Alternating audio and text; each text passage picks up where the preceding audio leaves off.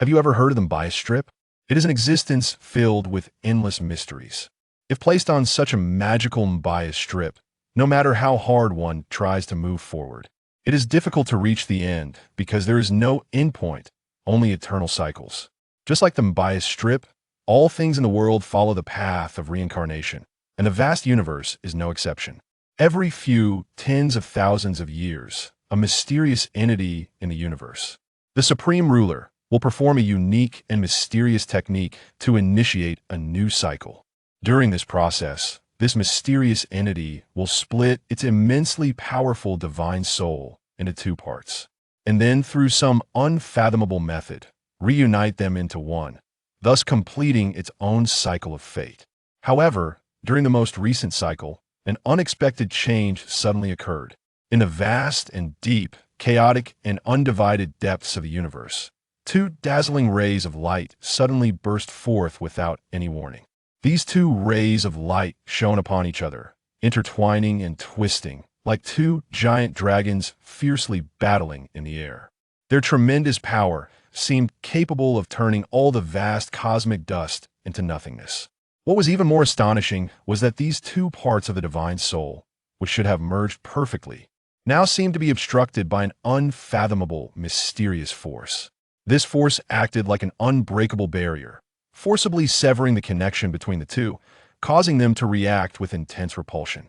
The two radiant, divine souls trembled violently, trying their utmost to quickly approach each other, but every attempt was mercilessly repelled like moths to a flame. After many repeated attempts, they finally lost control in a heart-stopping violent collision, racing uncontrollably towards an ancient and mysterious eastern country on Earth in the Milky Way. One part of the divine soul directly entered the body of a pregnant woman on Earth. In an instant, the pregnant woman felt a sharp pain in her head, followed by visions of countless cosmic stars appearing before her eyes. The sudden soul impact caused her to faint, and a strange cosmic pattern inexplicably appeared on her swollen belly. But just for a moment, those patterns vanished. Quick, quick, her water broke. Hurry up and get ready. She's going to labor. With the shouts, a new life was born. This child was Chen Ping, born in a northeastern energy city. It is said that when Chen Ping was born, his mother was struck by an evil presence. Therefore, Chen Ping was never an easy person from a young age. His mind was full of bizarre ideas, and he always viewed problems differently from others. When others were bullied, they would either fight back or run away, curse at each other, or seek help from teachers or parents. But Chen Ping would always silently pretend to be a quail, waiting for the right opportunity to strike unexpectedly, using whatever was available to hit the most painful spots. In his hometown's dialect, it's called being ruthless. Because of this, he often caused trouble for his father. He roughly estimated that, due to injuring people during his youth, his father had to pay out several tens of thousands of yuan in compensation. Sure enough, he injured someone again. His mother wanted his father to punish him, but his father couldn't bear to do it. Instead, he made him stand there and listen to a lecture while also stopping his mother from rushing up to hit him. Chen Ping stood there quietly like a little quail, but in his mind, he was plotting how to confront the boy and get his money back. Not only would he get the money back, but he would also beat him up again to collect some interest and make him call his parents. Thinking about the other boy kneeling and begging for mercy made him chuckle involuntarily. This set off a storm. His mother jumped up in anger and tried to hit him with a rolling pin, but ended up hitting his father instead. Seeing the situation turn bad, he fell to his knees with a thud, tears streaming down his face. "Mom, I'm sorry. I won't cause trouble anymore. Please calm down. Don't hit me, or Dad will be beaten to death." His mother couldn't help but laugh. His father shook his head with a bitter smile. Realizing her attitude was inappropriate, his mother cleared her throat. "Little Ping, we'll give you one last chance. If this happens again, you'll kneel until you wear through the floor?" "Yes." "Thank you, Mom, for your magnanimity and leniency." He was overjoyed and immediately stopped crying, quickly getting back up. "Who said you could get up? Kneel properly and don't move for an hour. Move, and it'll break the rolling pin," his mother said sternly as she turned and went into the kitchen to prepare dinner. He put on a cheeky face and called out, "Dad, does it hurt? Let me rub it for you." As he spoke, he got up and started massaging his father's shoulders. His father rolled his eyes and said, "If your mom sees you standing up, I won't stop her from hitting you." "Don't worry, Dad. Mom is cooking and can't see." Here, have a cigarette. He took a yellow-boxed Fengwu cigarette from the coffee table and lit it for his father with a match. His father took a puff, exhaled, and said earnestly, "Son, I've told you countless times, you understand everything. Why can't you change your impulsive behavior? Paying compensation for injuring others is a small matter, but if you get hurt, how will your mother and I live?" "Dad, it's not my fault. That kid was extorting protection money from my classmates and pretending to be part of a gang. Should I have let him go? I know him well. He always makes a lot of noise, but runs away faster than anyone when it comes to a fight. This time he relied on having more people. If I hadn't been tough, you might really have ended up dead. But it wasn't a big deal, just a small cut on the back of the head." "That's a small cut?" His father fumed. 5 stitches and you call it small? If you had killed him, you'd be in jail. Luckily, I work with old Wong, or they wouldn't have let it go and would have sent you to juvenile detention. All right, Dad, I know I was wrong. From now on, he'll avoid him or make him avoid me. His father started lecturing him again, talking about how a student's main task is to study, not to watch all those fighting and killing shows, and how one hand can cover the sky or the victor becomes king are just fantasies. He pointed out that in those movies, how many people actually end up well. He nodded repeatedly, but his mind was already planning how to ambush that small-time thug on his way home tomorrow, how to beat him up thoroughly, and what to do afterward. "Dinner's ready," his mother called from the kitchen. The door opened with a creak, and his younger brother entered the house, sweating and panting, carrying his school bag. "Mom, is dinner ready?" "I'm starving." His brother was 2 years younger than him, an honest kid with average grades and nothing particularly outstanding. It felt like his parents' good genes had been diluted in him, except for being slightly more handsome. He rolled his eyes at his brother and said grumpily, "Why are you always cutting it so close? Where have you been running around? You should come home earlier to help Mom with chores." "Don't lecture him. Shaon has never caused any trouble. Much more reliable than you." His mother always favored his younger brother. He shrank his neck and didn't dare to argue, quickly setting the table. The stewed ribs his mother made smelled delicious. Although she was strict, he knew she cared deeply for her children, and he felt secretly happy. During dinner, his mother asked about his exam results, which was the only thing that could make his parents proud. In terms of academics, he never needed his parents to worry. He was smart from a young age. In elementary school, he would play under his desk during class and still answer questions correctly when called upon, driving the teachers crazy. Exams were a breeze for him. This time, in the final mock exam of the semester, he ranked second in his grade. The first place was taken by his first love, who used to be both first and second because he let her win. He ranked third then. His test scores were always within his control. This time, one of his first loves was rumored to be involved with the physical education representative from another class. So, without hesitation, he expelled her from his list, no longer needing to hold back. After dinner, he wiped his mouth and announced, "Mom, Dad, I'm going out for a walk to digest." Then he strode out, but before he reached the unit door, Shaon caught up with him. "Bro, did you fight with Wanda?" "How do you know? It's all over school. Wang Air and Wang San saw me and told me to wait, saying they'd teach me a lesson. If it weren't for Teacher Li walking home with me, they might have beaten me up. They dare. They'll tear them apart." He glared. "Go home. They'll find them. First, they'll collect some interest, bro here." His younger brother pulled out a triangular scraper from his waistband and handed it to him. "Wow, where did you get this?" He took it and weighed it in his hand, spinning it skillfully between his fingers. "I got it from my friend's dad's workshop this afternoon. I saw a little landlord and his gang each had one. So I thought I'd get one for you too. Not bad. I haven't wasted my affection on you. Wait for my victorious return." He tucked the triangular scraper into his waistband and swaggered off toward Old Huss House. Old Huss House was in the same residential area as his, just one building apart on the first floor. When he arrived at Old Huss' window, he saw Old Hu sitting at his desk messing with his old fish tank. He knocked on the glass, and as soon as Old Hu saw him, he immediately put down what he was doing and ran out. "What's the situation today? Did you get hurt?" "No, there were 5 of them. I caught Wanda off guard and hit him with a brick. That guy fell to the ground, foaming at the mouth. It was really messy, and he was twitching. His buddies were so scared their legs went weak. Ha! Then I ran away. Oh man, I was walking my girlfriend home after school, so I missed it. Otherwise, I would have beaten them until they peed their pants." "Hey, do you even need step in? I can handle those punks myself." "So what's the situation now? What else?" "We beat them up." "All right, wait a minute, I'll go get some tools." With that, Old Hu turned to go back inside. "Come back. Here, take this." He pulled out the triangular scraper from his waistband and handed it to old Hu, whose eyes lit up. Where did this come from? It's a gift from a friend. And what about you? Me? I, Chen Dabong, have roamed the martial world for over a decade, inflicting harm without ever suffering any myself. Here's the plan. You hold the knife and stand guard. You need not lift a finger. Chunping instructed Lao Hu.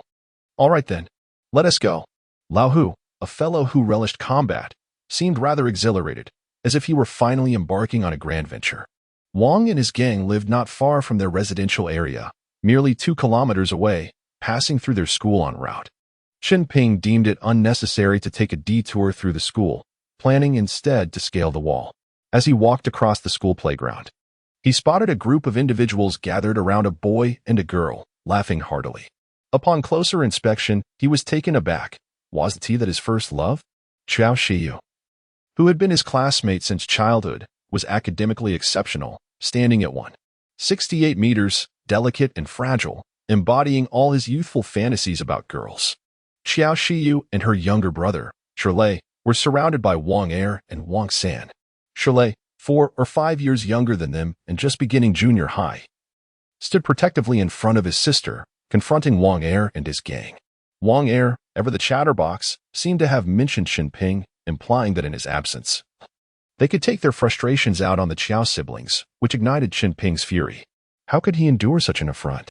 He and Lao Hu dashed over, pulling Shiyu and Shirlei behind him, and shouted defiantly, "What's the matter, you little bullies? Too scared to confront me, so you pick on girls instead? Wang Er, your fingers aren't sore anymore, are they? Wang San, your teeth have healed, I presume?" Lao Hu trailed closely behind, hands buried in his pockets, remaining silent. Upon seeing Chunping, Shiyu immediately grasped his arm and urged him backward, muttering, "Daping, don't fight. I'm fine. They haven't hurt us much." Shirlei chimed in from behind, "Brother Ping, they even want my sister to go watch a movie with them."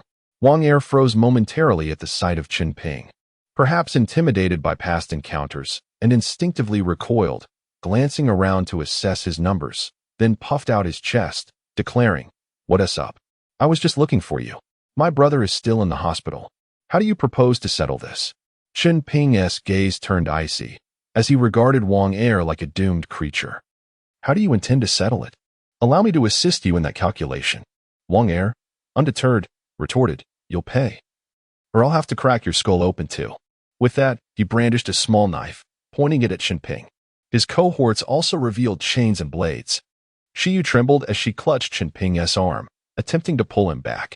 Chunping gently whispered to her, "Didn't I teach you not to hold my hand during a fight? It slows my punches." He then tenderly released her grip and turned to Shirlei, instructing, "Protect your sister." In a heartbeat, Chunping's body pivoted like lightning. His right hand shot forward with such speed it seemed to slice through the air. Just as the moment hung in balance, his fingers clutched the back of Wang Er's knife. With a sudden surge of strength, he twisted his arm, wrenching the knife from Wang Er's grasp. Simultaneously, his left hand unleashed a powerful slap against Wang Er's neck, catching him off guard. The impact was so forceful that Wang Er toppled backward like a sapling in a storm, collapsing to the ground, unconscious. Yet Chunping's onslaught did not cease there. Harnessing the momentum from his earlier strike, he executed a graceful spin, the knife now expertly rotating in his fingers before he firmly gripped the handle. Without hesitation, he swung the blade horizontally, delivering a swift strike to Wang San's jaw. The resounding crack echoed, causing Wang San to lose his balance and fall forward, spewing blood, revealing a loose tooth amidst the crimson. This sequence of movements flowed seamlessly, akin to a swift river, leaving onlookers awestruck. In the blink of an eye, the once arrogant Wang brothers lay incapacitated on the ground. Chunping pointed the knife at the remaining gang members, beckoning them forward. "What are you standing there for? Show some spirit for your brother. Let me see what you're made of. Come on." His booming voice startled them into a stupor, their faces drained of color. One named Luyu, with a frantic glance, stammered, "Brother Ping, it's a misunderstanding. Wang Er and Wang San called us for help. They didn't mention you be involved. Had we known, we wouldn't have dared come near. My brother still plays with you. I wouldn't dream of challenging you. Cut it out. When you return, tell your brother to slap you 10 times. And you'd better be waiting for me at school's entrance tomorrow." Liu complied, turning to flee. Leave the knife, Chen Ping shouted. All right, I'll hand it over. Liu hurried back, presenting the knife to Chen Ping as if submitting an assignment to a teacher. Lahu accepted the weapon wordlessly. Liu dashed off, leaving behind the remaining trio, who exchanged wary glances before slowly crouching to place their weapons on the ground. Standing up timidly to gaze at Chen Ping, he approached the unconscious Wang heir, crouching to inspect him, assuring himself he was not dead. He then patted the groaning Wang San, saying, "Stop pretending to be dead. Go back and tell your Wang family to return the money my father sent to you." Otherwise, Wang San continued to moan, but Chen Ping kicked him sharply, commanding, "Get up." Wang San complied without protest. "What about the movie?" "It wasn't me. It was my brother who suggested that Xiao Jie go watch a movie." Chen Ping swiftly delivered another slap to the back of his neck, scolding, "You traitor! Selling out your own brother. Now look where this has gotten you. Time to head back for dental work. Be sure to pass on my message. Wait for me at school's entrance with Liu tomorrow." With that, he handed the knife to Lao Hu and instructed Wang San, "Have these fools carry your brother and get lost." He then wrapped an arm around Shi Yu's still trembling shoulders while taking Shirley's hand. "Let us go. Brother Ping will treat you to some skewers." As they strolled away, Shirley buzzed with excitement, chatting animatedly with Lao Hu, who responded with casual banter. Chen Ping softly reassured Shi Yu, "It's all right now. From now on, those three will steer clear of you." Still shaken, Shi Yu shot him a look and remarked, "Can you not be so reckless? Always fighting and brawling. How will you accompany me to university if you don't study properly?" Chen Ping chuckled. "What is so great about Qibei? Ivy League schools abroad are a piece of cake." Little did he know, this statement would become a reality. "Oh, please. If you keep fighting like this, I will tell Uncle Chen to deal with you." Xiao Shiyu chided. Please, I assure you. I shall never fight in your presence again. It was imperative that I intervened just now. If I hadn't reprimanded them, you and your brother would face incessant troubles, as they would undoubtedly come to confront you repeatedly," Chunping hastily explained. As they conversed, they arrived at the bustling night market on the 3rd floor. Heading straight for the barbecue stall run by his second sister, where they promptly took a seat at a table. Lao Hu called for skewers and beer, while Chunping quickly rinsed the bowls and chopsticks for Shiryu. Noticing her lingering displeasure, he suddenly inquired, "Shiryu, what plans does your father have for your future?" Shiryu shot him a playful glare, replying, "My father wishes for me to attend school in the magical city. My grandfather and uncle reside there." "What about you?" Chunping chuckled. "My father has specified, merely said I should pursue my interests as long as I don't lose his daughter-in-law. Haha. How ridiculous." "Who is your daughter-in-law?" Shiryu exclaimed, her cheeks flushed as she lightly smacked Chunping's shoulder. Shirley observed their playful banter, knowing they had grown up together. In his heart, he had likely long regarded Chunping as a brother-in-law. Chunping gently patted Shirley on the head, chuckling, "You performed like a true man today, protecting your sister. However, when I'm not around, you must be clever. A wise man avoids immediate danger. If you cannot win, retreat and think wisely." "Of course. If it weren't for my sister being present, I would have acted sooner," Shirley boasted. "Oh, look at you.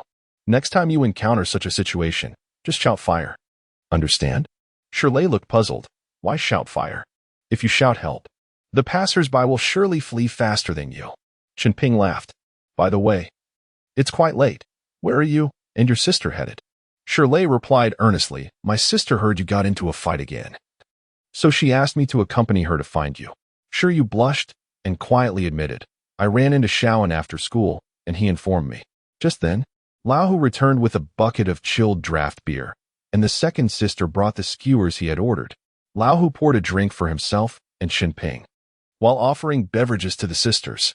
Shirley, expressing his discontent, muttered that he also wanted beer, but Shiryu shot him a fierce look. "You dare? I'll tell Dad and see how he deals with you." The boy immediately shrank back, silenced. Lao Hu raised his cup to clink glasses with Chunping. "Not bad. Your skills are improving, reminiscent of my younger days, though perhaps a tad too ruthless. Those strikes were perilous. If the angle were off and you struck the face, you'd find yourself in serious trouble. Spare me. If I hadn't acted first, it would have been you delivering my meals in prison," Chunping retorted, somewhat exasperated. A playful exchange ensued, revealing that Lao Hu was actually 6 years Chen Ping's senior, having been working for several years. In his youth, he had studied under an instructor, the old MO from the Armed Forces Armory, who had fascinating tales of valor, having participated in the counteroffensive against Vietnam. Chen Ping recalled a childhood encounter where he witnessed Lao Hu practicing stances under the watchful eye of old MO, who would chastise Lao Hu for his poor form. Amused, Chen Ping had been invited to try, impressing old MO with his natural ability. Henceforth, Lao Hu would bring Chen Ping along to learn martial arts, where the latter would grasp techniques almost instantaneously, much to Lao Hu's chagrin. Why should I be the one delivering meals if you throw the first punch? I am your senior, Lao Hu protested. All right, you may be my senior, but if you were to strike someone with a knife, you'd surely break their jaw. You wield a knife with ferocity, but your finesse is lacking, Chen Ping countered. Shirley chimed in, Brother Ping, why don't you teach me? I'm sure I'd learn quickly. Sure, you smacked his head lightly, scolding. Why learn this? Isn't one troublesome person enough for our family? Chen Ping interjected. Come now, my dear wife. Every man must possess skills to protect his family. One cannot merely rely on books. Knowledge alone won't suffice when enemies threaten our homeland. Indeed, Brother Ping's words resonate. Shirley exclaimed, buoyed by Chen Ping's support. Sure, you shot Chen Ping a disapproving look. If you wish to learn, seek out Lao Hu as your instructor. Come back only when you can best him, Chen Ping added. Lao Hu, feeling challenged, rolled up his sleeves. Let us go outside and spar. Chen Ping laughed heartily, and with a swift motion, he sent a fly crashing to the table, effectively splitting it in two. Sure, you and Shirley stared in wide-eyed amazement, while Lao Hu, stunned, exclaimed, Master shows favoritism. You never taught me that trick. Enough, enough. My master said you wouldn't be able to replicate it. Why wouldn't I? Lao Hu protested. You lack the precision for such finesse. You excel in grand displays of power, but this delicate technique isn't suited for you, Chen Ping advised. Lao Hu fell silent, and Chen Ping continued, Observe, dear brother. I excel in agility and clever maneuvers. You may learn, but it will take you 10 years to master what I grasp in one. Conversely, I would struggle with your brute strength techniques. After finishing his drink, he clinked glasses with Lao Hu, downing it in one gulp. Lao Hu, with a grin, leaned in. Why not teach me? I want to see if I can learn. Chen Ping replied, Sure, but first find a stick like the one your master used to discipline you. Practice hitting flies until you can strike 9 out of 10 times, then I'll consider teaching you. Suddenly, Shirley remembered something and asked, Brother Ping, what kind of knife do you use? Can I see it? Chen Ping's expression turned serious. My master warned that anyone who has seen this knife has met their end. Do you still wish to see it? Shirley, feeling shy, replied, Never mind. I want to look. My teacher says I'm like the rising sun, always prepared to contribute to our nation's progress. As they bantered, Chen Ping felt an unusual chill emanating from a table behind him, triggering an instinctual alert in his mind. He glanced at Lao Hu, who immediately sensed something amiss and exchanged a knowing look with him. Chen Ping feigned a desire to whisper to Shiyu, leaning closer while uttering sweet nothings to charm her. His peripheral vision darting towards a nearby table. Seated there were 3 young men in their 20s, chattering animatedly. The tall, slender youth with long hair, his back turned to Chen Ping, bore a noticeable bulge at his lower back, reminiscent of a black star, akin to the Chinese imitation of the Soviet Tokarev TT-3033 pistol, known as the Type 54 automatic pistol. Beside him sat a slightly shorter companion, a large travel bag at hand, presumably containing a long gun. Opposite the long-haired youth was a man in his 30s, his expression grim and his gaze icy. Appearing to be the leader of the trio, the 3 men were engaged in hushed whispers, the long-haired one occasionally glancing around. The leader gestured animatedly as he spoke, suggesting a possible speech impediment. Alas, could these be bandits? It was barely past 7 in the summer, the sun still high in the sky, casting a bright light. Chen Ping could not see the long-haired youth's face, but the leader and the one with the bag were clearly visible. In that fleeting moment, he could only observe these details. Doubts swirled in his mind, having never encountered a firearm. How could he be so certain of the bulge at the long-haired youth's waist being a black star, or that the bag contained a long gun? Were they indeed robbers? Or perhaps seeking revenge? He decided against further speculation, reasoning it bore no consequence to him. Come, let us drink. he declared, raising his glass and exchanging a knowing glance with Lao Hu, who immediately understood and clinked his glass in return. They continued to eat for a while longer. And as the clock neared 8, they settled the bill and prepared to leave. After escorting Shiyu and her sister home at the doorstep, Shiyu gave him a lengthy admonition before finally allowing him to depart. As he and Lao Hu walked home, they pondered the intentions of those 3 young men. Robbing a bank? Surely not. To dine out at night while armed? Seeking vengeance? Yet they were not watching anyone in particular. After much deliberation, they arrived at no conclusion. Well, let us disperse and return to our respective homes. Upon arriving home, he found his parents engrossed in a television program while his younger brother diligently worked on his homework. The moment he entered, his brother cast a sly glance at him. He nodded in acknowledgement, and his brother immediately resumed his studies. After washing up, he lay in bed, attempting to organize his thoughts. Memories from his childhood flooded his mind. Yet questions lingered. Who was he truly? How did he possess knowledge of matters that should remain unknown to him? Was he perhaps reborn? If so, what had been his former identity? Typically, those who are reborn recall their past lives, often reincarnated into individuals sharing their name. Why then? Could he not remember who he had been? A throbbing headache ensued, overwhelmed by the plethora of memories from past and present, yet devoid of identity information. Save for the current self he inhabited. Lost in thought, he gradually succumbed to slumber. In that instant, he felt as though he had plunged into an unfathomable abyss, an immense force drawing him in with no hope of resistance. In the blink of an eye, he was engulfed by a wholly unfamiliar realm, a space steeped in endless darkness and void. Within this bizarre expanse, he could barely discern his surroundings, limited to a 5-meter radius. Strange objects floated aimlessly in the air, but regardless of his efforts to grasp them, they eluded his fingers like phantoms, their forms obscured by the dim light. Just as confusion enveloped him, he instinctively flipped his palm, suddenly feeling an unexpected weight. Upon closer inspection, he discovered it was the precious dagger gifted to him by his master. This dagger was exquisitely small, possessing only a razor-sharp blade, devoid of a handle. Thin and diminutive, truly a miniature version of a famed throwing knife. When he pinched it between his fingers, it was nearly imperceptible unless one looked closely. This was no ordinary dagger, it was a treasured weapon, renowned for its significance during the Vietnam War, when his master had achieved great acclaim. Yet, amidst the surreal scenery, he felt a surge of astonishment. Why did everything else appear so hazy, while this dagger felt so tangible in his grasp? Could it be? Chapter 2. The world within dreams. The sensation was utterly bizarre. Chen Ping began to take note of the ethereal objects floating beside him, cautiously extending his hand to touch them, and indeed, they were tangible. However, no matter how he caressed them, he could not discern their true nature. Thus, he fixed his gaze upon the nearest object, scrutinizing it intently. It was a misty ring, diminutive yet captivating. If one were to draw a comparison, it resembled an exquisite ring. As he focused intently on this object, it began to shimmer with a hint of metallic luster from within. Furthermore, it appeared to forge a remarkable connection with him, the white mist enveloping it thinning as if consumed by his very thoughts, gradually revealing its enigmatic form. AM bias strip? Eventually, as the mist dissipated, a clear image of AM bias strip ring materialized before him. It twirled gracefully like an elegant dancer, radiating a soft metallic glow, as if narrating its extraordinary tale. This luster was neither gold, nor silver, nor copper or iron, eluding any attempt to define its material. With a slight tremor of his spirit, it seemed to resonate in kind, quivering gently.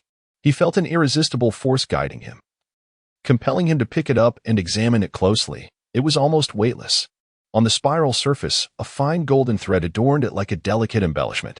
His consciousness seemed to be drawn by this golden thread, delving deeper into its mystery, and he could not help but exclaim, "My goodness!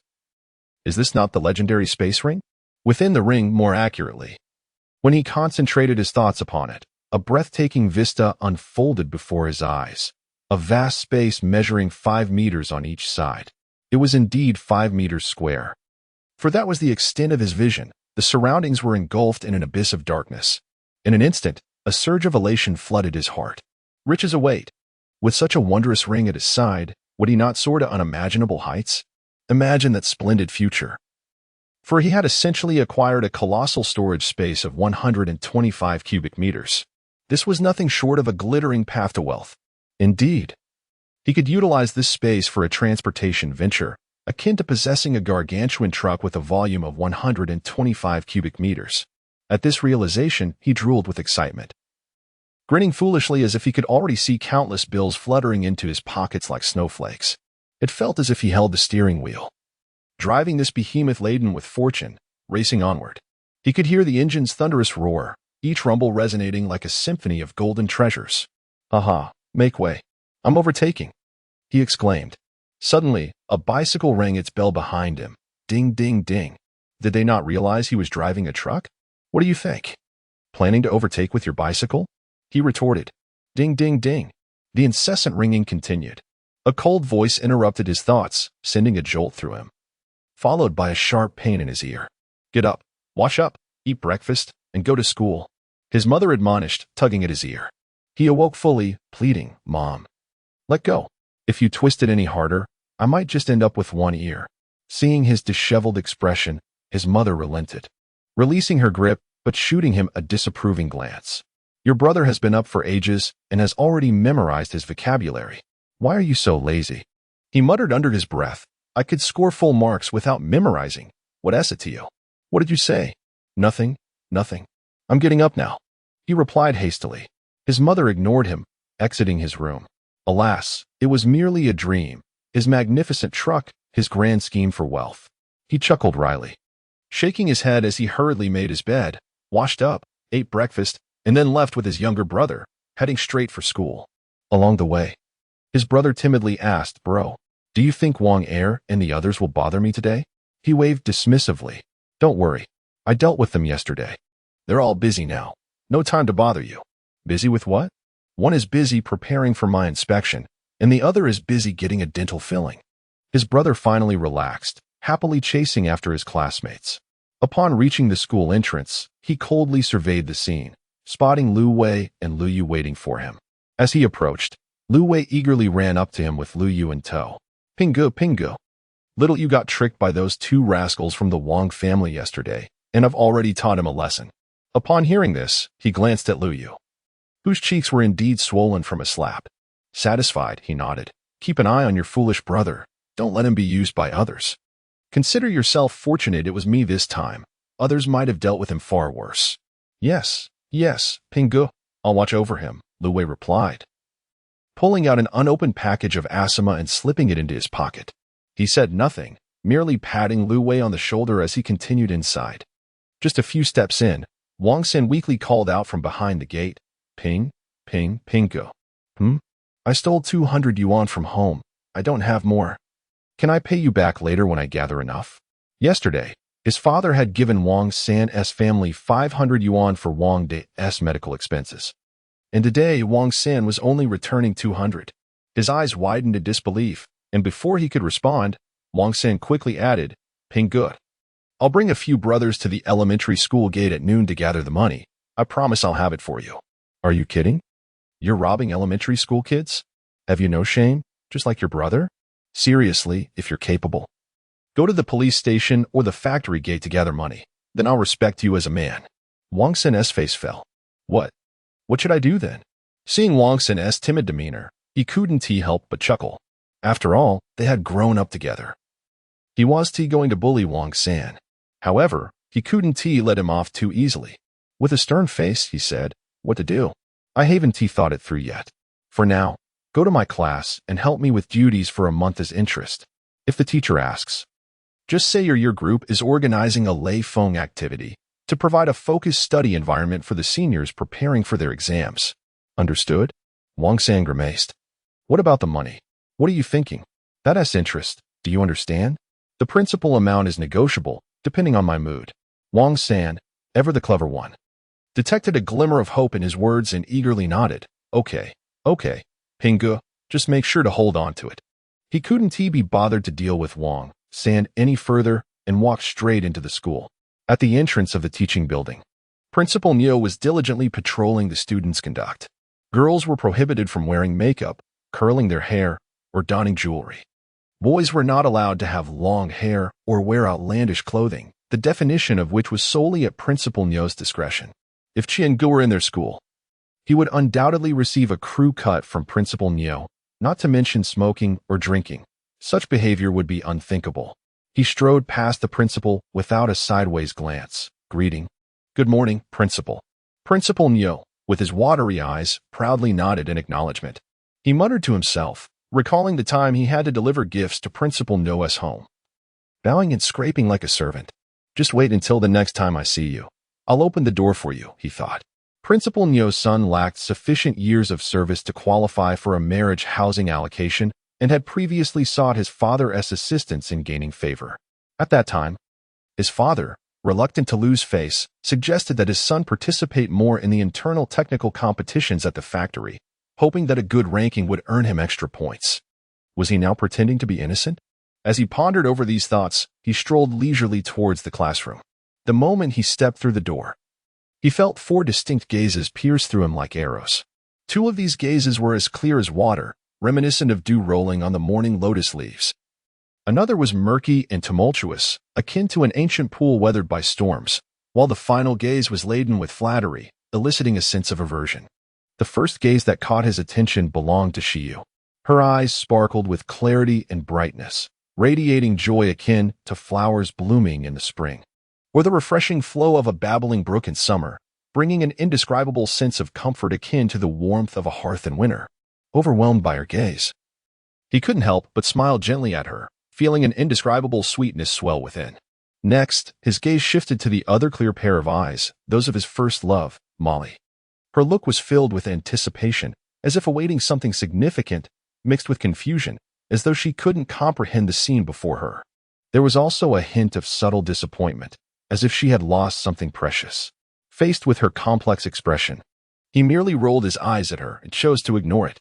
Suddenly, he felt a murky, weathered gaze filled with questions and annoyance directed at him. It was unmistakably from his homeroom teacher, Mr. Lee. Finally, as his gaze fell upon the 4th pair, he was taken aback. This gaze of flattery belonged to Wang San. He never expected this seemingly carefree fellow to approach their homeroom teacher regarding the cleaning contract for the school. Observing his obsequious demeanor, he couldn't help but mutter to himself, "Goodness, this guy is really something." Wang San nodded at him with a sycophantic smile and continued speaking to the teacher. In order to provide the seniors preparing for their college entrance exams with A. His words flowed like a rapid-fire barrage, leaving the teacher momentarily speechless, unsure of how to respond. The scar on Wang San's swollen cheek, a remnant of a recent fight, bore the name Zhang Xiaoqian, while his slightly puffed cheek seemed to tell a tale of a fierce struggle just endured. Yet, none of this seemed to dampen Wang San's confidence and determination. With composure, he reported to the teacher, "Rest assured, I have successfully received part of the advance payment for the project." His swollen cheek still bore evidence of the altercation. "Moreover, I assure you that I will complete the cleaning of all areas for the senior class, without interfering with their studies. This includes not only the classrooms but also the hallways and restrooms, and even the research groups will be spotless." He emphasized his commitment, his tone resolute. Upon finishing, he bowed deeply to the teacher and then turned to Chen Ping, flashing a bright, yet slightly mischievous smile. Swiftly, like oil on water, Wang San darted out of the classroom, leaving only a hurried silhouette behind. The teacher remained rooted in place, eyebrows raised, eyes wide open, mouth agape, as if frozen in time for several seconds. Only after Wang San's figure vanished completely did Mr. Li's once murky gaze return to Chunping. Noticing Chunping's face, which was purple from stifled laughter, the teacher's expression darkened as he inquired, "Chunping, what is going on?" "Oh, Mr. Li, here's the situation." Chunping managed his expression and replied earnestly, "Just now, at the school gate, I saw the cleaning staff sweeping the streets under the scorching sun. Feeling sympathetic, I composed a poem. At midnight, I wield the broom. Under the stars, I sweep the dust. In the sweltering summer heat, I strive to be a civilized person." Wang San, that young lad you just saw, was quietly listening to my recitation. Afterward, he was deeply moved, tears glistening in his eyes, as he vowed, "From today on, I will work hard and study diligently. After graduation, I too wish to be a silent guardian of this city, like those humble cleaners." Having finished, he looked at the teacher with hopeful eyes, pleading for assistance in finding an internship to experience the hardships and significance of such work. Initially, I shook my head resolutely, advising him, "Child, as a student, your primary task is to focus on your studies. Only by excelling academically can you contribute meaningfully to society in the future." However, no matter how earnestly I tried to persuade him, he seemed resolute, tears flowing freely as he sobbed, "Pingu, I know you mean well, but I genuinely want to make a real difference for our school and society. Please help me." Seeing his determination, my heart softened, and I reluctantly nodded, suggesting he consult Mr. Lee about relevant matters. No sooner had I spoken than he dashed off eagerly. Mr. Lee wore an expression that clearly conveyed disbelief. Yet he said nothing further, merely waving his hand dismissively, indicating for Chen Ping to sit down. He then hurriedly left the classroom, as if something urgent demanded his attention. Meanwhile, Chunping returned to his seat, beaming with pride as he methodically prepared his materials for class, referred to as the 4 treasures of the study, or more accurately, a poetry anthology by the renowned Jean Daxia. With a surge of enthusiasm, he recited, "The Zhao guest adorns himself with Hu ribbons. The Wu sword shines with frost and snow. The silver saddle gleams on the white horse, galloping like a meteor." As he immersed himself in the text, he felt the desk tremble. Turning to see Shiyu leaning over the desk, shaking with laughter, he asked in confusion what was so funny.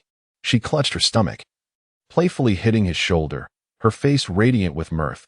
"How can you be so witty, even fooling Mr. Lee?" Chen Ping frowned. Be serious. We are not robbing anyone, we are studying." And he raised his left hand in a playful gesture. In that instant, he felt as if struck by lightning. On his left pinky finger was the very ring from his dreams. The laughter of his classmates faded gradually, turning ethereal, becoming a singular background melody.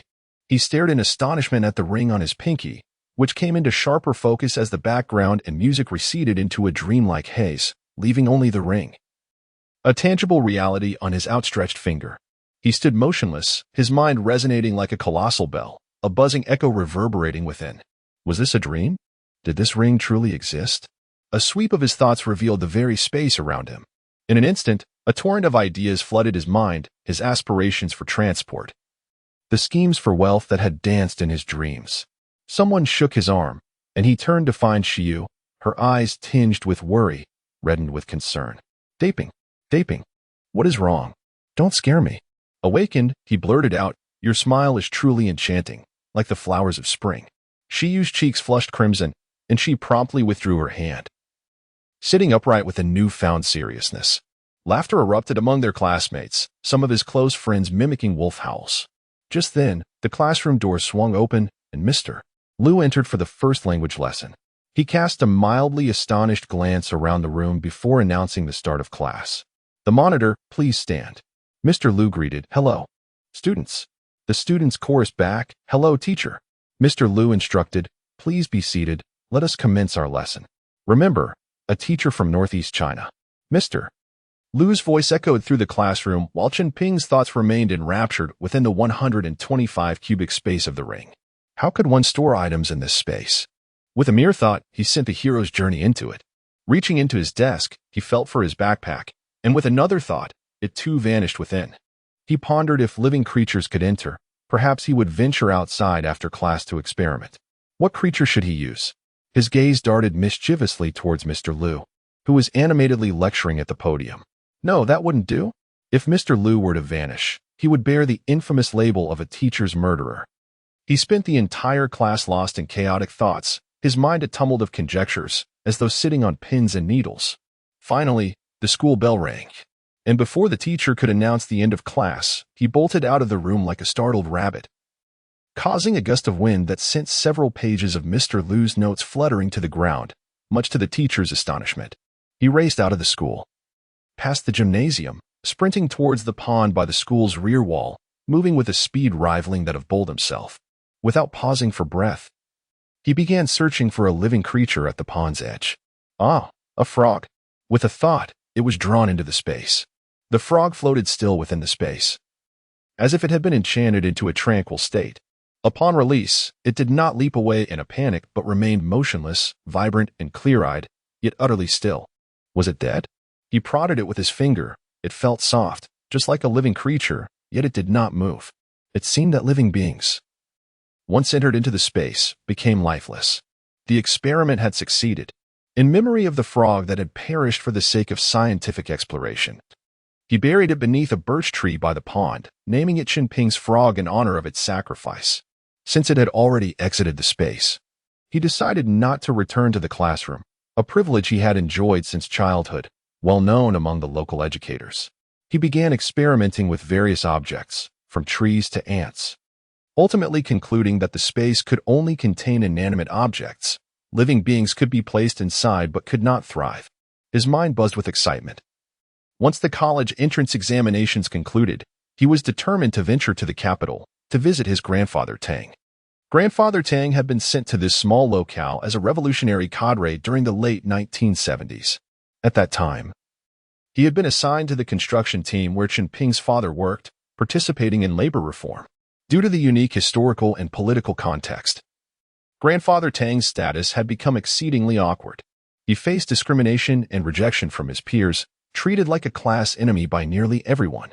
Although he was only in his early 50s, the burdens of life and the psychological torment had aged him prematurely, rendering him utterly despondent. Conversely, Chen Ping's father, a passionate and idealistic young man just beginning his career, felt a deep-seated empathy for Grandfather Tang. Perhaps it was his innate kindness or merely a respect for intellectuals, but he extended a helping hand to Grandfather Tang in his time of need. This assistance was not limited to mere words of sympathy or occasional favors. It manifested in the minutiae of daily life. Whenever someone would deliberately make things difficult for Grandfather Tang, Chen Ping's father would step in without hesitation, defending him with unwavering loyalty.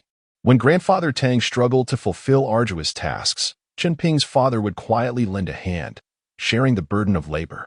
Thus, a profound friendship blossomed between them during those trying times, transcending age barriers. Time flowed swiftly, and the winds of reform and opening up finally arrived.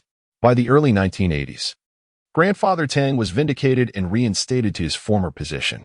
Joyfully anticipating his return to the capital, he encountered Chen Ping's father one afternoon just before his departure. As the latter and his workmates returned from a basketball game, laughing and drenched in sweat, spotting Grandfather Tang waiting quietly by the roadside, Chen Ping's father was about to greet him when Grandfather Tang approached and bowed deeply. This unexpected gesture moved everyone present profoundly. To this day, whenever Chen Ping's father recalls this moment, his heart swells with emotion. He often tells Chen Ping, "My assistance to Grandfather Tang was truly insignificant.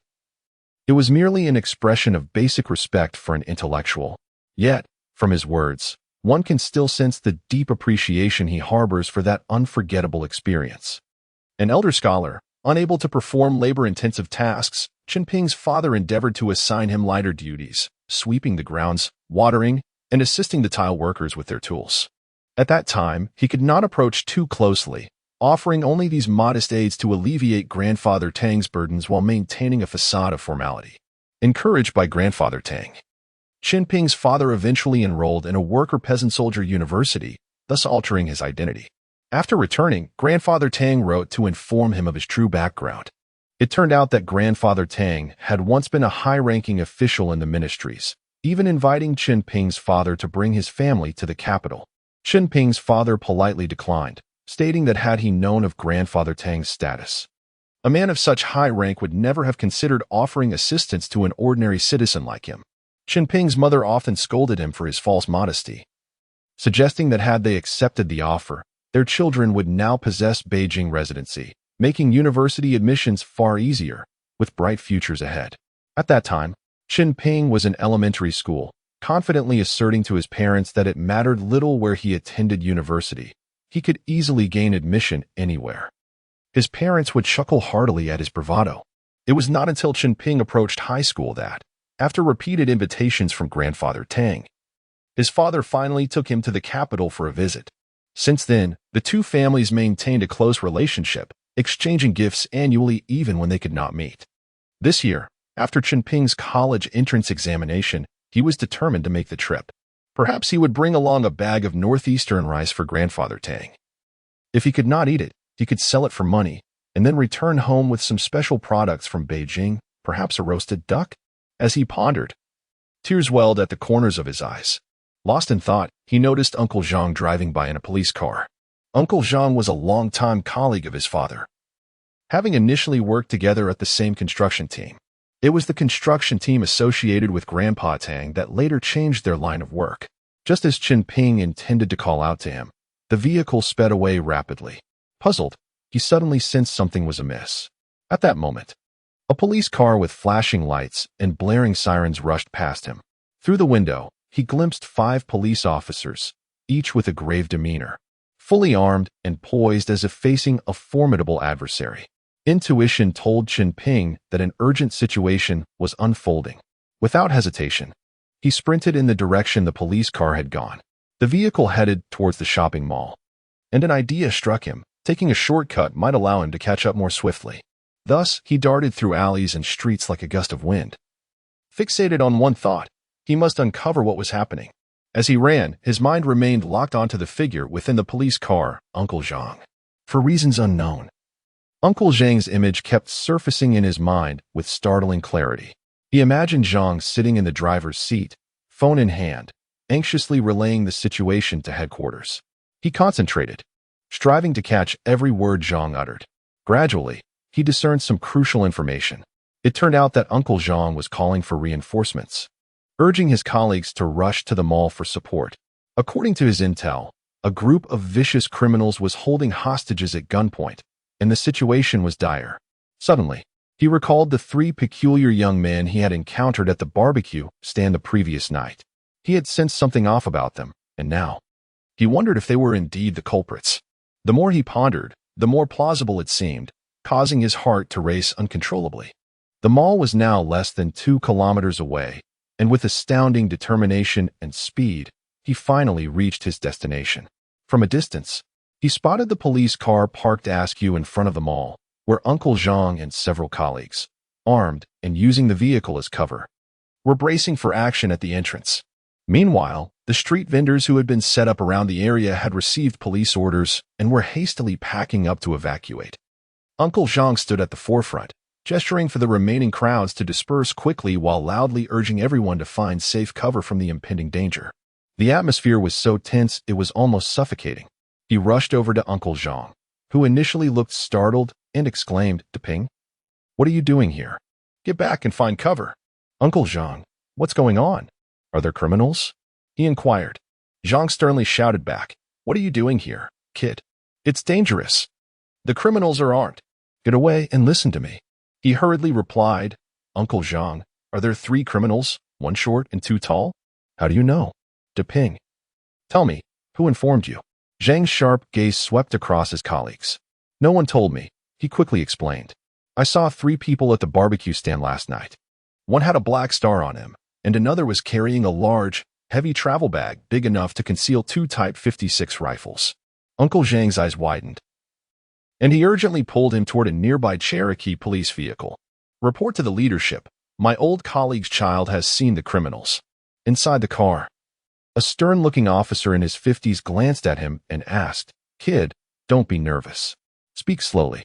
He recounted everything he had observed and deduced from the previous night. The officer listened intently, his expression reflecting surprise but not questioning him, as the situation aligned closely with his account. Reinforcements from the municipal bureau were on their way. The officer ordered the personnel on site to encircle without engaging, buying time for reinforcements, while the officers swiftly formed a perimeter.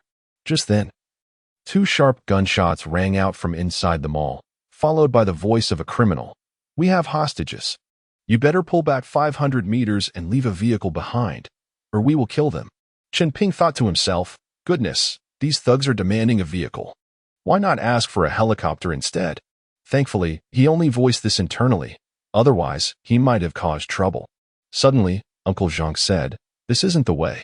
If the criminals kill a hostage, it will be disastrous. I'll go talk to them. Try to buy time until reinforcements arrive." He seized Zhang's arm, insisting, "You can't go. Those 3 look like ruthless criminals. They must have blood on their hands. If they see you in uniform, they might react violently. Not only the hostages, but you could also be in danger. Zhang Yu is still young. You cannot take that risk. The officer fell silent, and Uncle Zhang patted him and said, Ping, don't cause trouble. He turned to the officer and insisted, let me go. I'm confident. Desperation surged within him, and he impulsively shouted, let me go. I'm just a kid in a school uniform. I can distract the criminals and buy time. After shouting, he was taken aback by his own bravery.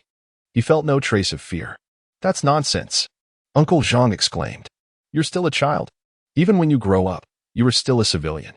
How can the police let civilians charge forward? As they were speaking, another sharp and piercing gunshot echoed. A ferocious criminal suddenly leaned out from a shattered window on the second floor of the mall, shouting, do you all think what I just said was a joke? Fine. If that's the case, I'll show you what happens by killing one right in front of you.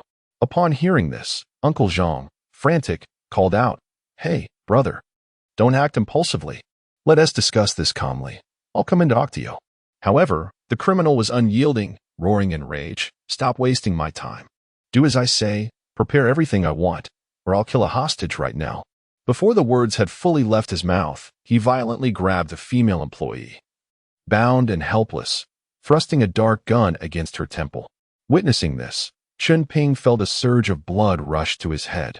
Unable to contain his anger and anxiety any longer, he shouted at the criminal, you better calm down and think this through. As long as no one dies, you might have a slim chance of survival, but once a life is lost, there will be no room for negotiation. When has the police ever capitulated to criminals or agreed to your unreasonable demands?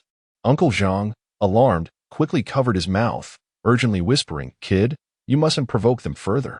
But his anger had clouded his judgment, and after breaking free from Zhang's grasp, he shouted once more at the criminal, hey, buddy, you must be thirsty and hungry by now.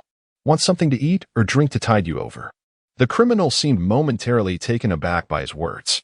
After a brief pause, he glared at Chen Ping, teeth clenched, and snarled, well, little brat, I didn't expect you to have such guts. All right, since you're so brave, you can take the place of the others and come in here. Everyone else step back. End of chapter. Chapter 3. The Mozambique shooting method, that's it. Uncle Zhang exclaimed anxiously, beads of sweat forming on his forehead. Leader, Daping is still just a child. We absolutely cannot allow him to take such risks. Rest assured, Uncle Zhang. Chen Ping quickly reassured him, puffing out his chest with confidence. I am fully capable of holding those bandits at bay. You know my skills well. After all, I am the prized disciple of old Imo. Upon hearing this, the leader paused momentarily, then looked at Chen Ping with a puzzled expression. Old Imo? Are you referring to Imo when moved from the armory? Chen Ping's heart leapt with joy as he replied, exactly. I can't believe you know my master. The leader nodded slightly in acknowledgement before closing his eyes, seemingly deep in thought. After a moment, he suddenly opened his eyes, which now shone with a fierce intensity, resembling those of a tiger.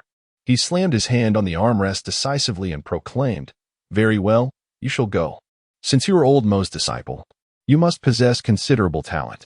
However, remember this, do not provoke those bandits once you enter. You need not engage them directly, simply delay for as long as possible. If you can hold out until reinforcements arrive, you will have accomplished a great feat. Uncle Zhang, quickly fetch me a Type 56 semi-automatic rifle. Upon hearing this, Uncle Zhang became frantic, pacing back and forth as he exclaimed, Leader, how can you give him a gun? Wouldn't that provoke the bandits into action? The leader shot Uncle Zhang a glare and retorted, who said anything about giving the gun to Daping? I need it for myself. Hurry up. Chen Ping, initially delighted by the prospect of receiving a firearm, soon realized it was not meant for him, but rather for the leader. Observing the leader's wrinkled face, furrowed brows, and squinting eyes, he found it hard to believe that this man was competent. Could he truly handle this situation? At that moment, Uncle Zhang rushed out with great urgency. A short while later, he returned, panting, clutching a Type 56 rifle. This rifle was a fine imitation of the Soviet SKS-45 semi-automatic rifle. Uncle Zhang approached the leader and respectfully handed him the weapon. The leader accepted it with a calm demeanor, displaying the poise of an experienced soldier. He meticulously inspected the magazine, bolt, and spring, confirming their readiness before reassembling the rifle and raising it steadily. He turned to Chen Ping and instructed, once inside, "Make sure to keep yourself visible to me. If you can lure those bandits into the open, that would be ideal. But if it proves impossible, do not act recklessly. Your primary task is to buy time. Remember, if you can hold them off for a full 10 minutes, our reinforcements will arrive in time to eliminate these wretched bandits." "Understood," Chen Ping replied without hesitation, puffing out his chest. "I will ensure the mission is accomplished." After his bold declaration, he suddenly paused, realizing the smoothness of his own words. Tightening his shoelaces, he raised his hands high. Uncle Zhang attached a transparent plastic bag filled with water and bread to his arm. Squeezing his shoulder gently as he whispered, "Daping, you shouldn't be doing this. If anything happens to you, how will I explain it to your father?" Chen Ping turned back, flashing a bright smile that revealed his pristine white teeth. "Uncle Zhang, have Annie bring Zhang Yu to my house tonight to prepare chicken stew with mushrooms while we wait for my triumphant return." With that, he strode confidently yet deliberately toward the entrance of the shopping mall.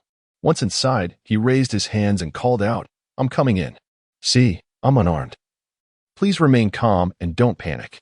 He then bent his knees slightly, resembling a nimble cat as he lowered his center of gravity.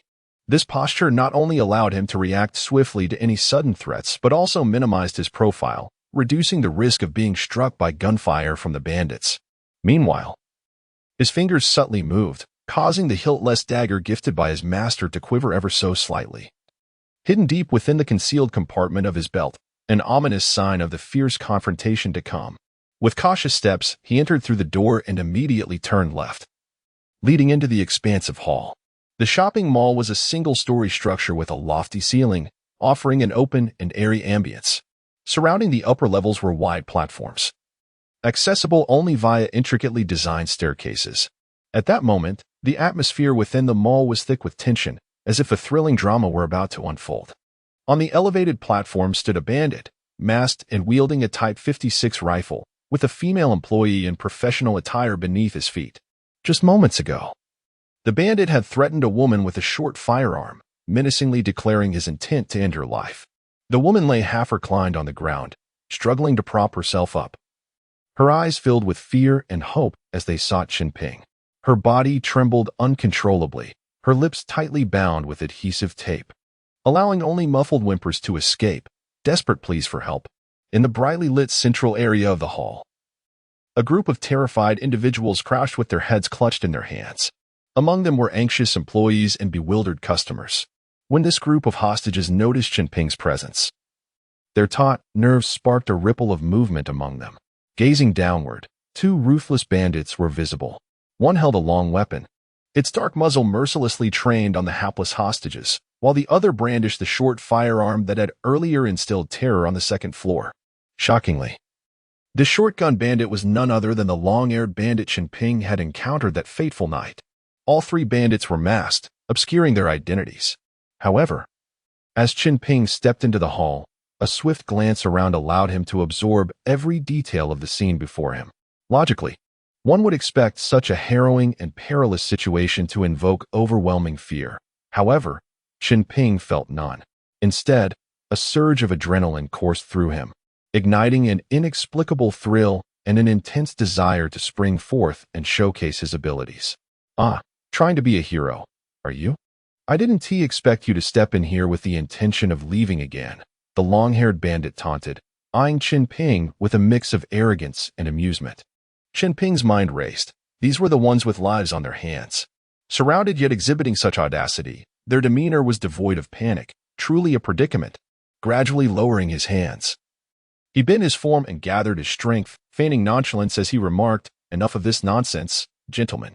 Have you watched too many martial arts films? Do you think that covering your nose and mouth will obscure your identities? Let me inform you, martial arts films are mere fabrications. Every masked figure on screen, I can identify them all. I recognize you three at a glance. Is the barbecue good?" He intended to seize the moment of confusion among the thugs to act. However, as soon as he spoke, a voice from the crowd cried out, "Daping, save me." Chen Ping froze, recognizing Lao Hu. Why was he here? There was no time to ponder. "Don't try to get close. Who are you?" he retorted, glancing at the long gun behind Lao Hu. Lao Hu responded with a knowing look and began to wail, "Ping Gu, Pingu, I'm your neighbor from the front building. Xiaohu, you must save me. Don't you remember setting off firecrackers together last New Year? I even shared a cigarette with you. The closest thug, Chong Mao, was nearest to Chen Ping, while Laohu was closest to the long-gun bandit on the first floor. The immediate priority was to eliminate the gunman on the second-floor platform. Otherwise, he would unleash a hail of gunfire upon the gathered crowd, leaving few unscathed. Behind Chunping was a hardware counter, where several hosts stood upright. An idea ignited in his mind, and as he scolded Laohu, he subtly moved toward the hosts. I told you I don't know you. Stop your wailing. Brother behind me, take care of this fool. Chong Mao and the first-floor bandit had just recovered from Chen Ping's earlier question about the barbecue. Chong Mao turned to Laohu, barking, shut him up. The first-floor gunman swung the butt of his rifle toward Laohu's head. It was now or never. Chen Ping stomped his right heel down, causing the hoe behind him to launch toward Chang Mao's face. He then lunged forward, following the hoe, and threw a dagger at the second-floor gunman. Chong Mao hastily raised his hands to block the flying hoe, while Chen Ping's dagger found its target in the right eye of the second-floor bandit. Meanwhile, Laohu dodged the incoming rifle butt and retaliated with a swift kick, causing the first-floor gunman to howl in pain as he crumpled to the ground. Laohu took the opportunity to knee him, shattering the bandit's jaw. Chen Ping and Chong Mao collapsed together. The second-floor bandit, now in agony with a dagger lodged in his eye, began to pull the trigger in a frenzied panic, unleashing bullets that rained upon the ceiling. Why the ceiling? The recoil from the rifle was such that even a well-trained individual would struggle to maintain control, let alone an injured man in a fit of agony. Lying atop Chong Mao, Chen Ping wrested the weapon from Chong Mao's grasp and fired 3 shots, 2 to the chest and 1 to the head. Indeed, he executed the Mozambique drill. Though such terminology did not yet exist, nonetheless, he employed it expertly. The entire ordeal transpired in mere seconds, a flash of brilliance concluding the battle. Chen Ping secured the safety on the weapon and shouted to the outside, "The danger has been neutralized, the hostages are safe, and we are coming out." He then coordinated with Laohu to usher the crowd to safety.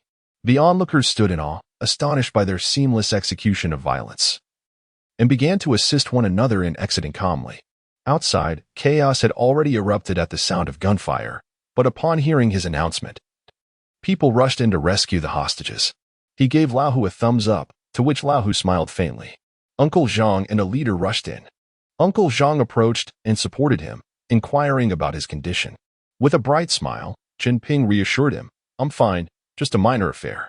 However, Uncle Zhang noticed blood on the back of his neck and panicked, shouting for a stretcher, insisting on taking him to the hospital despite Chen Ping's protests that it was the bandit's blood, not his. Uncle Zhang disregarded his words, firmly placing him on the stretcher and hustling him towards the ambulance. Laohu blended into the crowd of hostages, slipping away unnoticed, leaving others to assume he was merely a bandit who had escaped. The leader remained on site to direct operations, instructing Uncle Zhang to take Chen Ping to the hospital. The ambulance, wailing its siren, sped towards the hospital, while Chen Ping was restrained by Uncle Zhang, unable to move. Despite his attempts to explain, he ultimately gave up, letting sleep overtake him as the ambulance jolted along. Upon awakening, he wiped the tears from his eyes and was startled to find his family, his parents, younger brother, and siblings surrounding him. Shiyu knelt by his bedside, her eyes swollen with tears. He forced a smile, patting her head gently. "Don't cry, I'm not hurt." His mother, noticing he was awake, rushed over, her eyes glistening with anxiety. "You're not hurt, yet you've been unconscious for so long. You nearly scared your mother to death." "How long was I out?" he queried, puzzled. "Uncle Zhang said you were unconscious the entire ride," she replied. Damn, that Uncle Zhang is so unreliable, he thought, climbing out of bed and startling everyone into action. "I'm fine. The blood is from the bandits, so don't panic." The door swung open, and Uncle Zhang hurried in. Chen Ping, exasperated, exclaimed, "Uncle Zhang, I've told you 100 times. I'm not injured. The blood is from the bandits. You just wouldn't listen." Uncle Zhang weakly replied, "Nephew, are you truly unhurt?" Chen Ping boomed, "Is there anything unusual about me? Have you ever seen a patient with such vitality?" Seeing that he was indeed all right, everyone finally relaxed. Shiyu supported their mother, smiling through her tears.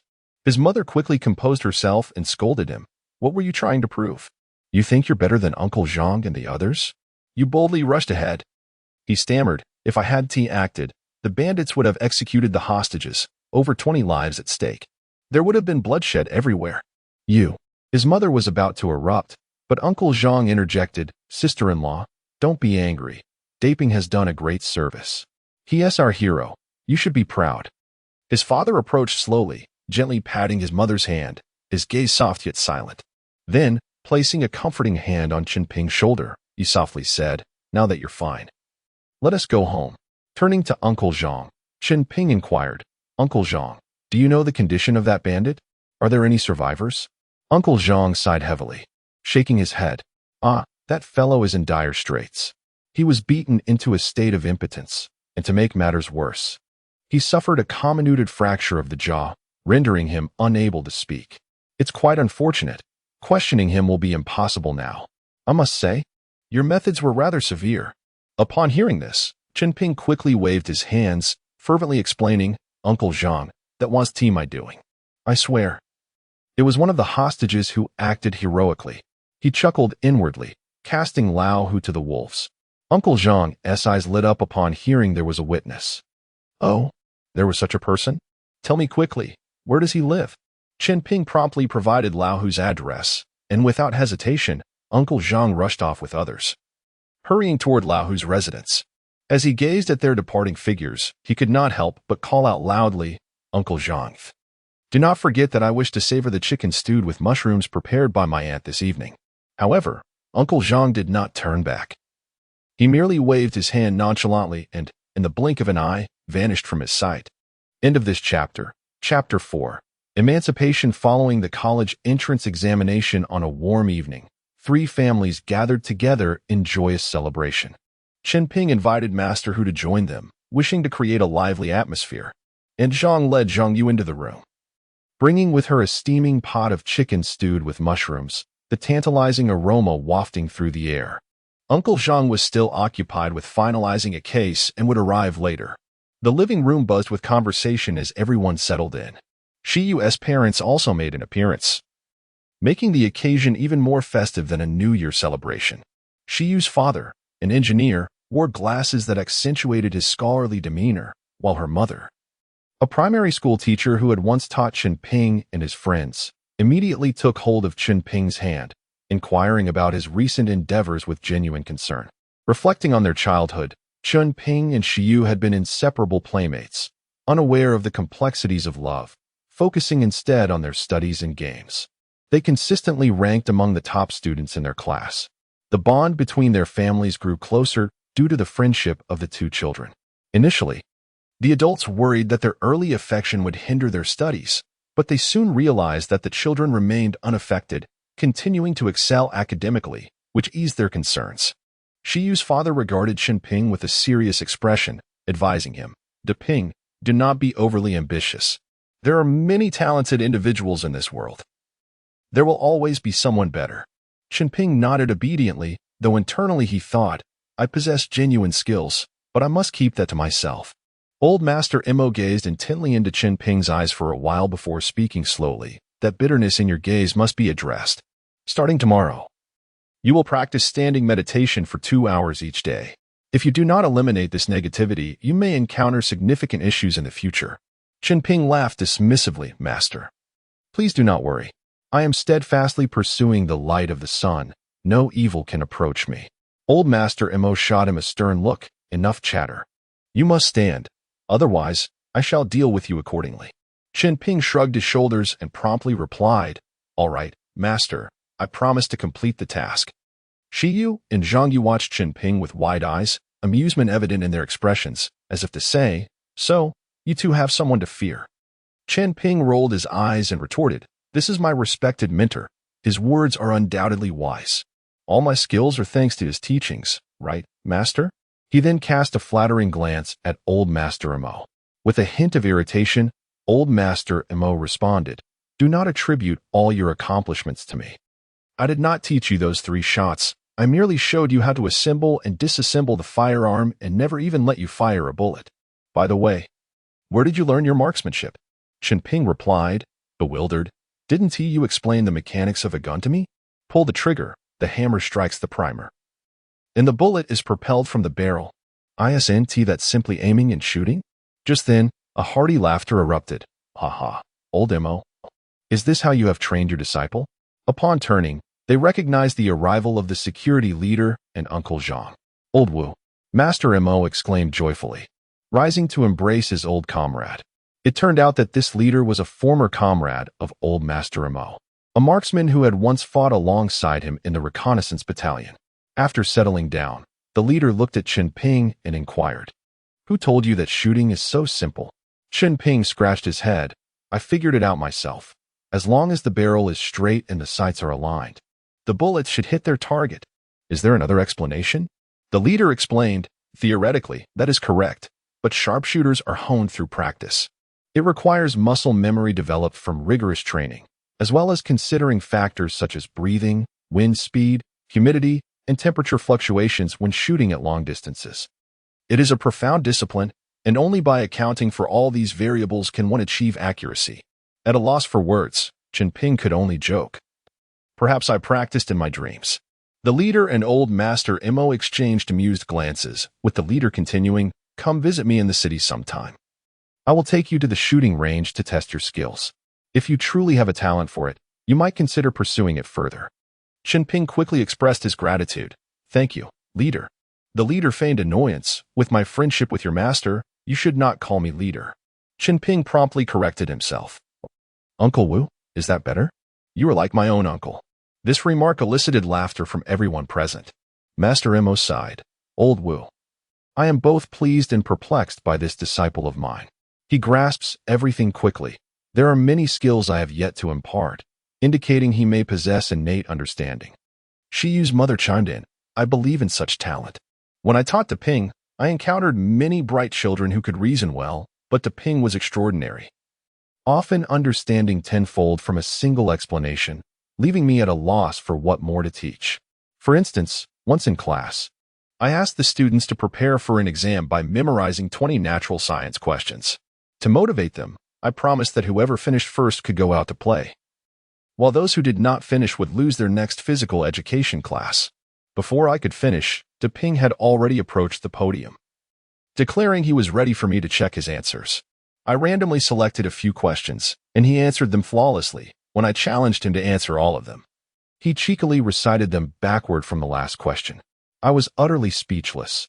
As long as he did not disrupt the other children, I decided to overlook any further mischief. The room erupted with laughter at this anecdote, the atmosphere filled with joy and merriment that continued until the gathering finally dispersed, leaving everyone reluctant to part ways. Time flew by, and soon it was July, the season of the college entrance examinations. Chen Ping and Shi Yu received their examination permits and exchanged knowing smiles. Discovering they had been assigned to the same examination room, they agreed to set off together in 3 days. During this interval, Chen Ping focused on calming his mind. Aside from his daily meditation, he remained at home, seeking tranquility.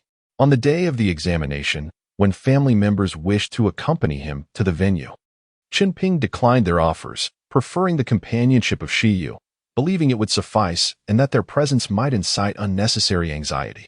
After deliberation, the families agreed, and even Shi Yu's parents decided to stay behind. Hand in hand, reminiscent of their childhood school days, they walked into the examination hall, drawing the attention of the invigilators, who likely wondered about the boldness of young love in this day and age. Before entering the examination room, Chen Ping asked Shi Yu, "Which university do you plan to apply to?" As she adjusted his collar, she replied gently, "I aspire to attend the University of Science and Technology in the Magic City, aiming for a career in research." It seems simple yet fulfilling, without the complexities of intricate social interactions. Chen Ping felt a surge of respect for Shi Yu, contemplating, "My girlfriend has such lofty ambitions. I shall take on the responsibility of providing for our family." Thus, he resolved to apply to the University of International Business and Economics, intending to earn a living abroad, believing it more meaningful than earning money from compatriots. All right, I admit it. Perhaps I am envious of the decadent lifestyle of capitalism abroad. During the examination, Chen Ping answered the questions with remarkable fluency, finishing ahead of time and exiting the examination hall with confidence. End of chapter. Chapter 5, the first love in the capital. As the bell signaling the end of the examination rang, Chen Ping had just completed his paper. He had long planned to meet Shiyu outside the examination hall and had even purchased ice cream for the occasion. Upon seeing Chen Ping waiting at the entrance, Shiyu's face lit up with a radiant smile. Hand in hand, they strolled home, filled with laughter and joy, savoring their ice cream while casually discussing their scores. To their delight, they discovered that their desired schools were wide open, eagerly awaiting their arrival. This realization made the entire process seem effortless, even somewhat mundane. Throughout his academic journey, Chen Ping had always managed to achieve the scores he aimed for. After 3 days of examinations across 6 subjects, he finally felt a sense of liberation wash over him, as if he had shed the burdens of studying. This delightful lightness made him eager to embrace newfound freedom. Chen Ping planned to first visit Grandpa Tang in the capital, while Shiyu would return to her family in Shanghai for the summer. Before his departure, his father prepared a sack filled with local specialties, including rice and millet. His mother, on the other hand, busily cautioned him to stay safe and avoid trouble in unfamiliar surroundings. Amused, Chen Ping thought it would be wiser for his mother to warn him about pickpockets at the station instead. He hoisted the heavy sack and took a taxi straight to the train station. His earlier plans to earn some money had fallen through, primarily due to his father's lack of support and his own limited capital. Moreover, he had already entertained thoughts of going abroad for opportunities, thus abandoning any further contemplation of earning money. The hustle of catching a train felt akin to a battle. After a considerable struggle amidst the crowd, Chen Ping finally boarded the train and located his lower bunk as indicated on his ticket. Just as he settled in, a young girl approached, panting slightly. She appeared to be of similar age, dressed as if she were on a summer vacation in the capital, dragging a large suitcase. She too was assigned the lower bunk, facing Chen Ping. Taking a moment to observe her, he noted her delicate features, slender figure, and an estimated height of around 170 centimeters, slightly taller than Shiyu. However, he had no intention of striking up a conversation and instead took out a Spanish edition of The Adventures of Wesley to read. The author, a rather intriguing figure, defied conventions in the 1950s, returning home after pilfering from public property and living a rebellious life. When pursued by the authorities, he would flee, yet continued to write articles disparaging his own country, seemingly forgetting greater principles for personal gain, a true betrayal of his heritage. The book conveyed a palpable dissatisfaction with the nation that nurtured him. Nevertheless, Chen Ping approached it with a critical mindset, finding enjoyment in Wesley's carefree lifestyle.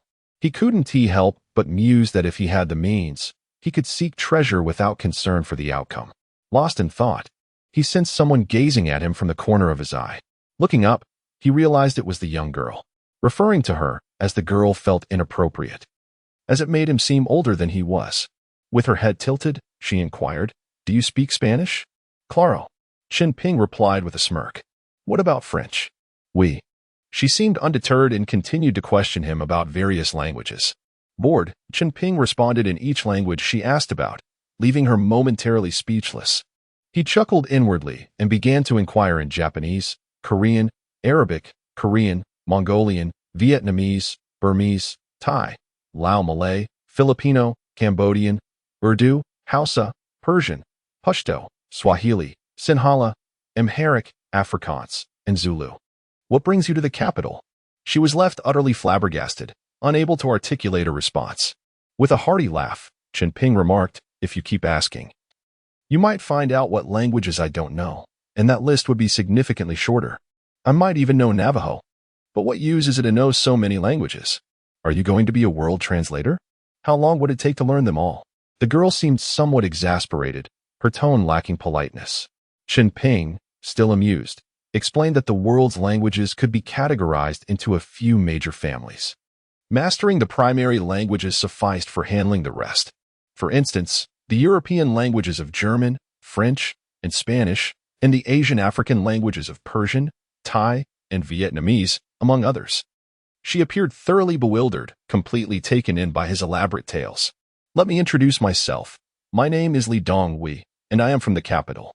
Chen Ping, slightly dazed, shook her hand and replied, "I am Chen Ping, visiting the capital to see family. I will be studying here in the coming years." She was taken aback. smiling as she asked, "Really? Does that mean we could be neighbors in the future?" "Perhaps," Chen Ping answered uncertainly. She inquired where he would be staying, to which he whimsically replied that he would be in Sanlitten.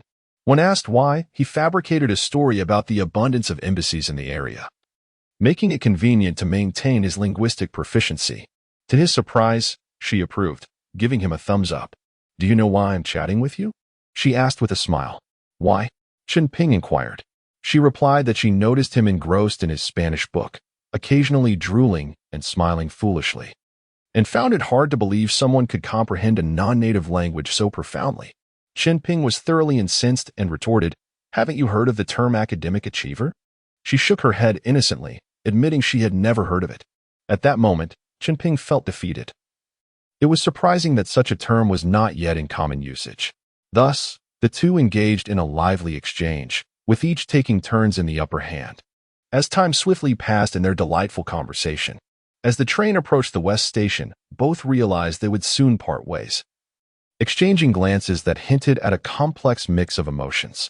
When the train came to a halt, Chunping hoisted his heavy sack, resembling a laborer in flight, and assisted her with her large suitcase as they disembarked. Back then, the train interiors were not designed to align with the platform, making the steps quite steep. A train attendant had helped her board due to her beauty. Once outside the station, she left her phone number for him, suggesting they could explore the capital's famous landmarks together when they had the chance. Chen Ping accepted happily, watching as she was picked up by a private jeep, offering him a ride, which he declined. As he watched her leave, a pang of wistfulness struck him. He exhaled deeply, shouldering his bag as he took a taxi toward Grandpa Tang's residence. Grandpa Tang lived near Hohai. Upon paying the fare and stepping out of the taxi, Chen Ping was greeted by a picturesque array of traditional courtyard homes. The varying sizes of the courtyards were harmoniously arranged, exuding a sense of dignified elegance steeped in history, with the clean blue brick walls standing tall. Following the address, he searched for the house number until he arrived at Grandpa Tang's home. Setting down his sack, he approached and knocked on the door. After a moment, a woman in her 40s opened the door and asked, "Young man, who are you looking for?" "Oh, hello, Auntie," Chen Ping replied, bowing slightly. "I come from the Northeast, and I was wondering if Grandpa Tang is home. I brought him some corn as a gift from our good harvest this year." He feigned a humble demeanor, gazing earnestly at her. "Oh," she said, "unfortunately, old Tang is gone for a stroll and isn't home." Upon hearing this, Chen Ping pretended to be anxious, exclaiming, "What should I do then? I traveled such a long way, and if I don't see Grandpa Tang, my father will surely scold me." While casually chatting with an elderly woman, Chen Ping was abruptly struck on the back of his head. End of chapter. Chapter 6. The Sihuan of the capital. What tricks is this mischievous boy up to? Chen Ping turned around and chuckled.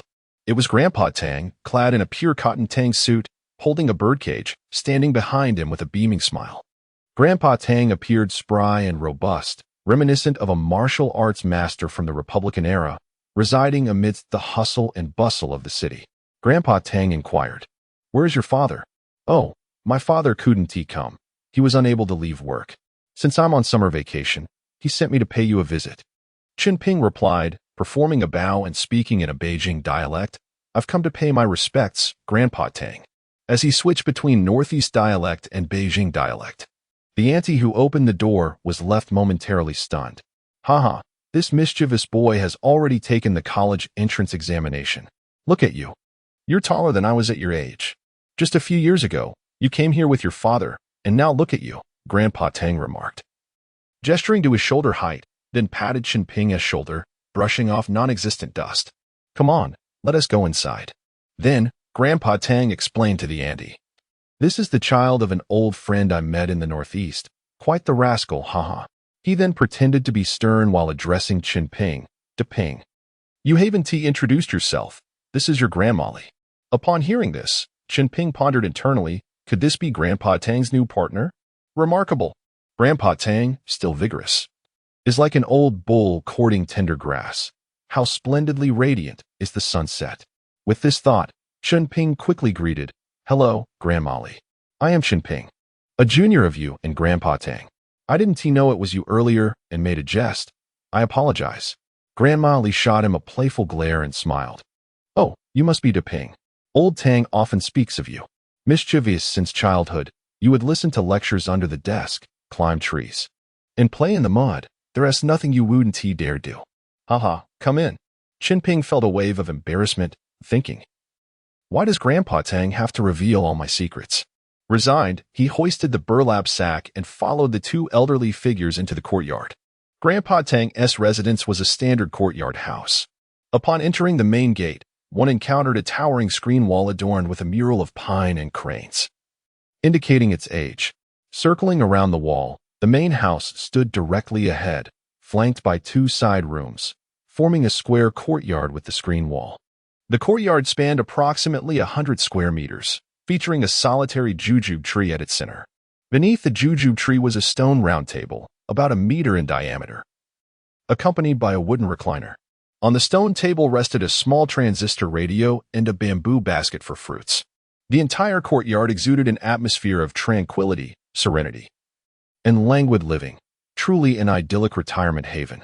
After entering the courtyard, Grandpa Tang washed his hands in a basin with a stand beneath the tree, emptied the water, and rinsed the basin in the adjacent water tank, refilling it. He then called Chen Ping over to wash his face and sit down to chat. Grandma Li, having greeted them, set off to buy groceries. Grandpa Tang and Chen Ping sat at the stone table in the courtyard, commencing their conversation. Ping, which school do you plan to apply to? Grandpa Tang asked. Chen Ping replied earnestly, I intend to attend the University of International Business and Economics to earn money from foreigners in the future. Grandpa Tang's expression shifted slightly. What? Is the moon abroad rounder than ours? At such a young age, why this admiration for foreign lands? No, you have misunderstood me. My intention is to bring the fragrance of flowers from beyond the wall back home. Just think, earning money from foreigners to contribute to our homeland. How wonderful is that? It's hard for me to accept making money off our own people. In truth, Chunping believed that foreign laws emphasize procedural justice, with many loopholes suitable for his whims. Grandpa Tang chuckled. Ah, well done. It is gratifying to see you possess such awareness. It honors the sacrifices we old-timers made in building our country. Is there anything I can assist you with? Chunping's heart swelled with joy. Grandpa Tang, to be honest, I have already previewed all my university courses in high school. If I could venture out during my studies, that would be ideal, allowing me to earn money from foreigners without hindering my education. Grandpa Tang contemplated for a moment. Does your father agree with your viewpoint? Absolutely. He is practically applauding me for it. He brought me 20,000 yuan this time, which is my tuition for 4 years. I plan to use it to start a business. In this era, 20,000 yuan was no small sum.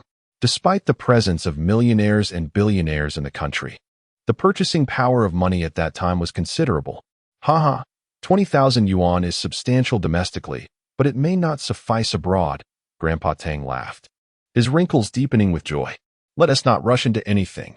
We can discuss it further once you settle in at school. As they conversed, Grandma Li returned with groceries. When Chunping offered to help in the kitchen, she shooed him away, insisting he keep Grandpa Tang company. Just then, a resonant, aged voice called from outside. Is old Tang home? I've come for a game of chess. An elderly man, tall and rosy-cheeked, entered the courtyard, accompanied by a young lady. Oh, it's old Li. What is this? Not satisfied with losing last time, you've come for revenge? Grandpa Tang greeted with a laugh. Ping, come over and greet him. This is your Grandpa Li. Old Li, this is my young friend from the Northeast, Chen Ping, who is coming to Beijing for university this year. Grandpa Tang introduced. Hello, Grandpa Li. Chen Ping greeted politely. Ping, your Grandpa Tang and I are old war buddies. No need for formality. Shall we? You two are of similar age. Chat more while I play chess with your Grandpa Tang. Grandpa Li said. As Chen Ping spotted the young lady, he realized it was Li Donghui, the classmate from the train. Fancy meeting you here. Li Donghui extended her hand gracefully. Oh, you two know each other? Grandpa Li, just about to engage in chess with Grandpa Tang, turned in surprise. As their hands met, Chen Ping responded, Indeed, we chatted throughout the train journey. We traveled on the same train. Grandpa Li nodded, turning to find Grandpa Tang for their game. Their hands remained clasped, and Chen Ping smiled. What a coincidence. When we parted, I vowed that if I met you again, it would be fate. and I would hold your hand to be friends. Li Dongwei's cheeks flushed slightly as she smiled. Yes, it truly is a coincidence. She attempted to withdraw her hand, but Chen Ping tightened his grip.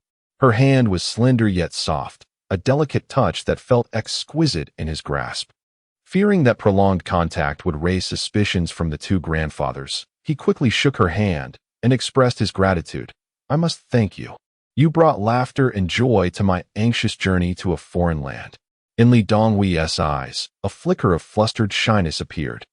End of chapter. Chapter 7. A chance encounter. Chen Ping smiled discreetly, his other hand discreetly pinching a small piece of flesh from his own palm while exclaiming, You are too kind. He inhaled sharply, his eyes widening in pain, but fearing his elders would notice, he forced a smile and added, Not at all. He quickly withdrew his hand. A glint of mischief flashed in Li Dongwei's eyes, her smile reminiscent of a cunning little fox. Just as Chen Ping was about to adopt a menacing expression and utter a few harsh words, Li Dongwei suddenly leaned in and chirped, Grandpa, Tang Grandpa. I'm taking Chen Ping out for a stroll nearby. Caught off guard, Chen Ping swiftly masked his fierce demeanor, turning back with a forced grin. Yes, yes. He then glared at her through clenched teeth. Unfazed, Li Dongwei turned and walked out, prompting Chen Ping to hurriedly follow. Li Grandma called from the kitchen, reminding them not to wander too far as lunch was near. Chen Ping acknowledged her and dashed outside. He caught up with Li Dongwei, inquiring, Where are you taking me? She replied that they were headed to the nearby embassy district, under the pretense of helping him maintain his language skills in a good linguistic environment. Chen Ping felt a jolt. Was he that his own line? Exiting the alley and hailing a taxi, they arrived in a bustling street within mere minutes. The capital city of the 1990s was not yet the overcrowded metropolis it is today. The two alighted from the cab and walked side by side down the street, taking in the sights as Li Dongwei occasionally pointed out various buildings. Their stroll led them to Hohai Park, where a vendor had set up shops selling antiques, and a few foreigners were browsing nearby. Curiosity piqued, they approached to take a look. As soon as the vendor noticed the crowd gathering, he switched to his charming sales mode, enthusiastically addressing a foreigner holding an ancient coin. Take a good look, sir. What you have there is a yuan shirkai silver dollar from the 3rd year of the Republic, quite a rarity. My ancestors once cooked for Empress Dowager Cixi, and at a banquet for General Yuan, they prepared a dish that delighted him so much he rewarded my ancestor with 100 of these dollars. The Empress was so pleased she gifted us a special certificate. Chen Ping nearly burst into laughter, thinking how the vendor was clearly trying to swindle someone unsuspecting. After all, Yuan Shirkai's coins did not exist during Cixi's reign. Suddenly, Chen Ping's interest peaked as he realized the coin in the foreigner's hand was indeed genuine. He felt a surge of excitement. He was eager to engage. Noticing his interest, Li Dongwei leaned closer, whispering, They're all fakes. We have many like this here, specifically to deceive foreigners and uninformed tourists. No worries, just treat it as a souvenir. With that, Chen Ping moved closer to the vendor, inquiring about the price of the yuan dollar. The vendor, seeing the opportunity, grinned widely. These are my ancestral treasures, a true legacy. But let us not waste time. How much for you? Chen Ping, appearing casual, retorted, How much? If the price is right, I'll take them all. The vendor, sensing Chen Ping was no easy mark, replied, Please wait. Let me finish with this foreign gentleman before I assist you. He then turned to the foreigner, Do you see? A serious buyer is ready to take it all. I'll offer you a discount. 800 yuan. What do you say? The foreigner, who had previously been quoted a price of 1,000 yuan, was delighted by the discount of 200 yuan. With a smile, he exclaimed in broken Chinese, Oh my boss. You are quite the businessman. Wishing you wealth. After handing over the 800 yuan, he turned to leave. Chen Ping watched intently, sensing the performance was about to escalate. Wait. The vendor called out, You are my first customer today. I'll gift you a beautiful box for your coin to enhance its value. He produced a small satin box and deftly took the yuan dollar from the foreigner, placing it inside the box before handing it back to him. Chen Ping's eyes sparkled. The vendor had skill. The quickness with which he exchanged the coins was nearly imperceptible, akin to the speed of a frog's tongue capturing an insect. As the foreigner thanked him profusely and walked away, Chen Ping understood the ruse. The genuine coin was merely bait for the counterfeit ones on the stall. Chen Ping approached the stall with exaggerated nonchalance, pretending to examine the coins, fully aware the vendor would soon present him with the genuine article. Sure enough, before he could retrieve a coin, the vendor swiftly pulled one from the pile, feigning to offer it to him, saying, "Feel free to inspect. I'll give you a discount if you like it."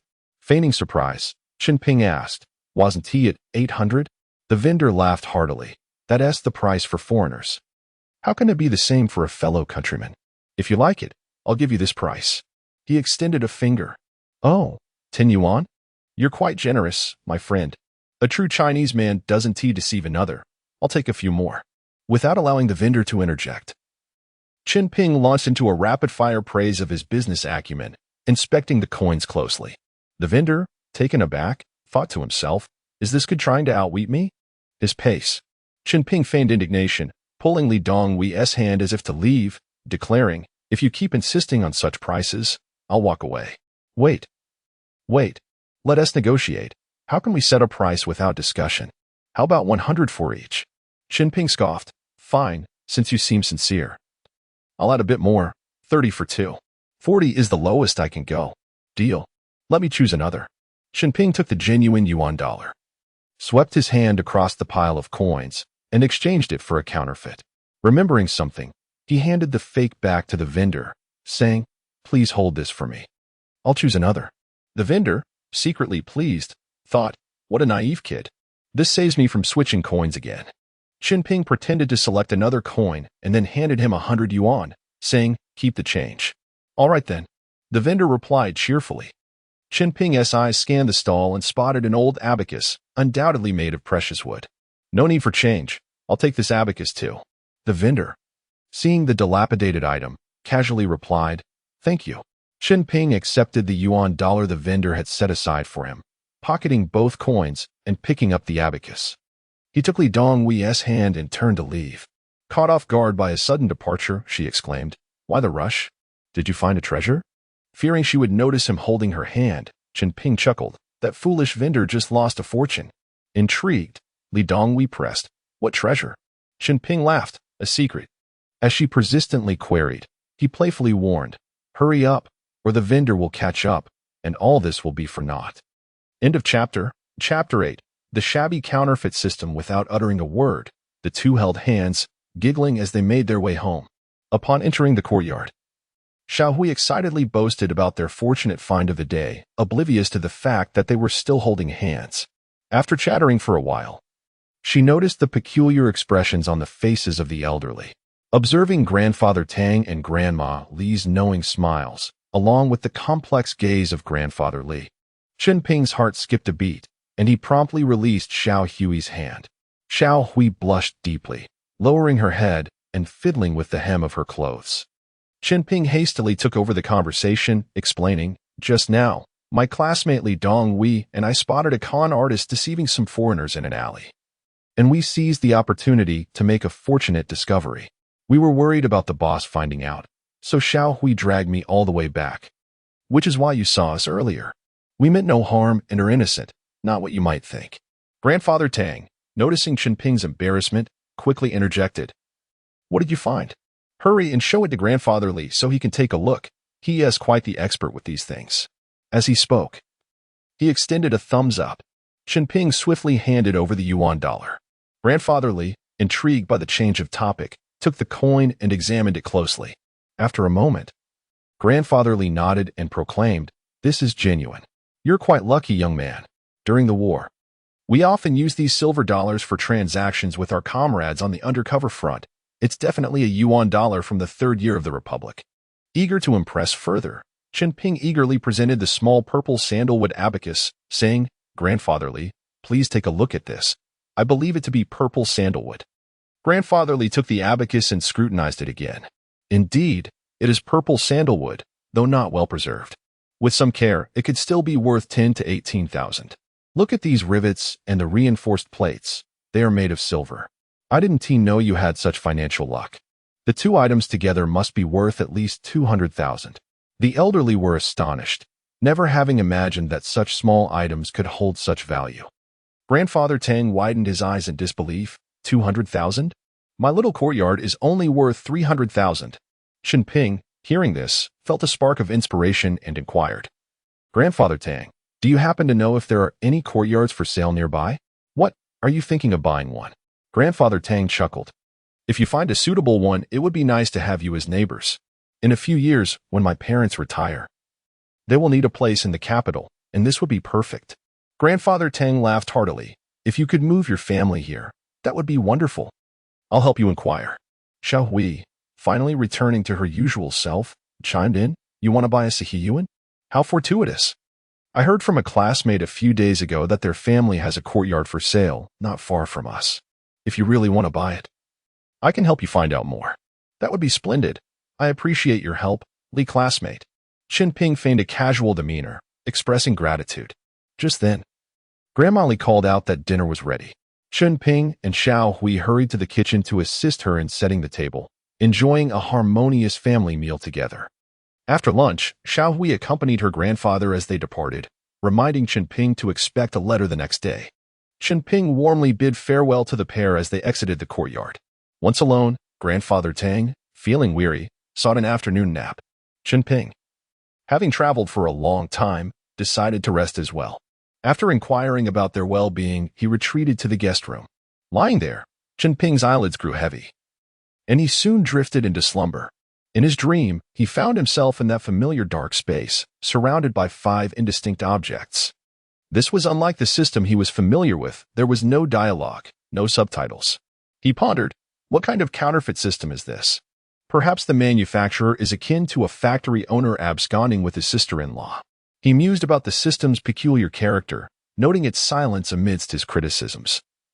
Concluding that it must be a mute system, he considered himself unfortunate to be entangled with such a troublesome entity. Nevertheless, he refused to yield easily. If it desired his labor, it must offer something in return. Their relationship must be one of mutual benefit, and he would not tolerate any exploitation. As Chen Ping rambled in his thoughts, he suddenly perceived movement from one of the objects. Has it finally been intimidated into bribery? He chuckled inwardly. He focused on the palm-sized object and sensed a refreshing coolness emanating from it. What is this? Is someone there? He shouted, but received no response. The cool sensation intensified, becoming quite pleasant. Could it be a nutritional supplement? Methylcobalamin for neural nourishment? In a fleeting moment, the object vanished, absorbed entirely. Without needing to turn, he sensed a heightened awareness within a 5-meter radius, now surrounded by 7 fog-like entities. Wait, 7? There were 5 before. I absorbed 1 ring and a mass of methylcobalamin. Shouldn't there only be 3 left? He realized the range had expanded from 5 to 10 meters. What could this newfound presence be? Curiosity piqued, he probed each entity. But they remained unresponsive. Well, today was not in vain. At least my spirit has grown stronger. Satisfied, he surrendered to a deeper sleep. When he awoke again, it was already evening. Grandma Li, smiling, inquired if he was hungry, to which he shook his head, deciding instead to take a stroll. He informed Grandma Li not to worry about dinner, as he planned to visit a classmate, though he had no classmates in the capital. He knew that mentioning this would prevent Grandfather Tang and the others from stopping him. After bidding farewell to the elderly couple, promising to return early, he stepped outside. Contemplating his proximity to Sanlitun, he thought to explore, wondering if he might catch a glimpse of a celebrity. Clutching the genuine yuan dollar, he hailed a taxi and headed to Sanlitun. At this hour, the bar street in Sanlitun had yet to open, so he leisurely wandered along the avenue. The sound of Jackie Chung's A Thousand Reasons for Heartbreak filled the air, prompting him to scoff at the lyrics. With so many reasons for sorrow, why not just end it all instead of weeping for sympathy? Those pathetic sycophants are the reason self-important fairy-like women expect dowries even for second marriages. He had grown numb to such thoughts, which randomly surfaced in his mind. Where did they even come from? He suspected a black hole in another dimension was carelessly discarding refuse, and he was merely its receptacle. As he walked, a voice suddenly called out, "Hey!" Without looking back, he replied, "Sorry, brother, I'm male," and continued on his way. Footsteps approached, and a young man in his 20s caught up with him, asking, "Hey, can I see the yuan dollar you're holding?" Chen Ping turned to scrutinize the young man before firmly declining. "No way. What if you snatch it and run? Where would I find you?" The young man paused, then chuckled. "Come on, I'm not that kind of person. Chen Ping shrugged his shoulders. Apologies. But I can't tell your character. The young man, puzzled, asked, what does that have to do with character reading? Chen Ping replied, I can't discern whether you're that type of person. End of chapter. Chapter 9. The family background of Xiao Hui. The young man burst into laughter and said, Little brother, your words are quite amusing. Are you a comedian? Here, take my ID card.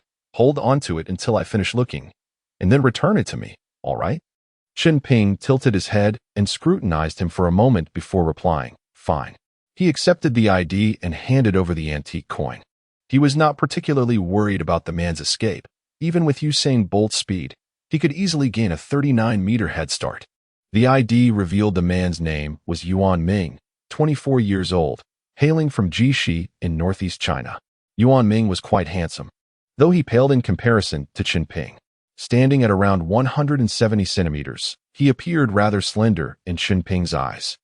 Yuan Ming smacked his lips and examined the antique coin repeatedly, exclaiming, This is a fine piece, indeed. From the Republic of China, a good item. How much are you willing to part with it for? 500, 000, non-negotiable. Chen Ping replied casually. He had no intention of selling it, but since the question was posed, he thought to frighten him. To his surprise, this young man agreed to the deal outright. Now it was Chen Ping's turn to be taken aback.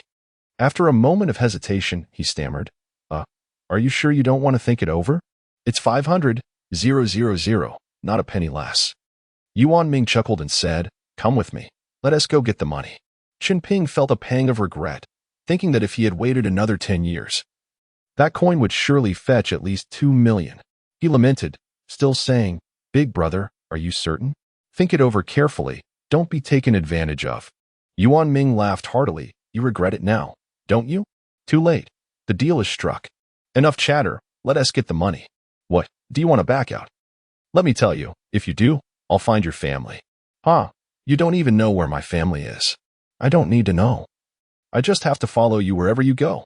Chen Ping was momentarily speechless and resignedly said, All right. I'm intimidated. Let us go. He followed Yuan Ming into an alley, thinking to himself, it would be best if he arranged for a few accomplices to rob me, then I could justify taking action. Yuan Ming asked, You're from northeast China? How could that be? I'm a bona fide Beijing. Yuan Ming laughed. All right, a Beijinger, from Zhejiang, I bet. Chen Ping fell silent, muttering darkly, You better rob me. Otherwise, my frustration today will not be alleviated. Not long after, they arrived in front of a Lexus 400. And Yuan Ming opened the car door. Chen Ping was taken aback. A Lexus 400? With a V8 engine, weighing 1.5 tons. Capable of speeds up to 240 kilometers per hour. The specifications of the car flashed through his mind. Indeed, a luxury vehicle. While he pondered this, Yuan Ming produced a small suitcase from inside the car, stating, 500, 000, no more, no less, cash for goods. Chen Ping, still in a daze, asked, What do you do? How can you afford this? Do you understand multi-level marketing? The greatest business of this century, making a fortune daily. Yuan Ming boasted. Chen Ping internally scoffed, realizing he was dealing with a fraud. He replied, All right, cash for goods. No need for further complications. I'm leaving now. With that, he turned on his heel and walked away, thinking, At least I secured the money for the courtyard. That is something. Upon returning to Grandpa Tang's home, Chen Ping feigned having eaten and decided to rest. Grandpa Tang eyed the small suitcase he carried with some curiosity but refrained from asking further. The next day, Xiao Hui called to inform Chen Ping that he could view the house in the afternoon. Chen Ping, elated, chose to stay home with Grandpa Tang, waiting for Xiao Hui. When Grandpa Tang inquired about his finances, Chen Ping assured him that everything was in order. Shortly after lunch, Xiao Hui's voice echoed from outside the courtyard. Chen Ping stepped out to find her accompanied by a young man who was considerably older than her. Xiao Hui wore a white t-shirt and denim jeans. Her youthful ponytail a sight to behold. However, this so-called classmate appeared somewhat hasty in his maturity. Noticing Chen Ping's curiosity, Xiao Hui smiled and explained. This is my classmate's cousin. He is here to help sell the house. Oh, anyone will do. Let us go take a look. Chen Ping exclaimed jovially. The three of them did not take a taxi. They walked through 2 street corners until they arrived at a grand courtyard. The young man, a character without a name, unlocked the gate, ushering them inside. Upon entering, Chen Ping was taken aback by the spacious courtyard, which exuded comfort. The house's walls were well maintained. He complimented, "It's clear that this is a home well lived in." Yet internally, he mused, could it be anything else? They've already emigrated abroad. Years later, I wonder how they will lament their decisions. After circling the courtyard several times, he found no faults to point out. The property had been fully renovated with modern plumbing and an indoor bathroom, quite impressive, saving him the trouble of any renovations. However, without any flaws to negotiate. How could he bargain? Just as he pondered this, Xiao Hui boldly declared, "For 120,000, cash on the spot." Chen Ping felt a surge of joy. This girl was impressive. Securing a price for him. Well done. I've decided to cherish you for a lifetime, he thought. Without further ado, he returned home to fetch the money and proceed with the property transfer. Unfortunately, there was no policy in Beijing allowing for residency permits with property purchases. Otherwise, he could have brought his younger brother, and with a score over 300, he could easily gain admission to prestigious universities. By 4 p.m., Chen Ping tossed the suitcase containing the property documents and the remaining 70,000 yuan into the ring. After dropping Xiao Hui off at home, he returned. Grandpa Tang inquired, "Is it all settled?" "Yes, everything went smoothly." "And what are your plans now?" Chen Ping replied, "I'll wait at home for the admission notice. The house is yours for now. Please check on it occasionally, and I'll return to bother you when school starts." Grandpa Tang nodded with a smile. "No problem. Feel free to go." He added, "By the way, if you have time, you might as well visit your classmate." Chen Ping gladly agreed, recognizing the importance of fostering good relations with future neighbors. However, he did not anticipate that this visit would unveil a startling secret regarding Xiao Hui's family. Before departing, he made sure to express his gratitude to Xiao Hui for her significant assistance, especially as she was his first love. Prior to his departure, Chen Ping called Xiao Hui from Grandpa Tang's house to ensure she was home and arranged to visit in an hour. After bidding farewell to Grandpa Tang, he set off. First buying a jade chess set for Grandpa Li and a pair of exquisite Hetian jade bangles for Xiao Hui. Note, they were indeed exquisite. Along with various Beijing specialties to take home. Afterwards, he took a taxi to the address Xiao Hui provided. It was not far from Grandpa Tang's home, but from Xidan. It felt distant. Upon arriving, Chen Ping knocked on the door. To his surprise, he was greeted by a soldier wielding a firearm. The young soldier, polite yet imposing, inquired whom he was seeking. Chen Ping checked the door number again. It was correct. He responded that he was a classmate of Li Donghui, here to visit Grandpa Li. The soldier allowed him into the inner courtyard and asked him to sit, then picked up the phone to seek permission. After receiving the green light, he led Chen Ping further inside. After winding through several corridors for a few minutes, they reached another door, where a young man in a Zhongshan suit awaited, asking, "You must be Chen Ping?" Upon receiving Chun Ping's confirmation, he guided him further inside, while the soldier returned to his post. As Chen Ping followed the man in the Zhongshan suit, he couldn't shake the feeling of entering a royal court, with guards at every turn. He refrained from asking questions, aware that the man in the suit would not divulge any information. After another 5 or 6 minutes, they arrived at a wall with a shadow screen. The man in the Zhongshan suit gestured for Chen Ping to wait and then stepped inside. A few minutes later, Xiao Hui bounded out, grabbing his arm and asking, "Why did you take so long?" Chen Ping rolled his eyes and retorted, "It took me a mere 15 minutes to traverse your doorstep, and you dare to blame me for my pace? Pray tell, what kind of household is yours? Is it the residence of the Grand Controller of the Imperial Household? Such an imposing entrance." Chapter 10. Returning home to find old Xiao Hui's cheeks flushed slightly as she pulled Chen Ping inside while responding, "My grandfather is a military man, and our family has quite a few rules. But don't worry, he holds you in high regard." Chen Ping rolled his eyes, thinking to himself, "What could I possibly fear? I've neither stolen nor robbed anyone. Stealing hearts doesn't count. It's mutual." Upon entering the courtyard, Xiao Hui led Chen Ping to a side room. Evidently her grandfather's study, though he was not present. Chen Ping looked at her inquiringly. Xiao Hui explained, "My grandfather has gone to a meeting at the inner court. He should be back shortly. In the meantime, please have some tea." Just as she finished speaking, A staff member entered and placed a cup of tea before Chen Ping. After taking a sip, he asked, "You're not a princess, are you? I can't afford to be a son-in-law. Get out of here, you're being ridiculous." Xiao Hui retorted, her face reddening. "No matter how high my grandfather's rank, he won't interfere with you. So what are you worried about?" As they conversed, the sound of a car echoed from the courtyard, leaving Chen Ping puzzled.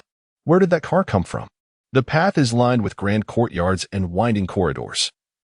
No vehicle could enter. He followed Xiao Hui outside. There, he saw Grandpa Li accompanied by another middle-aged man in a Zhongshan suit, emerging from deeper within the courtyard. Ah! The car noise must have originated from that direction. It seemed they had returned via the back entrance. Chen Ping stepped forward and bowed slightly, greeting, "Good day, Grandpa Li." "Oh, Chen Ping has arrived? Come in and sit." The group entered the study.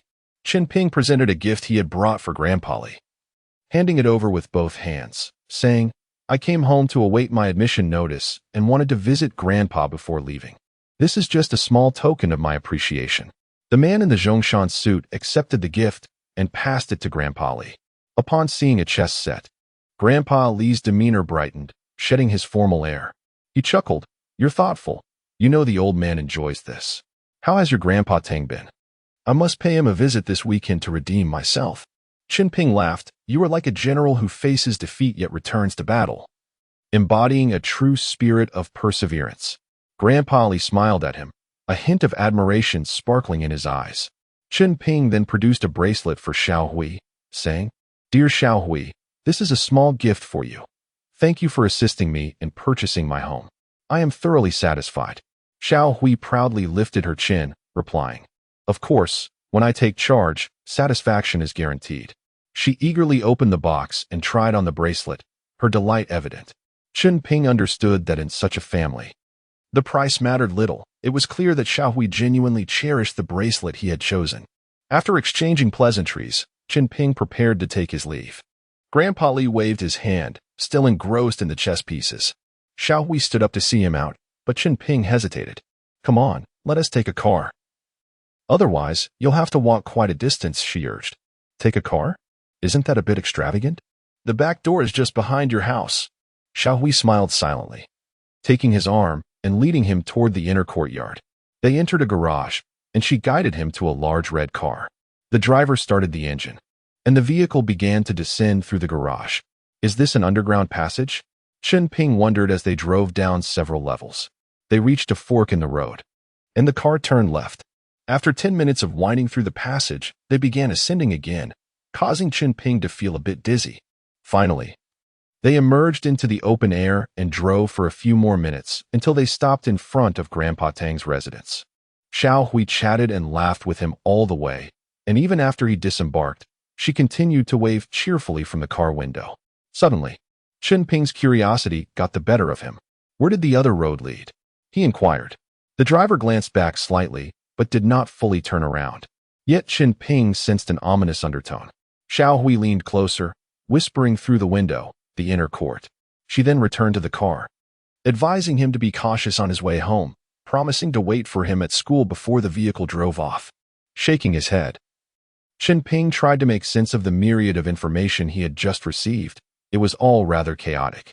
He intended to give Xiao Hui a key to the new house, but thought better of it upon seeing her family situation. He didn't want her to perceive him as eager to pursue a relationship just because of his newfound home. Taking a taxi directly to the train station, he refrained from mentioning that he was departing from her home, wishing to avoid imposing on her kindness. After all, Grandpa Tang had already made arrangements. So he simply purchased a ticket and boarded the train back. After a leisurely journey filled with food and exploration, he finally returned to his beloved hometown after a few days' absence. Bursting through the door, he called out, "Mom, I'm starving." His family gathered around the dining table, beamed with joy at his return, and welcomed him warmly. Chen Ping set down his belongings and eagerly dug into the meal. Nothing compared to home-cooked food. During dinner, he shared updates about Grandpa Tang and mentioned his recent purchase of a courtyard in Beijing. His parents stared at him in astonishment, mouths agape. "Where did you get all this money?" they asked.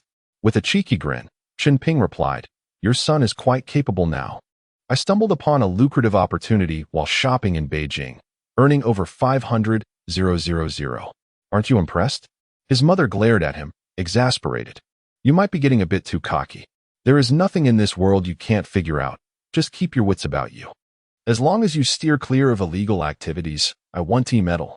Now that you're back, enjoy your long summer break at home and refrain from causing trouble. Chunping grinned, playfully assuring her, Oh, come now. Your son is a hero who bravely fights against evil, the very embodiment of justice, an adversary to wrongdoing. How could I ever engage in illegal activities?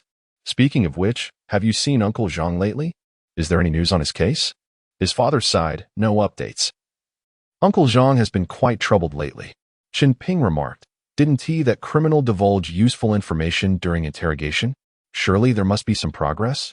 He resolved. I'll visit Uncle Zhang tomorrow and offer him some advice. This case is just lacking my input, with the admission notice still pending.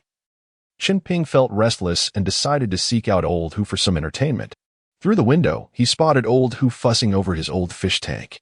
Chen Ping handed him 2 packs of rare cigarettes he had brought back from the capital through the window and climbed in. Old Hu wasted no time. Lighting one up and puffing away. Cut back on the smoking, Chen Ping admonished, somewhat irritably. Old Hu said nothing in response. Noticing his friend's unusual demeanor, Chen Ping asked, What is bothering you? After a long silence, Old Hu sighed, I just feel so unfulfilled. My days are consumed with work, and when I'm not working, I'm tinkering with flowers and fish. It feels like I'm already retired, experiencing life before retirement. Come on now, you're too young to be lamenting. What would you do if you weren't working? Chen Ping retorted bluntly. Old Hu suddenly shifted the conversation to the mall robbery case. Chen Ping sighed again. There has been no news. My dad mentioned Uncle Zhang is worried too. We were hoping for progress, but the case remains in limbo. Old Hu interjected. That punk I took down should be from Sichuan. How do you know that? I can tell from his accent, he claimed. That is nonsense. The only thing he said was one word, ow. Just that ow was enough for me to figure it out. Amazing. When did you become a dialect expert? Chen Ping teased. Old Hu shot him an annoyed look. My hometown ISNT in Sichuan, but I spent every summer and winter vacation there, so I can recognize the dialect. Chen Ping thought to himself, I can't believe you can identify someone's origin from a single word. End of chapter, chapter 11. The arrival of the admission letter, just as I was planning to inquire about the situation with Uncle Zhang, Chen Ping insisted. You're coming with me. I refuse to believe it otherwise. The two, equally stubborn, set off for the police station where Uncle Zhang worked. Upon their arrival, they found him in his office, smoking and sighing just like Old Hu. Chen Ping entered, tossed a pack of peony cigarettes onto his desk, and with a grin, asked, What's wrong, Uncle Zhang? Have you accomplished something worthy of promotion? Are you overwhelmed by a list of positions to choose from? Get lost, you little rascal, Zhang retorted. Haven't you heard about the captured bandit from Sichuan? Any useful leads? Nothing of significance, alas. How did you know he was from Sichuan? Chen Ping was taken aback, glancing incredulously at Old Hu, who wore a smug expression. Sichuan? A memory flickered in Chen Ping's mind. A notorious shooting incident from the 90s involving an outsider, a petroleum tycoon, who, having once sought fortune locally, returned with henchmen to exact revenge after suffering losses. Could this case be linked to the current one? Memories surfaced chaotically, irking him. After a moment's contemplation, Chen Ping articulated, I suspect this is related to the oil tycoon. You know how abundant our oil resources are. Perhaps it's a conflict among them? What would they be fighting for in a shopping mall? There's no oil there, Old Hu interjected. Not necessarily, Chen Ping countered. Perhaps the target was within the mall, and the culprits were intercepted before they could act. How is the mall faring now? It's still closed for renovations. The gunfire caused considerable damage, Zhang replied. Why not interrogate the mall manager? I hear Manager Pang has a poor reputation. And there might be dealings with oil thieves from the nearby villages, Chen Ping suggested. Zhang nodded, that's reasonable. We have no other leads. It's worth a try? Noticing Zhang's lack of enthusiasm, Chen Ping decided to hold back, knowing that excessive chatter could lead to mistakes. He couldn't directly reveal who was behind it all, especially without a clear understanding of the information's origin. He exchanged farewells with Zhang and departed with Old Hu. On the way back, Chen Ping asked Old Hu, Are we just going to drift aimlessly? Old Hu, a lost lamb in the tumult of life, seemed uncertain. Old Hu, let us embark on some venture. There is profit to be made in trading, Chen Ping proposed. Old Hu hesitated. I don't know what we could do. The unit's performance is mediocre. It's a struggle just to get by. Chen Ping pressed on. How about you take a leave of absence and explore opportunities in the north?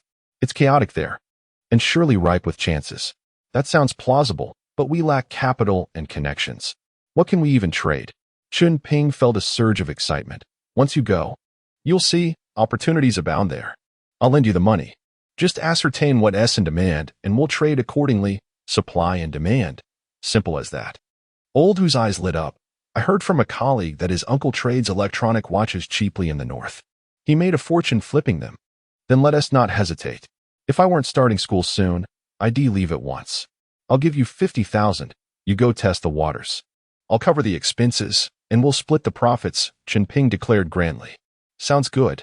I'll check the regulations at work and gather intel. Old Hu responded eagerly. Without further ado, he headed back to his workplace. Chen Ping wandered homeward, feeling aimless. With poetry absent and nowhere else to go, he decided to take a nap. Remarkably, Old Hu's initiative was commendable. By the third day, he returned with good news. His unit, pleased at his willingness to take leave, informed him they needed his position filled. Old Hu excitedly relayed. I've learned that the North requires light industrial goods and food, cotton coats, canned goods, and most sought after, high-proof liquor. Chunping's spirits soared. Their local distillery produced a potent 60-degree liquor. Since the distillery manager was his uncle, sourcing wouldn't be an issue. Go ahead and scout the market there. Find out what is in demand, and I'll procure it here, Chen Ping instructed. They likely barter more than they use cash. Chen Ping provided Old Hu with 20,000 for living expenses, advising him not to skimp on friendships. With a shared background in Russian, Old Hu would manage everyday conversations effortlessly. With no time to waste, they proceeded to the bank, and the next day, Chen Ping saw Old Hu off at the train station, reminding him to stay safe among the fierce locals. Confident in Old Hu's abilities, he waved goodbye and headed home. Just as he reached his doorstep, a postal worker rode up, calling out, Chen Ping. Registered letter. Elated, Chen Ping dashed over to sign for the letter. It was indeed the admission notice from the Capital University of Foreign Economic and Trade. A smile crept onto his face as he hurried to share the news with Poetry, who had returned home 2 days prior, also awaiting her letter. Before he reached her house, he spotted her running towards him with her own admission notice. Their synchronicity brought forth joyous laughter that echoed through the air. Chen Ping realized that such moments of joy would become increasingly rare, as they would soon be attending different universities. They cherished this fleeting time, promising to reunite after graduation. A week later, Poetry set off for her studies. 3 days thereafter, Chen Ping embarked on his own journey to conquer new horizons. Gazing through the train window at the waving family members, he smiled resolutely, waving back. End of chapter. Chapter 12. The emergence of a fraudster in the university before departing. My parents were incessant with their admonitions. While out in the world, they urged me to prioritize harmony and remain ever mindful of their concerns. Deeply touched, Chen Ping outwardly feigned nonchalance, waving his hand dismissively, as if to gently place his family's worries aside. Internally, he mused with bravado that no one in this world could ever inflict harm upon him. Do not provoke me. I cannot be bothered. Should you choose to irritate me, beware, regardless of your lineage, I shall not be intimidated. As he sat on the bus heading towards the capital, Chen Ping's thoughts began to wander. He started to devise a plan for the upcoming months, contemplating establishing a good rapport with his teachers before seeking out Grandpa Tang to discern whether he could aid him in traveling abroad. Tremble, mortals of the foreign lands, he thought. Upon arriving in the capital, Chen Ping first returned to his small courtyard to settle in before visiting Grandpa Tang's residence, engaging in conversation about his studies. Grandpa Tang merely smiled in silence. Eager to learn about his grandfather's plans, Chen Ping lavished compliments upon him. Grandpa Tang laughed heartily, assuring him that he would discover everything he needed to know once he arrived at school. Left bewildered and at a loss, Chen Ping ultimately conceded. After sharing dinner with Grandpa Tang, he declined the invitation to stay the night and returned to his own courtyard. Upon entering the yard, Chen Ping discovered a jujube tree. He couldn't help but mutter, "What is the matter with these people in the capital? Why plant jujube trees in their homes? Is it a reminder to rise early? They say the early bird catches the worm, but do they not realize that the early worm gets eaten by the bird? How can they be so certain they are birds and not worms? As he spoke, he noticed that the base of the jujube tree was damaged. Upon closer inspection, he realized it had suffered from pestilence, with an unknown insect having gnawed away a significant portion of its bark, exposing the heartwood within. Chen Ping's mind wandered for quite some time, yet he could not identify the pest. He resolved to find some paint to cover the damage, lest it worsen. Venturing into a side room, which served as a storage area, he discovered various tools left behind by the previous owner, who had immigrated abroad. He found a brush and some lime, then proceeded to the kitchen to mix lime water, intending to disinfect the large tree, though he could not locate any paint. He planned to purchase some on his way back from school the following day. Armed with a compassionate spirit, he approached the ailing tree, directing his focus towards the damaged area. To his surprise, he felt something shift. With greater scrutiny, he sensed his mind enveloping the wounded spot as if a gentle stream were caressing the tree's injury. The damaged area felt like a dark moss, discordant with his mental energy. He encased the wound with his spirit, akin to the territorial disputes among nations in a game of Red Alert. Could it be that he possessed the ability to heal it? Was he endowed with a wood element spiritual root, granting him a healing buff for plants? It seemed plausible, otherwise. He could not explain the aversion he felt toward the harmful entities afflicting the tree. It turns out I, too, possess a spiritual root. Heng U.S. sect. Do you feel regret for abandoning me? Corpsine sect, prepare to tremble before me. He shook his head to dispel the chaotic thoughts that surged within. Focusing intently on the jujube tree's injury, he concentrated, channeling his spirit into the brush he held. Gently, he began to apply the lime water to the damaged area. As he worked, he felt a faint energy emanating from within the tree, as if it were responding to his ministrations. Elated, he poured his focus into the treatment, attuned to the tree's transformation. Gradually, he observed the dark moss receding, and the wound of the tree began to heal. When he concluded the treatment, exhaustion washed over him as he sat on the ground, filled with a profound sense of accomplishment. He had truly healed the jujube tree. This revelation hinted at the potential for extraordinary abilities within him. Determined to explore his newfound capabilities, he recognized this moment as a pivotal juncture in his life.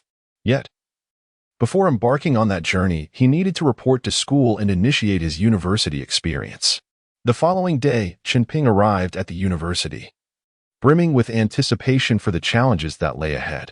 He believed that in this world brimming with opportunities, he would undoubtedly carve out his own path. The campus was bustling with students, most of whom were first-year newcomers, alongside upperclassmen welcoming them. Chen Ping strolled casually through the campus, hoping to encounter a beautiful senior. Perhaps due to not carrying any luggage, he passed several groups of upperclassmen without eliciting their attention.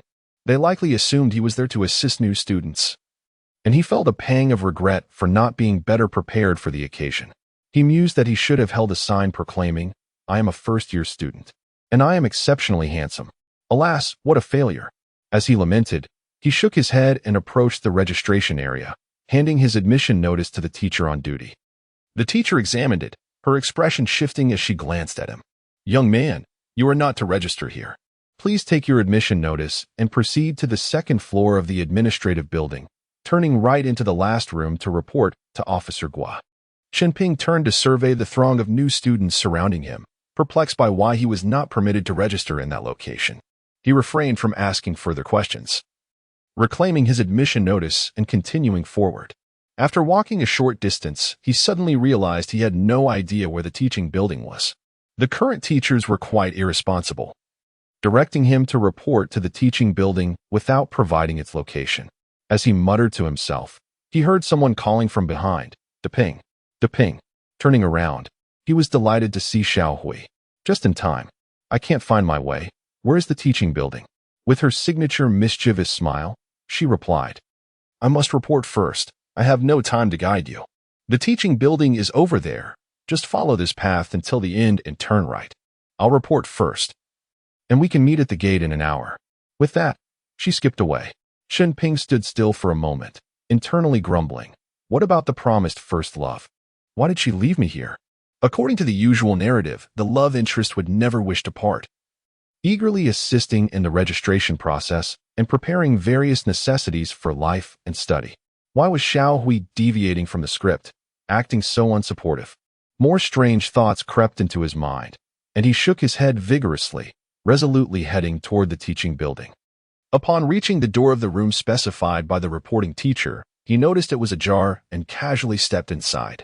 To his surprise, the room housed two soldiers clad in camouflage uniforms, who regarded him with curious expressions upon his entrance. Chunping boldly presented his admission notice to the older soldier, declaring, "I am a first-year student. The teacher in charge of welcoming new students instructed me to report here." He fixed his gaze on the soldier, sensing a hint of danger emanating from him, reminiscent of encounters with unscrupulous characters in the past. Hiss. This individual has blood on his hands. What audacity to brazenly infiltrate a university and engage in deception. He silently braced himself. End of chapter. Chapter 13. Arrange for me to join the army, Sergeant Hu. Where's your hometown? How old are you this year? How many years have you served? Are you considering returning home? Are your family members eager to talk about your marriage? Chen Ping inquired with a mischievous grin, deliberately sidling up to Sergeant Hu. Sergeant Hu rolled his eyes in annoyance and retorted, "You little rascal, speaking with such an air, pretending to be a big shot." At that moment, the instructor, noticing Chen Ping's antics disrupting Sergeant Hu's focus, bellowed, "Maintain silence and observe discipline." Chen Ping, unfazed, shouted back, "Only after you defeat me can you talk about discipline." With that, he began reciting the poem of the humble room while running. The mountain need not be high. It is renowned if there are immortals. The water need not be deep. It is spiritual if there are dragons. This is a humble room, but my virtue is fragrant. Moss stains the steps green, and the grass color enters the curtains blue. Conversations are with great scholars, and there are no commoners in attendance. One can play the plain zither and read the golden classics. There is no cacophony of silk and bamboo to disturb the ears, nor the toil of paperwork to exhaust the body. Nan Yang's Juga's cottage, and Shishu's Ziyun pavilion. Confucius said, "What is there to be ashamed of?" Upon finishing, he suddenly accelerated, leaving Sergeant Hu behind. Unwilling to concede, Sergeant Hu quickly pursued. As he drew near, Chunping slowed down to match his pace, incessantly chattering into his ear. This left Sergeant Hu's face flushed with frustration, and just as he was about to retort, Chunping burst into laughter and sped away again. This back and forth continued for several laps, and everyone knew that such interval training consumed energy exponentially more than steady running. By the fifth lap, Sergeant Hu's breath began to falter. Observing this, Chunping laughed heartily and, disregarding him, surged ahead. At that moment, Sergeant Hu seemed to see through Chunping's strategy. Ignoring his distractions and maintaining a steady pace, Chunping, having lapped him, caught up again and teased, "Feeling tired? Should I stop and wait for you for a lap?" Haha. Sergeant Hu glared at him with a furious expression, gritting his teeth yet remaining silent as he continued to run. Chunping, with another hearty laugh, overtook him once more and accelerated. When he lapped Sergeant Hu again, he resumed his banter. However, he noticed that Sergeant Hu, having steadied his breath, was actually increasing his speed. The resilience of a special forces soldier was indeed commendable. Chunping admired him inwardly. Thus, he called out to Sergeant Hu, "Shall we change the rules? Let us run until one of us collapses. How about that?" To Chunping's surprise, Sergeant Hu agreed, resuming his steady pace. With his consent, Chunping also refrained from accelerating, matching his pace instead. Lap after lap, 15 laps, 16 laps, 20 laps, 21 laps. Although panting heavily, Sergeant Hu continued to persevere. In truth, after covering 10 kilometers, the competition was no longer merely about physical endurance but rather a test of willpower. Sergeant Hu's speed began to wane. Yet he steadfastly pressed on. A sudden wave of respect surged within Chunping, prompting him to temper his playful demeanor. He thought, indeed, as a soldier of the people, such tenacity is rare. With a force like this protecting the populace, what else could one fear? As they approached a total distance nearing 30 kilometers, Chunping abruptly stopped in front of the instructor, saying, "I can't run anymore. You might collapse. Let's call it my loss." The instructor remained silent. Realizing Chunping's relaxed state signified that Sergeant Hu could not win, and concerned for his protégé's well-being, he shouted, "Sergeant Hu, fall back in line." Sergeant Hu, Upon hearing this, trudged back to the formation, supported by 2 soldiers. Gasping for breath, he reported, "Instructor, I can still hold on." The instructor did not respond. Instead, turning to Chen Ping and stating, "You have won." "Then I will take my leave," Chen Ping replied. However, the instructor countered, "Since we already competed, let us showcase some martial skills." Before his sentence concluded, Chen Ping leaped to a nearby pull-up bar, striking it forcefully with his palm, resulting in a resounding thud as the bar bent under the impact. The instructor was about to shout in anger when Chen Ping, expressionless, raised his hand and swung it again, producing another loud thud as the bar straightened. Gasping in shock, the instructor fell silent once more. His expression fluctuated before he finally grumbled, "See him off," and left the training ground without looking back. Chen Ping was driven back to Grandpa Tang's residence. And as he stepped out of the car, it sped away in a cloud of dust. He forced a smile and walked into the courtyard, where he found Grandpa Tang and Grandpa Li sitting by the stone table with stern expressions, clearly awaiting his return.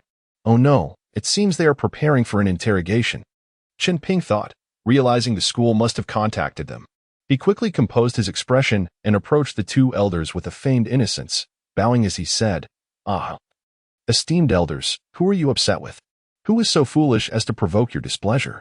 Let me at him." He then turned around, bowing and scraping in the direction he had just come from, saying, "Calm down, Brother Ping, calm down. It was all my fault. I unintentionally caused the elders to be angry. I deserve punishment." He continued bowing profusely. "How bold!" he exclaimed, turning back and standing in the previous position, demanding, "Have you gotten a bit too arrogant?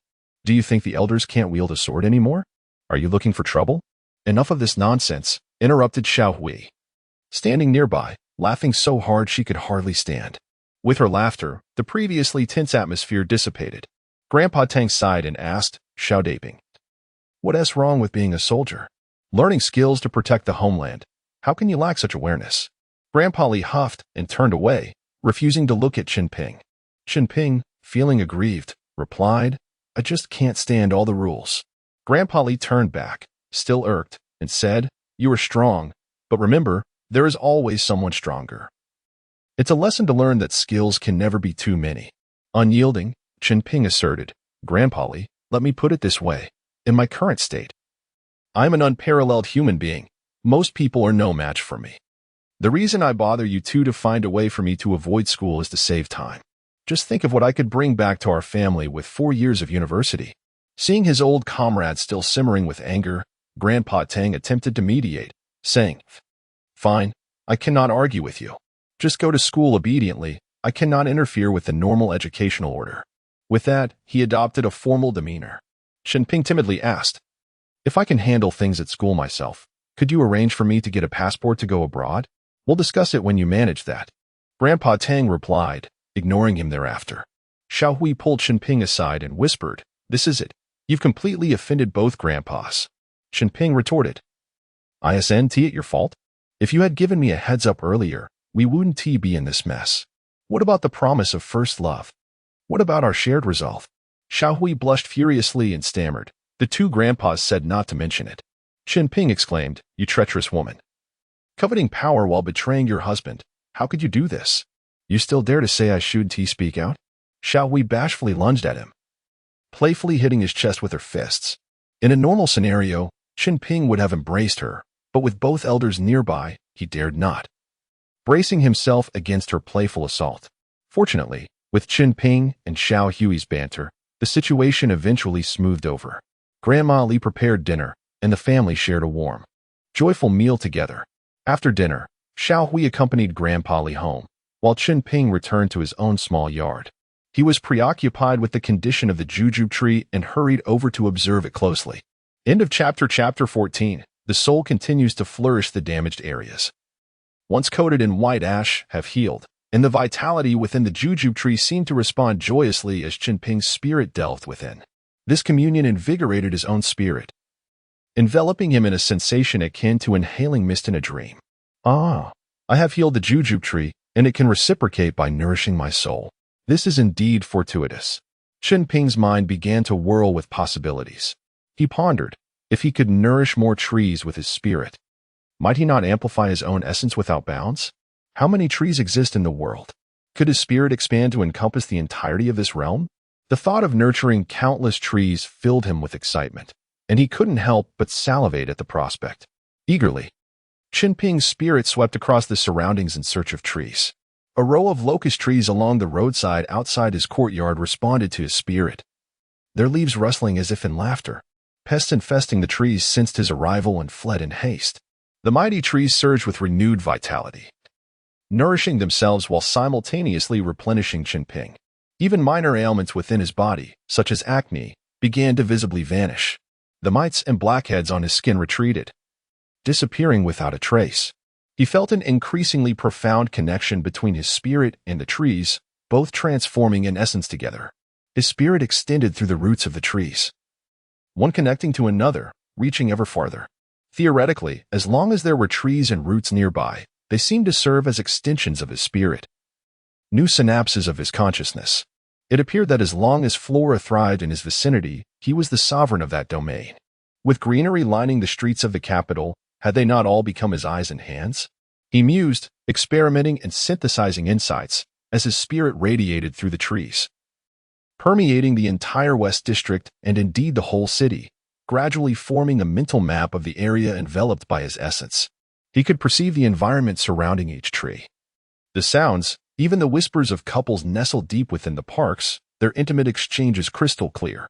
Beneath a weeping willow, a young couple was engrossed in each other. Chen Ping felt a surge of irritation and thought, "Release that girl, let me take her place." A mischievous impulse arose within him, with a slight movement of his spirit.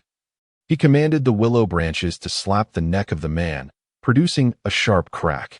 The startled fellow jumped, bewildered, scanning the area for the source of the disturbance. The woman, equally alarmed, incessantly questioned what had transpired. Feeling the chill at his nape, the man hastily pulled the girl away. Chen Ping chuckled heartily, reveling in the prank. "You should be grateful for my benevolence. I spared you at the most critical moment, or else you would have found yourself in the New Star Hospital." He continued to navigate through the urban landscape, mingling with the trees and blossoms, nourishing them while simultaneously enriching himself. He observed the minutiae of life unfolding throughout the city, the warmth of human interactions, and the essence of everyday existence. He felt no exhaustion of spirit. This mutual nourishing only served to amplify his essence. It appeared he must reconsider his strategy for growth, seeking out areas abundant with trees. Were he stranded in the Taklamakan Desert, he would surely be at a loss. But in the jungles of South America, he could envelop those regions in his essence. A sinister grin crossed his face, picturing the samba dancers of Brazil. Lost in this reverie, he drooled as he drifted into a deep slumber. In his dreams, the cycle of his spirit intertwined with the grand cycle of the city's flora, flowing endlessly, nurturing and strengthening. Awakening early the next morning, Chen Ping expelled a breath of murky air. Stretching, he felt his joints crackle. Have I experienced a breakthrough? Am I entering the foundational stage? Chuckling at his own fanciful thoughts, he suddenly caught a whiff of something foul. Glancing down, he was appalled to find a revolting layer of black slime coating his skin. Ugh! How could I become this filthy after merely half a month without a bath? Hastily, he rushed to the bathroom, peering into the mirror at his grimy visage, a thick layer of oil and dirt covering his face. Goodness, is this the manifestation of my acne and blackheads? He quickly scrubbed himself clean, lathering with soap over a dozen times before feeling presentable. Gazing into the mirror at his refreshed appearance, sharp brow, bright eyes, straight nose, and smooth complexion, he felt transformed. All that was left was a pair of sturdy boots, and he noted he seemed taller. He used to be 180 centimeters, and now perhaps 181. A centimeter overnight? At this rate, in a month, I could represent my country in the NBA. With visions of himself charging down the field in American football, a throng of opponents clinging to him, he couldn't help but grin. Forget tactics, evasion, or teamwork. He envisioned himself striding boldly to the end zone, triumphantly declaring, "Who else?" Suddenly realizing he was running late, he hastily prepared for school. On the way, he grabbed a breakfast crepe and rushed onward. Upon arriving at school, he sought out the teacher who had directed him to the instructor yesterday. The teacher, seemingly already informed by higher authorities, showed no surprise and led him to the economic and trade department. After handing him over to the instructor, she departed. The university's homeroom teacher was referred to as an advisor. Their advisor, a beautiful young woman in her 20s named Qin Shuyu, had remained at the school due to her exceptional academic performance. Qin, clearly unaware of his circumstances, appraised him with her sparkling eyes and asked, "Do you reside in the capital? Are you a commuting student? Share with me your specialties and hobbies." "Indeed, teacher," Chen Ping replied earnestly. "I live in the embassy district by Hohai, commute daily, and have a broad range of interests. My specialties include languages, various competitive sports, astronomy, geography, I Ching, arithmetic, history, current affairs, and military studies." "Enough, enough. You must have taken a wrong turn. You should head to the bridge for your registration." Chen Ping scratched his head, remaining silent. "Do I truly sound so impressive? I feel as if I am here to educate you." Qin shot him a sidelong glance, producing a sheet of paper to hand to him. "This is the form for collecting your textbooks and study materials. Take it to gather your materials. Then report to classroom 1001. With that, she walked away. Chunping inquired along the way, collected his materials, and eventually found his classroom. Upon entering, he was met with a thunderous applause. "What is happening?" He stepped back, glancing at the door's sign, confirming he was indeed in the right place. Qin stood at the podium, clapping along with the class, exclaiming, "Welcome, Teacher Chun, to our class for guidance." Realizing she was teasing him, he thought, "Just wait. I shall show you how to teach you." Striding confidently to the podium, he gestured for silence and turned to Qin, asking, "What subject are we covering today?" With a playful glint in her eye, Qin replied, "Today's lesson concerns the significant role of economic activities in human history. You claim to know everything about the universe and the earth." Chunping's lips curled into a confident smile as he declared, "In that case, allow me to share my understanding of this lesson." Clearing his throat, he began to eloquently expound, tracing the trade routes of the ancient Silk Road to the modern trends of global economic integration, presenting his insights clearly and convincingly.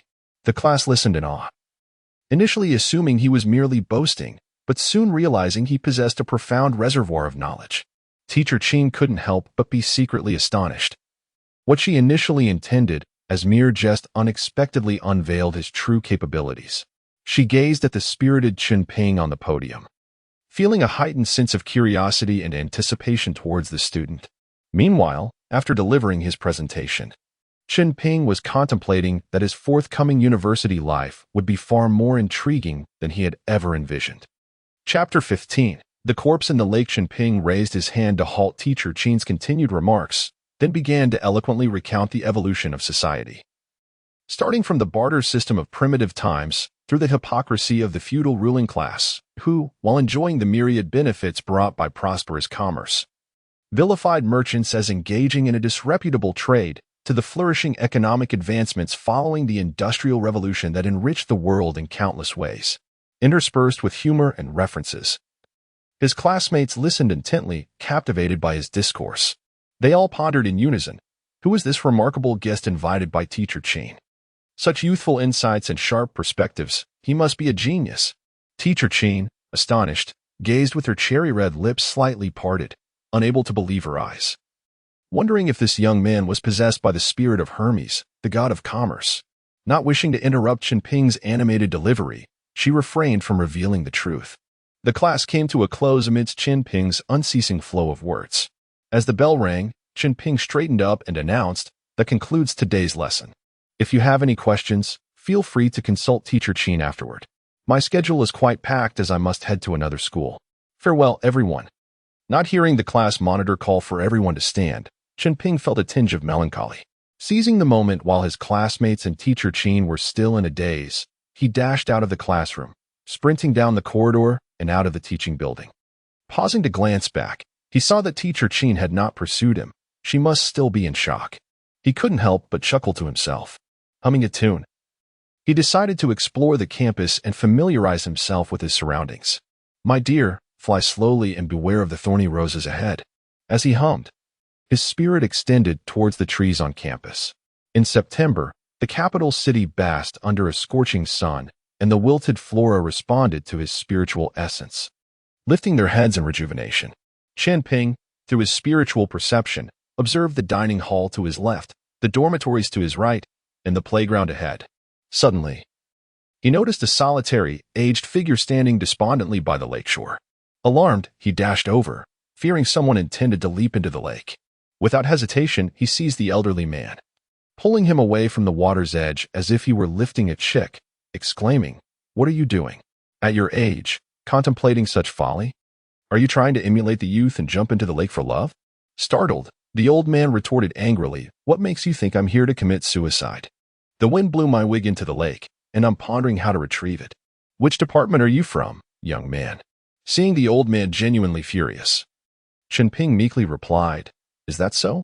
I thought you were. My apologies, sir. I hope I didn't hurt you."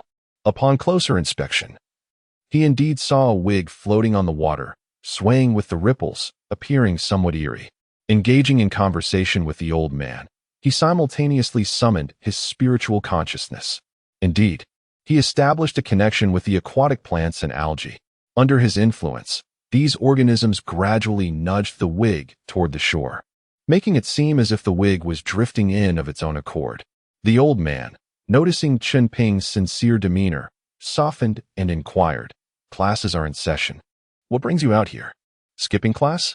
Chen Ping nonchalantly replied, "Oh, not at all. I thought I might have a chat with the principal." Curious, the old man pressed, "The principal? What do you, a student, wish to discuss with the principal?" With utmost seriousness, Chen Ping declared, "Given the rigid teaching methods of this institution, which fail to inspire students' passion for learning, I intend to propose some beneficial reforms to the school, establishing a few exemplary models to invigorate students' enthusiasm and provide role models to aspire to." "Speak plainly," the old man interrupted impatiently. "Oh, I don't want to attend classes but still wish to obtain my diploma, so I'm planning to approach the principal for a backdoor solution." As he spoke, the wig floated to the shore, and Chen Ping reached out to retrieve it, presenting it to the old man. The elderly man, seeing the wig soaked and unwearable, hung it on a nearby branch to dry, continuing their conversation. "Your aspirations are rather fanciful. Our school's administration would not bend the rules for such trivial matters. The truth is, I've completed all my university courses independently, and being here is merely a waste of time." "Ah, so you think you're above it all, having completed your studies? Surely, the earth cannot contain your brilliance. Remember, the sea of knowledge is boundless. One learns until the end of life. Look at my age, and I still pursue knowledge." "People differ," Chen Ping retorted. "Perhaps your intellect is simply lacking, preventing you from achieving greatness." The old man was about to erupt in anger, but Chen Ping hastily interjected, "Sir, please don't be upset. Listen to me. I am confident I can pass any school examination. I have a thorough understanding of all the material, inside and out. If you don't believe me, organize a test, and I shall gladly prove my knowledge." Suddenly, the old man seemed to have an epiphany. "Ah, now I understand. You must be the grandson of Tang Lao, right? Everything makes sense now. You claim to be well-versed in both Eastern and Western knowledge, capable of anything. Is that so? I heard you were reluctant to stay in the army yesterday and fled after a series of challenges." Fuming, Chen Ping demanded, "Who reported me to that old man?" "Quit your cursing, or I'll give you a taste of your own medicine," the old man retorted, his temper also flaring. "Your grandfather called me." "I am indeed the principal you seek." Feigning surprise and panic, Chen Ping stammered, "You are the principal? My apologies, I was unaware. Look at me. Ahem. I'm quite young. Please don't hold it against me. I didn't see anything about your wig. No, I had no idea." He then raised his hand as if to take a picture of the wig. The old man, both amused and exasperated, remarked, "You truly are a mischievous lad. Your grandfather is my old superior, and if he called me, I must extend you some courtesy. Here's the deal. Tomorrow, I'll arrange for a few senior teachers from various schools to evaluate your knowledge and performance." Chen Ping gave him a thumbs up, his expression conveying his approval of the old man's understanding. The old man shook his head in bemusement, donned the partially dried wig, and walked away, hands clasped behind his back. Chen Ping stood in contemplation for a moment before turning back to the lake. His spiritual essence roamed through the water, absorbing everything beneath the surface. It appeared that not only plants but also aquatic life could be communicated with. This was an unexpected discovery. His range of activity had now extended to the water. How remarkable! The desert, however, would still be a challenge. He hoped he would never be sent there. As he continued to scan the underwater landscape, his thoughts meandered. The lake contained all sorts of items: backpacks, pencil cases, lunchboxes, decaying books, mobile phones, and a person. Squinting for a better look, he discerned it was a female figure, already beginning to decompose, yet not yet exhibiting the phenomenon of buoyancy. Or else she would have surfaced by now. Urgently, he communicated with the aquatic plants, slowly guiding the body toward the shore. While he couldn't fully lift it, he managed to push it to the surface of the vegetation, though the body remained submerged. What to do now? A school of fish swam around the corpse. Perhaps he could attempt to communicate with them. The fish swam comfortably about, appearing to relish the experience. End of chapter. Chapter 16. A stunning revelation. Chen Ping wiped the sweat from his brow, intensifying his mental focus. Reluctantly, the group of fish began their task, pushing the corpse to approximately 3 meters from the shore, but then they were unable to proceed further. He felt a pang of frustration, pondering that had this occurred in the ocean, a shark would have effortlessly delivered the body ashore. Yet, a fleeting thought crossed his mind. A shark might not take kindly to his intervention and could perceive him as a competitor, potentially attacking him instead. Regardless, the shore was not far off, and Chen Ping had no intention of entering the water. He swiftly turned and made his way to the office building to find the principal. He needed to pull this old man into the fray, otherwise, it would be difficult to explain how he had stumbled upon the corpse. The old man was taken aback by his words and promptly followed him toward the lakeside. On the way, the old man called the director of education and a few others to join them. Some went to report to the authorities, while others intended to fetch tools to retrieve the body, but were halted by Chen Ping. He insisted that retrieving the body was a matter for law enforcement, cautioning that any destruction of evidence could jeopardize the case. The others, understanding his rationale, followed him to the lakeside. Before long, the police arrived, taking photographs and collecting evidence. One officer took Chen Ping's statement, and he recounted the events, fabricating a story that he had accidentally discovered the body after the old man had left. The authorities cordoned off the lakeside to prevent the spread of information and potential unrest, yet a sizable crowd still gathered to watch. Among the onlookers, Chen Ping noticed a well-dressed middle-aged man, who appeared somewhat anxious. Intrigued, he refrained from speaking further and accompanied the old man to the police station. It was not until after 3 in the afternoon that the questioning concluded, and they were released. After accompanying the old man back to the school, Chen Ping intended to return home, but fortuitously encountered teacher Qin at the entrance. She boarded a jeep and drove off without noticing him, leaving Chen Ping in contemplative silence as he made his way home. That evening, Chen Ping satiated his hunger and reclined in a chair beneath the jujube tree. Commencing his nightly surveillance, he concentrated his awareness along the lakeside, extending his senses through the trees in all directions, nurturing a symbiotic relationship with nature while searching for clues. Not far from the lakeside, he discovered the middle-aged man in the teacher's dormitory. Though referred to as middle-aged, he was merely in his 30s. A youthful age in modern times, but decidedly middle-aged in this era. The man sat in his dormitory, drinking alone, with a photograph of 2 people displayed prominently on the table. The woman in the picture radiated youthfulness, and the 2 together resembled a father-daughter duo. The man gazed at the photo, murmuring to himself, expressing remorse and insisting that he had not intended to cause harm. The case was becoming clear. He was the perpetrator. There was no rush. He could not escape. Chen Ping withdrew his mental focus from observing the man and began to survey the city, witnessing the myriad lives unfolding. The sordid dealings in the shadows, as if he were an omniscient observer, discerning the intricacies of existence. Gradually, he redirected his gaze, remembering that the next day was the weekend. The old man had deceived him into believing that they would resolve school matters, only for the weekend to bring a halt to all activities. A weekend, indeed. He decided to venture out, hoping to stumble upon an opportunity. Should he invite Xiaohui? After all, she had accompanied him during their last fortunate encounter, and perhaps her presence would bring him luck. Resolute in his decision, he retired for the night. The following day, Chen Ping and Xiaohui made their way directly to Panjiayuan. As they walked along the streets, surrounded by buildings and shops that exuded historical charm, he mused whether they had inadvertently entered a film set. Everything appeared to be modern replicas, the signs claiming to be century-old establishments.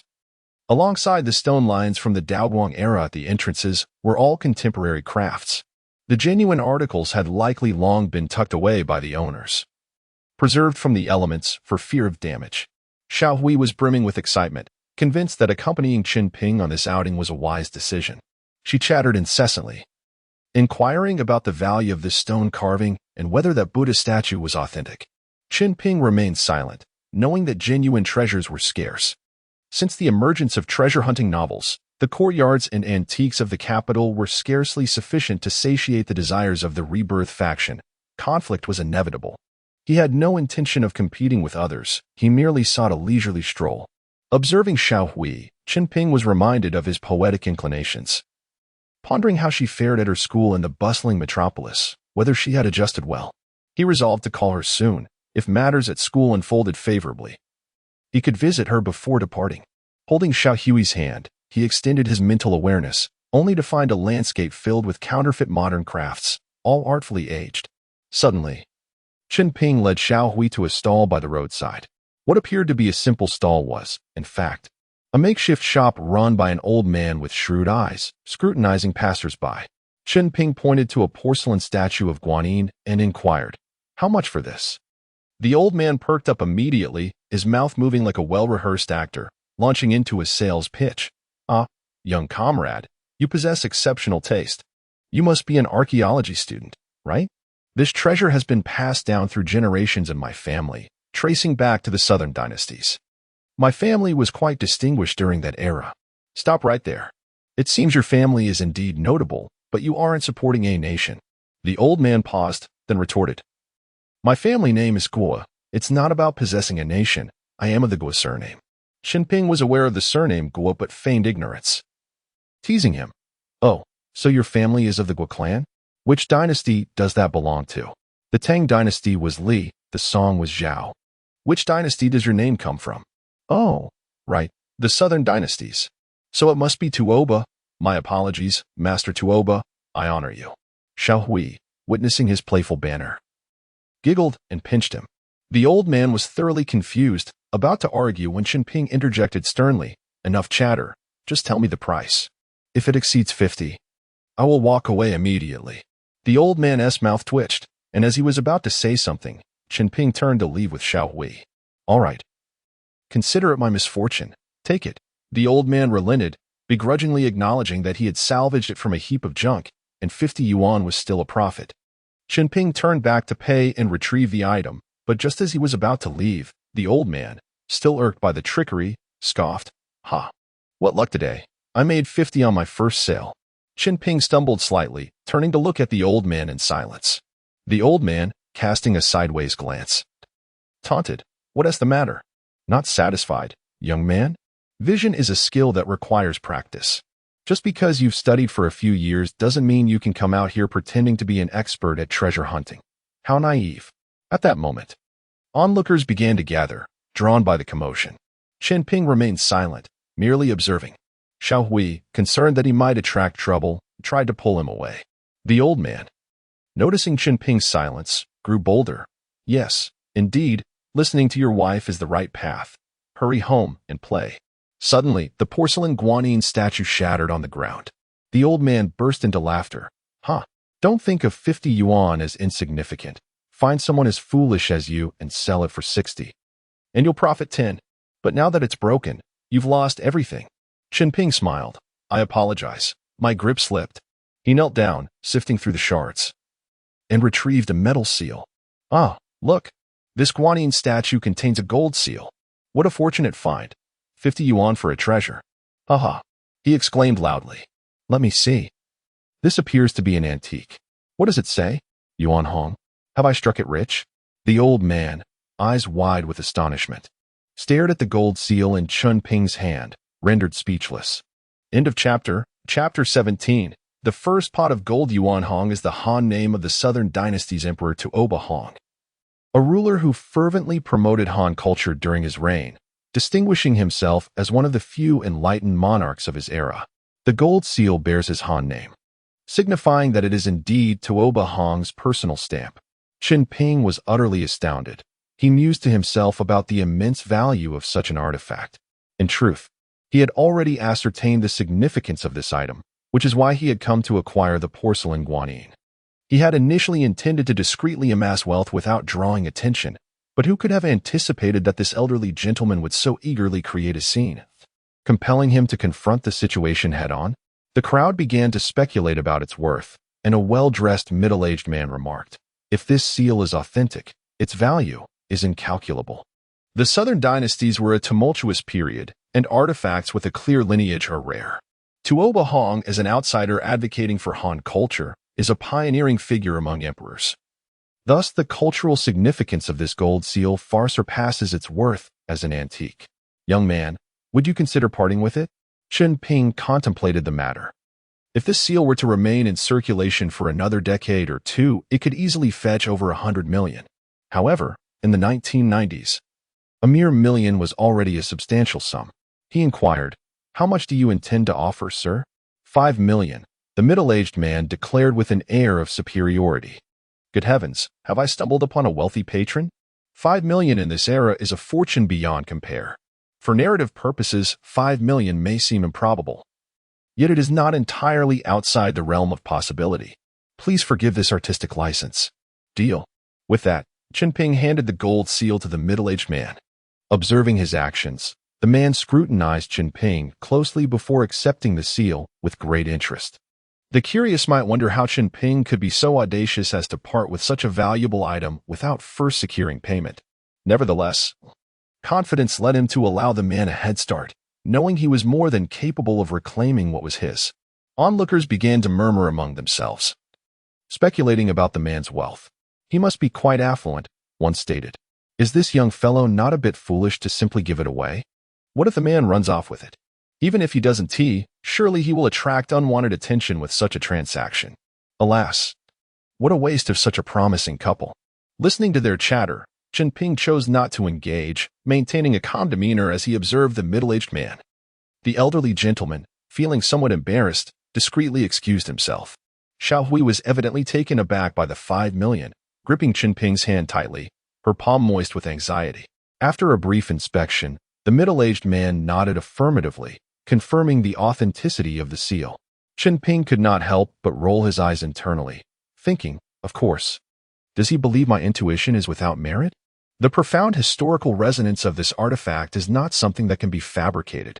The middle-aged man, now elated, invited Chunping to accompany him to collect the funds. Chunping casually agreed, taking Xiaohui by the hand as they followed him. Upon reaching a car, the middle-aged man inquired whether they preferred cash or a bank transfer. Chunping, with his spatial abilities, thought, "Why bother with a transfer when I can have cash?"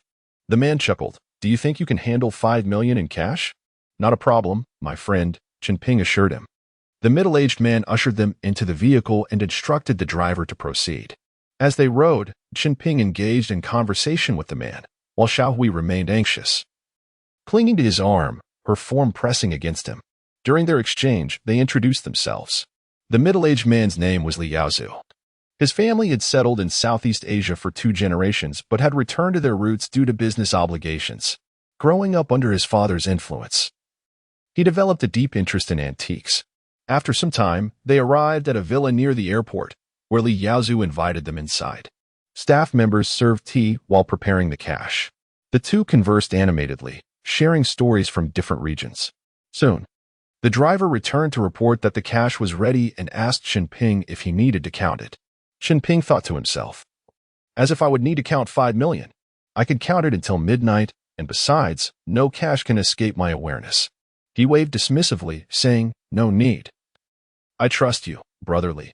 Li Yuzu regarded him with newfound respect, laughing, "Brother Chen, you are indeed a remarkable individual.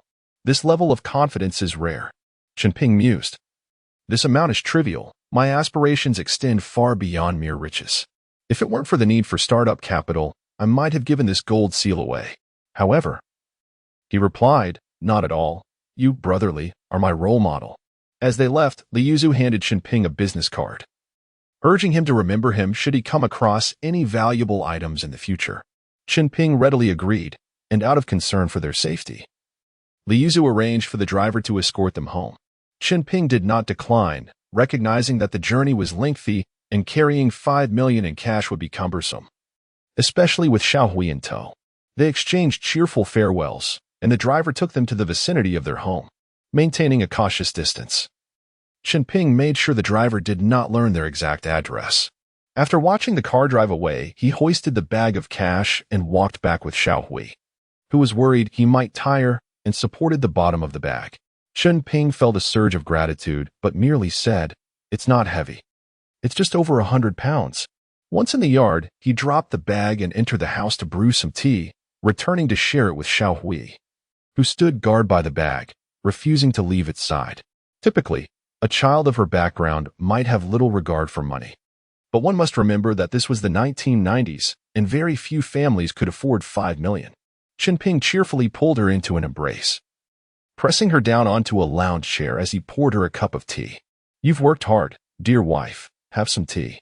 Xiaohui shot him a disapproving glance and remarked, "I've never seen anyone so nonchalant about 5 million, treating it like trash." Chen Ping laughed heartily. "What is this? Your husband will have countless $5 million opportunities in the future. Just wait, and you will enjoy a life of luxury with me." "How shameless. Who is your husband?" Xiaohui blushed. Chen Ping had learned to deftly divert her attention by teasing her whenever he sensed a shift in mood. As noon approached, he suggested, "Shall I take you to Laomo's for a meal?" "What about the money?" Xiaohui asked. Chen Ping thought, "As if I would take 5 million to deposit in a bank. I'd likely be detained for questioning about its origins. They might even summon Brother Li to verify and gather witnesses. The thought alone is overwhelming. Besides, I need the cash for my upcoming travels." "Not to worry. I'll just store it in the house," he assured her, adding, "There's a cellar."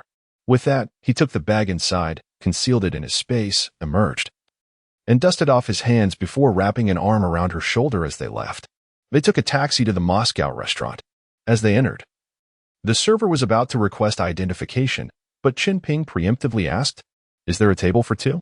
The server nodded in affirmation, leading them inside without further mention of identification. Xiaohui, having been thoroughly entertained by Chen Ping's multilingual prowess on the train, followed him without hesitation. Once seated and after placing their orders, they engaged in casual conversation. Xiaohui inquired how he planned to spend such a considerable sum. Chen Ping replied, "Naturally. I intend to purchase land abroad and become a landowner." "Which country do you plan to buy in?" she asked. With a mysterious smile, Chen Ping responded, "I have my eye on a piece of land in South America. It is vast and sparsely populated, rich in natural resources, perfect for me to establish my business empire. I plan to cultivate cash crops and develop livestock farming, and who knows what rare resources I might discover." As Xiaohui listened to his grand vision, her eyes sparkled with curiosity and anticipation. She inquired, "When shall we embark on this journey?" Chen Ping scratched his head and replied, "There is no need to rush. We must first attend to matters at school. I certainly do not wish to leave behind any complications." Just then, the waiter served their ordered borscht, braised beef, and large bread. Xiaohui eagerly tasted the borscht, and its exquisite flavor elicited her admiration. Observing her contented expression warmed Chen Ping's heart, making him feel that the 5 million spent was most worthwhile, as it brought such joy to Xiaohui. As they relished their meal, they continued to dream about the future, the restaurant resonating with laughter and cheer.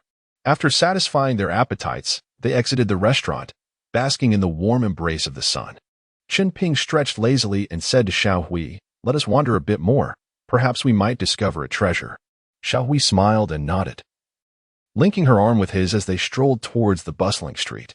Along the way, Chen Ping remained vigilant, keenly aware of any unusual sounds, determined not to overlook any corner that might harbor hidden gems. End of chapter. Chapter 18. Encounter with a young rascally one. Xiaohui inquired of Chen Ping about his plans to purchase land in which country. Chen Ping, with a nonchalant tone, replied, "Anywhere is fine. Australia, America, Africa, it's all the same to me. Why go so far? Can't you stay at home?" He added, "California wouldn't be too bad either." As the food arrived, Chen Ping scrutinized the silverware on the table. It was rumored that the utensils were made of silver, and many predecessors who had traversed through time had come here to pilfer them. He couldn't be outdone, could he? Yet, he overthought it, fearful of the time travelers. Old Mo was no fool and had long replaced them with stainless steel. While they dined, they engaged in light banter, relishing their time together. Nearby, a group of young men sat at another table, some in suits, others draped in military coats. Heedless of the season, how could they not feel the heat? Upon noticing Xiao Hui's beauty, they began to comment, and one audaciously whistled like a rogue. Xiao Hui's expression darkened, prompting Chen Ping to turn and scold. Tone it down, or I'll take you down. The young men were incensed. Hey brat, out here acting tough, do you even dare to challenge us? Chen Ping retorted, get lost, you lot. Do you think you're something special? At best, you're just a bunch of wannabes trying to act like big shots. Keep talking, and I'll make you regret it. He understood they wouldn't dare lay a hand on him in front of old Mo. After all, with so many time travelers around, who would risk a fight? A scuffle would mean international trouble, and in this day and age, no family could afford such chaos. Chen Ping unleashed a torrent of northeastern expletives. Leaving the young men somewhat bewildered, they understood it was not complimentary. They exchanged confused glances, but combined with his fierce expression. Even a fool would grasp it was no friendly discourse. The argument was particularly satisfying in northeastern dialect, each insult a release. A staff member approached to warn them, and the young men, realizing they were outmatched, left with parting threats. Chen Ping knew they would wait for him outside. It had been too long since he'd had a fight, and his hands itched for action. Unperturbed, he continued his meal with Xiao Hui. After dining, Chen Ping called for the bill. Xiao Hui went to the restroom, and upon her return, they made their way out. Not far along, a dozen young men surrounded them. Before Chen Ping could speak, Xiao Hui interjected, consider this your warning. 3 counts to leave. If you're still here by the time I reach 0, you won't be walking away. Wow, how bold.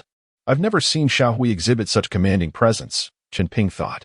Before the young men could retort, Xiao Hui smiled and began counting 3. Both Chen Ping and the young men were taken aback. What about 1 and 2? Before they could process, a group of burly men charged in, encircling the rascals, brandishing wooden clubs, clearly fresh from training. No one move, get down. The young men complied instantly. One fool in a military coat was a tad slow, earning himself a couple of whacks, howling in pain. Chen Ping considered crouching but was playfully restrained by Xiao Hui. The leader of the group shouted, take them all back. He then saluted Xiao Hui and Chen Ping before leading his men away, a swift occurrence indeed.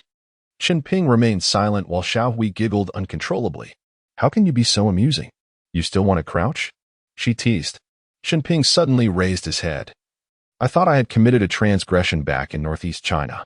Xiao Hui, taken aback by his seriousness, soon erupted into laughter, unable to stand upright. Chen Ping chuckled as well, taking her hand to head home. After escorting her back, he reflected on the conditions he had set. It was time to move forward. Upon returning home, he prepared for bed, initiating a cycle of internal and external rejuvenation. Today, he would not patrol the city, granting everyone a weekend reprieve. On Monday, Chen Ping awoke with trepidation. He must confront the old man today. He headed directly to the old man's office at school. Upon entering, he was taken aback to find the old man calmly sipping tea. Cutting to the chase, Chen Ping queried, what is the outcome regarding my matter? The old man shot him a glance, leisurely sipping his tea, and began to speak bureaucratically, while I must consider the old leader's reputation. I also have to weigh the sentiments of the faculty and students. We must find a solution that satisfies all parties involved. Chen Ping swiftly produced 2 packs of cigarettes, but the old man did not even glance at them. Coldly, he stated, if this matter is not resolved today, the school will lose me. The old man's expression faltered as he calculated his next words. What do you intend to do? Either allow me to represent the school abroad, or I will withdraw and leave on my own accord. The old man bristled. Does Tang Lao know about this? He replied, Grandfather Tang is aware. Everything will be conducted according to my wishes. The old man pondered, then remarked, what benefits does this bring to the school? Chen Ping replied candidly, first, I can donate 500,000 yuan to establish a scholarship for underprivileged students, allowing them to improve their living conditions. Though the school has its scholarships, they are insufficient. Many outstanding students forego necessities to support their families, ultimately jeopardizing their health. Second, I have leads regarding the Lakebed Corpse case.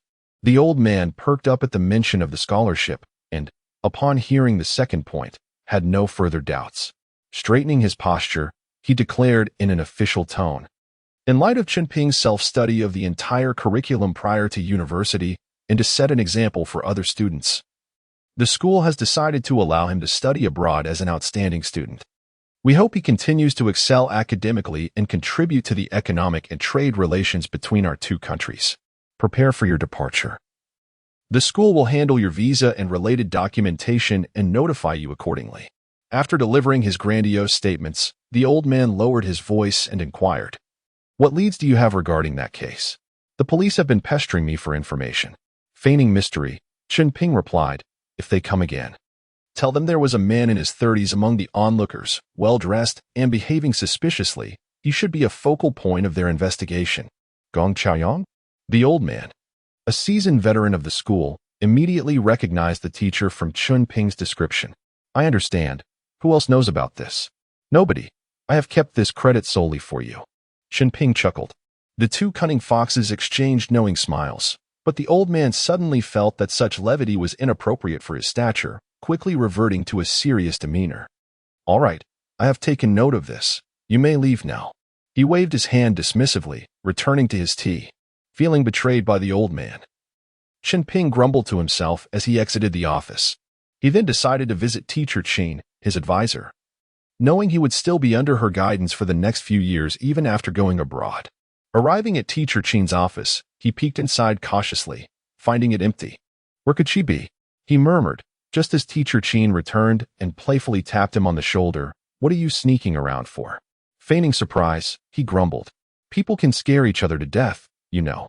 Teacher Chen shot him a quizzical look and teased, "So, are you here for something? Not to say your goodbyes, I hope." Chen Ping grinned sheepishly, scratching his head. "You guessed it. I'm going abroad for an exchange program. I came to inform you." Teacher Chen paused, then smiled. "Oh, impressive. It seems you truly have some skills. Do well abroad and don't bring shame to our school." Chen Ping patted his chest and assured, "Rest assured, I will certainly return laden with the honor of our school." After exchanging a few more pleasantries, Chen Ping took his leave, his heart already beginning to yearn for the upcoming journey to a foreign land. End of chapter. Chapter 19. Departing for the splendid beauty with a smile, Teacher Chen remarked, "Haven't been to class for a few days? Do you still wish to obtain your graduation certificate?" After saying this, she entered her office, seemingly lost in her own thoughts. Chen Ping, with a playful grin, followed her inside, shutting the door behind him. Approaching Teacher Chen, he said, "I've been sent by the school to the United States for an exchange program. I came to bid you farewell." He sighed, "Alas, this journey will last at least a year. I intend to convey our nation's ideals to the hard-working populace over there, to avert the imminent collapse of our great edifice and to rescue the masses from the brink of disaster. The road ahead is long and arduous. Comrade Chen, during my absence, you must remain humble and diligent, nurturing the students with utmost care, so as not to betray the deep affection of both myself and the organization. In your absence, I shall cherish myself even more, and you must take care of yourself while I am away."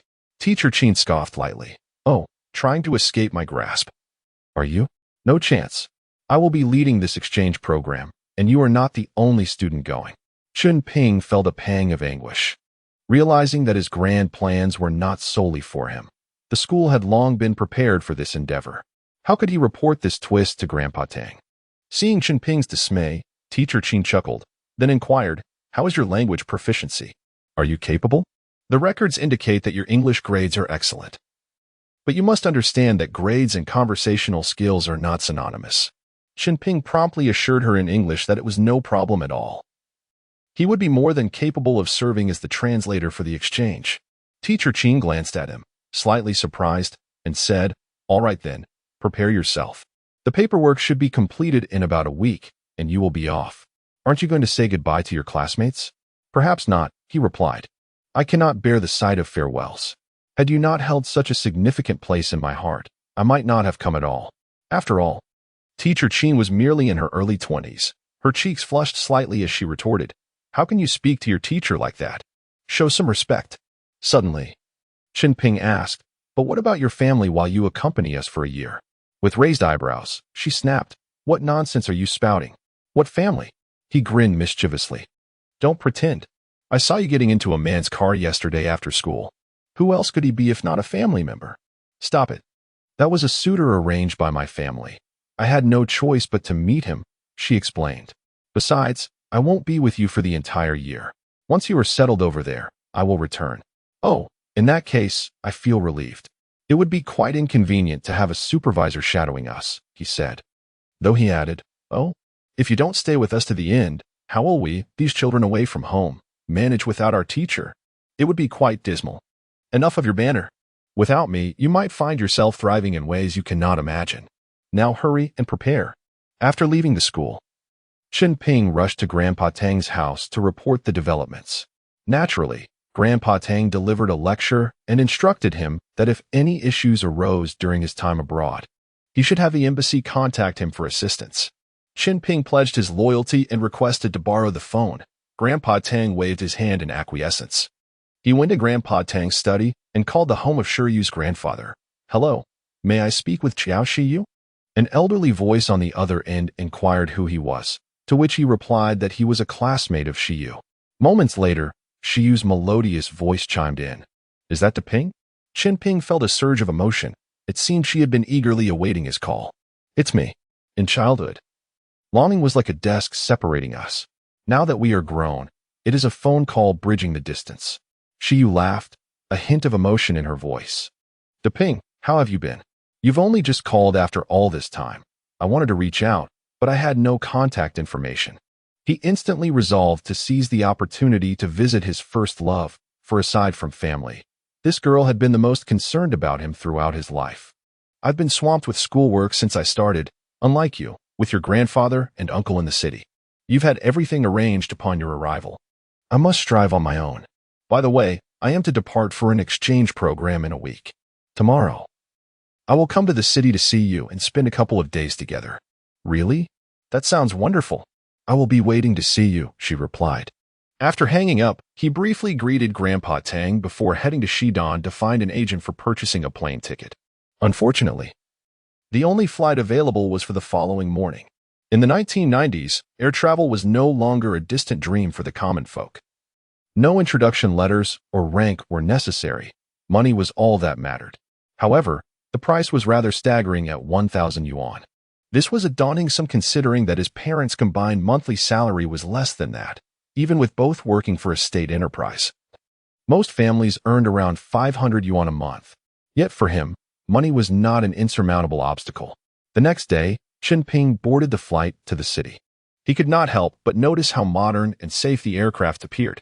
Moreover, the flight attendants were strikingly beautiful, embodying natural elegance without any artificial enhancements.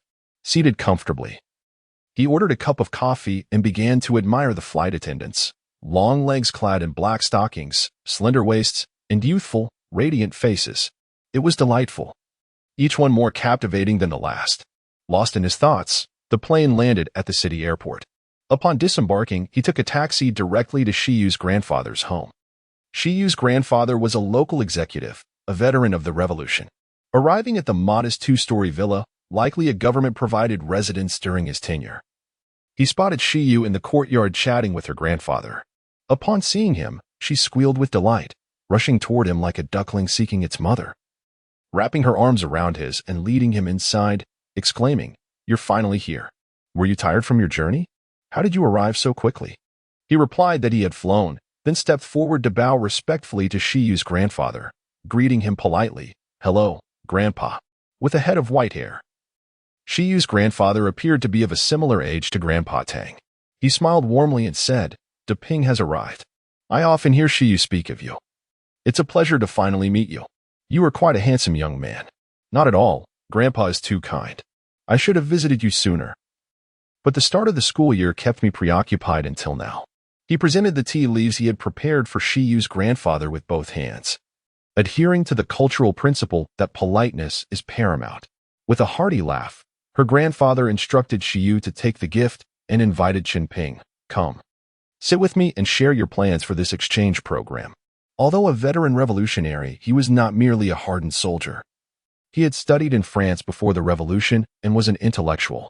When asked about his intentions, Chen Ping candidly replied, "Currently, Our nation's economy is soaring. Yet there remains a significant gap in hardware compared to foreign standards.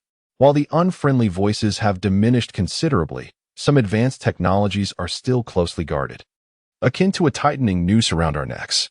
My aim during this trip is to focus on these areas, seeking collaborations with overseas Chinese who share a fondness for our homeland to facilitate the return of valuable resources, including technology, industry, agriculture, and even national treasures lost abroad. Her grandfather nodded approvingly, his eyes gleaming with pride, and earnestly advised, "Good lad, you are ambitious. However, exercise caution while abroad. Do not act impulsively. Should you encounter difficulties, the embassy will serve as your steadfast support." Chen Ping nodded solemnly, his gaze resolute. "Grandpa, rest assured. I shall heed your counsel and ensure I bring honor to both my country and my family." Poetry stood closely beside Chen Ping, her face radiant with a proud smile as she said, "I knew Ping would certainly succeed. When you return, you must regale me with tales of the wonders beyond." End of chapter. Chapter 20. Arranging matters for Shiyu before departure. Grandfather was momentarily taken aback, then burst into hearty laughter. "Ah, young man, your ambitions are commendable. I eagerly await your return with splendid treasures." Chunping chuckled along, discreetly scanning his grandfather's health with his spiritual sense, noting only some minor ailments typical of old age. His gaze occasionally drifted toward Shiyu, who was beside him. Understanding his unspoken thought, grandfather suggested, "It's still early for dinner, Shiyu. Why not accompany Ping for a stroll around? This is his first visit to the Magic City. It would be a fine opportunity for him to absorb its new atmosphere." Chunping nodded in agreement, adding, "Perfect timing. I also intend to visit a classmate's parents in the Magic City, so Shiyu and I will skip lunch at home." Grandfather readily consented. "Very well, return for dinner. Your uncle and aunt will be here too." Chunping responded affirmatively, and hand in hand, he and Shiyu stepped outside. September in the Magic City was sweltering. Shiyu donned a white blouse. As they strolled down the bustling streets, Shiyu curiously inquired, "Which classmate's family resides here?" "I was unaware." Chunping replied earnestly, a harmless fib. "Otherwise, grandfather would never allow me to take his cherished granddaughter out." Shiyu playfully shot him a glance, choosing not to respond further. Upon arriving at Lujiazui, they wandered amidst towering skyscrapers and thriving storefronts, enveloped by the vibrant atmosphere of a modern metropolis. Noticing a bank along the way, Chunping decided to set aside some funds for Shiyu. He led her inside, opened a savings account, and deposited 1 million. Being newly of age, Shiyu gazed at him in bewilderment as he conducted these transactions, mechanically complying with his actions. When a dark red passbook was placed in her hands, she stared at the figure, asking, "Why are you giving me so much money? Where did it come from?" "Naturally, it's the fruits of your man's labor. Isn't it customary for a man to earn for his woman?" he replied with a grin. "But this is far too much. Ping, please be honest with me. Is this money legitimate?" Shiyu, always gentle and obedient, furrowed her brow in rare concern. Chunping laughed heartily. "This is merely a fortunate find in the capital, entirely clean. If anyone disputes its origin, let them come forth. I'm giving it to you so you can help me safeguard it. Keep an eye on the real estate market. If you find something suitable, consider acquiring a few properties. Presently, prices hover just above 1,000 to 2,000. In the future, they will soar tenfold or more. The earlier you invest, the greater your returns. Eventually, you could simply become a landlord." Shiyu playfully smacked his arm, exclaiming, "Landlord? How distasteful." After securing the passbook, they continued to bask in each other's company.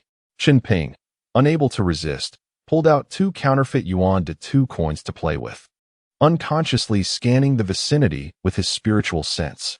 To his surprise, he spotted a familiar face, Yuan Ming. Chunping froze, staring at the coins in his hand, momentarily dazed. Was this merely a coincidence, or did these coins somehow summon Yuan Ming? Clad in a sharp suit, Yuan Ming emerged from a Shanghai vehicle, briefcase in hand. Chunping called out, "Stop right there. Where do you think you're going?" Yuan Ming jolted, instinctively turning to flee, but hesitated upon recognizing Chunping, relaxing his stance. "Oh, it's you. You nearly startled me." Chunping burst into laughter, patting him on the shoulder. "So, you couldn't make it in the capital and have resorted to the Magic City for your schemes?"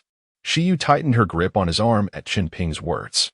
He reassured her, "It's all right. He's just a friend." Yuan Ming shot him a disgruntled glare. "What do you mean, resort? The stock market here is booming. I'm merely seizing an opportunity." He casually produced a cigarette from his pocket and offered it to Chen Ping, who declined.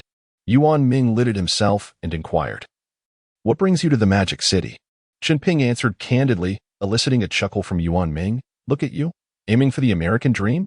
He then handed Chen Ping a business card, saying, "I've been in the Magic City these past few years. If you find yourself struggling back there, just come to me. I've got your back." Chen Ping rolled his eyes. "I was planning on bringing you along to America to make our fortunes together." They shared a hearty laugh. Although they had only crossed paths once before, Chen Ping sensed a genuine camaraderie with Yuan Ming, who seemed to reciprocate the sentiment. In the 1990s, it was common to forge bonds with a mere smile. Such trust feels scarce in the present, where even spouses harbor hidden thoughts in shared spaces. They agreed to reconnect once Chen Ping had settled in, then parted ways. Noticing Shiyu's peculiar gaze, he turned to ask, "What's on your mind?" She smiled. "I suddenly feel that you are quite enigmatic. I find myself not fully recognizing you." Chen Ping felt a slight jolt in his heart, but maintained an indifferent facade, saying, "Regardless of who I am or where I am, you will always be my wife, and I am your man." Shiyu gazed at him with wide, sparkling eyes, absorbing his words and solemnly nodding in agreement. Hand in hand, they began their return journey, yet Chen Ping felt a disquiet within. It seemed Shiyu was awakening to a deeper understanding, making it harder to deceive her. He decided that if deception was no longer viable, he would simply share the truth with her. He harbored no fear of repercussions. Who would dare to confront him? All he needed was to delve into the principles of the I Ching. What era lacked its mystics? Who would seek to scrutinize him? Upon arriving home, they found Shiyu's family gathered around the dining table, enjoying a harmonious meal together. Shiyu's uncle, who had visited northeast China, was familiar to Chen Ping from his childhood. Thus there was no sense of estrangement. The family held a favorable view of their relationship, recognizing Chen Ping's potential and bright prospects. Shiyu's uncle worked in the economic sector within the Magic City, and naturally, discussions of Chunping's studies in economics arose.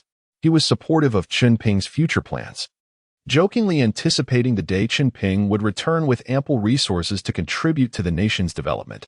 Laughter filled the air as the family reveled in each other's company. The following day, Chen Ping accompanied Shiyu for another day of exploration, indulging her with numerous purchases.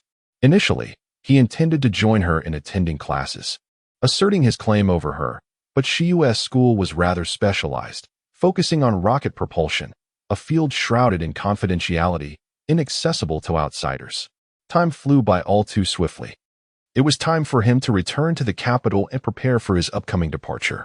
In the airport waiting lounge, they exchanged heartfelt sentiments, their emotional farewell prompting Shiyu's uncle to step outside for a smoke. As they approached the boarding gate, Chen Ping embraced her, softly imploring her to take care. Shiyu buried her face in his chest, silent. They had never been apart throughout their lives. Previously, it felt inconsequential, but now, as he prepared to cross the ocean, her reluctance to part weighed heavily on him, evoking an unfamiliar pang of sorrow within his hardened heart. He understood that her field of study would necessitate her waiting for his return, unable to accompany him. No matter, he thought. Once I return with treasures from abroad, what could possibly stand in my way? He pressed a lingering kiss to her forehead, gently releasing her and walking away without glancing back, fearing the sight of her teary eyes. The journey back to the capital was smooth, and upon arrival, a telegram awaited him from the postman. After a brief glance, he stepped out to make a call home. It turned out that Old Who had news. Unable to reach Chen Ping in the capital, he had left a message at his family's residence. Chen Ping noticed the long-distance number from Russia and realized he needed to visit the post office, as international calls were typically unavailable elsewhere. Grumbling about current communication hurdles, he arrived at the post office, paid the deposit, and after much effort, finally connected the call. End of chapter 21. The Great Beauty and the Blunder. Old Who excitedly narrated the situation on his end over the phone, claiming that as long as there were goods available, nothing was beyond reach. Firearms were trivial, and even aircraft, artillery, and atomic bombs could be procured. Chen Ping hastily urged him to calm down, emphasizing that only civilian supplies could be traded, with profit being the foremost priority. He also reminded Hu that he had left a sum of money at home, along with the phone numbers of his classmates, advising him to contact a canned goods manufacturer upon his return. Sigh, it was exhausting. There was so much to worry about. 3 days later, Chen Ping, along with teacher Chen and 3 classmates, boarded a flight to the United States. Their school was not traveling as a separate team, but rather alongside a delegation from the Foreign Trade Department. On the plane, the head of the Foreign Trade delegation spoke to them about numerous diplomatic policies and regulations. Chen Ping, feeling drowsy, pondered whether they were embarking on an investigation or a tribute mission. He found it more delightful to engage in whispers with the charming teacher Chen. Noticing Chen Ping's disinterest, the leader shot him a disapproving glance and subtly suggested to teacher Chen that she keep a close watch on him, citing the many who had defected with diplomatic teams in recent years. Chen Ping merely rolled his eyes, too apathetic to argue. After a flight of over 10 hours, they finally began their descent. America, here I come, bringing you fairness, justice, and a touch of trepidation. Upon landing in San Francisco, embassy staff greeted them and escorted them to the embassy for documentation. Later, Chen Ping and the others boarded a vehicle heading to their destination, Berkeley, home to the University of California, where they would engage in a year-long exchange program. Upon arrival, local Chinese community representatives assisted them in liaising with the university and settling in. The San Francisco of the 1990s, while vibrant, bore significant differences from today. The university, situated in the Bay Area, was relatively small, near the sea, with a climate that was warm in winter and cool in summer, truly delightful. The group consisted of 4 students, 2 males and 2 females.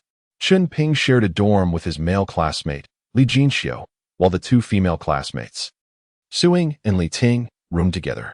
After unpacking, Chen Ping gathered a few classmates and teacher Chen to venture out for a meal. In this foreign land, the camaraderie of fellow countrymen felt comforting.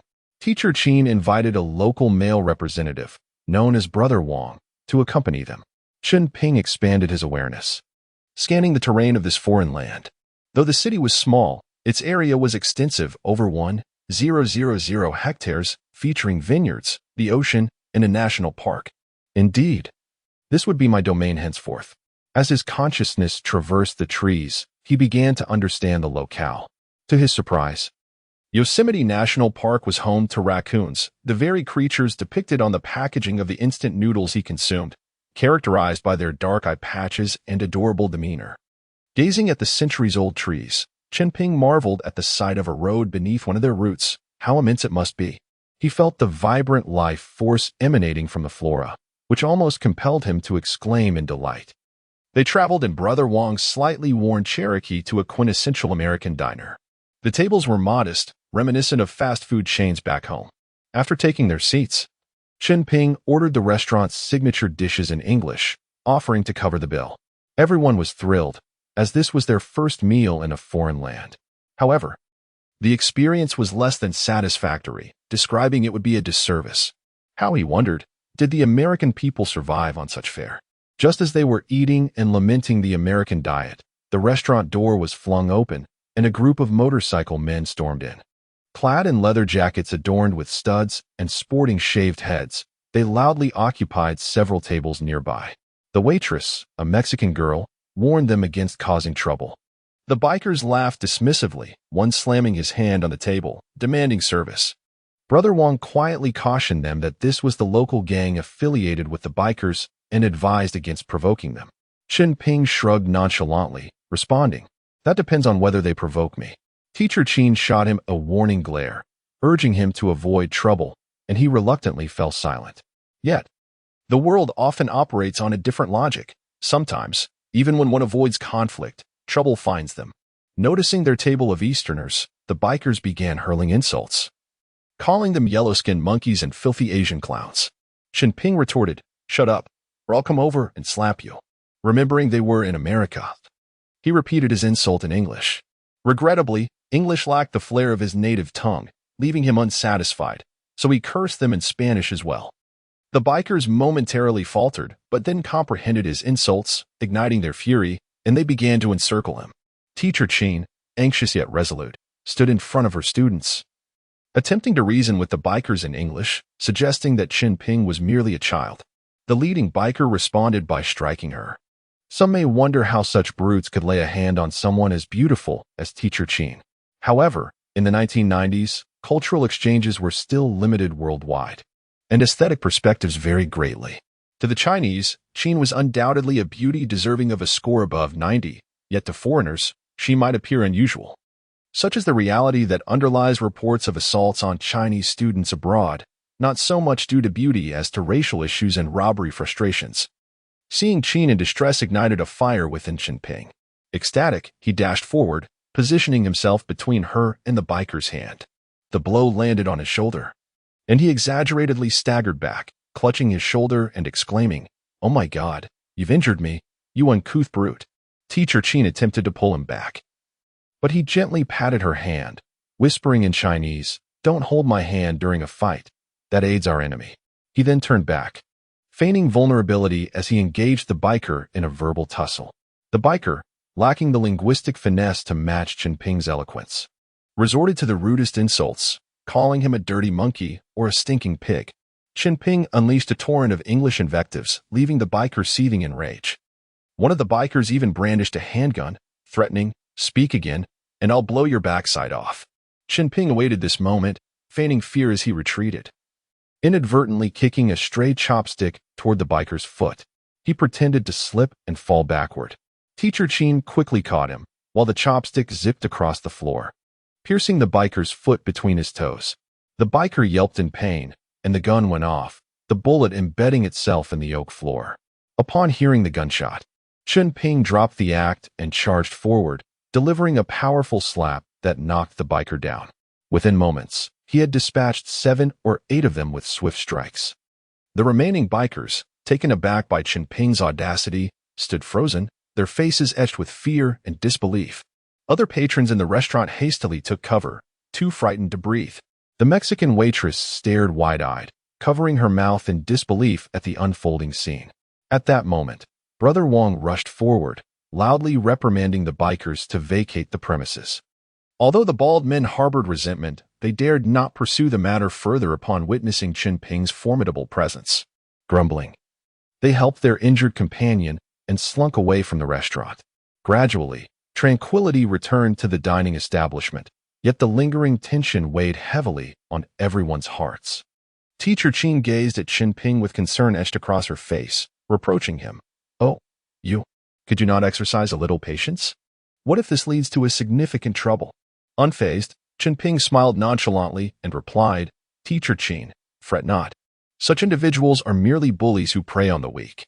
If we do not teach them a lesson today, who knows how they will torment us in the future?" The other students gathered around, lauding Chunping's bravery while simultaneously recalling the harrowing scene with trepidation. After this ordeal, their appetite for dining evaporated, and they hastily settled the bill before returning to their school dormitory. Lying on his bed, Chunping reflected on the day's events, silently vowing to carve out a space for himself in this foreign land, ensuring that those who looked down upon the Chinese would come to realize that they were not to be trifled with. End of chapter. Chapter 22. The restaurant incident. Chunping wielded considerable strength. Anyone he struck down did not rise again. His intent was not to inflict fatal harm. As a slap, while not severely damaging, carried profound humiliation, making it particularly fitting for the occasion. Witnessing his prowess, the crowd erupted in applause as he dispatched the motorcycle gang with just a few slaps. Some foreigners enthusiastically shouted, "Bruce Lee! Bruce Lee!" He waved to the onlookers before turning to comfort Teacher Chen and a few classmates. At that moment, the police arrived, demonstrating commendable efficiency. Chunping promptly indicated that these extreme racists had brandished firearms with the intent to harm the students. The patrons of the restaurant corroborated his claims, demanding severe punishment for the assailants. Consequently, everyone was taken to the police station to give statements, and ultimately, they were released while the bald men were incarcerated. Upon returning to school, Teacher Chen was visibly shaken, while Brother Wang briefly exchanged pleasantries before departing. Li Jinxiu displayed commendable courage, remaining protectively in front of Teacher Chen and the 2 female classmates throughout the ordeal.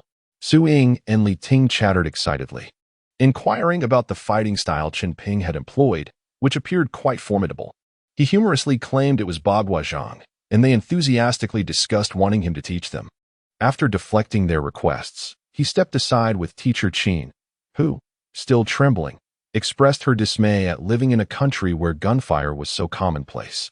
Chen Ping chuckled heartily, responding, "This is the land of the free, America, where shootings occurred daily." Teacher Qin, plagued by concern for their safety, announced her imminent return to her homeland and fretted about their well-being. Internally, Chen Ping scoffed, wondering what difference her presence made.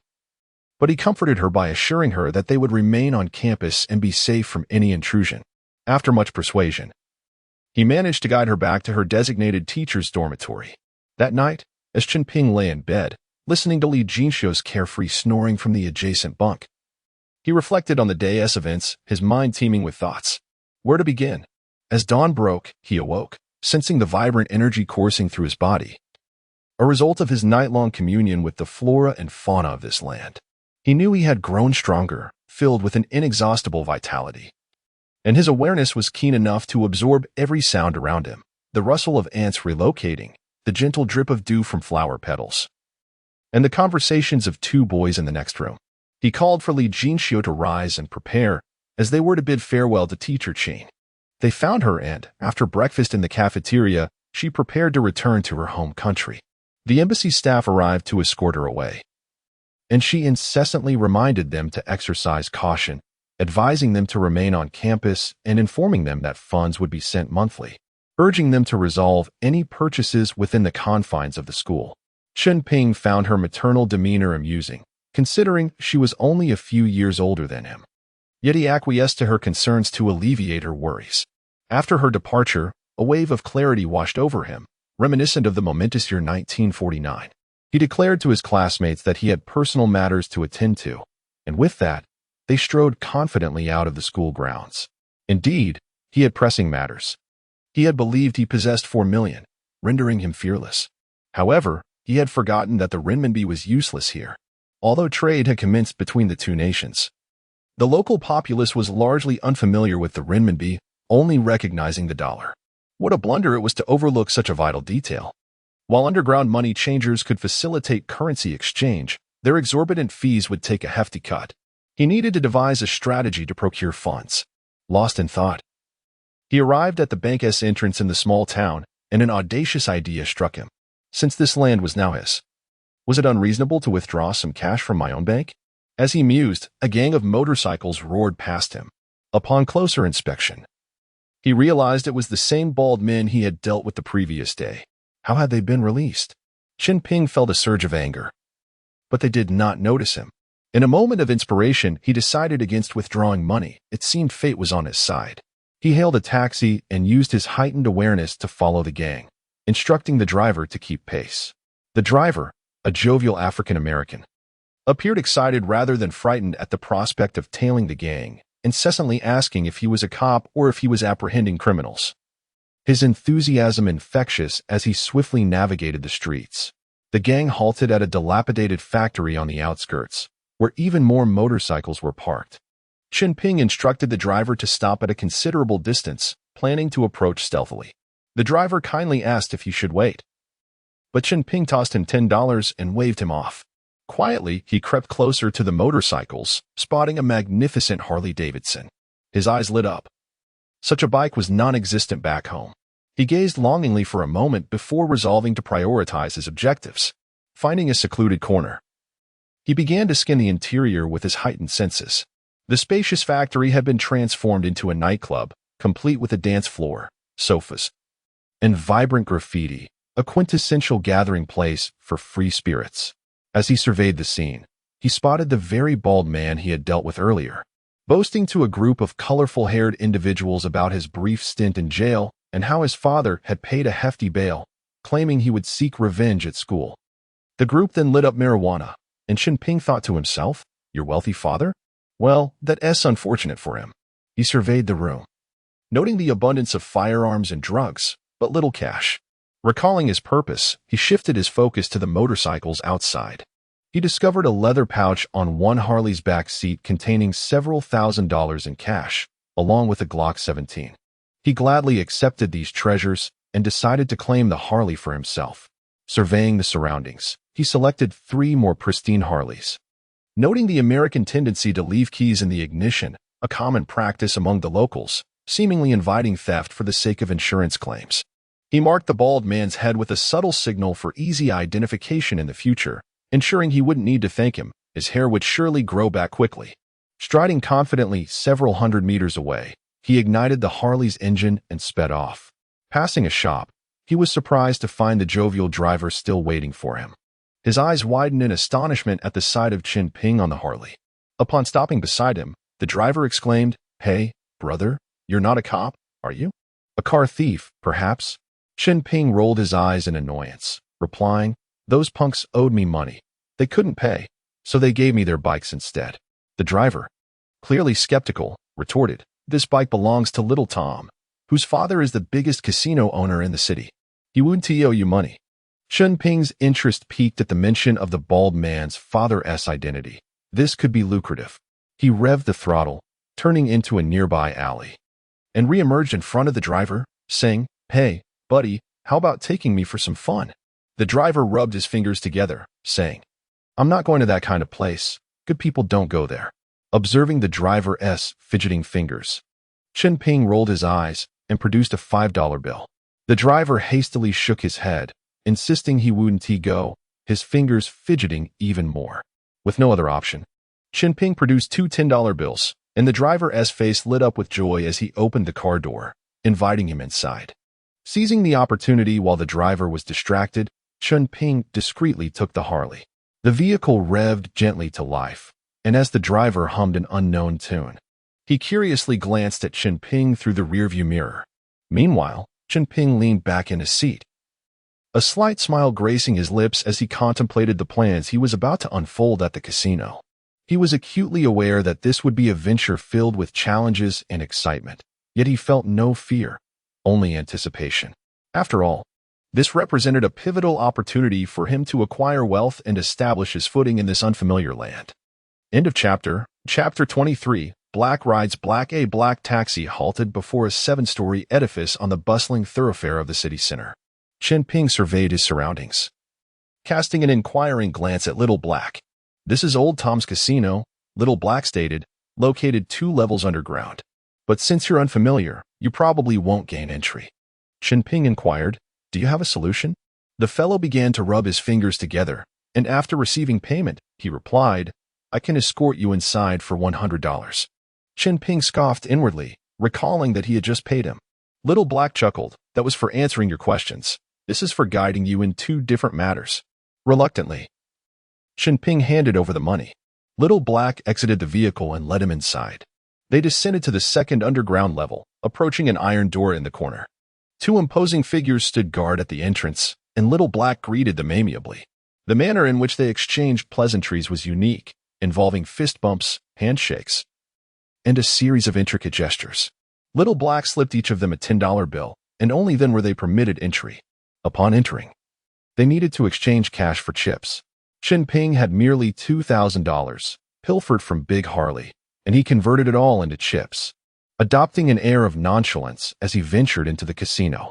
Little Black, faithfully trailing behind, queried, "Do you require a guide? I can assist for $200 tonight." "I shall heed your commands." Chen Ping cursed under his breath, "Scram, you black fool, I'm not interested in men." Yet realizing his lack of knowledge in this new environment, he decided to hire him. After paying the $200, Little Black enthusiastically began his introduction. "This is the dice game, and that over there is roulette." "Dice game?" Chen Ping used his mental acuity to scrutinize the dice in the cup, gaining confidence. Next, he surveyed the row of slot machines and approached one. It appeared deceptively simple. He produced a $1 coin and inserted it, pulling the lever. As the reel spun rapidly, he focused his mind, landing on 777. With a loud clatter, coins cascaded from the slot machine like rain. He called for Little Black to collect the coins, who was astounded and quickly removed his jacket, tying the sleeves to form makeshift pockets. Chen Ping estimated they had amassed over 10,000 coins. He moved to the next machine and repeated the process, coins spilling forth once more. The third and fourth machines yielded similar results, while Little Black busily gathered the bounty. Suddenly, security personnel rushed over, informing them that the machines were malfunctioning and urging them to leave quickly as the slots would be closed for repairs. Chen Ping rolled his eyes and headed towards the roulette table. He asked a petite girl with smoky makeup beside him, "How does this work?" She glanced at him, seemingly captivated by his attractive Asian features, and explained the odds. "Too complicated," he replied. "Just tell me where the payout is highest." She pointed to the 36th slot, stating, "If the ball lands there, it pays out 3,600 to 1. Chen Ping placed his entire 2,000 chip wager on that number. The girl, perceiving him as a wealthy and bored heir, said nothing further. Little Black, clutching the coin pouch, approached, exclaiming, "Boss, that's a total of $55,000." He gazed curiously at Chen Ping as he placed his bet. The other patrons placed their wagers, anticipation mounting. The ball spun on the roulette wheel, gradually decelerating towards the 32 slot. Chen Ping employed his mental prowess once more, guiding the ball into the 36 slot. The crowd erupted in astonishment, the dealer's hands trembling. This was a staggering 7.2 million. The dealer quickly whispered to a manager who soon approached, politely informing everyone that the machine had malfunctioned and requesting they move to another table. He then asked Chen Ping whether he preferred chips, a check, or cash. Chen Ping understood immediately. He was being ushered out. He shrugged and replied, "Cash." As he turned away from the roulette table, Little Black's anxiety grew palpable. He cautiously followed, sensing impending trouble. Just as Chen Ping intended to explore another gaming table, the manager trailed him, still impeccably polite, stating, "Sir, that table is also out of order. If you are willing to leave, I can arrange for you to receive 10 million. Chen Ping nodded, while Little Black's expression darkened further. He approached the exit, and Little Black whispered anxiously, "You're done for, God. They won't let you go." Chen Ping laughed dismissively, "Nonsense. He's quite courteous." Little Black buried his face in his hands. "If they were rude, it would be one thing, but being polite while expelling you, you're finished." Chen Ping smirked, "As long as they let me take my money, we'll see who truly won." He strode confidently to the exit, where someone had already prepared a large bag containing 10 million in cash, a bag nearly big enough to hold a person. He effortlessly hoisted it with one hand and began to leave. Little Black followed closely, and as soon as they exited, he handed Chen Ping the coin pouch, uttering a hasty farewell before sprinting away like Usain Bolt. Chen Ping barely had time to call out to him. Shaking his head, he continued onward, turning a corner and emerging into another alley. Suddenly, 4 black men burst forth, one concealing a bulge in his coat, likely a gun. He gestured for Chen Ping to follow him, while the other 3 expertly encircled him. With resignation, Chen Ping reached into his pocket and pointed towards the armed man. The man rolled his eyes, lifted his coat to reveal the firearm, prompting Chen Ping to shrug and feign compliance. The armed man directed him down the alley, signaling him to proceed. Chen Ping followed silently, understanding that they intended to take him to their boss for a reckoning. After winding through a series of turns, they brought Chen Ping back to the casino, but through a rear entrance. The manager awaited him there, abandoning any pretense of politeness as he snarled, "Yellow-skinned monkey. Our boss wishes to see you. You're in for a world of trouble." Chen Ping merely chuckled, remaining silent. They escorted him to the casino's office, where a corpulent white man sat, his 3 chins quivering with every movement. The man scrutinized Chen Ping and inquired about the money. Chen Ping remained mute. The armed man answered for him, and the white man mimicked a throat-cutting gesture. The armed man immediately trained his weapon on Chen Ping to prevent retaliation, while another thug approached to grip him by the collar. With little inclination to engage in a struggle, Chen Ping waved his left hand, effortlessly displacing the man gripping his collar and swiftly dispatching the others as well. The armed man screamed in terror, preparing to fire. However, Chen Ping had already disabled the safety on the gun, and when the man pulled the trigger, it clicked harmlessly. Frantically, he attempted to reset the safety. But each time he did, Chen Ping would swiftly disable it again. After several futile attempts, the man, utterly defeated, tossed the gun aside and cried out, "You're a wizard. Help me, God." Chen Ping turned his cold gaze towards the rotund man, saying, "So you are old Tom?" Consider yourself unfortunate for having dared to covet my fortune. Old Tom trembled, having witnessed the entire preceding ordeal and aligning himself with the armed man's perspective. Mr. Wizard, please do not kill me. I will pay you whatever you desire. How much do you possess? Chen Ping asked mockingly. The corpulent man, oddly agile, turned to retrieve keys and implored. I have plenty in the safe behind me. Take it all, I beg you. Spare my life. The mention of a safe piqued Chen Ping's interest. He glanced at the large mural behind the man. Recognizing the cue, old Tom pressed a button on the desk, causing the mural to slide aside, revealing a towering steel door. He hurriedly exclaimed while opening the door, "It's all for you. It's all for you." As the door swung open, a room of approximately 20 square meters revealed itself, its walls lined with shelves overflowing with stacks of vibrant green U.S. dollars. As Chen Ping stepped inside, he waved his hand dismissively, dismissing the plump man, who had already glimpsed Chen Ping's secret. There was no possibility of him being allowed to remain. Gazing at the room filled with money, Chen Ping felt a surge of satisfaction. The financial dilemma had been resolved.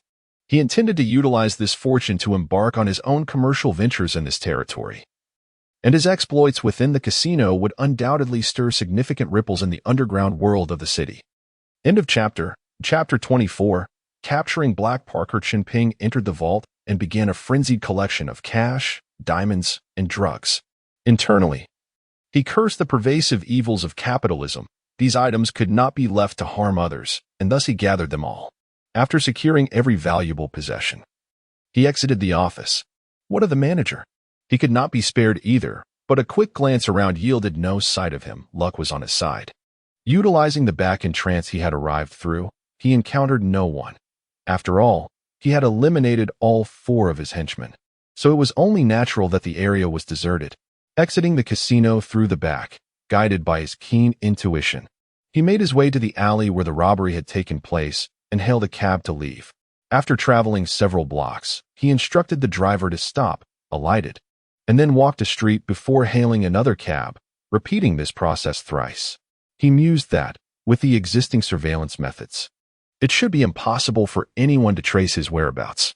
Upon returning to school, he lay on his bed, replaying the events of the day. The taxi driver, Xiaohei, was a potential oversight. At this moment, Li Jinxiu was likely in class, leaving him alone in the dormitory. Expanding his consciousness, he first located the bald man, who was frantically pacing in the casino. His father had vanished along with all the money and 4 loyal henchmen. This was utterly bewildering. At least that was his perception. As he questioned all his subordinates, none of whom had any answers. The manager nearby was desperately explaining, but Chen Ping dismissed them if they could not find him. It was merely their good fortune. Should they locate him, he would not hesitate to exact his displeasure upon them. He glanced at the ring, which contained billions in cash along with 5 corpses and several large Harley motorcycles floating within. He realized he required additional firepower. A small Glock would not suffice. However, this money could not be spent directly. He needed a plan for its disposal, and the bodies had to be dealt with as well. The corpses were manageable. He could simply bury them somewhere. But what to do with the money? This was indeed a headache. Suddenly, inspiration struck: the black market.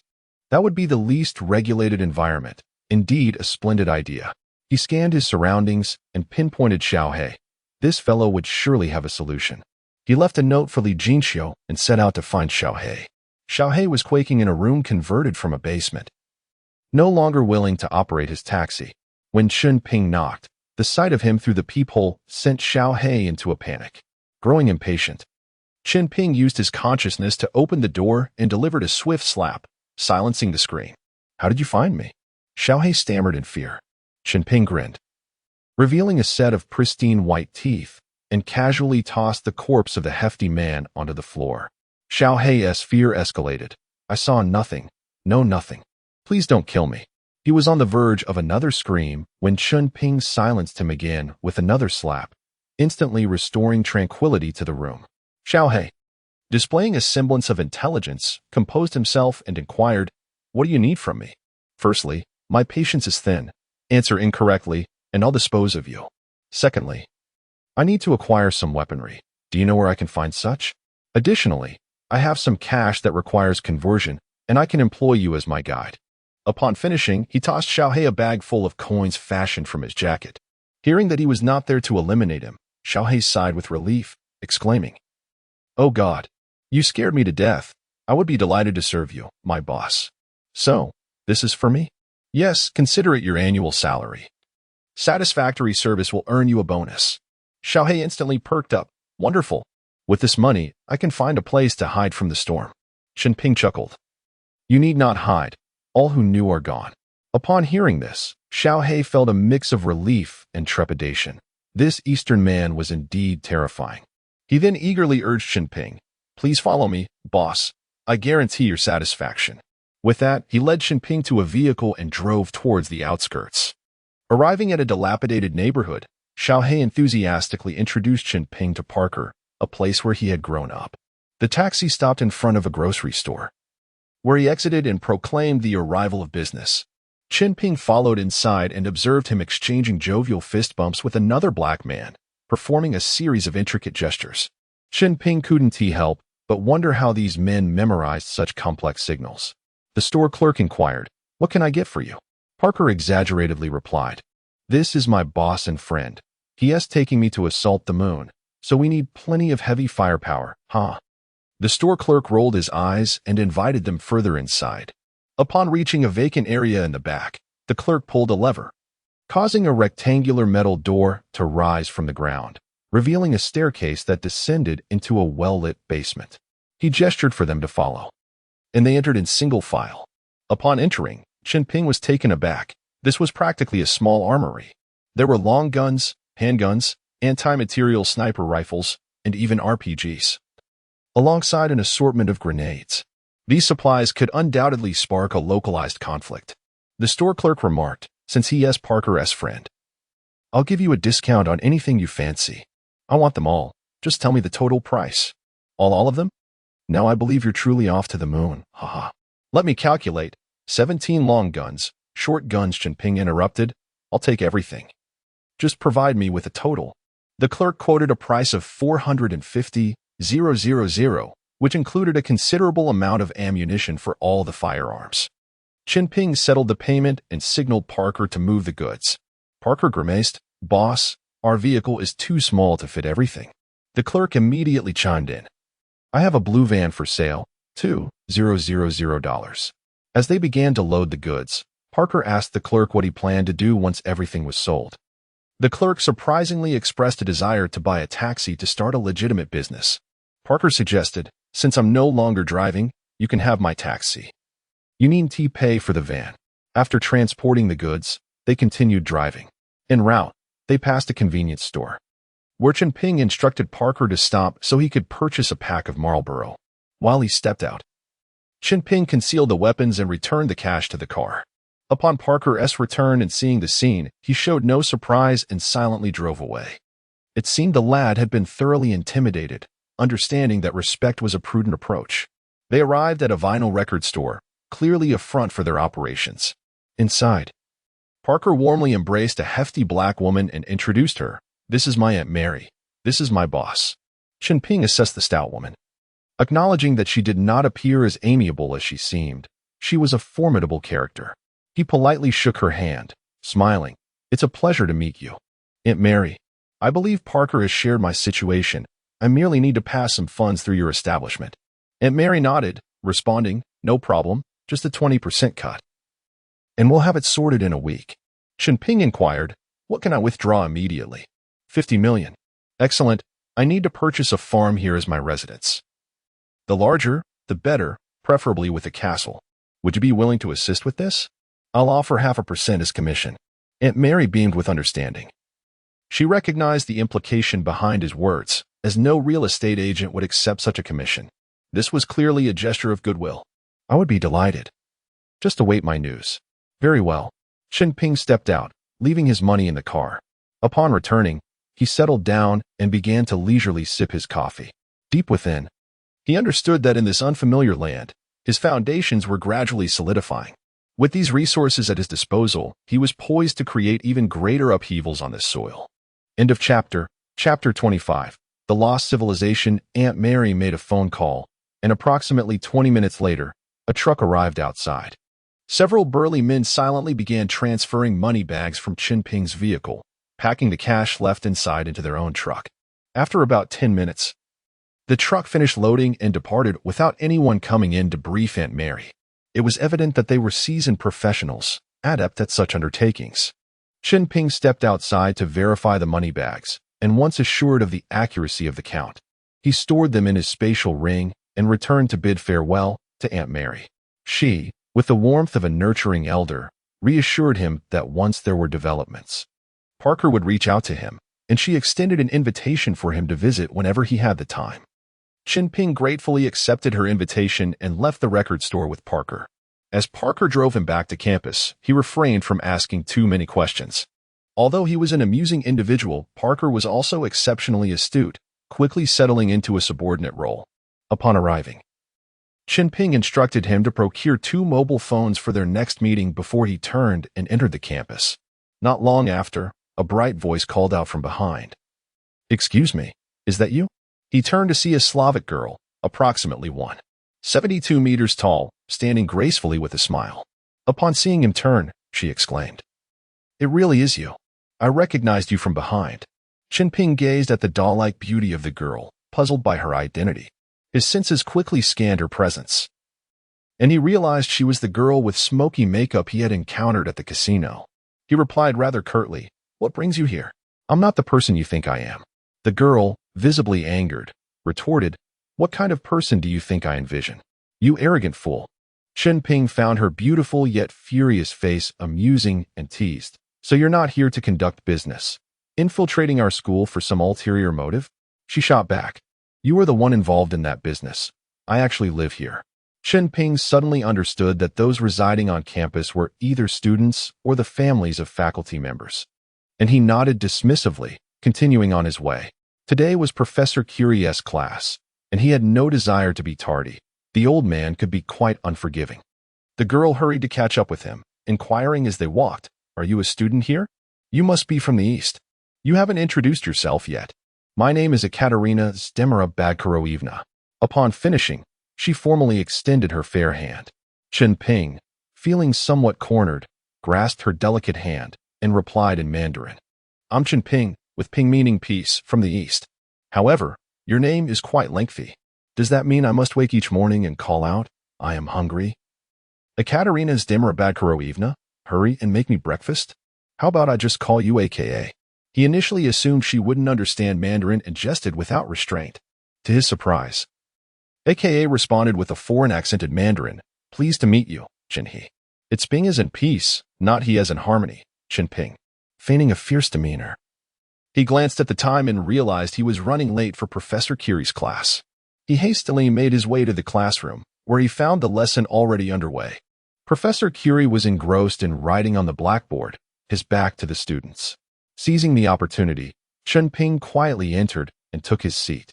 To his astonishment, AKA followed him in and settled beside him. He looked at her quizzically and asked, "Did you also enroll in Professor Curie's class?" Before she could respond, Professor Curie turned to the class and began his lecture. In a commodity economy, money serves as a universal equivalent, playing an irreplaceable role in the circulation of goods. However, the designation of this universal equivalent takes on various forms across different eras. For instance, in ancient times, people in the Caribbean would use shells and rare animal feathers, even pelts, as universal equivalents to exchange for necessary items. In the Nile River region of the Americas, local natives utilized dried rats as currency. Rats, do you understand? The uninvited guests that stealthily invade your homes. As soon as Professor Curie finished his sentence, the classroom erupted in laughter. Chen Ping inwardly scoffed at the old trickster, who had once again evaded the jest aimed at him. He quickly buried his head under the desk, pretending to search for something to mask his embarrassment. To his dismay, AKA asked inappropriately, "Chen He, why do I feel that Professor Curie's comment about rats was directed at you?" Chen Ping rolled his eyes in irritation and stood. Addressing Professor Curie, "Excuse me, Professor Curie, I need to visit the restroom." With that, he hastily exited, only to be met with raucous laughter behind him. AKA followed him out, inquiring about his destination. "I'm heading to the restroom," he replied curtly. A few minutes later, he returned to the classroom. Composed as if he had just made a fool of himself, engaging in hushed discussions with his classmates, aka visibly relaxed upon seeing him unscathed. Chunping shot her a glance, contemplating, "Are you genuinely concerned for me? Or are you an Eastern European swallow? Planning to seduce me into betraying my homeland by providing you with intelligence? Huh, not a chance. My usual approach is to consume the sweet coating of the enemy's candy and return the projectiles." Lost in thought, aka delicately placed her hand on his arm, her alluring lips drawing near to his ear. Here it comes, Chunping thought, a rush of exhilaration coursing through him, his heart racing. He could hear AKA's breath and her dreamy whisper, "After class, I'll be waiting for you at the Pasadena restaurant outside the campus. Don't forget to wear makeup." Makeup? Could it be a trip to the casino? Well, perhaps it would be an opportunity to deal with that bald man who lost his father and that manager. A chance to discreetly eliminate them, or perhaps return a few bodies, could be quite entertaining, indeed. After class, he returned to his dormitory to change into a black suit. He gazed into the mirror, using his abilities to disguise his appearance, although his features remained unchanged. The veil of his powers would render him perplexing to anyone who glanced upon him. Do you see this person? Yes. Can you recall what he looks like? Not really. It feels as though the memory exists, yet the visage has faded. Does that sensation feel familiar? Much like the hazy recollection after a vaccination. He made his way to the Pasadena restaurant to meet AKA, the same place where he had previously dealt with the bald man. Let us not entertain the notion that the Pasadena eatery isn't in Berkeley, just as one can find Huainan beef soup on the streets of the capital. AKA sat there, clad in a studded leather jacket, torn jeans, and an ensemble of metallic chains, her makeup strikingly bold, exuding the air of a rebellious girl. He removed his facial disguise and approached her. Upon noticing his arrival, her face brightened with joy, her eyes sparkling with anticipation as she stood to wave at him, embodying the excitement of embarking on a thrilling adventure. End of chapter. Chapter 26. Once again, black eats black. Why is there nothing to eat? Chen Ping inquired. Waiting for you, Aka replied, her head nodding rhythmically, suggesting she was quite engrossed in the scene. Chen Ping mused to himself that this girl had potential. The two ordered apple pie, smoked meat rolls, and cola, indulging a little before heading to the casino. Upon reaching the entrance, Chunping disguised himself and, without waiting for the doorman's inquiry, slid a $10 bill each to gain entry effortlessly. Aka linked her arm through his, striding confidently. What game shall we play? Aka asked. Do you prefer winning or enjoying the process? He countered. I like both, she replied. That's not possible. You must choose one, your favorite. She tilted her head in contemplation and said, honestly, I'm not particularly fond of either. I just feel that doing this allows me to confront myself and recognize that I am unique, irreplaceable. Chen Ping gave her a thumbs up, praising her perspective. That's splendid. It enables you to live with awareness. Being solely obedient or entirely rebellious are equally misguided. Both resemble lost lambs. Only by following one's heart can one truly live. Look at those self-righteous individuals. They constantly criticize those who indulge in petty pursuits, claiming they corrupt societal morals. Yet, if the world were filled with righteous people, they would begin competing over who is more virtuous. Eventually, those who cannot keep up would resort to cunning schemes and conspiracies to prove their superiority. Once they ascend the throne of power through unscrupulous means, they would repeat the cycle of their predecessors, continuing to condemn those weaker than themselves. Would you not agree this is a vicious cycle? Aka pondered for a moment and nodded. How philosophical. Indeed, philosophy is like a winding mountain road, with its intricate twists akin to the convolutions of water routes. Cycles represent the norm and truth of the world. Humanity will forever forget the mistakes it has made. With that, Chen Ping led her towards the dice table. The dealer was shaking the dice cup, and noticing that large bets were more frequent than small ones. Chen Ping advised Aka to bet small. The outcome was indeed small. He repeated the strategy for the next round, and again, it was a success. After winning 3 consecutive small bets, he switched to betting large, finding success regardless of his choices. Before long, a pile of chips had accumulated in front of Aka, drawing envious glances from those around. Chen Ping shrugged nonchalantly and asked, is it enjoyable? However, Aka did not appear very pleased. Winning all the time is rather dull, she remarked. And losing? He inquired. Losing is even more boring, she replied. Precisely, such is life. It must oscillate between winning and losing to be truly interesting. Chen Ping believed Aka to be a clever girl. A few words of guidance might help her relinquish her rebelliousness and lead a more tranquil life, ceasing to compete against herself and her family, thus conserving her energy. Aka sat silently, seemingly contemplating the wisdom shared. Seizing the opportunity, Chen Ping used his mind as eye to search for the bald man and the manager. The manager was conversing with his secretary in his office, but the bald man was nowhere to be found. In his father's office sat a stranger, a middle-aged man of Mexican descent, indicating a change in personnel. Chen Ping glanced at the safe behind the man and noted that it was nearly full after a few days' absence. He had to admit that the casino was remarkably profitable, estimating it to contain at least $300 million. Since he was already there, he decided to take advantage of the situation. He whispered to Aka that he was heading to the restroom, not waiting for her response before moving towards the back. Before leaving, he advised her to bet on the side with the lesser amount, and to hold off if the bets were equal, opting to observe instead. This time, he could not just walk in as he had before. Upon entering the restroom, he moved to the farthest stall and locked the door. Focusing his mind's eye on the direction of the safe, he noted that the casino was located in a converted underground parking garage, with a thick concrete layer behind the restroom, followed by dirt, and then another concrete layer leading to the safe. "This is too easy," Chen Ping chuckled. Placing his hand against the wall, he neatly extracted a 1-meter-high, half-meter-wide slab of concrete. He turned and placed this block on the floor of the stall, stepping into the recessed space, moving forward to extract, and then place the concrete block step by step towards the safe. The first block was smaller, as he was concerned about fitting it in the restroom stall, but once he was in the dirt layer, space was no longer an issue. He continued this process, and within minutes, he arrived at the safe, standing before the storage racks. He removed the final concrete slab and entered the safe, swiftly collecting all the cash and disposing of the previous bodies within. Returning to the hollow space, he carefully replaced the first block of concrete, ensuring a snug fit. Although close inspection would reveal imperfections, it was quite a commendable job, given the proficiency of his spatial manipulation. He retraced his steps to the stall, restoring the final concrete block to its original position. After washing his hands, he sauntered out confidently. Aka was wandering in the lobby searching for him.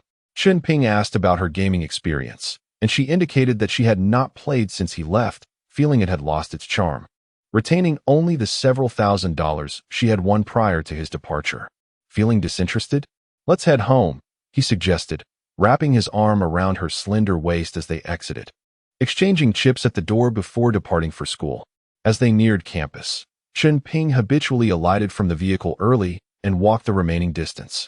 Strolling along the tree-lined path, Aka clung to his arm and asked, "What you said was very philosophical. It deeply resonated with me.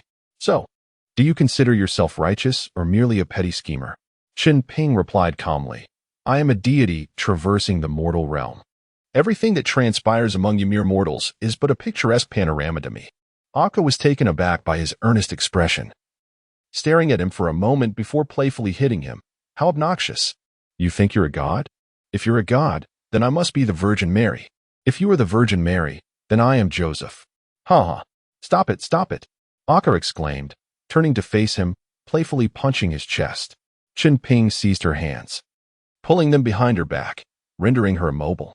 Lowering his gaze, he gazed deeply into her azure eyes, reminiscent of the sea. In her flustered state, she closed her eyes in anticipation, but Chen Ping could not resist pushing her away, turning to flee while exclaiming, "Ghost." His exaggerated shout and swift escape caught Aka off guard, eliciting laughter from her. She laughed so heartily that her cheeks flushed, bending over with mirth as she watched him retreat, calling him a coward before turning and skipping away. Chen Ping was not a moral paragon, but her closed eyes had revealed a frightening visage, akin to 2 gaping black holes on a skull. In the following days, Chen Ping spent his time diligently at school.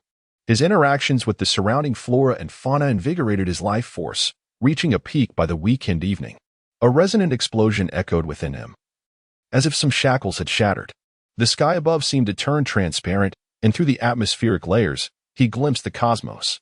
That sense of clarity from above to below made him feel akin to a prisoner who had not seen the sun for years, now liberated. It was time to take action. The next morning, Parker arrived as promised to escort him to the container auction. On his way out, he encountered Aka, who was dressed in vibrant attire, her skin radiant in the morning sun, making it difficult for Chen Ping to distinguish her arm from her white t-shirt. Approaching her, he curiously asked, "You weren't waiting for me all night, were you?" "How vain," Aka playfully scolded him. Chen Ping chuckled, "I was out on a date. Do you want to join?" "Sure, I have nothing else to do.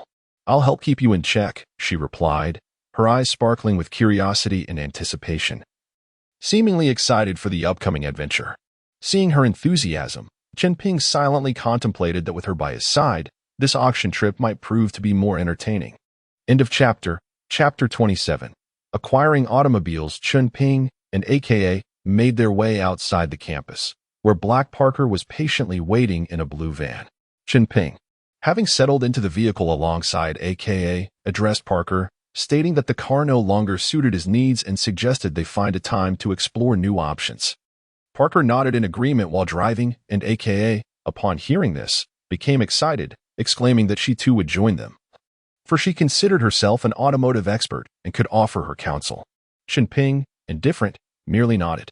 Navigating through the streets, they arrived at the container yard at the dock after an hour. Parker expertly maneuvered the vehicle until they reached the auction site. Upon disembarking, they observed a considerable crowd, individuals of various heights and builds, all engaged in the container auction business. Their presence elicited somewhat unfriendly glances directed at the trio. Chen Ping quietly informed Parker that he would take charge of the bidding. He would indicate which items to pursue, and Parker would place the bids accordingly. Parker readily assented, as he never shied away from such opportunities to shine. Before long, the warehouse manager emerged, announcing the imminent commencement of the auction for 11 containers. While outlining the auction rules, these containers were unclaimed due to expired leases or had been left behind by bankrupt companies. According to U.S. law, the warehouse management had the authority to auction off these abandoned containers, thereby generating revenue while alleviating the need for personnel to manage them, a dual benefit. Following the staff's directions, Chen Ping scanned the area with his keen perception, gaining insight.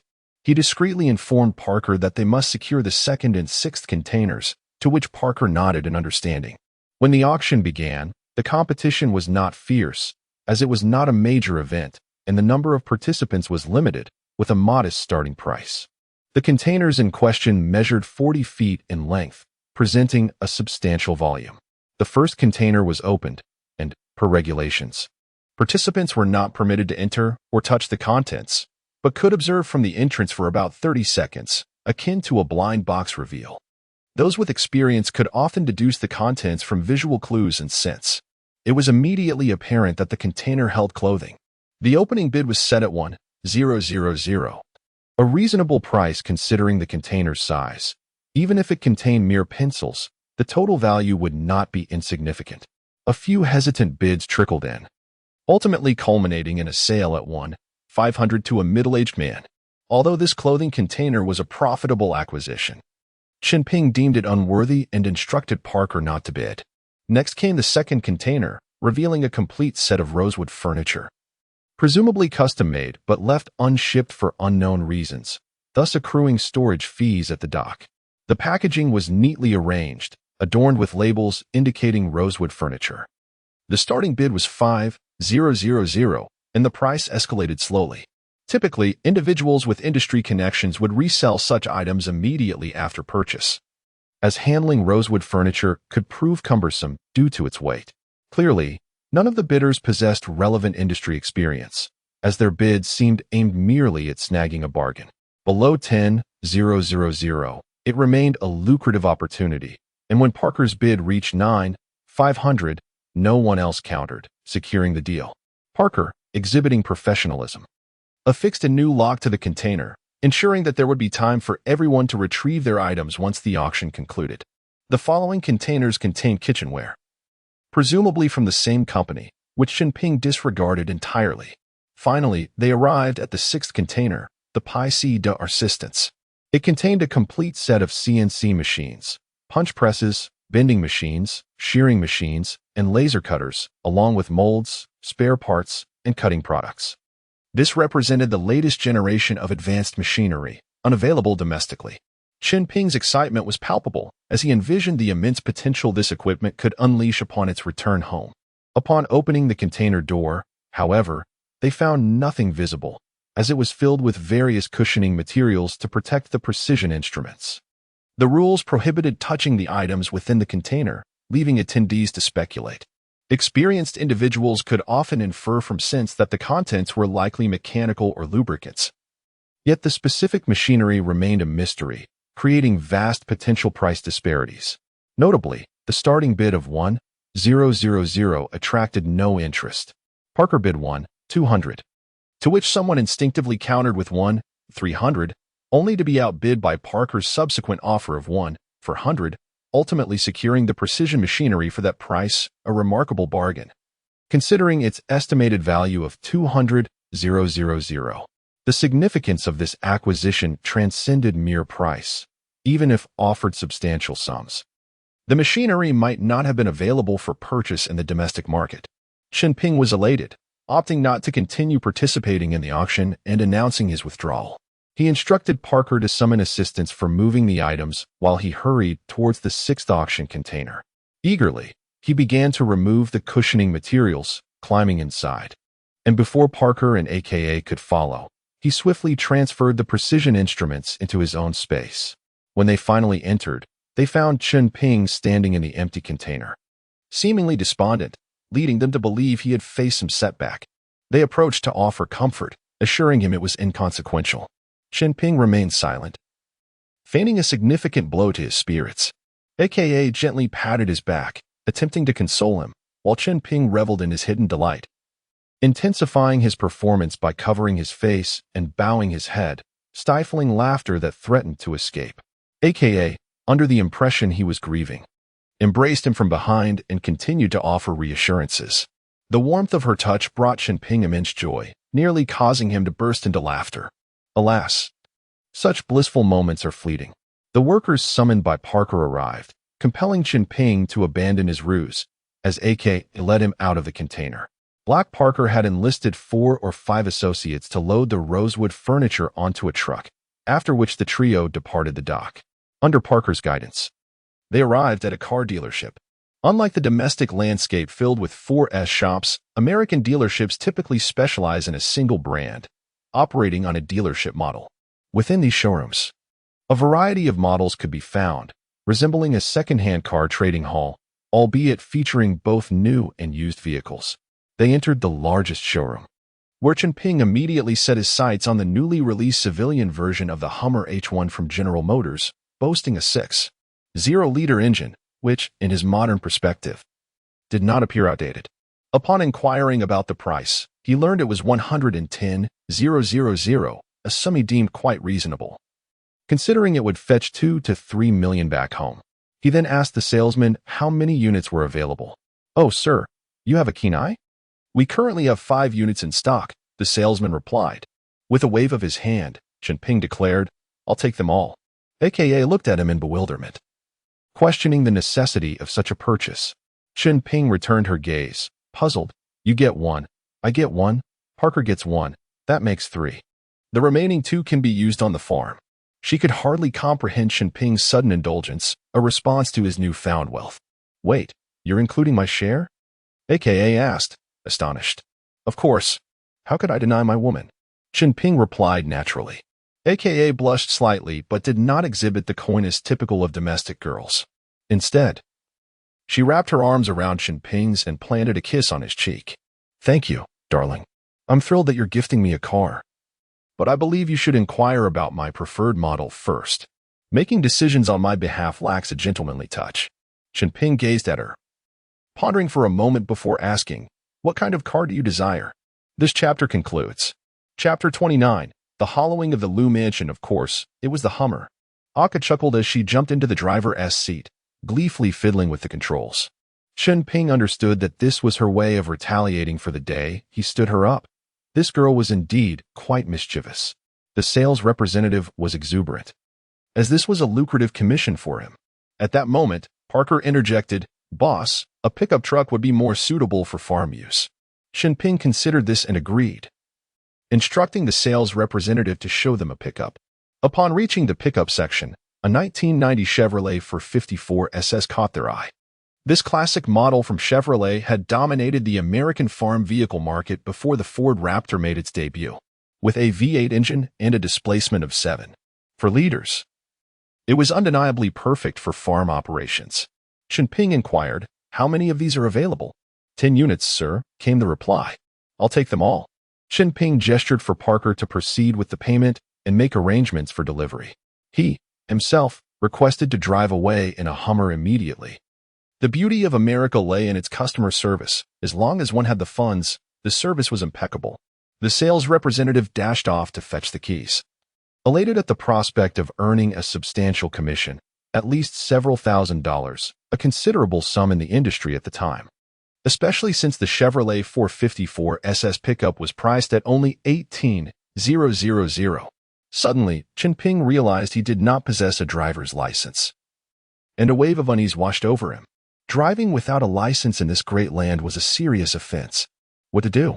He turned back to Aka, looking pitifully at her. With her neck held high like a graceful swan, she proclaimed, "I have one, sir. Would you care to ride in my new vehicle?" Chen Ping found himself playfully teased again and feigned annoyance, replying, "Absolutely." The two of them unceremoniously abandoned Parker and drove off, eager to take the wheel. Chen Ping directed Aka to head towards the farm, thinking that once they reached his territory, no one would dare dictate his driving.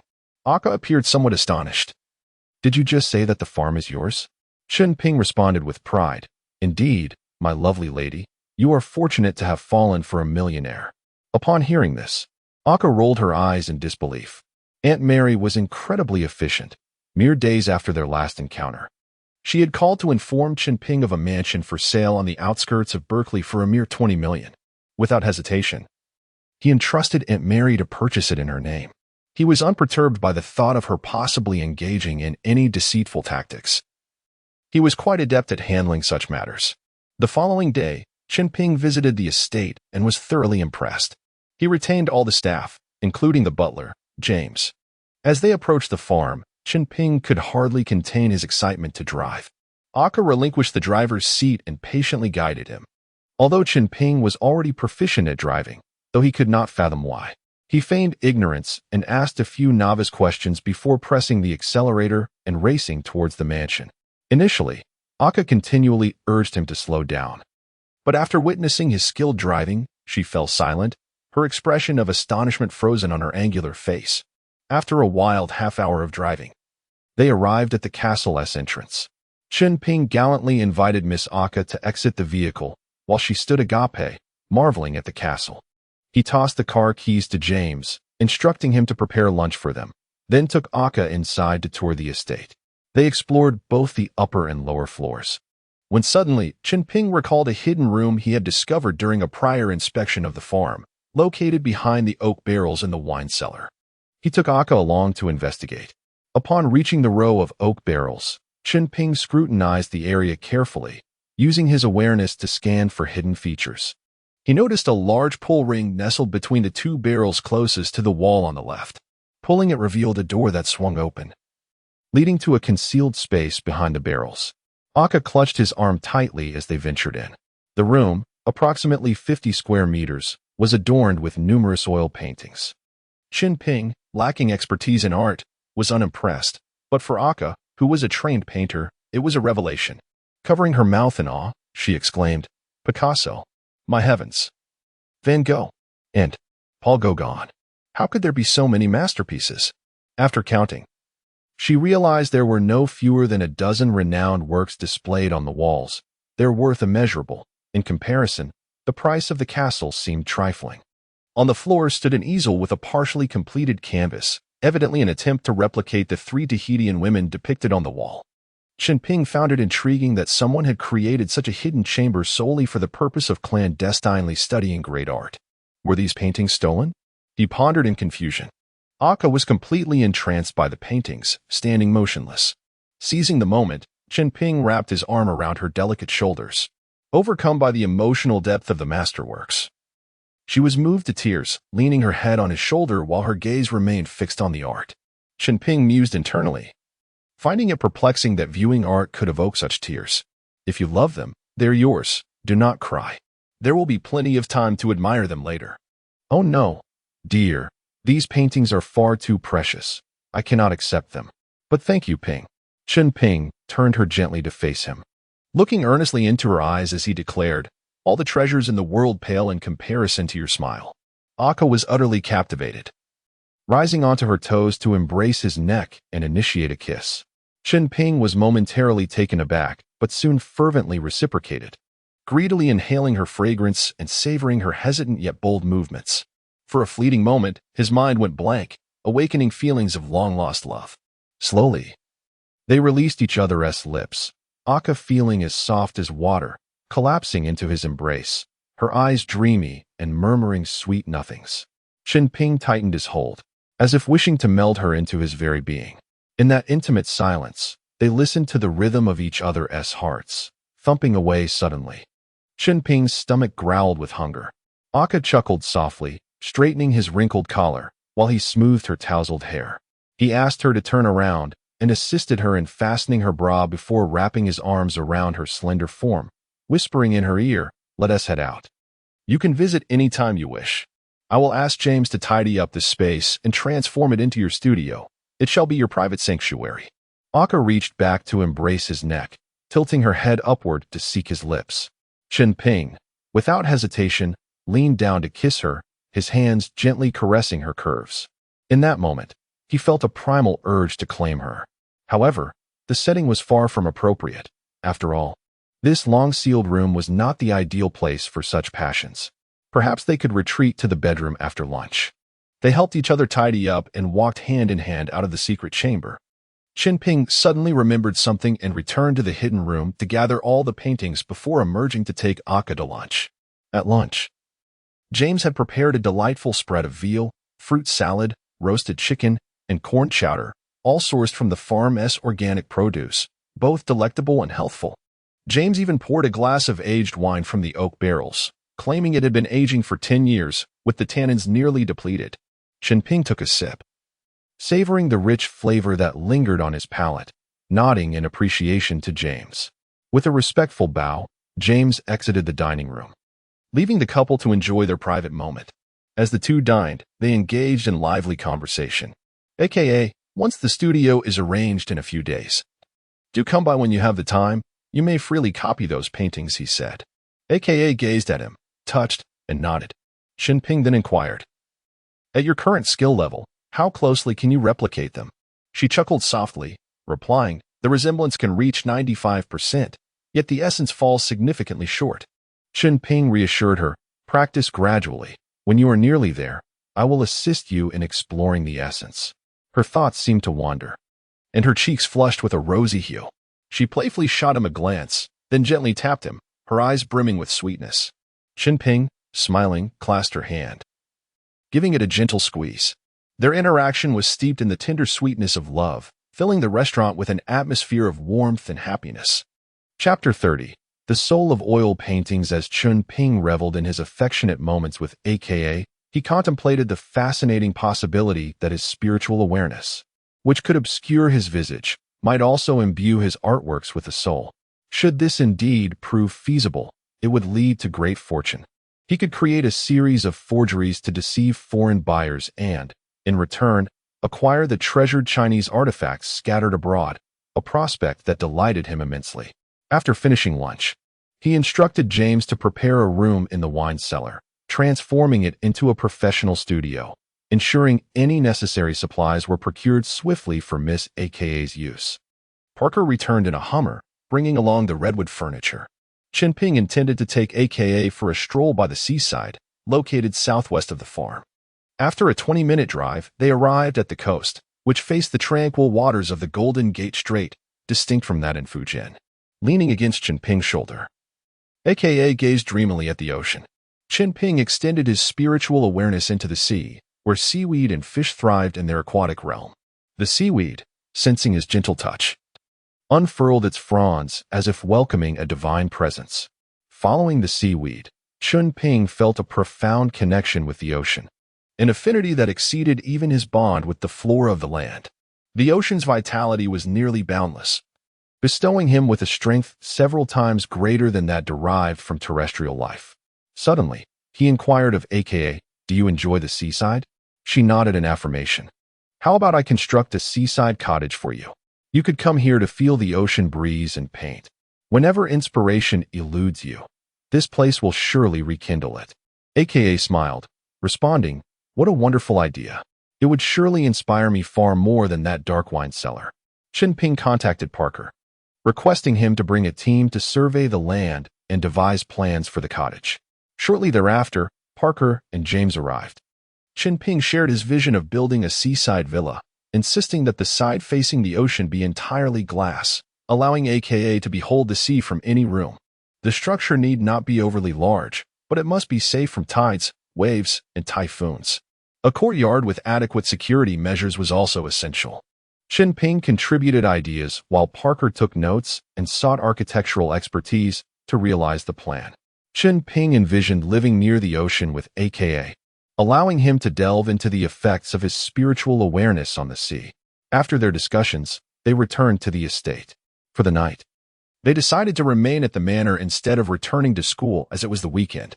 The following day, he needed to visit the consulate, conveniently closed via the Golden Gate Bridge. That night, Chunping and AKA shared the main bedroom on the second floor, indulging in endless conversation filled with tender affection. The next morning, Chunping awoke refreshed, while AKA, having experienced the complexities of human emotions for the first time, felt somewhat unwell. He suggested she rest in the castle for the day, as it would be inconvenient for her to accompany him on his errands. After breakfast, Chunping drove with Parker to the Chinese consulate in San Francisco. Upon arrival, he instructed Parker to wait outside while he entered to request an audience with the supervisory authority. The staff, upon recognizing his origins, courteously asked him to wait. Shortly, a sharp-dressed, astute middle-aged man approached. Chunping stood to introduce himself, and the man warmly shook his hand, introducing himself as Zhao Tianlin, the consul. He mentioned that Elder Tang had already briefed him and then led Chunping to an office, pointing to a red telephone and instructing him to use it before departing. Chunping dialed Elder Tang's number, updating him on the situation and mentioning that he had acquired advanced equipment, including the latest generation punch press from Japan. He inquired whether such items were needed domestically. Elder Tang, speaking to someone nearby, expressed excitement, stating that there was a pressing demand for such high-tech equipment amid rapid industrial growth, with foreign entities reluctant to sell their best to China. Then it's settled. Chunping replied, "I will transfer this equipment to the domestic market at the prevailing price. Is that agreeable?" Elder Tang promptly affirmed, urging him to deliver the equipment to the consulate, assuring him that the relevant department would arrange payment immediately. "Please provide an account number." Chunping quickly remarked, "Elder Tang, just direct the funds to my father. However, this equipment is somewhat sizable. Are you certain it can be transported back? It is prohibited for sale to us, and I worry about potential transportation issues." After a moment of silence, presumably while consulting with the relevant authorities, Elder Tang reassured him, "No problem. Just deliver the equipment to the consulate staff." Despite Chunping's apprehensions about their capabilities, he chose not to voice them further. After ending the call, he approached Consul Zhao to explain the situation. The consul dispatched staff with a consulate purchase truck to accompany Chunping for the pickup.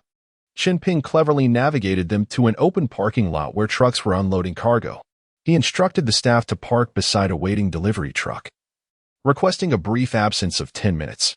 The staff member complied without question and left. The moment he vanished around the corner, Chunping swiftly exited the vehicle, opened the cargo doors, and loaded the equipment into the truck before closing the doors and returning to his seat. 10 minutes passed swiftly, and the colleague returned to the vehicle, and they made their way back to the consulate. Consul Zhao had already been informed of Chunping's generosity and expressed profound gratitude, even providing his personal contact information, urging Chunping to reach out should he require any assistance. Departing the consulate, Chunping and Parker returned to the farm, where AKA awaited his return. Upon arriving home around noon, they shared lunch before spending the afternoon engrossed in a film together. Chunping mused that life should be like this, intimately shared with a beloved partner, savoring every moment until the end of time, which was truly splendid. With their return to school imminent, he cherished this leisurely day even more. The following day, upon returning to school, Chunping received a call from Consul Zhao. As Chunping had feared, the equipment could not be transported back. All airlines required a detailed list of the items being shipped, along with an inspection. While diplomatic postal packages were exempt from inspection, they could not accommodate such large items. After considerable deliberation with domestic authorities, the consensus was to seek Chunping's counsel. Anticipating this outcome, Chunping conceded to return the equipment, albeit through smuggling channels, which would incur significant costs. Ultimately, they reached an agreement that he would deliver the goods at a price equivalent to the shipping fees, amounting to 200,000, effectively doubling the cost. This was not due to greed, but rather to prevent fostering dependency. After all, there were numerous shortcomings within domestic affairs, and offering free services would inevitably lead to endless complications. One must never underestimate the tenacity of certain departments and individuals. Chen Ping informed the school of an urgent matter necessitating a brief return to his homeland, then arranged over the phone with Consul Zhao to have the goods delivered near the airport. He falsely claimed to have connections within the airport but insisted on personally overseeing the shipment back home, seizing the opportunity to visit elderly and his family. He readily admitted that his primary motivation was to see elderly's granddaughter, Xiao Hui. He instructed Parker to drive a larger cargo truck to the airport to meet Consul Zhao, discreetly diverting the others. He loaded the equipment into his ring before pretending to check in at the airport. Consul Zhao, filling in the blanks of his own assumptions regarding Chen Ping's special connections, harbored no suspicions. Having purchased his flight ticket, Chen Ping informed Consul Zhao that the plane would fly directly to the capital, asking them to wait at the cargo terminal the following evening for the pickup. Before boarding his flight back home, he spent the long journey in deep slumber, and as the airplane neared the capital, he felt the familiar vitality of life enveloping him. Although still suspended in midair, the profound sensation of being intricately connected to this land surged within him. An indescribable warmth and sense of belonging flooded his heart, akin to a long-lost wanderer finally embarking on the path home, brimming with anticipation for the people and experiences that awaited him. Chapter 31. Persuading Old Hu to join me in the beautiful land. The plane landed punctually at 6 o'clock local time. Chen Ping boarded the shuttle bus heading towards the cargo terminal to retrieve his goods. Upon reaching the entrance of the cargo area, he disembarked and casually placed the equipment by the roadside, waiting for the personnel sent by Consul Zhao to collect it. Before long, a military truck with a canopy arrived. An officer in the front passenger seat stepped out, saluted Chen Ping, stated his purpose, and without further ado, began loading the equipment before driving away. Chen Ping followed the military vehicle into the city and alighted, watching as it disappeared into the distance. He then took a taxi straight to Grandpa Tang's home to report his safe arrival. Grandpa Tang pulled him in for a warm welcome, showering him with praises that made Chen Ping feel a tad bashful. Grandpa Tang informed him that the funds had already been transferred to his father's account, and he had also called to explain the situation. Initially, his father had been quite startled, but upon learning that the money was for purchasing equipment on behalf of the country, he finally felt at ease. However, Grandpa Tang also mentioned that the country's foreign exchange reserves were rather limited, so what they provided him was the equivalent amount in renminbi, expressing his apologies for this arrangement. Chen Ping chuckled, assuring him that it was of no consequence. His parents had no need for dollars, and he suspected that the money would remain untouched, reserved for him and his brother to marry in the future. At Grandpa Tang's house, he refrained from calling his father, as he was unaware of Chen Ping's return. Otherwise, he would have been subjected to a barrage of nagging.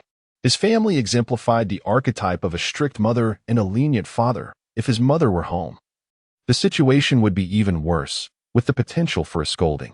After bidding farewell to Grandpa Tang, he returned to his own courtyard. Having been away for a while, he found the yard to be neat and tidy, presumably due to Xiao Hui's diligent cleaning efforts.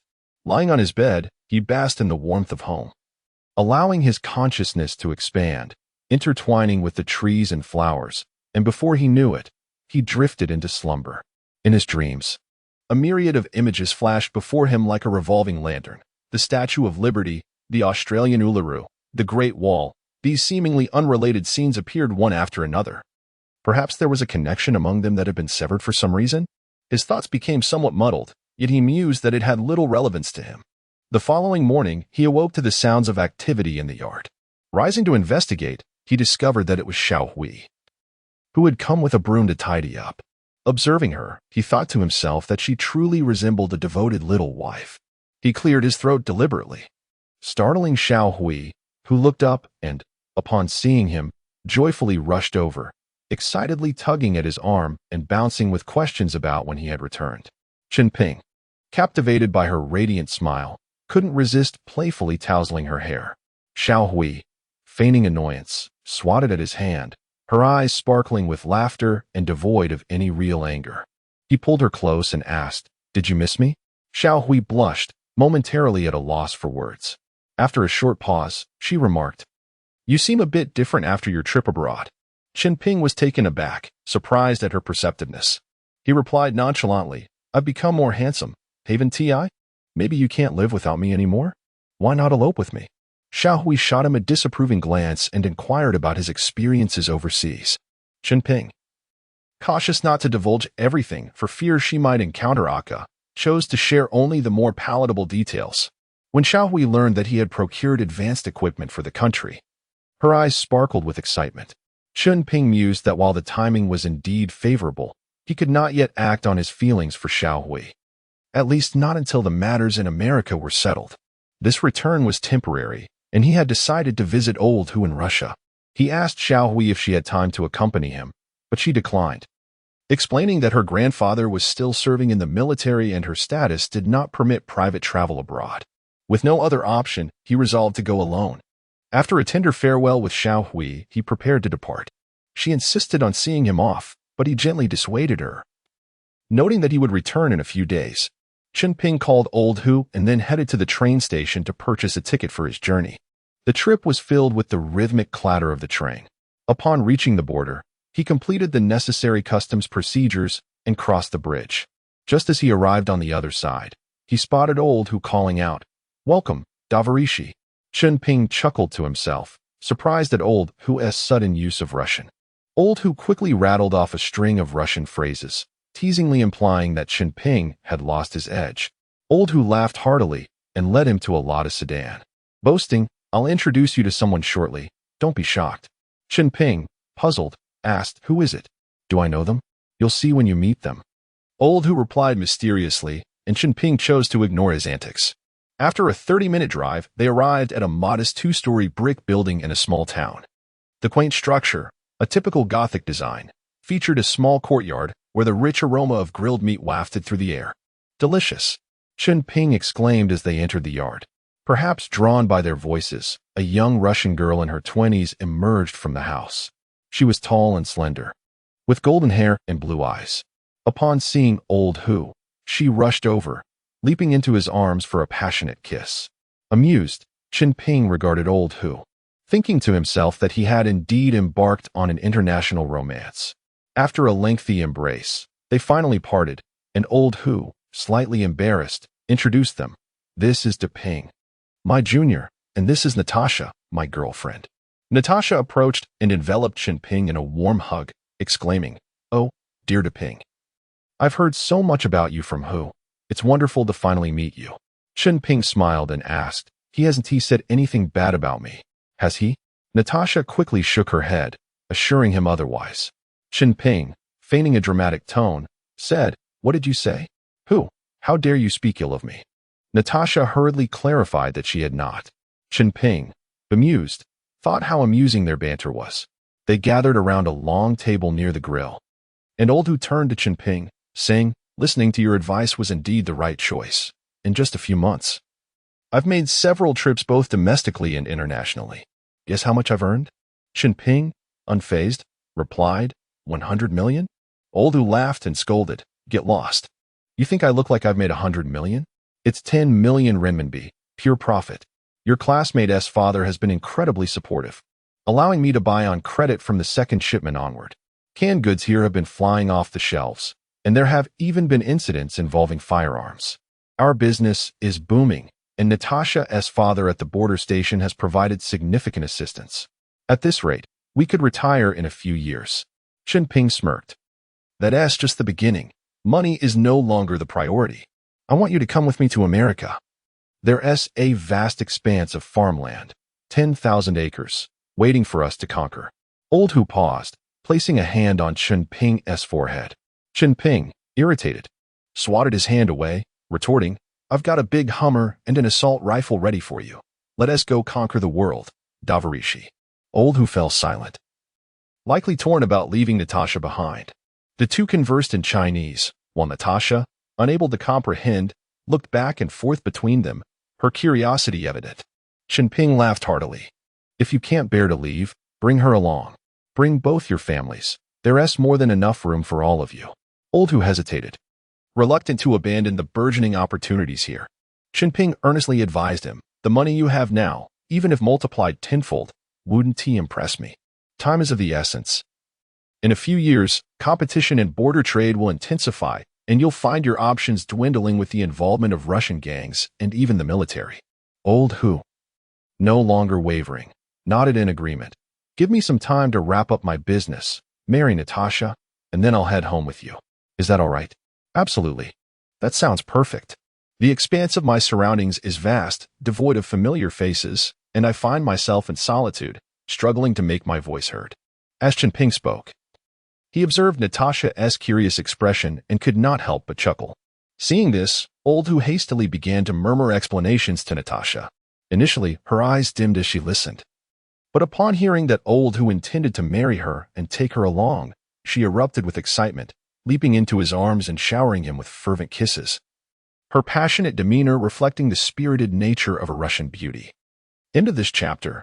Chapter 32. Supporting Parker. Chen Ping cautioned Natasha in Russian about the precarious situation at the American farm, surrounded by individuals with dubious intentions. To his surprise, Natasha began to sing in broken Chinese. When friends come, there is good wine. If the money wolf arrives, he will be greeted with a shotgun.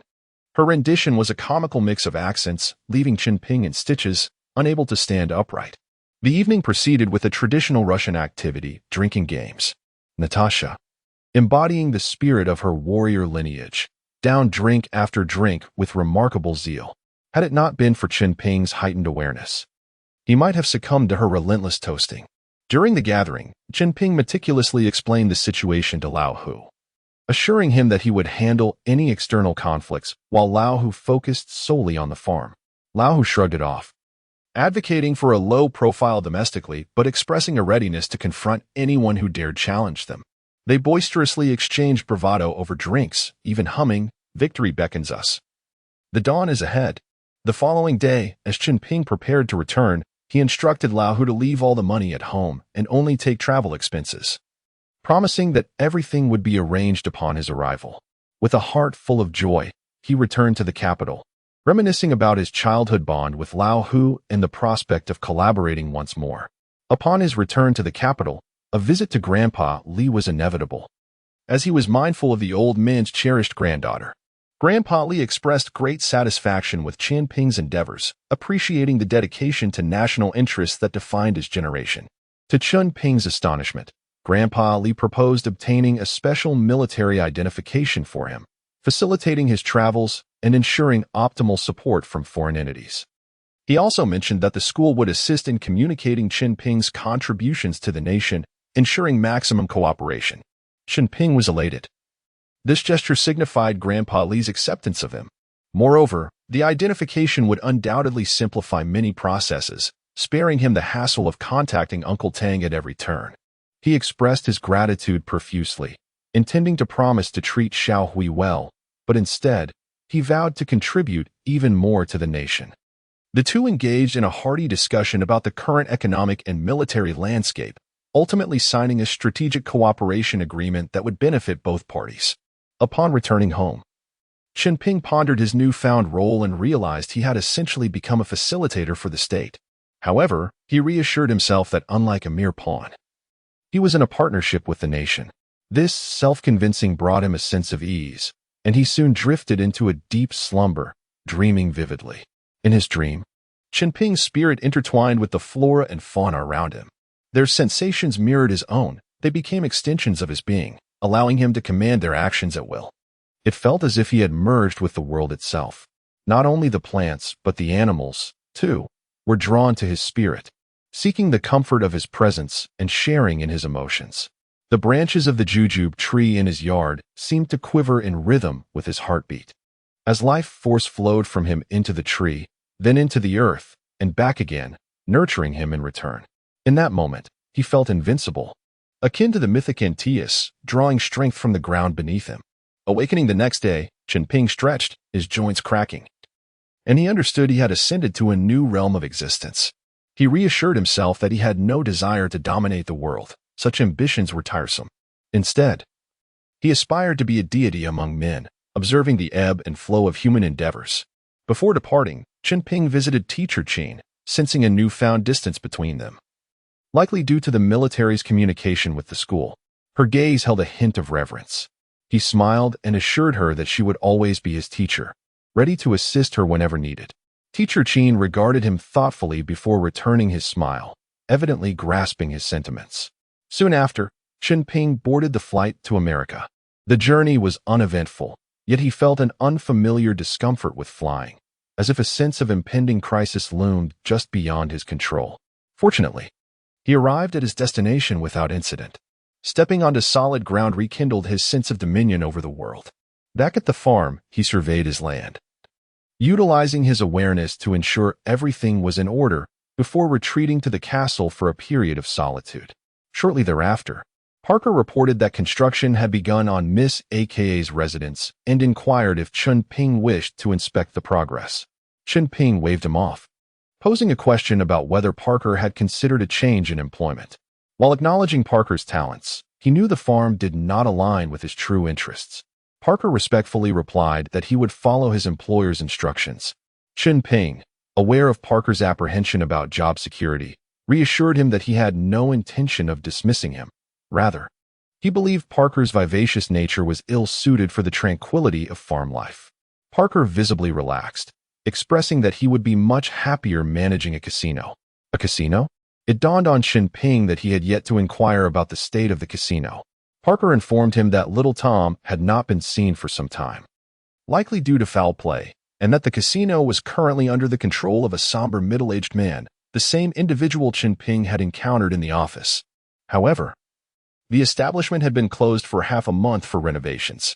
Chen Ping understood that the chaos he had stirred had obscured the real situation. The vault had been robbed. $300 million vanished, and old Tom had perished within the vault, circumstances that suggested betrayal from within. Yet, the whereabouts of the money remained a mystery. Even if they discovered the passage he had unearthed, they would struggle to comprehend how it had been executed so discreetly. For now, that matter could wait. Priority lay with resolving Parker's venture. Chen Ping inquired about the financial requirements for opening a casino and reminded him of the necessity of fostering a good relationship with the police, as the intertwining of legality and illegality was a universal truth. Parker affirmed that it would be manageable, as he could leverage Aunt Mary to establish connections with the local precinct. Chen Ping replied, "With Aunt Mary's assistance, I will support your endeavor. Investment is not an issue. I shall cover it entirely, provided I receive a 40% stake.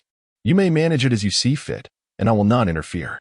Parker was overjoyed, repeatedly thanking Chen Ping, who noted that without his intervention, Parker might have danced with exuberance. Chen Ping instructed Parker to inform Aunt Mary that a new overseer for the farm would soon arrive from the homeland, and as a token of gratitude for her assistance, he would allocate her 5% ownership of the farm, hoping for continued collaboration. Having arranged these matters, Chen Ping fell into contemplation. The farm was yielding well and poised for stable growth, awaiting Lao Hua's takeover, allowing him the freedom to explore the world. With this thought, his desire for adventure intensified. He stepped outside, summoned his Harley from the ether, and set off at breakneck speed, wandering aimlessly through the streets. He mused to himself about the whereabouts of the ruffians. Encountering a few would certainly provide some amusement. Suddenly, he noticed a group of young thugs haranguing an elderly woman in an alleyway. Business was knocking at his door. He parked his Harley and approached, eavesdropping on their exchange, discovering that the woman was an astrologer, and the board youths were requesting her to read their fortunes. The outcome predicts that these young men are destined for misfortune today. In the parlance of divination, It foretells a calamity involving bloodshed. End of chapter. Chapter 33. Do you still wish to frame me? Those brash young men could not possibly swallow their pride and instantly erupted in fury. However, they did not truly harm the elderly woman. They merely unleashed a torrent of vulgarities. Chen Ping, feeling quite bored, could not let this opportunity to confront the arrogant youth slip by. He approached them and delivered a resounding slap to each one, causing the ruffians to immediately drop to their knees. Hand over your money and rings, he commanded, brandishing a beretta and aiming it at one of their foreheads. The thugs, realizing he was serious, complied and knelt submissively. Here in America, kneeling is not considered an act of extreme humiliation. They hastily emptied their pockets, offering up their cash and jewelry, with one even tearing off a heavy gold chain from around his neck, fearful of the gunfire. Scram! The miscreants fled in a panic, not daring to glance back. Chen Ping tossed all the collected items, including the money, to the old woman before turning to leave. Wait, sir. May I see your hand? She called after him. Chen Ping paused, pondered for a moment, and then extended his hand. The old astrologer, nay, the old witch, examined his palm meticulously, her expression shifting dramatically as she began to tremble. Without a word, she turned and fled, shouting in terror, I saw nothing. I know nothing. Please spare me. The eye of heaven opens, the apocalypse descends. The eye of heaven opens, the apocalypse descends. She quickly disappeared into the distance. Is she out of her mind? Chen Ping muttered in confusion, scrutinizing his palm. It appeared perfectly normal. Yet, upon closer inspection, he noticed that the lines on his right palm resembled a closed eye. A chill ran through him. The eye of heaven? What did she mean? Was his palm the eye of heaven? Did it signify the coming of the apocalypse when it opened? Ridiculous. Surely, that old hag's words had merely planted a psychological suggestion in his mind, making him perceive anything as resembling the eye of heaven. He convinced himself of this and turned to leave. As he passed a bar, an inexplicable urge led him inside. He ordered a beer and sat at the bar, observing the patrons around him. Two individuals near the entrance were armed, and so was the bartender. This was hardly surprising. The Second Amendment in America grants citizens the right to carry firearms. His interest waned. At that moment, a prostitute approached him, attempting to strike up a conversation. But he dismissed her. Just as he was about to leave in search of sleep, the two armed men blocked his path. What is the matter? Chen Ping inquired. They flashed their badges, FBI agents. We have a few questions for you. Chen Ping shrugged noncommittally. Please come with us, sir. He glanced back at the bar patrons and scanned the surroundings with his awareness before following them outside. They led him to a Cadillac, where a window rolled down to reveal a man in his 50s. The old fellow exuded arrogance. You Oriental lad, I have been watching you for some time. Now, confess to your misdeeds. Chen Ping scoffed inwardly. They thought they could deceive him. They were sorely mistaken. Oh, I'm not referring to your age, but rather your lack of experience. Don't jest. I am a law-abiding international student, and I have no connections to any illegal activities. Connections? The most formidable gangs across our entire nation are composed of your kind. I just witnessed you brandishing a firearm against a group of young ruffians. Where's the gun? Huh? I can hardly comprehend your words. What ruffians? What gun? Oriental gentlemen. It seems you have yet to grasp the gravity of your situation.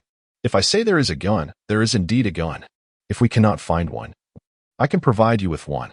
Do you wish to assist us in our investigation, or will you cooperate? Chen Ping's mind raced. Clearly, the man had not recognized his actions. He merely intended to exploit the situation for his gain. If he eliminated them now, it could lead to unforeseen consequences. Better to play along and escape first. Ah, so you seek my services. Why didn't you say so? I thought I had stumbled into a case of black-on-black crime. May I inquire as to how I should address you? You may call me Mr. Miller. I am a senior officer with the local FBI. Tomorrow, there will be an arms deal involving a gang. Your task is to pose as our undercover operative, pretending to engage in trade, and I will apprehend them on the spot. Chen Ping understood. They did not intend to risk their own men, opting instead to use him as a scapegoat. It would be all too convenient to eliminate him at the scene, leaving behind solid evidence to pin the blame on him. Very well, Mr. Miller. But I would like to discuss my remuneration. Old Miller smirked darkly, 50%. Mr. Miller, I regret to inform you that you underestimate my intelligence. The current standard is 30%. Old Miller burst into laughter. You claim to be a law-abiding student and yet are well-versed in black market dealings? Fine. You shall have 30%. Await my call tomorrow. With that, he waved his hand, and the car sped away. His quick compliance indicated he believed he had the upper hand. 30%? Oh, I want it all. As expected. Old Miller called the next day with an address for him to collect the goods. Chen Ping arrived at the location, scanning the area. Just as he suspected, an ambush. They must be tired of living. The goods were indeed present, but they planned to catch him red-handed. It appeared they had grown suspicious of his involvement with the casino but lacked concrete evidence and resorted to this method to ensnare him. Chunping smirked as he approached the warehouse, casually unlocking the door and striding inside to swiftly gather the mountains of arms. He scoffed internally, wondering if this could possibly amount to 200 million. Best to collect it first. Just as he finished, a cacophony of footsteps echoed outside, and a swarm of armed FBI agents burst through the door, shouting for him to raise his hands. Chen Ping complied, raising his hands obediently. Old Miller entered. Flanked by his agents, a triumphant smirk plastered on his face. Where are the arms? He demanded. Chen Ping feigned innocence, looking at Old Miller with wide eyes. What arms? I came here to rent a warehouse. I thought the location was ideal, and then you barged in. What is the situation? Old Miller's expression twisted in discomfort, as if he had swallowed a fly. With his limited intellect, he could hardly fathom that Chen Ping had a hidden space. Frustrated, he had no choice but to take Chen Ping back to headquarters. In a typical interrogation room, a table, a glaring overhead light, Old Miller and a junior agent began their questioning. Chen Ping lounged carelessly, refusing to cooperate. Eliminating him would be simple, but it could not be done overtly. It had to appear accidental or due to illness. Illness? Chen Ping scanned Old Miller's body.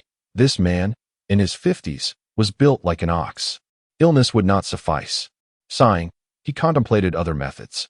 Infuriated, he tightened his mental grip around Old Miller's heart.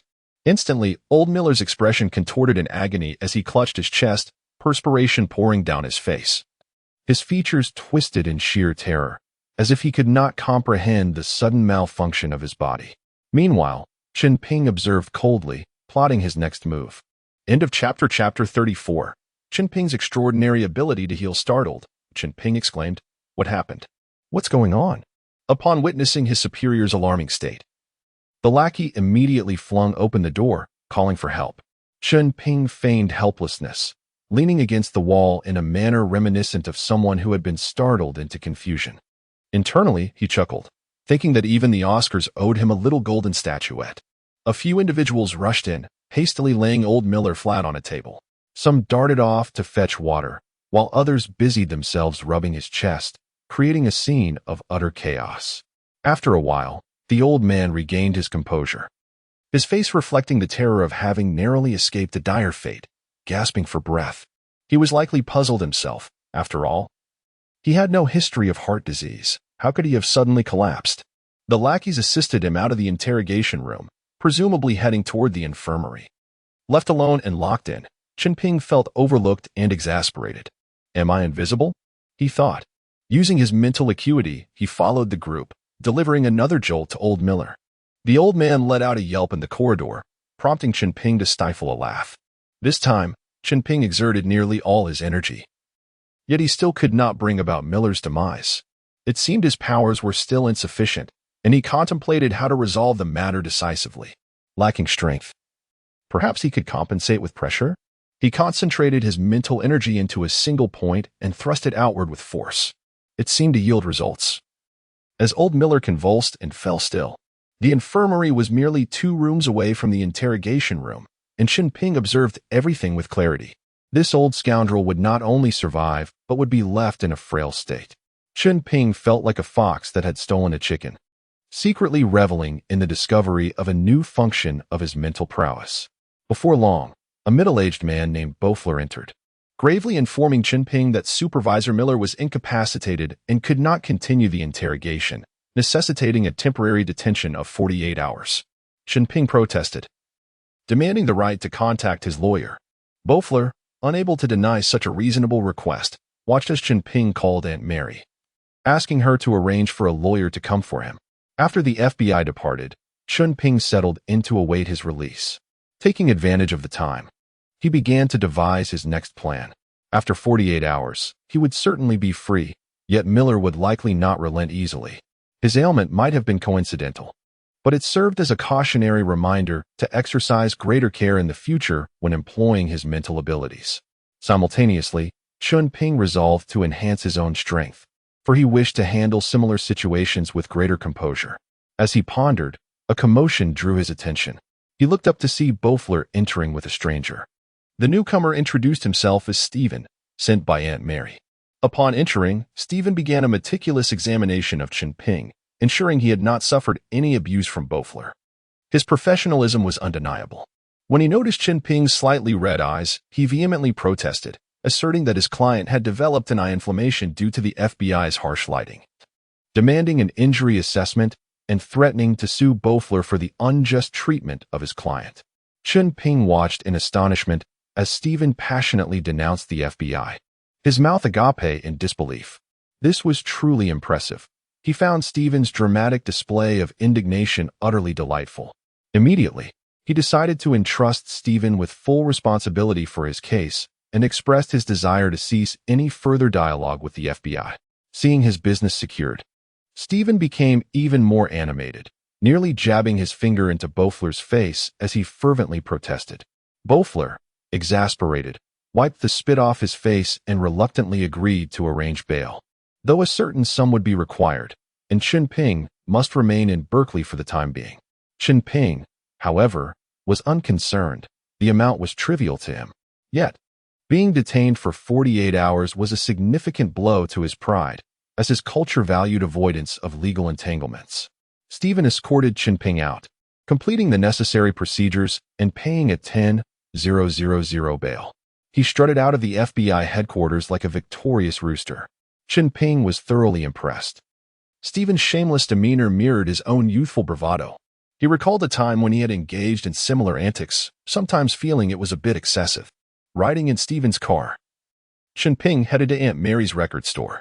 He expressed his gratitude and decided on the spot to hire Stephen as his legal advisor on an annual salary basis. Stephen was to be on call 24/7 during his employment, with a salary of 100,000 and additional fees for any legal cases. Elated, Stephen signed the contract and left in high spirits. Aunt Mary was equally relieved to see Chen Ping unharmed, for she did not wish for any misfortune to befall her golden goose. Since their collaboration began, she had profited handsomely. Chen Ping casually inquired about Parker's situation. "Hey, that rascal is naturally suited for trickery," he mused, learning that Parker had opened a small casino in his neighborhood and was thriving. Upon returning home, Chen Ping reclined on the sofa, contemplating his next steps. With Miller no longer a formidable threat, and having inflicted a few blows, he figured that even if Miller recovered, he would remain frail. This time, having tasted the sweetness of the plaintiff's victory, he considered whether to engage in underhanded dealings, as neither party was particularly virtuous. And he felt no moral burden in dealing with them. Suddenly, his phone rang. It was Parker calling. Parker mentioned he had heard about Bofler taking him away and inquired if he needed assistance. Chen Ping thought to himself that this fellow was quite loyal. He reassured Parker that he was fine, thanked him for his concern, and encouraged him to keep up the good work, offering his assistance should he encounter any insurmountable issues. After hanging up, feeling a bit bored, Chen Ping turned on the television. The news was reporting a bizarre case involving a wealthy individual who had mysteriously vanished from his home, along with 2 bodyguards, leaving no trace behind. Chen Ping chuckled. "Serves you right. You wronged the wrong person. I won't let you off so easily." Switching channels, he found the Department of Agriculture warning farmers about the outbreak of mad cow disease in Europe, urging everyone to take precautions to avoid losses. Chen Ping promptly called James to inquire about the situation on his farm. James reported that 2 calves were not in good condition. Chen Ping quickly followed him to inspect. Upon arrival, he observed the 2 newly weaned calves, their heads drooping and lacking energy. Scanning them with his mental acuity, he detected an energy within them that he found quite distasteful, a discordant force that clashed with his own vitality. Chunping channeled his life force into the calves, combating the malign energy. As he drove it away, it retreated through their hooves into the ground, dissipating through the network of plants below. However, dissipating was not entirely accurate. According to the law of energy conservation, it could not be annihilated, only transformed. Freed from the troublesome energy, the calves perked up immediately, bouncing back to life and munching on grass. James stared in wonder, his eyes wide. Is this Qigong?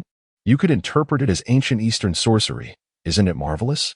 Chen Ping playfully explained to James.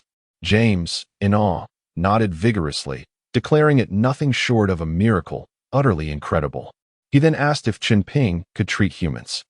Chen Ping replied affirmatively but cautioned that using his abilities took a considerable toll on his body, necessitating a period of recovery. Casually, he scanned James's health and found him to be in excellent condition. He then expanded his mental acuity to survey the entire farm, ensuring it was thoroughly clean. Humph. Let those who are enamored with madness indulge in their folly.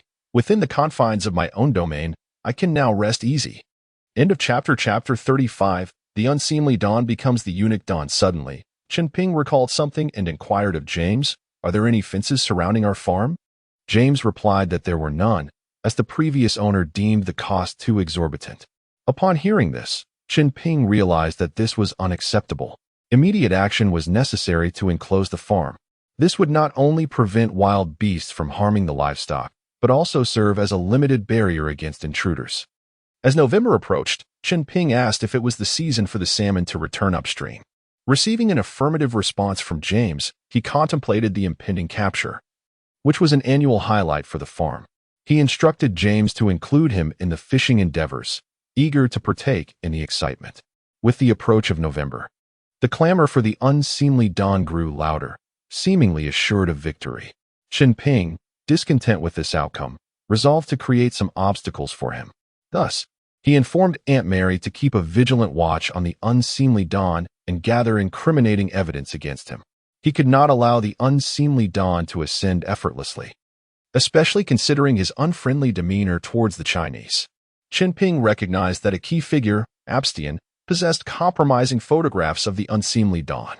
Should he manage to procure that infamous dress photo and make it public, the unseemly Don's arrogance would surely wane. Unfortunately, that was a future prospect yet to unfold. Moreover, there was the Watergate-like incident involving the Whitewater Development Corporation, which could be exploited. The Whitewater Development Corporation was a real estate venture in Little Rock, Arkansas, the unseemly Don's hometown, in which he held a 50% stake. This company had close ties with the Madison Savings and Loan Association, whose owner, James McDougall, was a close confidant of the unseemly Don. In 1989, McDougall was imprisoned for bank fraud, leading to the bankruptcy of Madison and a staggering loss of $60 million for some taxpayers in the nation. The Department of Justice and the FBI initiated an investigation into the matter. Reports suggested that Hillary, the unseemly Don's wife, had received a substantial illegal benefit from Madison, which was initially deposited in the name of Whitewater Development and subsequently funneled out through legal loopholes to fund the unseemly Don's 1984 gubernatorial campaign in Arkansas. Chen Ping mused whether exposing this scandal at a critical juncture in the unseemly Don's campaign could cause him distress. A mere anonymous tip to a newspaper would suffice, as the cost was minimal. Should that prove ineffective, he would not hesitate to infiltrate the unseemly Don's residence, incapacitate him, and photograph him in a bra and bikini. The thought of such a scene was indeed eye-watering. Since you have yet to engage in such actions, I shall gladly frame you for it. Chen Ping sought out a public phone and contacted a newspaper sympathetic to the unseemly Don's opposition, rambling incoherently. Did the validity of evidence matter? As long as the opposition had a pretext, they would unearth the evidence themselves. After all, these were facts, not fabrications. On November 3rd, Democratic presidential candidate William Jefferson unseemly Don triumphed over incumbent President George Bush in the election, thus becoming the 42nd and 52nd president of the nation. He was the first president born after World War II, and his victory marked a return to power for the Democrats after a 12-year hiatus. According to the voting results, he won in 32 states and the District of Columbia, amassing 370 electoral votes, far surpassing the 270 required for victory. Bush won in 18 states, securing only 163 electoral votes. The popular vote percentages were as follows: Unseemly Don 43, Bush 38, Perot 19. That day, in Little Rock, Arkansas, Unseemly Don proclaimed that his foremost task upon assuming the presidency would be to restore economic growth and provide opportunities for the people. He stated that the citizens had chosen a new beginning through their votes, and their support constituted a remarkable united force for change. He pledged to uphold his commitment to reform during his administration. Simultaneously, a negative expose regarding the unseemly Don, which had been brewing for several days, came to light. Since his election could not be impeded, Chen Ping decided to present him with a grand gift. As a result, newspapers and television outlets inundated the public with denunciations. While the opposition made their last-ditch efforts, Chen Ping also set off for Arkansas, intending to closely observe the individual who had inflicted the most significant harm upon China in history, to discern what he truly was and what capabilities he possessed. Regarding the unseemly Don's shroud, this metaphor referred to those who politically obstructed the unseemly Don's family, who mysteriously perished, creating a victim list known as the Unseemly Don Shroud or the Clinton Body Count. Specifically, this list included James McDougal, a partner in the Whitewater case, who died of a heart attack during isolation. He was a key witness for independent prosecutor Ken Starr, along with White House intern Mary Mahoney, among others. Additionally, citizens of the nation compiled an extensive list of 50 individuals, termed Clinton's body bags, comprising those connected to the unseemly Don's family who died under various circumstances at different times. The inexplicable deaths of so many individuals highlighted the unseemly Don family's formidable dominance in America. Upon arriving in the unseemly Don's hometown, Chen Ping aimlessly scanned the area with his mind's eye, discovering that this quaint town named Hope was indeed the birthplace of the unseemly Don. He scanned without restraint, as he was the only one in this world endowed with such abilities. Were he in a realm of cultivation, his indiscriminate probing would have surely attracted the ire of a formidable elder. His search yielded fruit. On the outskirts of the town lay a sizable estate where the unseemly Don was hosting a celebratory banquet, exuding an air of triumph and arrogance. The unseemly Don embodied the quintessential American man, with thick golden hair and, despite being under 50, sporting freckles that rendered him rather unappealing. Chen Ping inwardly cursed. How dare you bomb our embassy and send aircraft carriers to flaunt their might in our eastern seas? I shall collect a small interest first. Approaching the estate, Chen Ping concealed his appearance and form with his mental prowess, ensuring that anyone who saw him would only recall a vague mist after he departed. He quietly found a grove nearby and seated himself beneath a tree to commune with nature. His consciousness slithered like a predatory serpent, infiltrating the estate. Curiously, the unseemly Don was no longer in the hall. Where had he gone? Moments ago, he had been engaging in conversation. Chen Ping began searching through the rooms, and, lo and behold, true to his reputation, the unseemly Don was in a side room, flirting with an African-American woman. He certainly had eclectic tastes. Chen Ping contemplated that directly eliminating him would be unwise. Should he perish, who might succeed him could be even worse. A more ingenious plan was required, one that could chastise him without spiraling out of control. His gaze fixated on the unseemly Don in the side room, his mind racing with strategies, a glimmer of cunning in his eyes. End of chapter 36. The lecherous farmer. This fellow is quite the libertine. It would be prudent to transform him into a eunuch. Chen Ping's consciousness permeated his being, seeking out the thyroid gland, and infused it with a vibrant life force, inducing a gradual state of excitement within. He mused to himself, how will you pursue women after this?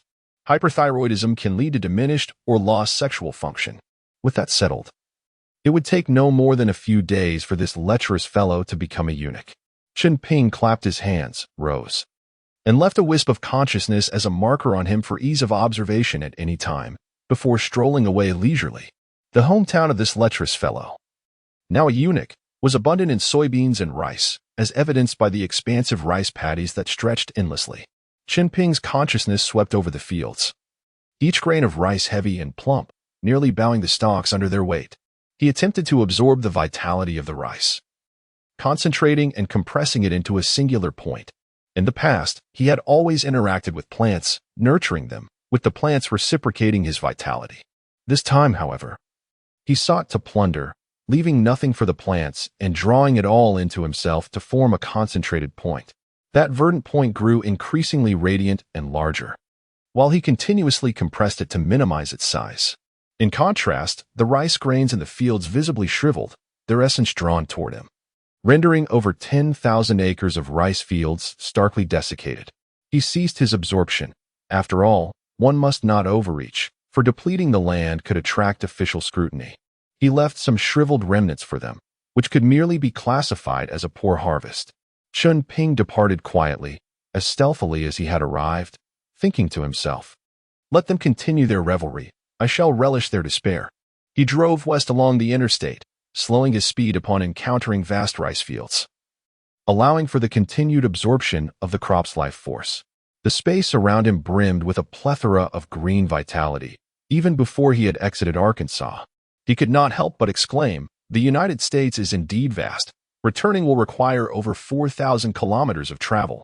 As he approached the state border, he was halted by the CHP, California Highway Patrol, for lacking a driver's license. A black officer instructed him to place his hands where they could be seen and requested that he turn off the engine and produce his license. With a scoff, Chen Ping slowly produced a piece of paper as his consciousness began to influence the officer's mind, wishing to project the image of a license from the eunuch's hometown. The officer scrutinized the document with great intensity. Chen Ping felt the strain of maintaining control over the officer's brainwaves. After all, humans are complex beings, and sustaining such influence for too long would prove challenging. The officer examined the license, then Chen Ping, and back again, before suddenly standing at attention and saluting, proclaiming, "Good day, Your Excellency. It is a pleasure to meet you." He then returned the license to Chen Ping. Chen Ping accepted the license and, with a thick loogie, spat it onto the officer's face, bellowing, "You've delayed my affairs. I'll send you to guard Afghanistan, you foul-smelling scoundrel." He then drove away, laughing heartily. In a bid to garner votes and seek the support of the black community, Chen Ping had put considerable effort and funds into his campaign. He intentionally aimed to vex the officer. Upon exiting Arkansas and entering Colorado, Chen Ping planned to visit the renowned Grand Canyon, a place of considerable fame, hoping to encounter some treasure along the way. However, upon inquiry, he learned that the Grand Canyon was not located in Colorado, but rather in Arizona, named for the Colorado River, which carved out the canyon. This was somewhat embarrassing, akin to a geographical faux pas. Nevertheless, he pressed on, as the local man who had provided directions was unaware of his identity. As he traveled, he continued to absorb vitality, leaving a trail of desiccated farms in his wake. A consequence of his actions. My apologies, American farmers, but perhaps you should direct your ire toward the lecherous fellow turned eunuch, muttering to himself as he absorbed more vitality. Chen Ping arrived at a small town in Utah. In Utah, however, he refrained from drawing upon the life force here, as it was one of the few states in America with amicable relations with China. The majority of the townsfolk were friendly toward Chinese individuals, and while California might be one such state, Utah certainly counted as another. He parked his car and entered a roadside tavern, where he ordered a meal of spaghetti, sausage, and cherry pie, accompanied by a beer. As he dined, he suddenly felt a gaze upon him. Though he noticed, he paid it no mind and continued to eat. A priest, around 60 years of age, approached and politely inquired, "May I sit?" "Certainly, Father. Please do." Although Chen Ping held little interest in Christianity, he respected the priest's dedication as devout guardians of faith. The priest smiled warmly, elegantly taking a seat and asking from whence he hailed. After swallowing a mouthful of food, Chen Ping responded, "I come from the ancient East, a mysterious land, and have journeyed to America in search of my future. The lovely American people have tugged at my heartstrings, and I come to seek justice and rescue the masses from peril." His fanciful rhetoric left the priest momentarily speechless. The priest explained his intent. "My child, I sense a hint of the devil about you, and thus I wish to speak with you." Chen Ping was taken aback. Could this old man truly discern his difference from others? Was he, too, a practitioner of the arcane? No, that was not the term, in foreign lands. It might be referred to as vampire lords, archangels, knightly orders, or werewolves, perhaps. Chuckling inwardly at the absurdity of it all, he shook his head and asked, "Father, what is it you wish to know?" The priest, seemingly toying with the cross hanging around his neck, replied, "My child, I sense a unique energy within you that feels perilous, yet I cannot find anything amiss in your presence. At this moment, the Almighty seems to have abandoned me, offering no guidance." "Ah, so the old man seeks to claim him?" The cross, indeed, was a curious symbol. Chen Ping calmly responded, "We all wander through life, inevitably straying and feeling lost. It is crucial to remain true to oneself. Maintain your skepticism. You may yet uncover new truths." The priest, likely realizing that the cross held no sway over Chen Ping, shook his head with a wry smile and said, "Perhaps I have overreacted. I shall not intrude further upon your meal. May the Lord bless you." Chen Ping nodded slightly in farewell, then discreetly attached a wisp of consciousness to the priest. Sensing something unusual and wishing to observe his actions, the priest hastily exited, while Chen Ping leisurely continued his meal. His consciousness trailed after the priest, leading him to an ancient-looking church. The priest hurried inside to meet a young woman, strikingly beautiful and dressed in clerical attire. Her figure obscured, but exuding an oddly familiar essence. The priest addressed her, saying, "My lady, I have encountered the individual you spoke of." The woman visibly flinched, inquiring, "What was said?" The priest recounted their conversation, and upon hearing the phrase "seeking justice," the woman became notably agitated, asking, "Do you believe he will cooperate with us?" "Uncertain." The priest replied, "But I perceive him as less dangerous than we initially thought. He resembles a reckless youth." Chen Ping suddenly realized that this woman was the young girl he had saved that day, possessing remarkable skills in disguise. She had appeared to be over 50, yet was merely in her 20s. His own body seemed to be around 18.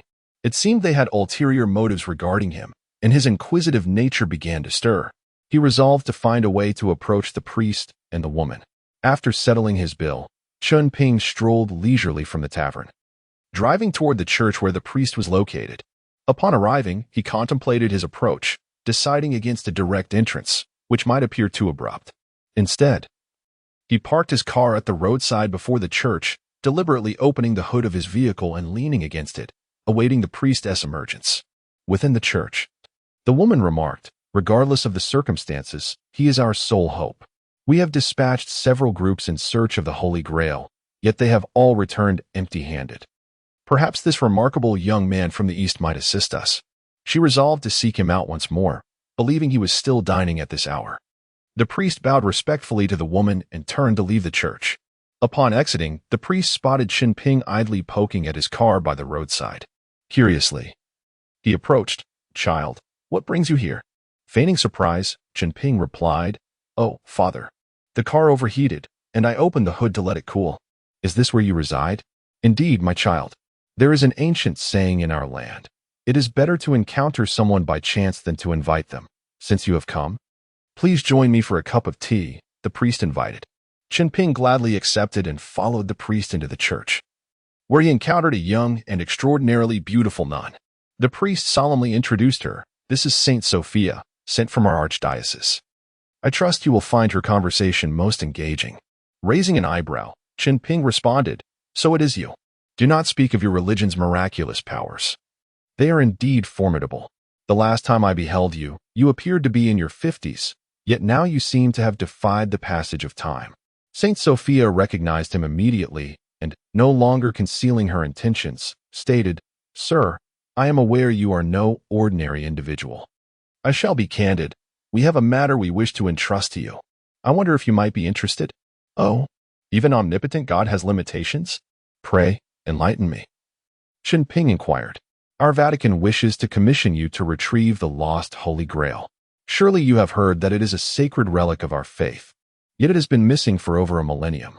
According to our latest intelligence, it is currently in the possession of a member of the Saudi royal family named Mustafa. We have previously dispatched 3 groups of knights to reclaim the Grail, but they have all met with failure. Mustafa lacks for nothing and has no intention of exchanging it. As our adversary, he seeks to possess our sacred relic without yielding."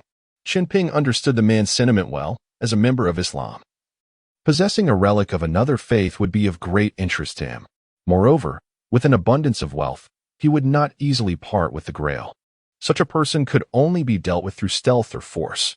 Contemplating this, Chen Ping asked, "What might I gain in return?" Saint Sophia, sensing an opportunity, eagerly replied, "What sum do you desire? Name your price, and our archdiocese shall accommodate your every wish. Money holds little value for me now. I seek a fair exchange."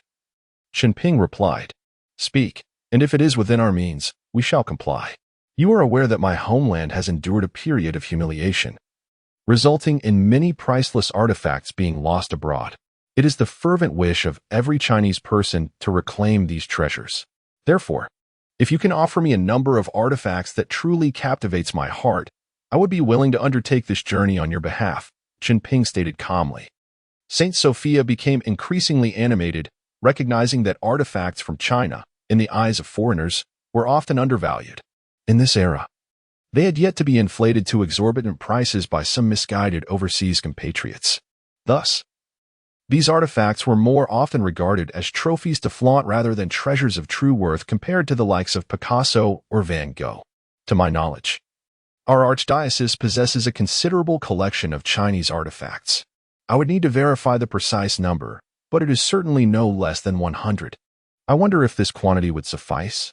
Forgive my candor, but I must say, even 100 Chinese artifacts, let alone 1,000,000, could scarcely compare to your Holy Grail. In addition to the artifacts in your collection, I would also require your religious influence to aid in the repatriation of our cultural relics. If this partnership can be established, I shall return the Grail to you within a week," Chen Ping asserted. Saint Sophia's hands trembled with excitement. Chen Ping was correct. Any number of Chinese artifacts paled in comparison to the Grail in their eyes. Moreover, utilizing their religious influence to assist in the return of Chinese artifacts would not cost them anything. Rather, it would serve to showcase their religious authority. The two parties quickly reached an agreement, and Chen Ping, having concluded the matter, bid farewell and departed. Upon returning to the farm, he was just in time to partake in the salmon migration hunt. James had already prepared a 200-square-meter pond by the river that flowed through the farm. As per Chen Ping's instructions before he left, he had dug a diversion channel to draw water into the pond and created an outlet to return the water to the river. Each year, during the salmon migration, James performed this task with great familiarity, ensuring everything was ready. However, this year was notably different. For Chen Ping possessed a life seed, the verdant sugar pod formed from the life energy absorbed from the crops along his journey back. He could scatter this life seed in the pond, confident that the overwhelming life energy would drive the returning salmon into a frenzy. As anticipated, the migrating salmon surged towards the pond like a torrential flood. This bounty resulted in an extraordinary windfall for Chen Ping's farm throughout the salmon migration season. The farm harvested and sold Xi'an salmon and canned products, accumulating a wealth of $1 million.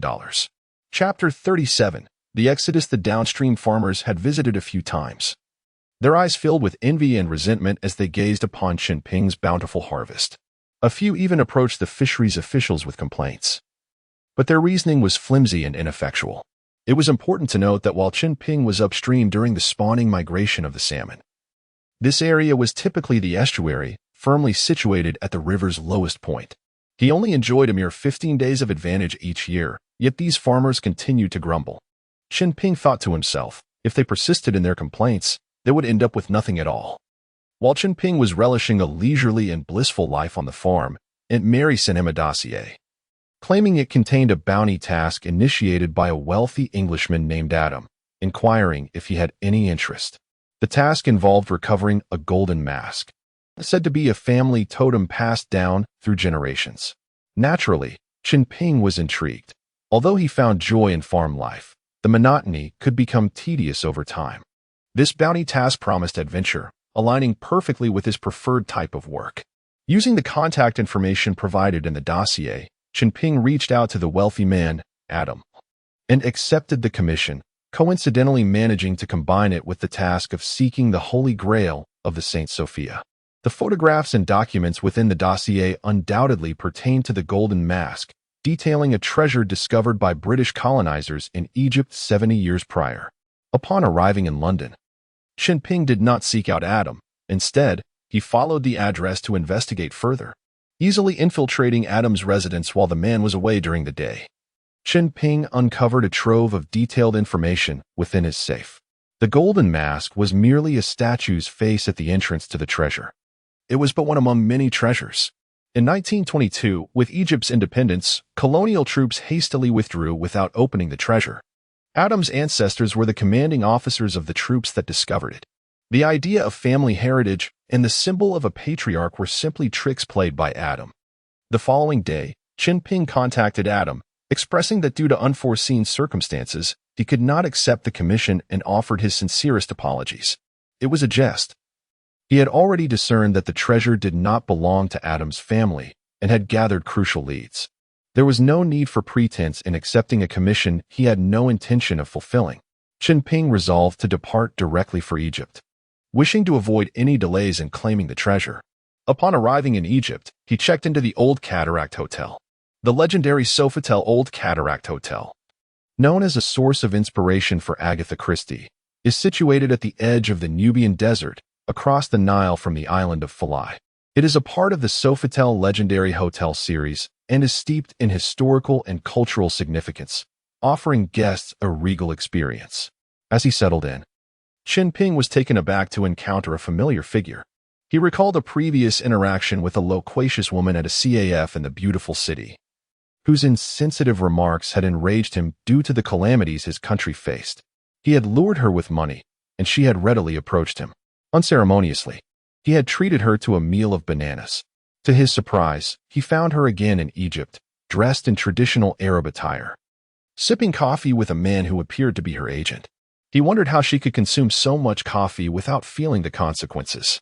Realizing he could not evade her, he subtly altered his facial expression and infused her with a strong psychological suggestion that they were meeting for the first time, no matter how familiar she felt.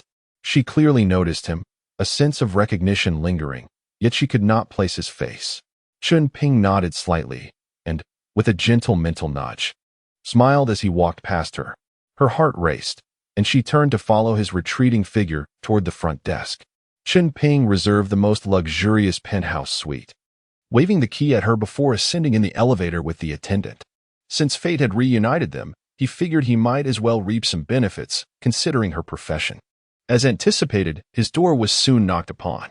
For a woman accustomed to mingling in high society and seeking extra income, obtaining his room number was merely a matter of slipping the attendant a $10 bill. Despite her tendency to gossip, she possessed an exquisite physique, a beautiful face, and an alluring demeanor. After an hour of passion, the storm of emotions gradually subsided. Chunping sighed, reflecting on what had been a perfect encounter. He had underestimated her sensitivity to physicality. With her large, glistening eyes fixed upon him, she murmured, "Darling, are you sure we haven't met before?" "Absolutely certain. This is indeed our first meeting, and you are remarkable," he replied before heading off to freshen up.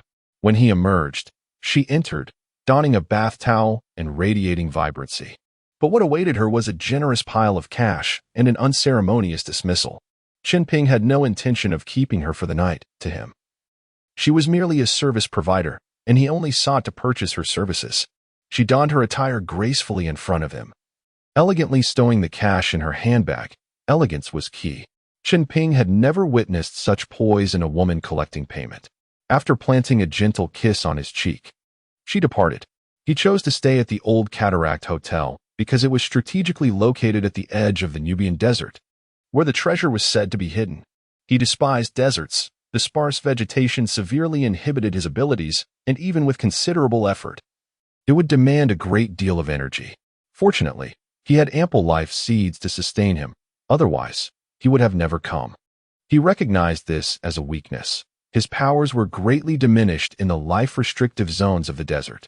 Though he had no immediate solutions, he could only attempt to avoid the desert as much as possible.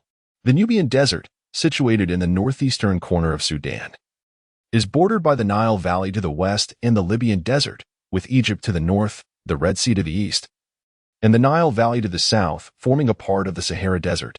According to the documents, a vast tribe once inhabited the Nubian Desert, a tribe that had not formed a nation.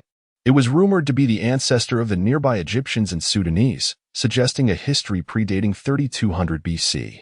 Such an ancient yet lost civilization must possess treasures of immense value.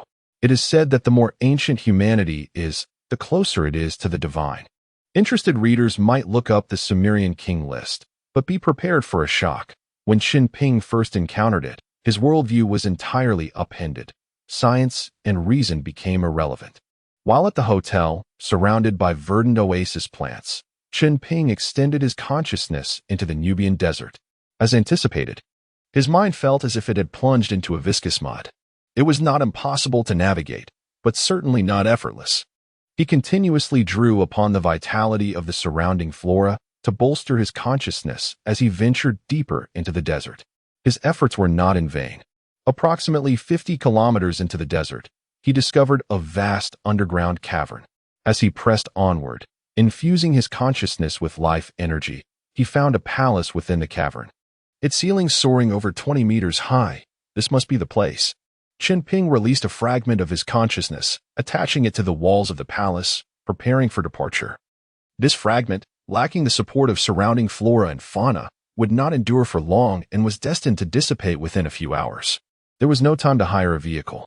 He ventured to a secluded area near the hotel and materialized a large Harley from his spatial domain. Although he was aware that the motorcycle was equipped with GPS, which could be detected by old Miller and his associates, he remained unfazed. By the time they truly pursued him, he would have already completed his task and returned home. Moreover, given old Miller's current frailty, it was uncertain whether he even had the inclination to concern himself with Chen Ping. Chapter 38. The treasure in the desert. Chen Ping mounted his magnificent Harley and sped towards the location of a certain fragment of divine consciousness. Indeed, riding a motorcycle across the desert was exhilarating. There were no traffic lights, no law enforcement officers, only the thrill of acceleration and the warm wind blowing against him. In no time, he covered the 50 kilometers, parked his bike, and attuned himself to the imprint of his divine consciousness. Although he had journeyed for less than an hour, that fragment of consciousness had already weakened significantly, indicating that the life-restricting zone exerted a far greater suppression than he had anticipated. Chunping resolved to be swift and efficient.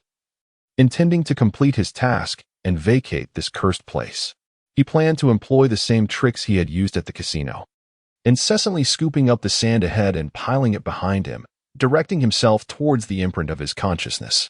The palace was situated scarcely 10 meters above ground, and after a few rounds, he found himself within its interior.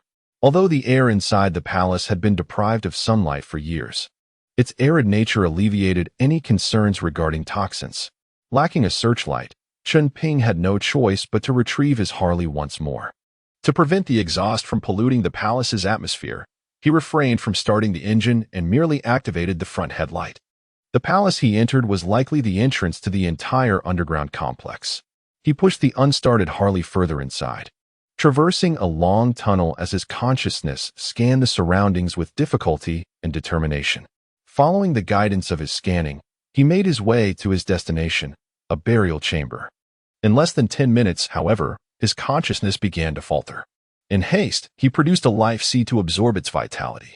Upon entering the burial chamber, which spanned approximately 200 square meters and soared at least 10 meters high, Chunping pondered whether the pharaohs of Egypt had a penchant for grandiose spaces.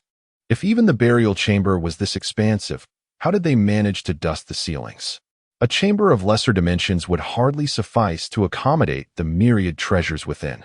Illuminated by the beam of his Harley's headlight, Chunping discovered the chamber was brimming with gold, gemstones, and an array of golden weapons, candlesticks, and vessels, encompassing nearly every aspect of life.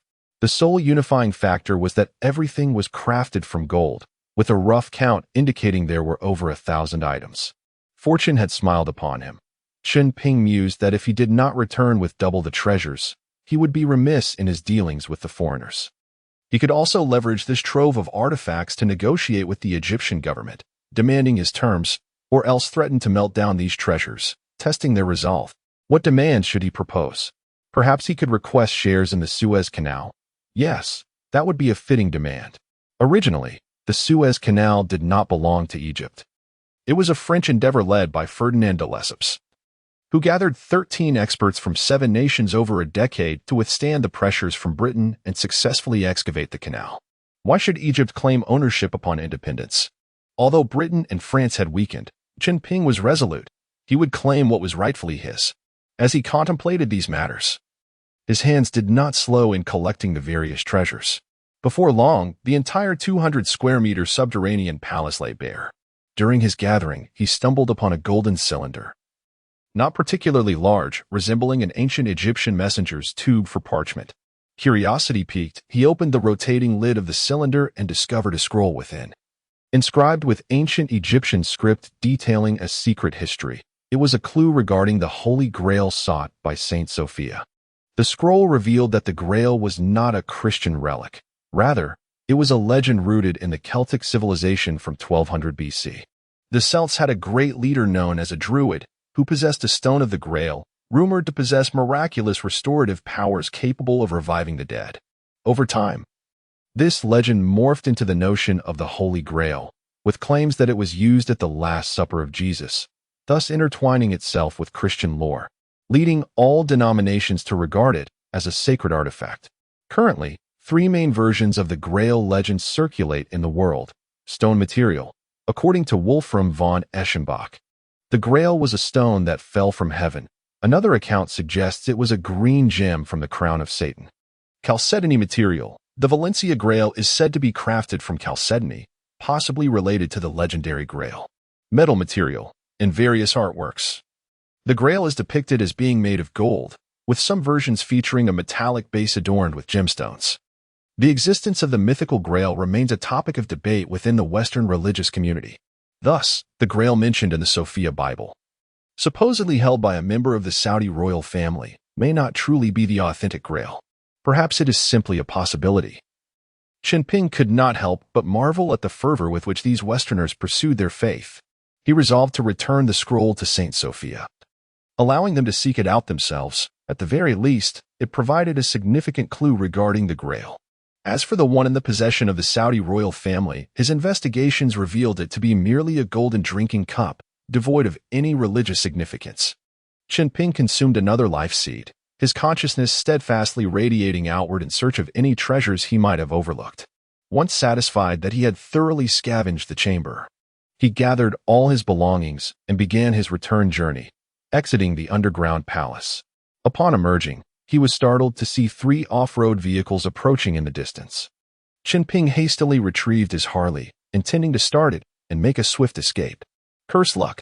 He realized that the prolonged use of the headlight had drained the battery. Pressing the ignition button yielded a feeble whimper from the starter. Damn it! Just when he thought things couldn't worsen.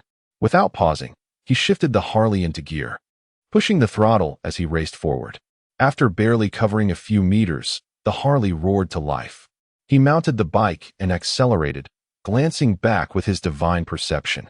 The occupants of the vehicle bore Caucasian features. If he was not mistaken, they belonged to the 6th Division of the Eagle Nation. He had sensed a connection between Adam and the Eagle Nation's 6th Division from the documents he had glimpsed in Adam's safe. The off-road vehicles, having detected his flight, sped up in pursuit, drawing unervingly closer. If they sought their demise, they had only themselves to blame. As he approached a downhill slope, he accelerated the Harley while using his consciousness to lock the doors of their vehicle. At high speed, the doors suddenly slammed shut, causing the unfortunate Jeep to roll over and tumble down the slope. Employing the same tactic, he neutralized the other 2 vehicles before departing on his Harley, nonchalantly waving goodbye. Rather than returning to the hotel, he directed his Harley towards the Sudanese border, aware that Stephen Joe's alias could no longer serve him. Swiftly crossing the border into Sudan, he scanned the area with his consciousness, heading towards a small town. Clad in an Arab robe yet astride an American Harley, he attracted bewildered glances from locals herding their livestock, prompting him to think that they would not remember his face. Upon reaching the town, he did not linger but sought a taxi. Although termed a taxi, it was merely a dilapidated old Toyota, akin to a clandestine transport. Fluently conversing in Arabic, Chen Ping promised the driver 500 if he would take him to the nearest airport. The driver, seizing the opportunity, wasted no time in starting the engine and setting off. Sudan is a nation engulfed in turmoil, where tribal conflicts erupt daily, and armed factions are as numerous as the stars in the sky, some claiming to wield power with merely a handful of firearms. Fortunately, the Arab driver, well acquainted with the routes, safely transported Chen Ping to a location just 50 kilometers from the airport. The driver halted the vehicle and informed Chen Ping, "Sir, I cannot proceed any further. Ahead lies the territory of the Jingu militia. I can only wish you luck from here. Those individuals are unreasonable and exceedingly ruthless." Upon alighting, Chen Ping compensated the driver and watched as he drove away before retrieving his Harley from the confines of space, setting off towards the airport. The journey was fraught with difficulties, igniting a burning frustration within him. He pondered how the 6 factions had traced his whereabouts, vowing silently that the Jingu militia would do well to avoid provoking him. Yet, some individuals are simply intolerable. Just as he contemplated their names, an armed pickup truck approached, barreling directly towards him. Chen Ping's eyes brightened. The pickup was impressive, equipped with loudspeakers and a machine gun mounted in the truck bed. The occupants shouted at him in Arabic, demanding he halt for inspection. Pretending to be terrified, Chen Ping stopped his Harley, exiting the vehicle with his hands clasped over his head. 3 men disembarked, and upon observing his cowardly demeanor, they approached him, initiating a search. 3 fools. With a swift motion, Chen Ping drew a blade, slicing through the air to sever the lives of all 3 with a single stroke. To him, they were mere insects, devoid of worth. After dispatching them, Chen Ping commandeered the armed pickup. With its protection, he encountered several more vehicles belonging to the Jingu militia along the way. Yet he passed them with calm confidence, honking his horn. Having traversed the territory of the Jingu militia, he dismounted the armed pickup, switched back to his Harley, and continued his quest for a taxi. Finally, just a few kilometers from Sudan's airport, he spotted a semblance of a decent taxi. Chapter 39.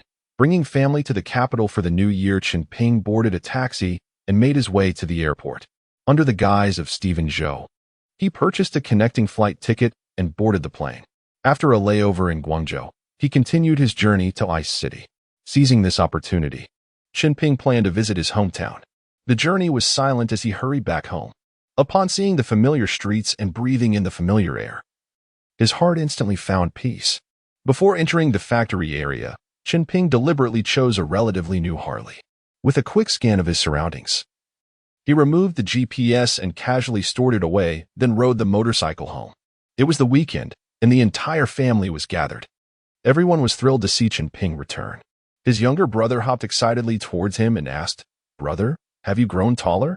How dare he steal my line?" Chen Ping thought, bemused. Shouldn't it be him, as the elder brother, who remarked on his younger brother's growth? He patted his brother's shoulder and turned to his parents, saying, "I'm back." His father and mother quickly surrounded him, bombarding him with questions. Eager to divert the conversation, Chen Ping said to his father, "There's a motorcycle outside that I bought for you. Why not go and take it for a spin?" His father immediately shifted his attention and headed outside, followed by his younger brother, leaving only his mother behind, who was comparatively easier to manage. Chen Ping recounted some of his experiences abroad to his mother while playfully claiming to be hungry to draw her focus away. Before long, his mother prepared a lavish feast. Chen Ping went outside to call his father and brother back for dinner. His father returned, beaming with joy, having just tested the Harley with his brother. Seeing their delighted faces, Chen Ping felt a surge of satisfaction. His father, noticing his younger brother's envious expression, generously waved his hand, saying, "You can ride it. My workplace is close by, just a few steps away." Just as his younger brother was about to celebrate, Chen Ping quickly interjected, "No need." Watching his brother's mixed expression of hope and disappointment, Chen Ping felt a secret delight and added, "I brought back 2 motorcycles. The other one is on the way and will arrive soon. You 2 can each have one." Finally, both his father and younger brother were overjoyed as they entered the house to enjoy dinner together. During the meal, Chunping fabricated a reason for his return, claiming that Professor Curry had sent him back to his home country to seek the school's assistance in obtaining a long-term study visa. This was crucial because Professor Curry planned to take them on a tour throughout the United States in the second half of the year, and visa issues could be troublesome. He had already visited the school, and everything went smoothly. The administration had readily agreed. With time still on his side, he decided to visit his family. After dinner and tidying up, Chen Ping discreetly pulled his mother into his room, presenting her with a large travel bag filled with $1 million. He explained, "This is money from America, and we can't spend it directly here. Please ask your father to take you to the Bank of China with a Harley to exchange it for RMB, but don't exchange it all at once. Just exchange as much as you need. The current exchange rate is a little over 7." His mother's lips trembled in shock. "My son, where did you get all this money?" "I earned it in America," he replied. "Under Professor Curry's guidance, I wrote a paper that proposed a feasible economic plan, which a company found appealing and bought for $1 million. This is well known at my school in America. If you don't believe me, you can call Professor Curry to verify."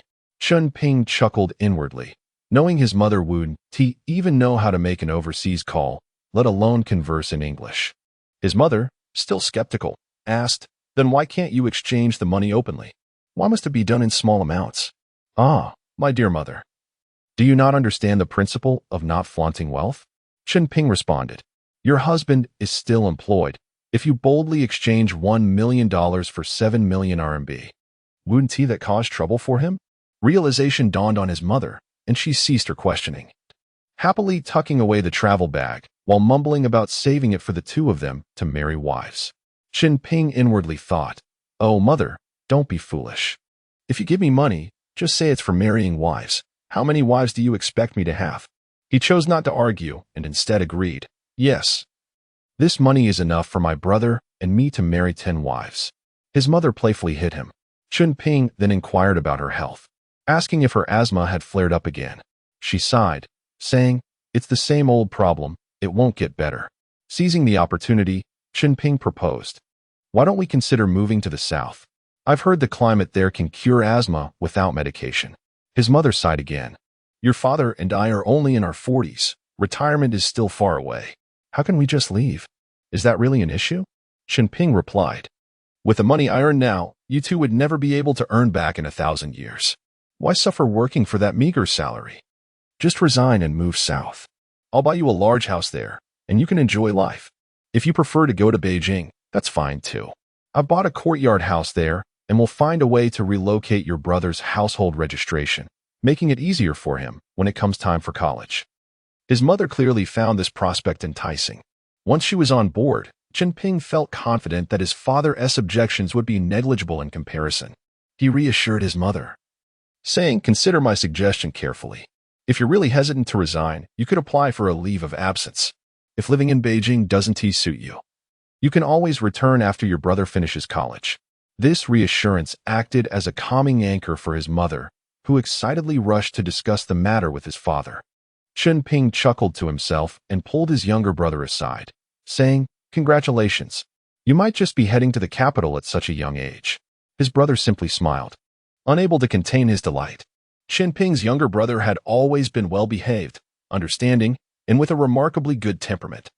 Neighbors often remarked that the two brothers were polar opposites, one a bringer of joy, the other a source of intimidation. Chen Ping led his younger brother to their parents' room, where they overheard a discussion. As the pillar of the family, their father's opinion was still paramount. Chen Ping understood the psychological struggle of a man. If he had built everything with his own hands, he would feel justified in bringing his family to the capital. However, since it was his son's hard work that had created this opportunity, he felt a flicker of hesitation. Their father hesitated, saying, "We're only in our 40s. Moving to the capital to live a retirement life, when would that ever end?" Chen Ping burst into laughter. "What would you like to do in the capital? I'll open a shop for you." His father retorted, "Opening a shop isn't that simple. It takes a lot of money." His mother, with a mysterious smile, revealed the large travel bag, showing it to his father. "This is all money your son earned. It's enough for you to do anything." Chen Ping chimed in, "Our courtyard house in Beijing is very close to Grandpa Tang's place. If you find it boring at home, I can ask Grandpa Tang to help you find a job."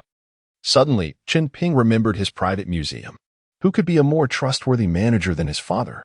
However, he refrained from mentioning it now, knowing he would be bombarded with questions requiring endless explanations. The family discussed the matter throughout the evening and decided to take immediate action.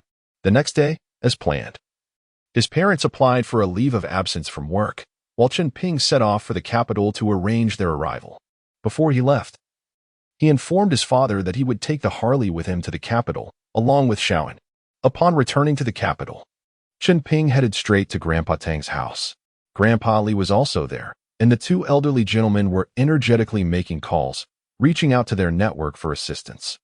Upon seeing Chen Ping return, they were overjoyed, like children who had received their favorite toys, eager to share their recent achievements with him. The construction site has been resolved. It is the former location of a food factory in the suburban area, now well within the Fifth Ring Road. The original factory vacated the premises due to overlapping business operations and a merger with another facility, leaving the site empty. The entire plot spans an area of 10,000 square meters, which is absolutely sufficient. A provisional lease has been arranged for a term of 20 years. The architectural plans have been meticulously crafted by the engineers that were hired. Upon review, the designs reflect a quintessential ancient architectural style, in accordance with Chunping's specifications. The plans delineate two distinct areas, one for domestic collections and another for foreign artifacts, with the former occupying the majority of the space. Each structure is imbued with a profound sense of history. Once completed, with a touch of Chunping's artistry, they will undoubtedly resemble a miniature ancient palace complex.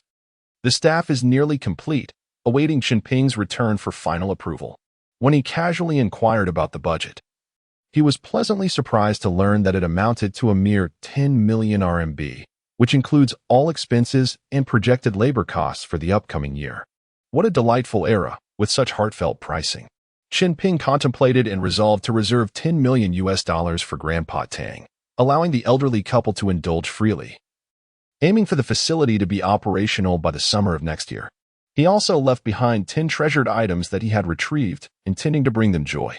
As they gazed upon the familiar artifacts, including porcelain and paintings, the elderly couple was overjoyed and agreed to invite experts from the National Museum for appraisal the following day. Chen Ping reminded them that while appraisal and observation were permissible, absolutely no items should be lent out, even for repairs. They must wait until their own collection museum is completed, ensuring that their treasures remain within their sight. Any attempts to borrow for exhibitions or similar purposes would be strictly prohibited. The only way to take them would be through payment. Subsequently, Chen Ping discussed with Grandpa Tang the plans for his parents and family to settle in Beijing. Grandpa Tang was more delighted than if he had secured a position at the museum. When the subject of Shao and school registration arose, Grandpa Tang confidently patted his chest, promising to take care of it. Chen Ping also requested Grandpa Tang to arrange a minor position for his father. He couldn't leave him without any responsibilities. He further emphasized the importance of security, to which Grandpa Tang readily agreed. If necessary, they could have their museum collaborate with a military unit in Beijing, effectively resolving any security concerns. Observing the lively conversation between the two, Grandpa Tang cheerfully excused himself to make a phone call to Chen Ping's father. Chen Ping and Grandpa Li continued discussing some important considerations. The grand plan was to gain recognition and promote national culture, yet day-to-day operations must remain discreet, with zero tolerance for any misconduct. After ensuring that everything was essentially in place, he bid farewell and returned to his own courtyard. He parked his two Harleys in the yard and rode one towards the school, eager to see Xiao Hui and teacher Qin after a long absence. Upon arriving at the school, he first sought out the principal, old Zhang, engaging in a rather unproductive exchange. Then he headed to teacher Qin's office, peeking inside to catch a glimpse of her graceful figure, diligently writing at her desk. She remained unaware of his presence, her hair occasionally swept back, as if drawing Chen Ping's heart along with it. After a moment of silent admiration, he cleared his throat and entered. Upon noticing Chen Ping, teacher Qin's eyes sparkled with surprise, quickly replaced by her composed demeanor as she calmly stated, "You've returned." Chen Ping mused to himself that every woman deserves an Oscar for their performance. He replied, "Indeed, I came right away to express my gratitude, haha." As he spoke, he pulled out a bracelet inlaid with cat's eye stones and handed it to her, saying, "Just a trifle, nothing of value." Teacher Qin recognized immediately that this was no trivial gift but chose not to expose him, placing it on her desk. Just as she was about to speak, Chunping swiftly took her delicate hand, adorning her wrist with the bracelet, insisting, "I can never repay your kindness. Please do not decline this small token." He did not release her hand, gently caressing it, commenting on its roughness and promising to bring her some skincare products next time. His gaze lingered on her lovely face, revealing a self-satisfied smile. Suddenly, a sharp slap on the back of his head interrupted him. "Where did you learn such flattery?" Teacher Chen retorted, retracting her hand, though Chen Ping noticed a hint of shyness in her eyes. They then discussed the situation with Professor Curie, and she suggested establishing a long-term exchange and learning pathway, indicating her willingness to facilitate whatever was needed. Chunping chuckled at the notion of asking for cooperation from those who had received so many computers and books from him.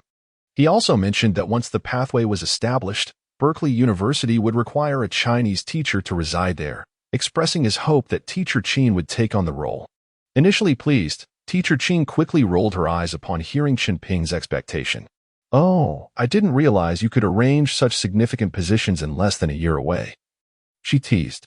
Chunping earnestly replied, "Comrade Qin Xiao, this formidable task can only be accomplished by you. It is my trust in you, so please take it seriously." Teacher Qin shook her head in resignation, acknowledging his good intentions but asserting that such an important position would be arranged by the school, urging him not to worry. Chunping, feeling slighted, retorted with a cold smile, "Given your institution's lack of sincerity regarding this exchange, I believe we should postpone further discussions." Yet again, Teacher Chen playfully slapped him, questioning his official tone. Chunping, retreating slightly, reassured her, "Rest assured, Teacher Chen, as long as you are willing, it must be you. I will ensure the foreign institution designates you for the role." Though she remained silent, a flicker of gratitude crossed her eyes. Truth be told, for a domestic university teacher, such an opportunity to work abroad would be a remarkable addition to their career, greatly beneficial for future endeavors. Chunping grasped Teacher Chen's small hand, expressing his concern like a seasoned leader for a subordinate, holding it firmly while gently rubbing it, whispering, "From now on, I will look out for you. Anyone who dares to make you uncomfortable will have to answer to me." With that, he swiftly withdrew his hand and retreated, leaving Teacher Chen to seethe in silence. Chunping chuckled inwardly at his own cleverness. After leaving, he did not witness the gradual melting of Teacher Chen's irritation, replaced by warmth and complexity as he leaned against his Harley at the school gate, waiting for Xiao Hui's dismissal. Passers-by cast envious glances at his technologically advanced motorcycle, a rarity in an age when cars were uncommon, let alone a Harley. From a distance, Xiao Hui spotted Chunping waiting for her, dashing over with the enthusiasm of a fledgling returning to its nest, linking her arm through his and asking, "When did you come back?" He replied that he had just arrived, and after mounting the bike, he gestured for her to sit behind him. Xiao Hui climbed on, wrapping her arms around his waist.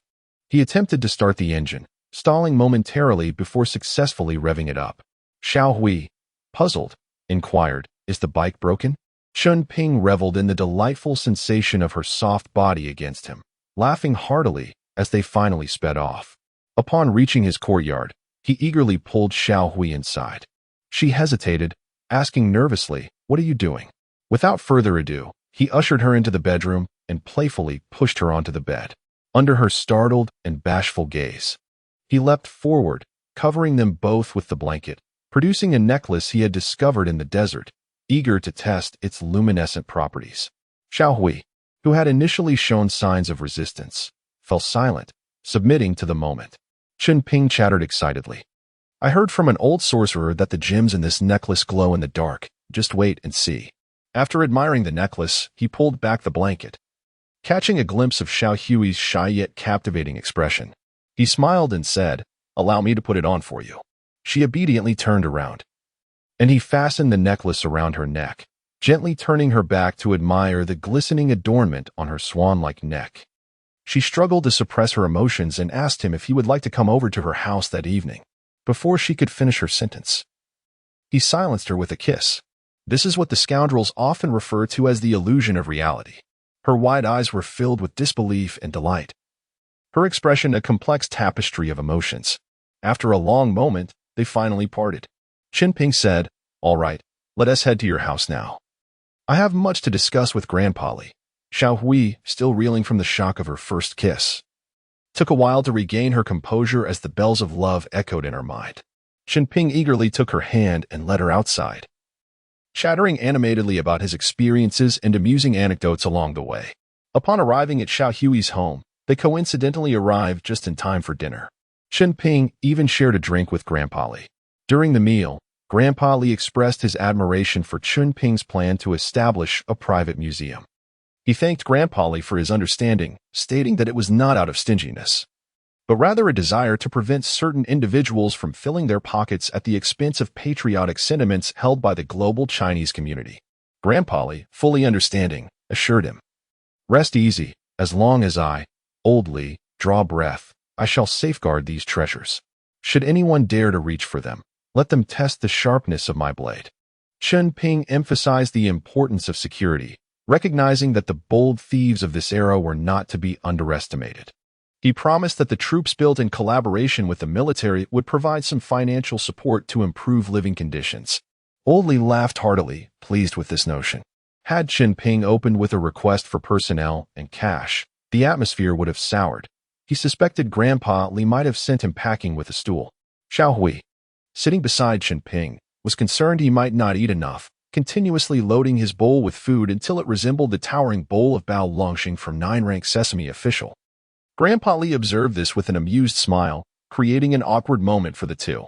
Chen Ping hastily shifted the conversation to mask the discomfort, saying, "I cannot afford to carry our household insignia on many actions abroad, as that would be detrimental to us. Thus, our cooperation must be understood rather than articulated." Old Li chuckled, pleased with Chen Ping's awareness. Who would he relish benefits without exertion? As the evening unfolded joyously, Xiao Hui reluctantly saw him off at the gate. He teased her, "Come by at midnight. I will leave the door open for you." Xiao Hui, flustered, playfully swatted at him, and he chuckled heartily as he returned home. With the new year approaching, Chen Ping aimed to bring his family to the capital before the festivities, primarily for safety reasons.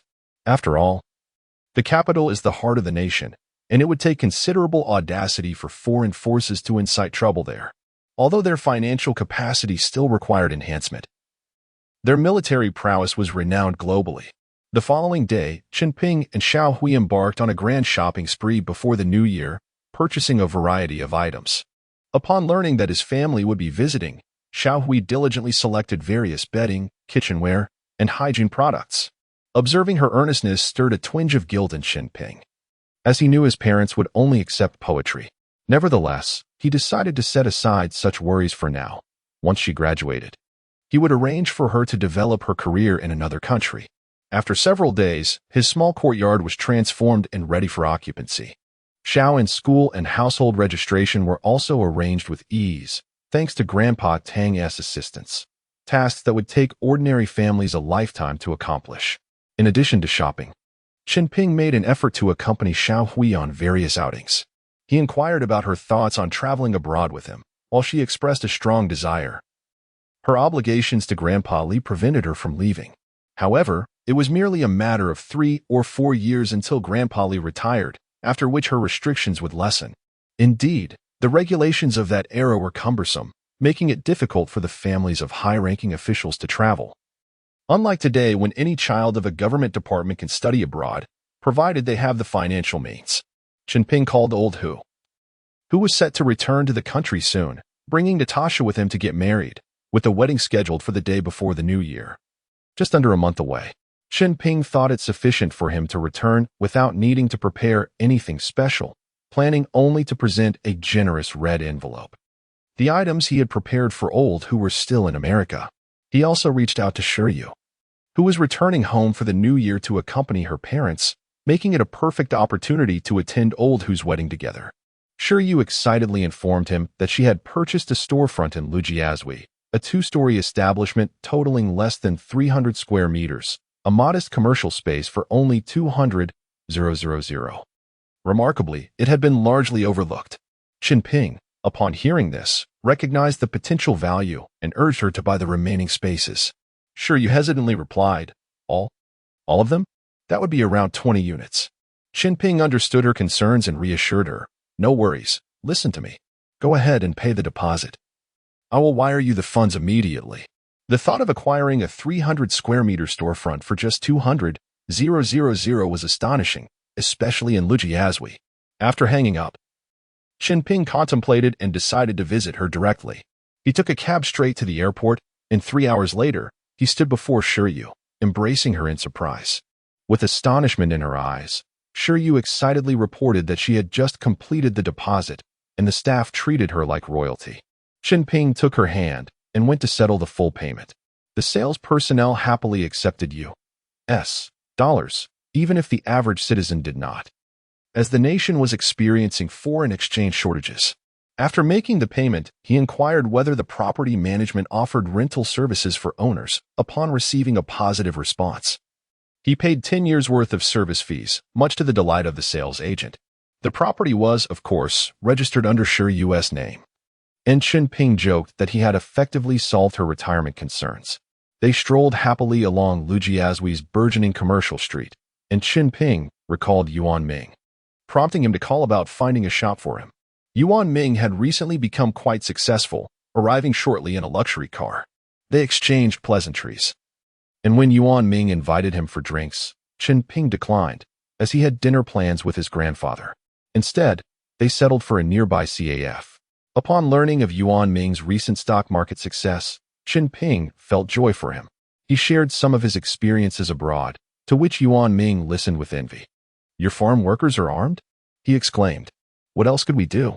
With poor security, it's necessary to arm ourselves to prevent theft. After all, the bandits are armed too." "Indeed," Chen Ping replied, "mutual deterrence means no one fires a shot. Guns may have been invented for killing, but most possess them for self-defense. The Second Amendment in America exists to ensure citizens' property is adequately protected. Since the police are overwhelmed, it's up to the people to safeguard themselves." After parting ways with Yuan Ming, Chen Ping returned to his grandfather's home as dusk fell. He joined his family around the table for dinner, basking in the warmth of their camaraderie. When he mentioned his plans to establish a museum in the capital, his grandfather and uncle expressed their deep admiration and agreement. It seemed that nearly everyone he spoke to about this project responded with praise, which indicated the presence of true malefactors within the organization, those who greedily enriched themselves at the expense of others. Yet, Chen Ping did not harbor much hatred for them. After all, it was a matter of skill. He simply hoped to avoid crossing paths with them. Chen Ping inquired about Shiryu's future plans, and she resolutely stated, "I am passionate about research, simple and direct. Discovering something beneficial for the nation makes life uncomplicated and requires little mental strain." It appeared she intended to pursue a career in research earnestly. Chen Ping shook his head in resignation. Perhaps it was best that while he did not engage in research, someone must safeguard their country's azure skies. "You focus on your research, and I will handle the formulations," he assured her, resolute in his decision. Chen Ping found tranquility in his thoughts. He discreetly assessed the physical condition of his grandfather and uncle, noting that they seemed to be in good health. It appeared that in this era, his uncle was devoid of even suboptimal health conditions. Why, then, did advancements in civilization correlate with a decline in human vitality? Was it conceivable that all human labor would ultimately be delegated to machines, reducing humanity to mere fleshly worms? The thought sent shivers down his spine. If that were the case, one would gaze at another, both transformed into grotesque creatures, directing machines through mere brainwaves. Only brainwaves left. Wait, brainwaves? Directing? A profound fear gripped Chen Ping as he realized the unsettling similarity to his current predicament. Wasn't he, in essence, using his consciousness to influence other beings for his own growth? Impossible, he thought. He was agile and robust, certainly not a worm. But what if he was a worm sent back in time? Shaking his head to dispel such thoughts, he resolved not to entertain them, at least not for the foreseeable future. Casting aside these chaotic musings, Chen Ping shared with Shiyu the news of their family's intention to settle in the capital. Shiyu was initially elated, but soon her expression fell. "Does this mean we want to see Uncle, Aunt, and Little during the new year?"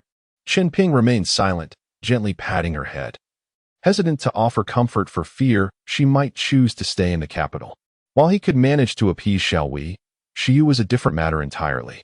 His feelings for her were akin to familial love, or perhaps that of a rightful partner, imbued with both affection and reverence, a reverence that stemmed from the depths of his being, independent of personal strength.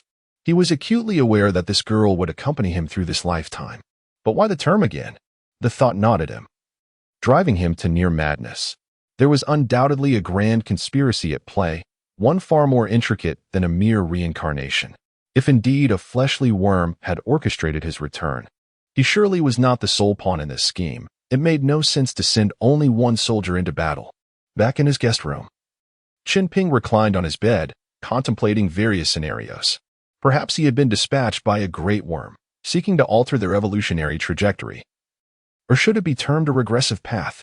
If that were the case, humanity's evolution would not be voluntary, but rather subjected to external manipulation. What could be the intent behind such interference? Was it to cultivate? The technological force capable of meddling with human evolution would undoubtedly far exceed human capabilities. Why would they nurture lesser beings? As pets? If they were to send him back, they ought to elucidate the specifics of his mission. Leaving him to navigate the unknown was indicative of unreliability, particularly on the part of the Great Worm.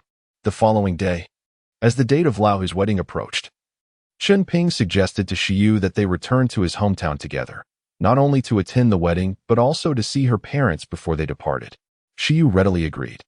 With only a few days left before summer vacation, she promptly requested leave from school, and the two set off for northeast China. Upon their arrival, Littleton and Shirley rushed to greet them. Observing the transformation of the once snot-nosed children into strapping young men filled Chen Ping with nostalgia for the swift passage of time. They first escorted Shiyu home, where her parents welcomed them warmly. Chen Ping bowed respectfully, having not seen them in ages. Shiyu's father was overjoyed at the return of his daughter and son-in-law. Ushering them into the house, Shiyu and her mother retreated to share whispers, while Chen Ping engaged in conversation with her father about recent academic pursuits.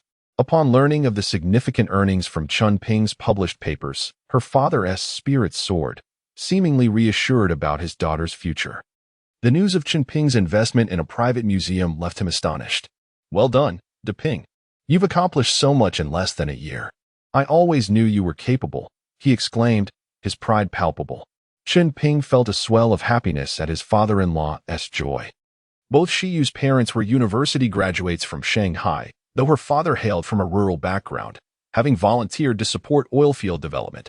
Her mother had followed her husband across great distances, exemplifying a partnership steeped in mutual support, a couple likely to return to Shanghai upon retirement.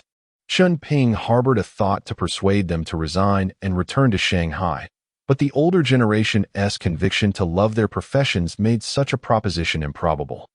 They could not simply abandon their commitments, a stark contrast to his father, who had taken a different path in life. After a while, Chen Ping decided to head home and called for Littleton and Shirley to accompany him. Shiyu suddenly dashed out, eager to join, clutching a small bag, presumably a gift for her mother. Thus, the three of them made their way to Chen Ping's home. Upon entering, Shiyu sweetly ran to take her mother's arm. The sight of Shiyu brought an immediate change in atmosphere. Her mother whisked her away into the inner room for a private chat, their laughter echoing joyfully. Meanwhile, Chen Ping, along with his father and Littleton, settled down to converse. He informed them that all arrangements for the capital were complete, ready for relocation.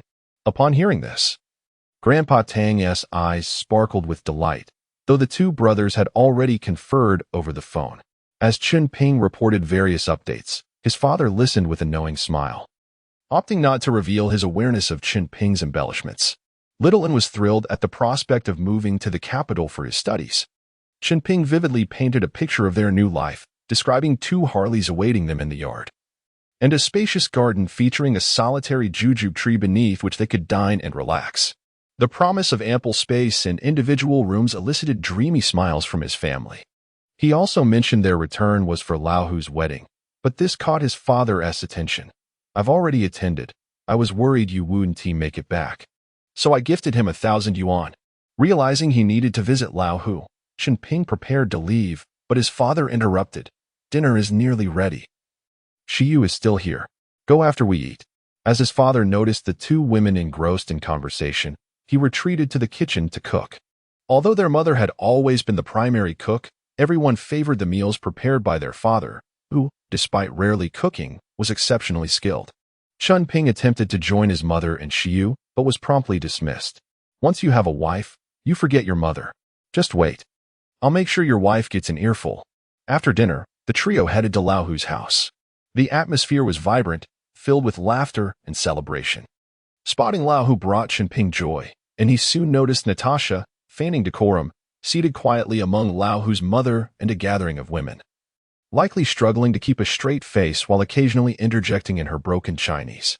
Evidently, Lao Hu had taken the time to teach her, as her comprehension of the local dialect had noticeably improved. Chen Ping and Lao Hu conversed in a corner, discussing wedding details set for the day after tomorrow. The band had been arranged, comprised of musicians they had known since childhood. To Chen Ping's surprise, Lao Hu was a drummer while he himself played the keyboard.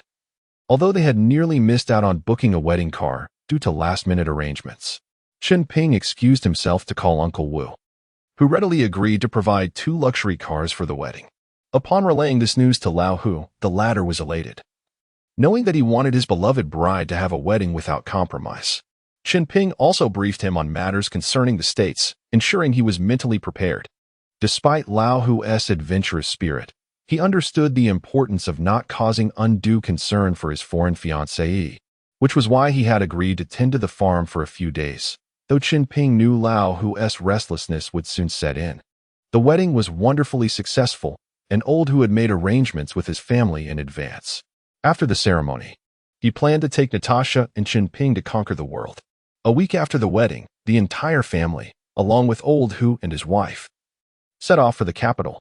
Shiryu stayed home to celebrate the new year with her parents and could not accompany them, as the holiday was fast approaching. Upon their arrival in the capital, they were warmly welcomed by Grandpa Tang and his family. Today, Grandpa Tang's daughter, Tang Wan, returned home, eager to meet the sworn brother who had once cared for her father. Her husband, who works in Inner Mongolia, is rarely at home. This visit during the new year was a rare opportunity to see her elderly father and her sworn brother. Aunt Wan's husband, a keen-eyed middle-aged gentleman named Zhang Jun, works in a secret department and is currently stationed in Inner Mongolia, with hopes of returning to the capital in the future. The specifics of his work were not disclosed, and Chen Ping refrained from inquiring, understanding the sensitive nature of the profession. Despite the close relationship between their families, he felt it inappropriate to pry. Zhang Jun, with his sharp instincts, seemed to sense that Chen Ping was a practitioner of martial arts, occasionally casting his discerning gaze in his direction. Chen Ping chuckled, raising his glass in a toast. "Uncle, let us drink to that." Zhang Jun returned the smile and accepted the toast. He inquired if Chen Ping had indeed practiced martial arts, to which Chen Ping candidly replied, "Yes, I trained with a retired soldier from our armed forces since childhood." Chapter 40. Revamping Uncle Hu's body. Zhang Jun found himself increasingly intrigued. Initially, he held a favorable impression of Chen Ping's family due to the connection with Chen Ping's father and his own father-in-law. The revelation that Chen Ping possessed martial skills further delighted him. Emboldened by the effects of alcohol, he expressed a desire to engage in a friendly sparring match. Chen Ping humbly declined, saying, "Uncle, my master taught me only lethal techniques, which are not suitable for friendly practice." Zhang Jun, upon hearing this, grew even more curious. Unfortunately, Aunt Wan, unaware of the underlying truth, remarked, "Your uncle was a champion at the Bureau of Guards for several years. Ping, you should not spar with him." Old Hu's gaze sharpened, yet being a guest, he refrained from interjecting. Chen Ping laughed heartily, complimenting, "Uncle, you are quite formidable." Zhang Jun waved his hand dismissively. "That was all in my youth. But, Uncle, you are still quite young, not yet 40. Old Hu suddenly suggested, "Why not show us a move?" Chen Ping, understanding Old Hu's intent, agreed, "Yes, Uncle, do demonstrate." Chen Ping recognized that in the realm of martial arts, there is no absolute first or second, and practitioners are often reluctant to be outdone. Zhang Jun, now invigorated, glanced around and approached the wall, picking up a half-brick left over from the flower bed. With a sudden forceful grip, he shattered the brick with one hand. Indeed, he belonged to the ranks of the skilled. With that single squeeze, he could easily crush the scapula of an ordinary person, specifically referring to joint areas, not single bones like the humerus, which differ in strength. Both Chen Ping and Old Hu, being martial artists themselves, applauded. Returning to his seat, Zhang Jun took the handkerchief offered by Aunt Wan to wipe his hands and remarked with a smile, "I'm old now, far from my former self. They toasted once more, and the family banquet approached its conclusion. As they prepared to leave, Zhang Jun subtly cautioned, Ping, since ancient times.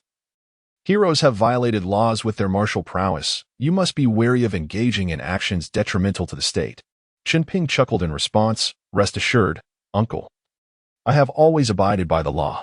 Yet internally, he scoffed, pondering how individuals from law enforcement tend to possess such tendencies. After bidding farewell, the family returned home. Inside, Mother took Natasha to arrange accommodations. Father and Grandpa Tang, having consumed a fair amount of alcohol, retreated to the study for tea to sober up. Chen Ping, an old who sat beneath the jujube tree, enjoying the cool evening air. Old who inquired, your uncle seems rather interesting, not merely an ordinary civil servant. Chen Ping replied with a smile, he is likely from some secret department. He has tea disclosed anything, and a Haven tea pride. His work is domestic, while ours involves travel. Chen Ping continued, with Grandpa Tang around, he is practically family, and there should be no issues, so do not worry. Old who nodded, choosing not to pursue the topic further. They then discussed security matters. The situation in America is not absolutely secure. Hearing Chen Ping's ambitious aspirations, Old who looked at him in surprise, saying, seizing an island seems feasible, but that requires organizing a team. As for transforming a desert, what method do you propose to make a desert habitable? Chen Ping grinned and produced a life seed, saying, consume this. Old who, puzzled, glanced between Chunping and the seed, but without hesitation, he tossed it into his mouth. Chen Ping instructed, utilize the standing meditation technique my master taught. Old who stood in place, remaining in his stance throughout the night. Chen Ping entered the house, advising everyone not to disturb Old who, then went to bed. The next morning, Chen Ping awoke and stepped outside, finding Old who still standing there, with dew glistening on his eyebrows and stubble. Approaching him, Chen Ping gently assessed his energy with his spiritual sense. Old who had undergone a profound transformation overnight, as if his very essence had been revitalized. Upon opening his eyes, Chen Ping remarked playfully, go take a shower. He turned away, feigning disgust as he left. Old who, catching the scent, exclaimed and dashed into the room. From the guest room, Natasha's melodious voice rang out, oh dear, did you fall into a cesspool? After more than half an hour, Old who emerged, donned in fresh attire. Looking rejuvenated, he cheerfully declared, last night felt more rewarding than standing for 10 years. What did you give me? Chen Ping, mindful of not revealing too much to prevent overwhelming him, playfully responded, just a few life pearls found in the pharaoh's tomb. Did you try one? Old who inquired. Did you consume one? Chen Ping teased, I haven tea. I wanted to see how you fared first before partaking. Old who shot him a look, stating, my strength and reaction speed have doubled compared to before. Do you have more? I'd like a few more. Chen Ping replied, I do. But you cannot have any more just yet. I fear you might explode from excess, and if Natasha were to find out, she would surely kill you. During their time in the capital for the new year, Chen Ping recounted nearly all his experiences from the past year, excluding those related to his spiritual abilities. Old who listened, his eyes sparkling with interest, immediately feeling disenchanted with the farm. Chen Ping reassured him, the farm is managed by dedicated personnel.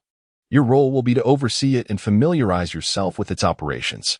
I need someone trustworthy to handle it, and once you're well acquainted, you can leave Natasha in charge while we go on adventures. They both chuckled, resembling two foxes that had stolen a hen. Ping, you're back. A bright voice chimed in. It was Xiao Hui. Chen Ping suddenly remembered he had forgotten to inform his family about her arrival and felt anxious that she might rush to embrace him. He quickly responded, yes. I'm back. Xiao Hui, why did you arrive so late?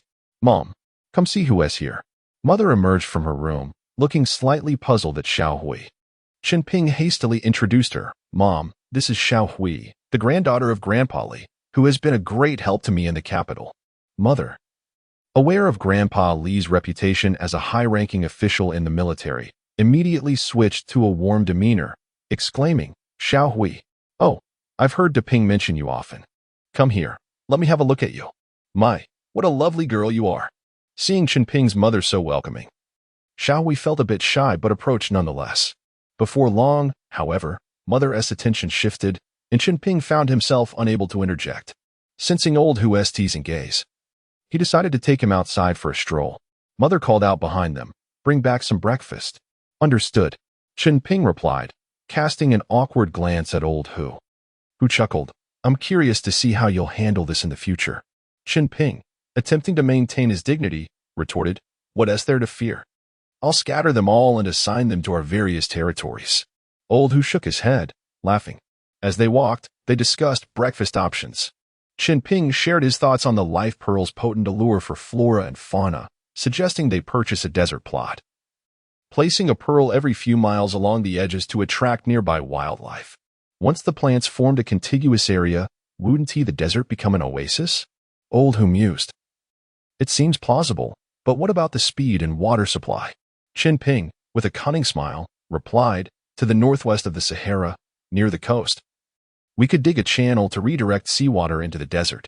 After that, we can establish a large salt flat, allowing the seawater to filter through the sandy soil, which would effectively irrigate the land. We can plant salt-resistant flora, and after filtering again, it will turn into fresh water in the desert, suitable for irrigation, though not for drinking." Listening to this, Old Hu laughed. "With your plan, it might actually work." "It must work. After all, who am I? If heaven did not create Chunping, the desert would be an eternal night." They exchanged hearty laughter. Returning home with breakfast, youtiao, soy milk, and buns, the entire family awaited their arrival. They set the food down, inviting everyone to eat. Mother, Xiao Hui, and Natasha busily arranged the dishes, and within moments, the three women transformed into a cacophony of sounds reminiscent of 500 ducks. After having breakfast, Xiao Hui set off for school. Just as Chen Ping was about to call Lao Hu to go out and have some fun, his mother sternly commanded, "Stop. Come inside." With that, she walked into the room. Chen Ping thought to himself that he was in trouble and reluctantly followed her in. Both his parents were inside, and upon seeing his father, Chen Ping felt a sense of relief. He casually took a seat and asked, "What's the matter, Mom?" "I want to go out with Lao Hu to buy some gifts for Professor Cooley, so please get to the point." His mother, with a serious expression, inquired, "Explain yourself. What is going on between you and Xiao Hui?" "What do you mean?" Chen Ping replied defiantly. "Don't play dumb with me." His mother approached and tugged at his ear, twisting it firmly. Chen Ping quickly begged for mercy. All right, I'll tell you." She released her grip, but her expression suggested that she might twist again if provoked. Rubbing his ear, Chen Ping explained, "I met Xiao Hui on the train to school, and to my surprise, I ran into Grandpa Tang here, which led me to discover she is Grandpa Li's granddaughter. Currently, I am involved in a military-civilian cooperation project with Grandpa Li's unit, which is our family museum. However, those in high positions often have a strong desire for control, something Dad understands." His father nodded in agreement. "It is Grandpa Li who is eager to match me with Xiao Hui. You know I can only marry Shiyu in this lifetime, but I cannot offend Grandpa Li, so I am just dragging it out." His father discreetly gave Chen Ping a thumbs up. His mother looked at him with suspicion, asking, "Is that really true?" "Of course it's true. If you don't believe me, just observe Grandpa Li when you meet him.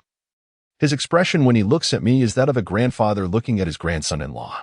With a long sigh, his mother lamented, "What should we do? We can't offend him, yet we can't marry either. This is simply too difficult." Chen Ping quickly added, "We also can't let Grandpa Li and the others know about Shiyu's existence, or else I worry they might pose a threat to her." "How could I have overlooked that?" His mother was taken aback. Chen Ping felt a surge of joy and, in a pitiful tone, said, "For now, we can only drag this out. Once the museum is completed and the issues in America are settled, I will take you and Shiyu to America to settle down, far away from here." His father sighed heavily, a mixture of admiration for his son and self-pity regarding the helplessness of ordinary people and reality evident in his voice. His father seemed like a great ally, which made his mother appear dejected, fully believing Chen Ping's words. "Son, I don't ask for you to earn a lot of money. I just want you to be safe and not break the law when you graduate and return. If you wish to continue studying, then do so. If you don't want to study, then marry Shiyu quickly. Give me a healthy grandson and then a granddaughter. That will make my life perfect." Chen Ping moved closer to his mother, wrapping his arm around her shoulder, and said sweetly, "Don't worry, Mom. I'm only 18. Even if Grandpa Li is eager, he cannot force me to do anything in these years. I still have 3 years until graduation, and during this time, I will work hard to carve out a place for myself abroad. When that time comes, we can go wherever we want without worrying about anyone's opinions." His mother seemed completely convinced, sighing, "Well, I guess that's the only way." She turned to his father and said sternly, "Did you hear what I said to her son? When Xiaohui comes over next time, act naturally and don't cause trouble for him." His father wore an innocent expression as if he were caught in the crossfire, nodding heavily in agreement.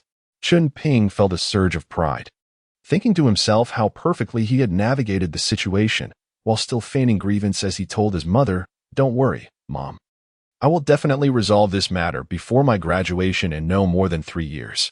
In truth, he had already devised a plan to buy a piece of land abroad, a territory entirely belonging to their family, and create their own little kingdom. By then, they could enact their own laws and have multiple wives. His parents could be the emperor and empress, and he could marry as many wives as he wished. Wouldn't it be a joy for his mother to have as many grandchildren as she desired? Chen Ping unabashedly expressed his thoughts. His mother scoffed. "You have quite the imagination. If that were to happen, do you think your father would remain so docile? With so many wives, he would hardly be at peace." His father quickly protested, "Am I that kind of person?" His mother remained silent, and Chen Ping seized the opportunity to say, "Lao Hu is waiting for me. I must hurry." He apologized silently to his father and dashed out of the room. Once outside, Chen Ping wiped the sweat from his brow, relieved to have passed the ordeal.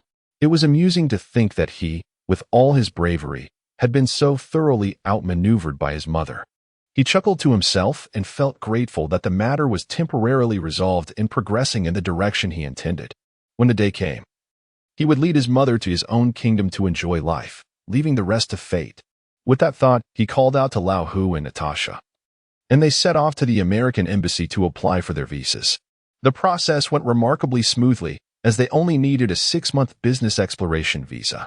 Once there, with Professor Cooley and Aunt Mary, this small matter would hardly be an issue. Chunping then took them shopping for various necessities, as he had already bought many food ingredients from home. The flavors of the seasonings there were entirely different from those at home. He wondered how Americans thought about their food. Why must everything be sweet or sour? Couldn't there be other flavors? It wasn't that sweet or sour was unappetizing, but the insistence on those 2 flavors for everything made it unbearable. He frequently critiqued American taste while there. Fortunately, Chunping was not particularly picky about food. As long as he could fill his stomach, he was content. However, if someone had a discerning palate, they would struggle to last a day there. After procuring supplies, Chunping made another trip to Xinhua bookstore to purchase the most professional world map, intending to study which desert to buy. The issue of manpower was also troubling. While acquiring people from Grandpa Li would certainly be no problem, those who came from there might not share his vision. Once he bought the desert, he would need some security forces. Otherwise, once he had it transformed, he would risk it being taken away. In a one-on-one situation, he could manage, but against an army, he and Lao Hu would be of little use, unless he could set up high-speed weapons around the territory and control machine guns with his mind. But that would leave him immobilized. As soon as he left the territory, he would be in danger. Let us not think about it now. Where there's a will, there's a way. At worst, I could use life seeds to establish a perimeter around the territory and attract various snakes and beasts to serve as protection. Can people really die from holding their urine? As long as he put his mind to it, there would always be a solution. After all, transforming a desert was not something that could be accomplished in a day or 2. There was no need to rush into recruiting.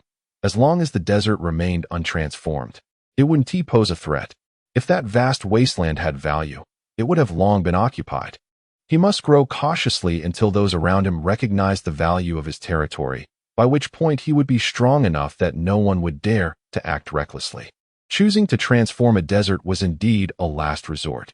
If the desert remained uninhabitable for humans, he would not be able to attract settlers, as deserts have very few native inhabitants. He had to take it step by step, much like playing Age of Empires, starting with an axe to gradually build his empire. With enough effort, even an iron pestle could be ground into a needle. Transforming a desert would certainly be far easier. He mused that he would also need to buy a few helicopters. If he acquired such a large desert, relying solely on legs or vehicles would be far too inefficient. With helicopters, his operational radius would expand exponentially. Upon the mention of helicopters, Chen Ping could not help but smile. Aside from irrigating the land with filtered seawater, he could secretly pilot a helicopter, utilizing his spatial abilities to transport water. Wasn't this akin to artificial rainfall? A staggering 3,000 cubic meters of water could induce a torrential downpour in any region. The thought struck him like a bolt of inspiration. Everything was in place, save for the desert. On his way back, Chunping reveled in the idea. He knew he could not share his thoughts of artificial rainfall with Lao Hu. Considering Lao Hu's limited intellect, akin to that of a ping-pong ball, Chunping feared it might overwhelm him, eliciting laughter. The long-awaited spring festival had finally arrived, and the family was joyfully preparing for the celebrations. This traditional festival of the Chinese nation encapsulates the hopes of countless compatriots and expatriates alike. On this day, regardless of where they find themselves on Earth, the descendants of Yin and Huang unite in celebration of this deeply ingrained tradition. The home was adorned with colorful decorations, exuding a festive atmosphere. The customs of the Spring Festival are manifold: purchasing New Year goods, honoring the kitchen god, sweeping dust, pasting couplets, enjoying the reunion dinner, staying up to welcome the new year, giving red envelopes, visiting deities, exchanging New Year greetings, and attending temple fairs. Yet, in the eyes of Northeasterners, all these rituals are distilled to a singular pursuit: feasting. From the 29th day of the 12th lunar month, the kitchen was perpetually bustling. Chunping's parents worked alongside him, Shaoan and Lao Hu, to prepare a variety of delicacies, such as braised pork and smoked chicken. Initially, Natasha had planned to lend a hand. However, as a foreigner in a Chinese kitchen, her presence only complicated matters, leading to her being gently dismissed by Lao Hu. In their hometown, the custom dictates a light meal in the morning, followed by a fast until the grand family feast around 5 or 6 in the evening. Of course, there would also be a serving of dumplings post-midnight to welcome the new year.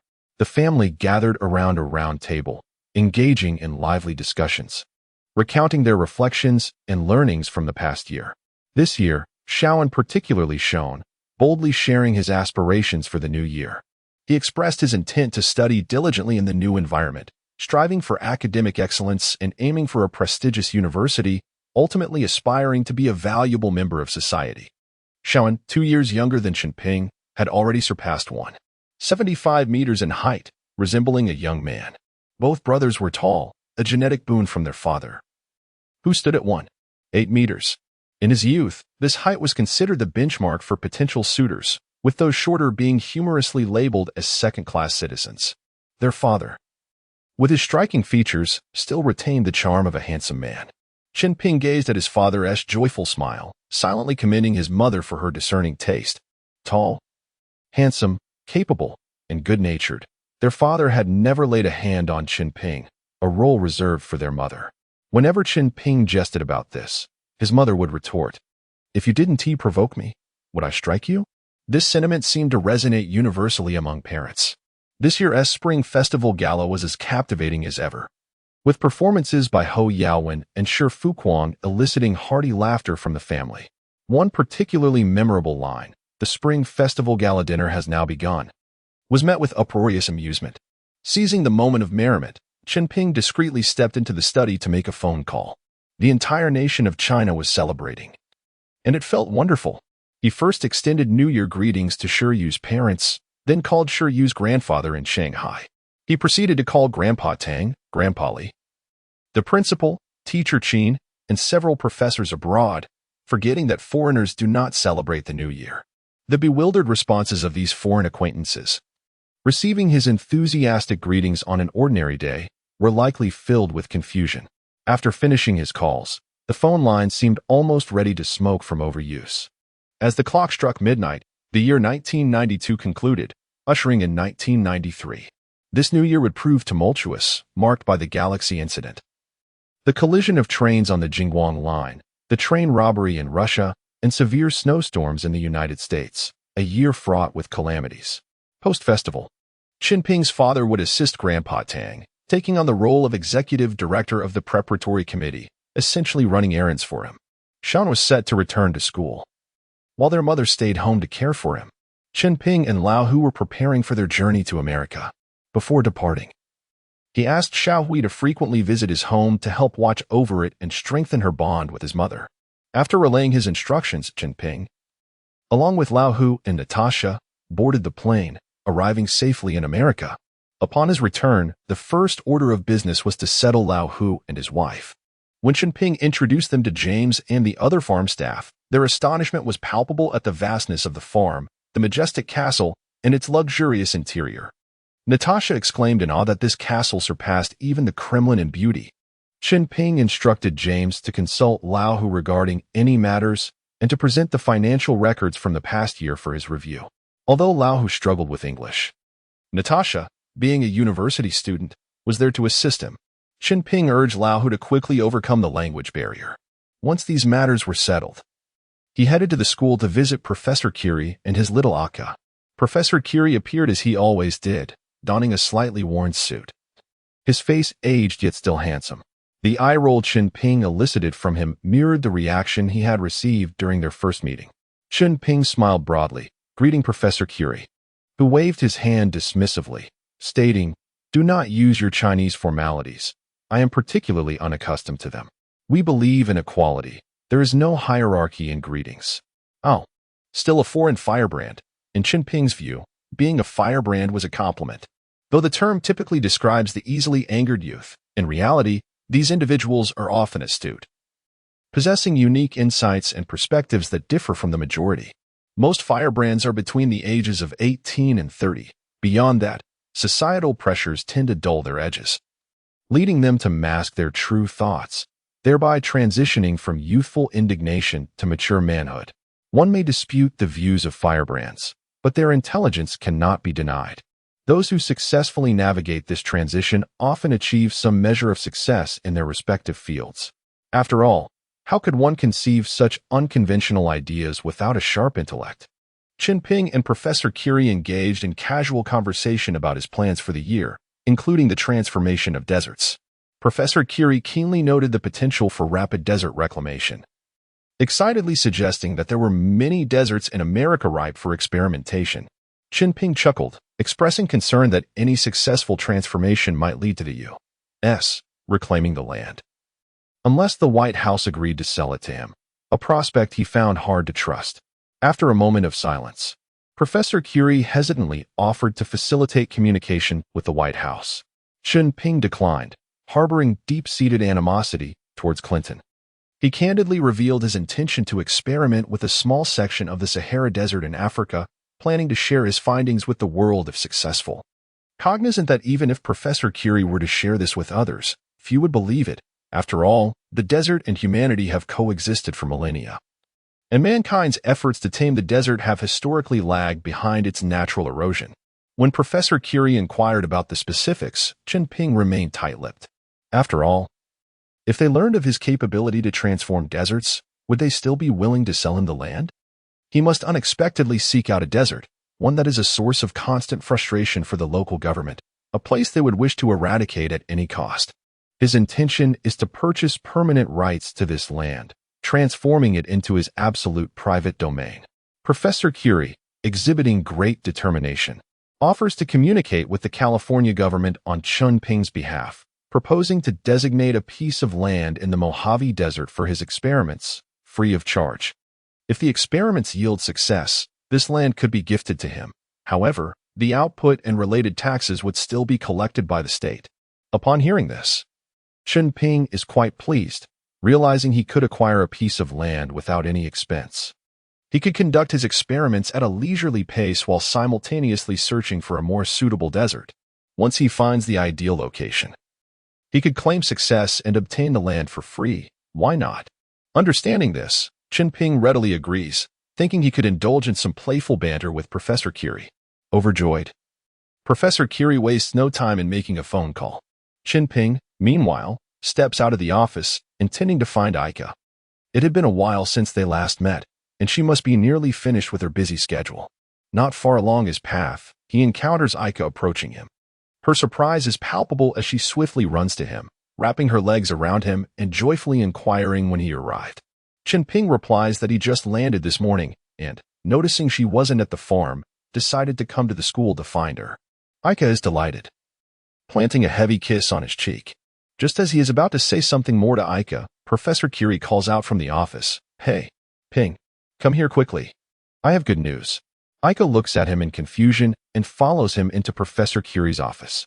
Chen Ping had initially thought to warn her that it might not be convenient for her to accompany him, but upon seeing Curie's nonchalant demeanor, he suddenly realizes that Ika might be Professor Curie's daughter. Observing their similar features, he is astonished. This is quite the revelation, one he had never considered before. A twinge of panic crosses his mind as he thinks about having been with the professor's daughter. No wonder Professor Curie has always regarded him with a mix of affection and resentment, despite being his most outstanding student. He often rolls his eyes at him during their encounters. The truth might soon be unveiled, yet Chen Ping chooses to remain silent. Upon entering the office, Professor Curie excitedly informs him, "Ping, you are truly a fortunate young man from China.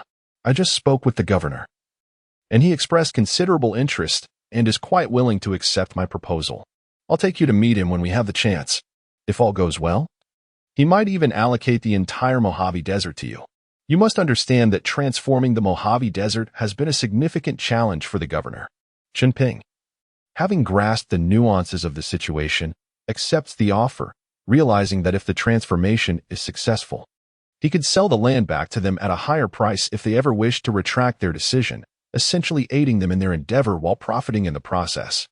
The Mojave Desert lies in the southwestern United States, primarily in southeastern California, spanning parts of Utah, southern Nevada, and northwestern Arizona. Notably, NASA has a base within it. As he contemplates this, Chen Ping finds himself nearly drooling at the prospect. What an excellent opportunity to be near NASA. He nods and states, "It would be an honor to meet the governor, Professor Curie." At that moment, the current governor of California, Peter Wilson, known for his pro-China stance, comes to mind. Professor Curie, evidently impatient, quickly dials the governor's office again after Chen Ping's agreement. After receiving a positive response, he informs Chen Ping, "The governor is very pleased to meet you. To convey his sincerity, he has sent his private helicopter to pick you up. We just need to wait." Shortly thereafter, the sound of the helicopter reverberates across the campus. Chen Ping is surprised by how swiftly it has arrived. Once aboard, a staff member accompanying the pilot explains, "The governor's helicopter was on official business in Berkeley, and upon receiving the call, we came right over to pick you up." After approximately 20 minutes of flight, they arrive at Sacramento, the capital of California, landing directly on the government's helipad. Upon disembarking, Chen Ping is greeted by a crowd, with none other than Governor Peter Wilson at the forefront. It must be noted that American officials exhibit a remarkable sense of service once they identify advantageous factors. They readily lower their stature, demonstrating a markedly progressive mindset compared to certain leaders domestically. In the 1990s, service-oriented leadership began gaining traction abroad. Essentially, as an individual, if you possess capability, you will not be suppressed for reasons unrelated to your abilities. Any leader who recognizes talent within their organization will transform into a supportive figure, facilitating their efforts to create greater value, as the worth of subordinates equates to the worth of their leaders. The frequent occurrence of "if you have talent, I don't need you" in domestic context is virtually non-existent in the U.S. Leaders understand that achieving results necessitates the hard work of their subordinates, and the capabilities of these subordinates are the best means to convert efforts into accomplishments. Encountering such subordinates is indeed a stroke of luck for a leader. Introduced by Professor Curie, Chen Ping shakes hands with Governor Wilson, and they enter the office where they take their respective seats to discuss the particulars. Chen Ping initially adopts a strategy of subtlety, suggesting that he does not require a vast expanse of land, as the upfront investment would be substantial. The governor's intention is clear: to expedite the transformation of the Mojave Desert, a persistent headache for him. Ultimately, they reach an agreement and sign a contract, designating over 120,000 square kilometers of the Mojave Desert as private land under Chen Ping's name, with California symbolically charging him only $1,000 for the transfer. Should the transformation succeed, annual taxes will be inevitable, If it fails, the land remains Chen Ping's personal property, with California incurring no loss. Regarding the significant initial investment, California commits to offering considerable policy incentives, including a complete tax exemption for all aspects of the desert transformation project. And all construction machinery and fuel will be supplied at the most favorable prices coordinated by the state. Seizing the opportunity, Chen Ping requests a helicopter, to which the governor readily agrees, offering the very helicopter that had just transported them. Chen Ping graciously promises to cover the fuel costs himself. As for the pilot, he insists on flying it himself, despite not yet knowing why he can. He plans to ask Aunt Mary to find him a flight school to obtain a pilot's license. He dares not trust another pilot, fearing they might uncover his secret. With both parties happily reaching an agreement and signing the contract, they each retain a copy before parting ways. The governor courteously arranges for the helicopter to take them back, stating that the crew will find their own way home. Upon returning to Berkeley, Chen Ping immediately contacts Aunt Mary to express his desire to learn to fly, quickly resolving the matter. In the United States, anyone can enroll to learn how to pilot personal aircraft. However, the law mandates that one must log 60 hours of flight time, which includes 20 hours of flying with an instructor and 40 hours of solo flying, a requirement that Chen Ping finds quite manageable. In the following days, Chen Ping immerses himself in the demanding study of aviation. Meanwhile, he informs Old Hu at the farm to take a few individuals to conduct a field survey of the Mojave Desert. A week later, Chen Ping successfully passes the FAA's private pilot knowledge test, acquiring his license, which holds significant prestige and is widely recognized globally. On that day, he piloted his helicopter towards the Mojave Desert. After several hours of flight, he arrived within the confines of the Mojave Desert. This desert, part of an inland basin, unfortunately lacks a coastline, yet it is blessed with the Colorado River flowing along its eastern edge. This proximity to the river simplifies irrigation, eliminating the need for seawater filtration. At the desert's periphery, Chen Ping located Lao Hu and his companions, sharing the insights and observations he had gathered during his flight. Lao Hu, captivated by the information, insisted on taking a flight himself. However, Chen Ping noticed that dusk was approaching and opted to rest for the night, planning to embark on the aerial exploration the following day. After all, visibility at night poses considerable risks for helicopter navigation. The next morning, Chen Ping took Lao Hu into the skies, surveying the Colorado River's course along the eastern side of the Mojave Desert. As they flew, they deliberated and concluded that constructing an artificial channel to redirect water from the Colorado River into the Mojave Desert was indeed feasible. Lao Hu expressed his envy of Chen Ping's piloting skills and clamored to obtain a license himself. Chen Ping assured him that it would be no trouble, advising him to consult Aunt Mary for assistance. Upon returning to their base, Chen Ping commenced organizing workers to excavate a reservoir of 50,000 cubic meters near the edge of the Mojave Desert, adjacent to the Colorado River. If he were to undertake this project privately, the bureaucratic hurdles would be overwhelming. Fortunately, with the endorsement of the California government, the process was significantly streamlined. Meanwhile, Lao Hu, eager to show off, had rushed back to Berkeley to learn how to drive. As the workers methodically began their tasks amidst the cacophony of machinery, it was anticipated that the reservoir would be completed within 2 weeks. During this interval, Chen Ping utilized his spiritual awareness to communicate with the sparse vegetation at the desert's edge. Although plant life was limited, it was not entirely absent. He produced a seed of life, guiding its energy toward the desert flora. The plants eagerly absorbed the life force, their roots visibly extending into the distance and depth. Every evening, before darkness fell, Chen Ping would pilot the helicopter to the Colorado River, collecting 3,000 cubic meters of water to irrigate the desert. The flora, nourished by both the life energy and the river water, began to flourish at an observable rate.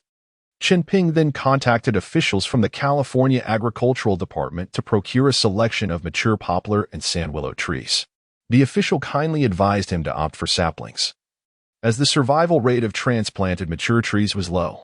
Chen Ping, grateful for the suggestion, insisted on the mature specimens, confident in his ability to ensure their vitality. The agricultural official, without further ado, agreed to arrange for the trees to be delivered within a week. Chen Ping then organized workers to dig tree pits in advance. For the initial pilot area, he intended to transform 10 acres, a manageable size for observing significant outcomes.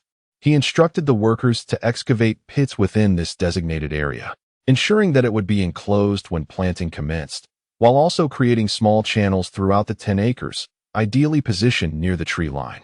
Days later, the trees arrived and were planted, immediately infusing the sandy expanse with the essence of life. Chunping discreetly nurtured the newly arrived trees with life energy. Overnight, the trees took root in the soil, radiating vibrant vitality. Chen Ping piloted the helicopter to disperse previously purchased seeds across the 10-acre plot. The process was straightforward. No deep planting was necessary, as the absence of birds ensured that the seeds would be watered during his nightly irrigation. By the time Lao Hu returned, exuberantly boasting about passing both his car and aircraft licensing exams, the experimental area had transformed into a verdant oasis. Gawking at the greenery, Lao Hu was astonished and discreetly inquired if this was all due to the life seeds. Chunping affirmed, "Indeed. Now do you believe in the feasibility of my plan?" Lao Hu nodded in agreement, expressing profound faith in Chunping's vision. Consequently, they delineated their responsibilities, with Lao Hu leading the workers to extend the channels throughout the desert. The reservoir of 50,000 cubic meters was completed, awaiting the excavation of the channel to release the water. That day, with a grand gesture, Chunping announced the release of water. The ancient waters of the Colorado River surged into his reservoir, filling it within approximately 2 days. The next phase involved establishing additional reservoirs at intervals.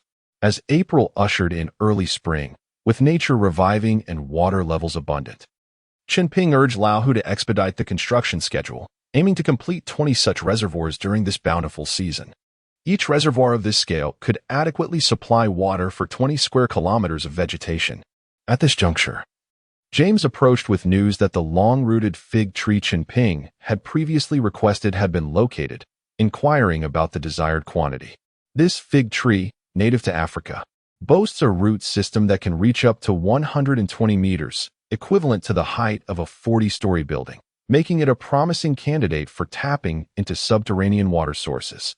Moreover, such a robust root system would serve as an ideal plant for stabilizing soil and preventing erosion in the desert landscape.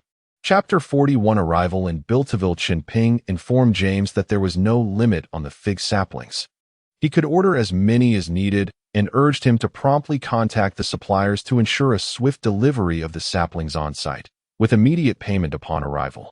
James expressed concern over dwindling funds, noting that the farm's available liquidity was nearly exhausted. Chunping reassured him not to worry, promising that funds would arrive the following day. How could there be a shortage of money? Several $100 million remained unspent, and prices in the 1990s were quite reasonable. He estimated that this sum could last a decade. Although the desert transformation project appeared monumental, a rough calculation suggested that a total investment of $200 million would suffice to complete the entire desert area. After dismissing James, Chunping placed $50 million in the Hummer parked outside and set off in a helicopter. The progress thus far was commendable. The initial 10 acres of sand had already transformed into an oasis when viewed from above. The second and third reservoirs were concurrently under construction. At this pace, 20 reservoirs would undoubtedly be completed by the end of summer. However, Chunping felt the pace was still insufficient. Transforming only 200 acres in a single summer was inadequate. He resolved to inform James to continue hiring more workers to strive for a 5-fold increase in efficiency, aiming to transform at least 1,000 acres by summer's end. An underlying anxiety plagued him. Such speed was not rapid enough. Yet it was the only feasible option at present. In a waterless environment, no matter how vigorous his life energy, it would be of no avail. For water is the essence of life. Only if the fig trees were successfully planted and a subterranean water source discovered could the pace experience a qualitative leap. The next day, James arrived with a slightly balding middle-aged man, introducing him as the fig tree supplier who wished to discuss pricing. Chunping instructed James to retrieve the funds from the Hummer outside before engaging in conversation with the middle-aged man. The supplier quoted a price of $3 per sapling for 1-year-old fig trees. When Chunping inquired about the total available quantity, the man replied that his forest farm had approximately 30,000 saplings. If Chunping required more, he could source additional stock from other farms, albeit at a slightly higher price. Chen Ping accepted the offer but insisted that the supplier plant them in the specified locations. He requested an initial batch of no fewer than 100 saplings for trial planting, promising that if successful, the subsequent order would be substantial, committing to a minimum of 100,000 saplings. The supplier was exceedingly pleased, readily agreeing to Chen Ping's conditions and flatteringly mentioned that he had already brought a truck with 100 saplings intended for display, which he would leave without charge given Chen Ping's urgent need. Chen Ping allowed him to depart, stating that he would plant the initial 100 saplings himself, while the supplier would assist with future deliveries. A $10,000 deposit was arranged for the supplier, with payments of $1,000 made after every 1,000 saplings were planted. The middle-aged man expressed profound gratitude for Chen Ping's generosity and left in high spirits. Chen Ping retrieved a map of the entire desert region and marked with red ink the planned tree lines, inspired by the windbreak forest from his homeland. He handed the map to James, instructing him to convey the planting layout to the supplier's workers. Upon planting the first fig sapling, Chen Ping meticulously observed its roots, noting their robustness, though uncertain of their penetrating capability. He infused the sapling's roots with life energy, stimulating growth beneath the surface, cautious not to accelerate the visible portion for fear of drawing attention. The results were promising. The roots delved into the ground like a serpent from a horror film, burrowing deeper with each surge of energy. As he propelled the roots downward, his awareness extended, discovering a subterranean water source approximately 100 meters below, likely an underground river. Exhilaration surged through Chen Ping. With this hidden river, much effort would be saved. He hurriedly sought out James to amend the planting plan. Seizing the map from James, he redrew the course according to the river's trajectory, instructing James that when the workers arrived, they should plant the fig trees along this line. This way, each sapling's roots could tap into the underground river for moisture, eliminating the need for additional irrigation. Furthermore, as these fig trees matured, the surrounding soil would benefit from the root siphoning effect, thereby nurturing the entire ecological chain. However, he recognized that without fauna, the ecological chain would remain incomplete. He opted for rabbits, as they reproduce swiftly and their presence would attract other carnivorous animals. As for concerns of a rabbit overpopulation similar to that in Australia, he felt confident in managing it. Additionally, he sought a climbing plant to cultivate around the reservoirs, intending to energize their growth outward. A sudden thought struck him. He remembered a tree from his childhood schoolyard called the torch tree. This species was exceedingly dominant, unable to coexist with other varieties. Its roots would spread horizontally beneath the surface, sprouting new branches above ground. If planted alongside other species, it would swiftly envelop and strangle them, seizing all nutrients. Native to North America, he promptly instructed James to source this tree. Chen Ping felt a surge of joy. How had he not thought of it sooner? With this tree, vast expanses could be covered overnight. As his life energy continued to flourish, the torch trees would undoubtedly spread aggressively. Transforming the desert into an oasis was no longer a mere dream. Regardless of the species, the priority remained ensuring their survival in the desert. Once the plants formed a cohesive network, his awareness would expand infinitely through this botanical web. Why was the desert deemed his forbidden zone? Was it not due to the absence of a plant network? Why had he been unable to locate the subterranean water source? Was it not for the lack of plant roots, the very network he required? Observing the fig tree roots, he realized that once they reached the water source, he could easily monitor their progress. Otherwise, he would need to rely on the life seed's force to compel them into the depths, an inefficient method. Suddenly, Chen Ping had another inspiration and called Lao Hu, urging him to notify the construction team of the reservoirs to immediately expand the distance of the planned reservoirs tenfold. His intention was clear, to maximize the area covered by these 20 reservoirs. A batch of torch trees would be planted near each reservoir, connecting them into a unified expanse. Theoretically, if the torch trees around the 20 reservoirs formed a contiguous area, the transformation of that section of the desert would be half complete. At that point, if anyone wished to purchase the land, he would offer it at a fair price. In America, with Clinton in power, he could never fully relax. Thus, from the very first day of the desert transformation, he had entertained plans to profit from its eventual sale. It was time to assemble a negotiation team to explore opportunities in Australia or the Sahara, seeking potential buyers for the transformed desert. He personally favored the Sahara, as its nations were relatively small and easier to engage with, while the strength of the United States made direct confrontation unwise. He aimed to avoid provoking any conflicts. Reflecting on his previous decisions, Chen Ping regretted his actions regarding the eunuch incident, wishing he could slap himself. The measures he had implemented proved to be a complete failure. While the eunuch had ceased to harass the young women, the absence of such distractions led him to channel all his energy into work, which explained why the most exceptional eunuchs often emerged as focused individuals. This is truly a failure among failures. It seems I must seek an opportunity to confront the eunuch done. If all else fails, perhaps he can join old Miller as a fellow patient. For now, let us set aside these trivial matters. Chen Ping should first fully stimulate the root systems of the fig trees. As long as no one is foolish enough to uproot the trees, no one will uncover his secret. Some skeptics might ask, what if a child comes to meddle and pulls a tree to use as a golden cudgel? Nonsense. This is a desert. Which child possesses the audacity to venture into the desert seeking branches for a weapon? This underground river, extensive and winding, traverses nearly the entire desert region. If one were to plant a fig tree every 200 meters along the course of this underground river, then 2,000 fig trees would suffice to span the entire desert. Once this fig tree belt is established, he can rely on it to radiate outward and plant additional fig tree belts. Indeed, those with a keen sense of spatial awareness can discern that he is constructing his own botanical network. To be blunt, in this current era, wherever there are plants, he is invincible. The caveat is that he must act discreetly, laying his plans in secrecy. If exposed to the public eye, he would be besieged from all sides, facing certain doom regardless of how swift his blade or how accurate his aim. Chen Ping harnessed his life energy, striving to stimulate the roots of the planted fig trees. Observing the roots gradually spreading and intertwining, they began to form a small, preliminary network. He further urged this nascent network to expand outward, influencing various surface plants within its reach, compelling them to sprout and grow incessantly. Unfortunately, the roots of the fig trees can only extend up to 120 meters. They cannot spread indefinitely. He eagerly anticipated the arrival of the torch trees.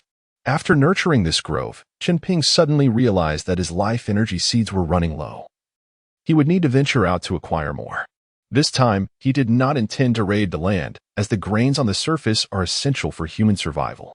He piloted his helicopter toward the coastline of San Francisco, where the ocean teems with boundless vitality, various algae, and even plankton would be his targets for plunder. He flew slowly along the coastline, pausing wherever he observed signs of algal blooms to gather resources. After traversing several hundred kilometers and nearly exhausting his fuel, he located a nearby refueling station, replenished his helicopter, and began his return journey while continuing to gather. Upon his return to the desert base, he felt rejuvenated. As he passed a park, Chen Ping spotted the torch trees that had long captivated his attention. He landed the helicopter, approached, and pulled out a few specimens. Indeed, they were the creeping rooted torch trees he had been searching for. He took these specimens back to the helicopter and flew directly to the desert base. Upon arrival, he eagerly rushed to the reservoir, planting the torch trees by the water's edge. As twilight descended, he buried a life seed beneath these torch trees and then retired for the night. Later that evening, Old Hu returned from the construction site, and the two engaged in conversation. When Chen Ping shared the day's accomplishments and his vision for the botanical network, Old Hu clapped his hands in admiration. What a brilliant idea. I had no idea the life seeds held such power. With a chuckle, Chen Ping responded, what do you think, my friend? Our plan to transform the desert is on the verge of success. However, there remains a crucial matter to address. We must venture to the Sahara Desert to secure a permanent foothold. It is there that we can establish our enduring base. Old Hu immediately grasped his intent and chuckled. So, you prefer to pick the softest fruit, huh? Remarkably, the tacit understanding they had developed since childhood was undeniable. As soon as Chen Ping spoke, Old Hu comprehended his objective. Chen Ping grinned in reply, I have already planted torch trees by the lake. Just wait and see. That night, Chen Ping employed his consciousness to stimulate the life energy of the torch trees. The roots of the torch trees, resembling the tentacles of a beast, spread out and crawled around the reservoir, enveloping the entire area overnight. Of course, he was only stimulating the roots. He had no desire to expose himself prematurely. If he encouraged the branches to sprout above ground, by morning, someone would surely raise an alarm. Who has ever seen trees planted one day, only to completely cover the reservoir by the next? The life seed buried beneath the earliest batch of torch trees was left undisturbed, gradually releasing energy to nourish the torch trees. Thus, should he need to depart, the torch trees would continue to thrive rapidly, albeit at a pace slower than his direct stimulation, yet still several times faster than normal growth. The following morning, a team dispatched by James in search of the torch trees returned. The fig tree distributor, a middle-aged man, had also arrived with workers and machinery to begin planting fig trees. Chen Ping instructed James to send the torch trees to be planted around each reservoir. The current plan for the reservoirs involved excavating one at a time. The second reservoir had already begun to accumulate water. The mechanization level in developed countries is indeed quite high. Had it relied solely on manual labor and shovels, it would have taken years to complete. However, with the assistance of various heavy machinery, excavating reservoirs and creating artificial waterways became a trivial task. With the addition of more workers and machinery, the progress of the project accelerated significantly, allowing for the excavation of a reservoir approximately every 3 days. Chen Ping directed James to plant a cluster of torch trees each time a reservoir was completed. Thus, while James and his team tirelessly excavated reservoirs and planted torch trees, Chen Ping discreetly utilized his life energy to continuously stimulate the roots of the torch trees, guiding them toward the next reservoir. After 2 full months of diligent work, by June, all 20 reservoirs were completed and adorned with torch trees. Under Chen Ping's relentless stimulation, the roots of the torch trees interconnected the 20 reservoirs below ground. Now, all that remained was for buyers to arrive. As for the portions of the torch trees above ground, Chen Ping refrained from any human intervention, allowing them to grow naturally. This way, their heights would be arranged in an orderly fashion according to their planting sequence. One day, Chen Ping called Professor Curry to request that he invite Governor Peter for an inspection, informing him that he had nearly completed the transformation of 500,000 acres of desert. Over the phone, Chen Ping heard the sound of Professor Curry knocking over a chair, evidently having fallen. In a flurry, Professor Curry scrambled to his feet, picked up the phone again, and asked, "Could you please repeat that, dear Ping? How many acres?" Chen Ping obliged, restating the figure. Professor Curry, overwhelmed with excitement, stumbled over his words, muttering, "Oh my God, how is this possible? It must be a miracle, a divine intervention for California. Thank God." Chen Ping interjected, "Hold on, my professor. God is busy. He sent me to save you." He had never before noticed Professor Curry's potential for theatrics. Now, he seemed more priestly than the old priest he had encountered. Chen Ping quickly reminded him, "Enough with the rapture, Professor. Please invite Governor Peter to the desert for an inspection. I am confident he will be pleased with my results." After ending the call with the professor, Chen Ping extended his consciousness to survey the transformed area, finding no significant flaws. The roots underground were as they should be, while the various trees and vegetation above ground were arranged in a descending order of height according to their planting sequence. Though the surface sand had not undergone drastic changes, it was evident that it had become significantly more compact, a testament to the protective role of the plant root systems in conserving soil and water. In each reservoir, Chen Ping had also deposited a life seed, attracting various aquatic creatures from the Colorado River. Within the maturing fig grove, rabbits occasionally darted through. It was nearly certain that within a year, this place would undergo a remarkable transformation. The sky reverberated with the thunderous sound of helicopters as Professor Curie, ever the impatient one, hastily pulled Governor Peter along, racing towards the desert transformation zone. The helicopter did not hasten to land. It circled above the 20 scattered reservoirs in the desert before arriving at their base. Upon disembarking, Governor Peter quickly approached Chen Ping, arms wide open, ready to embrace him from a distance. "Oh, my dear Ping, child of God, messenger of Jehovah, you have brought the Lord's gospel to our land. And on behalf of all the people of California, I thank you." With that, he warmly embraced Chen Ping, shedding crocodile tears. Chen Ping gently patted his back for comfort, saying, "Do not be overly excited, Governor Peter. Indeed, God has sent me for the happiness of all Californians, and of course, this is made possible by your tremendous support for my work. We are both remarkable, are we not?" Governor Peter and Professor Curie exchanged hearty laughter, resembling a pair of cunning tricksters. Chen Ping smiled at them, remaining silent. Professor Curie, being a scholar with little guile, stammered, "Ping, do you have some good news to share with us?" Chen Ping, having had his fill of laughter, replied, "Yes, Professor Curie and Governor Peter. What do you believe such quality land and promising development prospects are worth per acre?" Governor Peter's eyes brightened. He had initially thought he would need to persuade Chen Ping extensively to achieve his goal, but to his surprise, Chen Ping had broached the subject himself. He wore a look that suggested, "Smart people are easy to converse with," and joyfully remarked, "Dear Ping, you are truly magnificent. You have brought the selfless virtues of your people to California. Thus, I believe we can discuss the land transfer fee with utmost sincerity."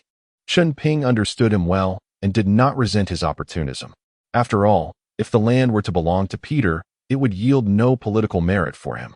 If he transformed it himself, he could later buy it back, reaping all the accolades for the transformation. Chen Ping nodded in agreement. Encouraged, Governor Peter said, "Rest assured, dear Ping, I will offer you the most equitable price in the world. Currently, the finest land in California is priced at $2,500 per acre. Since this land has just been transformed and will require a year before crops can be planted, considering your substantial initial investment of labor and resources, along with your miraculous transformation methods that have rejuvenated this land, I, on behalf of the California government, am willing to purchase your land for $1,500 per acre. Furthermore, I promise to continue supporting your transformation projects. Whatever engineering needs arise, do not hesitate to let us know. The California government will spare no effort in assisting you, as well as ourselves, in turning this cursed desert into a paradise." At this moment, Governor Peter's imagination began to soar, envisioning a California where the desert had been transformed into an oasis, adorned with accolades, and nominated as a candidate for the next presidential election. The deserts of California would soon become the deserts of the entire United States. The entire nation's deserts? No need to rush. He would address that once he became president. Chen Ping smiled in agreement with the offered price. 500,000 acres of land would fetch $750 million. While his expenditure was less than $50 million, such profit was unparalleled in any trade. With a firm slap on the table, he declared the deal sealed, startling Governor Peter out of his daydreaming. Governor Peter erupted in laughter, rising to shake hands with Chen Ping and instructing his secretary to promptly prepare the necessary legal documents. Fearing that Chen Ping might change his mind at any moment, Chen Ping held back a chuckle. Having gained experience from this transformation, future endeavors would be significantly easier, and he would no longer need to construct reservoirs. He could use this land as a base to connect all vegetation to expand into other regions, with untold wealth within reach. It is worth noting that transforming this desert was akin to turning stone into gold. Though this desert existed, it was nearly useless and yielded nothing, even less than a chicken rib. While a chicken rib retains some flavor, his transformation would turn it into arable land, akin to acquiring additional territory. If he wished, he could immediately plant soybeans on this land, hastening their growth with life energy. After one season, it would become the most fertile ground. However, he had no intention of doing so. He was thoroughly satisfied with the initial transformation yielding such a high price and did not wish to complicate matters, as he was merely here to reap rewards. The contract was smoothly signed, and the relevant funds would be transferred to his designated account within 3 days. Although he harbored a disdain for accounts, viewing them as a mere wallet for eunuchs, accessible at any time, receiving $750 million in cash would indeed pose a challenge. He would accept it and then transfer it through other means. Governor Peter and Professor Curie departed via helicopter. Before leaving, they promised Chen Ping that another helicopter would be sent the next day to assist. Chen Ping requested this helicopter for Old Hu. Witnessing Old Hu's wistful gaze towards him daily, he felt a pang of guilt. However, due to the tight project schedule, he had frequently taken the helicopter himself, leaving Old Hu without one. This time, He was considerate enough to request one for Old Hu, while he would not own it. The ability to use it freely was quite satisfactory. Upon learning that he would have a helicopter of his own to pilot, Old Hu was overjoyed, nearly jumping with excitement. Indeed, men remained youthful at heart, having little resistance to toys such as planes, cars, and firearms. With daylight still remaining, Chen Ping set about organizing the work for the following day. He instructed Old Hu to ensure that the workers measured the 500,000 acres of improved land and establish markers for Governor Peter. However, a reservoir must be left near the depths of the desert, and a belt of fig trees should be preserved in the remaining oasis. These two aspects were crucial. They would ensure a water source for his ongoing transformations. He did not wish to sell the land only to have the water source controlled by others or to dig a reservoir again, as that would be too troublesome and time-consuming. Since the measurement and transfer of land would commence the next day, Chunping decided to grant himself a holiday tonight by seeking out AKA.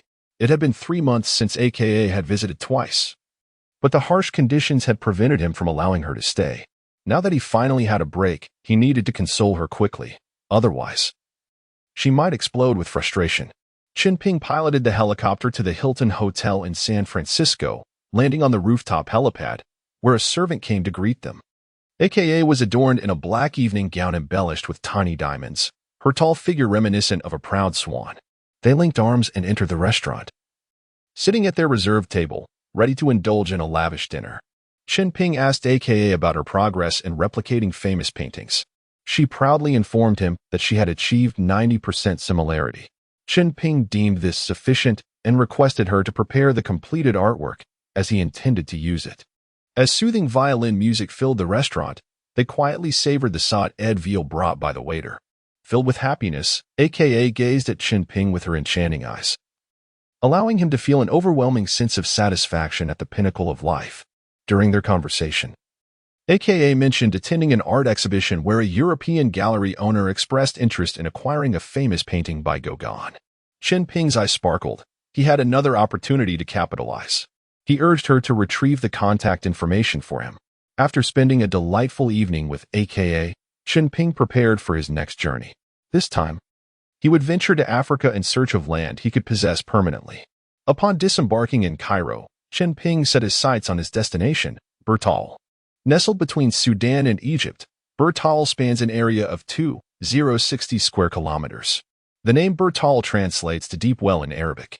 This region, located in the northeastern corner of Africa, is bordered to the north by Jabal Tal, with an elevation of 459 meters, while the eastern side features mountainous terrain, rising to 662 meters, and the southern part is marked by Wadi Tal. In 1899, British colonizers seized this land and, in 1902, handed it over to the Egyptian government, which, however, did not mark it on its maps. Due to its small size, arid land, and inland location, both Egypt and Sudan showed little interest, rendering it one of the few places in the world devoid of national governance or political parties. Presently, Bertal is sparsely populated, predominantly by Arabs, with only 2 permanent residents. In a later twist, an American named Jeremiah Heaton declared the establishment of the Kingdom of Northern Sudan here to fulfill his daughter's dream of being a princess, claiming to be the region's sole authority. Nevertheless, Bertal remains unclaimed, with no nation or third party recognizing its sovereignty. The terrain is rugged, with mountains to the north and east and wadi regions to the south. Its remote location and unsuitability for large-scale development have long led it to be regarded as worthless land. Despite reports of individuals planning to establish their own nations and hoist homemade flags, such endeavors have garnered no official recognition. Chunping, however, intends to claim this ungoverned territory as his own, possibly making it the last truly unclaimed land on the planet. After dismounting, Chunping switched to his large Harley and aimlessly roamed this barren expanse. The area is not entirely desert. Significant portions consist of sandy soil. Yet, the soil appears exceedingly barren, making agriculture virtually impossible. This, however, poses no challenge for Chunping, who possesses a vital energy that could potentially transform this land into an oasis in due time. Riding a short distance, he spotted a small boy squatting by the roadside. Clad in a tattered, oversized robe, appearing quite unkempt. Chen Ping halted and, producing a piece of chocolate from his pocket, addressed the boy in Arabic. "Handsome lad, if you guide me to a place to rest, I would reward you with this chocolate." The boy blinked his fluffy, large eyes and inquired, "Are you lost?" Chunping merely nodded in response. The boy stood up, accepted the chocolate, and said, "Then follow me." As they walked, Chunping discreetly stowed his Harley away. Following the boy for about half an hour, they arrived at the foot of a modest hill. The hill, not particularly high, stood around 30 meters tall, its pale, bare rocks under the scorching sun resembling a weary elder. At its base, there were numerous low houses made of rock, scattered in an orderly fashion. Along the way, Chen Ping listened as the boy spoke of his tribe. The boy explained that his people had lived on this land for generations, considering it their ancestral home, with the hill regarded as their sacred mountain, once towering high. Chen Ping listened quietly, refraining from interjecting. Upon reaching the outskirts of the village, an adult Arab man approached and inquired, "Little Dijar, who have you brought back?" The boy, named Dijar, replied cheerfully, "Father, this is a lost Eastern traveler, weary and hungry. So I brought him home." Then, turning to Chunping, he exclaimed, "Where's your motorcycle?" Chunping laughed heartily, responding, "I hid it where we met. Pushing it is too tiring." The man politely welcomed Chunping, saying, "Greetings, distant Eastern guest. Come inside. We have freshly squeezed sugarcane juice. Rest a while." The man spoke in Chinese, albeit imperfectly, yet Chunping understood him clearly. Elated, Chunping bowed in gratitude and followed the man into their home. The interior was not lavishly adorned, but it was clean. Dir's father served Chunping a sweet and refreshing glass of sugarcane juice, which he praised after taking a sip. Subsequently, Chunping fabricated a tale of coming to explore the area, inadvertently losing his way, and inquired about local conditions. Dir's father introduced himself as Duan, the tribal chief, who had traveled to China in his youth with the tribal high priest, which explained his ability to speak Chinese. The village consisted entirely of his tribe's members, and he also served as the town's mayor. According to tribal customs, any potential successor to the chief must embark on a 3-year journey before being eligible to return and assume the role. Thus, he had traveled to numerous countries, including China. Their ancestors had inhabited this land for millennia, with a history rivaling that of China. They had once built a powerful empire on this continent, yet, like many, they succumbed to the ravages of time. By the current generation, their lineage had faded, leaving behind only the modest sacred mountain. Duan spoke of the deity Qi from Chinese mythology, recalling him as a heroic figure in their fragmented memories. However, lacking written records, the international archaeological community dismissed their claims. In recent years, many archaeological teams had come to their sacred mountain for research, yet all yielded no results.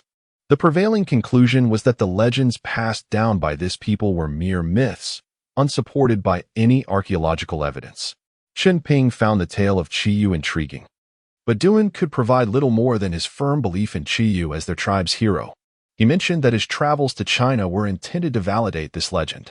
As Chen Ping absorbed Duan's account of his people's history, he began to scan the village with his spirit sense, discovering no artifacts linked to China.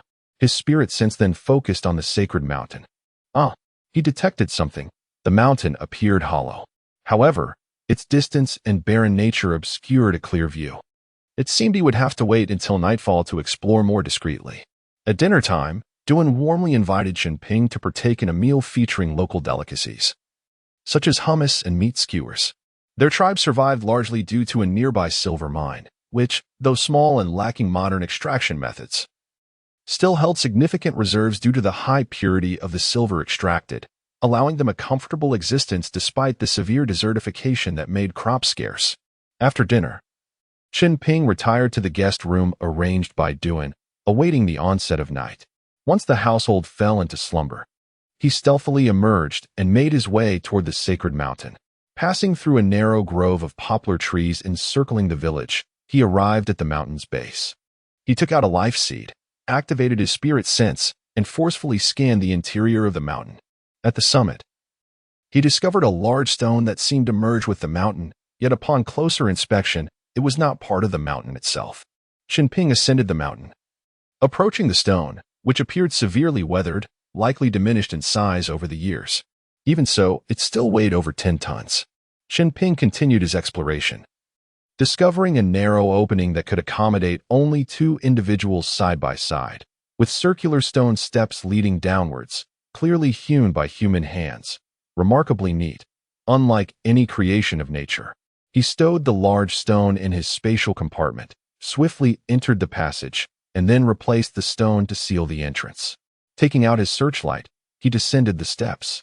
After approximately 10 minutes, aided by his mental perception, he sensed he had entered the interior of the sacred mountain, yet the spiraling stone steps seemed endless. At long last, he reached the bottom, where stood a grand stone door towering 3 men high. Chunping couldn't help but muse on the ancient penchant for such lofty entrances. How did they manage to dust them? A sweep of his mental perception revealed the mechanism for opening the door, a carved eye upon its surface, perhaps due to its age. He exerted considerable effort before pressing it down. The stone eye seemed to plunge into the door, emitting a rolling sound, and the stone door gradually creaked open. Curiously observing the mechanism for some time, he noted that it required no electricity and resolved to remember it for future reference. However, the intricacies left him feeling dizzy and perplexed, so he decided to set it aside for now. Upon entering through the stone door, he found himself in a vast, lofty hall. How vexing! Everything here was so grand and spacious. The dome of the hall was adorned with luminous pearls representing the sun, moon, and stars, casting a gentle glow that evoked the sensation of being beneath a star-studded night sky. Ah, the wisdom of the ancients, surpassing that of modernity. Chen Ping found himself unable to reach those radiant pearls. He was not capable of flight. Illuminating the entire hall with his portable searchlight, he discovered a throne at its center, upon which sat a life-sized statue. Upon closer inspection, a jolt coursed through him. Was this not the depiction of Qiyu from the Shanhai Jing? Chapter 42. Artificial Rain. According to the records of strange tales, Qiyu possessed ears like sword halberds and horns adorning his head. Legend has it that his visage resembled that of an ox, with wings sprouting from his back, a bovine head, a copper forehead, and an enormous physique. It is said he had 8 legs, 3 heads, and 6 arms, with a forehead as solid as copper and bones impervious to blades and firearms. The statue on the throne depicted him as a bull-headed man, robust and powerful, strikingly similar indeed. Could it be that this tribe is truly the descendant of Qiyu, the ancestral figure of the Huaxia? Chen Ping approached the statue and touched it. It was crafted from gold. Such a massive chunk of gold must weigh over a ton. What a fortune! He chuckled but did not hasten to collect it, continuing to examine other artifacts. The statue's piercing gaze was fixed upon a rectangular stone wall, which was inscribed with various abstract images and symbols. Chen Ping glanced over and exclaimed in disbelief. It was an unfamiliar script that composed a version of the classic of mountains and seas. He was certain he had never encountered such characters before. Yet he comprehended that it was indeed a foreign rendition of the classic of mountains and seas. The stone wall measured approximately 20 meters by 15 meters. As Chen Ping approached, he discovered it was a shadow wall, reminiscent of those found at the entrance of traditional courtyard homes. This was the first instance of encountering the classic of mountains and seas outside of Huaxia. Could it be that Qiyu is indeed a Huaxia individual who, after his defeat by the Yellow Emperor, migrated to this place? Otherwise, how could the classic of mountains and seas be present here? Looking back at Qiyu's statue, he noticed the armor depicted upon it was clearly adorned with Huaxia elements. These 2 artifacts were essential to take back for further study by experts in domestic cultural heritage. With this thought in mind, Chen Ping decisively collected the shadow wall and the statue of Qiyu, as well as the throne, whose material was indiscernible but undoubtedly metallic. Observing the spacious hall, he gathered all items inscribed with text. Scanning his surroundings with his spiritual sense, he detected radiation. What was the source? He followed the sensation, discovering a raised square stone platform on the ground, from which the radiation emanated, originating from an object inside that resembled an eye. How was this embedded? Chen Ping realized that the stone platform was protecting this eye. Without it, the eye's radiation could be lethal. Could this be an ancient laser weapon? He decided to take it as well. After a thorough search and finding nothing else of interest, he turned to exit. This vast underground palace could serve as a food storage chamber. While it was sweltering outside, The temperature here was a mere fraction of that. Stealthily returning to his guest room, Chen Ping contemplated the possibility of collaborating with Duan to transform this place. After all, having acquired such a substantial amount of gold, it would be advantageous to establish this as one of their strongholds. Upon waking the next day, Chen Ping engaged Duan in a profound discussion. He conveyed his intention to utilize ancient Eastern blessing techniques to rejuvenate this land, transforming it into an oasis amidst the desert. Duan gazed at him in disbelief. Chen Ping remained silent, leading him outside, where he planted a torch branch from his spatial inventory into the sandy ground before performing an incantation. Reciting softly and indistinctly, "The mountain need not be high. It is renowned for the presence of immortals. The water need not be deep. It is spiritual for the presence of dragons." Though Duan had a rudimentary understanding of Chinese, the archaic and convoluted language, especially in Chen Ping's deliberately ambiguous recitation, was incomprehensible even to a Huaxia individual. Miraculously, the torch branch visibly took root and sprouted. To avoid causing too much astonishment, Chen Ping ensured its growth was gradual. Duan was left astounded. He felt as though he had witnessed a divine being, kneeling in reverence and fervently chanting about the arrival of the god of life, proclaiming that it would restore the glory of his ancestors. Embracing his role as a mystic, Chen Ping did not deter Duan's reverence. Instead, he solemnly patted his head and murmured, "By the command of the Supreme Laozi, I grant you 10 years of life." Immediately, a surge of life energy flowed into Duan's being. In an instant, he felt the arrival of spring, experiencing a refreshing sensation akin to that felt by the venerable miller, which convinced him that he truly had gained an additional decade of life. This effectively secured his loyalty. As Chen Ping outlined his plans, Duan listened intently. Portraying the demeanor of one in the presence of the divine, Chen Ping inquired about the extent of their ancestral land. Duan replied that their territory, including the sacred mountain, stretched approximately 200 kilometers into the depths of the desert, all belonging to their Jili tribe. Chen Ping was taken aback. "Did you say your tribe is called Jili?" Duan respectfully responded, "Is the name of our tribe, which translates to Jiuli in Chinese." Chen Ping was thoroughly convinced. This tribe shared profound connections with Huaxia. It was indeed his duty to assist his kin who had strayed from home. He further discussed the potential for territorial expansion, such as through private purchase. Duan remarked that the Egyptian government had no means to manage this desert, which continued to expand annually, rendering it devoid of value. If a fool were to express interest in purchasing it, they would undoubtedly be delighted. Chen Ping mused, I am that fool, wishing to buy the desert and privatize it completely." Duan promptly apologized, assuring him it would be simple. He could act on behalf of the local indigenous people to acquire the desert, as the Egyptian government would not refuse the requests of its native populace. "Very well. I shall finance the purchase. You will approach the government to negotiate the acquisition of all the desert land adjacent to ours, under your name." Duan readily agreed. And Chen Ping provided him with $50 million, which he deemed sufficient, reminding him to ensure the purchase contract was robust to prevent any possibility of reneging. As for any potential breach of contract, it would depend on their willingness to comply. Duan set forth on his mission. Within a week, he returned to the small town. During that time, Chen Ping traversed the surrounding desert of the sacred mountain, which was desolate for miles around, devoid of water sources. The town relied on water tankers to deliver supplies weekly. Duan reported that the government was willing to sell approximately 30,000 square kilometers of desert extending from the sacred mountain into the depths. After all, 95% of Egypt's territory is desert. Acquiring it all would leave the nation barren. Just as long as they are willing to sell, Chen Ping thought, envisioning the situation in America, planning to gradually encroach. At $500 per square kilometer, that would total merely $15 million, an exceedingly favorable deal.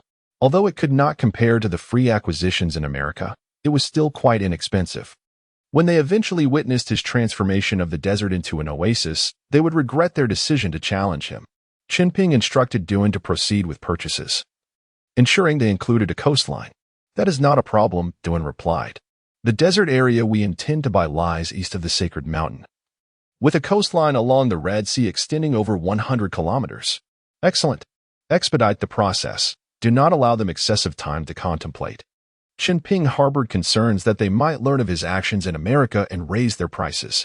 Within a few days, all relevant legal documents were completed, and the funds were transferred. Duan, having traveled extensively, proved far more capable than an ordinary tribal chief. With such a reliable individual leading the charge, Chen Ping felt a great sense of ease. Next came the commencement of the transformation project. To Chen Ping's delight, Duan managed to secure a narrow stretch of desert westward from the sacred mountain, adjacent to the Nile River. This was fortuitous. Initially, he had planned to channel water from the Red Sea for irrigation. Now, that task would be simplified. Chen Ping provided Duan with the project plan, instructing him to begin recruiting a construction team to excavate an artificial canal directing water from the Nile to the vicinity of the sacred mountain. The distance was not great, merely over 80 kilometers. The canal is to be excavated directly from the Nile River to the town of Sacred Mountain, where a reservoir with a capacity of 60,000 cubic meters will be created. From this reservoir, a channel will be dug over 100 kilometers towards the Red Sea. This artificial canal will facilitate the importation of various equipment via maritime transport while also providing a water source. Chen Ping has generously allocated $50 million to Devon, advising him to disregard costs and expedite the canal's construction. Beneath the torch trees he has planted, now grown into a thicket, he has buried a seed of life, allowing it to absorb life energy and propagate autonomously. With the roots he has stimulated and the life seed, the entire town of Sacred Mountain will be enveloped in greenery within a month. Having settled all matters, Chen Ping plans to return home for a visit, to see Shiyu and his parents. Devon and his son bid him a reluctant farewell, and he reassures them that he will return soon, once the reservoir is completed.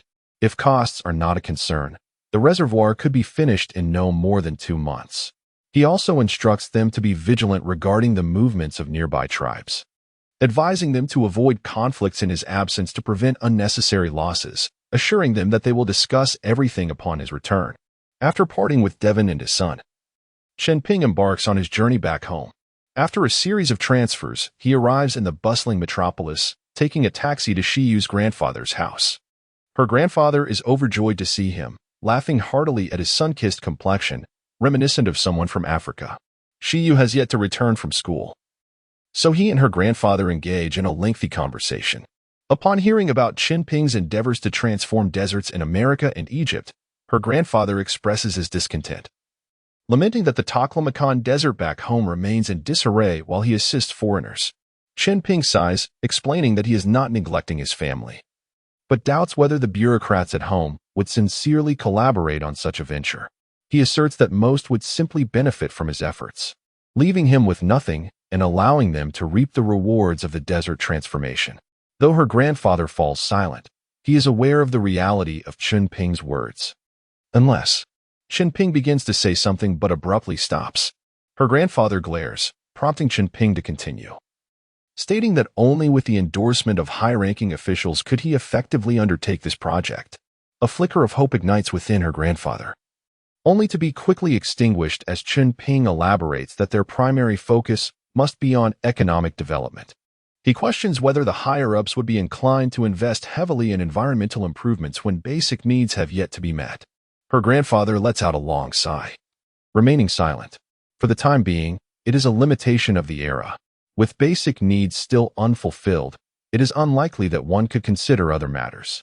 Chen Ping reassures him that when the nation improves in the near future, should they still require his assistance, he will respond without hesitation, ready to return should there be conflict. At that moment, Shiyu returns from school. Upon seeing Chen Ping, she dashes over to him just like when she was younger, grabbing his arm and peppering him with questions. Her grandfather watches the young couple with tender affection. After months apart, Shiyu has blossomed into an even more graceful young woman. Standing together, they resemble a striking contrast, with Chen Ping's sun-kissed skin eliciting laughter from her. In the following days, Chen Ping accompanies Shiyu, taking her to school each morning and picking her up in the evening. He also visits Yuan Ming, who is currently thriving in the stock market, thanks to his skills and favorable circumstances. Prior to 1997, the domestic stock market was robust. As long as one did not act recklessly, profits were generally assured. with several significant opportunities available for those who could seize them. Seated in Yuan Ming's spacious, bright office, the two engage in light-hearted banter. Yuan Ming's eyes sparkle with excitement as he listens to Chen Ping recount his plans for desert transformation in America. Every man harbors a romantic hero's dream, and Yuan Ming is particularly captivated when he learns about the armed farm workers on Chen Ping's estate. Chen Ping notices Yuan Ming's hesitation to speak, fully aware of his thoughts. However, understanding Yuan Ming's character and position, Chen Ping refrains from suggesting he join in his grand plans. Unlike Lao Hu, who is his trusted mentor and childhood friend, Yuan Ming has navigated the complexities of society, making him somewhat unpredictable. Despite their camaraderie, matters concerning one's livelihood are too critical to share the core of his plans, which he has even withheld from Lao Hu. Chen Ping warmly invites Yuan Ming to visit him, promising to cover all expenses and granting him free access to airplanes and firearms. Yuan Ming reflects on their fortuitous friendship, reminiscing about how their paths crossed serendipitously, evolving from a chance encounter into a brotherly bond. Chen Ping solemnly asserts that life abroad is not as idyllic as it may seem. The struggle for success often entails facing life and death decisions. Thus, he seeks a brother who can watch his back, and Yuan Ming nods in understanding. Having ventured into the world at a young age, after leaving Yuan Ming's office, Chen Ping leisurely strolls through the streets, observing the city's daily transformation with a sense of joy. He decides to walk to Shiyu's school to pick her up. As he ambles along, he indulges in a snack. Upon arriving at a commercial street, he notices a crowd gathered ahead. Chen Ping, ever drawn to excitement, hurries over to investigate. Upon weaving through the throng, his expression darkens as he witnesses a distressing scene that seems all too absurd for his world. A pale-faced young woman, dressed in rural attire, desperately pleads with a well-dressed couple to return her child. The affluent woman clutches the child tightly, hiding behind her partner, who argues with the rural woman, asserting that the child is an orphan they just adopted from the hospital. The rural woman, in tears, claims her family had abandoned her because the child is a girl, and they had secretly sold her while she was still in confinement. The crowd murmurs in speculation, each voicing their opinions, while Chen Ping remains silent. He slips away to call the authorities and then returns to observe the chaos from a distance. Both parties maintain their stances amidst the disorder, with the situation growing increasingly tumultuous. As Chen Ping contemplates how to deal with such scoundrels in the future, he hurries to pick up Shiyu. Arriving at the school gate a few minutes late, he finds her waiting. Upon seeing him, she rushes over like a little duck seeking its mother, linking her arm through his. "Sorry, my dear, I was delayed by a few matters," he apologizes. Chen Ping chooses not to mention the earlier incident, wishing to shield Shiyu from the darker aspects of society. They leave the school, chatting and laughing. Chen Ping's instincts detect a gaze filled with envy trailing them. Without turning around, he discreetly assesses the source of the hostility and identifies a tall, handsome male student who is glaring at him with cold, resentful eyes. "Oh, a suitor for Shiyu," he muses, sensing a hint of malice in the young man's gaze. Chen Ping conceals his awareness and subtly leaves a thread of consciousness on him before heading home with Shiyu. Such a character must be dealt with discreetly, otherwise, should he twist the narrative and claim misunderstanding, Chen Ping would find himself at a loss for how to confront him. Back at home, he shares tender moments with Shiyu, engaging in conversation for a while. She refrains from mentioning the boy, and Chen Ping understands her reluctance to avoid provoking any rash actions on his part. Thus, he chooses not to bring it up. At 9 in the evening, the household had succumbed to slumber. Chen Ping lay in the guest room, commencing his search for that young man using his spiritual awareness. He located him in a private room of a nightclub, singing and drinking with a group of unsavory characters. In a drunken stupor, he boisterously proclaimed, "Tomorrow, it's all up to you guys, Brother Bao. Just ensure this matter is handled well. Money is no object." Alas, I have arrived too late to witness the beginning of this farce. Fortunately, the sycophantic Brother Bao reassured him. "Rest assured, young Master Huang, I will see to it." The group shared a hearty laugh, mocking the audacity of an outsider attempting to vie for young Master Huang's affections. Chen Ping's spiritual gaze scrutinized the scene, rendering a cold verdict of death upon the culprits.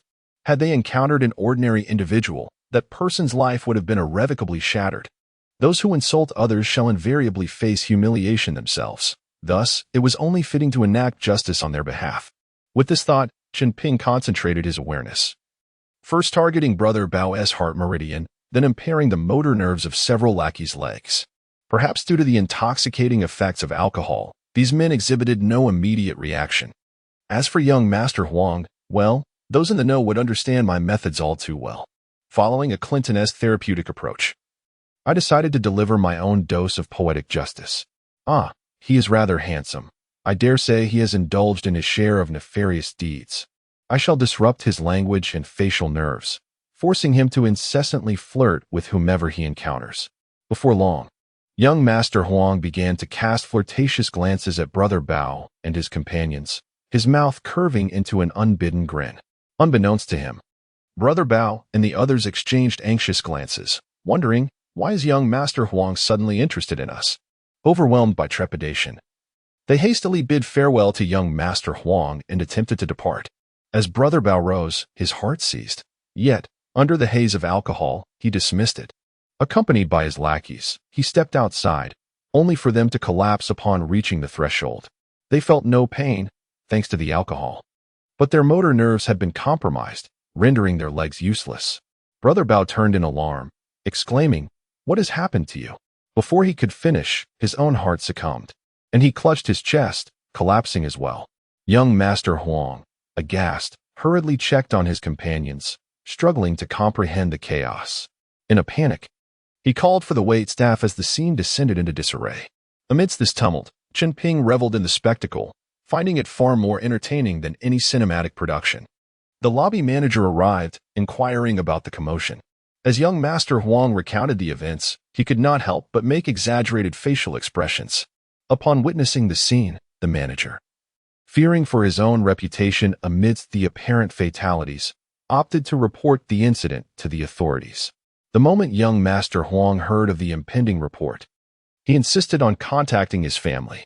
Chen Ping chuckled sinisterly. This incident would undoubtedly render young Master Huang impotent for life, his facial nerves twitching uncontrollably, forcing him to flirt with every passerby. After spending a few days with Shiryu, Chen Ping was eager to return to the progress of the Biltaiville project. Before heading back to Biltaiville, Chen Ping received a call from Grandpa. He mentioned that a comrade's child had been serving as a security squad leader for many years. As Grandpa aged and approached retirement, he felt compelled to help the young man find a new position. Unfortunately, due to his straightforward nature, it would be challenging for him to thrive outside of Grandpa Li's care. Thus, he thought of Chen Ping, who coincidentally required assistance. The arrival of someone sent by Grandpa Li would surely prove invaluable. To this end, Chen Ping remained in the Magic City for an additional 2 days awaiting Zhao Yu and Chao. Upon their reunion, they promptly boarded a flight to Cairo. After a long journey, as soon as they entered St. Mountain Town, Chen Ping spotted little deer frolicking with a group of children, reveling in their play. From a distance, little deer spotted Chen Ping and joyfully rushed over. Chen Ping laughed heartily, ruffling deer's hair, and produced a handful of fruit candies, asking, "Where's your father?" "My father went to the construction site. The reservoir is almost finished, and he is supervising the final touches," Deer replied. After Chen Ping and old Zhao settled into the town, guided by little deer, they made their way to the reservoir site. Upon arrival, they were greeted by a magnificent sight. The reservoir, capable of holding 60,000 cubic meters of water, stood grandly, complete with a well-designed floodgate. As Chen Ping admired the structure, Devin approached with a cheerful greeting. Chen Ping waved and inquired, "Where did the construction team come from?" Devin responded, "They are a professional hydraulic engineering team from Cairo. They are doing an excellent job." Chen Ping praised, "Since cost is not a concern, let us procure materials and machinery from the Egyptian government as well. It's only fair to give them a little incentive, but quality must be ensured." Devin nodded in agreement, stating, "The contract is meticulous. I've engaged a professional law firm for our legal services." Chen Ping gave a thumbs up, commending Devin's approach. "By the way, we'll need a helicopter and various vehicles. Please arrange for their procurement through the government as well." Devin reported, "The vehicles have already been ordered, and some have arrived. I had to consider the helicopter. I will place an order for it right away." With the helicopter secured, Chen Ping could once again employ his methods of transporting water and sowing seeds. Old Zhao observed Chen Ping's command with growing admiration. Chen Ping began to extend his spiritual awareness, spreading it outward from the small town. The torch trees he had previously planted now completely enveloped the town and were beginning to expand outward.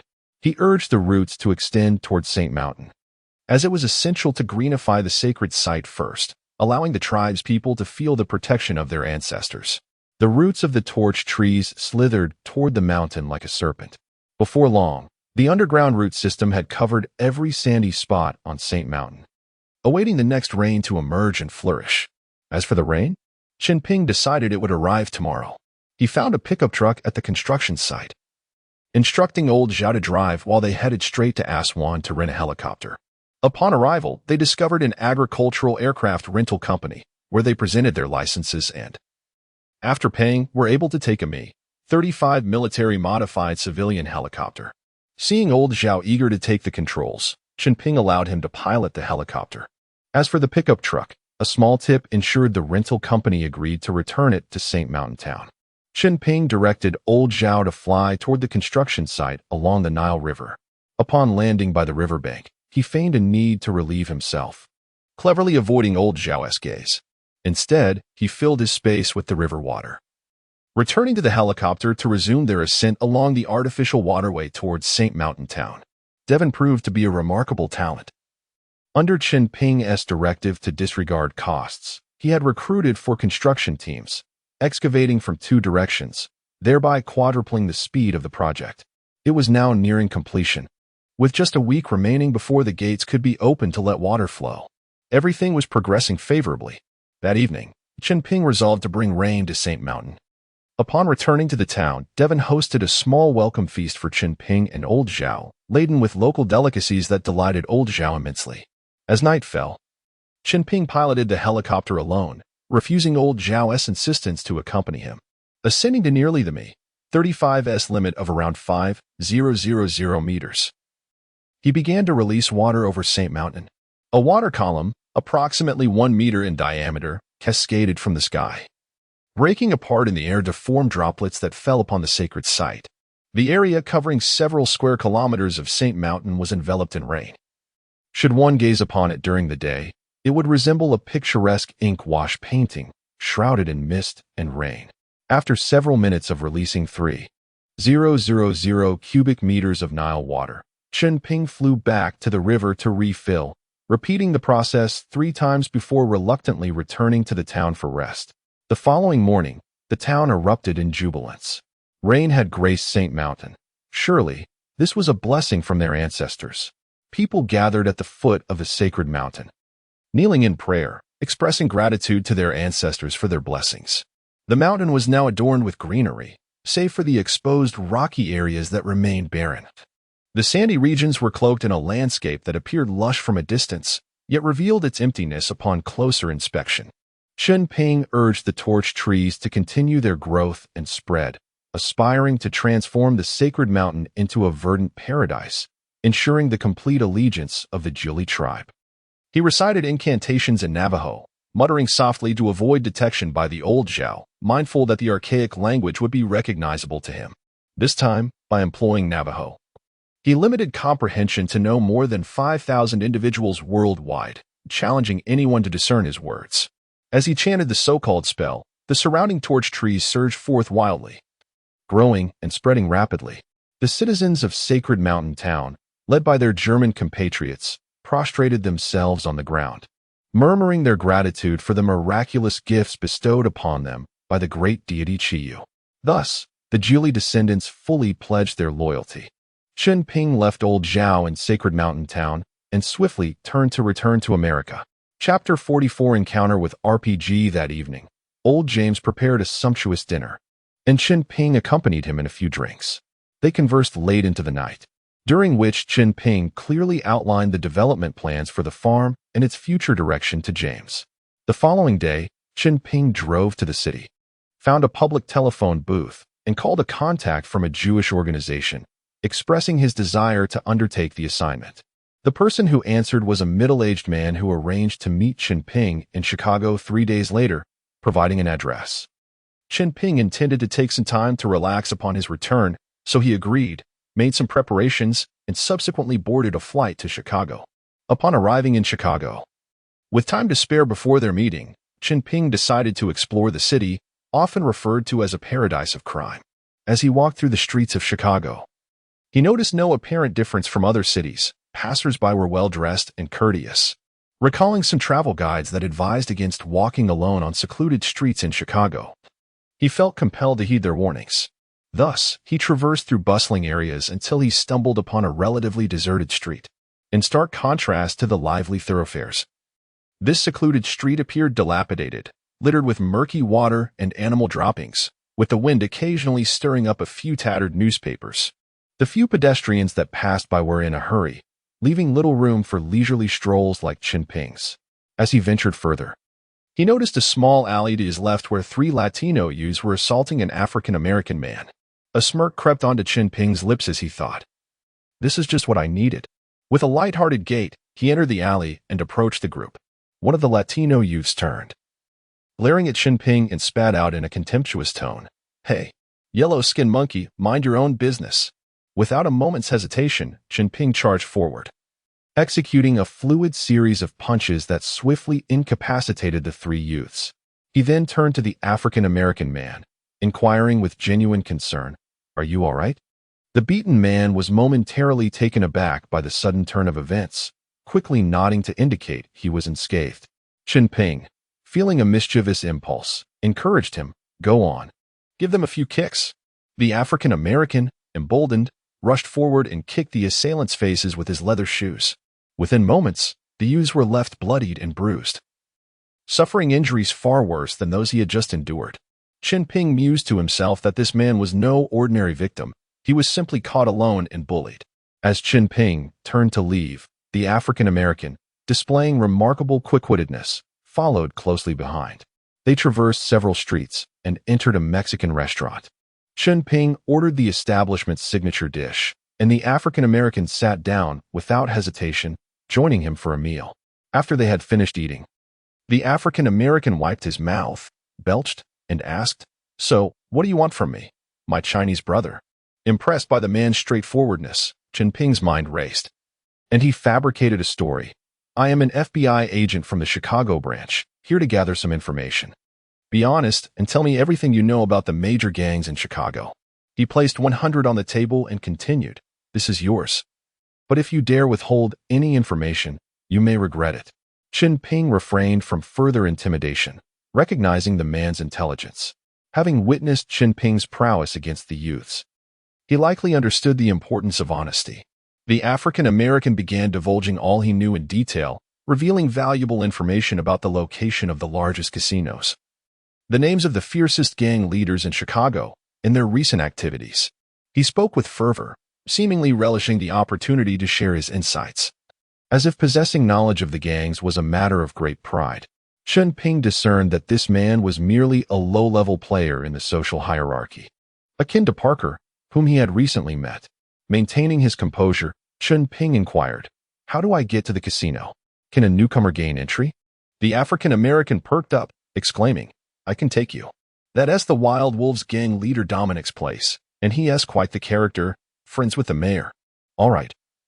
Lead me there, and just point the way," Chen Ping replied, handing him the 100. The man, elated, kissed the bill before stowing it away and led Chen Ping to a taxi, directing it to a specific address.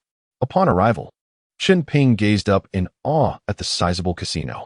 The African-American eagerly introduced, "This is Dominic's venue, a 5-story nightclub, with the casino on the top floor. Anyone with money can get in." Chen Ping slipped him another 100 to send him on his way.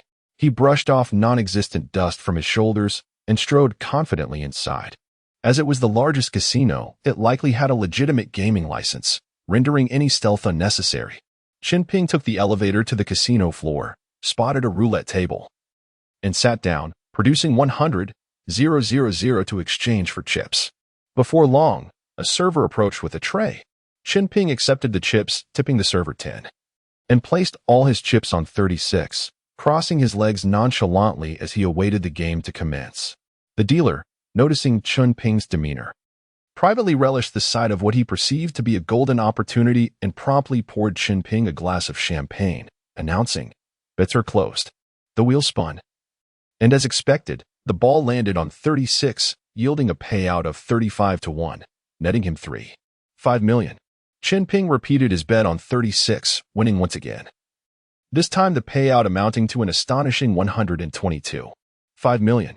The dealer began to fidget, unable to remain composed, hastily communicating something into his earpiece. Moments later, a casino manager approached with a polite demeanor, inquiring, "Sir, how may I assist you?" "I wish to see Dominic," Chen Ping replied calmly yet with an undeniable authority. "I'm sorry, sir, but our boss is quite busy." The manager maintained a professional smile. Chen Ping remained silent, placing all his chips back on 36. Looking at the dealer and saying coolly, "Let us begin." The dealer, sensing the gravity of the situation, hesitated, knowing that should Chen Ping win again, the casino would be facing a loss of over $4 billion, a sum no casino could afford. The manager, sensing the urgency, waved the dealer off and said to Chen Ping, "Sir, please follow me." Chen Ping said nothing and did not reclaim his chips, rising to follow the manager into the private VIP room. As he entered, he observed a group of individuals adorned with tattoos, unmistakably gang members. A thought crossed his mind. How curious. With all these tattoos, how can you even see them? They're not white ink. What is the point? At the head of the group sat a Latino man smoking a cigar, arrogantly eyeing Chen Ping. He stuttered slightly, cough, cough. "Cough, you want to see me?" Chen Ping, unfazed, strode forward boldly, taking a seat across from him and dismissively stating, "Our boss Carlos sent me to discuss a business proposition." Carlos was one of Dominic's most formidable rivals. With that, Chen Ping's keen awareness scanned the room, quickly assessing the situation. Besides Dominic, there were 4 henchmen, and directly behind Dominic stood a safe, likely containing hundreds of millions in cash and several firearms. Dominic laughed heartily, a hint of derision in his voice as he inquired, "Why doesn't he come himself?" Chen Ping replied, "Our boss is extremely busy. He hardly has time to meet with someone of your standing." One of the henchmen stepped forward to seize Chen Ping, but Dominic raised his hand, halting him. "Now, tell me, what business does Carlos want to discuss with me?" Dominic asked, suppressing his anger. "Oh, our boss has tasked me with purchasing your casino for $4 billion. Chen Ping replied casually, as if it were a trivial matter. "4 billion? You think I'll sell it for that?" "I'm no fool," Dominic retorted instinctively. "That would be with the $4 billion I want from you," Chen Ping nonchalantly added. Dominic looked up in confusion at the casino manager, his eyes filled with questions. The manager hurriedly recounted the events that had transpired outside. Upon hearing this, Dominic's fury ignited. He slammed his hand on the table and shouted, "Do you take me for a fool? Using the money you won from me to buy my casino?" Chen Ping remained silent, suddenly producing a silenced Glock 17. With lightning speed, he pulled the trigger, instantly taking down 4 of Dominic's henchmen. "Look at you, so impulsive. You've just lost 4 lives with a mere slap on the table," Chen Ping remarked, aiming the gun at Dominic's forehead. Dominic's face paled in shock as he stood up in panic, reaching for his own weapon, only to find Chen Ping's Glock already pointing at him. "Why you? I'm sorry. It seems I've caught your stutter," Chen Ping teased. How much will it take to settle this?" Dominic stammered, his voice trembling. "How much do you have?" Chen Ping mimicked his stutter. "In the casino, there are only $5 billion, Dominic answered, shaking in fear. $15 billion? Done deal." Chen Ping teased him further. "And no, there's not 15 billion, it's 5 billion. Dominic nearly burst into tears. "If there's not 15 billion, why mention 3 fives? Hand it over, you miser." Chen Ping snatched the money and sauntered out of the casino. Chen Ping was not particularly interested in the money. He merely sought to incite conflict between the 2 gangs. However, with the cash so readily available, it would be foolish not to take it. Back at the Waldorf Hotel, Chen Ping soaked in a comfortable hot bath, reflecting on the day's events. After his altercation with Dominic, retaliation from Carlos was inevitable. He realized he must pay Carlos a visit. According to Xiaohei, Carlos was involved in drug trafficking, providing Chen Ping with ample reason to deal with him. The following night, a significant transaction was scheduled, making it the perfect opportunity to strike under Dominic's name, considering their mutual animosity. Resolutely, Chen Ping began to survey the city. Under the cloak of night, Chicago resembled a heavily made-up courtesan, its vibrant nightlife drawing in the city's inhabitants. By day, impeccably dressed, they transformed into revelers at night. Within a mansion on the Gold Coast, Chen Ping discovered a group preparing for an operation, armed with various weapons, including assault rifles. He speculated that this was Carlos's crew preparing to receive a shipment. Scanning the crowd, he spotted a hawkish-nosed Caucasian man puffing on a cigar, rallying his team for a pre-mission briefing. Just then, a lackey rushed in to report, "Everything is ready. We can depart, boss." "Oh, it seems I am correct." That must be Carlos, Chunping thought. With a casual change of attire and his face concealed, he exited the hotel. He made his way to a secluded street, mounted his Harley, and sped toward the villa. Upon nearing the location, he stowed his bike and ambled toward the mansion, noticing guard dogs patrolling the grounds. Chen Ping used his mental prowess to soothe them, and within moments, the imposing Rottweilers laid down, rolling about as if enchanted. Scaling the western wall, he was soon approached by several nearby Rottweilers, eagerly nuzzling against him and wagging their tails like helicopter rotors. Chen Ping proceeded toward the villa, flanked by the dogs who acted as loyal sentinels. Two armed guards on the roof glanced his way but dismissed him, perceiving him as an ally due to the dog's friendly demeanor. Upon entering the villa, Chen Ping headed directly to Carlos's study, the dogs trailing closely behind. Donning gloves, he began rifling through the desk. Suddenly, a list caught his eye, an apparent roster of operatives, each name accompanied by a cover identity, address, and number, resembling a police undercover list. How could a drug lord possess such a document? Chen Ping pondered, discreetly pocketing the list. He then approached the safe, using his mental acuity to deftly unlock it within seconds. After gathering the mountains of cash inside, he meticulously examined the documents. This Carlos is quite the character, Chen Ping mused internally. The files indicated that Carlos had connections with the CIA, detailing each operation conducted for them and the funding received. This was intriguing, Chen Ping thought. Presenting these documents to the media would undoubtedly stir a significant uproar. Another document revealed the financial records of a Jewish organization seeking reparations, leaving Chen Ping astounded. This individual was, in fact, the contact for the Jewish organization he was supposed to liaise with. How fascinating, he mused. How could the CIA and a Jewish organization, seemingly unrelated entities, be intertwined? Chen Ping had reason to suspect that this organization was indeed under CIA control. After securing the documents, Chen Ping exited the villa. At the front gate, the dogs followed him closely, seemingly reluctant to bid him farewell. Using his mental prowess, he conveyed a strong suggestion to the guard. He was an associate of Dominic, who had sent him to meet Carlos. Aware that his influence over human thought was fleeting, Chen Ping quickly exited the estate, mounted his Harley, and sped away. Back at the hotel, Chen Ping began to scrutinize the files in detail. The organization was formally known as the Jewish Claims Conference, representing Jewish individuals who suffered persecution during World War II, seeking reparations from the current German government and related entities. However, in reality, it was a CIA-controlled interest group, with most of the reparations lining the CIA's pockets. In return, the CIA provided intelligence support, including information about rumored treasures, hidden Nazis, and government or individuals linked to Nazi secrets during the war. The reparations were split 60-40 between the two parties. Some so-called connections were entirely fabricated, as the CIA manipulated the narrative, extorting substantial sums from various individuals, organizations, and nations. Truly a lucrative endeavor, Chen Ping smirked coldly. Your good days are numbered now that you've crossed paths with me.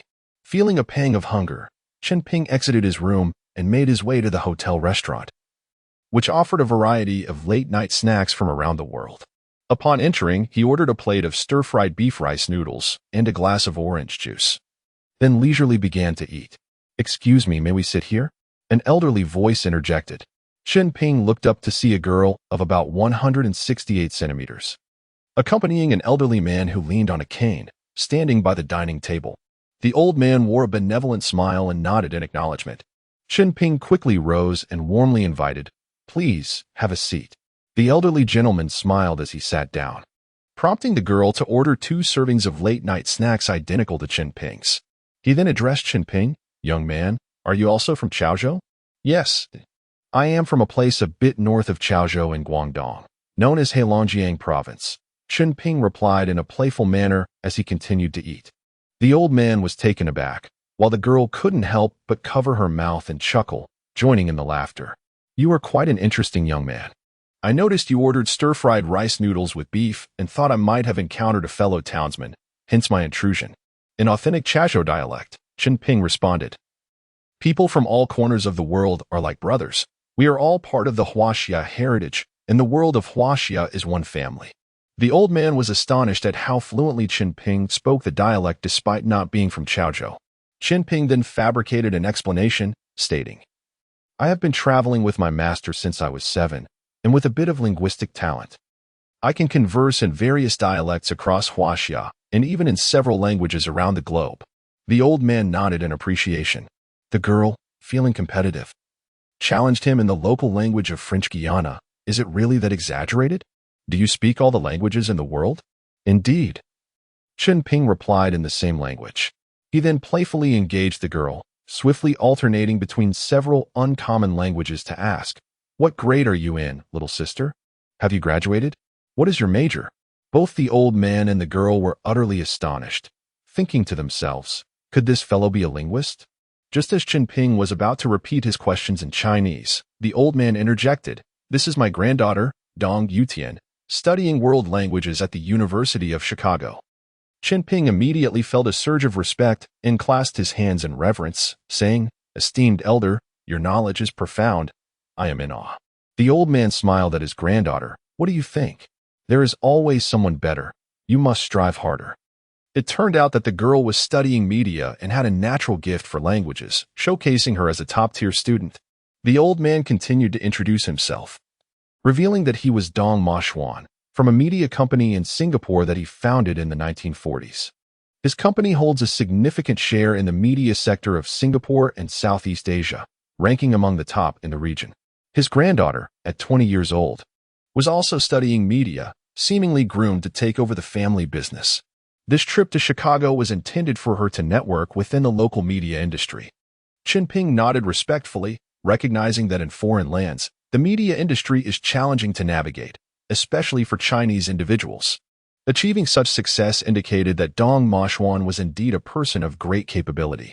Chen Ping briefly introduced himself, stating that he studied international economics and trade, and was in Chicago for business negotiations. The conversation flowed pleasantly, and Dong Ma Xuan invited Chen Ping to join him at a gathering organized by a local Chinese community group the following day. Chen Ping gladly accepted, sharing his room number and contact information before they parted ways to rest. The next day, Chen Ping received a phone call from a claims organization contact, requesting to postpone their meeting. He understood that this was likely due to Carlos discovering their hideout had been raided by Dominic, leading to an impending conflict and leaving no time to manage the entrusted matters. He chose not to elaborate and ended the call. As fate would have it, he was to attend the gathering with Dong Ma Xuan, a media tycoon from Singapore, a valuable connection, as media influence would be beneficial in many future endeavors. Furthermore, by occasionally providing Dong Ma Xuan with sensational news, he could ensure the elder would be eager to support him. That evening, Chen Ping donned a custom white Zhongshan suit, attending the gathering with Dong Ma Xuan and Dong Yutian. The event was prestigious, attended by elite members of the Chinese community in Chicago. Amidst the crowd, Chen Ping unexpectedly spotted several well-known literary figures from Hong Kong, including the infamous Wesley, who had fled there after being wanted for art theft, which made Chen Ping stifle a laugh. Dong Ma Xuan was quite popular among attendees, radiating warmth and community spirit. People greeted him warmly, with several elders engaging in heartfelt conversations as if they were long-lost friends. Chen Ping chose not to intrude and wandered to the buffet table, where he sampled some desserts. You enjoy this as well? Dong Yutian approached, seemingly out of nowhere. Yes, Chen Ping replied, having merely taken a random selection. Noticing his lack of enthusiasm, she inquired, Why aren't you mingling with the others?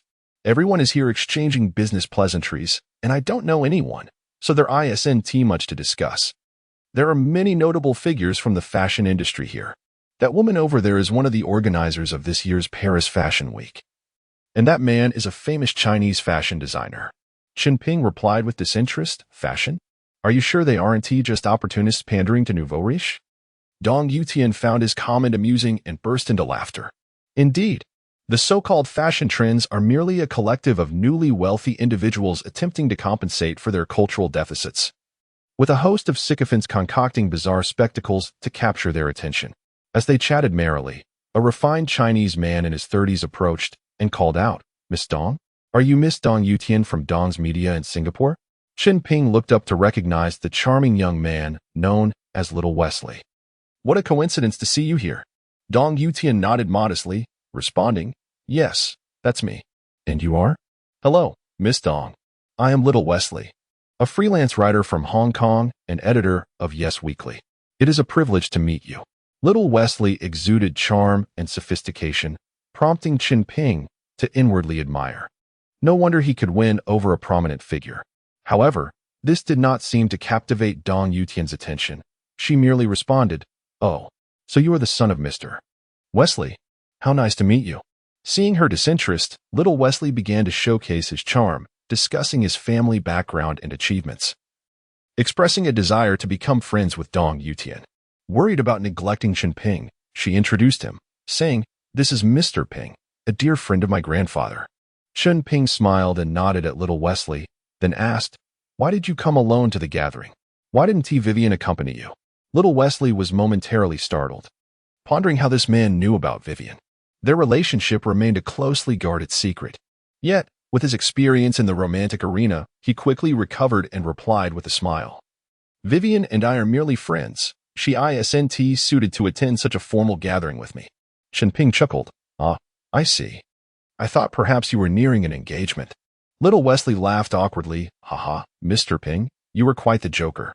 At that moment, Dong Yutian interjected, "Who is Vivian? Is she your girlfriend, Mr. Wesley?" What a fortuitous question. Little Wesley quickly clarified, "Please, let us not joke about such matters. Vivian and I are truly just friends." Suggesting otherwise could tarnish her reputation. Chen Ping smiled. "I understand now. It seems we have misunderstood. In truth, I have harbored feelings for Vivian for quite some time, but lacked the opportunity to confess. Upon hearing you two were together, I had relinquished any hope. Since you are not a couple, it appears I may have a chance after all. Mr. Wesley, I am most grateful to you for affording me this opportunity with Vivian."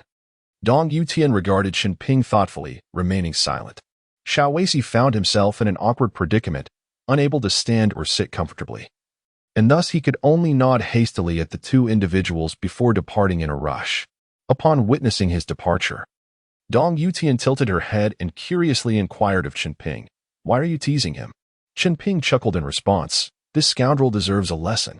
Dong Yutian pressed further, "Are you quite familiar with Miss Vivian?"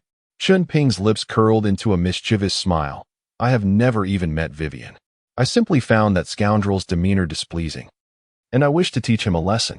Dong Yutian playfully tapped Chen Ping's shoulder, feigning annoyance. "You were so wicked." Her lovely face, adorned with a hint of anger, exuded an alluring charm. Noticing Chen Ping's gaze upon her, she returned the look and asked, "What are you staring at?" Chen Ping, suppressing his smile, replied earnestly, "Young lady, I must warn you not to regard me with such eyes. It is perilous, for you might find yourself enamored with me." Dong Yutian's cheeks flushed instantly, and she retorted, "Rogue." Yet, there was no genuine anger in her eyes. Chen Ping smiled and chose not to pursue that line of conversation further, perhaps due to the slightly ambiguous atmosphere. Dong Yutian fell silent. At that moment, Chen Ping noticed the hall manager engaged in an anxious discussion with another individual.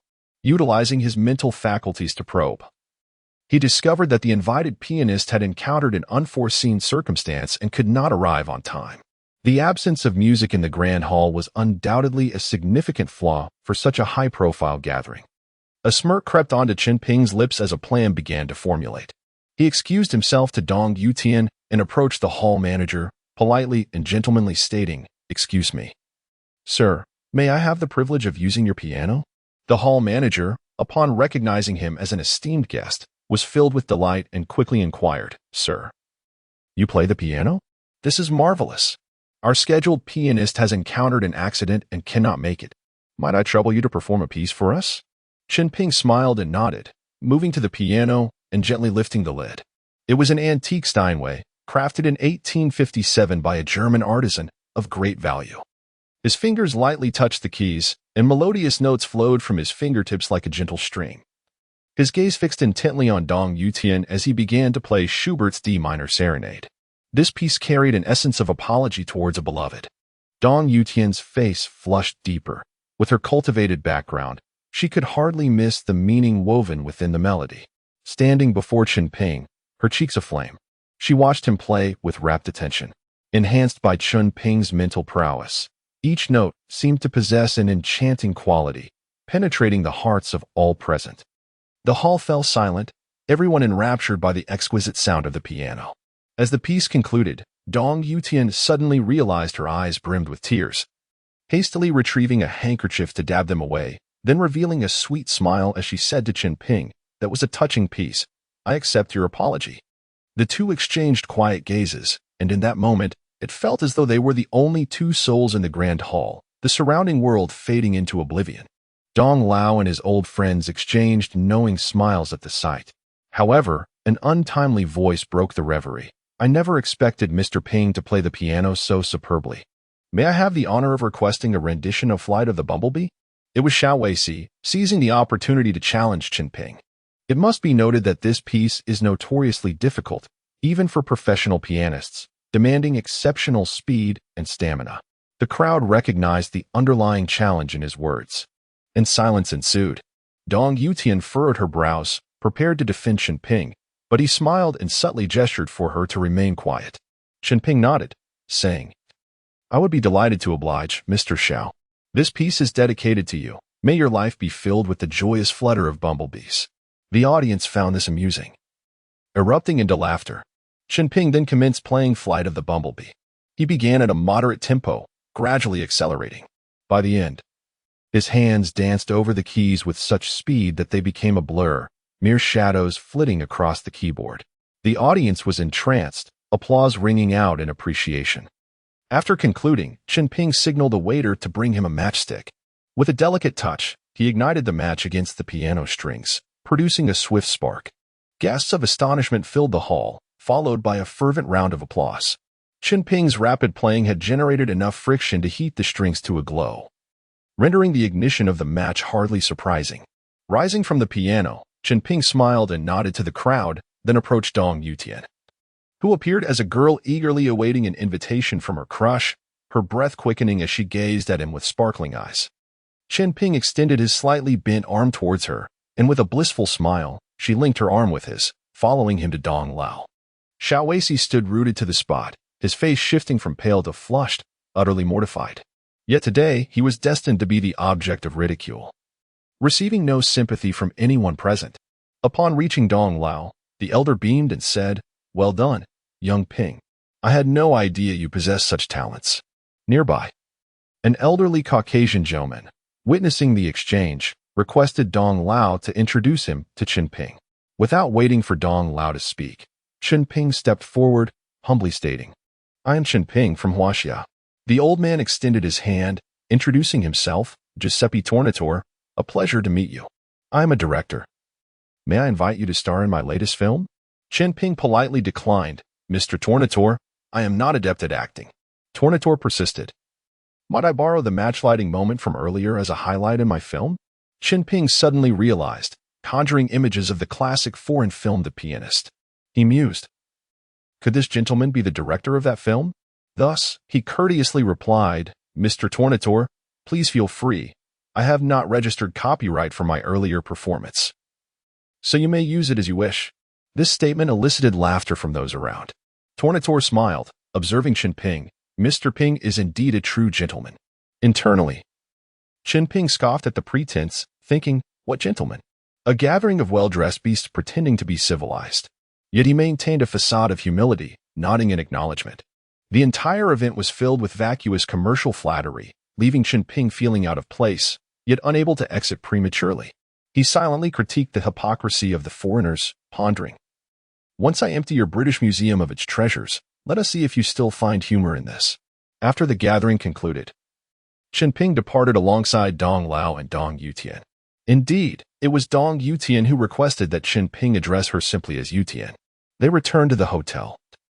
where they dined together in the restaurant. During the meal, Dong Lao candidly expressed his admiration for Chen Ping, hoping for a deeper collaboration.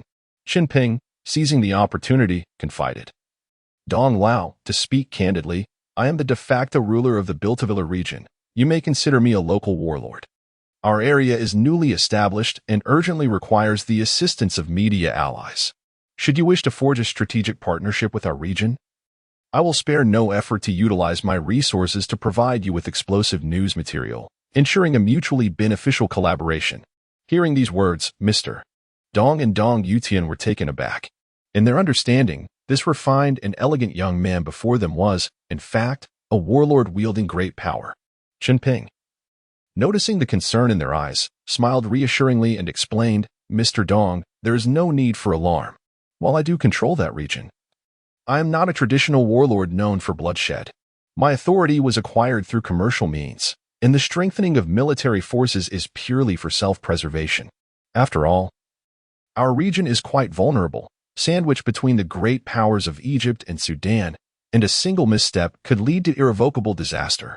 Therefore, in addition to fortifying our military capabilities, I desperately seek the support of global media." He continued, "The area is home to thousands of Arabs and Africans, and as their leader, I bear the responsibility to ensure their well-being, allowing them to live free from war, bloodshed, and hunger." Mr. Dong's doubts gradually dissipated, replaced by profound shock and emotion. Indeed, it was emotion, for in his youth, Mr. Dong had fled his homeland with his family to escape the ravages of war. His aversion to conflict ran deep, and at this moment, Chen Ping's words struck a chord within him. Dong Yutian's eyes sparkled with admiration, her excitement causing her delicate shoulders to tremble slightly. "Ping, you are truly magnificent. The people of Africa need you, the oppressed from around the world need you, and I." She suddenly realized her words and quickly fell silent. Mr. Dong gazed at his granddaughter in astonishment. The usually reserved and aloof girl seemed transformed. Chen Ping smiled gently and added, "Thus, Mr. Dong, I urgently require the support of your media group and hope to garner more international attention." After a moment of contemplation, Mr. Dong replied, "I can establish a strategic partnership with your region, but as you know, the influence of my media group is primarily confined to Southeast Asia. Beyond that, I am of little assistance." Chunping rejoiced at this response, exclaiming, "That is more than sufficient. I will gradually seek cooperation in other regions. I am confident that in the near future, our voices will resonate globally, allowing all who cherish peace to hear the indomitable cries of the Saharan people." At this juncture, the Dong family was thoroughly convinced by Chen Ping's words. They proceeded to discuss the details of their collaboration and reached an agreement. Chen Ping would periodically provide the Dong family with explosive insider information, while the Dong family would offer public support whenever Chen Ping required it. Both parties were elated. Subsequently, they retreated to their respective quarters to rest. Lying in bed, Chen Ping reflected on the events of the day, secretly amused and contemplating a future visit to Hong Kong to meet with the young Wesley, perhaps even to explore potential opportunities. As for Dong Yutian, she resolved to remain modest in her expectations, as she considered herself a person of integrity. The following morning at breakfast, Chen Ping noticed a headline in the newspaper reporting a violent gang clash in Chicago, resulting in 12 fatalities and over 20 injuries. He felt a surge of delight, knowing this was due to a confrontation between Carlos and Dominique. The excitement in Chicago would undoubtedly be palpable, however. He surmised that their violent altercation would likely jeopardize previous contracts. Chen Ping thought, well, that can be addressed later, as he prepared to pack his belongings and return home. Before departing, Chen Ping bid farewell to Mr. Dong and Dong Yutian, sensing a reluctance in Dong Yutian's gaze. He smiled and invited her to visit him when she had the opportunity, saying, "The Bill region has transformed significantly. It is no longer the desolate wasteland it once was. You will witness lush oases and the joyful lives of the Saharan people there."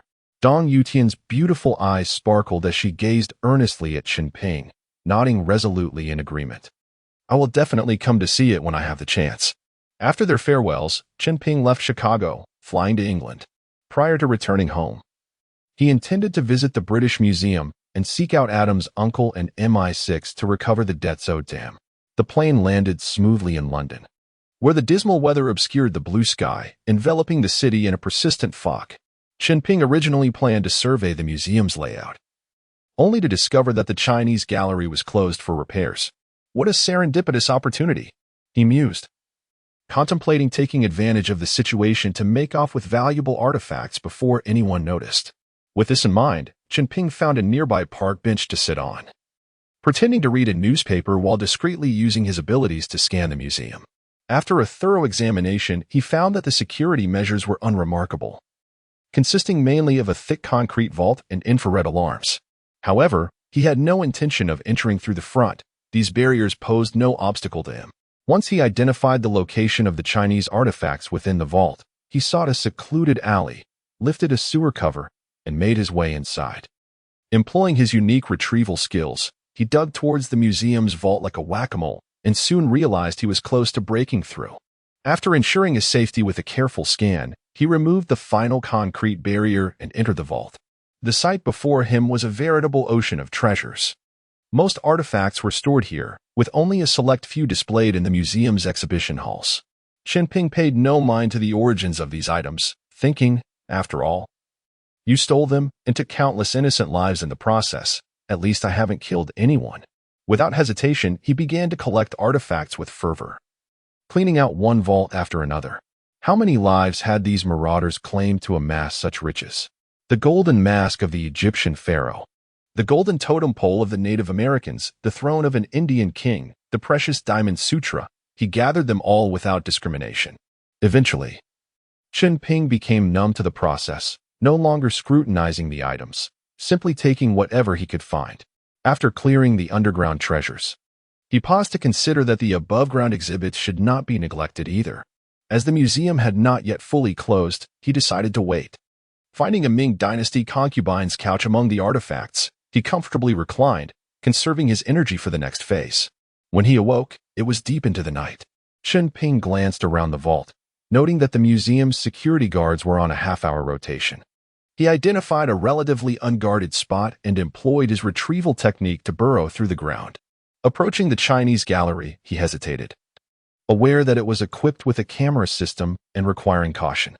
Chen Ping donned a golden robe woven with threads of gold from an Egyptian pharaoh and placed a golden mask upon his face.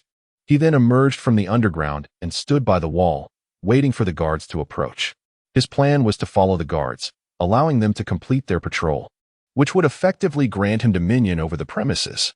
While the guards were on patrol, they would disable the infrared alarms along their route, granting him passage. As for being recorded by the cameras, he would just leave that to the pharaoh's lawyers. After waiting for over 10 minutes, the second shift of guards arrived. Chen Ping concealed himself in the shadows, using his abilities to blend seamlessly with the wall's mural. Once the two guards passed, he began to collect treasures without restraint, seizing everything in sight, both displayed on the floor and hanging on the walls, regardless of their country of origin. Under the veil of his mental prowess, he closely trailed behind the security guard while simultaneously concealing all perceptions behind him. The guards remained blissfully unaware, continuing their patrol as Chen Ping boldly gathered treasures into his possession. After a thorough sweep of the museum, it appeared nearly emptied of its valuables. The next shift of guards would find the British Museum in a state reminiscent of its early days before any artifacts had been installed. Upon completing this audacious act, Chen Ping intentionally danced flamboyantly under the watchful eyes of the cameras, performing a dance of which even he was unaware, before departing with nonchalance.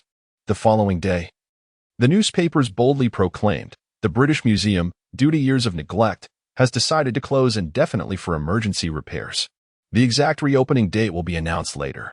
Chunping chuckled inwardly, amused by the British sense of pride, as they concocted such a feeble excuse to mask the embarrassment of their museum being looted. Strolling past the locked gates of the museum, he felt a surge of satisfaction. Hailing a taxi, he made his way to the airport. Having acquired such a trove of treasures, he was not inclined to stir further trouble. His Uncle Adam and MI6 could wait for another opportunity. As the taxi sped along, Chen Ping observed numerous temporary checkpoints set up by the police at major intersections, a clear indication of their concern regarding the potential exodus of artifacts from London. It seemed they still held a glimmer of hope, believing it impossible for such a large cache to be swiftly transported from the fog-laden city. Upon arriving at the airport, he purchased a ticket for a direct flight to Cairo and settled in the terminal to await boarding. Suddenly, his eyes brightened. Was that Princess Diana? He rubbed his eyes and looked again. Indeed, it was her. Accompanied by several tall, robust security personnel, she sat quietly in the waiting area, devoid of the grandiose entourage typical of some world leaders. What could possibly bring her on the same flight as him? Chen Ping mused. As the boarding process commenced, he approached the gate, keeping a vigilant eye on Diana and her companions. Listening to their conversation, he learned that she was on a royal mission to Africa on behalf of the British monarchy. Once on board, Chen Ping located his seat in first class, surprisingly sparsely populated. With only a few passengers, including himself, at the front of the first-class section, a curtain was drawn, likely signifying a space reserved for the princess. Discreetly extending his mental energy, he observed Diana seated with her eyes closed in a feigned slumber. Despite some controversy surrounding her personal choices from a historical perspective, she had indeed made significant contributions to charitable causes across multiple nations. If possible, Chen Ping wished to offer her a lifeline. As the plane ascended smoothly, he awaited the opportune moment. 2 hours into the flight, he concentrated his mental energy into a fine needle and gently pricked her at the heart. Instantly, Diana felt a sharp pain in her chest, causing her to break into a cold sweat. The security team erupted into chaos, and medical personnel hurriedly sprang into action. Observing from a distance, Chen Ping seized the opportunity to intercept a passing flight attendant, inquiring, "Is there a medical emergency aboard? I am a cardiologist and may be of assistance." Upon learning of his profession, the flight attendant urgently led him towards Diana, explaining, "Doctor, please. We have a passenger experiencing a cardiac crisis. The situation appears dire." It was commendable that she maintained political discretion, refraining from explicitly stating the royal identity of the patient. As they approached Diana's seat, the security personnel warily questioned the flight attendant about Chen Ping's identity. She quickly clarified, "This is a cardiologist. He can help." The guards then requested to see his credentials. With a sardonic smile, Chen Ping replied, "You can waste your time here, but in 3 minutes, this patient will succumb to myocardial ischemia." He feigned ignorance of Diana's identity and added, "If my assistance is unnecessary, I can leave immediately." With that, he pretended to turn away. Reluctantly, the guards called after him, "Apologies, sir. I was merely concerned.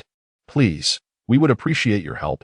Chen Ping stepped forward, pretending to examine Diana's pulse and peering into her eyes before declaring, "She is fine. She can be treated." With that, he enveloped her in his arms. Using his left index finger, he applied pressure to her heart while a surge of life energy flowed into her chamber. In that instant, Diana's body trembled, her furrowed brow beginning to relax. The flight attendant, noticing the change, attempted to assist Diana, but Chen Ping interjected, "She must remain still until she regains consciousness. Her safety is paramount." He was not about to relinquish his prime position beside her. Continuing to channel life energy through her heart, Diana gradually opened her striking blue eyes. At that moment, Chun Ping's mental energy surged, conveying a profound assurance.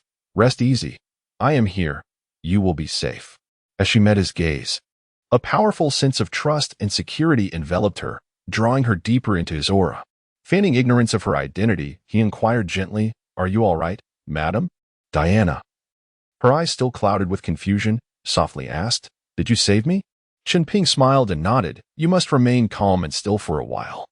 A faint smile graced her lips as she shifted to nestling more comfortably against him, saying, "I appreciate your help. It is my pleasure to serve you." He replied with a smile, then turned to the surrounding crew, instructing, "Please, give the patient space and allow for fresh air." The attendants dispersed back to their duties, while the security personnel returned to their seats, albeit still vigilant. Chen Ping gently tightened his embrace around Diana, instilling her with a sense of safety. As he continued to channel energy, he reassured her with comforting thoughts. Diana nestled against him, asking softly, "Are you a doctor?" "One might say so, however. I am more akin to a master of energy. You may regard me as a healer. I claim to be a cardiologist to save you in a moment of urgency. I could not bear to see someone as young as you face tragedy." "Oh, you know me?" Diana inquired curiously. "Who in the world does not know you? The compassionate and beautiful princess?" Chen Ping replied with a smile. A hint of shyness colored her cheeks as she remarked, I feel I have not done enough. You have done exceedingly well. Thanks to your tireless efforts, the people of Africa have greatly benefited, and we are all profoundly grateful, he assured her. Do you live in Africa? She asked. Indeed, I reside in the Biltawila region, where I have transformed the desert into fertile land, alleviating hunger for the local populace. Chunping stated proudly. Diana's eyes sparkled with excitement as she exclaimed, You turned a desert into arable land? What a noble deed! In comparison, my efforts seem trivial. With that, she gently leaned back into his embrace. Chunping's heart swelled with joy. He had anticipated this tender moment might soon conclude, yet he was pleasantly surprised. They nestled together, engaged in conversation until Diana began to feel fatigued. Chen Ping then rose to take his leave. Leaving his contact information and promising Princess Di that he would visit the Bil region in a private capacity before her trip concluded. Upon landing at Cairo Airport, Chen Ping and Princess Di descended the aircraft, engaged in lively conversation. Lahu had long since arrived with a welcoming party. Chen Ping advised the princess to regularly monitor her heart health and to avoid staying up late. He then boarded a helicopter with Lahu to return to Shushan Town. Shushan Town had transformed into a veritable paradise, a far cry from its former desolate state. The surrounding area was cultivated with soybeans, and as the gentle breeze swept through, the soybean shoots resembled undulating waves under a sunlit sky, creating a ripple effect. Nearly all the rehabilitated land was now sown with soybeans. Following this year, based on the varying fertility of the soil, selective planting of other crops would commence. Engineers from the Domestic Agricultural Research Institute were diligently overseeing the work in the fields. Witnessing this scene, Chunping's resolve to protect this cherished land grew ever stronger. Upon returning to the conference hall, various leaders gathered to report to Chunping on the matters and resolutions that had arisen during his absence. The domestic authorities had dispatched 9 warships, currently patrolling the various tributaries of the canal for defense purposes. At every canal lock, robust military fortifications had been erected to ensure effective resistance against attacks from both sea and land. The arsenal boasted a full array of coastal defense artillery and self-propelled guns, presenting the appearance of a burgeoning military power. Peter reported that 20 low-yield missiles had been procured from Russia and installed in the Russian-made missile depot at Shushan. The depot had been transformed into a formidable military fortress, complete with several missile silos. At Chunping's command, all 20 missiles could be launched within minutes, directed towards predetermined targets. In essence, anyone daring to provoke Chunping would find their nation within striking distance, with thousands of kilometers of territory susceptible to firepower. This development rendered neighboring countries considerably more compliant. Peter handed Chunping the missile launch keys, a symbol of power, but Chunping declined, instructing him to secure the keys in a safe place. No one was permitted to access the keys without Chunping's direct order and the consent of the majority of the cabinet. Devon also brought good news, reporting that nearly all neighboring countries sought to negotiate with them regarding desert reclamation, expressing willingness to accept their proposal of a 50-50 profit-sharing arrangement.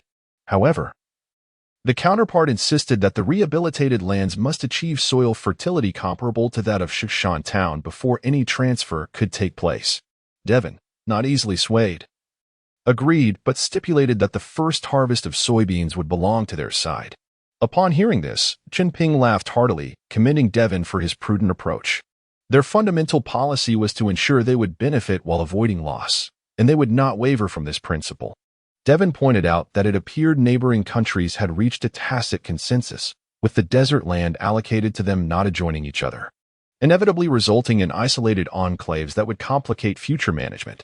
Chunping chuckled, remarking that no one was a fool. This was entirely within his expectations. That's fine, he said. With each parcel of land acquired, we shall immediately construct airports, connecting all the enclaves through an aerial transport network, significantly enhancing air transport. We will establish an airline spanning all of Africa, focusing on passenger and cargo transport, utilizing the enclaves as hubs to radiate towards other nations. He instructed Peter to procure as many aircraft as necessary from Russia, aiming to quickly establish a transport network. This initiative would not only fulfill their transportation needs but also generate revenue from other countries, creating a win-win situation. The airline would be named Julie Airlines, with aspirations to expand it globally. The hall erupted into applause, with everyone gazing at Chen Ping with fervent admiration. Chen Ping realized he was increasingly embodying the qualities of a charismatic leader. Even Lao Hu looked at him in astonishment, clapping vigorously. Subsequently, the group engaged in discussions regarding education. There was no hesitation. The descendants of Yin and Huang must receive Han education.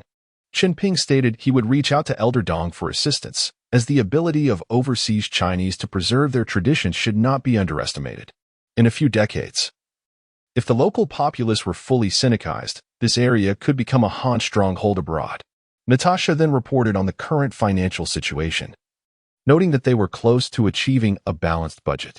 However, the establishment of the airline still faced a funding gap, and she inquired whether Chen Ping wished to temporarily defer investment in some non-urgent projects. With a wave of his hand, Chen Ping replied, "No need. I'll provide more later. We are not short on funds." He jested that there were still plenty of spoils from the British Empire that had not yet been liquidated, so money was not an issue. He entrusted Natasha with several hundred tons of gold and a substantial amount of cash to manage. At present, regional stability was no longer a concern. Once the airline project was underway, the land acquisition plans would also be resolved. Chen Ping pondered that it might be time for him to return home. After the meeting, he kept Lao Hu behind and asked if he missed home. Lao Hu vigorously shook his head, replying, "Everything is fine at home. There is nothing to miss. I have sent a considerable amount of money back, and my siblings are well taken care of. There's nothing to worry about." Thus, Chen Ping planned to find an opportunity to speak further, especially since Princess Dai was still in Africa, and he felt that unexpected gains might arise.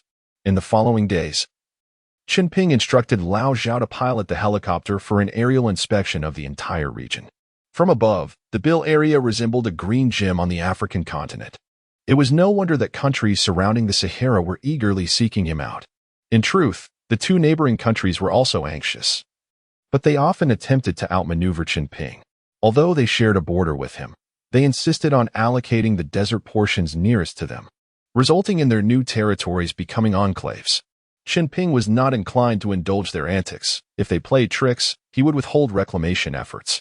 He proposed an exchange at a ratio of 1-2, where he would take 2 shares and they would receive 1. Or else he would refuse to proceed with reclamation. This left the two nations in a quandary, compelled to watch as he transformed desert lands for other countries. The area designated for reclamation could exceed 1 million square kilometers, with Chen Ping poised to acquire half of it, an expanse larger than that of Japan's territory. Once he grew even more powerful, a simple 1-to-1 exchange would no longer suffice. He would demand a 3-to-1 ratio. Land acquired without effort would not be given away lightly. Once the reclamation contracts were signed, the land parcels belonging to both parties would be delineated and marked with boundary stones. From that point onward, half of the land in question would belong to him. Sooner or later, half of the Sahara's expanse would be his. If he was not allowed to partake, then no one else would either. Moreover, the development of media infrastructure needed to be prioritized. Chen Ping requested Elder Dong's Asia-Pacific Media to send a news agency to establish a permanent presence, while also assisting in cultivating journalistic talent. Television and radio stations would need to be developed as well. Chen Ping sighed, advising future time travelers to live their lives well and refrain from contemplating nation-building. It was far too exhausting. He contemplated restarting his side quest. Once Shan graduated, he would surely recruit her to assist him, as he had no desire to bear this burden alone. This was imminent, as Shan would be in her 2nd year by the end of the year. He thought it wise to sponsor Xiao in school to draw her out to help him. Unfortunately, the identities of Shiyu and Xiaowei would prevent them from assisting. Lacking trustworthy individuals made tasks exceedingly cumbersome. Just yesterday, Chen Ping had spoken with Shiyu and Xiaowei, both of whom were currently overwhelmed with their duties. He mused that with such a vast family enterprise, their absence in its management was perplexing, as they opted to earn meager salaries at their respective jobs when the nation would not miss them. Xiaowei would fare better. Once Grandpa Li retired, she would be free. However, Shiyu's chosen profession might confine her to the country for life.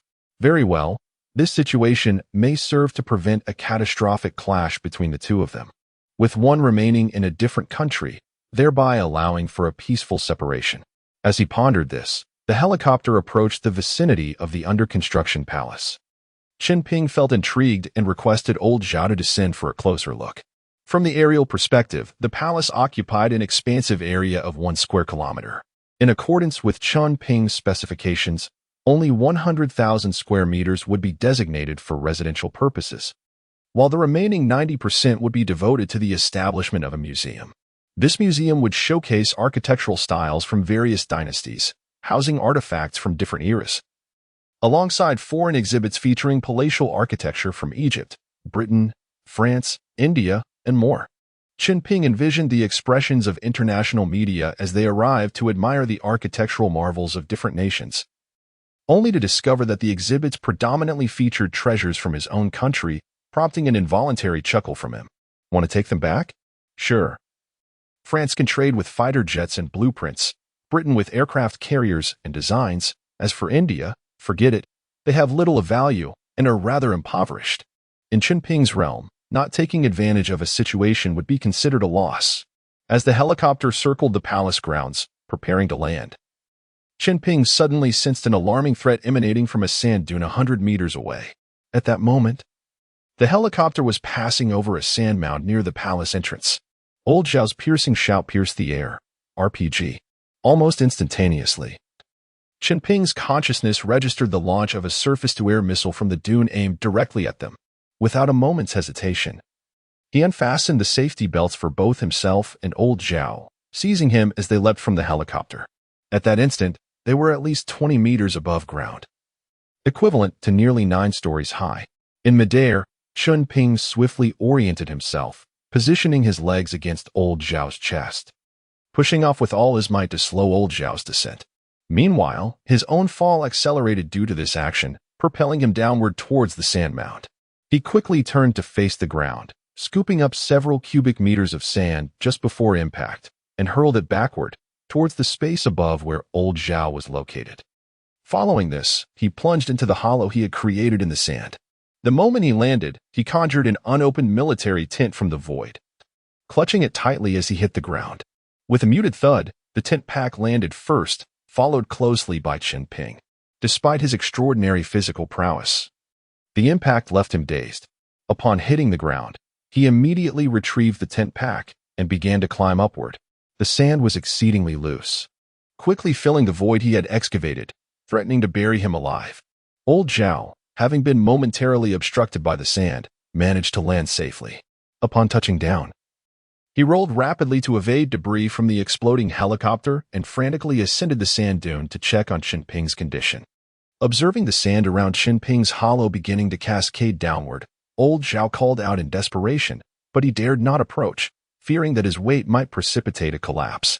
Seeing the sand flow threatening to entomb him, Chen Ping shouted, "Old Zhao, grab hold of something," and began to dig through the sand to create an escape route.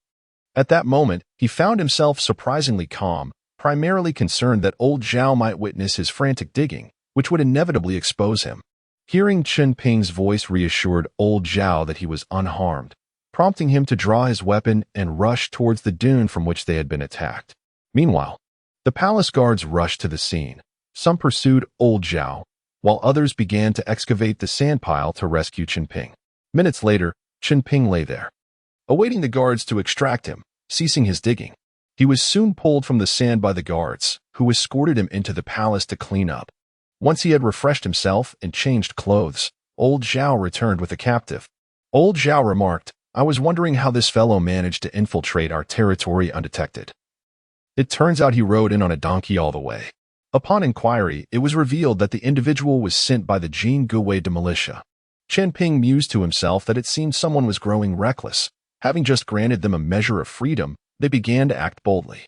Initially, he had intended to keep the individual around to counterbalance Bashir, but since they did not appreciate the opportunity afforded to them, he would not hesitate to be ruthless. That evening, clad in a black Arab robe, Chen Ping piloted the helicopter towards the stronghold of Dagalo. Upon reaching the location where he had last landed, he switched to a Harley and stealthily approached Dagalo's lair, promptly utilizing his consciousness to scan the area. He observed Dagalo, nearly recovered, pacing in the hall with a cane, eagerly awaiting news of a successful assassination from several subordinates. Enjoy your moment of triumph. This time, I shall eliminate you entirely. Chen Ping thought coldly as he strode boldly inside. Upon encountering soldiers, he declared loudly, quickly informed that the commander of the Bill region has been eliminated by me. The soldiers, oblivious to the underlying context, allowed him passage, intrigued by his confidence. Chunping silently acknowledged their perceptiveness. Had they not let him through, he would not have hesitated to be impolite. Thus, he proceeded without obstruction to the entrance of the hall. However, gaining entry further inside proved more difficult. Dagalo's personal guards were not so easily deceived. Chunping swiftly dispatched 2 guards stationed at the door, then pushed open the large entrance and strode confidently inside. Upon noticing Chunping's entrance, Dagalo inquired, "How did the operation go?" He mistakenly assumed Chunping to be the assassin. It was no surprise, as the guards at the door had provided no warning, leaving him utterly unaware that his demise was imminent. Chunping advanced, removing his hood to reveal his true identity. Dagalo's face fell in shock, and instinctively, he reached for his weapon, shouting in alarm. With a mere thought, Chunping unleashed several needles from his consciousness, taking down Dagalo's closest confidant in the hall. He coldly addressed Dagalo, "President Bashir has sent me to escort you to meet your son." With that, he restrained Dagalo, disarming him and pointing the barrel directly at his head, poised to pull the trigger. Fearful, Dagalo cried out, "Don't kill me. I can offer you money." Chunping disdainfully replied, "I have no interest in your money. What I seek is your life. Your paltry wealth holds no allure for me." Dagalo fell to his knees, desperately pleading, "I possess thousands of tons of gold and countless dollars. If you spare me, all of it is yours. I also have intelligence regarding the Bill region. If you grant me my life, I shall share everything. First, tell me the intelligence, and I shall assess whether it is worth sparing you," Chunping replied coldly. Dagalo hastily continued, "It was someone else who orchestrated this assassination attempt on the commander of the Bill region. Not the mastermind?" Chunping contemplated inwardly. Dagalo elaborated, "It was someone from the 6th Bureau who contacted me, promising a large supply of arms and military support to eliminate the commander of the Bill region, thereby plunging the area into chaos, allowing the British Empire to profit from the turmoil." "Who specifically contacted you?" Chunping pressed. "It was Adam Chambers from the 6th Bureau," Dagalo revealed. Chunping cursed inwardly at the mention of this old schemer. "Who did he instruct you to assassinate?" He did not specify a name, only indicating it was the commander of the Bill region. "Recently, my people have been tracking them and identified that helicopter as the commander's." Grateful that he had yet to reveal himself, Chunping reflected that, upon consideration, it made sense, no matter how astute they were. They could not connect him with the Bill region. Seizing the opportunity, Dagalo pressed on, "If you spare me, all my wealth and gold are in the vault. I can take you there, and it will all be yours." Chunping raised his hand, feigning a gesture to accept, and replied, "Killing you would still grant me access to your wealth." He unleashed his consciousness to scan the underground vault, and indeed, it was replete with vast quantities of gold and bundles of U.S. dollars meticulously wrapped in cling film. Without a hint of hesitation, Chunping entered the vault and swiftly cleared it of all valuables. He then turned and exited, seizing an AK-47, leaving a trail of corpses in his wake. Before departing, he hung Dagalo's body atop the highest flagpole in the town. Returning to the helicopter, he initiated the ascent back to Shushan town. Let the Sudanese descend into chaos. The leader of the Janjaweed has been slain and displayed, leaving me curious how Bashir will explain this ISNT is doing. The following day, Chunping received a call from Lady Diana, who expressed her intent to visit him shortly in a private capacity. Excitement surged within him, recognizing the significant advantage this presented, and he warmly extended his welcome. Around noon, Lady Diana's private jet landed at the Central Military Airport in Bill. Chunping, accompanied by Devon and Natasha, graciously received her in Shushan town. Upon entering the hall, both parties engaged in amicable surface discussions, with the atmosphere amicably cordial, culminating in a shared luncheon. Later, Chunping discreetly signaled Natasha to escort Lady Diana to her quarters. Natasha, understanding the unspoken cue, nodded and led Lady Diana and her entourage away. Shortly thereafter, Natasha returned to inform Chen Ping that Lady Diana would await him at her residence. In the afternoon, under the pretext of conducting a health check on Lady Diana, Chen Ping visited her quarters. Once her attendants were dismissed, leaving only the two of them, Lady Diana fervently embraced Chen Ping. After a passionate interlude, they reclined together, engaged in conversation. With sultry glances, Lady Diana traced circles on Chen Ping's chest with her fingertips, coyly remarking, "I never imagined Mr. Ping to be the true master of the Bill region. You must know we British have long coveted this territory." Chen Ping laughed heartily, grasping her hand and kissing it gently, replying, "What is mine is yours." "Oh, no. My dearest Ping, they're they, and I am I. Their thoughts are theirs. I have no desire to covet your lands. When I say what is mine is yours, I do not refer to them, my beloved." Delighted, Lady Diana leaped forward, showering him with a flurry of passionate kisses, then said, "Your words bring me immense joy. Yet I feel helpless. I am filled with guilt. Of course, you can assist me, my Anna. You may continue to shower your kindness upon this land and its people." "Can I really?" "Absolutely. All you need do is urge the world to pay attention to this land." Gazing tenderly into Lady Diana's cerulean eyes, he spoke with deep affection. "I understand. Let Lord Ping's love be fully expressed here with me." With her response, Chen Ping's heart brimmed with joy, and the two were once more enveloped in passion. They only reluctantly parted ways when evening approached for the grand banquet he had arranged to honor Lady Diana's visit. He publicly proclaimed her as the most cherished international friend of the Biltaville region. They posed for photographs, affirming that the Bill region and Lady Diana would forever remain steadfast allies. The next day, civil war erupted in Sudan. The Janjaweed accused President Bashir of employing despicable tactics to ambush and assassinate their spiritual leader, Dagalo. Vowing revenge to overthrow the tyrannical regime of genocide and restore peace to the Sudanese people. Concerned for safety, Chen Ping bid farewell to Lady Diana, establishing a commitment to maintain contact via email. Upon returning to Shushan town, he swiftly ordered the entire region to enter a state of wartime defense. While they battled fiercely, his indifference remained, but should the safety of the Bill region be threatened, he would not stand idly by. In a moment, the Army, Navy, and Air Force mobilized, establishing a strict defense along the borders. Observing the Bill region's readiness, Egypt too grew anxious, deploying troops along the frontier. The entire area seemed suffused with the scent of gunpowder, as though a single spark could ignite an uncontrollable conflagration. Privately, Chen Ping reached an understanding with the Egyptian government. Both parties would remain passive observers. Witnessing Sudanese infighting, they relaxed, knowing they would face no immediate threats for a considerable duration. Chen Ping also made arrangements for Natasha to organize a medical team under the guise of international humanitarian aid, venturing into Sudan to assist and comfort the wounded on both sides. They provided medical support and delivered various supplies to the innocent civilians suffering from the ravages of war.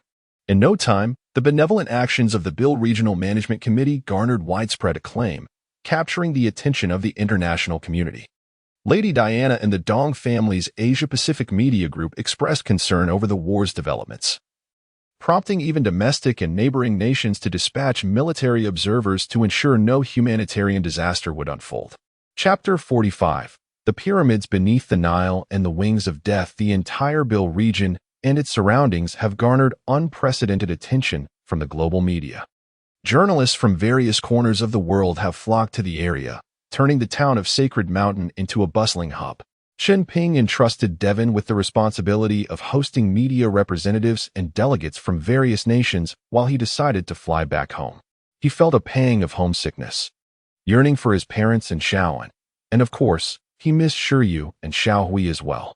Upon landing at Shanghai Airport, Chen Ping took a taxi to his maternal grandfather's house. His grandfather, delighted to see him, playfully chided him for not visiting in a long time. Chen Ping entertained his grandfather with tales from his recent adventures. His grandfather, animated and engrossed, alternated between standing and sitting, clearly more excited than when watching thrilling foreign films. Concerned for his grandfather's health, Chen Ping checked his pulse and thankfully found nothing alarming, just the usual ailments of old age. An idea struck him, having treated Princess Diana. He believed treating others would not be overly challenging. Focusing his energy, he gently channeled a flow of life force into his grandfather, nourishing his internal organs. His grandfather, wide-eyed in astonishment, exclaimed, "What is this ability?" Chen Ping, with a hint of pride, replied, "It is Qigong." His grandfather seemed skeptical. Noticing this, Chen Ping said, "All right. Let me demonstrate." With a pointed finger, he directed his intention towards a canna lily in the yard. In an instant, a leaf was neatly severed by his concentrated life energy, drifting gracefully to the ground. His grandfather was utterly stunned. Could the legendary act of plucking petals truly exist? Chen Ping chuckled. "My skills are still developing. For now, I can only cut leaves." His grandfather then asked, if mastered to perfection, could it be used to harm someone? Chen Ping thought to himself, not just harm, spatial manipulation could be utterly invincible. However, he merely responded, with 100 years of practice, theoretically, yes. His grandfather, relieved, said, "Your Qigong is a blessing for healing, but please refrain from using it to harm others." Chen Ping laughed in agreement, secretly thinking, "I could easily take lives if I wished." His grandfather, recalling something, cautioned him, "Do not reveal your Qigong abilities to others. Beware of being taken for research." Chen Ping found this amusing, touched by his grandfather's concern, and wondered if he had read time travel novels to possess such an idea. Yet, upon reflection, who would believe such extraordinary claims? It was a reminder not to overly trust one's perceptions, as they could often deceive. He recalled a case of hysteria he had witnessed firsthand. A neighbor's sister had become so distraught over failing her college entrance exam that she was struck by a bicycle and subsequently lost the ability to walk. Despite medical examinations revealing no physical issues, an experienced traditional Chinese medicine practitioner diagnosed her condition as hysteria and orchestrated a revelation that she had actually passed the exam, which instantly restored her ability to walk. This served as evidence of how one's consciousness can mislead. A phenomenon that Chen Ping found far more compelling than the Western medical explanations that merely attributed it to psychological suggestion. He scoffed at the notion that the Western medical field, having only developed for 400 years, should feel compelled to explain what it does not understand. While the profound wisdom of traditional Chinese medicine remained unchallenged. Returning to the present, as Chen Ping engaged in light-hearted conversation with his grandfather, Shi Yu returned home. Upon seeing Chen Ping, she rushed over, irrespective of her grandfather's presence, clinging to him and expressing her discontent over his prolonged absence. Chen Ping, having just appeased the elder, now had to soothe the younger. In no time, he had Shi Yu beaming with joy. Curious, Shi Yu asked, "What were you two laughing about? I heard you both chuckling as soon as I entered the yard." Chen Ping exchanged a glance with his grandfather and deftly shifted the topic. "Is there anything to eat?" "I'm hungry." This successfully diverted Shi Yu's attention. She called for the aunt to prepare a meal, and Chen Ping discreetly advised his grandfather, "Please do not disclose my Qigong abilities to Shi Yu. Her upbringing makes it difficult for her to comprehend such things, and there is no need to burden her with unnecessary worries." His grandfather nodded in agreement. During dinner, Chen Ping inquired about Shi Yu's work situation, subtly probing if she had any aspirations to work abroad. She rolled her eyes and declared, "Not a chance. I have no desire to go overseas. Why should I serve foreigners with the skills I have learned?" Chen Ping mused that Shi Yu exhibited a commendable level of awareness. He decided to support her endeavors domestically, planning to gather relevant materials to assist her in the future. After dinner, Chen Ping settled into a bamboo chair with his grandfather, while Shi Yu held onto his hand. As if fearful that he might vanish the moment she loosened her grip. Having retired completely last month, Chen Ping's grandfather now spent his days in leisure. Chen Ping asked if he would like to travel abroad to see the sights, but his grandfather expressed no interest. The reluctance of both the old and the young to accompany him left Chen Ping in a state of inner turmoil. He yearned for them to join him in Bill, yet he feared for their safety amidst the unknown. That evening, their conversations flowed effortlessly, as Chen Ping withheld many concerns. Wishing to shield his family from worry and the darker realities of the world, he hoped they could continue to enjoy their seemingly idyllic yet fragile life. The following morning, as per routine, Chen Ping accompanied Shi Yu to work before heading to meet Yuan Ming. It had been quite some time since they last saw each other. Yuan Ming appeared to be doing well, his career stable, yet he lacked the vitality he once had. Their reunion was warm, with enthusiastic embraces and lively chatter. Chen Ping sensed a hint of despondency in Yuan Ming. Yuan Ming was forthright, admitting that while he had made money, life felt dull. His days were filled with social gatherings and golf, frequenting high-end clubs, and he had gained weight, yet he felt that such a monotonous existence was hardly fulfilling. Recognizing the moment was ripe, Chen Ping inquired about Yuan Ming's aspirations. Yuan Ming could not pinpoint exactly what he wanted, only expressing a desire for a drastic change from his current lifestyle. Chen Ping, knowing Yuan Ming's capabilities, proposed a suitable position for him within his organization, the negotiation team. He envisioned Yuan Ming assembling a professional group to acquire land in the countries surrounding the Sahara through negotiation and other means. Upon sharing this idea, Yuan Ming was nearly ecstatic, seeing it as an exhilarating challenge far superior to his current routine. He eagerly affirmed his capability. Chen Ping cautioned him, "You will need some time to learn. After all, you have been in the domestic sphere and are not well versed in international matters. To thrust you into a leadership role right away might be overwhelming. I plan to have someone mentor you for a while. Once you are confident, I will promote you to a commanding position, but you must find me 3 capable candidates for the role of brigade leader." Employing the persuasive language typical of the industry, Chen Ping outlined his expectations. Yuan Ming laughed heartily. "Rest assured, recruiting is my forte." And so it was agreed. Yuan Ming would accompany Chen Ping on this venture. With unwavering determination, Chen Ping informed Yuan Ming, "I will be staying in the magical city for 3 more days. In these 3 days, you managed to take care of everything at home." However, Yuan Ming calmly stated, "Actually, I am not yet married." Upon hearing this, Chen Ping furrowed his brow in confusion and asked, "You are nearly 30 and still single. What are you thinking? Do you plan to continue this way indefinitely?" Yuan Ming's lips curled into a faint smile as he replied with composure, "I simply have not encountered anyone who inspires thoughts of marriage." Chen Ping contemplated this, realizing it could indeed simplify matters. Without familial ties, he could venture forth into the world, seizing opportunities, unburdened by the search for a suitable partner. Thus, he said nothing more and turned to leave. Next, Chen Ping intended to visit Lujiazui to inspect the shops he owned. Upon arrival, he was greeted by bustling streets teeming with people, a sight that filled him with delight. It seemed his strategic planning had borne fruit. These shops were the cornerstone of a prosperous future for Xiyu, ensuring her comfort, for it would be unwise to rely solely on her modest salary. As he reveled in the scene before him, a commotion erupted nearby. A crowd had gathered, pointing and murmuring. Chen Ping, ever the one to seek out excitement, hurried over to join the throng. To his dismay, he discovered an elderly man had collapsed by the roadside, evidently suffering from a heart ailment. Gasping for breath as beads of sweat rolled down his forehead, his fingers trembling as they clutched his chest, the bystanders were at a loss, unsure of how to assist.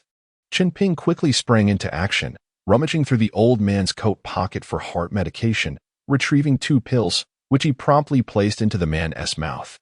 He then shouted for the crowd to disperse, ensuring adequate airflow around the ailing individual. It must be said, in this era, there remain many compassionate souls willing to lend a hand. Several kind-hearted individuals assisted Chen Ping in maintaining order, allowing the crowd to widen. Chen Ping continued to comfort the elder, silently channeling life energy into him. Gradually, the man's condition improved. His pallor shifted to a healthier hue, prompting Chen Ping to exhale in relief, grateful to have saved the old man. Just as the crowd began to rejoice in the timely rescue, a woman in her 30s rushed into the circle, her face etched with panic. Upon seeing her father resting against Chen Ping, stirring back to consciousness, she lunged forward, exclaiming, "Father, what happened? I stepped away for just a moment, and you've fallen ill." Noticing the medication in Chen Ping's hand, the woman expressed her gratitude fervently. "Thank you, young man, for saving my father. Without you, the situation could have been dire." Chen Ping, observing her eyes filled with appreciation and relief, responded calmly. "While the elder has temporarily evaded danger, he is afflicted with severe heart valve obstruction. Without proper care, he remains at risk of life-threatening complications. We must get him to a hospital immediately." The woman regarded Chen Ping with surprise, inquiring, "Are you a doctor?" Without directly answering, Chen Ping gestured for the crowd to assist in lifting the elderly man into the woman's vehicle. Together, they hurried to the hospital. Chen Ping intended to depart once they arrived, but the woman insisted, "Please, I beg you to stay. You are the only one who understands my father's condition. Will you help communicate with the doctors?" Seeing her anxious demeanor, Chen Ping felt a pang of compassion and reluctantly agreed. However, upon entering the emergency room, they encountered the doctor's cold demeanor. The physician regarded Chen Ping with an expressionless face, asking icily, "Are you a family member of the patient?" Chen Ping shook his head and hurriedly explained, "I merely assisted in bringing him here." The doctor's expression darkened further, his tone dripping with sarcasm. "You are neither a family member nor a physician. What right do you have to speak with me?" Chen Ping felt a surge of irritation and was about to retort when the woman hastily intervened, repeatedly apologizing to the doctor. She then turned to explain her father's condition. Upon hearing her, the doctor's demeanor transformed, becoming overly accommodating. "We will require a thorough examination and consultation to determine the appropriate treatment plan. Please do not worry." Chen Ping noted the barely concealed desire in the doctor's eyes, internally scoffing, thinking, "You will soon regret your arrogance. How many possess vehicles in this era? This woman is not as delicate as she appears." Before long, the hospital director arrived, accompanied by several individuals. The director, beaming with a smile, addressed the woman. "You must be Ms. Zhang Meiwan. I am Wang Defa, the director of this hospital. We have just learned of your father's situation, and I have brought our most esteemed cardiologist to ensure he receives the best care possible." Zhang Meiwan nodded, expressing her gratitude while recounting her father's medical history in detail. It soon became apparent that this elderly man was a retired leader from the metropolis, and his daughter, Zhang Meiwan, was a prominent entrepreneur. Renowned as the wealthiest woman in the region, with her company handling nearly all construction projects in Lijiazui, Chen Ping regarded Zhang Meiwan with newfound admiration. Shortly thereafter, the team of experts assembled and began their consultation. The lecherous doctor proposed an aggressive treatment plan involving surgery to resolve the elderly man's heart issues once and for all. Zhang Meiwan hesitated, turning to Chen Ping for his opinion. Without reservation, he stated, given the man's advanced age, he cannot withstand the stress of surgery. A conservative approach should be taken. Zhang Meiwan concurred with Chen Ping's assessment. However, the unscrupulous doctor persisted, attempting to persuade Zhang Meiwan to accept his proposal using various references to support his case. Despite his questionable character, it was undeniable that his medical expertise was commendable. His plan presented a reasonable chance of fully addressing the elderly man's heart condition. Yet, at nearly 80 years old, the risks were too great, potentially leading to a dire outcome. Chen Ping communicated his thoughts to Zhang Meiwan, allowing her to make the final decision. Looking into Chen Ping's resolute eyes, Zhang Meiwan suddenly felt a spark of hope and asked, "Young man, can you cure my father?" Chen Ping confidently nodded, assuring her, "Yes, I can provide a lasting solution." Zhang Meiwan, moved by his conviction, agreed, instructing Director Wang Defa to admit her father and proceed with conservative treatment. She was astute, considering contingencies in case Chen Ping's methods proved ineffective, allowing her to rely on the hospital for further assistance. Soon, Chen Ping was invited into a private room by Zhang Meijuan's assistant. The elderly man had regained much of his strength, appearing nearly as robust as any healthy individual. The lecherous doctor and several others were present in the room. Zhang Meiwan expressed her gratitude to the doctors with a slight bow before requesting they take a break. Chen Ping approached the elderly man's bedside, inquiring, "Do you feel any discomfort?" The elder, having remained conscious during his episode, recognized Chen Ping as a savior and smiled gratefully, about to voice his appreciation. Chen Ping waved his hand, saying, "Let us save the pleasantries for later. Allow me to examine you first." With that, Chen Ping theatrically placed his hand on the man's wrist to check his pulse while discreetly scanning the elder's body with his inner vision. He discerned that the old man indeed suffered from a narrowed atrioventricular valve, causing inadequate blood supply to the heart. Retracting his hand, he feigned contemplation before easily stating, "Elder sir, there is a minor issue with your heart, but do not worry. The narrowing of your atrioventricular valve is affecting blood flow, yet modern medicine can resolve this. However, given your age, surgery poses considerable risk. I intend to utilize Qigong to help clear the channels of your heart, and I will need your cooperation." The elder paused in silence before nodding. "All right, I will trust you.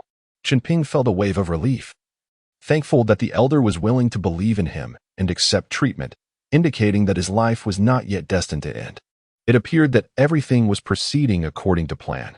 Subsequently, Chen Ping began to channel life energy to assist the elder in clearing his heart channels.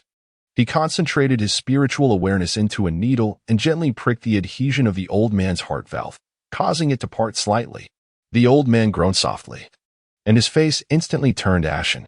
Those around him were taken aback, and Zhang Meiwan rushed over, anxiously inquiring about the old man's condition. Chen Ping coldly snorted, commanding, "Silence." "Step back." Zhang Meiwan was momentarily intimidated by Chen Ping's authoritative gaze, hesitating before awkwardly retreating and preventing others from advancing. Chen Ping continued to envelop the injured heart valve with life energy, nurturing the wound to facilitate its gradual healing. The old man's trembling body, racked by pain, slowly calmed, and his complexion began to regain a healthy hue. Zhang Meiwan eagerly leaned closer, asking, "Dad, how do you feel?" The old man joyfully nodded, "I feel unprecedentedly well. It seems as if I've regained 20 years of youth." The assistant and primary members of Zhang Meijuan's company were equally elated, whispering to one another in astonishment, marveling at this miraculous recovery without surgery or medication. While everyone was immersed in joy, hurried footsteps approached from outside. The lascivious doctor entered, flanked by 2 police officers. Zhang Meiwan looked at them in confusion and asked, "What brings you here?" One of the older officers replied, "This doctor reported that there was illegal medical practice occurring here, and we have come to investigate. Please cooperate." The lascivious doctor immediately pointed at Chen Ping, exclaiming, "It's him. He is clearly an unlicensed quack." Zhang Meiwan shot the lascivious doctor an angry glare and then said to the officer, "This seems to be a misunderstanding. No medical procedures have taken place here. It must be this doctor's subjective assumption." Chen Ping added, "Oh, perhaps this doctor feels resentful because his treatment plan was dismissed." The officers exchanged puzzled glances at the lascivious doctor, who nervously protested, "I did not. I am not. Don't misinterpret my words." Chen Ping chuckled. "I am unaware of such matters. I merely noticed your lecherous gaze fixated on Ms. Zhang."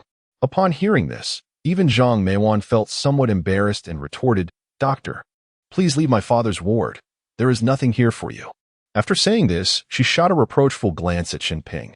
After all, any woman could keenly perceive such insidious looks, and having Chen Ping articulate it was undeniably awkward. The doctor, undeterred, persisted, "Officer, do not be deceived by him. Since he entered the hospital, he has been meddling with treatment plans and impersonating a doctor. He is undoubtedly a charlatan. Arrest him and you will see." The officer impatiently questioned, "Are you instructing us on how to conduct our investigation?"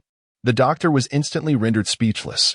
Chen Ping interjected, "Officer, I believe there is no need for further investigation. This man is merely a thief calling out to catch a thief. He likely intends to use you to eliminate me as a competitor." He looked innocently at the officers. "Enough, enough. Everyone, cease this uproar." The officer commanded, "Since there is no evidence of illegal medical practice, you may all disperse. However, doctor, if you waste our time with frivolous reports again, you will be held accountable." The lascivious doctor slinked away, casting a fierce glare at Chen Ping. Chen Ping inwardly chuckled, feeling that the doctor had received a well-deserved lesson. Zhang Meiwan expressed her gratitude to Chen Ping, saying, "Thank you so much for today. However, how do you possess such extensive medical knowledge?" Chen Ping scratched his head, smiling. "I enjoy reading medical books and have a superficial understanding. Moreover, I genuinely wish to help my uncle recover swiftly." Zhang Meiwan nodded, a hint of admiration gleaming in her eyes. Just then, Chen Ping's phone rang. He answered to hear Shiyu on the line, inquiring, "Where are you? Why haven't you come to pick me up?" Chen Ping glanced at the time, suddenly flustered, and hurriedly bid Zhang Meiwan farewell before dashing off. Zhang Meiwan pursued him, handing him a business card, saying, "I see you are in a hurry, so I will not keep you. Call me tomorrow, and we shall have a good chat." Chen Ping accepted the card and rushed out of the hospital. Upon arriving at Shiyu's workplace, he found her gazing at him with a mix of mock annoyance and mild anger. Chen Ping sheepishly explained, "I encountered an elderly gentleman who collapsed. So I took him to the hospital, which caused my delay." Shiyu approached him, gently wiping the sweat from his forehead and adjusting his collar, saying, "Come on, let us go home." During dinner, Chunping casually recounted his experience at the hospital to his grandfather. His grandfather, puzzled, asked, "Surname Zhang, 80 years old, a former leader? Could it be Zhang Shuping?" Chunping, intrigued, inquired, "Grandfather, do you know him?" His grandfather nodded. "If I am not mistaken, it should indeed be Zhang Shuping. Old Zhang was once the second in command in the Magic City and worked alongside me. Tomorrow, take me to see him," his grandfather requested. Chen Ping also mentioned Zhang Shuping's daughter, Zhang Meiwan, noting that she had secured most of the civil engineering projects in Lujiazui. His grandfather affirmed, "That sounds right. It must be old Zhang. By your account, Meiwan must be in her 30s now. How time flies. I remember old Zhang was overjoyed when he had a daughter late in life. I can't believe that little girl has grown up." Chen Ping couldn't help but reflect on the unpredictability of life, marveling at the vastness of the world and how he had encountered his grandfather's old comrade and his daughter, even fortuitously saving the old man, as if fate had orchestrated it all. He mused that enjoying life encompasses not only material pleasures but also spiritual pursuits, like himself, who roams tirelessly towards his aspirations. He glanced at the flourishing Bill area and smiled at his grandfather, saying, "Perhaps all of this is destiny." His grandfather wholeheartedly agreed, remarking on the marvels of life, filled with uncertainties and surprises. The next day, Chen Ping called Zhang Meiwan, expressing his intention to bring someone to visit Zhang Shuping. When Zhang Shuping saw his grandfather, surprise and joy flickered in his eyes, and they exchanged smiles as if time had reversed. For Zhang Lao, this was an extraordinary surprise. The young man who had saved him was the grandson-in-law of his old comrade. They reminisced about past experiences, discussing their days of working together. Chen Ping quietly sat nearby, absorbing the depth of their friendship. Just then, Zhang Meiwan entered, and upon seeing her grandfather and Chen Ping, she appeared astonished. Zhang Lao promptly introduced, "This is your Uncle Li. He held you when you were a child." Zhang Meiwan, slightly embarrassed, replied, "Uncle Li, I apologize. I don't remember you after all these years. How rude of me." Previously, when Zhang Meiwan had given Chen Ping her business card, it was already with the intent to express gratitude. Now, upon learning that their elders were close friends, she felt it would be inappropriate to voice her thanks. Instead, she offered, "If you need anything in the future, feel free to call me. I will do my utmost to assist." Although Chen Ping genuinely had no matters to trouble her with in the country, he nodded appreciatively at her kindness. After bidding farewell to Zhang Shuping and his daughter, Chen Ping's grandfather gently patted him on the shoulder, smiling, "Child, this experience has taught me that the meaning of life lies not only in the pursuit of material wealth but also in cherishing the people and moments before us, leaving no regrets." Chen Ping nodded in deep agreement, seizing the moment to remind his grandfather, "And health. Only with a healthy body can one truly enjoy life to its fullest." His grandfather burst into laughter. Upon exiting the hospital, both were in high spirits. His grandfather marveled at the wonders of fate, while Chen Ping felt enriched by their unexpected encounter. A few days later, Zhang Lao was discharged from the hospital. Chen Ping's family invited Zhang Lao and his family to a gathering to celebrate his recovery. At the dinner table, laughter and lively conversation filled the air, creating a harmonious atmosphere. Zhang Meiwan and Chen Ping gradually became more familiar, discovering numerous shared ambitions and potential collaborations. After the meal, Zhang Meiwan approached Chen Ping privately, slightly bashful, and said, "I haven't properly thanked you for saving my father the other day. I understand that you may not have much need for my assistance domestically. Yet I possess connections that could prove beneficial should you ever contemplate entrepreneurship or other developmental ventures." Upon hearing this, Chen Ping felt a stirring within him as he considered the numerous infrastructure projects in the Built-to-Wire region, where the quality of work performed by local laborers was rather unsatisfactory. If Zhang Meiwan could be persuaded to bring her construction team abroad to work in the Built-High region, it would undeniably be a tremendous boon for its development. However, this matter required careful deliberation. He could not extend the invitation under his own name, lest his family learn of his affairs abroad. Chen Ping's mind drifted to Yuan Ming, and he resolved to introduce him to Zhang Meiwan before his departure.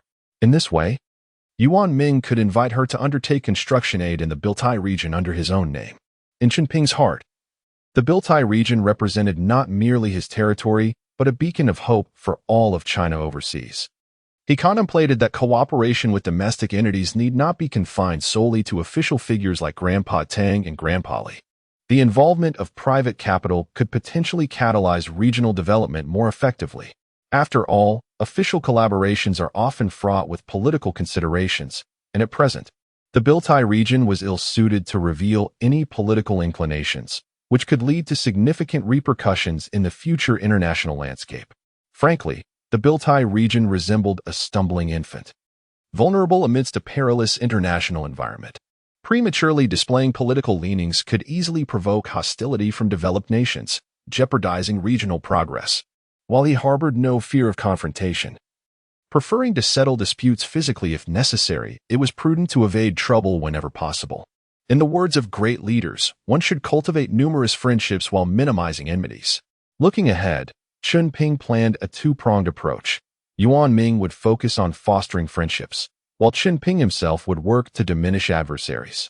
After spending a fortnight in the bustling metropolis, it was time for him to depart. Following farewells to his grandfather and Shiyu, he took Yuan Ming to the capital. As he intended to establish a connection between the Biltai region and the domestic sphere through Yuan Ming, he needed to remain inconspicuous, avoiding frequent appearances. Bringing Yuan Ming along also served as a means of instilling respect and loyalty by showcasing his capabilities. Upon returning home in the capital, Chen Ping was warmly welcomed by his parents and Xiaoan. The family gathered joyfully, and Chen Ping made a point to invite Xiaohui to join their dinner. During the meal, he shared some experiences from abroad, and when his parents learned of his ambitious endeavor to transform a desert into an oasis in the Sahara, they felt immense pride. Jokingly, Chen Ping asked his parents whether they preferred to be emperors and empresses or grand emperors and empresses in the new nation he planned to establish on that oasis. His mother playfully scolded him, urging him to abandon such lofty dreams. Turning to Xiaoan, who had grown into a young man, Chen Ping inquired about his graduation and potential assistance. Xiaoan scratched his head, explaining that he was studying financial management as per their father's wishes and was about to begin an internship at a museum. However, he found the museum's accounting tedious and felt uncomfortable surrounded by artifacts. Just as his mother was about to chastise him, Chen Ping interjected, supporting Xiaoan's perspective. He reassured his parents not to worry about Xiaoan's future, as he had plans to appoint him as his financial minister. His mother playfully hit him again, urging him to be realistic. Chen Ping chuckled inwardly, knowing that one day his mother would be astonished. Xiaoan, however, looked at him with admiration, having always trusted Chen Ping implicitly. Xiaohui, on the other hand, wore a glum expression, as her studies in foreign finance made her a better fit for the financial minister role. Unfortunately, with Grandpa Li still in service, her military family status precluded her from working abroad. Chen Ping leaned in to comfort her, promising that once Grandpa Li retired, he would take her to conquer the stars and seas. During their days in the capital, Chen Ping and Yuan Ming met with both Grandpa Tang and Grandpa Li. Discussing the current state of the Biltai region and the challenges it faced, he briefed them on the region's delicate situation, particularly the need to avoid premature political affiliations. The two elders expressed understanding and emphasized that the higher-ups were also considering these matters, urging Chen Ping to focus on economic development. They assured him that the nation would provide full support for any necessities the Biltai region required. Chen Ping also shared a piece of good news. Among the lands acquired from Algeria for the Oasis Transformation Project, oil reserves and abundant rare metals had been discovered. He proposed that the state send more experts to assist, enabling collaborative development of the region. In an ironic twist, while the Algerians had cunningly allocated the oil-rich plots to Chen Ping, they had retained the less resourceful lands for themselves, illustrating the age-old adage that excessive cunning can lead to one's downfall. The two elders laughed heartily at this revelation. Grandpa Tang, regaining his composure, remarked seriously that oil was the lifeblood of industry. With the Biltai region's industrial capabilities still lacking, this discovery could effectively bridge that gap. However, he cautioned them to remain vigilant. The arid land had previously gone unnoticed, but the discovery of oil would inevitably provoke conflict, necessitating thorough preparations. Yuan Ming listened, wide-eyed, as the complexity and severity of the situation dawned on him. He suddenly realized that his previous minor dealings in the stock market were trivial by comparison. Chen Ping turned to Yuan Ming, introducing him to the two elders and explaining that he would not be able to return home frequently in the foreseeable future. Henceforth, Yuan Ming would serve as the liaison for the Biltai region's collaborations with the domestic sphere. Yuan Ming bowed respectfully to the two elders, who acknowledged him with a nod. With this, the strategic framework for cooperation between the Biltai region and the domestic sphere was largely established. Chunping couldn't help but smile with a hint of mischief at the thought of Yuan Ming's formidable influence in the multilevel marketing industry. The surrounding nations near the Sahara were in for quite an experience. He instructed Yuan Ming to entertain the potentially unscrupulous American business delegation while he retreated to his study to send an email to Old Miller, the same Old Miller he had recruited to serve him from the FBI. In the email, he inquired about the current situation in the United States and its expansionist intentions. Before long, Old Miller responded warmly, providing a detailed account of the happenings in Washington and mentioning that the CIA was currently mobilizing resources to intensify oversight of Africa. He hadn't yet acquired specific plans, but he noted that the head of the Africa division was a ruthless individual named Henry Bork, who would stop at nothing for promotion. This confirmation aligned with Chunping's suspicions. He replied to Old Miller, requesting a secure mailing address to send a small token, a fifth of a life seed.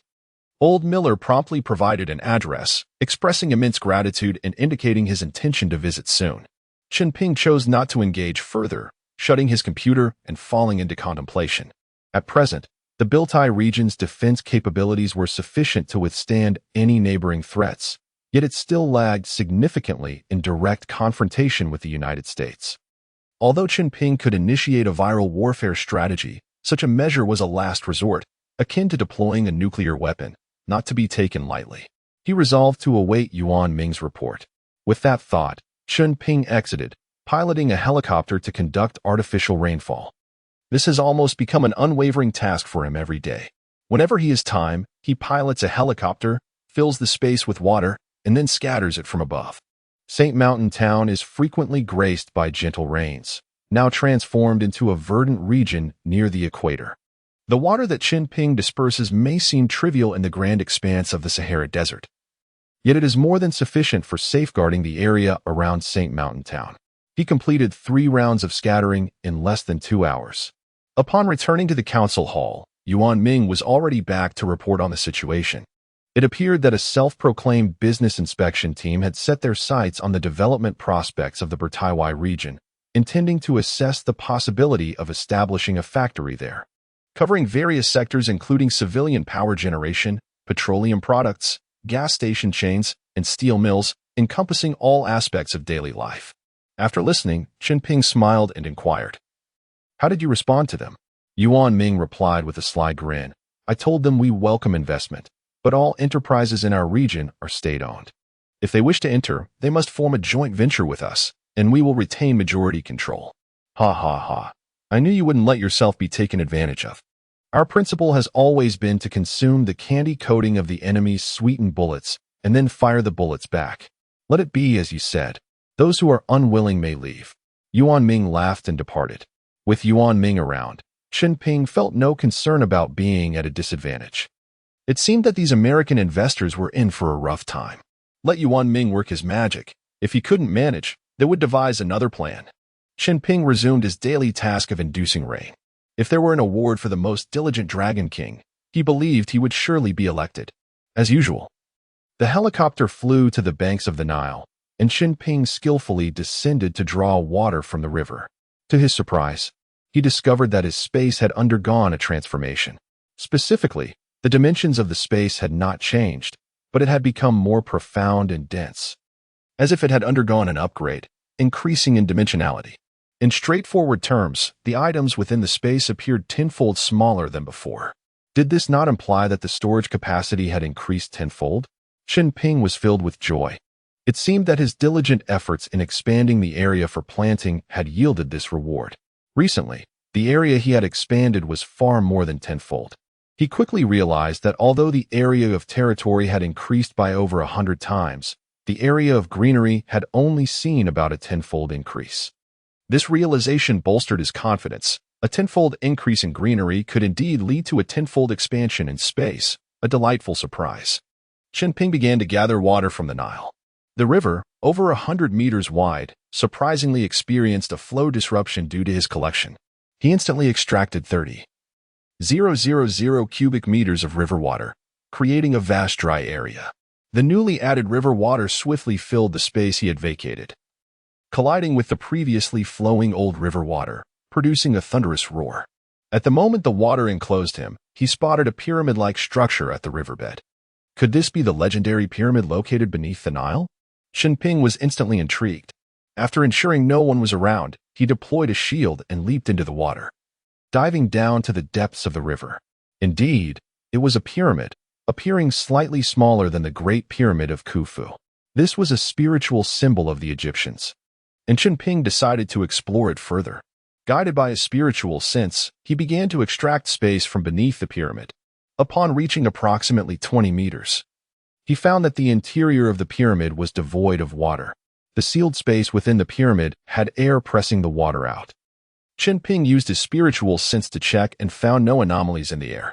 However, to be safe, he chose not to remove the shield. After all, the various legends surrounding the tomb of the Egyptian pharaoh Tutankhamun lingered in his mind, particularly the famous curse, "Whoever disturbs the pharaoh's peace, the wings of death shall descend upon his head." Rumors suggested that there could be lethal viruses within the pyramid, and although he had not encountered any so far, caution was always prudent.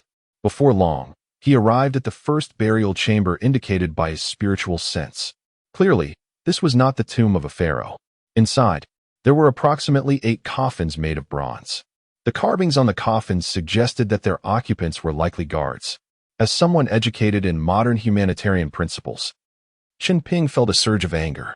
These 8 guards could not have perished on the same day as the pharaoh. They were undoubtedly victims of one of humanity's darkest and most grotesque burial customs. Using his spiritual sense, he scanned the area and found no gold, silver, or jewels within the coffins. Chen Ping did not disturb their rest. Instead, he passed through the burial chamber and proceeded down the slender corridor toward deeper chambers. In the subsequent 2 chambers he traversed, he found mostly buried servants, both male and female. He estimated that the total number of those buried as companions exceeded 50. Chen Ping's anger intensified as he thought, "Just wait. Once I discover your tomb, I shall strip it bare." In a slightly wider corridor, he discovered that the walls were densely lined with iron pipes. He couldn't help but smirk. These were clearly traps. For someone raised under traditional Chinese education, such mechanisms were mere child's play. He didn't even need to study trap techniques specifically. The descriptions from martial arts novels he had read were sufficient to deal with them. In his view, the minds of the designers were as narrow as almonds, and the traps they devised were utterly ineffective against him. Delving into the depths of the iron pipes with his spiritual sense, he located the triggering mechanism at the base. He had to admit, it was designed with a certain degree of precision, even featuring a small safety device. He emitted a fluctuation of spiritual sense to deactivate the safety. With that, all the iron pipes along the wall lost their capacity to attack. Chen Ping chuckled to himself, realizing that with his current abilities, he could easily find a promising career with exploration teams worldwide. So why toil so hard to build a nation? He couldn't help but mock himself inwardly. As he passed by a dark shooting aperture, he felt a chill. Had it been anyone else, they would likely have been riddled with bullets by now. He instinctively checked the safety device again with his spiritual sense, relieved to find everything in order. Chen Ping harbored even greater resentment towards the pharaoh in this tomb. At the end of the corridor stood a heavy stone door. He carefully examined it with his spiritual sense, finding no traps. It seemed the pharaoh had great confidence in the traps he had designed previously, believing that few could survive to reach this point. Chen Ping donned a pair of gloves, exerted strength in his arms, and pushed open the stone door. The interior was unexpectedly spacious, nearly the size of the Khorasan Opera House.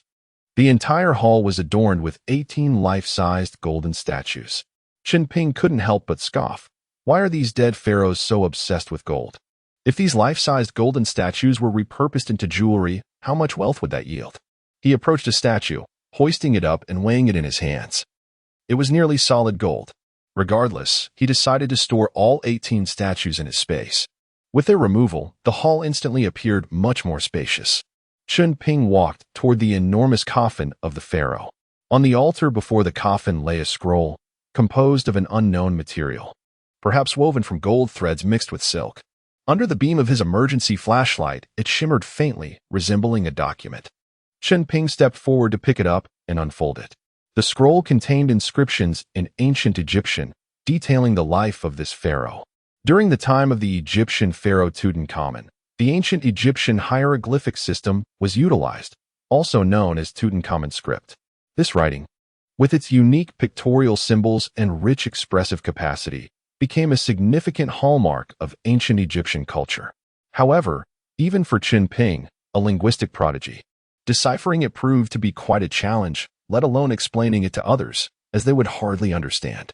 The illustrious pharaoh Tutankhamun, a ruler of the 18th dynasty during the New Kingdom of Ancient Egypt, ascended the throne at the tender age of 9, reigning from 1332 BC until his untimely demise in 1323 BC, a span of approximately 9 years.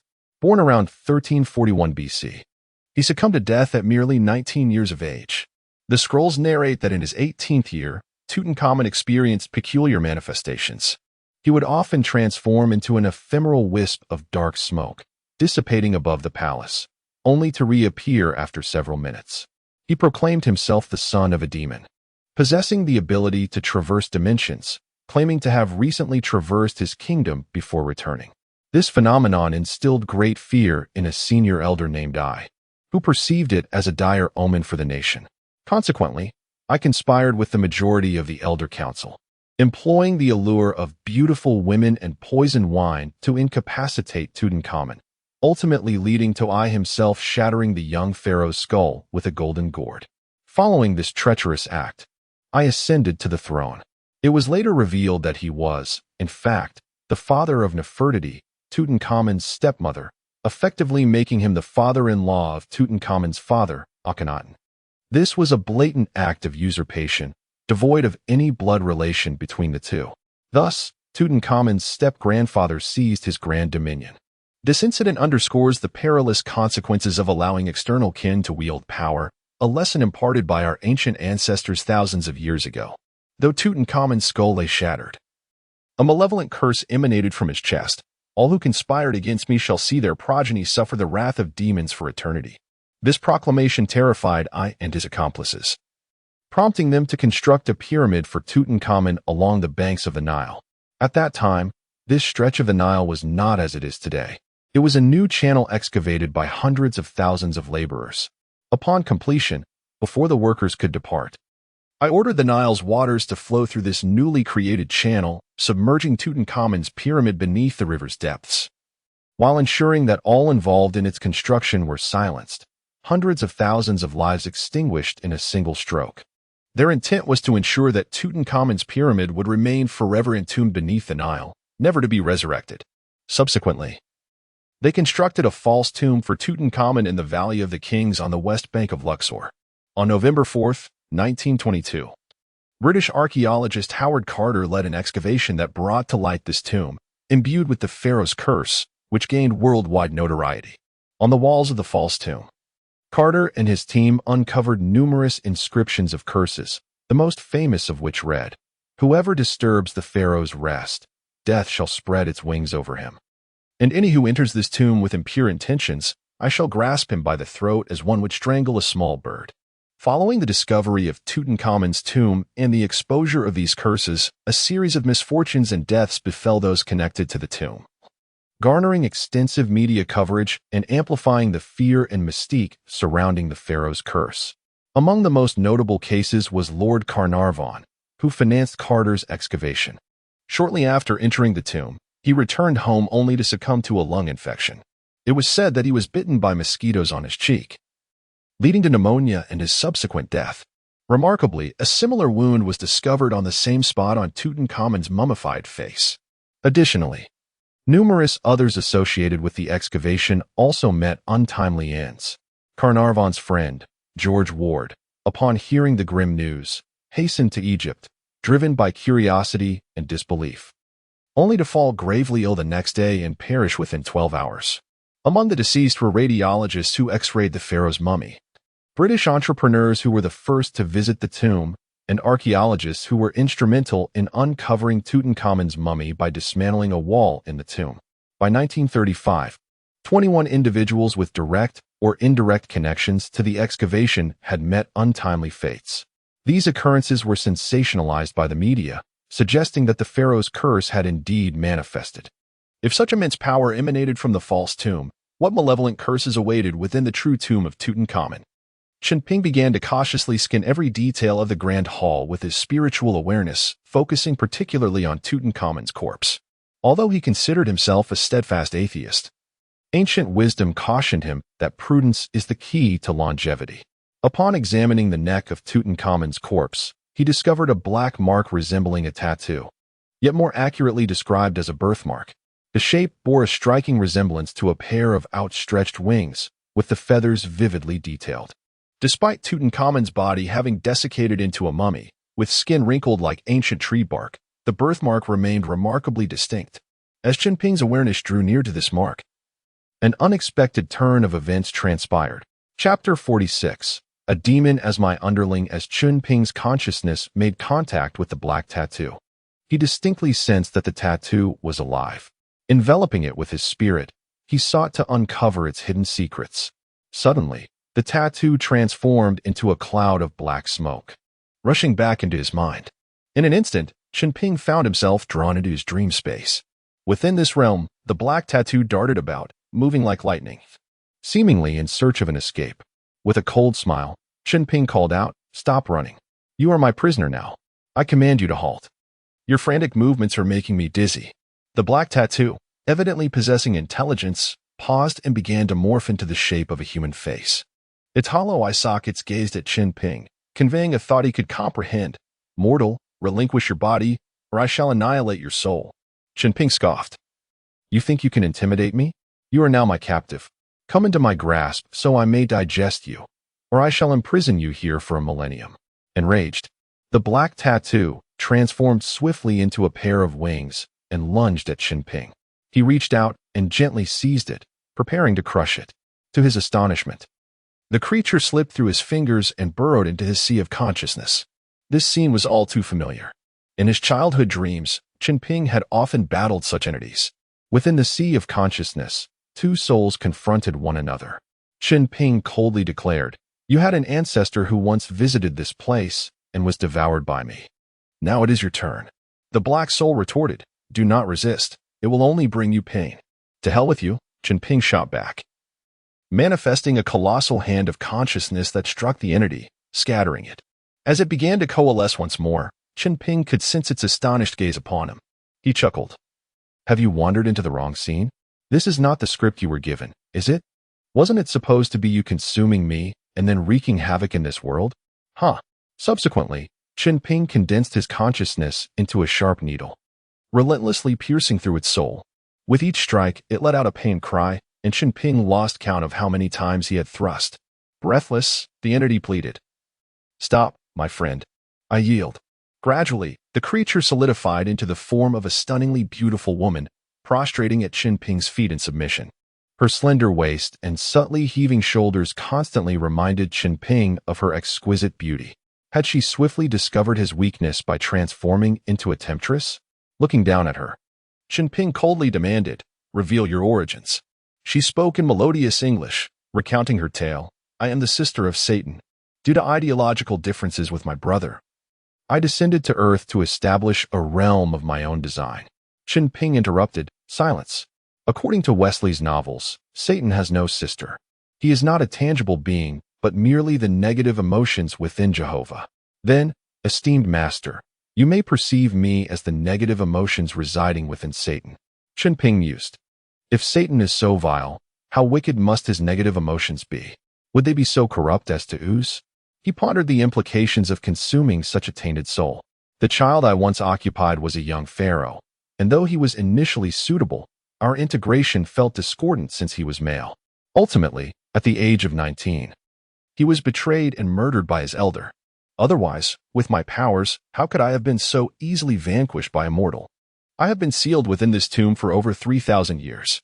Those wretched fools constructed the tomb in the water, binding me with the power of the Nile and the young pharaoh's corpse, rendering my escape impossible. This has nearly severed my path back to the world until your arrival rekindled hope. Though you are also a man, you at least can lead me out. I had intended to switch bodies once free, but I did not anticipate falling into your hands. Wait a moment.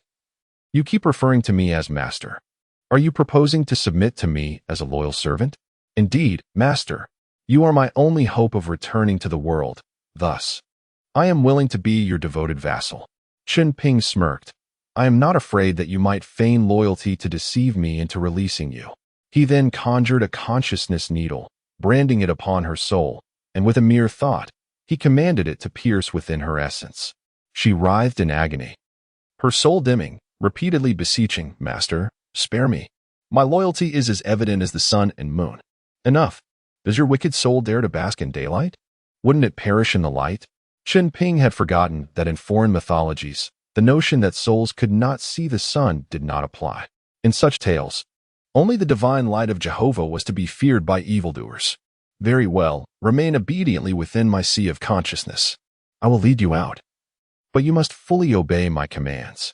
You will do as I say, and if you do not comply, I shall unleash the needle, causing you unbearable torment. For convenience in addressing her, given her dark appearance, Chunping decided to name her Heimei. Upon hearing this, she clearly expressed her dissatisfaction. Dispersing her form and reconstituting herself as a stunning white woman, radiant with luminous skin, she gazed at Chunping alluringly and said, Master, are you certain you wish to call me Heimei? Chunping was momentarily speechless and asked, What was your original name? She replied, I am called Eula. That won't do. To maintain his authority, Chunping rejected the name, declaring, From now on, you shall be called Ula. Upon hearing this name, Ula appeared quite pleased and nodded. Very well. I shall be Ula, your loyal servant. Returning to reality, Chunping waved his hand to collect all items within the hall that could be gathered. He intended to take these treasures to the palace he was about to build, creating an Egyptian exhibit to showcase these artifacts alongside those he had previously acquired. Tantalizing the Egyptians. The pyramid, too, seemed a fine addition. It would be a shame to leave it submerged and silent. Resolute, Chunping exited the pyramid, reaching into the water to retrieve it into his space, then made his way ashore. He dispelled his protective shield, inhaling the fresh air outside. Damn, I nearly suffocated. To ensure safety, he had been breathing the air within his shield, which was now tainted with his own breath. He silently thanked the heavens that he had not consumed any pungent food. As he boarded the helicopter and prepared to take off, he suddenly recalled Tutankhamun's extraordinary ability. He inquired of Ula, What is that power you exhibited, allowing you to traverse the entire realm in an instant? Ula respectfully replied, Master, that is the skill of teleportation, which all of our consciousness forms can achieve, and you can as well. And what is the range of this teleportation? Chunping continued to inquire. Every scene you have visited, witnessed, heard of, or envisioned in your mind exists in reality. With a mere thought, you can be transported there in an instant. Why bother with a helicopter, wasting fuel? With a flicker of thought, Chunping found himself soaring 5,000 meters above St. Mountain Town. He gestured, releasing 30,000 cubic meters of water into the earth below. With another thought, he returned to the side of the helicopter, elated at the realization that he no longer needed to ferry water with a helicopter or construct a large-scale desalination plant. He could summon as much water as he desired at will. Chunping stored the helicopter away and, with another thought, returned to his study. As he reflected on his gains of the day, he conversed with Ula. Given my current state, am I not already a deity? He mused. Ula responded respectfully, Indeed, Master. You are the unequivocal god of this world. With a mere thought, you can traverse vast distances. With my assistance, a wave of your hand could unleash plagues upon a continent. Your words could dictate the fates of countless lives. Surely you jest. Wouldn't that make me a demon of the mortal realm? Chunping retorted, vexed. Ula's melodious voice echoed in his consciousness. As I have stated, Master, you can achieve such feats only with my guidance. I may be the demon of this world, yet I am subservient to you. That is a fair point. However, you must not display your extraordinary abilities recklessly in this realm. There exists a greater principle. Should your existence pose a threat to it, you would be eradicated without hesitation. Chen Ping suddenly realized the greater principle would never tolerate an invincible being. Consider the myriad species in this world. None are invulnerable. Even the globally rampant mask incident. That once mighty novel coronavirus has receded with astonishing swiftness. It seems he must bide his time, operating from the shadows. In truth, he relished the role of the unseen puppeteer. Otherwise, he would have proclaimed himself the true ruler of the Bill region long ago. He thrived on clandestine maneuvers and backstabbing tactics. Moreover, he could never reveal his powers before anyone. The mere thought of instilling fear in those nearby or attracting the scrutiny of global leaders was intolerable. Imagine lying in bed each night, knowing he could materialize at any moment to claim a life. Could they sleep soundly? Yet, he felt compelled to make the world aware that such happenings could occur. He termed it retribution. Those who commit wrongs would do well to keep their misdeeds from his knowledge, lest he appear at their bedside to demonstrate the true nature of consequence. Chunping's imagination began to soar once more. Should he establish a dedicated website on the internet? A platform that would regularly list the transgressions of certain individuals and organizations. Actions that incite public outrage, allowing the people of the internet to vote. Should a sufficient majority be reached, he would take action. Would this not provide an opportunity for the oppressed masses to express their frustrations and seek justice? The idea thrilled him. Yet, the construction of such a website posed challenges. First, he currently lacked the necessary talent. Second, where would the server be located? It must be exceedingly discreet. For if he were traced back to it, he would be forced to seek refuge in an untraceable location for the remainder of his life. Chapter 47. Returning with Akka and her father to Holy Mountain Town. What sort of computer talent is sought? Chen Ping himself is an academic prodigy. From this day forth, he has resolved to transition into the realm of hacking. With his mind made up, Chen Ping telephoned Natasha, informing her of his intention to embark on a journey to meticulously survey the region and contemplate the intricacies of its future development. Upon hearing this, Natasha promptly insisted on dispatching guards to accompany him. Chen Ping quickly declined, expressing his desire to don a disguise and conduct a covert investigation without any followers, as this would allow him to witness the region's true state. He urged Natasha to keep his plans confidential, assuring her that he would handle any issues that arose and could be reached at any time. Dressed in a black Arab robe, Chen Ping rode his Harley out of Holy Mountain Town, heading west until he was out of sight. He then stowed away his motorcycle and instantly appeared beneath Old Miller's office building. He intended to seclude himself there for several days to immerse himself in computer knowledge that was conspicuously absent from his extraordinary intellect. Was this an indication that the soul that had entered his body hailed from an era before the advent of computers? Chen Ping dialed Old Miller's number, announcing his presence outside the office. Shortly thereafter, Old Miller hurriedly emerged from the building, eagerly guiding him inside. Following their previous encounters, where Chen Ping had employed his divine senses to subdue Old Miller's schemes and subsequently rejuvenated him with a fragment of a life seed, Old Miller had become unwaveringly loyal to Chen Ping. Upon seeing Chen Ping, Old Miller's eyes widened in astonishment, fixating on the black Arab robe he wore. A flash of complex emotions crossing his face. Chen Ping internally scoffed, wondering why Old Miller appeared so perplexed. The fashionable building had yet to explode. Why such a reaction to his attire? Did a deep-seated fear of Arabs dwell within him? Rolling his eyes, Chen Ping disregarded Old Miller's expression and boldly entered the office. Taking a seat behind the desk, he casually tossed the fragment of the life seed to Old Miller, instructing him to consume it. Old Miller, having previously tasted this elixir, eagerly grabbed it and swiftly swallowed it. Moments later, he squinted his eyes in blissful ecstasy, trembling with delight. Do refrain from displaying such euphoric rapture, Chen Ping thought. This is a life-enhancing elixir, not a source of unrestrained joy. As a senior official in the National Security Department, such an ecstatic demeanor raises eyebrows. Oh, esteemed Lord Ping, you cannot fathom the euphoric sensation that follows the ingestion of this elixir. It is beyond human will to resist. Fear not, my office is devoid of any surveillance equipment, and I have securely locked the door. Aside from you, no one shall witness my state. After consuming the elixir, Old Miller exclaimed that he felt his vitality surge, as though he had regained 10 years of youth. Chen Ping calculated that when he first gave Old Miller the life seed, He was in his 50s and claimed to have rejuvenated by 20 years. Now, having regained another 10, he appeared to be merely in his 20s. Chen Ping resolved to refrain from giving him any more. The last thing he needed was to end up with a baby instead of a loyal aide. Subsequently, Chen Ping elucidated his purpose for being there and requested a tranquil, secure place free from disturbances, equipped with a computer and internet access. While ensuring utmost confidentiality, no trace should be left for any institution that might seek to investigate his whereabouts. For a seasoned security executive, this was a modest request. He promptly provided Chen Ping with an address, indicating it was one of his safe houses, and assured him that food would be delivered regularly. After old Miller escorted him to the safe house, Chen Ping took stock of the room and suddenly contemplated establishing similar safe houses around the world. However, he quickly dismissed the notion, realizing that with his current abilities, he could easily borrow anyone's space at any time.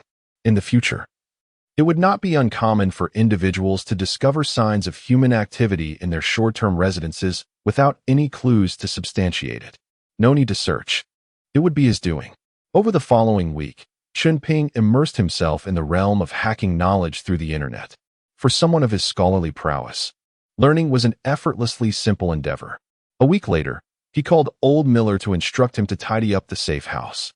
With an air of nonchalance, he exited old Miller's sanctuary and returned to the long-abandoned farm. Upon arriving at the seaside cottage he had constructed for Akka, he caught sight of her slender figure through the glass window, seemingly engrossed in some artful pursuit. A ripple of emotion surged within him. This foolish girl had likely been waiting for him here. Stealthily, he approached the window and gently tapped, announcing, "Akka, I have returned." Startled, Akka straightened her back but hesitated to turn around, fearing it might be another fleeting dream. Yet, Chen Ping could see her slender shoulders trembling. He entered the room, tenderly embracing her from behind, whispering softly in her ear, "It is I. I have returned." Akka spun around in a state of emotional upheaval, tightly clutching his neck, nearly suffocating him. With a quavering voice, she murmured, "Is it really you, Ping? You have truly returned. How long has it been? Do you remember this place? Do you remember that I have been waiting for you?" Chen Ping did not respond verbally, but instead conveyed his affection through passionate kisses, soothing her in her turmoil. She fervently reciprocated his embrace. Before the expansive ocean view window, they united in a profound communion. Once the storm had passed, she lay languidly against his chest, inquiring about his whereabouts during their time apart. Chen Ping explained, "I actually returned a few months ago. However, Professor Curie informed me that you were in Europe for an art exhibition. At that moment, I had pressing matters to attend to and did not seek you out in Europe, but returned directly. Akka, fret not. I shall never leave you again, as long as you desire my presence. You have your own career, dreams, and pursuits, and I cannot tether you to my side indefinitely. However, I promise that whenever you require me, a simple call will summon me to you." With deep affection, Akka replied, "To hell with dreams, careers, and pursuits. During your absence, I have come to realize that my career, dreams, and pursuits revolve solely around you. Please do not leave me for such long stretches again." Having said this, she buried her head against his chest, falling silent. Chen Ping gazed at the canvases in the living room, all adorned with his likeness, feeling a surge of emotion. Why hadn't this silly woman called him? He gently patted her back, reassuring her, "Enough of this melancholy. The days of longing are behind us. I will strive to remain by your side. If you wish to leave America, I can take you anywhere in the world to start anew." Akka, filled with excitement, inquired, "Is that truly possible? I actually wish to return to Ukraine. This place is not my homeland. It is merely where my father and I have worked, studied, and lived. My father longs to return home as well. After all, the feeling of being in a foreign land, dependent on others, is quite uncomfortable. He has mentioned his desire to return more than once, yet he worries about the lack of educational resources there, which would hinder his cherished teaching career. I can sense that within him, despite the respect he receives, he struggles to find a sense of belonging in this country." Chen Ping felt a surge of inspiration and inquired, "If I were to present him with a new opportunity, do you think he would consider joining us?" Akka, intrigued, responded, "What opportunity?" Chen Ping proceeded to elaborate on the circumstances in the Bill region, carefully concealing the fact that he was the actual mastermind behind it all. He assured her that, Should Professor Curie agree to accompany them, he would establish a university there and appoint him as the president, allowing him the liberty to implement his educational philosophies freely. Furthermore, if he ever yearned for the comforts of his homeland, a private jet could be arranged, enabling the professor to return home every weekend for a holiday. Aka, filled with excitement, exclaimed, "If that were indeed the case, I believe he would consent. Although you describe a place that is not our homeland, with you there, it would feel like home to us." Chen Ping smiled and replied, "You could transform that land into your own homeland. You could bring your family, your relatives, and all your acquaintances to join you there. It is a vast expanse, a verdant oasis brimming with new hope. You can rebuild your sanctuary there, just as you once did in your own country. I assure you, you will be the masters of your fate. The current situation in your homeland is far from optimistic, beset by internal strife and external threats, rendering it unsuitable for the tranquil life you yearn for. Consider, your homeland is surrounded by formidable adversaries, all watching you with predatory eyes. The powerful nations of Europe regard you as their backyard, and your predominantly agrarian nation struggles to survive amidst such hostility, merely existing rather than thriving. In such a territory, exceptional talents will find no room to flourish. Even if they do emerge, they will be snatched away by other nations. I cannot remain by your side indefinitely, which leaves me deeply unsettled. Thus, I sincerely invite you and your father, Professor Curie, to develop the Bill region. The professor can utilize his lifelong knowledge to aid the Arab and African peoples there. Educators believe in teaching without discrimination. Do you not think that the people there are in greater need of a nurturing gardener like Professor Curie to diligently cultivate their potential? For you, my dear Aka, it is no different. You pursue painting, always feeling that Europe is the sanctum of your art. Yet, I assure you, your partner possesses the capability to transform the Bill region into a new sanctuary of human artistry. There, you will encounter nearly all the masterpieces of European art. And in the future, it will attract even more world-class artists to pay homage. Chapter 48, Comforting the People of the Capital Aka, overflowing with excitement, leapt to her feet and kissed Chunping before hastily dressing and rushing out to her car to find Professor Curie. She was eager to persuade her father to accompany Chunping back to Bill. While Aka was away, Chunping took the opportunity to instruct Ula on a few matters. In his mind, he conveyed, "I offer you a chance to see the light of day again. On the land we currently tread, there exists a leader named Tai Jiandong, whom I find exceedingly disagreeable, along with his nation. Therefore, I hope you will assist him during this time, leading him and his country into a state of decline and despair. Do you believe you are capable of this? He must weaken and fade away quietly. Alternatively, if he behaves, there may be no need for his complete demise, but his arrogance must be diminished. We, the Huaxia, do not require a snarling dog. We only need one that wags its tail. I permit you to act freely within Tai Jiandong's body, with the aim of distracting the Americans from the affairs of Huaxia and the Bill region. As for the specifics, avoid war at all costs, let incompetence reign supreme. The central idea is to sow discord among the Americans, burdening them with domestic troubles while minimizing their joys. Lastly, I caution you, play well, but do not attempt to escape my control, for I will make your existence a living hell if you do. As long as you obey, I will ensure you thrive in this world." Ula, filled with joy, promptly assured him, "Esteemed master, I shall undoubtedly act in accordance with your wishes and report to you regularly. You need not worry. You have granted me a chance to see the light again, and I shall cherish it. Is this not an alternate form of happiness?"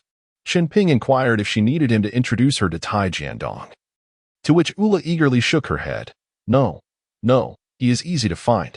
I merely need to reach their capital, and I will know who he is with a little inquiry." Chen Ping smiled, reminding her that although Tai Jiandong appeared male, he had effectively rendered himself androgynous, which he believed would resonate perfectly with Ula's female essence. Ula was delighted by this notion, viewing him as her ideal target for possession. In conclusion, Chunping advised, "For the next few years, remain by his side, striving for his re-election. When I require your assistance again, I shall seek you out." Satisfied with her understanding, Chunping waved her off. Ula expressed her unwavering loyalty to Chunping once more before transforming into a wisp of black smoke and vanishing from his sight. Before long, The sound of AKA's car engine echoed at the castle entrance. Chen Ping stepped out to embrace her as she rushed into his arms. Surprised to see Professor Curie following her, he quickly invited him into the living room and called for James to prepare a lavish dinner. The elderly Slavic professor eagerly asked Chen Ping, "Is everything AKA said true?" Chen Ping smiled, affirming, "Indeed. I have long wished to invite you to oversee the education system there. My associates lack expertise in education, leaving much to be desired in that regard. I can recommend you to manage the entire regional education system. With your capabilities, you would undoubtedly excel in this role, and it holds greater significance, does it not? Imagine the satisfaction of taking over a well-established system versus building a new one from scratch. The sense of accomplishment is incomparable.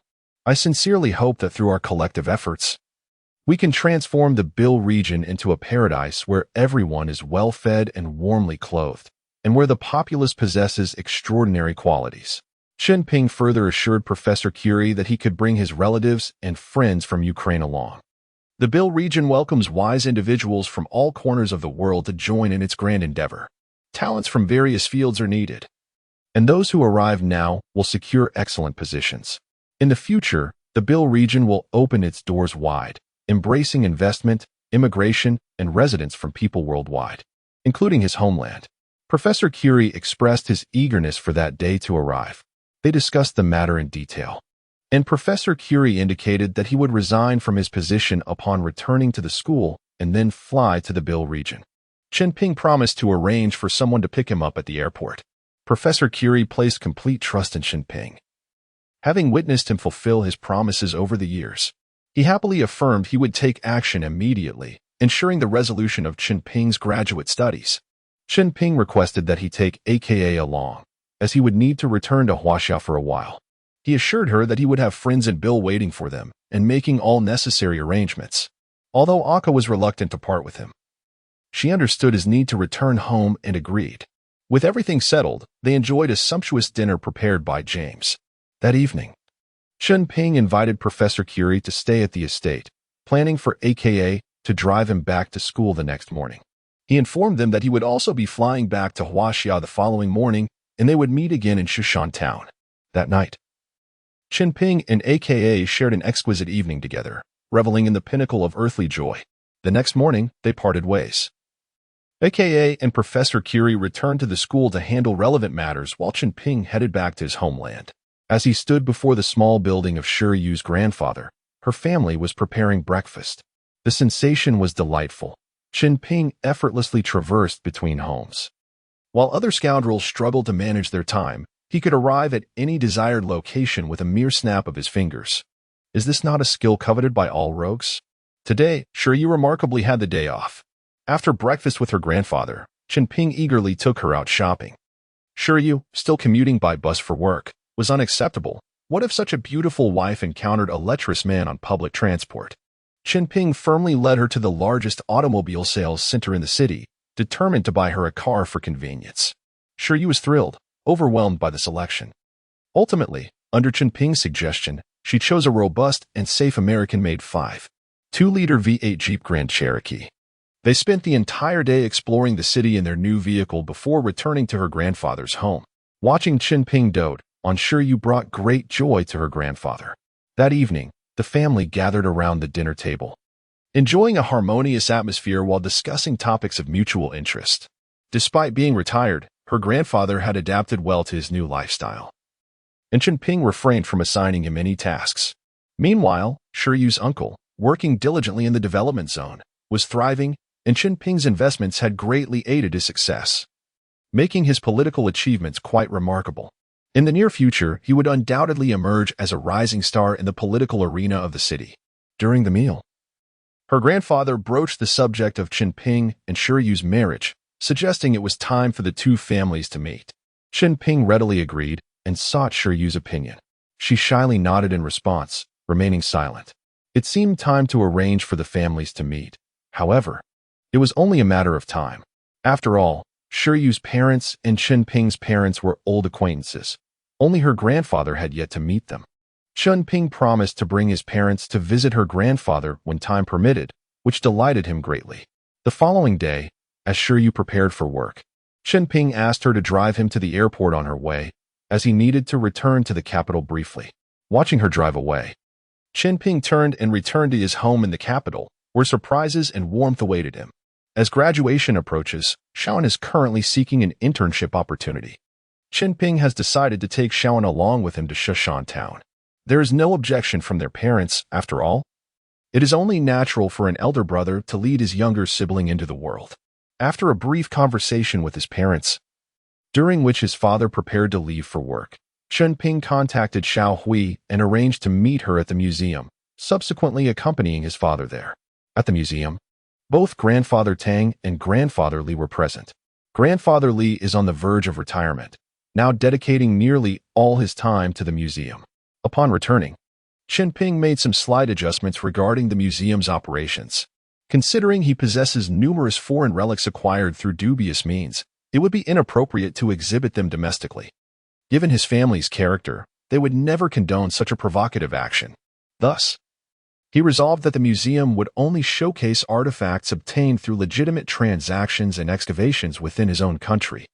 The other relics acquired through various channels would be displayed in Shushan Town, where he is unafraid of offending anyone.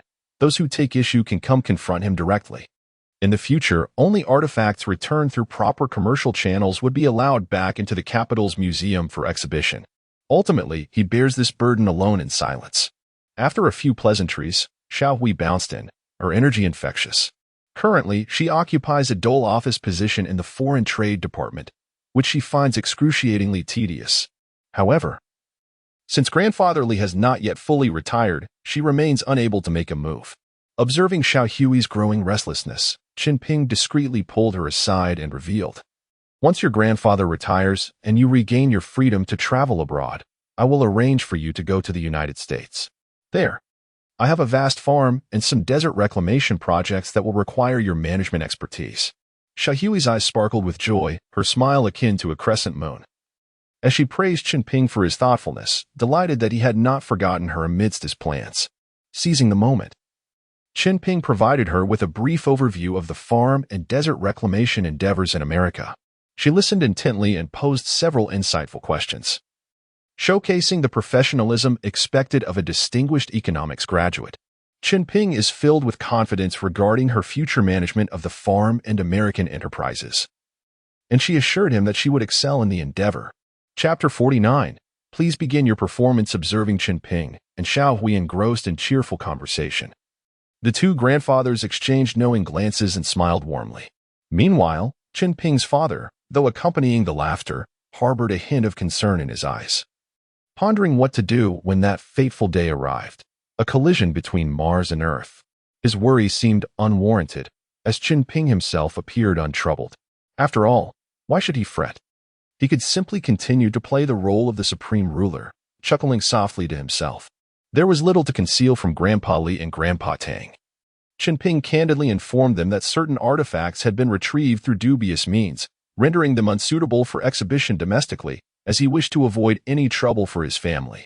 Grandpa Tang inquired about the nature of these improper methods. Chen Ping shrugged nonchalantly, stating that it was merely a matter of deceit and trickery. When they took the items, they acted like thieves. Did he owe them courtesy upon reclaiming them? As for this particular collection of artifacts, a portion had been deceitfully obtained from the Lu Mansion. During the exhibition, they could assert that most of the items taken from them were forgeries, while the genuine artifacts had always been preserved in the heart of China. Seizing the opportunity presented by the inaugural opening of the country's first large-scale private museum, he planned to showcase these treasures to the world. Regarding ownership, he unapologetically declared that the items rightfully belonged to his family. What he claimed was authentic would be accepted as such, with no room for doubt or contradiction. Chen Ping assured the two elderly gentlemen that he would display some particularly sensitive artifacts in the sacred mountain town, and he requested their assistance, along with his father's, in overseeing the domestic museums. In the future, he would return even more artifacts to their rightful place. Ultimately, he envisioned a day when he would reclaim everything taken from them, along with accrued interest. Grandpa Li expressed keen interest in developments regarding Sacred Mountain Town and offered his help, promising to facilitate matters for Chen Ping before his retirement. In truth, many resources were still lacking, but Chen Ping was reluctant to burden Grandpa Li further. Moreover, the Bill region had developed sufficient self-sustaining capabilities. They could not rely solely on their elders, could they? They were entirely capable of self-reliance and hard work, just as their ancestors had built a new China from nothing. So too could they, and he assured the elderly gentleman of this. He merely asked Grandpa Li to assist in connecting him with a successor before his retirement. Grandpa Li laughed heartily, proclaiming that it would be no problem. Although age and health had necessitated his departure from active duty, as long as he still drew breath, these matters were not beyond resolve. Their discussion concluded on a cheerful note, and with work awaiting them, Chen Ping led Xiao Hui away for some time alone together. Xiao Hui was quite curious about Chen Ping's endeavors abroad, peppering him with questions throughout their stroll. Chen Ping smiled and assured her that in 2 years, she would have the opportunity to see everything for herself. Yet, she persisted, tugging at his arm, demanding to know now. Chen Ping shared what he could, and her reactions were filled with astonishment. No wonder, as his actions were indeed rather extraordinary. Many of his methods abroad deviated sharply from contemporary mainstream values, inevitably leaving her, an idealistic youth raised under socialism, feeling exhilarated by the revelations. Xiao Hui expressed her determination that when she finally ventured out, she would ensure to make up for the time she missed during his initial entrepreneurial endeavors. The two spent the entire day exploring the capital. And while he had initially intended to purchase a car for her, she pointed out that given her family's current situation, a private vehicle was not a prudent choice. And thus he relented. Just before arriving home, Chen Ping discreetly slipped her a bank card, informing her that it contained 5 million, encouraging her to pursue her aspirations. It was only fair. If Xiu had resources, Xiao Hui should too. Playfully, she asked, "Are you trying to support me?" "Not at all. It's just 1996. Where did you learn such modern phrases?" He teased. Fortunately, Chen Ping's companions were worldly and unpretentious. Xiao Hui accepted the card and solemnly declared, "I am a person of integrity. Since I have accepted your money, I am now yours." Feigning a lecherous demeanor, Chen Ping replied, "Now that you're mine, I shall claim my rights tonight." She laughed and dashed back into the courtyard, playfully challenging, "Aren't you afraid my grandfather will execute you?" Chen Ping could only smile wryly. He truly feared that. Grandpa Li's temperament was not to be trifled with. If he dared to make a move on Xiao Hui, Grandpa Li would undoubtedly chase him through the capital wielding a 40-meter blade. Regardless, it was his to save her at his leisure. One day, he would whisk her away abroad, and they would share their lives together, leaving Grandpa Li to ponder his next move. Turning back, Chen Ping returned to Sacred Mountain Town. Upon arriving home, he called his family to inform them of his departure from the capital for the evening. After the call, he followed his usual practice of artificially inducing rainfall. His reservoir's capacity was now sufficient to meet the region's precipitation needs. Nevertheless, the seawater desalination project must continue, merely a smokescreen for his plans. Ultimately, everything required a self-sustaining mechanism rather than relying on him to traverse the globe, resolving every issue. When Natasha encountered Chen Ping, she beamed, remarking that the recent rainfall in their region had been plentiful, seemingly a sign of divine favor. Chen Ping chuckled inwardly. He was their deity. Outwardly, he responded, "The success of our greening efforts and the preservation of soil and water have significantly contributed to this increase in rainfall. Thus, the desalination project and the construction of our water network must not cease. These are matters of lasting importance." Natasha proceeded to update him on the progress of other ongoing transformation projects in the area. Following the plans he had previously set, the construction of all artificial canals and irrigation networks was proceeding smoothly. Once the water supply issue was resolved, he would swiftly initiate vegetation growth, transforming deserts into verdant oases. At present, his primary focus was on developing that website. His sword of justice was eager for action. Chunping provided Natasha with a list, urging her to prepare all the necessary hardware as swiftly as possible. Natasha curiously examined the computer equipment listed, asking, "Are you planning to build a website?" Taken aback by her insight, Chen Ping realized her expertise. After all, Natasha was a distinguished graduate of Moscow State University. She had previously mentioned achieving a basic proficiency in computer operations during her time at the farm. While she might not be skilled in programming or website construction, her operational capabilities were beyond question. Chen Ping nodded affirmatively. Indeed, I intend to create a website for a public referendum. You will understand in due time. By the way, how are the constructions of various venues in my palace progressing? Notify me upon completion, as I wish to establish a super museum that will showcase ancient artifacts from around the world. On the opening day, people from all corners of the globe will come to our Bill region to pay homage. Natasha informed him that within 6 months, they would be ready to prepare the artifacts for exhibition. Chen Ping envisioned the sight of people from all nations visiting his palace to marvel at the displays, their expressions of astonishment and disbelief filling him with joy. He wondered how the thieves would react upon seeing their nation's precious artifacts housed in a foreign museum. On that day, he would surely invite the global media to attend, eager to interview the descendants of those robbers and witness their reactions firsthand. Returning to his study, Chen Ping suddenly felt an urge to call Yu Tian. Upon hearing his voice, she expressed delight and inquired about his whereabouts. Chen Ping playfully replied, "Guess where I am." "Now tell me, where are you?" She pouted and said with displeasure, "You haven't called me in ages. I've been utterly bored. Today, I have to accompany Grandpa to a charity gala. I detest those people. They only engage in vacuous commercial banter. It would be so much better if you were here." Chen Ping inquired about the address and simply said, "See you soon," before hanging up. Emerging from his study, Chen Ping donned a pristine white Arab robe, obscuring his face, and turned up at Yu Tian's doorstep. He called her to come out and meet him. She rushed out of the villa, her long skirt flowing as she bounded towards him and leapt onto his body, exclaiming joyfully, "Why didn't you tell me you were coming? What are you wearing? I almost thought you were some Arab prince. My current identity does not permit me to accompany you to the charity gala in my true form, as it might lead to unfavorable interpretations regarding our region and adversely affect the reputation of your Asia-Pacific group. Hence, I must wear this robe. You may introduce me as an ordinary friend from an Arab nation," he replied. The young lady remained draped over Chen Ping as they entered the villa, where they encountered Old Dong. With delight, Old Dong remarked, "Yu Tian told me you were coming, but I could hardly believe it. Your every endeavor in the Bill area has been truly admirable, especially your audacious announcement of the desert transformation plan. It was a remarkable display of our nation's prowess." "Not at all," Chen Ping responded theatrically. "It has always been my aspiration to do what I can for the Arab and African peoples of the Bill region. I am committed to establishing complete democracy, freedom, and equality in this area, ensuring that the populace leads happy lives. Just wait and see, Old Dong. In the near future, the Bill region will become an overseas enclave of our great Huaxia, with all regional policies aligning with those of our homeland. When you walk the streets of Bill, you will find it indistinguishable from true Huaxia, save for the skin color of its inhabitants."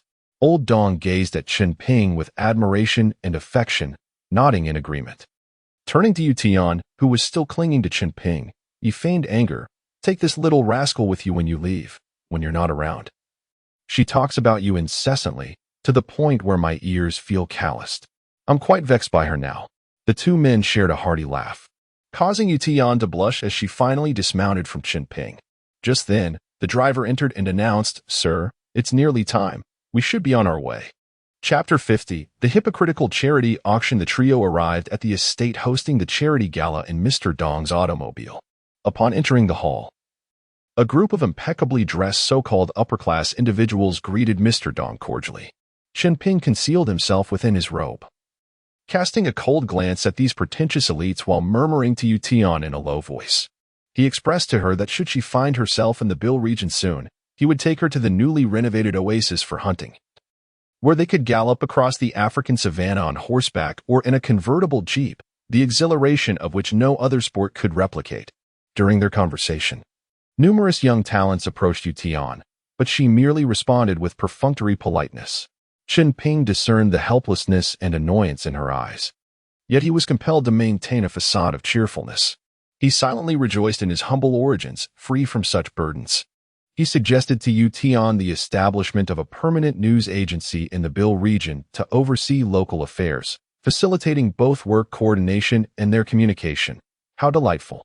Yu Tian's eyes sparkled with excitement, resembling glistening black jewels, but her expression soon turned somber as she pondered whether her grandfather would approve. "I'll take it upon myself to ask him later," she affirmed. Just then, Mr. Dong called out to Chen Ping from afar, gesturing for him to approach. Chen Ping exchanged a glance with Yu Tian, and they made their way over. Mr. Dong was engaged in a lively conversation with an elderly white gentleman of similar age, accompanied by a striking young man with golden hair and piercing blue eyes, exuding charm. Mr. Dong introduced them as Jimmy White, a media mogul from North America, and his son. A wave of familiarity washed over Chen Ping as he politely shook hands with Jimmy and inquired after his well-being. Jimmy, in turn, graciously introduced his son, Jack, to Chen Ping and Yu Tian, and their conversation flowed amiably. Chen Ping found himself reminiscing about the remarkable, just, and capable Catherine. Observing the features of the elderly gentleman and Jack, he realized they were indeed the family he had encountered during his time in America for the sports event. During their discussion, the conversation turned to the recent news involving the American central government and the building's events. Jimmy's eyes sparkled with excitement as he recounted how their media organization had covered the story extensively, attributing the improved performance of the media group to his daughter Catherine's exceptional capabilities. She now helmed the organization, and he was taking a break with his son Jack to unwind. Chunping felt a sense of satisfaction, knowing Catherine had lived up to his expectations, skillfully utilizing the information he provided while upholding the ethical standards of journalism. Jack, merely 20, exhibited none of the entitled arrogance typical of affluent youths and engaged happily with Chen Ping. Chen Ping refrained from disclosing his true identity, opting for polite banter. Yet he felt an unexpected kinship. The highlight of the charity gala was the charity auction, where various celebrities presented their treasured collectibles for bidding, with all proceeds destined for the Women and Children's Foundation in Africa, allowing them to bask in the benevolent glow of capitalism. Chen Ping scoffed at the proceedings, choosing not to voice his opinions. Since everyone was so intent on maintaining this facade of goodwill, why should he unmask their hypocrisy? A sudden idea struck him, and he pulled Jack aside, discreetly inquiring, "What are your thoughts? Do you enjoy this charity gala?" Jack shook his head, candidly replying, "They're all hypocritical profiteers, seeking vast rewards for minimal sacrifices." Chen Ping's judgment proved accurate. Jack was indeed a little firebrand. Seizing the moment, he enticingly proposed to Jack, "I possess an ancient Egyptian pharaoh's golden scepter that I intend to auction at this charity event. However, due to the sensitivity of my identity, I cannot present it myself. I would like to enlist your assistance to auction it under your name. The proceeds could aid the people of Africa and compel these hypocrites to contribute more. What do you say?" Jack's eyes brightened, captivated by the idea of making those hypocrites pay. However, his upbringing made him cautious, and he asked, "Is there any issue with the scepter's provenance?" "None whatsoever. I discovered it deep within our country's desert. Historical records indicate that the complete set of artifacts belonging to this pharaoh resides in a British museum, with the scepter being the only missing piece. Now, it belongs to me. We can leverage this opportunity to make the British pay dearly to reclaim it. They will surely desire it," Chen Ping replied. Jack was thoroughly convinced. It is noteworthy that the historical ties between their two nations were profound, their ancestral entanglements intricate and challenging to disentangle, yet they naturally found themselves at odds. Thus, they readily engaged in endeavors that would put the other at a disadvantage. Chen Ping discreetly retrieved the scepter from beneath his robe, handing it to Jack, who accepted it solemnly before turning to approach the organizing committee for the auction. Chen Ping lurked behind, observing the unfolding spectacle. Yu Tian sidled up to him and whispered, "By your expression, are you plotting something again?" What a harsh accusation. I merely offered Jack a chance to shine. After all, as the heir to the largest media group in North America, how could he possibly contribute nothing to charity? Chen Ping responded, feigning innocence. Yu Tian's expression shifted to one of skepticism as she regarded him. Deep down, she sensed that Chen Ping's intentions were not entirely pure. Yet she lacked concrete evidence. Chen Ping adopted a woeful demeanor, gazing at her. "I never imagined you would perceive me in such a light. Alas, I once set my heart toward the bright moon, only to find it illuminating the gutter." Seeing his exaggerated sorrow, Yu Tian quickly wrapped her arm around his, reassuring him. All right, I was merely jesting. You mustn't take it to heart. In my eyes, you are a compassionate gentleman, a role model for our youth. All that you have done for the people of Africa is duly noted. Please do not remain disheartened. That's more like it. Chunping's expression transformed dramatically. Breaking into a smile, Jack returned to the hall, signaling an okay gesture to Chen Ping before whispering something to his father. Chen Ping noticed old Jimmy casting a surprised glance in his direction before smiling and nodding. Chen Ping reciprocated with a smile and nod. The charity auction commenced. Chen Ping observed the items being auctioned with disdain. Items such as a pipe once owned by a British nobleman or jewelry worn by a socialite were presented. Mere filler for the event. Participants bid half-heartedly, with offers of 20 or 25,000 lacking genuine enthusiasm. Among them, a British nobleman surprisingly presented a jade ring for auction, claiming it was brought back from China by his ancestor, once worn by a royal. Chen Ping immediately recognized the ring. It was featured in a self-portrait of the emperor displayed at the museum. It was likely gifted to the artist for a job well done. He could not allow the ignorant foreigners to squander it. Chapter 51. Reforms in the Bill region. Chen Ping sought out Jack once more, asking for his assistance in acquiring the jade ring. Upon observing Chen Ping's eastern visage, Jack immediately grasped his intention and raised his hand, indicating a bid of 5,000. It was indeed lamentable that no one else contested the acquisition of this jade ring, once worn by the infamous Kong Mazi. In just a decade, its value would surely exceed 100 million. Regardless of the immense suffering inflicted upon Huaxia by the Qing dynasty, this piece is a relic, a testament to an era. A gathering of ignorant fools, Chen Ping surveyed the auction scene with a blend of relief and sorrow. He mentally reassured himself that their ignorance was a blessing, otherwise he would have had to pay tenfold or more to secure it. As the auction neared its conclusion, the pharaoh's golden scepter finally made its grand entrance. One cannot underestimate the advantages of a well-established lineage, as it greatly benefits future generations. The auctioneer, employing every persuasive technique, extolled the virtues of this golden scepter, claiming it belonged to Pharaoh Horemheb, the last pharaoh of the 18th dynasty, crafted between 1300 and 1250 BCE. The British Museum acquired this statue in 1839 from a Greek antiquities dealer residing in Egypt. This prized item was provided by Mr. Jack, the heir of a North American media conglomerate, with proceeds earmarked for charitable endeavors to assist suffering women and children in Africa. Is this golden scepter truly an artifact of the last pharaoh? The attendees, primarily Caucasian, were electrified, imagining the prestige of owning a collection on par with that of the British Museum. Nay, it would be of superior status. After all, the statue was made of limestone, whereas this scepter was genuine gold. The starting bid was a mere 50,000, and the price soared amidst the fervent bidding of the gentlemen present. Ultimately, it was secured by a scion of a venerable British family for a staggering 15 million. Now you must part with your hard-earned cash. Without your meddling, the African continent would have flourished long ago. It infuriated Chen Ping to witness their charade of benevolence while having wrought chaos upon the land. As the auction concluded to widespread jubilation, Chen Ping approached Jack to return the 5,000. Jack, with a smile, shook his head and said, "You have provided me with such an opportunity to shine. Why be so formal over a mere 5,000? Chen Ping understood the Western approach to such matters. This refusal was genuine, not a mere pretense as often seen among his compatriots. He did not press the issue, considering Jack's family. As they parted, Chen Ping discreetly embraced Jack's shoulders and advised him to greet his sister upon returning home. Jack looked at him in astonishment and asked, "You know my sister?" From his concerned gaze, Chen Ping perceived the strong bond between him and Catherine. Nodding solemnly, he replied, "Indeed, we once met in the United States.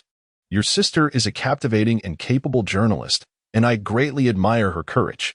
Jack, somewhat skeptical, nodded and exchanged contact details with Chen Ping.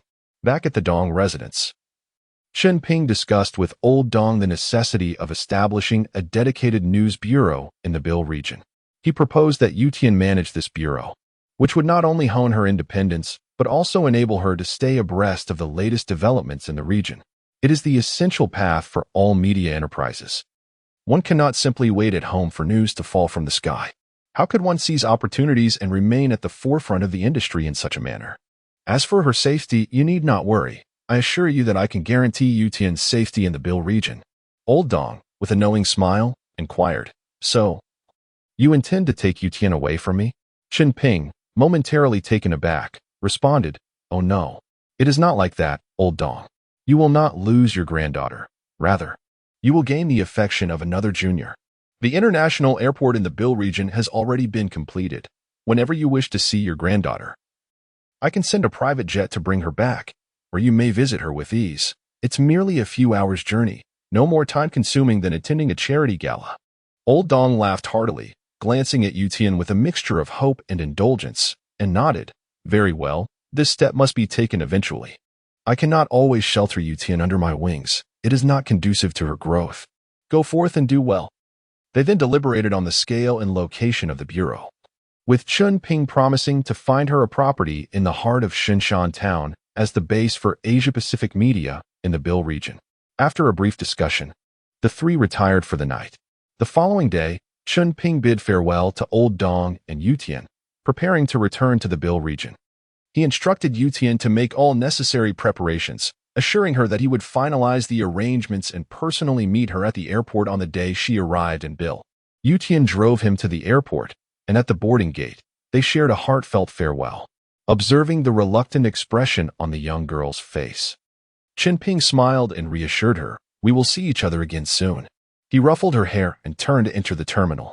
After lingering at the boarding gate until Yu Tian turned away, he stepped back out, much to the bemusement of the staff.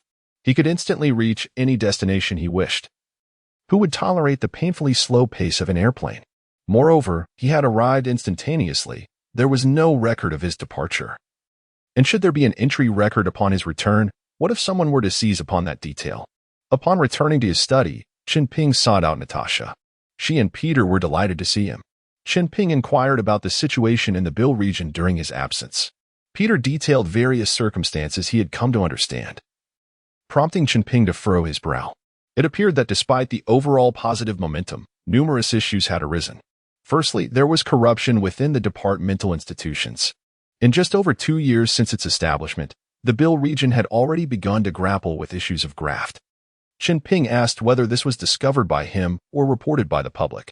Peter replied that he had uncovered it himself. Although a channel for public reporting had been established, its efficacy was minimal. The local populace had yet to recognize their rights and responsibilities. This was a lingering malady from years of British colonial rule. The people had grown accustomed to compliance and had yet to awaken to the notion of resistance. When Chen Ping spoke of resistance, he did not mean opposing him, but rather standing against unfair treatment. Essentially, as long as they were fed, they were indifferent to other matters. This is a long and arduous cognitive process, not one that would be expedited merely by a sudden enhancement of material conditions.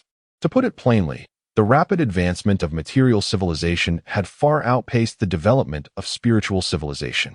Although the region had established a media department and commenced the publication of newspapers, 98% of the populace remained illiterate. The information they received was primarily through word of mouth, with little understanding of the issued decrees. This was not a task to be accomplished overnight, but it did not imply that nothing should be done. Chen Ping resolved to emulate the early broadcasting horns from his homeland to address this issue. He proposed establishing a powerful radio station in the region and providing free radio receivers to households and tribes, akin to the early domestic model where every village had a loudspeaker and every home possessed a radio. Although education has begun to teach the Chinese language, its reach remains limited. While school-aged children have acquired a basic understanding of listening and writing, adults have not fared as well. Years of official English and local dialects continue to dominate the linguistic landscape of the region. Chapter 52, Reforms in the Bill Region, Part 2. Chunping instructed Peter to address the issues promptly, implementing a show of force to deter others. Those found guilty of embezzling over $500 would face labor reform sentences, working in arduous conditions as a form of penance, without wasting ammunition. A public trial would be organized to announce their crimes to the populace, followed by their exile to the desert, while murder was a grave offense. Considering the sparse population of the region, those who erred would be subjected to labor reform rather than execution, conserving human resources. Only the most heinous criminals would receive the death penalty. It seemed evident that the establishment of the rule of law was urgently needed. Chen Ping mandated Natasha to swiftly contact relevant talents, initially adopting Western legal codes before gradually amending them to fit the region's specific circumstances. As for the promotion of the Chinese language, incentives would be employed. Workers would be classified into several tiers. Those who could speak and write in Chinese would be prioritized for employment, receiving the highest wages. Those who could only communicate in the local language would be in the middle tier, and the illiterate would occupy the lowest tier, with salaries decreasing by 30% in descending order. Understood? For the same job, the first tier would earn 300 yuan, the second 200 yuan, and the third 100 yuan. Those eager to learn would receive higher salaries, while those content with the status quo would settle for lower wages. After all, no one would go hungry. As comparisons arose among the populace, the motivation to learn would naturally follow. This method, albeit simplistic and blunt, proved effective. If one chose to reside in a humble straw hut while witnessing others enjoy better lives, that was their own decision. The lowest tier of income would merely ensure basic sustenance. It is often said that greed and competition are the driving forces of human progress. So I shall intentionally widen the gap, encouraging everyone to strive for improvement. As long as there is ambition, the pathway to advancement will remain open. Lacking that, one might as well accept the role of an inferior citizen. Do not assume that being a complacent inferior citizen will lead to an easy life. One must adhere to public duty, obey the law, and pay taxes, matching the contributions of those with higher salaries. Do not claim unfairness. The conditions are the same for everyone. If others can attain their desired lives through diligence, why can't you? If not, it simply signifies your impending exclusion from society, with no one to extend sympathy. The notion of unearned gains does not exist under my governance. My responsibility is to ensure a smooth pathway for advancement. As for individual tax contributions, they are levied as a fixed percentage, with no fluctuating rates, all treated equally at 10. Only the tax rates for different industries vary. Sectors with substantial profits naturally contribute more, as otherwise, who would engage in less profitable enterprises? It is crucial to actively promote that the Bill region belongs to all, with each individual's 10% contribution serving as public funds for the development of communal facilities. Hard work will yield the finest quality of life, while laziness will lead to hunger. The region is ripe for development. As long as one has hands and feet, work can be found. Of course, I do not wish to be a dictator. I will submit these suggestions for cabinet discussion and collaborate with various professionals to explore them. After leaving Natasha, Chen Ping summoned Yuan Ming to his study. Yuan Ming brought a plethora of good news, including updates on the desert reclamation in the Bill region and surrounding Sahara areas, all progressing methodically in a positive direction. The total land area now approaches 5 million square kilometers, with over one-third already transformed. The task remains arduous, as two-thirds of the desert still lies ahead. However, Chen Ping is confident that this remaining desert can be swiftly addressed in the short term. With his current capabilities, he could expedite the process, but to avoid drawing undue attention, he must wait until preliminary water management projects are completed. Otherwise, transforming the desert into an oasis overnight would surely attract envious gazes.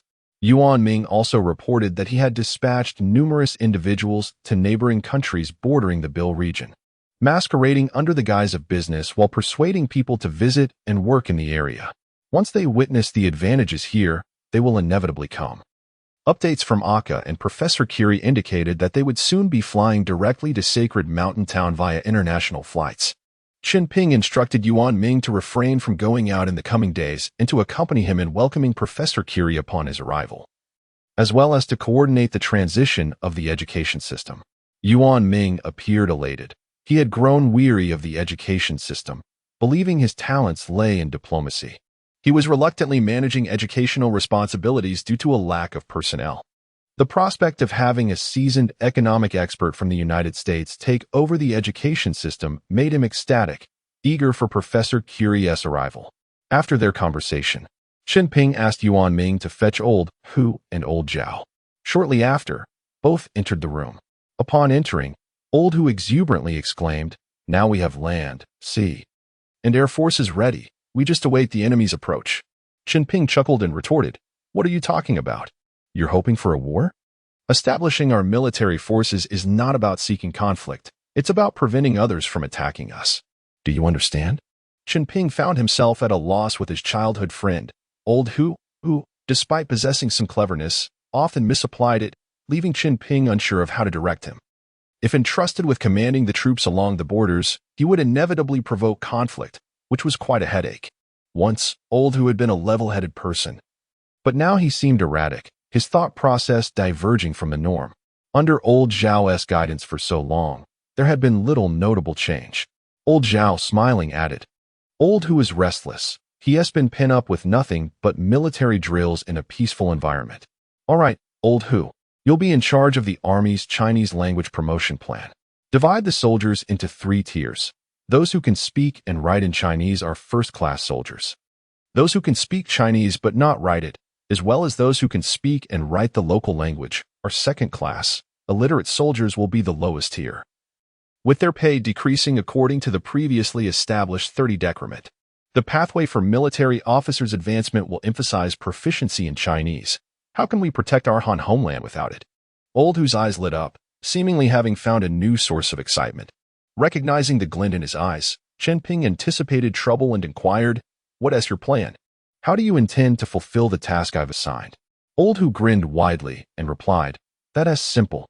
We'll beat those who refuse to learn until they do. I guarantee within 6 months, the entire army will be able to speak and write in Chinese. Chen Ping rubbed his forehead, massaging his temples in exasperation. All right, do as you see fit. Soldiers are not the same as ordinary citizens. It's reasonable to hold them to stricter standards. However, try not to resort to violence. Physical punishment is acceptable, but they should convert missteps into physical training. Soldiers already earn more than the average citizen, given the inherent dangers of their roles. If they cannot achieve both literary and martial prowess, they at least ought to be strong soldiers. Old Hu, invigorated by Chen Ping's words, eagerly proclaimed, Just watch me. Afterward, Chen Ping, feigning that Natasha had summoned Old Hu, dismissed him, secretly wishing to avoid his exuberant demeanor. Once Old Hu departed, Chen Ping exchanged a wry smile with Old Zhao, shaking his head. It was time to discuss coordinating efforts with the homeland. Old Zhao conveyed that Grandpa Li had instructed complete obedience to Chen Ping's commands, expressing faith that Chen Ping would not undertake actions detrimental to the nation. Chen Ping sought Old Zhao's verbal assurance. Knowing that Old Zhao had fully integrated into the Bil region, with his family having relocated there, Old Zhao naturally pledged allegiance to the region as well as to Huaxia. Currently, the region's military strength reached 100,000, comprising 30,000 veterans from the homeland and 70,000 local soldiers. Chapter 53. Vision for Agricultural Development. A substantial number of exceptional military personnel have emerged locally, all in a phase of steady ascent. Chen Ping's belief is that quality prevails over quantity. The current troop strength is sufficient to maintain regional security. The next step is to forge them into an elite force, surpassing even the United States Marine Corps. Naturally, the recruitment channels must remain open, for while some soldiers are steadfast, others will inevitably come and go. Some veterans arriving from the homeland, though seasoned, find their physical capabilities waning and are thus relegated to leadership and logistical roles. Fresh blood is perpetually welcome. Moreover, military cultural education must be prioritized. We cannot defend our homeland with a cadre of illiterate soldiers. Recruitment standards should be elevated, with an emphasis on educational attainment. Upon joining the ranks, soldiers will not only undergo essential military training, but will also partake in cultural education. When Professor Curie arrives, he can spearhead the cultural education initiatives within the military. The following day, Chen Ping, accompanied by Yuan Ming, Old Hu, and Old Zhao, journeyed to the central airport of Shinshan Town to welcome Professor Curie and Aka. Upon disembarking, Aka, filled with curiosity, gazed around in awe, marveling at how Chen Ping had transformed Shinshan Town from nothing into a relatively prosperous area within such a brief span. She felt a profound admiration for his capabilities and sympathy for his arduous journey. Chen Ping, with a humble smile, remarked that the difficult days were behind them, and the future only promised improvement, with the economy, military, and livelihoods of the region steadily advancing. It was foreseeable that, in the near future, the Bill region would undoubtedly secure an important position on the global stage. Chen Ping escorted Professor Curie and Aka to the conference hall in Shinshan Town, where cabinet members had been waiting eagerly. Here, Chen Ping introduced them. "This is my mentor, Professor Curie, and this is my esteemed companion, Aka." The assembly responded with enthusiastic applause and heartfelt welcomes. Chen Ping briefly highlighted Professor Curie's accomplishments in his field and asserted that under his stewardship, the educational system in the Bill region would undergo remarkable transformation. Subsequently, Chen Ping introduced each cabinet member to Professor Curie, encouraging open communication and collaboration as they collectively crafted a promising future for the Bill region. Professor Curie graciously expressed his commitment to rooting himself in the Bill region, eager to impart his knowledge to the local populace. At noon, a grand luncheon was prepared to welcome Professor Curie and Aka. During the meal, Aka confided in Chen Ping, expressing her desire to contribute her efforts rather than remain idle. "What could be simpler?" Chen Ping replied. The construction at the palace was nearing completion and had entered the interior decoration phase. Given Aka's prestigious art school background and unique insights into art, managing a museum would be a mere trifle. Overjoyed at the prospect of assisting Chen Ping, Aka vowed to meticulously oversee the museum's management, transforming it into a magnificent cultural emblem for the Bill region to present to the world. After the feast, Chen Ping guided Professor Curie and Aka on a tour of Shinshan Town and the palace. The transformation of Shinshan Town from desolation to a thriving locale, coupled with the grandeur of the ancient Chinese architectural style of the palace, left Professor Curie in awe. Finally, Chen Ping tasked Natasha with arranging office and living accommodations for Professor Curie. Aka expressed her intention to reside at the palace to oversee the ongoing renovations. Thus, Chen Ping led Aka to the palace, where the residential area had already been completed, though he had delayed moving in due to his fondness for company. With Aka's arrival, he seized the opportunity to take up residence there, relishing the days spent in her delightful company, akin to a celestial existence. After a brief separation, the evening naturally unfolded with intimate exchanges between the two. The following day, tranquility returned as Aka swiftly entered work mode, while Chen Ping commenced his inspection of the entire region's territories. He ventured forth alone, without any companions. His first stop was the borders, where he found the border guards spiritedly defending the national frontier, which filled him with immense satisfaction. Next, he proceeded to the desert area earmarked for transformation, scrutinizing the landscape. It resembled the barren wasteland he first encountered upon arriving in the Bill region, devoid of greenery. The irrigation projects had yet to reach this area. Only scattered low-lying desert plants and the occasional lizard could be seen. The desolation rendered it uninhabitable for humans. Yet, Chen Ping could effortlessly envision a future where this land would burgeon into a vast oasis. Given its proximity to the equator and consistently high temperatures, it could potentially evolve into a fertile region. Identifying the deficiencies, he resolved to rectify them. The desertification in equatorial regions, coupled with the extreme heat, could be attributed to a lack of water. Water scarcity necessitated a robust irrigation network. At that moment, the innovative drip irrigation technology of the Israeli Jews flashed in his mind, capable of maximizing freshwater conservation, an avenue worth exploring. He resolved to assign this task to Natasha upon his return, instructing her to liaise with Israel for the importation of drip irrigation technology and to send personnel for training. If such advanced drip irrigation systems could be introduced, the agricultural development and desert transformation initiatives in the Bill region would undoubtedly accelerate. In truth, Chen Ping felt a twinge of regret for not possessing expertise in this field, as many of his methods stemmed from mere assumptions, although some evident results had been achieved. The efficiency remained astonishingly low. Reports indicated that Israel's wastewater recycling rate reached 90, whereas many developing countries barely managed 10, with the Bill region's utilization almost at zero. His previous approach had been misguided. He had assumed he could easily catalyze plant growth through sheer will, neglecting the critical aspect of water conservation. Given the global scarcity of freshwater resources, it was imperative to vigorously develop desalination projects and integrate advanced drip irrigation technologies to conserve freshwater. This was the most pressing task at hand. With this realization, Chen Ping eagerly picked up the phone to contact Natasha, sharing his insights. Natasha's proactive nature never failed to impress him. Within 3 days, she relayed the news that Israel had agreed to provide desalination equipment capable of producing 150 million cubic meters of freshwater annually. Although the price was steep, amounting to several $1,000,000 for Chen Ping, the cost was negligible. Chen Ping began to calculate in his mind. Israel is a small nation, encompassing merely 15,000 square kilometers, with an annual freshwater consumption of approximately 2 billion cubic meters. Given that 60 of its territory consists of desert, the desert area would be less than 10,000 square kilometers. Roughly estimating, if 10,000 square kilometers required 2 billion cubic meters of water, though in reality, it would require far less, as this figure includes residential drinking water, agricultural irrigation, and industrial consumption.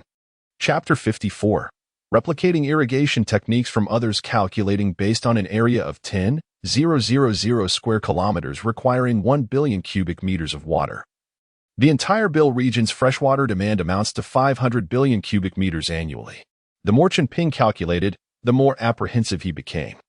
It was as if they were on the brink of depleting their entire fortune. Estimating the cost of importing Israel's seawater desalination systems, which are priced at $3 million each, he realized it would require a staggering $15 billion.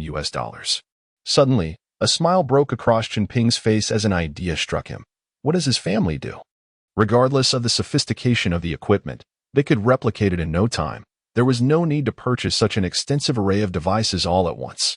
With a decisive wave of his hand, he instructed Natasha to import 2 sets of seawater desalination equipment along with the accompanying drip irrigation technology, one set for a pilot installation and the other to invite domestic professionals to dismantle and replicate it. As long as they could produce a working model, the constraints faced domestically stemmed from the odious Paris Coordination Committee, which refused to sell them anything of value, not even for money, leaving them with nothing to imitate. However, the Bill region posed no such obstacles. Being in Africa, Chen Ping could personally procure the equipment. The thought of the Jewish suppliers eagerly anticipating subsequent orders, only to discover that there would be no follow-up purchases, amused him greatly. As for patents, they were virtually meaningless in this era and not worth considering. Moreover, the drip irrigation and desalination technologies were less about high-tech sophistication and more about clever ingenuity. Anyone could replicate them upon inspection. With clarity in his thoughts, Chen Ping stood facing the vast desert, bursting into hearty laughter that echoed for several meters, startling the lizards hidden beneath the sandy surface into a frantic retreat. As for solar power technology, it was hardly considered cutting-edge in this age. The Bill region, situated near the equator, boasts exceptional solar energy efficiency, necessitating a robust development of solar power technologies. Only with abundant energy could the region secure its future. In the desert region of Algeria, oil reserves had already begun to be explored in collaboration with domestic technicians. Various metal and rare mineral deposits were also being gradually developed. Imagine a future without scarcity of oil, water, or electricity, coupled with Chen Ping's financial resources. What could possibly hinder the region's progress? It was time to act decisively. With a firm resolve, Chen Ping returned to the palace. He meticulously documented all his thoughts, which would become pivotal projects for the region's future development. After finalizing the plans, he entrusted them to a guard to deliver to Natasha for implementation. For a considerable period ahead, the development of the region would not require his constant attention. These key projects would keep everyone occupied. A wave of regret washed over him as he reflected on how his predecessors who traversed time lived indulgent, affluent lives, while he was toiling away on nation-building efforts. What had he been thinking? With a heavy sigh, he reminded himself that he must walk the path he had chosen, no matter the hardships. Just then, his phone rang. It was his private line. Only familiar voices could reach him here. Upon answering, he was pleasantly surprised to hear Catherine's voice. Still as melodious as ever, Catherine reproached him. "You vanished without a trace since you left, never reaching out to me." Chen Ping hurriedly soothed her. "I think of you constantly. I've just been preoccupied with many matters, as have you, I presume. Are you doing well? Aside from your absence, everything is fine." His thoughts turned to Catherine's graceful figure and angelic face, igniting a warmth in his heart as he proposed. I'll be waiting for you at the hotel where we first met tonight at 8. After hanging up, Chen Ping hurriedly prepared himself and made his way to the Hilton Garden Inn, choosing the same presidential suite as before. Upon arrival, he tipped the server $10 to arrange a sumptuous dinner in the suite. After refreshing himself, he awaited the arrival of his beloved. Soon, the server returned with a cart, setting up a romantic candlelight dinner on the living room table, featuring French escargot, pan-seared Australian ribs, and a bottle of 1990 Roman E. Conti. Chen Ping was thoroughly pleased with the arrangements and tipped the server an additional $10 before he departed. Standing by the floor-to-ceiling window, he swirled the decanter, allowing the wine to breathe, his mind drifting back to the amusing encounters from a year prior when he first met Catherine in the hotel lobby. Ding-dong, the doorbell rang. Chen Ping set down the decanter and opened the door to find Catherine, resplendent in an evening gown, standing poised at the threshold. He pulled her inside, swiftly closing the door, and without waiting for her to speak, he captured her lips with his own. As they shed their formal attire for comfortable loungewear and sat down to enjoy dinner, Catherine's radiant smile was imbued with affection as she asked, "If you hadn't met Jack in Singapore, would you have intended to never contact me again?" In truth, had he not learned from old Jimmy about Catherine's steadfast commitment to journalistic integrity, exposing her country's wrongdoings, he might have resolved to never reach out to her again. However, he could not admit such a thing to her face. How could I? Meeting Jack was merely a coincidence. Even without him, I intended to reach out to you. Your remarkable feats have garnered admiration from many, and it would eventually come to my attention. Your adherence to journalistic ethics is something I greatly respect. When we parted, I gazed out the airplane window, vowing that if you succeeded, I would offer you even more love. And here I am before you now. Catherine's cerulean eyes sparkled with emotion, gazing deeply into Chen Ping's, causing his heart to race uncontrollably. You have become the media queen of America. Are you happy? Catherine elegantly sliced her steak, replying, I am fortunate to engage in a profession I cherish. In that respect, I am indeed happy. However, I crave companionship. And the man I love is not by my side. Thus, in this regard, I am not happy. Chen Ping solemnly pledged, from this moment forward, I shall accompany you during your leisure hours. I will make up for this lack of happiness. A glimmer of happiness and contentment flickered in Catherine's bright blue eyes. They spent a night filled with passion and sweetness. The next day, Catherine did not go to work. Instead, she took Chen Ping to a villa in the suburbs. With the joy of a child, she exclaimed, I purchased this villa after assuming control of my father's media group, and I've never lived here. I originally intended it to be our love nest, but you never appeared, so I kept it waiting for you. Now, you're finally back. My beloved Ping, welcome home.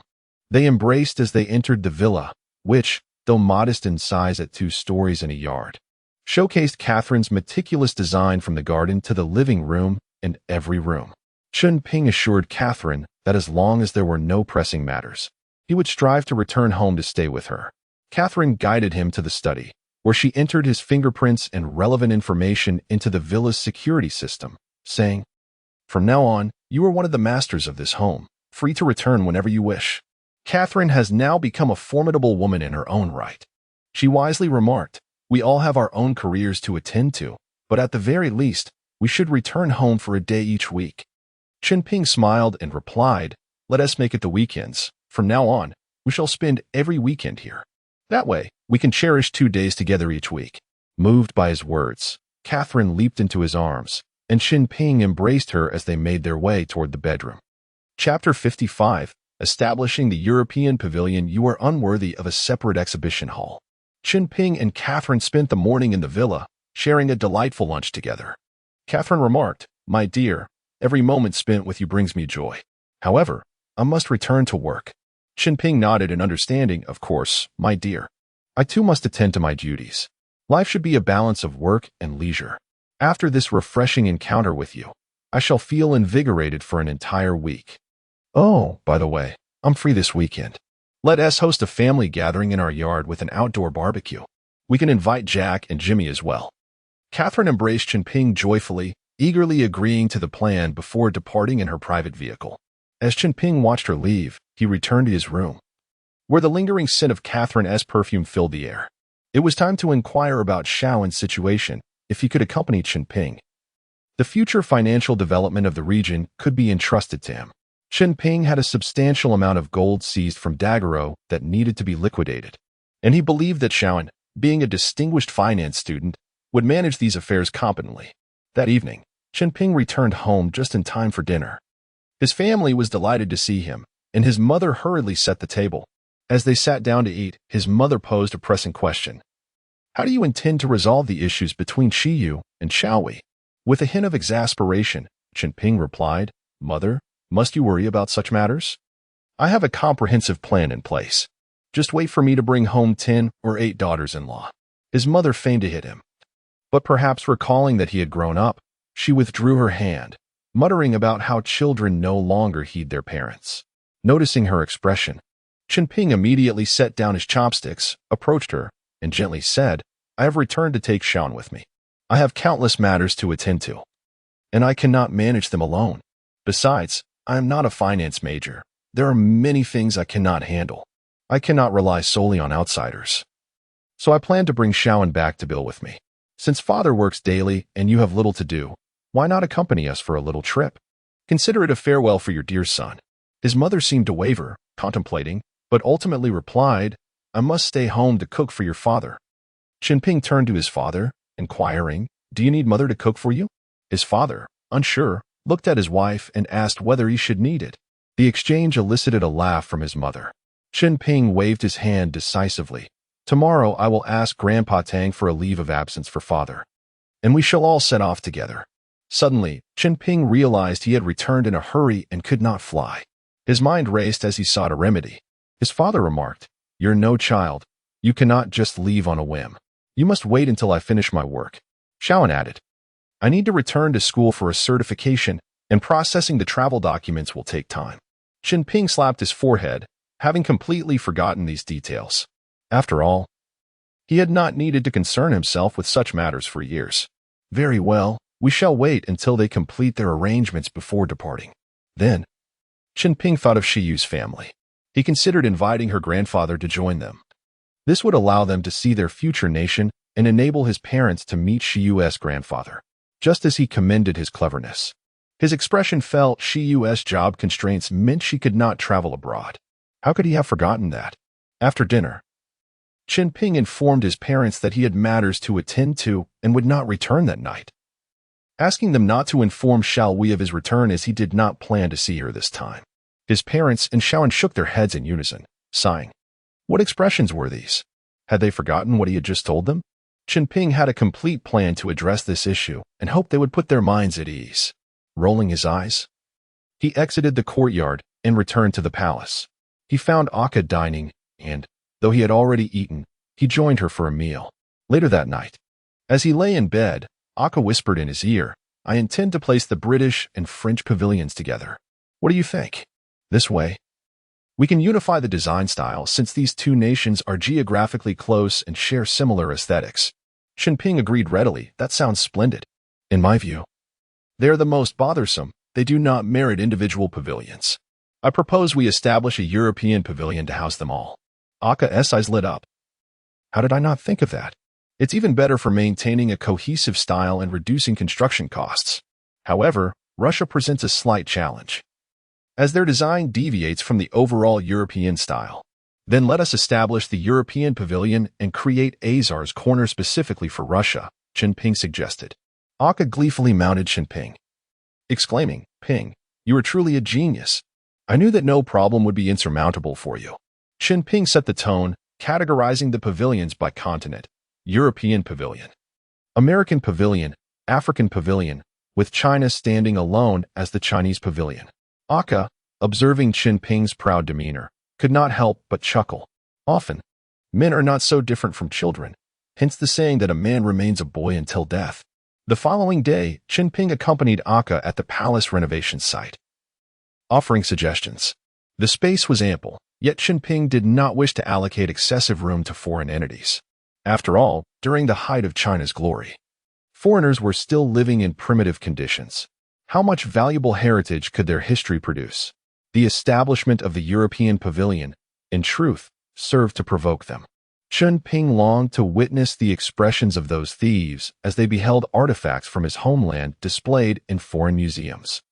He envisioned sending a dedicated team to capture their reactions, later compiling these moments into a commemorative album. This notion had lingered in Chen Ping's mind for years, perhaps since childhood. However, the current environment did not permit such sentiments. The prevailing opinion advocated for setting aside disputes to pursue joint development, refraining from discussing right or wrong, focusing solely on progress.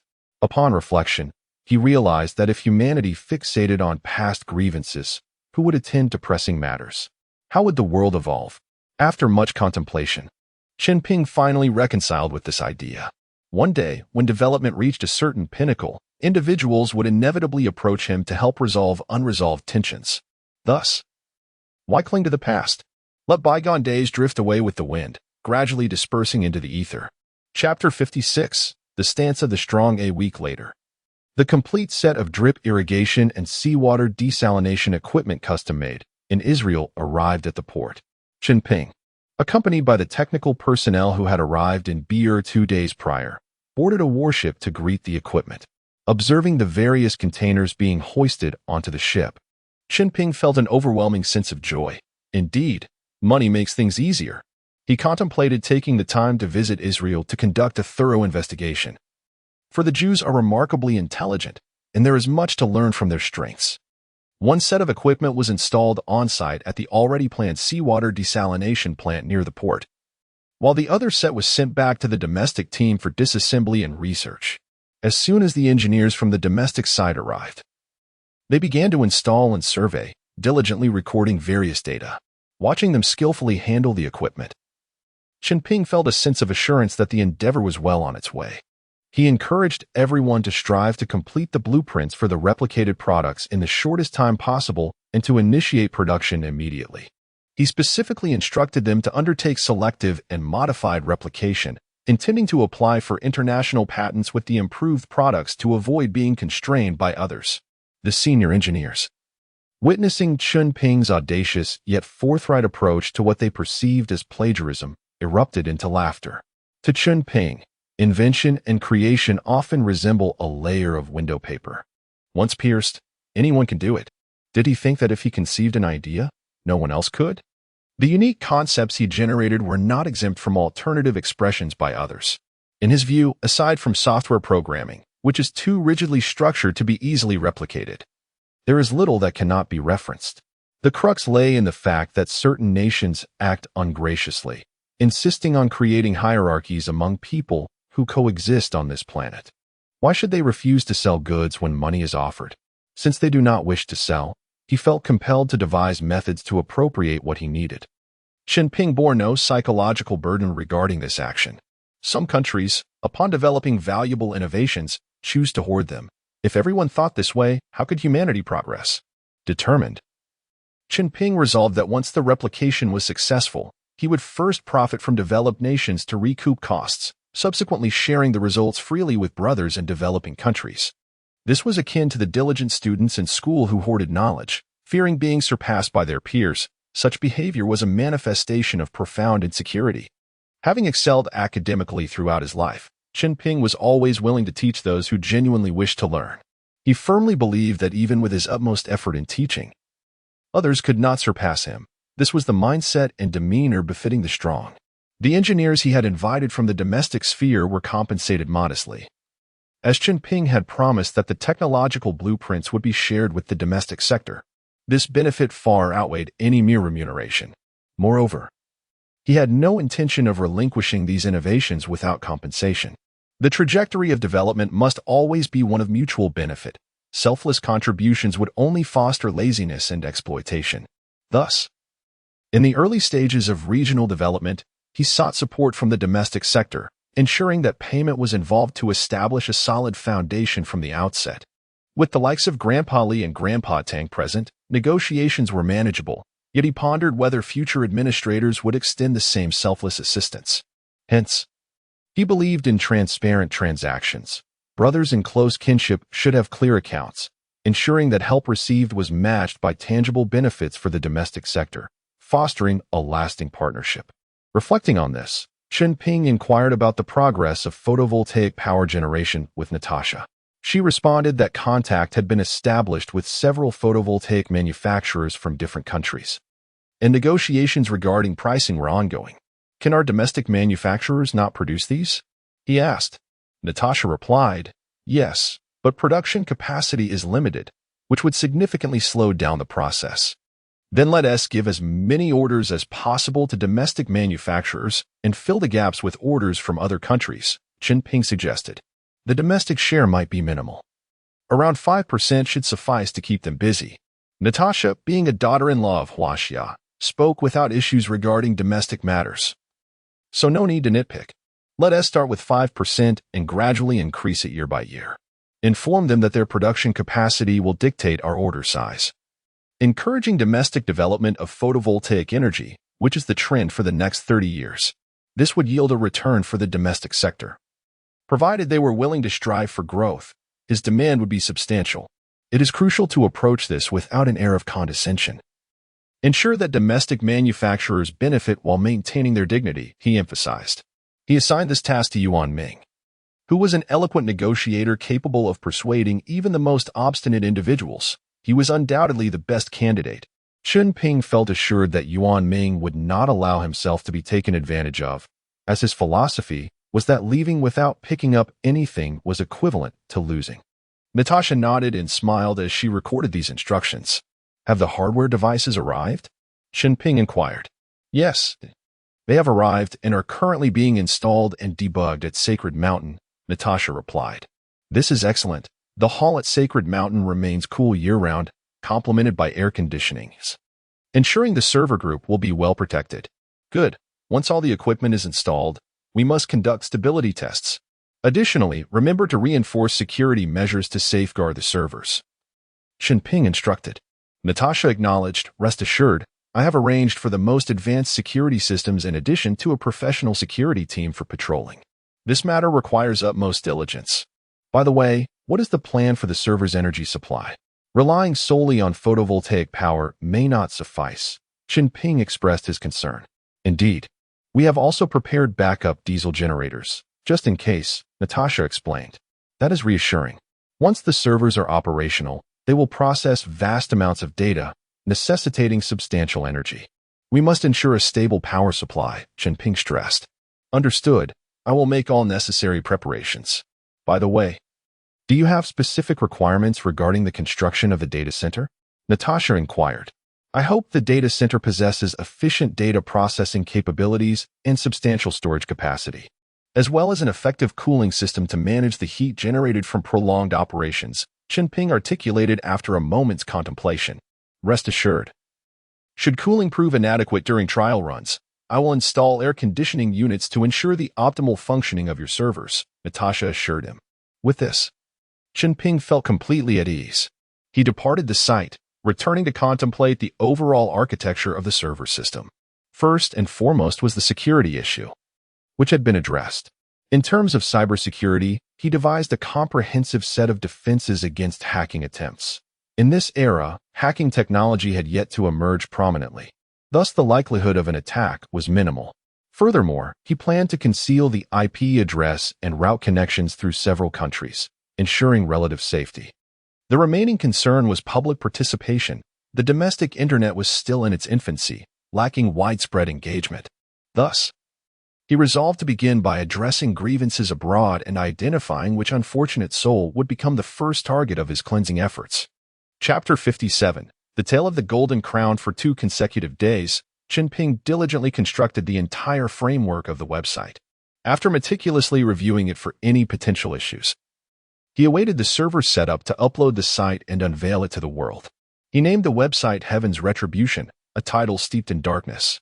In essence, it was an open forum, allowing anyone to log in, post, and publish tasks. The types of tasks were categorized into 2 options: punish evil and promote good, though the latter was yet to be activated. The concept of punish evil was straightforward. Individuals could post discussion threads detailing the criminal records of certain people or organizations, not necessarily requiring irrefutable evidence. Subsequently, all users could participate in voting to determine whether the individual in question deserved death. Of course, Chen Ping would exercise discretion to minimize the risk of unjustly condemning innocents. Participation in voting was not without cost. Initiating a discussion required a fee of 10,000 points, while joining a discussion necessitated only 1 point, equivalent to $1. Registration for membership was free, but to engage in discussions or publish tasks, one needed to recharge their account. A minimum of 1,000 affirmative votes was required for a task to be accepted, and the number of votes in favor had to exceed those against it, effectively preventing malicious postings aimed at eliminating adversaries. Should anyone maliciously publish tasks with the intent to ostracize others, once Heaven's retribution uncovered the truth, the perpetrator would face consequences, including but not limited to fines, labor reform, or even physical account closure. The website would also scrutinize tasks, and any fabrications would similarly hold the author accountable. To avert various complications, such as trivial matters being posted or tasks deemed impossible, Chen Ping appended a universal disclaimer at the end of the rules. The final interpretation rights belong to Heaven's retribution. With this measure, he felt confident that disruptions would be minimized. As for the notion of spending $10,000 to publish a task, one might question its insufficiency, especially given that over 1,000 votes could potentially cost merely $11,000 for a life. However, Chen Ping was not concerned. His intention in creating this website was not for profit, but to harness the collective power of internet users to occupy himself. Finally, he added a note at the end of the rules. The website's regulations will be refined progressively based on practical operations. With most loopholes effectively sealed, he sighed in relief. Glancing at the clock, it was 4:30 in the afternoon on a weekend. It was time to spend some quality moments with Catherine. He called her, inquiring, "My dear, what time do you finish work?" On the other end, Catherine responded with delight, "I'll be home by 6, and Jimmy and Jack will arrive around 7. "All right. I'll prepare the barbecue equipment," he replied. After ending the call, Chen Ping securely locked the door and instantly vanished, reappearing in their love nest. Catherine had yet to return, prompting him to call the most renowned local restaurant, arranging for chefs and staff to bring ingredients and a barbecue grill. Before long, 3 chefs clad in uniforms arrived at the door, ringing the bell. Chen Ping opened the door and instructed them to set up dinner in the yard. The professional chefs began arranging tables, chairs, and the barbecue grill in the garden, expertly marinating various ingredients. It was evident they were true professionals.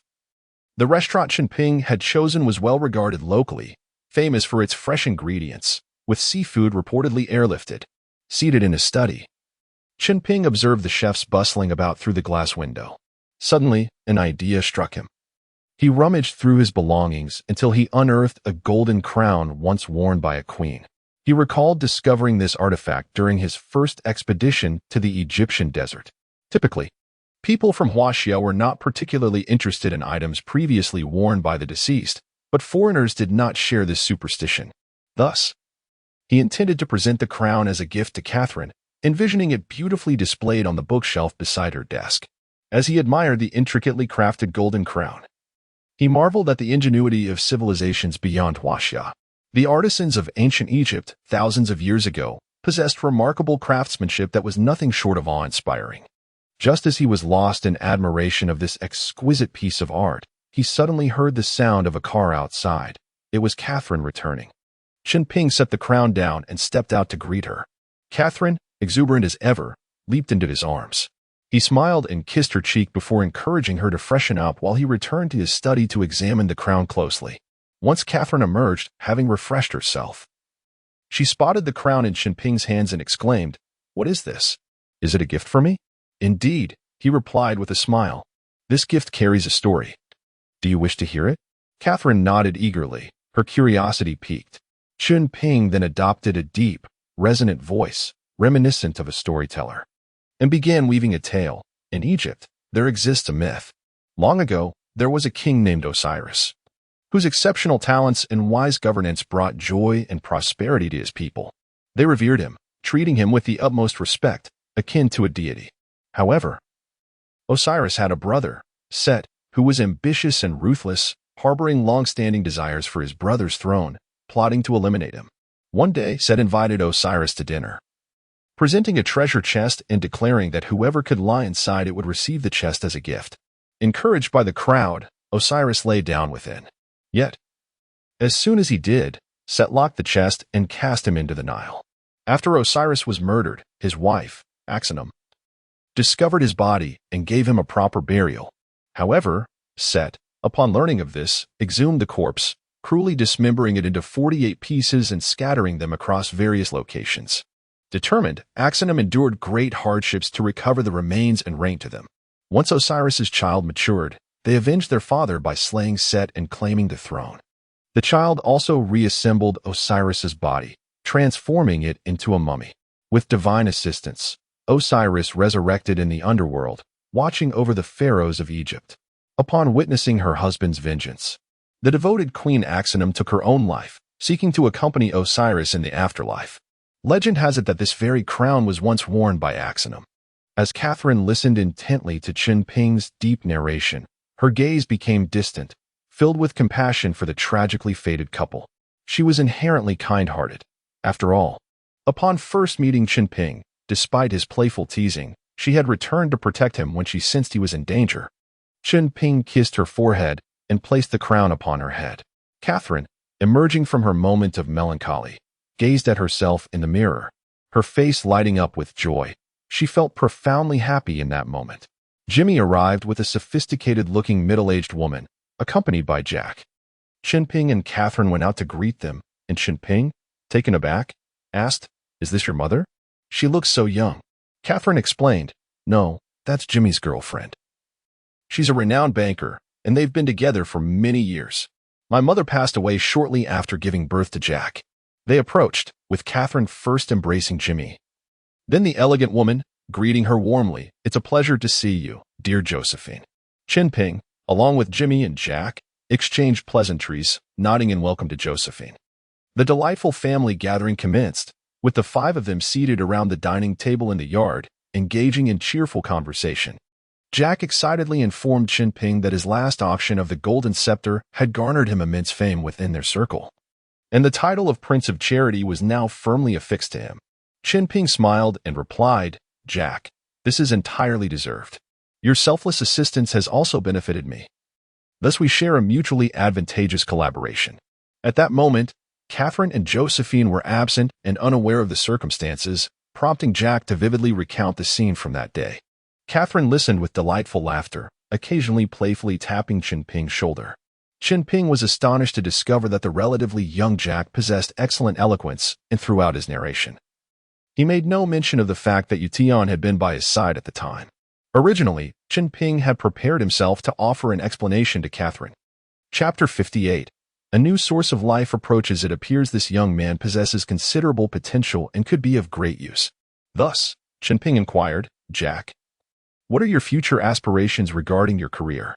Jack replied, "I genuinely enjoy journalism. However, I aspire to be on the front lines as a reporter rather than confined to an office within a corporation. If memory serves, your sister also toiled extensively as a frontline journalist before transitioning to management. Why did you not follow a similar path?" With a hint of grievance, Jack responded, "How can I compare myself to my sister? She is exceptionally talented, having won a Pulitzer Prize at such a young age. I have pleaded with my father numerous times to allow me to work as a war correspondent in conflict zones in Africa, but he remains deeply concerned about the dangers and has consistently denied my requests." Old Jimmy gazed at Jack with paternal affection and said to Chunping, "He is still quite young. I cannot bear to think of him in such tumultuous places. Let him mature a bit more. After all, he is only 20. Chunping chuckled, realizing that pampering the young is a universal trait among animals. At his own 20, he had already been navigating the world. In fact, you might consider allowing Jack to gain some experience. If Africa is too perilous, perhaps he could venture to safer locales, such as Huaxia. There are many compelling stories to report from Huaxia, and the West has limited understanding of this mysterious Eastern nation, which is in great need of individuals like Jack to explore the vitality it now exudes. Do you not think your North American newspaper group should establish a news agency in Asia? Shouldn't you be attentive to the voices of the Asian people?" Catherine chimed in. "Father, I believe Ping's suggestion is quite sound. If we could set up a news agency in Asia or the Bill region, It would significantly supplement our news sources from Asia and Africa for the entire group. Old Jimmy pondered for a moment and nodded. You are now in charge of the newspaper group. You can decide this matter. However, it would be prudent to establish the news agency in Huaxia, as the Bill region is too chaotic. Chunping laughed heartily and said, Mr. Jimmy, regardless of whether the news agency is located in Huaxia or the Bill region, safety will be assured. Huaxia is undoubtedly secure, and should it be situated in the Bill region, I will guarantee the safety of Jack and the entire news agency. Old Jimmy looked at Chunping with mild surprise and asked, The last time I saw you at the charity auction, Mr. Dong mentioned you were merely engaged in minor business in the Arab region. I never inquired about the specifics of your business. Chunping replied nonchalantly. I am involved in desert reclamation projects in the Sahara, contracting desert areas and transforming them into arable oases through a series of modifications. Old Jimmy inquired thoughtfully. Were you responsible for the desert reclamation in California? Chunping nodded and affirmed, Indeed. The total area transformed from desert to oasis in California has reached several 100,000 acres. In other words, I have reclaimed hundreds of thousands of acres of fertile land for the United States. Additionally, in Africa's Sahara, I have transformed approximately 1 million square kilometers of desert. Old Jimmy exclaimed, My goodness, you are practically competing with the divine. To achieve such remarkable results, do you possess a golden touch? It is not so exaggerated. I merely employ scientific methods to manage the desert, which includes constructing water conservancy projects and laying down a network of pipelines. By covering the desert with various artificial canals and water supply systems, it naturally evolves into an oasis. Josephine, who had been silent until now, interjected. What you are doing is nothing short of monumental. It is a tremendous boon for all humanity. Jack gazed at Chunping with admiration. Chunping chuckled. I wouldn't call it monumental. I am merely pursuing profit. Josephine stated earnestly, it is essential to recognize that regional desertification is a pressing issue for all of humanity. Many nations invest vast sums of money, manpower, and resources, yet the results are often negligible. In some areas, the pace of desert reclamation fails to keep up with the rate of desertification, resulting in a paradox where more efforts lead to more desert. Do you truly possess such remarkable capability? Countries with deserts will undoubtedly flock to you, and you will be revered wherever you go. Chunping humbly responded, Madam Josephine. You flatter me. I have been in this industry for several years, and the returns have been satisfactory. However, whether I can implement my desert reclamation plan in various countries is something I do not overly concern myself with. Sometimes, reaching out to them may lead them to perceive you as a fraud. As we say in Huaxia, pushing too hard does not constitute a transaction. Josephine nodded in understanding and cautiously probed, What potential collaborative projects do you envision between you and our bank? Being a banker, her commercial instincts were keen, and she had already sensed the potential for substantial profits from Chunping. Chunping smiled and replied, Certainly, Madam Josephine. If your bank can provide substantial low-interest or even interest-free loans, combined with the publicity from the North American newspaper group, you would cultivate a reputation for participating in a global desert reclamation initiative. The accolades and tangible benefits your bank would reap are incalculable. Josephine contemplated seriously.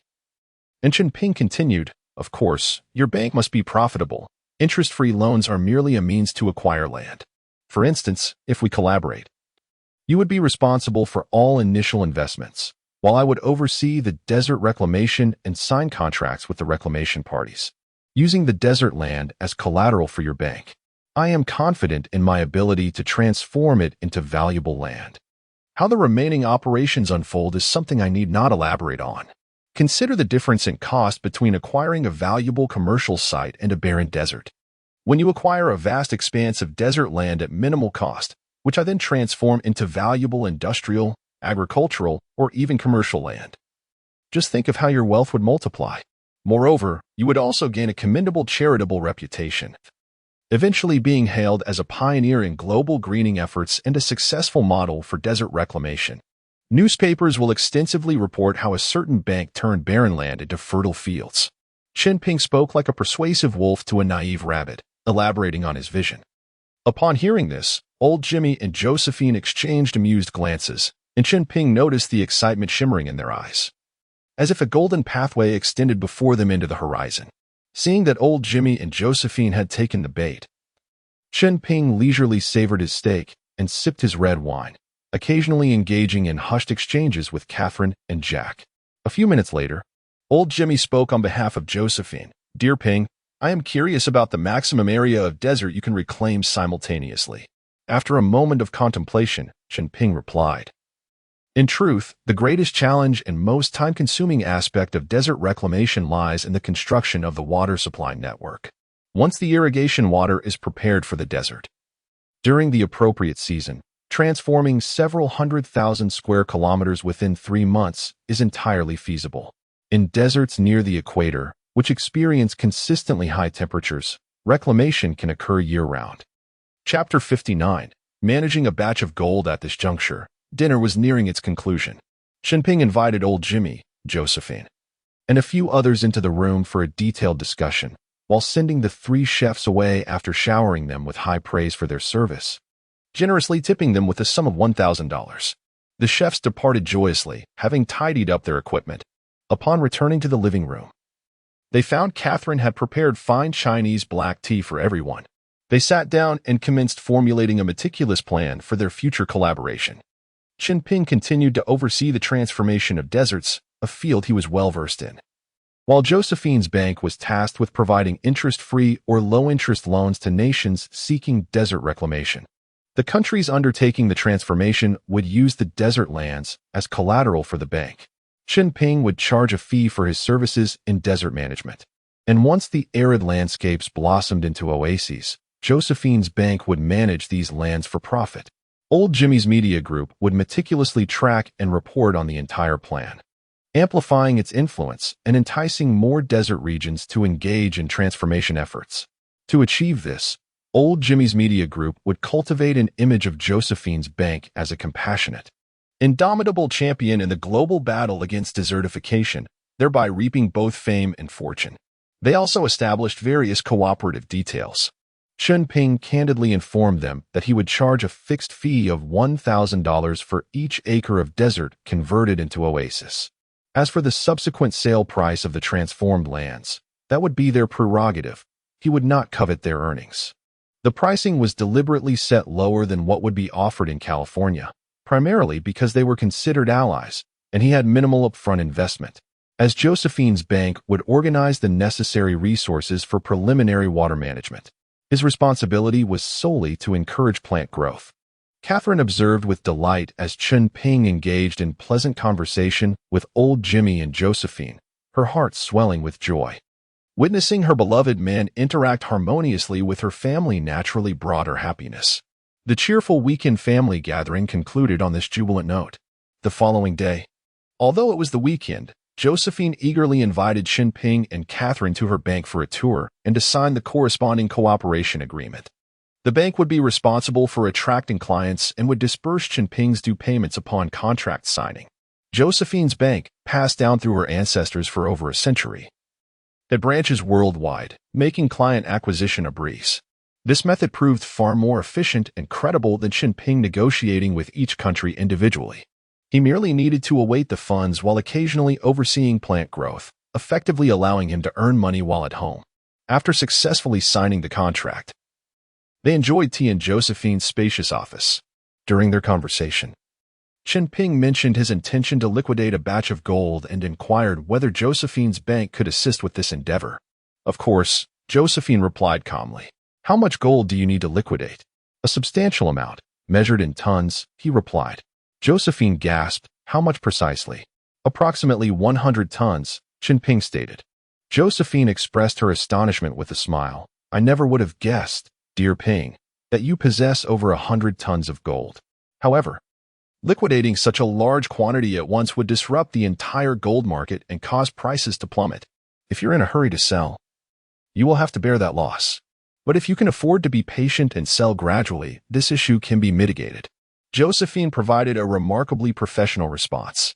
"This is not urgent," Chen Ping replied. "I will send a representative to coordinate this with you. And I hope you can assist me in selling this batch of gold at the most favorable price." Chen Ping intended to liquidate 1,200 tons of gold obtained from the militia leader Daguerreau, but he could only process a portion at first. This would provide a perfect opportunity for Xiao to gain practical experience in the financial sector, especially since the national bank in the Bill region would eventually be established. The remaining gold would be retained as reserves for his own bank, which might necessitate Josephine's bank's expertise in finance, including talent and advice. Josephine happily agreed to Chen Ping's request. "Thank you for your assistance, Josephine," Chen Ping said with a smile. Upon returning, Chen Ping brought Xiao into the Bill region, urging him to promptly liaise with Josephine regarding the gold. In the ensuing months, they would carefully strategize to sell the gold in batches, minimizing market impact. This endeavor would also deepen Xiao's understanding of the financial industry's operational mechanisms. As time progressed, the substantial gold was successfully liquidated, yielding considerable profits for them. Concurrently, Chen Ping forged a closer cooperative relationship with Josephine's bank, laying a solid foundation for future development. Time flew swiftly, and the weekend soon came to an end. Chen Ping and Catherine prepared to return to their regular work routine. Early Monday morning, Chunping escorted Catherine back to the media group before returning to Shengshan town. He called home to Beijing and learned that Xiaoan and the others were ready to depart at any moment. They agreed to take the flight the next day to Bill, where Chen Ping would await his family's arrival at the central airport. After hanging up, Chen Ping inquired about the server installation, receiving confirmation that everything was prepared. He was immediately filled with excitement and ventured into Shengshan to inspect his servers. The servers were located in an area he had personally excavated. He walked through the expansive, deep armory, arriving at the hall where he had discovered the statue of the deity Qiyu. One wall of the hall was lined with racks housing 20 of the most advanced servers, their various indicator lights flickering. The floor and walls of the hall had been renovated with dust-resistant materials. Above, the ventilation ducts emitted a refreshing chill, devoid of the sound of air conditioning. Likely because the unit was installed on the mountain's exterior, Chen Ping eagerly took a seat at a massive computer desk in front of the servers. Retrieving a prepared external hard drive to connect to the server's port, he typed on the keyboard, uploading the entire website architecture software to the server, subsequently calling up the website's login interface. After entering the credentials and obtaining the highest level of access, he meticulously rechecked all settings to ensure everything was in order before opening the external network ports. At this point, internet users worldwide could access his website via the login address. Chen Ping disseminated the website's login interface address through a network attack to all connected terminal devices on the internet. Consequently, on the limited number of computers connected to the internet globally, his designed login interface would appear, featuring not only a registration portal but also an overview of the entire website. In this manner, he effectively executed a global advertisement. Those with no interest might bypass it, while the curious would discreetly bookmark the address. Having completed this task, Chen Ping promptly disconnected from the internet. Such a large-scale assault on all computer terminals could undoubtedly alert cybersecurity personnel across various nations and organizations. Although this era had yet to see a significant number of hackers, cybersecurity personnel would likely trace the attack's origin for safety reasons. Chapter 60. Xiaoan assumes financial authority in the Bill region for the remainder of the time. Chen Ping merely needed to wait, anticipating the initiation of discussions on the website. He clapped his hands, satisfied, and departed from the Holy Mountain Hall. The following day, Chen Ping did not make a grand show of welcoming his family. He was accompanied only by Lao Hu. Upon arriving at the central airport, he spotted his parents and Xiaoan disembarking from the plane. He hurriedly approached, eager to greet the most significant people in his life. Afterward, they took a vehicle straight back to the palace from the airport. Having informed AKA in advance, she was waiting at the entrance for Chen Ping's family.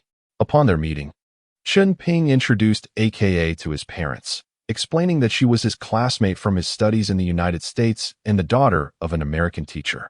As seasoned individuals, his parents immediately grasped the situation upon seeing the anxious expression on AKA's face. His mother shot Chen Ping a fierce glare, but turned around with a smile as bright as a flower, grasping AKA's hand and praising her beauty. Chen Ping was left wondering if his mother was secretly a master of the Sichuan opera's face-changing art.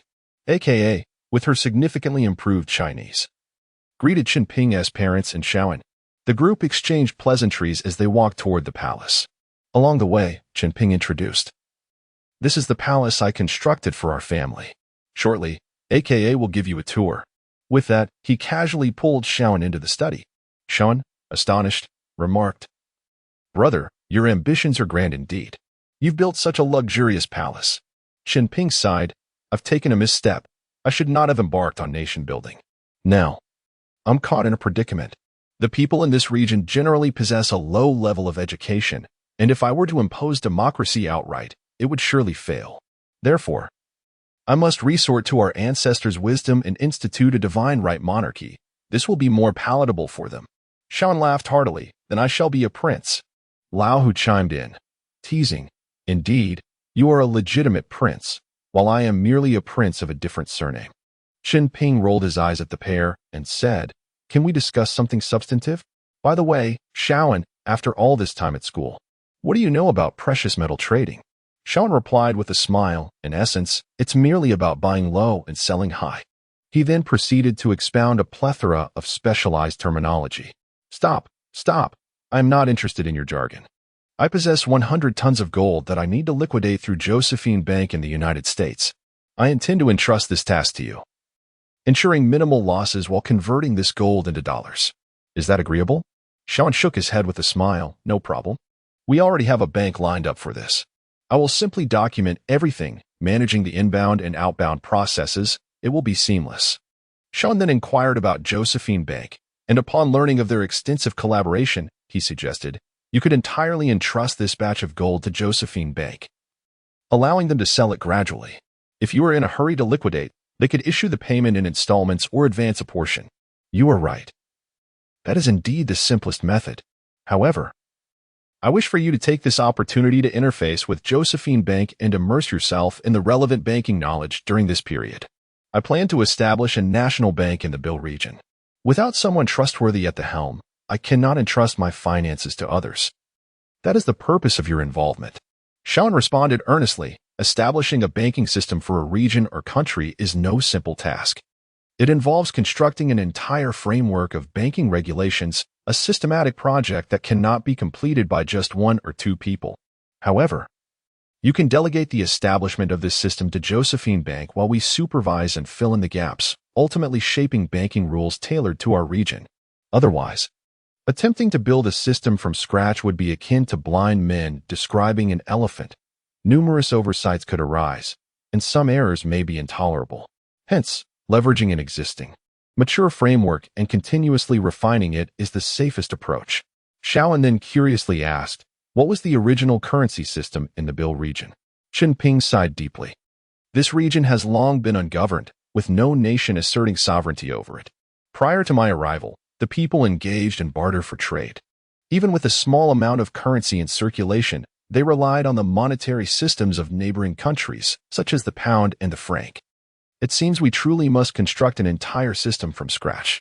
We have no choice but to utilize the dollar system initially, as it is widely circulated globally and will facilitate quick acceptance by the local populace. Once the commodity economy stabilizes and trade becomes consistent, we can gradually introduce our own currency." Xiaoan responded with composure. Chen Ping nodded, feeling gratified. Xiaoan's years of study had not been in vain. Subsequently, he instructed Lao Hu to summon Natasha, introducing Xiaoan to her and directing her to facilitate Xiaoan's dealings with Josephine Bank, advising him to listen more and speak less while striving to thoroughly grasp the entire framework in a short period. Natasha led Xiaoan away, and Chen Ping called after Xiaoan's retreating figure, "Don't forget about dinner tonight. I have prepared a lavish meal to welcome you." Xiaoan waved without turning back. Having completed these arrangements, Chen Ping hurried to find his parents, knowing that if his mother discovered he had time and yet did not accompany them, he would surely face her wrath. In the Huaxia Pavilion exhibition area, Chen Ping located them. AKA was explaining the architectural style and initial concept in her somewhat halting yet clear Chinese, and his parents were surprisingly engrossed in her words. Upon noticing Chen Ping's arrival, his father looked at him with a mixture of shock and pride, while his mother embraced him, exclaiming that he had brought her honor. Witnessing such a stunning example of Huaxia architecture abroad was a source of pride for their family and the nation. AKA observed them with an envious gaze. And Chen Ping suddenly remembered something, saying to his parents, "Let me show you the results of my efforts in desert reclamation over the past few years." His parents readily agreed. Chen Ping piloted a helicopter, taking his parents and AKA from the palace to the desert reclamation area. Along the way, he explained, "The oasis you see now was once a barren desert. This is the result of my transformation efforts. The total area of both completed and ongoing reclamation has reached 5 million square kilometers, nearly half the size of our country." His father, astonished, asked, "Is all of this now your territory?" AKA interjected, "Yes, uncle, this is all Ping's private territory, and he plans to announce the establishment of a nation in the future." His parents were taken aback by Chen Ping's ambitious aspirations and expressed their concerns about potential trouble.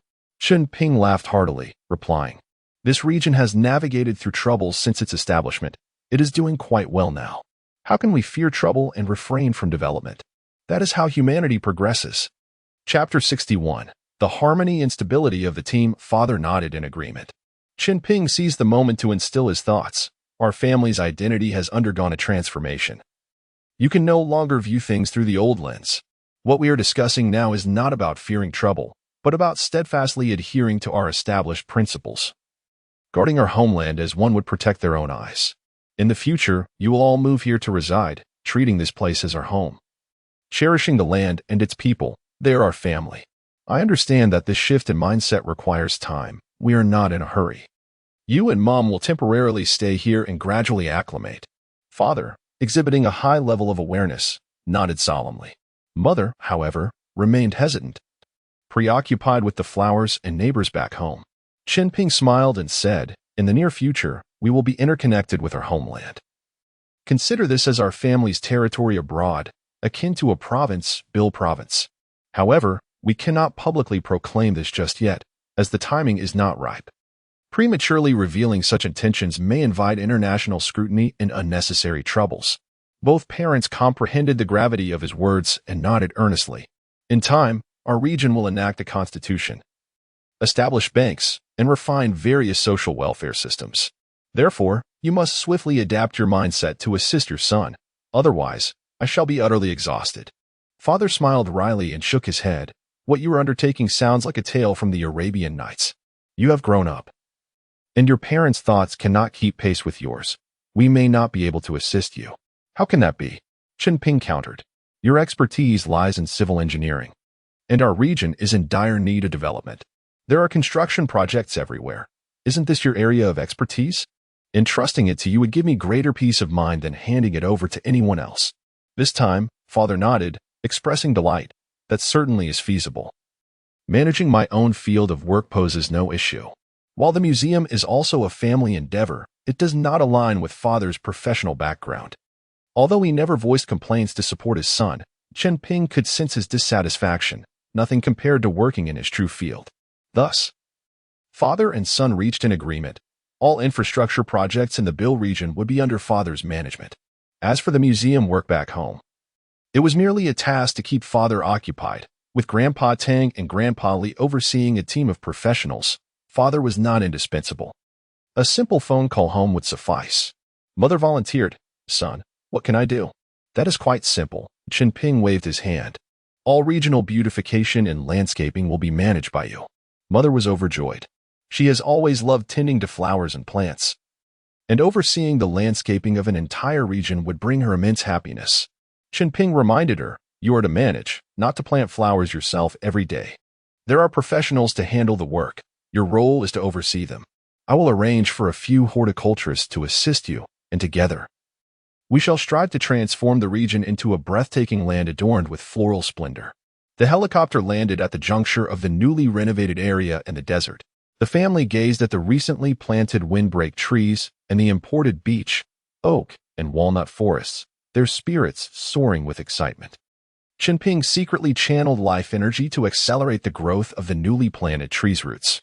Externally, these forests appeared as mere saplings, yet their roots were as robust as established trees. This approach not only went unnoticed but also hastened the trees' growth rate. With his method, these trees would grow 10 times faster than ordinary ones. Trees that typically took 10 years to mature could be ready in just 1 year. This was the future of the Bill region. At present, the urgent task remained to expand green spaces and increase soil moisture content. In this regard, torchwood and banyan trees played a significant role, their root systems allowing them to spread rapidly throughout the region.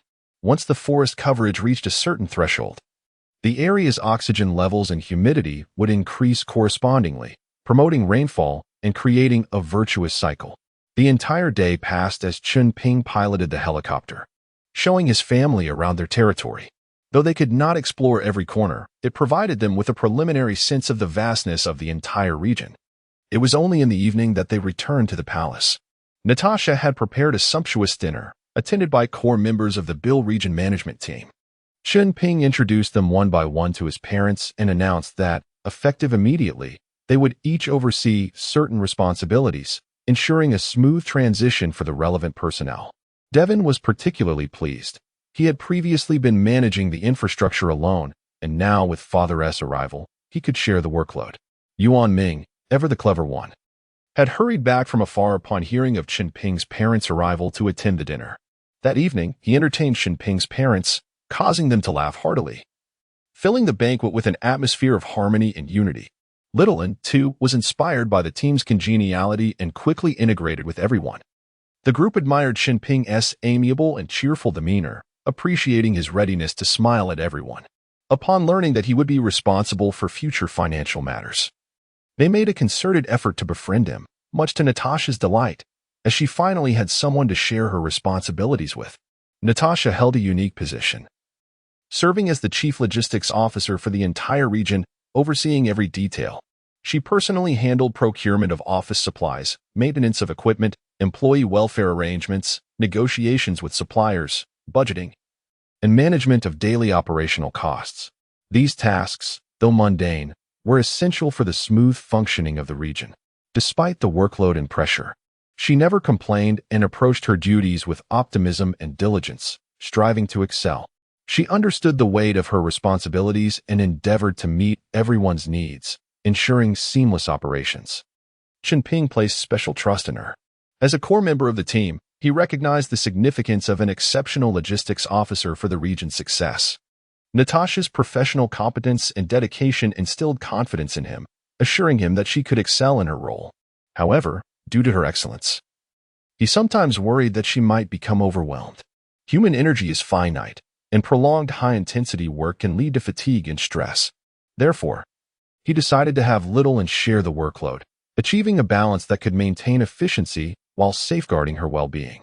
This was one of the remarkable aspects of their team. Here, no one felt discontented by the dilution of power. Rather, everyone understood that only through unity and cooperation could they achieve their common goals. In the early stages of their venture, each individual wore multiple hats under immense pressure. Yet, it was this supportive and understanding environment that infused the team with vitality and creativity. In summary, they cherished the contributions of each member, particularly those who worked silently behind the scenes. Their efforts and dedication were the foundation of the region's prosperity and deserved greater recognition and care. Simultaneously, they prioritized team building and fostered a collaborative atmosphere, ensuring that each member felt the warmth and sense of belonging akin to home. In this manner, the team could continue to grow and thrive, moving toward a brighter future. Chapter 62, Confession to Akka having successfully persuaded his parents. Chen Ping felt a sense of relief wash over him. Observing the region's flourishing conditions, transforming day by day, filled his heart with immense joy. He could foresee that in the near future, the Bill region would undoubtedly blossom into a prosperous and bountiful nation. Suddenly, Chen Ping recalled Shiryu. Recently, he had been preoccupied with various matters, visiting home less frequently. Thus, he resolved to return home to inquire about Shiryu's current work progress. Arriving at his grandfather's home, Shiryu opened the door and beamed upon seeing him. After greeting her grandfather, Shiryu brought forth a cup of tea, her attentiveness reminiscent of a devoted wife welcoming her husband home. During their conversation, the topic shifted to Shiryu's current work situation. In the intimacy of family, there was little to conceal, and Shiryu candidly spoke of the bottleneck she was encountering, inadvertently murmuring, "If only I had a sample of the latest intercontinental missile." Feigning casual curiosity, Chen Ping inquired, "What model is so remarkable?" Caught off guard, Shiryu responded without hesitation, "The Hercules 3. Chunping pressed further. Must it be the entire rocket's original parts? Wouldn't blueprints also hold significant reference value? Sure, you shot him a playful glance, retorting, compared to a physical rocket. Acquiring blueprints seems even more challenging, doesn't it? At that moment, Chen Ping chuckled, choosing not to pursue the topic further. Suddenly, her grandfather interjected.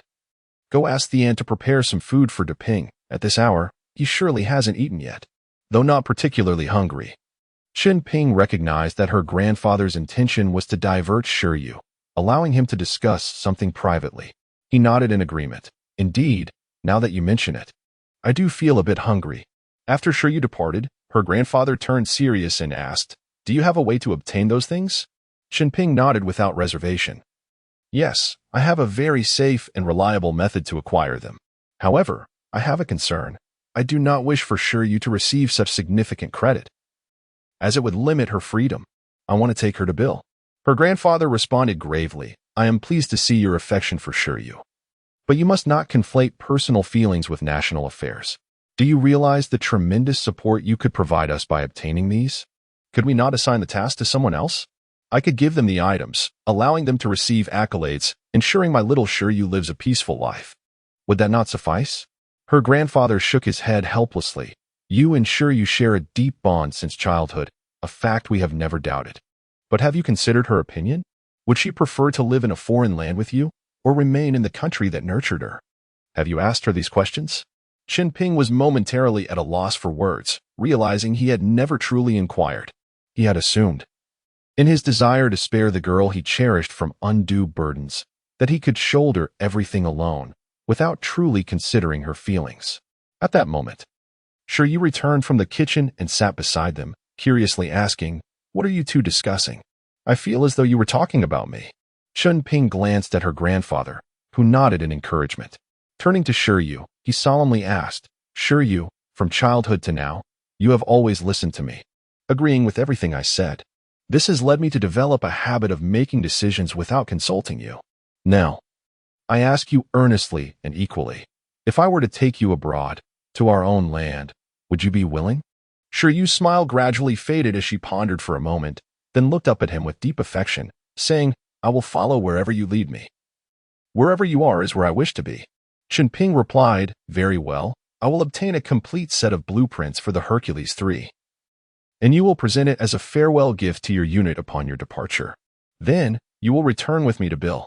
There, I will build a kingdom that belongs to us, and I hope your grandfather and your parents will join us. Will you help persuade them? Shiryu regarded Chunping's earnest expression before glancing at her grandfather. She approached him, resting her head on his shoulder, and playfully yet earnestly said, Grandfather, you love Shiryu the most. Will you accompany me on my journey? This tactic proved immensely effective. The once stubborn grandfather, now deflated like a punctured balloon, nodded in resignation. Seizing the moment, Chunping added, Grandfather, you need not worry, as long as you come with me to Bill. I promise to take responsibility for all the advanced technology materials our family will need in the future. What say you? Upon hearing this, her grandfather's eyes sparkled with surprise. Ah, the older generation, who devoted themselves entirely to their nation, even sacrificing their children for its cause, still prioritized national interests at this juncture. Then we shall divide our efforts. I will secure the blueprints while you persuade your parents. When I return, we will all journey to Bill together. Just then, the ant brought in the prepared meal. Chunping hastily ate a few bites before bidding farewell to Shiryu and her grandfather. Turning to leave, Chunping first returned to Bill, where he found Akka and engaged her in a serious conversation. He confessed that he had a childhood sweetheart with whom he had shared a deep bond, promising to marry her in the future, a commitment made in his youth. Yet, he also loved Akka, wishing to shield both her and Shiryu from harm.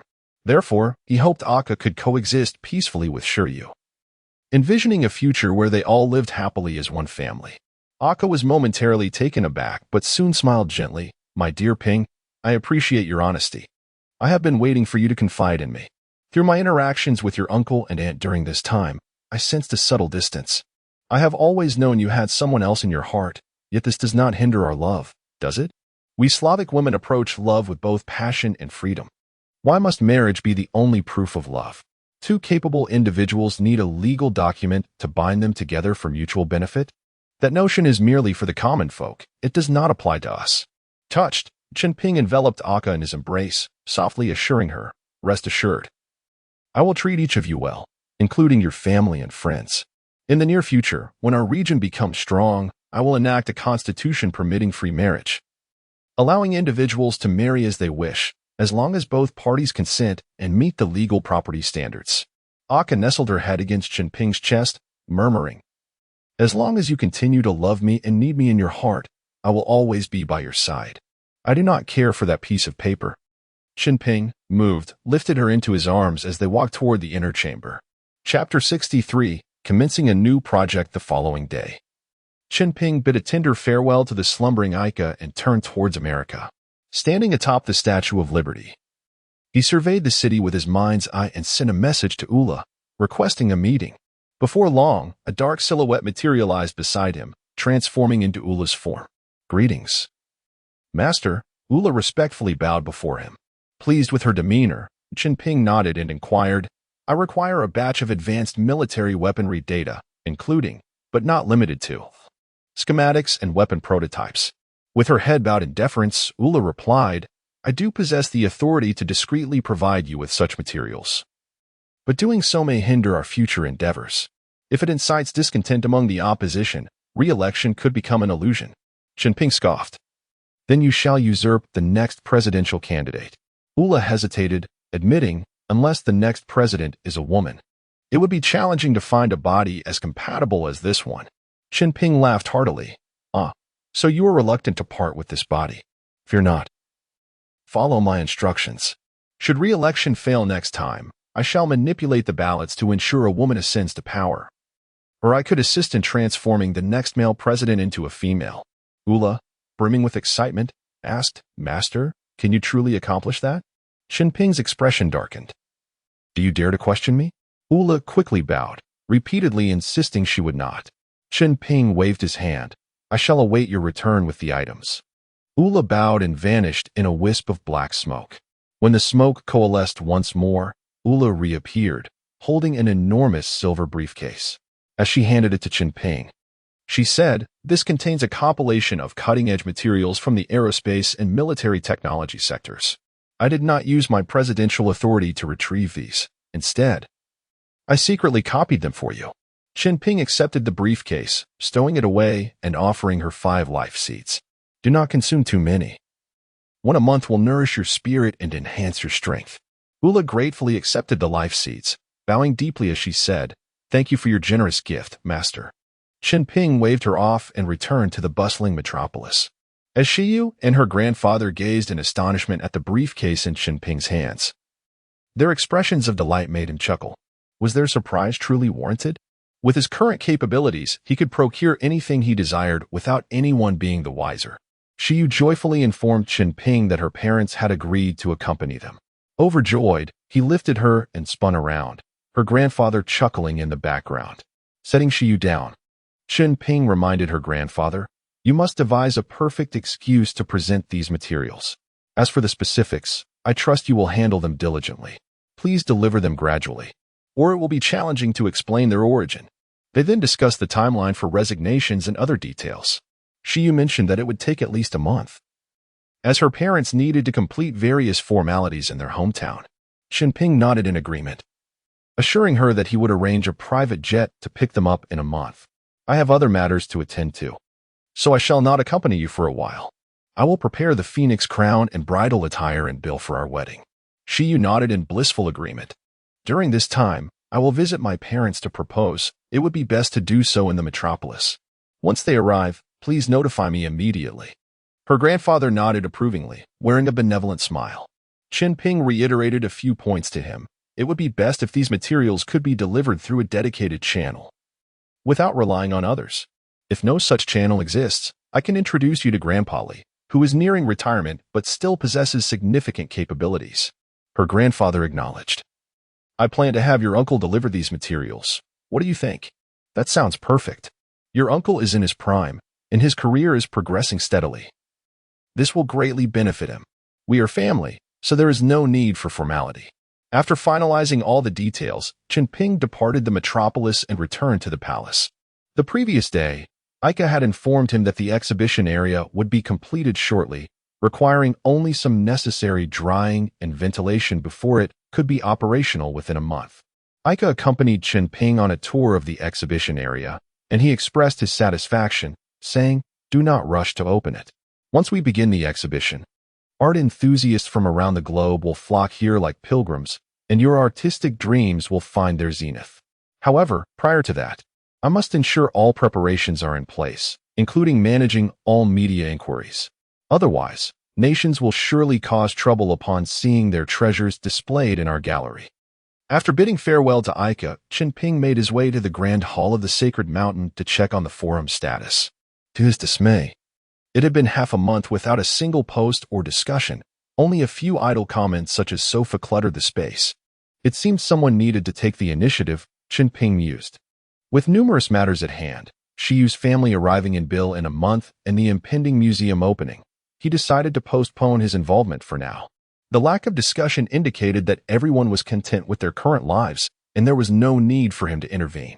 Now, Chen Ping had a pressing topic to explore: how to extract the freshwater resources beneath the Sahara. Beneath the Sahara lies a vast aquifer, with freshwater reserves located at depths ranging from 140 to 230 meters. This immense aquifer has varying water layer depths and spans a total area of 2 million square kilometers, estimated to contain approximately 375,000 cubic kilometers of freshwater. If this water could be accessed, the Sahara region would no longer suffer from water scarcity. Chen Ping needed to consult experts in well drilling. He turned to Natasha, requesting that she summon several oil engineers from their collaboration, as he had inquiries to discuss. Shortly after, 2 engineers arrived at the conference hall, one named Zhang and the other Wang, both senior engineers who had come from the mainland to assist in the development of the Bill region. Chen Ping greeted them courteously. "Hello, gentlemen. I called you here to discuss a project. According to my assessment, there is a substantial aquifer in the Sahara, and I am considering drilling to access this water. I wonder if we can apply the principles used in oil drilling to this endeavor." The 2 engineers exchanged glances, and Zhang spoke first. "May I ask what prompted you to contemplate this? If you wish to drill for water wells, we can certainly assist you. We have a complete set of mature drilling technology suitable for both oil and water wells." Chen Ping smacked his forehead. His thoughts had been consumed with concerns that the water layer might be too deep for conventional drilling methods, prompting his consideration of oil drilling techniques. He had not realized the technologies for water and oil wells were interchangeable. He asked, "What do I need to do to assist you?" Wang, who was less verbose, let Zhang respond. "You only need to inform us of the aquifer's location and approximate depth." That seemed exceedingly simple. Chen Ping nodded. "I will provide you with a geological map, and you can prepare your team to commence work at any time." The 2 engineers nodded in agreement before taking their leave. Chapter 64. Security at the Holy Mountain. After bidding farewell to the 2 engineers, Chen Ping entered Natasha's office, took up pen and paper, and began to mark the approximate locations of aquifers on a map of the Bill region. Based on the results of his spiritual scan, he meticulously noted the latitude, longitude, and estimated depths on the map. Subsequently, he handed the map to Natasha, instructing her to pass it on to the engineers so they could promptly organize a drilling team, while she would oversee the entire process and keep him updated, confident in Natasha's capabilities.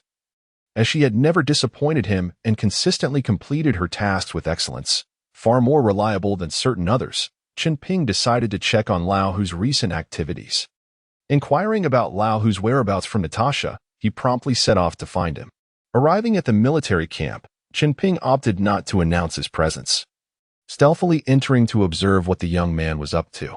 As the sentry recognized him and began to greet, Chen Ping gestured for silence. Upon entering the military headquarters, he spotted Lao Hu bent over a tactical sand table, engrossed in some analysis, while Lao Zhao stood nearby, shaking his head disapprovingly. Chen Ping quietly approached and softly asked, "Any progress?"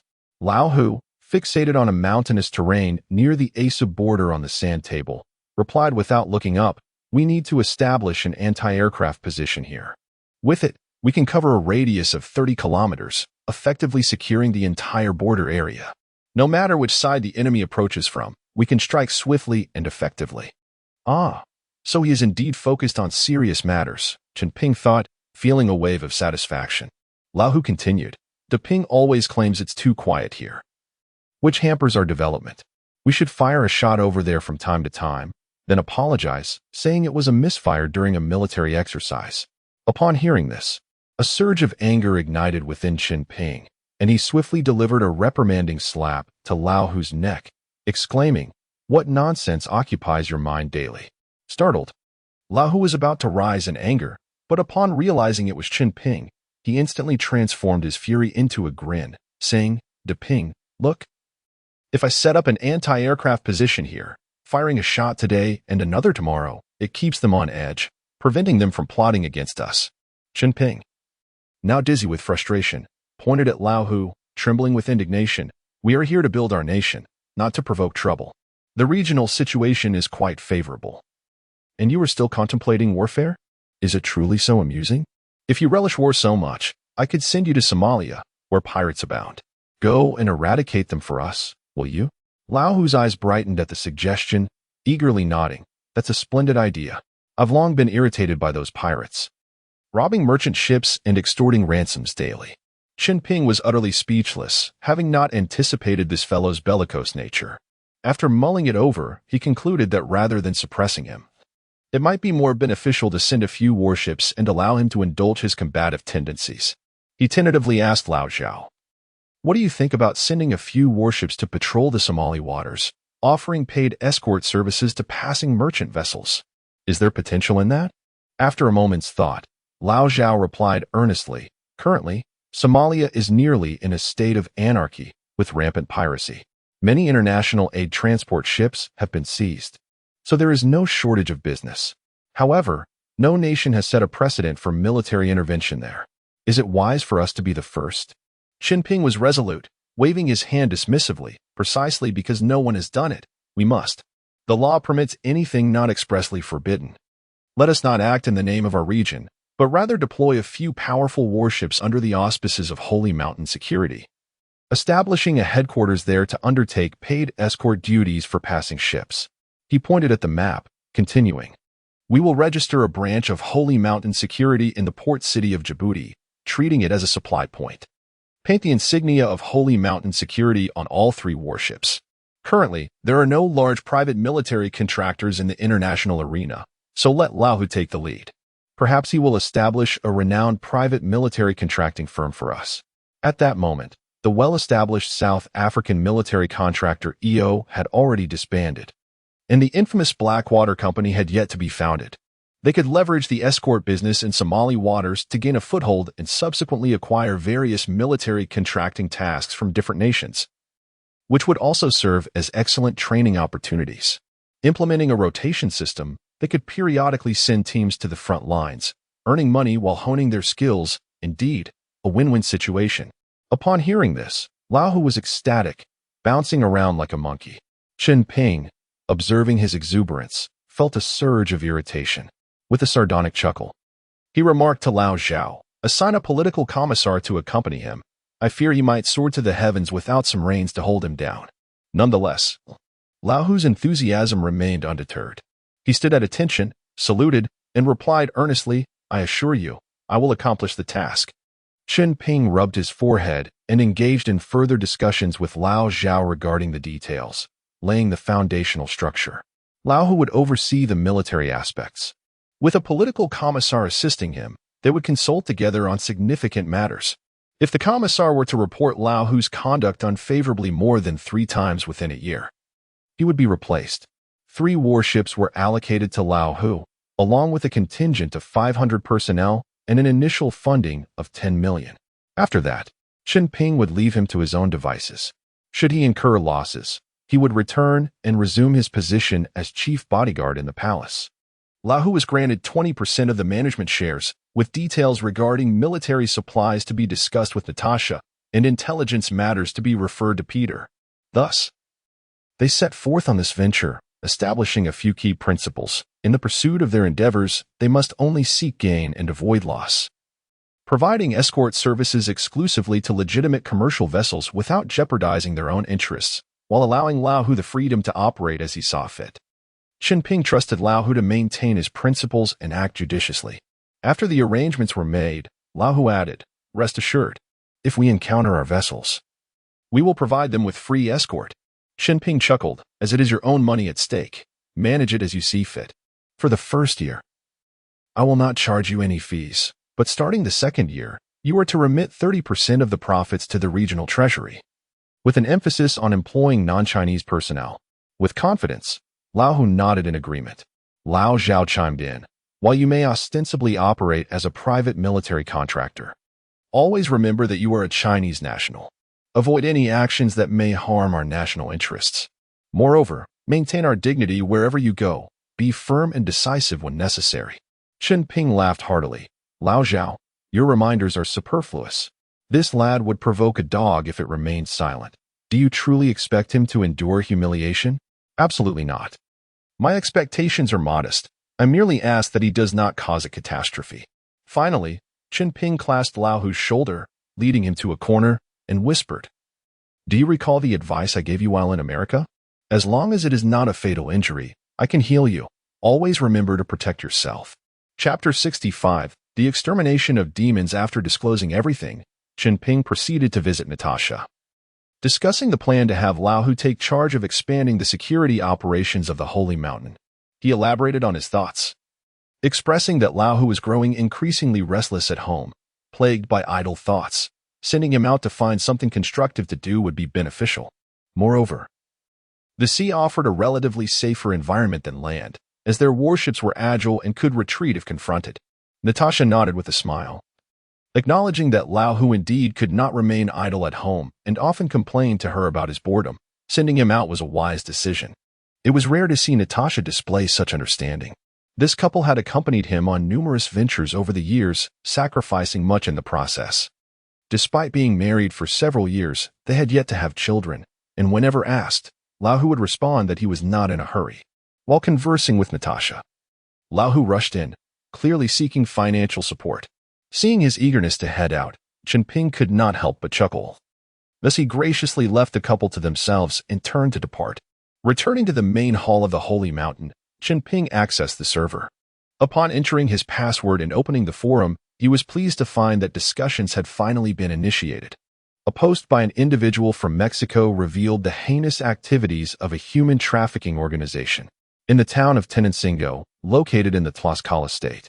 A gang known as the Tiger Gang, led by a man named Amon, was identified as the largest illegal human trafficking organization in the area, their numerous crimes beyond comprehension.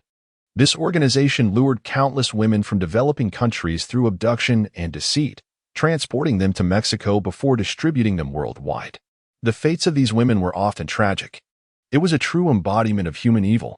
Chen Ping examined the sources of the top posts, which predominantly originated from various Eurasian countries, including Mexico, indicating that locals were also suffering from this plight.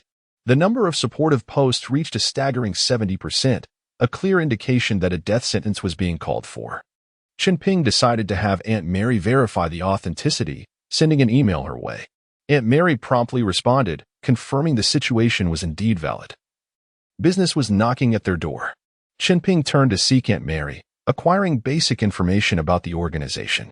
Aunt Mary cautioned him that Amon's organization was formidable, boasting over 200 men with considerable firepower, having previously clashed with the LAPD, displaying significant strength. Chen Ping smiled, expressing that as long as they were human, it posed no issue. Aunt Mary briefly displayed surprise in her eyes before nodding in agreement. Inquiring about Parker, Aunt Mary mentioned that he had become quite formidable, even surpassing the original Old Tom. She noted that she had refrained from informing him about this situation, fearing he might take it upon himself to assist. Chen Ping laughed heartily and, after bidding Aunt Mary farewell, set off towards Tenancingo in Tlaxcala, Mexico. By the time he arrived, the city was aglow with lights. Concealing his presence, he began searching for his target outside the town. Although Aunt Mary's information was brief, it proved invaluable, even including a photograph of Amon. After scanning for some time without locating the elusive leader, he came across a villa's living room where armed personnel were conversing around several bound women. Upon closer inspection, he realized they were discussing a new batch of goods, intended for the leader's indulgence, planning to transport them to Tijuana overnight. Typically, leaders of large criminal organizations reside near the U.S. Mexico border, allowing for a quick escape should either side attempt a raid. However, if confronted by a joint operation, they would be at a disadvantage. Nonetheless, news of such actions would be difficult to contain, facilitating their evasion. Chen Ping silently chided the cunning nature of these individuals, patiently observing their movements. Before long, the sound of helicopter rotors filled the air as a Black Hawk helicopter descended onto the villa's helipad. The armed men escorted 5 blindfolded women aboard, carrying several large locked cases, presumably containing illicit gains. Chen Ping resolved to follow the helicopter to Eamon's lair. In his eyes, the helicopter flew at a sluggish pace, prompting him to impatiently flash to Tijuana, settling in a CAF to await developments. Bored, he expanded his mental awareness to scan the city. Tijuana, a favored weekend getaway for Americans, was filled with casinos and nightclubs, a veritable den of vice. It appeared this venture would yield significant rewards. From the luxurious hall atop a nearby office building, Chen Ping observed an intriguing scene. A group of Japanese individuals was engaged in a meeting with several Mexicans. His interest piqued, as he had yet to explore Japan himself. Encountering them here was quite unexpected. The two parties were negotiating land acquisition, as a Japanese consortium sought to purchase the building. After listening for a while, Chen Ping lost interest. It was merely preliminary discussions with little profit to be gleaned. Wait, profit? A considerable portion of this country's economy stemmed from illegal transactions. Taking their assets bore no moral burden for him. With this thought, Chen Ping exited the CAF and transported himself to the Banco del Norte in Tijuana, Mexico's largest domestic bank. He decided to take something back, as a form of retribution for their complicity in smuggling and drug trafficking. After meticulously surveying the bank structure, he pinpointed the location of the underground vault. In a flash, he entered and then swiftly exited. To his dismay, the vault was maintained in a vacuum state, devoid of breathable air when sealed. After pondering his next move, he located a shop selling diving equipment and purchased a complete set of professional diving gear. Retreating to a public restroom, he changed into swimwear, donned the diving equipment, and tested the valves to ensure functionality. Upon exiting, he noticed a clown stand nearby and whimsically bought a Poseidon mask, absurdly placing it over his oxygen mask. Once more, he flashed into the underground vault. Within mere moments, alarms blared throughout the facility. Calmly, he located each surveillance camera, shattering them with his firearm before beginning to loot the vast underground vault. Hundreds of tons of U.S. currency and tons of gold were seized without remorse. Afterward, Chen Ping deliberately positioned himself beneath the only undamaged camera at the vault's entrance, waved nonchalantly at it, then shot it down before making his exit.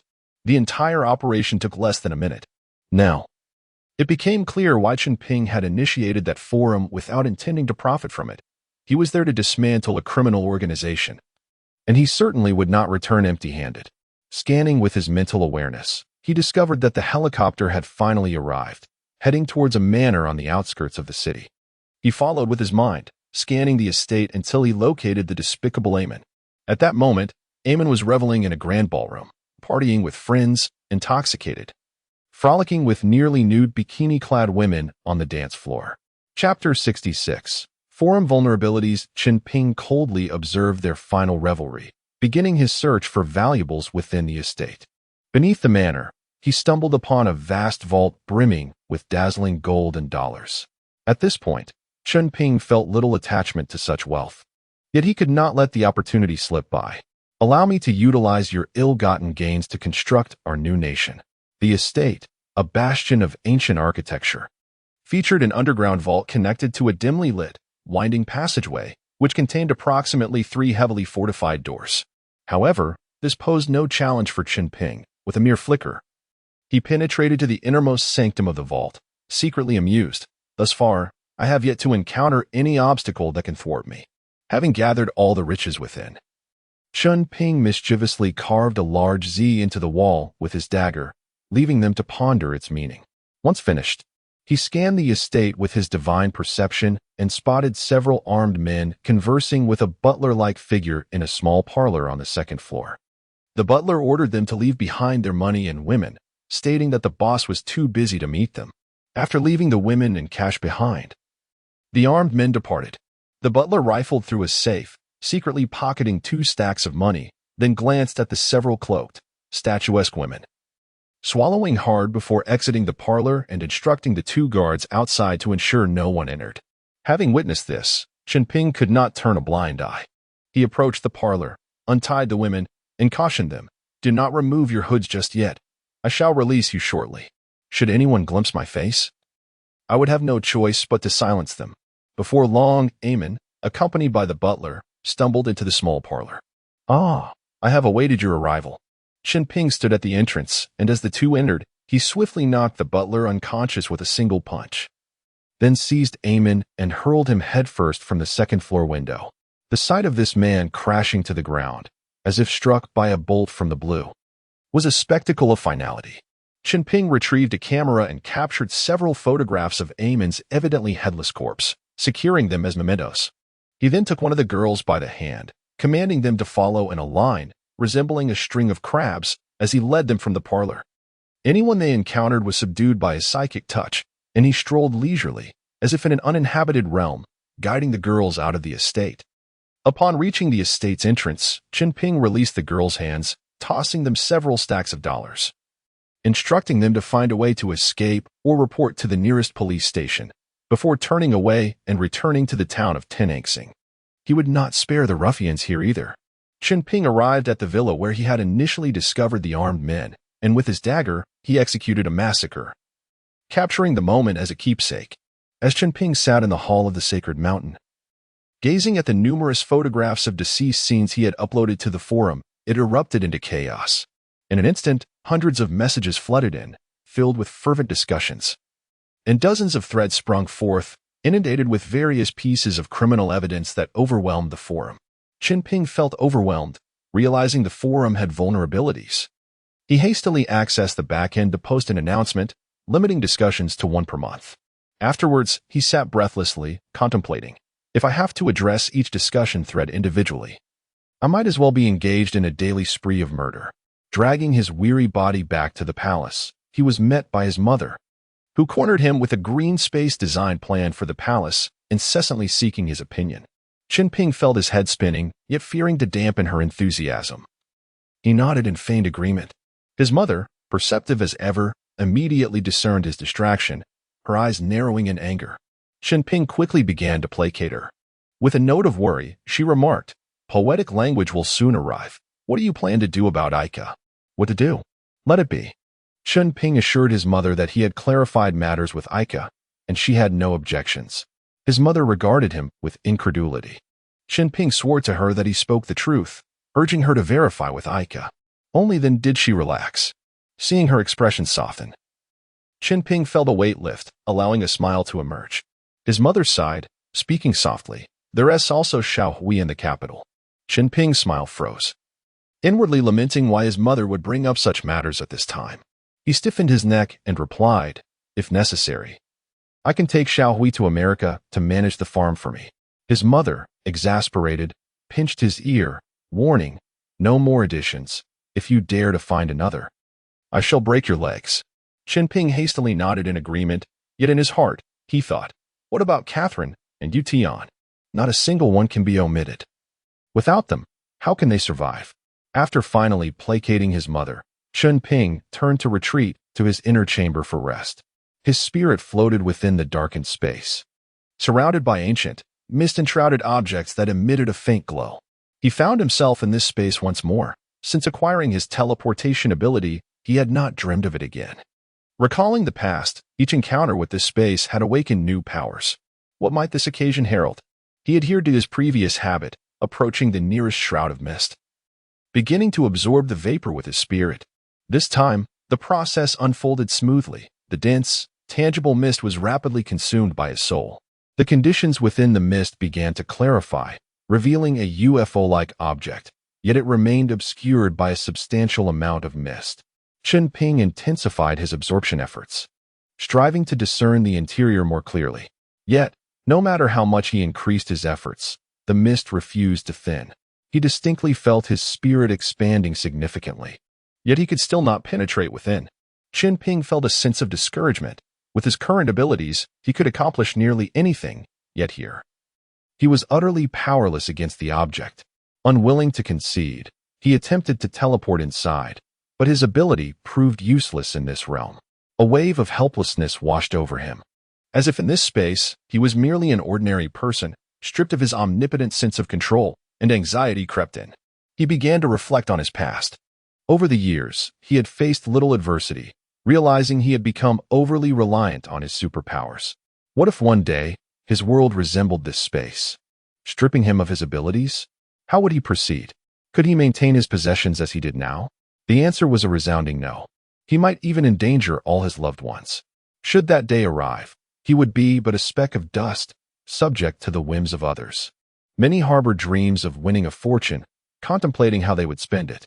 In truth, accumulating wealth is a gradual process. As riches incrementally increase, one's capabilities must also correspondingly rise to safeguard what one possesses. Have you ever heard of a billionaire or social magnate who struck it rich through a lottery? Rarely, if ever. Most individuals who win large sums often fade into obscurity. Some retreat to distant lands to live in seclusion, while others revert to their former selves. Chapter 67. Accelerated Development. Thus, Chen Ping cannot excessively rely on his supernatural abilities. Fortunately, the Bill region has now found its footing, and he has begun to establish his foundational support. At this juncture, it is imperative to expedite the development of this land, fortifying it further to safeguard all that he currently possesses, particularly the safety of those he cherishes. Upon reflecting on this, Chen Ping exhaled a breath of frustration. Suddenly, an entity resembling a gust of wind rushed past him from a nearby distance, moving so swiftly that even his keen perception could not discern its essence. When Chen Ping expanded his awareness, it enveloped the surroundings like an invisible mist. All objects shrouded in this haze were impervious to concealment, evading both obstruction and speed. Yet, against this wind-like entity, he gleaned nothing, remaining utterly oblivious to its true nature. Another uncontrollable situation had emerged. Even bullets hurtling through the air could be traced clearly within his perception, yet the identity of this phenomenon eluded him entirely. A renewed sense of crisis washed over him, compounded by the fact that since his initial entry into this realm, he had encountered no other living beings apart from himself. Nevertheless, that gust hinted at a semblance of intelligence, vague yet unmistakable. This was exceedingly disheartening. Others traversing dimensions often came equipped with a system interface, rendering their capabilities and limitations transparent. In contrast, he was left to conjecture, relying solely on trial and error, and only upon hitting the mark did he gain any understanding. Devoid of any hints or progress indicators, rendering his own level of competence ambiguous. The more he pondered, the more vexed he became. Those monstrous larvae were utterly detestable. Who assigns tasks that necessitate guessing? It is not as if he were participating in a game show. It seemed they were in no rush to alter the status quo. Let them be, he thought, and allow them to linger in their petri dish for a few millennia. After all, given his current physical state, he could survive for quite some time. While he did not dare to claim he could rival the heavens in longevity, he was confident he could endure for at least 3,000 years. This assurance stemmed from the 3 millennia of memories residing within his spirit. However, he could not yet divulge what the world would resemble in 3,000 years, as doing so could incite unpredictable consequences. It was wiser to progress methodically. Upon awakening the following day, Chen Ping embarked on his path of cautious advancement. Over the ensuing month, he traversed various locales within the region, intermittently engaging with relevant personnel to discuss progress. He refrained from dictating terms, instead humbly listening to the insights of these professionals. Although he possessed numerous extraordinary means, he had no intention of guiding experts in their own fields. He merely listened, providing affirmation and encouragement while consistently leveraging his proclivity for wealth, dispersing funds without limits, aiming solely for significant results within a stipulated time frame. Encouragingly, over 100 deep water wells had been successfully drilled in the region, achieving self-sufficiency for both domestic and irrigation needs. with an increase of approximately 10 wells daily. Chunping mandated that at least one deep water well be installed within every 100 square kilometers to ensure the region's agricultural and domestic water supply. He also inspected the progress of village construction, which was particularly promising. Housing had been made accessible to all residents within the region. Although the tropical climate allowed for rudimentary thatched shelters to provide basic protection, Chunping aspired to build a prosperous new nation. Allowing the populace to reside in such dwellings would be tantamount to self-deprecation. This success could be attributed to the relatively sparse population in the area. Despite an influx of individuals from neighboring nations settling in the Bill region over recent years, the total population remained under 2 million, averaging only one person per 2 square kilometers. During the initial phase of development, they vigorously promoted mechanized agriculture, as the labor force for farming was woefully inadequate.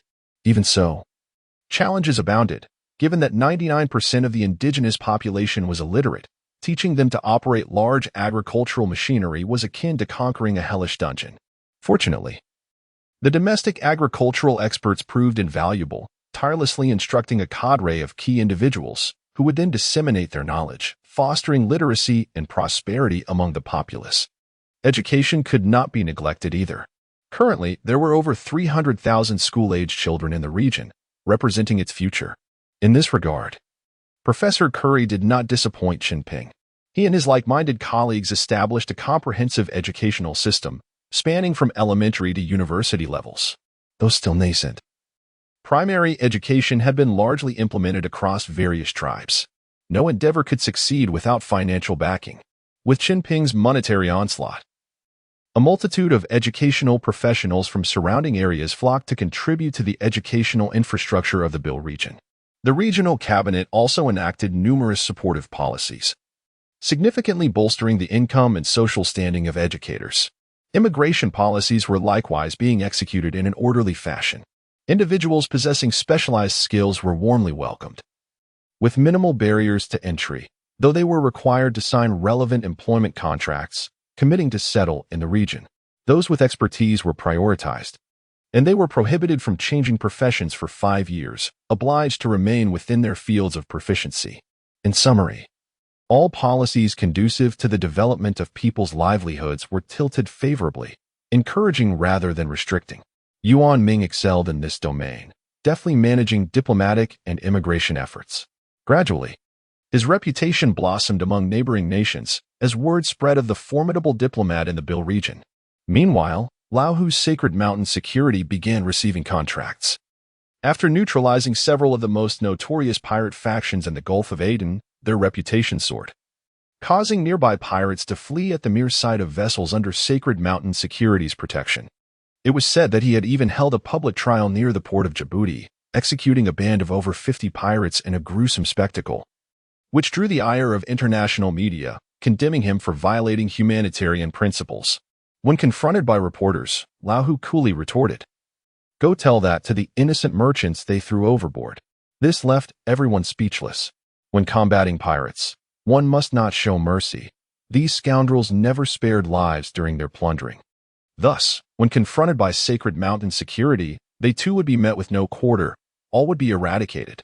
Chunping took special care of Laohu, his childhood friend and mentor, discreetly sending him $100 million to alleviate any concerns about expenditures, urging him to vigorously develop military capabilities, ensuring they did not appear impoverished. Just imagine the formidable strength of a 500-man unit armed with $100 million in military resources. Since they had committed to this path, they must project power and intimidation. The goal was for Sacred Mountain security's warships to become so fearsome that pirates would retreat at the mere sight of their flag, marking a true achievement. The rotation of troops was also modified, in collaboration with Lao Zhao and Laohu, from the previously established 6-month rotation to a quarterly schedule, accelerating troop mobility and training. The objective was for every soldier in the Bill region to become a master warrior, adhering to the principle of quality over quantity. Should a large-scale conflict arise in the future, these ordinary soldiers would be capable of leading militia units into direct combat on the battlefield. Chapter 68. I am going to marry a bride. The cultivation of senior officials is beginning to yield results, with exceptional deputies emerging from Devon, Natasha, and even Peter's side. Given time, these individuals will be capable of independent operation. In terms of personnel development, Chen Ping has emulated domestic practices of balanced management, ensuring that local and external talents each constitute half of the deputy positions in crucial departments, which greatly benefits the region's stable development.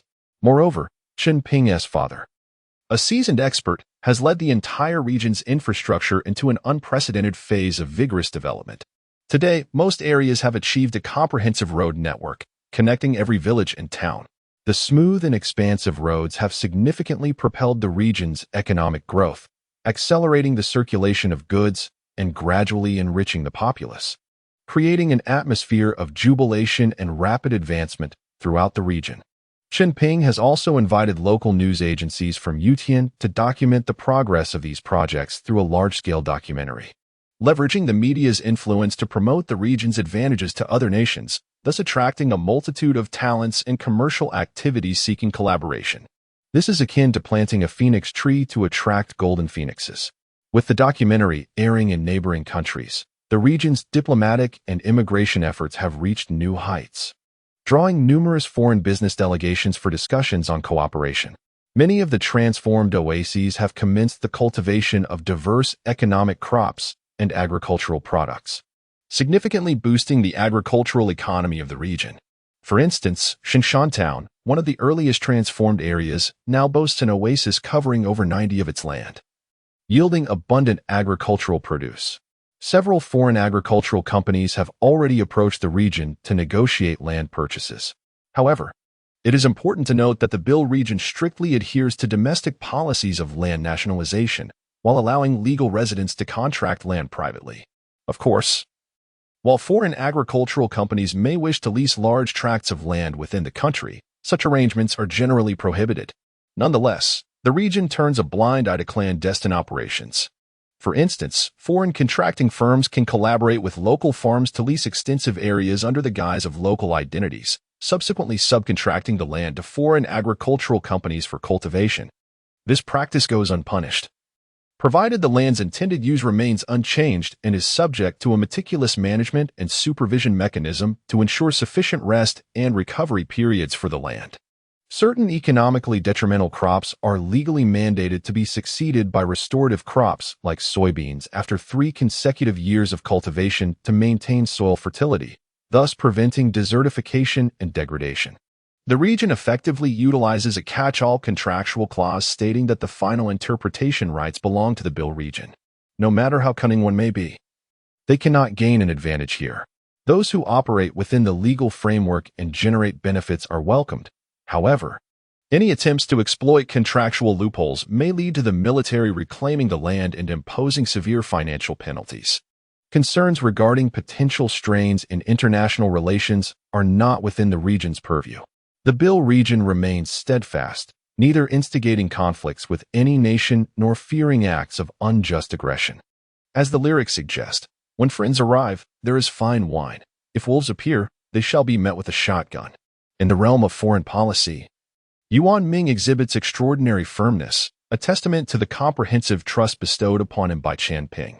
After all, the fundamental diplomatic principle established by Chen Ping was to gain advantages without incurring losses. Yuan Ming has executed this directive with remarkable precision, even surpassing expectations. Possessing the ultimate weapon for desert transformation, any nation in need would find themselves compelled to yield in their presence. As agriculture flourishes, industry simultaneously strengthens. Presently, the region's steel production meets its own infrastructural demands, while oil and chemical industries are developing at an accelerated pace. Chen Ping initially established a small but comprehensive development strategy, wherein various sectors need not be robust but must exist. The industrial framework essential to the populace's welfare can be found throughout the Bill region. With such a framework established, the next step is to continuously enhance and expand the scale of industries. By achieving self-sufficiency, should the region succeed in marketing its products internationally, it would truly thrive. Thus, while all policies are inherently beneficial, the efficacy lies in the individuals executing them. Fortunately, under Peter's supervision of the Gene Eway system, The entire management apparatus operates under stringent oversight, with every staff member functioning like a diligent cog in the swiftly operating machine of the Bill region, contributing their efforts. Following Chunping's suggestion, Peter established a public opinion mailbox, entirely under his control. Every legal citizen in the Bill region has the right to offer suggestions or report on officials through this mailbox. The judicial system guarantees the safety of whistleblowers, imposing severe penalties on any acts of persecution or obstruction against them. Conversely, malicious accusations against honest officials are met with even harsher penalties. If one is unafraid of being exposed for false accusations, they may proceed, but once verified, the region does not impose the death penalty. Rather, it has a system for categorizing offenders. Those convicted of malicious slander will be deemed the lowest class of citizens, receiving minimal wages while performing the most arduous tasks, thus converting their transgressions into social productivity. Thus, the region welcomes accusations as they ultimately increase the workforce. The enactment of such laws and regulations can be attributed to the relatively small population of the region. Should it evolve into a vast area with hundreds of millions of inhabitants in the future, legal frameworks will require corresponding adjustments. The region can draw upon advanced experiences from developed nations worldwide, adapting them to foster vigorous growth. In the Bill region, only 2 crimes warrant immediate death sentences: treason and human trafficking. The economy of the entire region resembles a vehicle transitioning from a bumpy, uneven road onto a smooth, expansive highway, continuously gaining speed towards the horizon. At this moment, Shiyu called to inform that everything was in order and her parents had arrived in the bustling metropolis, ready for departure. To signify the importance of the occasion, Chen Ping promptly took his father, mother, and Shaoan aboard a private jet to the metropolis. The 2 families were finally set to meet, a moment akin to a formal betrothal. Chapter 69. A poetic reunion. Chen Ping's parents and Shiyu's parents were old acquaintances, having worked together in different departments of the same organization for many years. Their reunion was naturally filled with warm pleasantries. The primary purpose of their gathering was to meet Shiyu's grandfather, who had been instrumental in Chunping's development over the years and held a deep affection for his granddaughter. As a younger generation, Chen Ping felt it was essential to show the elder due respect. That evening, the 2 families enjoyed a delightful dinner together, joined by Shiyu's uncle and his family, who participated in this matchmaking dinner. Throughout the evening, the uncle extolled Chen Ping's virtues, creating a joyous atmosphere. When the family listened to Shaoan recount Chen Ping's achievements in the Bill region, they were left astonished. While other families boasted sons-in-law with fortunes in the billions, Chen Ping had the entire region at his disposal. Xiao Shirlei was nearing his university graduation, currently studying at a domestic oil exploration university, but could not yet travel to Bill. Chen Ping promised to take him there upon graduation, given the pressing need for skilled professionals in the local oil industry. The uncle also shared his investment updates from the bustling metropolis, which Chen Ping regarded with indifference, suggesting he communicate directly with Shiyu instead. The advanced blueprints submitted previously had greatly benefited the uncle, indicating he would soon take on a leadership role in the city. Despite his impending prominence, he remained exceptionally courteous to his younger relatives. During the dinner, Shiyu's grandfather inquired about Chen Ping's future plans for Shiyu. Without hesitation, Chen Ping responded that he intended for her to continue her original profession if she wished. He further proposed that Shiyu's grandfather consider relocating to Bill, though the elder politely declined, as he had a son in the metropolis and could not abandon him for his granddaughter. However, he happily agreed to visit the Bill region with everyone this time. It was understood that anyone could travel back and forth at any time with private flights at their disposal. Throughout the evening, Shiyu sat quietly beside Chen Ping, resembling a bashful bride. Chen Ping teased her, remarking that the ugly daughter-in-law was finally meeting her in-laws, causing Shiyu to shyly pinch his arm, and the family shared a warm, jovial atmosphere. Time was of the essence, particularly as Shaoan's position did not allow for prolonged absence. The following day, the entire family, including Shiyu and her parents and grandfather, boarded a return flight. Upon landing at the airport in Shushan Town, Shiyu's parents and grandfather were left speechless by the warm welcome. A convoy of reception vehicles awaited at the foot of the plane's stairs, with nearly all the senior management of Shangshan present, dressed impeccably in local ceremonial attire, applauding the arrival of Shiyu's family. This was undoubtedly the most grand reception for distinguished guests since the establishment of the region, rivaling the protocols for heads of state. The only distinction was the absence of media coverage, as this was a personal family matter for Chen Ping. Upon boarding the vehicle, the ceremonial cars, escorted by military and police, proceeded directly to the palace. In the palace courtyard, rows of military personnel formed a ceremonial guard to receive the guests. Chen Ping exchanged a glance with Lao Zhao, suspecting that he and Lao who were behind this elaborate display.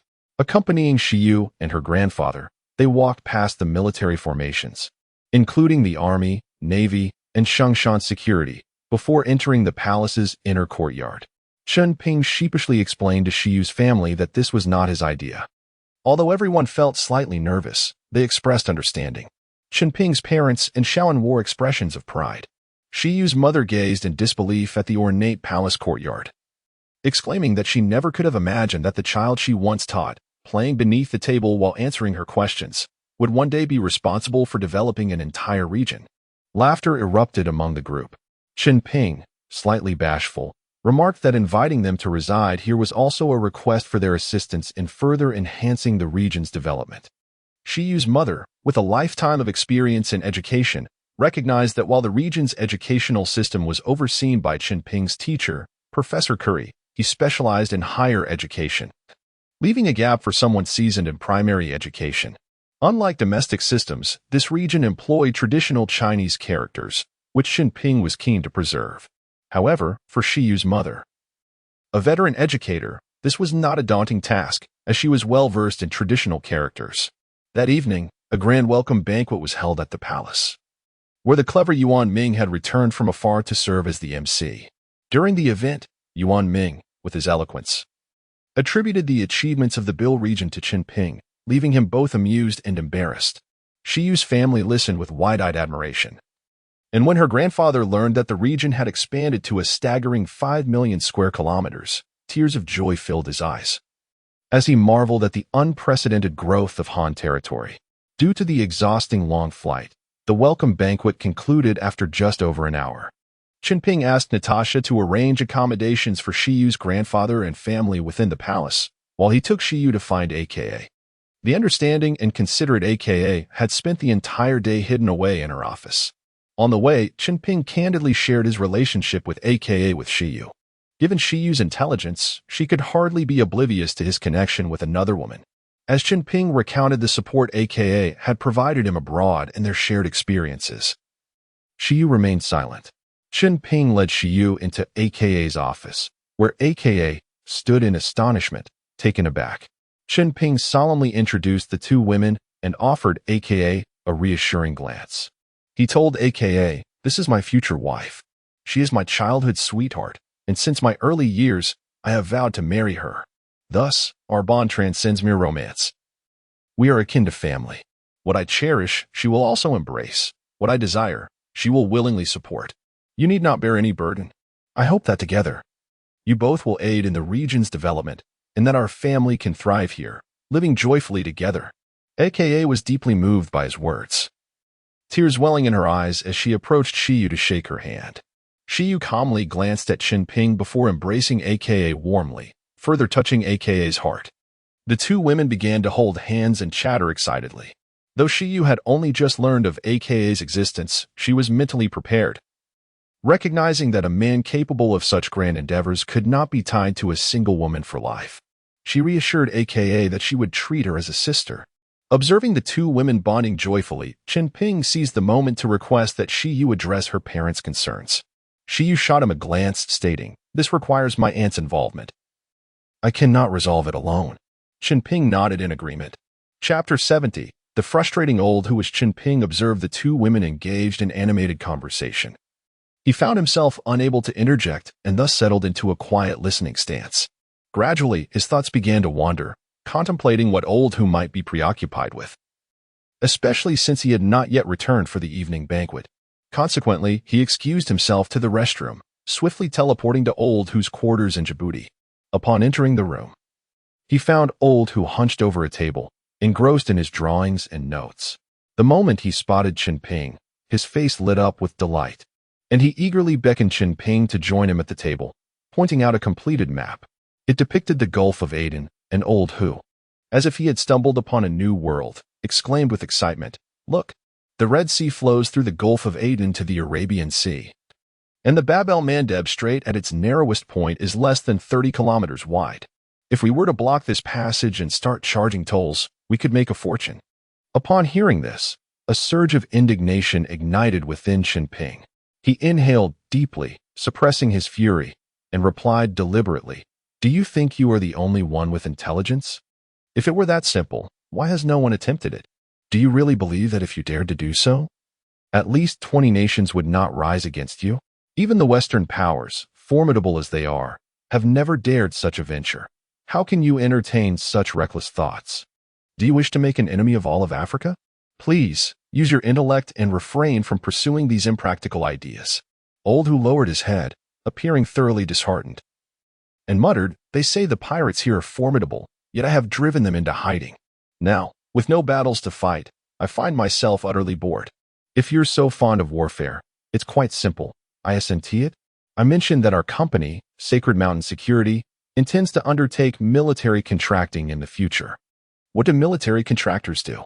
They deploy mercenaries to assist in conflicts. They pay, and we provide personnel and arms.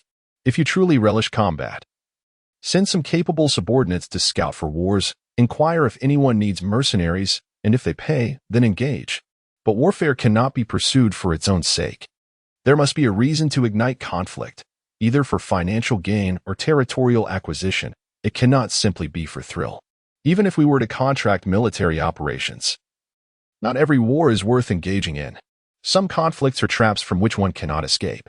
We cannot permit any nation to perceive Sacred Mountain Security as having political biases. We fight solely for profit, not ideology.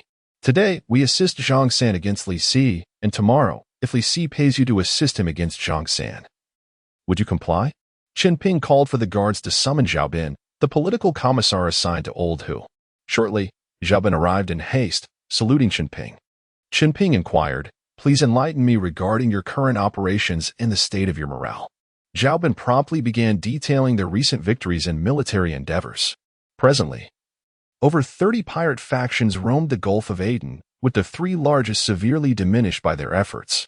The remaining 20 factions, which had once allied to cause trouble, had also been completely eradicated.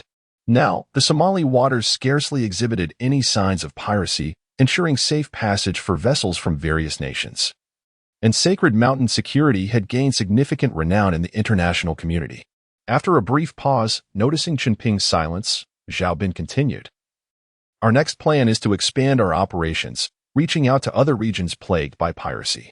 Moreover, we can provide not only armed protection but also training services to assist other countries in developing their security forces." Chen Ping nodded slightly in agreement. Zhao Bin's vision was commendable. If successfully implemented, it would bring substantial profit and prestige to the company. However, he shifted the conversation, emphasizing the necessity of adhering to legality and ethical boundaries. We must not become a hegemonic force that intervenes capriciously in foreign affairs. Zhao Bin solemnly acknowledged, "Understood, boss. We will conduct our business within the framework of legality and uphold the company's esteemed reputation." Chen Ping rose and patted Zhao Bin on the shoulder, saying, "Excellent. Pursue your endeavors with vigor.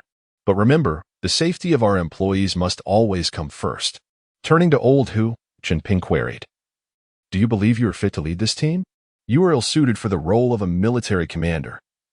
To lead a team recklessly jeopardizes the lives of all involved. As a military leader, your duty extends beyond winning battles. You must ensure the safety of your comrades, achieving the maximum victory with minimal losses. I have provided you with multiple opportunities to fulfill your aspirations, yet you must reflect on whether your dreams are grounded in reality." Old Hu stood there, dejected and speechless. With a heavy sigh, Chen Ping addressed Zhao Bin. "From this day forth, you shall assume command of Sacred Mountain Security. Old Hu is to report back to Sacred Mountain Town first thing tomorrow." With that, Chen Ping exited the room and returned to the palace. Peering inside, he noticed the 2 women still engrossed in their conversation. He then turned and made his way to Natasha's office. By now, it was past 8 in the evening, and Natasha still toiled away at her work. Chen Ping sighed, taking a seat in front of her desk. Noticing his presence, Natasha set down her pen and inquired, "What transpired?" With another sigh, Chen Ping weakly replied, "I just returned from Old Hu. He is truly unfit to serve as a military commander. When I arrived, he was scheming to blockade the Bab el-Mandeb Strait and charge tolls." Natasha's eyes widened in astonishment. Has he lost his mind? I wondered why he had not returned for dinner today. Observing Chen Ping's listless demeanor, Natasha offered consolation. "As a friend, you have been exceedingly patient with him. It may be time to rein him in instead of allowing his whims to run rampant. Perhaps it would be wise to have him reassigned."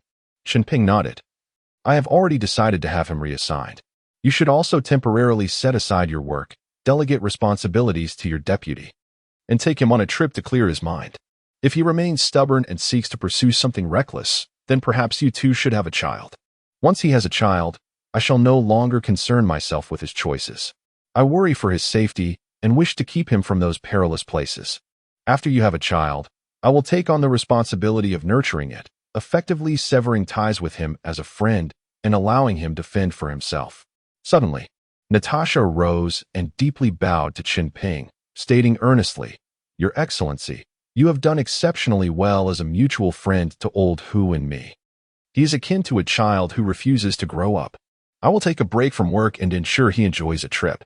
I hope to return him to you transformed." Chen Ping remained silent, turning back to the palace. Upon entering, he found the two women exchanging glances before approaching him. Concerned about his demeanor, Chen Ping recounted the events concerning Old Hu. Shiyu laughed. "Ping, you are his friend, not his father. You cannot constantly oversee him as if he were a child. He has his own life. Let him pursue what he desires." Chen Ping countered, "But what he wishes to pursue is self-destructive. That is because you have granted him too much power. Let him start from the bottom and achieve success on his own terms," Shiyu advised. Chen Ping looked up at Shiyu and AKA, both of whom nodded in agreement. With a resigned nod, he acknowledged, "I understand." Chapter 71. As the new year approaches on the morning of the second day, Old Hu returned to the Sacred Mountain Conference Hall on a military aircraft. Chen Ping publicly announced that due to health reasons, Natasha would temporarily transfer her duties to Peter. She would be granted a holiday to travel and recuperate, with Old Hu accompanying her. The security of the Sacred Mountain would be overseen by Political Commissar Zhao Bin. Everything else would remain unchanged, and the meeting was adjourned. After speaking, Chen Ping left the conference hall without delay.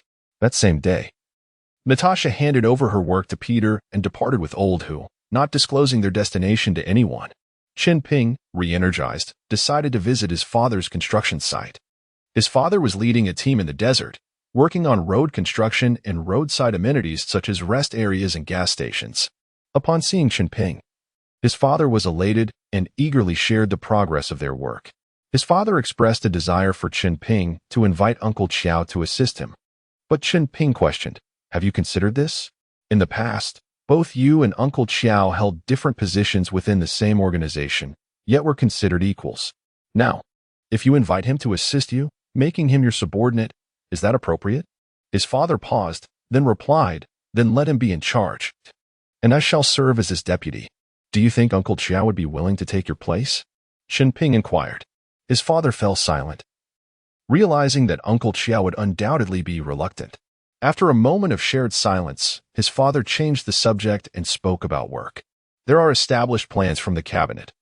We should proceed methodically without haste. Work is never-ending." After conversing for a while, Chen Ping departed to find Uncle Qiao. He discovered Uncle Qiao strolling through the various exhibit halls of the palace with his grandfather. Chen Ping greeted his grandfather and joined them.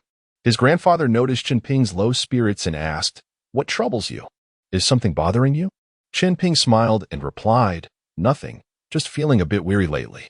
His grandfather chuckled, "Managing such a vast region, can it not be exhausting? But this is the path you chose, is it not? You are not lacking in wealth. Yet you chose the most challenging of endeavors instead of living off your family's fortune. Have you ever asked yourself if you regret this choice? I often do. If I could choose again, I would never have come to build a nation." His grandfather continued, "But look at the people in this region. Their good lives are because of you. These achievements are both your pride and your burden.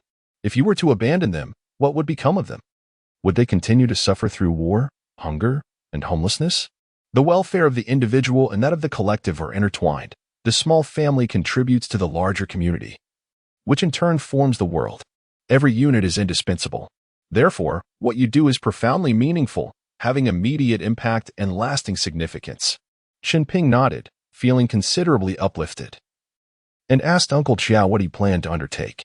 Uncle Chiao responded with a smile, I studied hydraulic engineering in university, but by chance, I ended up back in our hometown where there is no water management, so I had to switch to administration. That is quite manageable. Our region currently lacks scientific water management, Chen Ping suggested. Why not return to your original field? Uncle Chiao replied with a hint of reluctance. I have been away from it for so many years. I wonder if I still can. Why not? We now have dedicated hydraulic engineers. You could oversee them. By managing them, you would accumulate experience and gradually return to your original field, Chen Ping encouraged, with his grandfather nodding in agreement. Seeing the support from both the elder and the younger, Uncle Chiao conceded, then I shall give it a try. Thus, it was decided that Uncle Chiao would supervise and oversee all hydraulic engineering projects in the region. Chen Ping then inquired about Teacher Li, Poetry's mother. She left early this morning with your mother. They probably went to check on your mother's work, Uncle Chiao replied. Chen Ping followed up with a question about poetry. She is over at the Huaxia Pavilion with a girl named AKA. Chen Ping bid farewell to his grandfather and Uncle Chiao and went in search of them. The two women were discussing the style of the pavilion's decor and the arrangement of exhibition items. Chen Ping interjected, Isn't it a bit premature to be studying this? You don't even know what will be exhibited. How can you design the layout? Upon hearing his voice, the two turned to face him. Chen Ping smiled and advised, Don't rush. It's better to wait until the specific exhibits are confirmed before considering the layout design. Poetry nodded in agreement, saying, That makes sense. Let us first draft a rough layout. AKA concurred, and together they began brainstorming the pavilion's layout. They proposed various ideas, such as setting up themed exhibition areas, interactive zones, and relaxation spaces. Poetry also suggested adding multimedia displays within the pavilion to provide visitors with a more vivid understanding of Huaxia culture. After their discussion, Chen Ping returned to the inner palace to further refine the regional planning and detail the work ahead. Days passed like a gentle stream, and before long, the traditional Huaxia New Year was upon them. The Bil region, too, embraced the customs of the Huaxia New Year's Eve, adorned with festive decorations, creating a lively atmosphere. This year, the celebration was particularly grand, with even little Shirley being brought by Chen Ping to join in the festivities, as his family resided primarily in Bil. Seizing the opportunity while everyone was engaged in preparations, Chen Ping traveled to the capital to find Xiaowei. Once she and Yu Tian arrived, they would be reunited as a family. However, he also thought of Catherine, a foreigner who did not celebrate the spring festival. Chen Ping visited her almost weekly, so her absence during the New Year was not a concern. Grandpa Li had officially retired, now in his 70s, and deserved a well-earned rest. Chen Ping arrived at Grandpa Tang's home, laden with festive goods, to pay his respects. He apologized, explaining that his parents were busy assisting him in Bil and couldn't return. He asked Grandpa Tang if he wished to celebrate the New Year with them. Grandpa Tang smiled warmly, saying, That is kind of you, but I prefer to stay here. At my age, I do not wish to leave my homeland. This year, Aunt Wan and her family are returning for the New Year, so I will wait for them here in the capital. After a brief discussion about the museum, Chen Ping took his leave and headed to Grandpa Li's place. Grandpa Li appeared quite sprightly, and upon seeing Chen Ping, he expressed his joy, saying it was fortunate to have the museum project to keep him engaged. Otherwise, he felt he might have fallen apart. Not at all. With your vitality, you could work for another 20 years without issue, Chen Ping complimented, eliciting hearty laughter from Grandpa Li. Xiaowei, watching from the side with a hint of melancholy, caught Chen Ping's attention. He winked at her and then asked Grandpa Li, Now that you're retired, Xiaowei should be free to travel abroad, right? Grandpa Li chuckled. Indeed, she can go wherever she wishes now. Chen Ping continued, I have a large farm in America that currently lacks management. I would like Xiaowei to come help me. Would you allow her to go? Grandpa Li glanced at Xiaowei, who was almost leaning into Chen Ping's embrace, then shook his head with a smile. She is grown. If she wishes to go, let her. Xiao Hui jumped up in delight, embracing her grandfather and playfully expressing her joy. Chen Ping surveyed her with a smirk, thinking to himself that she had long desired to spread her wings. They agreed that after the new year, Chen Ping would fetch her to America. After unloading the festive goods, Xiao Hui accompanied Chen Ping out of the courtyard and asked, "Are you going too?" "Of course. How could I let you go alone?" Xiao Hui turned slightly, asking, "I meant, will you be there to accompany me?" Chen Ping laughed. "I can return once a week to keep you company. Otherwise, who will manage the Bill region?" Xiao Hui nodded in agreement. Chen Ping gently caressed her cheek, saying, "If you do not enjoy managing the farm, I have other ventures. You can choose any that interest you." Xiao Hui beamed. "Really? I don't like managing a farm. I want to work in finance." "That is absolutely fine. I can set up an investment bank for you to play with.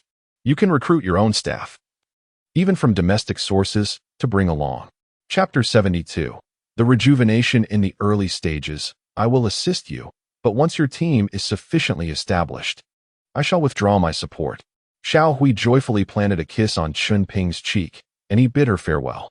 Upon reaching Yu Tian's residence, Chen Ping produced a multitude of packages and rang the doorbell. The driver, upon recognizing him, greeted him while taking the items inside, calling out, "Master, Miss, Mr. Ping has arrived." As the words faded, the sound of hurried footsteps approached. Yu Tian, as usual, leaped into Chen Ping's embrace, clinging to him like a vine. Chen Ping, helpless but affectionate, held her as one would a child, and exchanged pleasantries with the arriving Mr. Dong. Mr. Dong appeared delighted.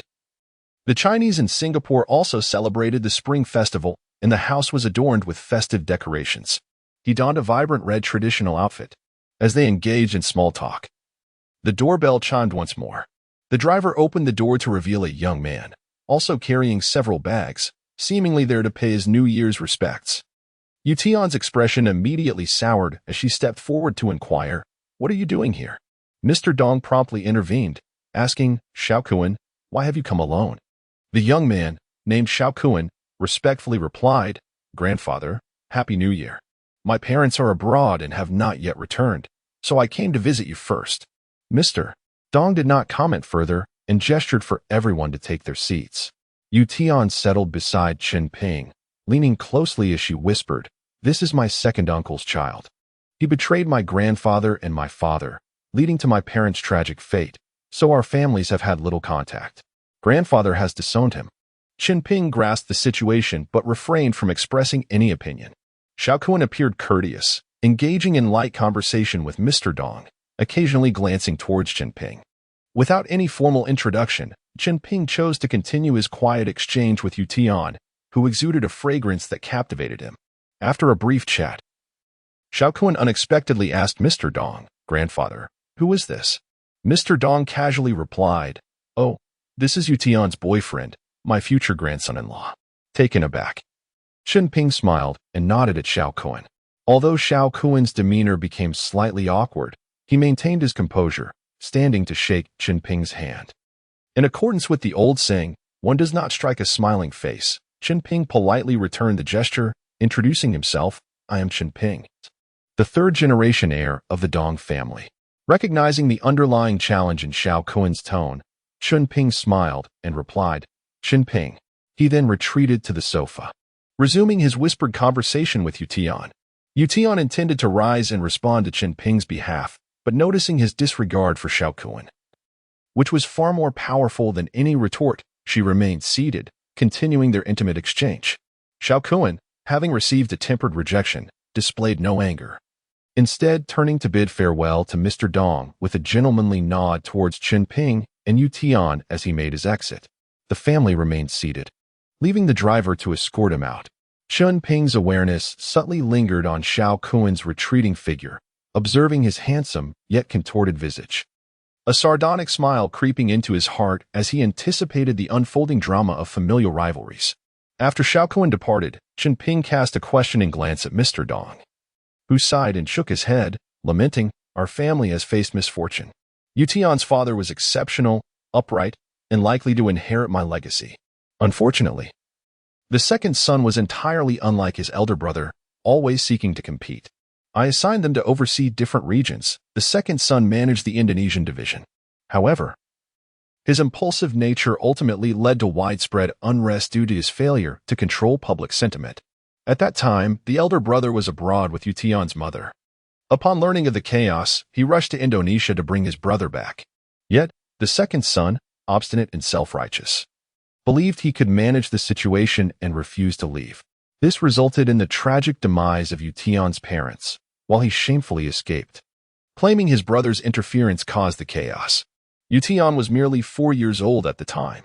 In my fury, I enacted family justice, breaking his leg and stripping him of his inheritance, expelling him from the Dong family. We have had no contact since.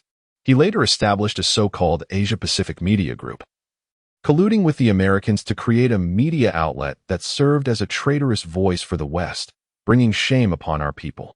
Now that I am aging, he appears to be plotting against the Dong family, having avoided us for over a decade, yet suddenly returning at this moment.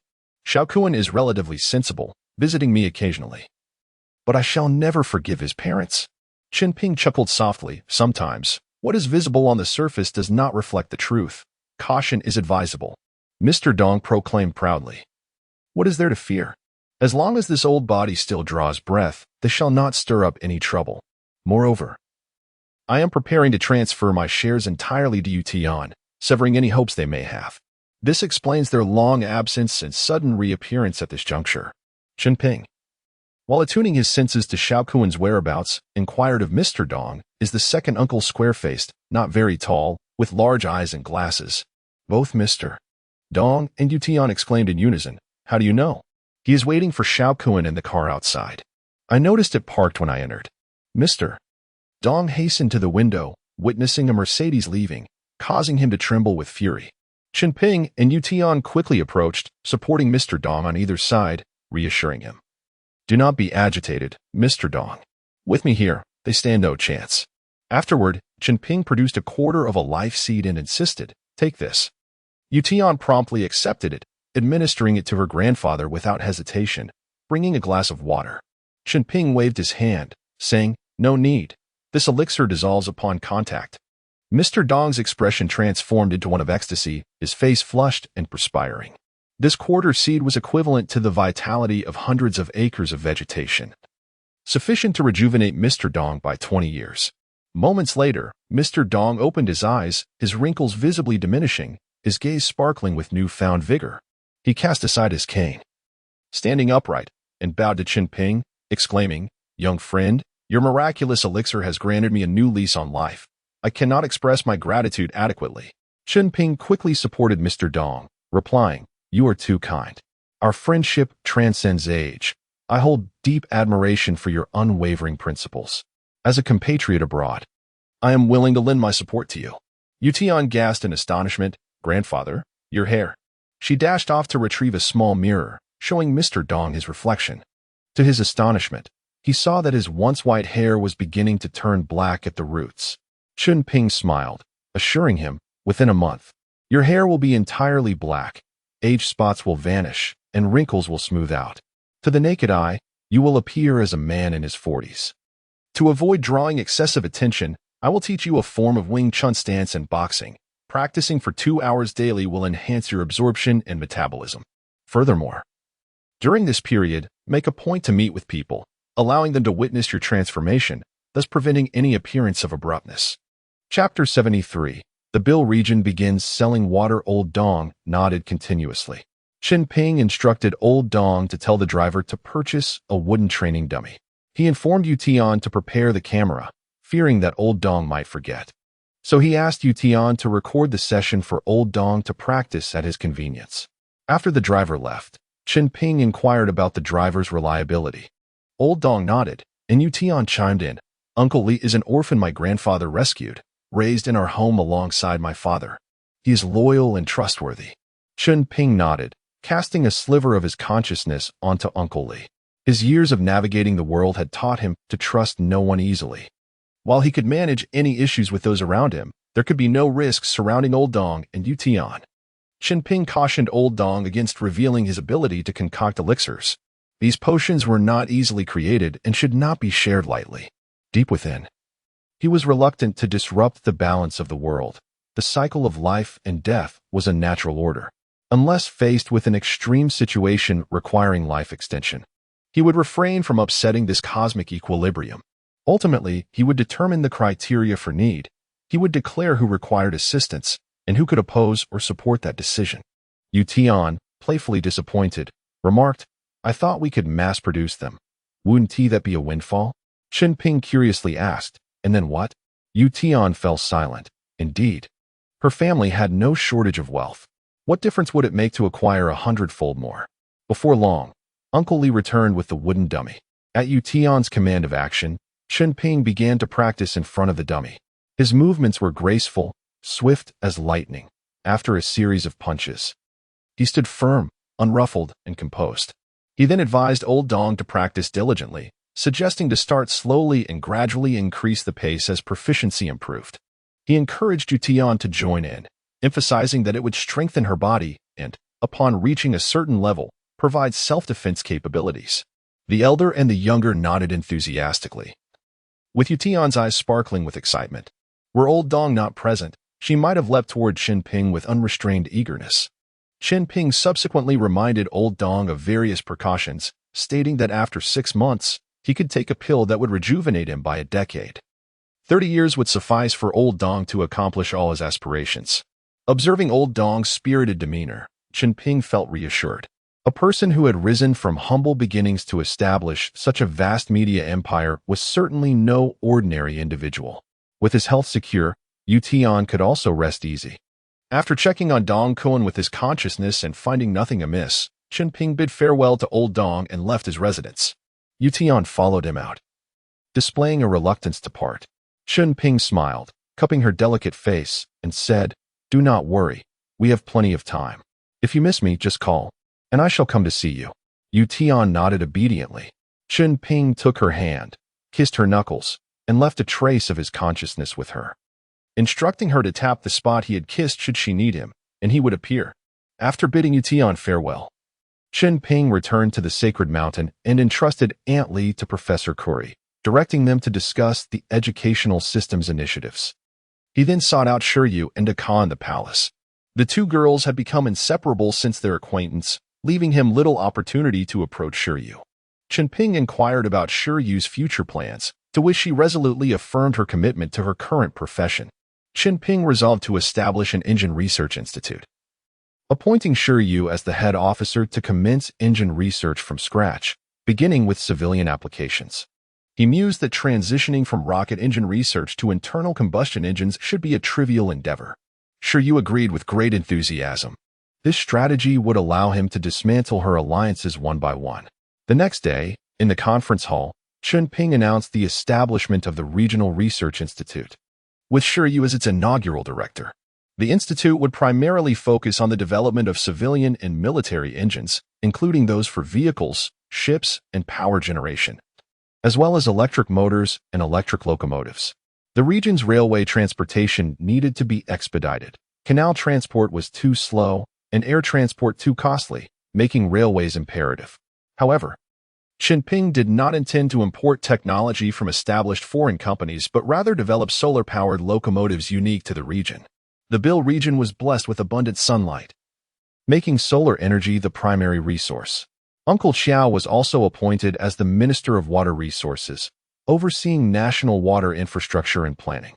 The previous professionals were now under his management. Old Hu and Natasha had been away for over 3 months. With the new year approaching, they should be returning soon. Under Zhao Bin's leadership, Sacred Mountain security was thriving, ensuring the safety of vessels passing through the Gulf of Aden and providing security personnel training for neighboring countries. They had received training requests from 3 nations for 1,000 personnel, who were now being organized into teams for patrol and daily operations.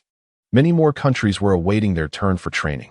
Yuan Ming reported a situation. The nations surrounding them that had signed agreements to transform deserts were still suffering from severe water shortages, with the exception of Egypt and Morocco.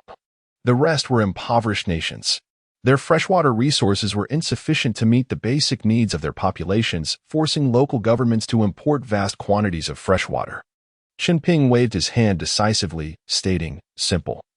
We shall establish a water services group dedicated to providing civilian irrigation and drinking water pipelines to nations that have signed desert transformation agreements with us.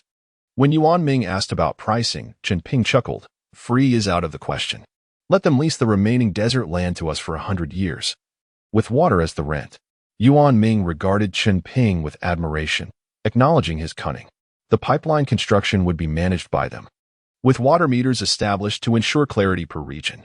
Once the minimum necessary volume for local consumption was met, regular charges would apply. For example, if a region required 50 million cubic meters of water per month for basic needs, that amount would be free. But anything above that would be charged at standard international rates. They could not refuse such terms. The land Chen Ping sought to lease was barren desert, and now they could exchange water for rent, truly a blessing from the heavens. Chen Ping intended to emulate the leasing practices of Hong Kong, exercising their laws on the leased land. An annual tax of 20% of the region's output would be paid.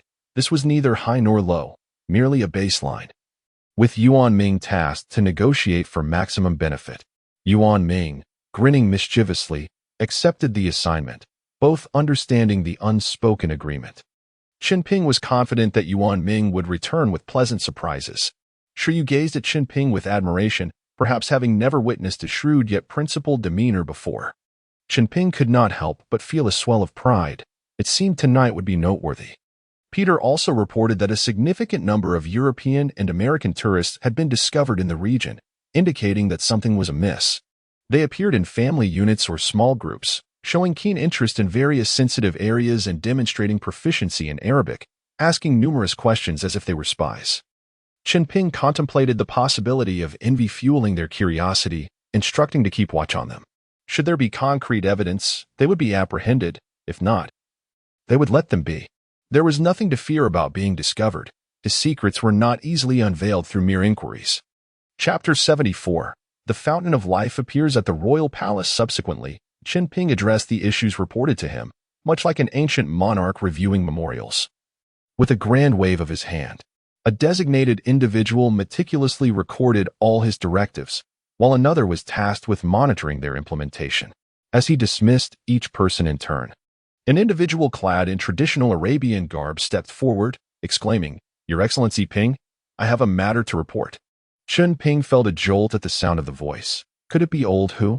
A quick scan confirmed it was indeed him. Resisting the urge to embrace him, Chen Ping inquired calmly, "What is it?" Old Hu replied, "Currently, the situation with Old Ka and the anti-government forces is quite intense, resulting in a large number of war refugees suffering greatly from the turmoil. Should we not take some action?" "Ah, are you beginning to consider the impact of war on the populace?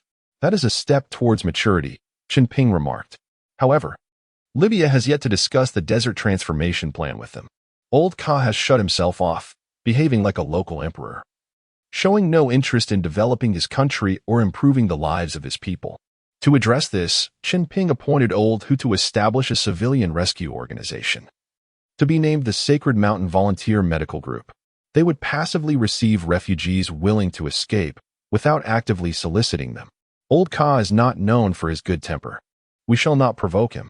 Each refugee must voluntarily sign a refuge agreement to reside within the designated area. Should Old Ka react unfavorably to this, we shall retaliate without hesitation. Remember, we must uphold justice. When people are fleeing war, they deserve to seek sanctuary here based on international humanitarian principles. However, if Old Ka shows hostility, we will not hesitate to retaliate. He emphasized the importance of planning the reception area and ensuring epidemic prevention measures were in place, forbidding any disorderly conduct from the refugees. Should anyone take advantage of the chaos, our laws will apply within our territory, and we shall not venture into theirs. You are strictly prohibited from intruding into their territory. All communications must remain from a distance. After sharing these directives, Chen Ping turned to inquire, "Where is my chief steward?" With a chuckle, Yu stepped aside, revealing Natasha, similarly clad in a long black robe, wrapped tightly like a mummy. Chen Ping chided, "Hurry back to your duties. Your father is nearly worn out. I have decided that if you do not return, I shall work your father to the bone until you do." Laughter erupted among Peter and the others.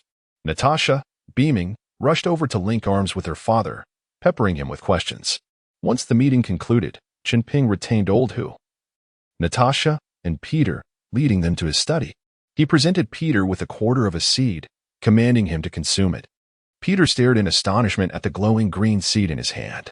Old Hu, recognizing its significance, whispered a few words to his father-in-law, who quickly swallowed the seed. Before long, Peter began to exhibit noticeable changes. Having dedicated years to intelligence work, he appeared much older than his age of over 50. Although not related to Chen Ping, he had worked tirelessly, motivated solely by his daughter's presence here. Chen Ping understood the sentiment of this devoted father and saw the offering of the seed as a means to fully win his allegiance. With a loud shout of "Yura!" Peter excitedly performed a traditional Russian martial arts routine in the study, showcasing a dazzling array of joint techniques that left everyone in awe. This style, reminiscent of traditional grappling, focused on manipulating joints to inflict severe injuries. After finishing, Peter took a deep breath and turned to Chen Ping, exclaiming, "What a divine gift this is! I feel as if I have rejuvenated by 10 years. The room erupted in laughter. Chen Ping offered words of encouragement, and Peter vowed to dedicate himself even more to the region's development. Shiryu gazed at Chen Ping with sparkling eyes, and he, understanding her unspoken request, bid farewell to Peter and the others, taking Shiryu's hand as they returned to the palace to visit her grandfather. Along the way, Chen Ping discreetly handed Shiryu a quarter of the seed, instructing her to secretly chop it into tiny pieces and brew tea for her grandfather, forbidding her from revealing its existence. Confused, she asked why. "Our grandfather has devoted his life to the nation and its people. If he were to discover that I possess such a miraculous elixir, he would undoubtedly inform the higher-ups, leading to its widespread distribution. If that happens, I would have no choice but to spend the rest of my life concocting elixirs for them." Shiryu nodded, now apprehensive. Upon reaching her grandfather's residence, Chen Ping engaged him in casual conversation, while Shiryu obediently prepared 2 cups of tea, signaling to Chen Ping that the medicine was ready, and handed it to her grandfather.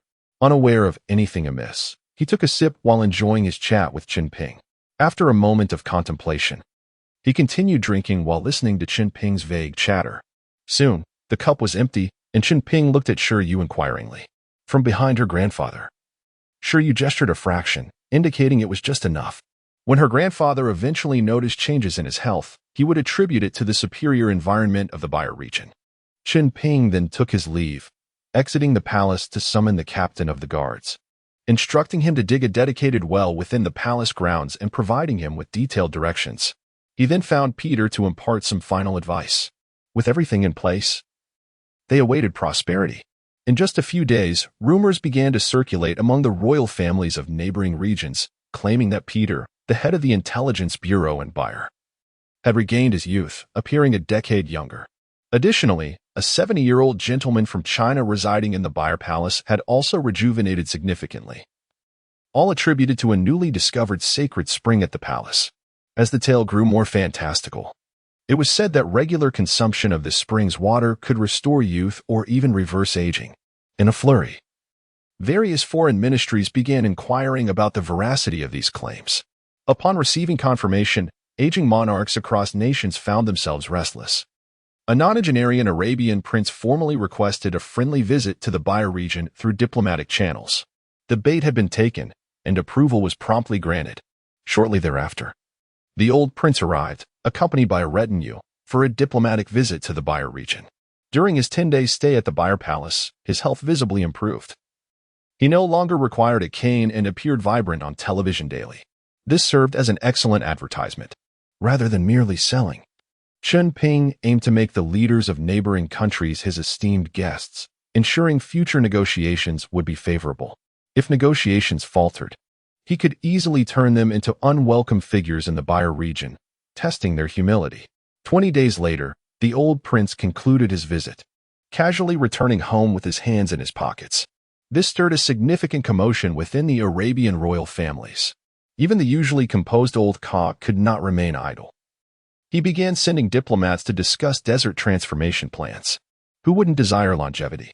In truth, the so-called sacred spring was simply a small well arranged by the captain of the guards, equipped with a low power pump.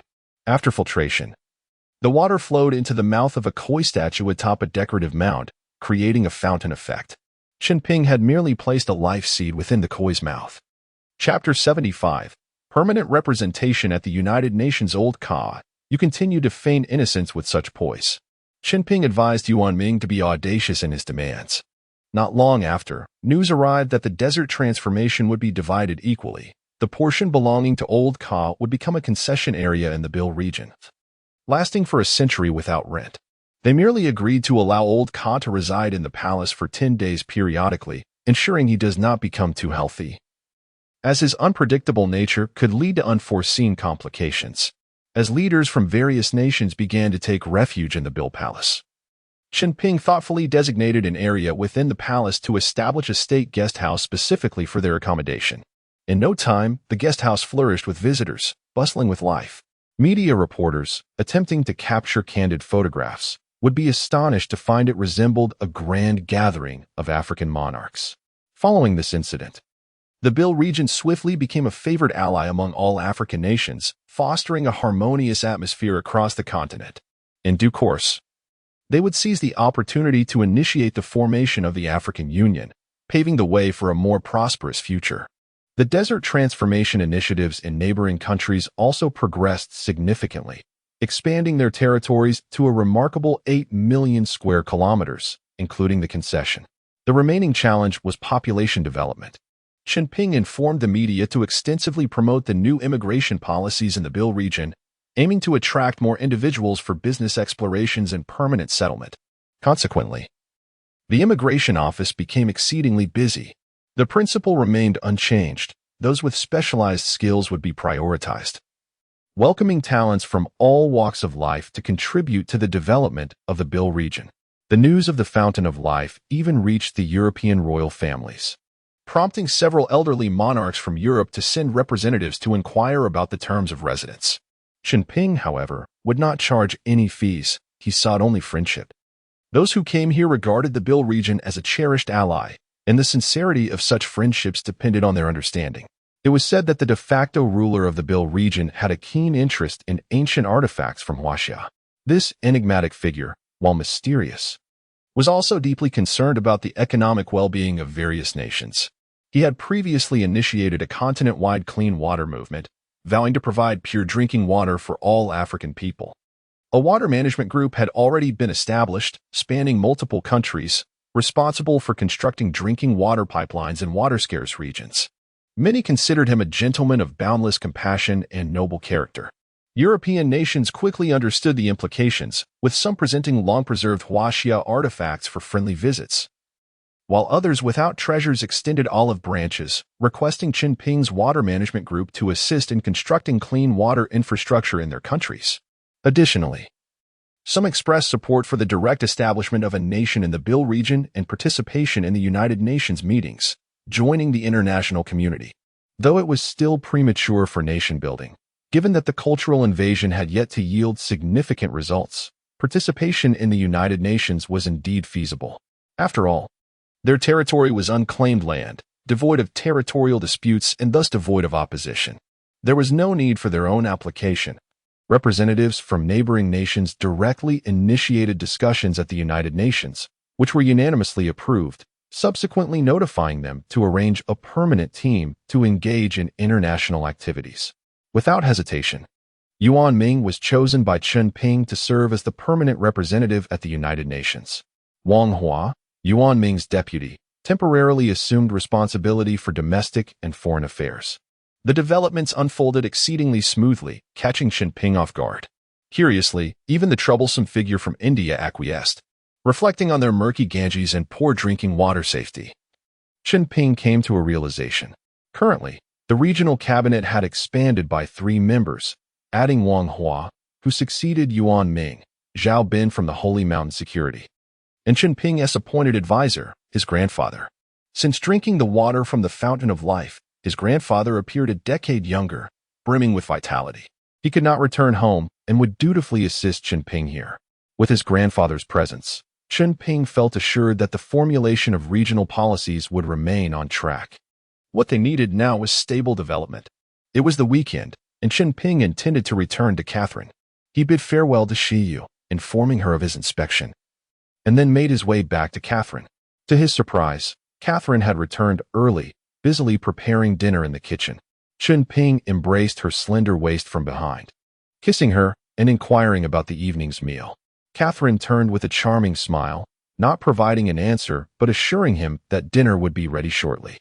After exiting the kitchen, Chen Ping settled on the sofa in the living room, surveying the bustling metropolis of New York, where vibrancy thrived in the commercial streets. Yet behind towering buildings lurked incidents of robbery and violence. If he were to establish an investment bank for Shaohui, it would need to commence here. But the safety concerns were alarming. He resolved to assign a security team to accompany her, opting for personnel from Holy Mountain Security to establish a permanent presence. For his peace of mind was paramount. Catherine called that dinner was ready and began serving dishes at the table. Chen Ping assisted her, and the two enjoyed a delightful dinner together. While eating, Chen Ping asked Catherine to rent an office floor in the most bustling area of Wall Street, as he intended to establish an investment bank for the Bill region. Without hesitation, Catherine agreed. Chen Ping emphasized the need for a spacious, lavishly decorated area befitting a prominent international investment bank, naming it Jiuli Capital. Catherine, with a twinkle in her eye, asked who would be in charge. Chen Ping replied it would be a cherished acquaintance from Huaxia. Catherine, with a knowing smile, inquired what else she could do. Chen Ping requested her cooperation in promoting the new initiatives of the Bill region, investing heavily to establish venture capital, contributing to the construction of an international economic order. Jiuli Capital, hailing from the ancient and mysterious continent of Africa, would be led by a young woman of an esteemed Eastern family background, bringing new vitality to America. In summary, he intended to boast extravagantly, employing bombastic promotions to ensure a resounding success. Catherine, with a hint of concern, remarked that venture capital was not for the faint-hearted, as it could lead to significant losses. Chen Ping, brimming with confidence, assured her that he would invest abundantly, rendering any risk of loss inconsequential. He possessed resources sufficient for the American populace to enjoy for 2 centuries. Catherine, with a melodious laugh, replied, "Darling, I adore this joke of yours. It's simply delightful." Speaking the truth often yields disbelief, while fabrications are readily embraced, such as the plight of mortals. After dinner, as per usual, they went for a stroll. Hand in hand, Chen Ping and Catherine walked along the countryside path, lamenting the absence of a returning old ox for companionship. However, having a stunning beauty by his side was undoubtedly preferable. Not far behind, Catherine's security personnel followed discreetly. Chen Ping boldly declared, "My dear, when I am present, there is no need for security. I could effortlessly dispatch your team with a mere wave." Catherine covered her mouth with laughter, responding, "Darling, do you know why I fell for you? It's your ability to speak such serious nonsense." Chen Ping, internally bemused, felt elegantly mocked. He decided not to reveal to Catherine that he was the savior of the 9 planets. Chapter 76, A Lavish Investment. Catherine's executive prowess is undoubtedly the most formidable among the women Chen Ping has encountered. The following day, her subordinates reported that they had found a location for lease on the 38th floor of the J.P. Morgan Chase building on Wall Street. The entire floor, exceeding 2,000 square meters, featured an office lobby and numerous offices previously occupied by a financial firm that went bankrupt and is now leasing the whole floor. Catherine accompanied Chen Ping to the J.P. Morgan Chase building.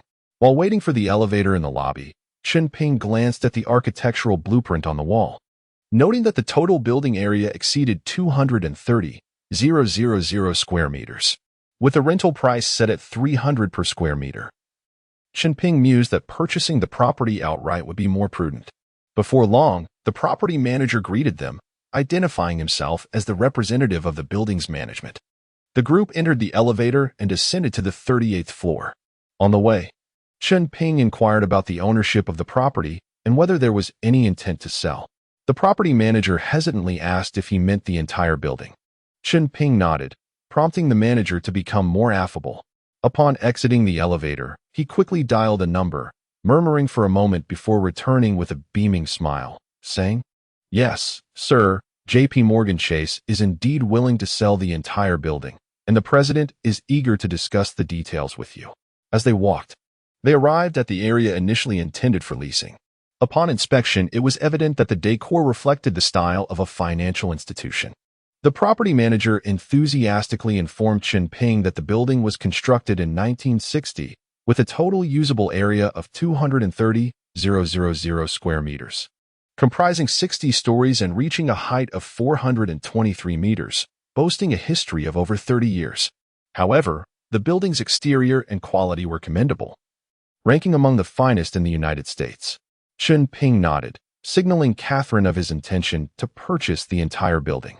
Unfazed, Catherine took out her phone and called the current president of J.P. Morgan Chase, Roger Moore. Once connected, the two engaged in a spirited conversation. Shortly thereafter, Catherine hung up and nodded at Chen Ping.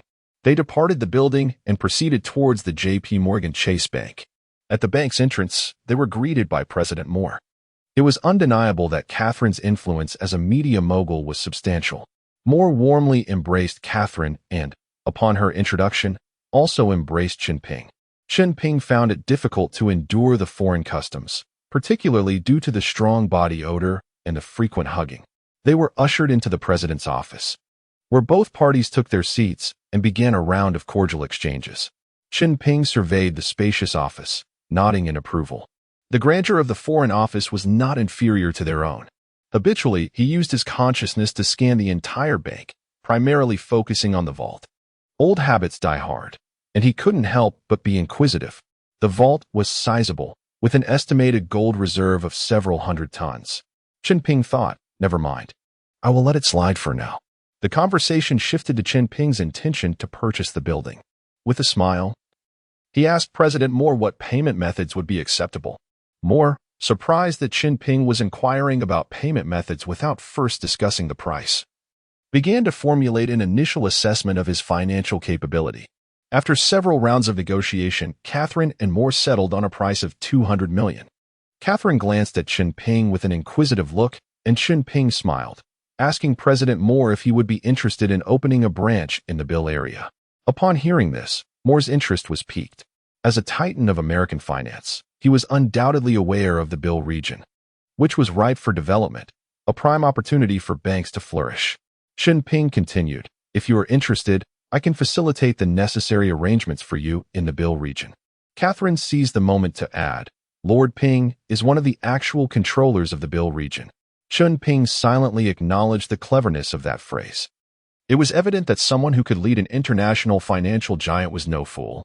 Moore promptly stated that since the building had been in existence for over 30 years, its depreciated value was $150 million.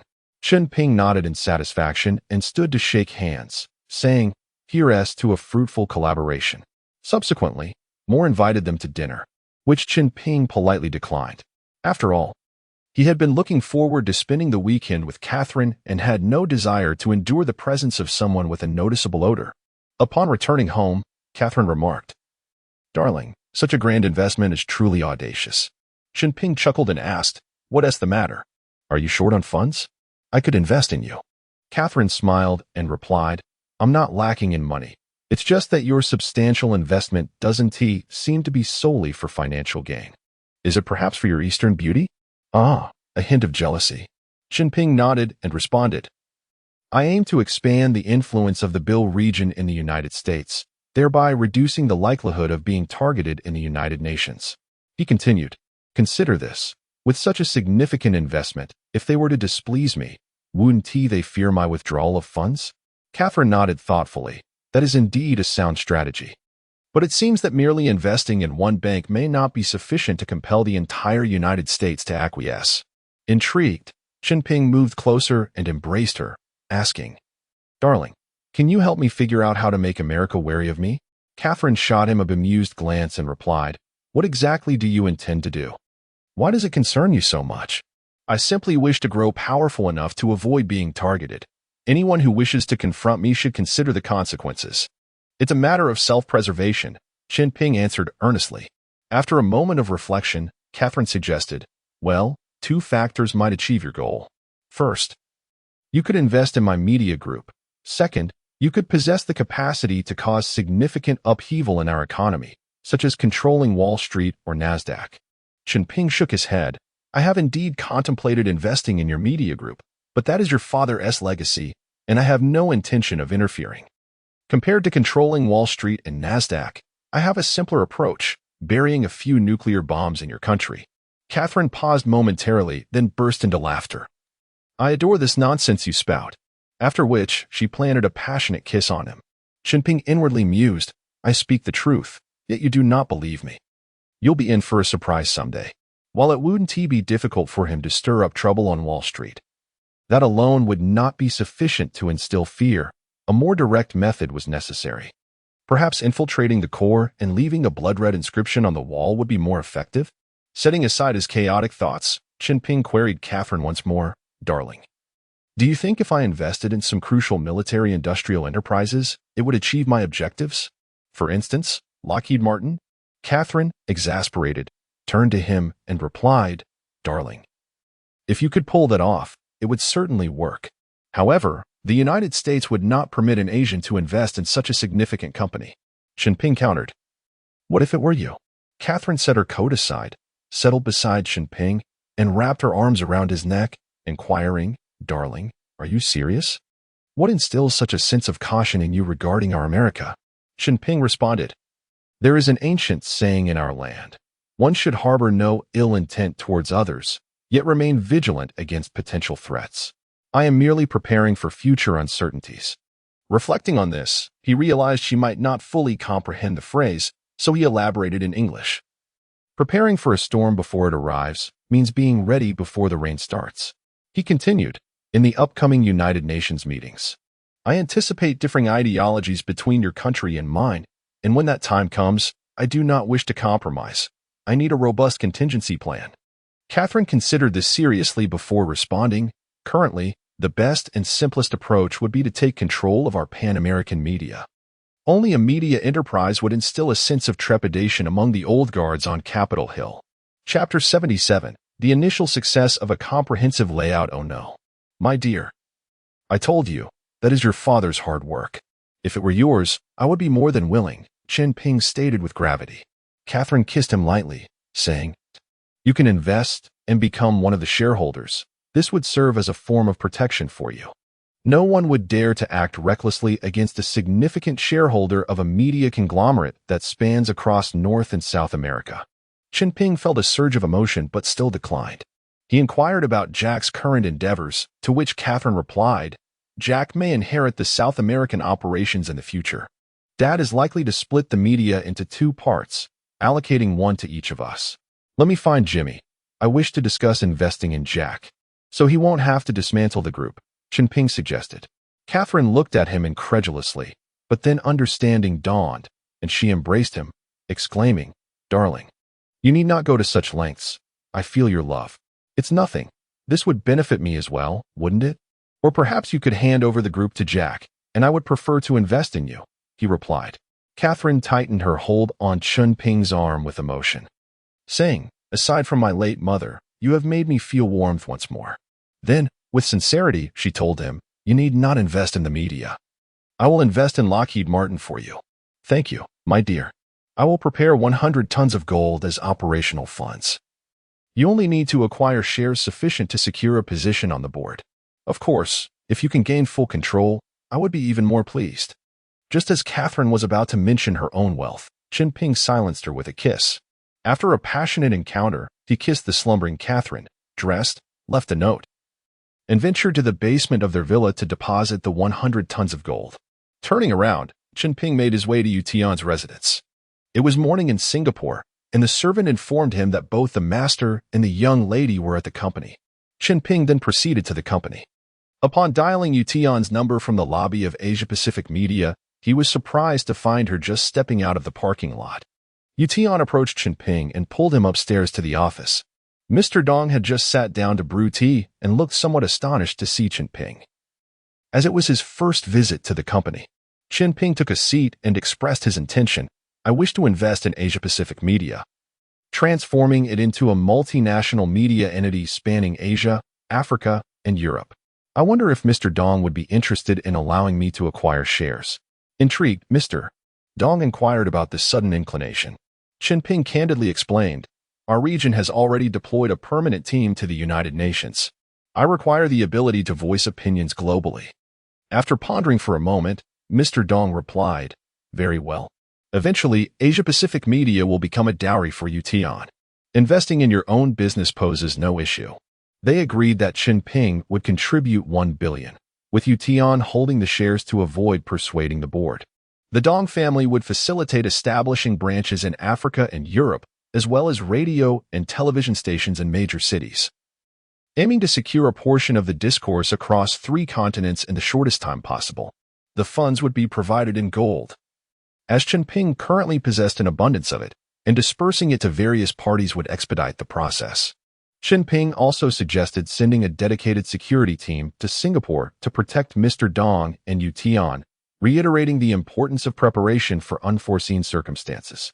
Having settled the major points, Chen Ping promised to expedite the gold delivery so they could commence preparations immediately.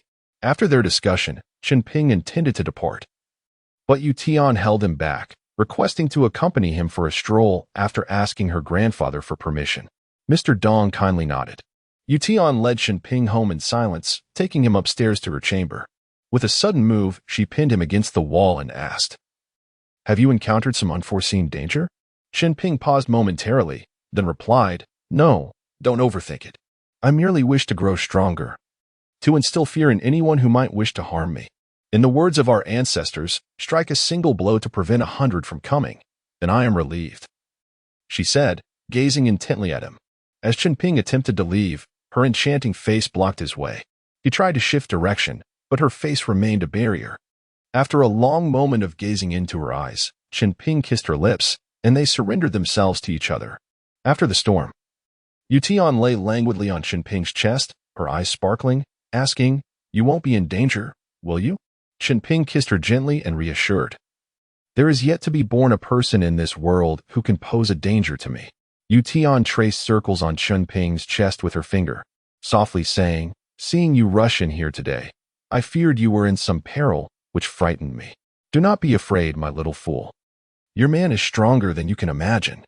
With that, Chen Ping drew the blanket over them both. After bidding farewell to Tian, Chen Ping returned to Bill's office, where he instructed Natasha to connect him to Yuan Ming's secure line. Once connected, Chen Ping directly informed Yuan Ming, "Remember 2 contact details." He provided the contact information for Catherine and Tian, explaining that these 2 media outlets essentially covered Asia, Africa, Europe, and America. They could be reached in emergencies or for immediate news relay back to Natasha. After ending the call, Chen Ping informed Natasha that these 2 media groups were now allies, and they could coordinate any international statements as needed. He advised a temporary halt on arms imports, as they would soon have new channels for weapon acquisition, and instructed the Weapons Research Institute to be prepared for replication. While they could refrain from developing these advanced industries, they must have them. Additionally, he sent Peter to the Netherlands to explore investment opportunities in ASML, seeking their lithography technology. Natasha meticulously recorded Chen Ping's requests. After completing these tasks, the year concluded with a grand banquet at the palace, ushering in a new year. Catherine's endeavors proceeded smoothly. She made a high-profile investment in Lockheed Martin as the North American media queen, acquiring a 15% stake and successfully entering the board of directors. The Morgan Stanley building was also ready for handover. Tian secured broadcasting licenses for television and radio stations in several European nations and most African countries. Peter's efforts were most fruitful. With Vladimir's assistance, he successfully acquired a 10% stake in ASML under the name Jioli Capital at the cost of 1 billion. Chen Ping instructed Catherine to arrange for all the latest weapon samples from Martin Company to be sent to Bill for replication. A learning team was also dispatched to ASML to follow up on technology acquisition. Chen Ping then went to fetch Xiaohui, with the Morgan Stanley building being renamed Jioli Capital Tower. The upper floors, from 50 to 60, were designated as the office space for Jioli Capital. He reserved 500 tons of gold there as startup capital for venture investments. Chen Ping took a private jet to Beijing to pick up Xiaohui. As customary, he first visited Grandpa Tang's home. Coincidentally, Grandpa Li was also present, and they were discussing the museum's work.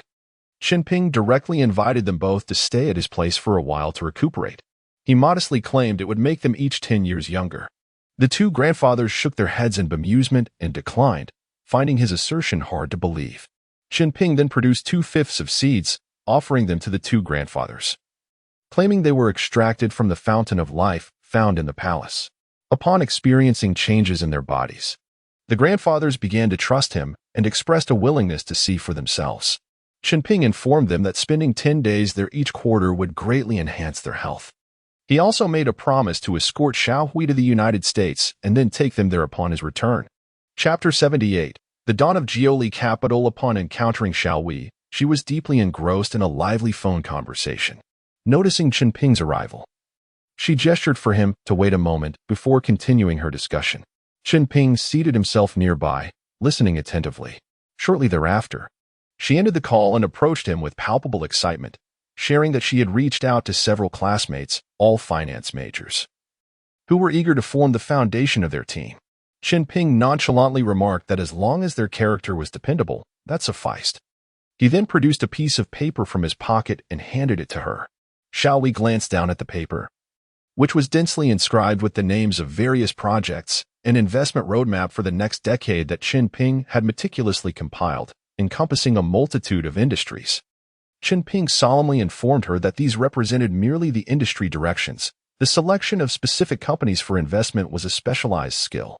She could periodically submit a list of potential venture capital requests to him for evaluation. As she accumulated experience from various business cases, her ability to discern would naturally develop. Xiaohui gazed at Chunping with admiration and inquired, "Is there anything you are incapable of doing?" Chunping chuckled in response, "Well, childbirth might be beyond me." Xiaohui's face flushed, and she playfully smacked his arm. "Let us prepare. We can depart at any moment," she asserted, nodding firmly. "I have made all the necessary arrangements and informed my family." Chunping reminded her, "I will be shuttling between locations to assist you with any issues. But you must strive for independence, as I cannot be omnipresent." His words were intended to motivate her to bolster her own capabilities rather than become a mere ornament. He candidly shared his current strategy. To gain a voice on the global stage from the Bill region, we must enhance our own strength. Wealth and weaponry alone are insufficient. We also need status. My intention in sending you to Wall Street is to secure an elevated position. I want you to wield control over the economic lifeblood of Wall Street, so that anyone who dares to challenge us must reckon with the potential repercussions of a collapse. If you possess the capability to manage a nation like the concealed Jewish consortiums behind the scenes, then our future will be a broad and prosperous path. Xiaohui solemnly nodded, assuring him, "Rest assured, I will realize your aspirations." "It is our aspiration," she added, "to disseminate Han culture across this planet through alternative means, rather than through violence or aggression." When Chunping brought Xiaohui and her classmates to the J.P. Morgan Chase building on Wall Street, Catherine and her media team were already awaiting their arrival. The journalists commenced the first round of promotional coverage, with Catherine warmly welcoming Xiaohui and her team as a friend. Upon entering the building and ascending to the top-floor executive office, Xiaohui officially took residence as the president. Before departing, Catherine assigned her a liaison, the property manager named Edward, who would assist Xiaohui in acclimating to the building and the broader Wall Street environment. The appointment of additional personnel would be left to Xiaohui's discretion, ensuring she did not feel constrained or controlled, an astute move on Catherine's part. Seated in the spacious, elegantly furnished executive office, Xiaohui felt a surge of ambition. Chunping reminded her with a smile, "For the foreseeable future, your task will be to assess the merits of various venture capital applications. We shall not adopt the domineering tactics of traditional investment banks, nor shall we strive to monopolize all valuable projects. Our ultimate aim is simple: to invest capital in exchange for a 20% non-dilutable equity stake, a fair demand in emerging ventures. Initially, compile a list and send it to me for evaluation. Over time, you will discern patterns from my decisions and evolve into a competent investment banking manager." Xiaohui nodded in understanding. The 500 tons of gold that Chunping had entrusted to her had already been deposited with President Moore at J.P. Morgan Chase, facilitating her access to funds while simultaneously benefiting Moore, a win-win situation. When Moore's branch opened in Bill, it would serve as a formidable asset for their region, fostering healthy competition with Josephine's bank, ensuring mutual checks and advancements for regional development, reminding all that none were irreplaceable. With these arrangements in place, the remaining task was to await opportunities. Chen Ping had dispatched a 10-member elite security team from Shushan Security, whose American branch had also established a presence at J.P. Morgan Chase. Poised to conduct business there in the future, Xiaobin had appointed a Russian team leader to oversee operations. A strategic choice given the Western appearance that would facilitate their work in America. Having set these plans in motion, Chen Ping should have returned to Shushan Town. However, concerned that Xiaowei might feel lonely in her new surroundings, he resolved to stay with her for a while. During the day, while Xiaowei worked, he would manage regional affairs back in Shushan, returning to keep her company in the evenings. Time flew by, and before long, he found himself in New York alongside Xiaowei for a month. During this period, Geely Capital began to flourish. Under Chen Ping's guidance, his team had successfully invested in Musk's ex-company, acquired a 10% stake in Apple, and joined the EUV Lithography Technology Alliance, gradually gaining prominence in the United States and indirectly enhancing the Bill region's international standing. Xiaowei's expertise had significantly improved, enabling her to discern genuine value among various projects. One day, Ula sent a message requesting a meeting. Chen Ping arrived at the top of the Statue of Liberty to find Ula waiting for him. Upon his arrival, Ula bowed respectfully. Chen Ping gestured for him to speak, inquiring, "What is the matter?" Ula reported that the Americans were planning to propose military intervention in Somalia at the United Nations to address the humanitarian disaster there. Chen Ping narrowed his eyes, realizing they were envious of Shushan Security's success in the region and intended to insert themselves. Currently, Shushan Security was not only combating piracy and ensuring maritime safety, but had also undertaken military training for several neighboring nations and some land defense operations in Somalia, garnering significant attention. The Americans were evidently eager to claim their share of the spoils. Let them proceed, Chen Ping mused. A formidable rival nearby will only serve to strengthen our forces. Noticing Ula's hesitance, Chen Ping urged, "If you have something to say, just speak plainly." Ula awkwardly confessed, "I have grown weary of this place and wish to explore somewhere else." Chen Ping's mind sparked with the thought that Diana might encounter unforeseen circumstances this year. Sending Ula to the UK to keep an eye on her would be prudent. Thus, he instructed Ula to investigate whether Diana could be safeguarded. Ula was pleasantly surprised by Chen Ping's willingness to accommodate him, nodding eagerly like a chick pecking at grains.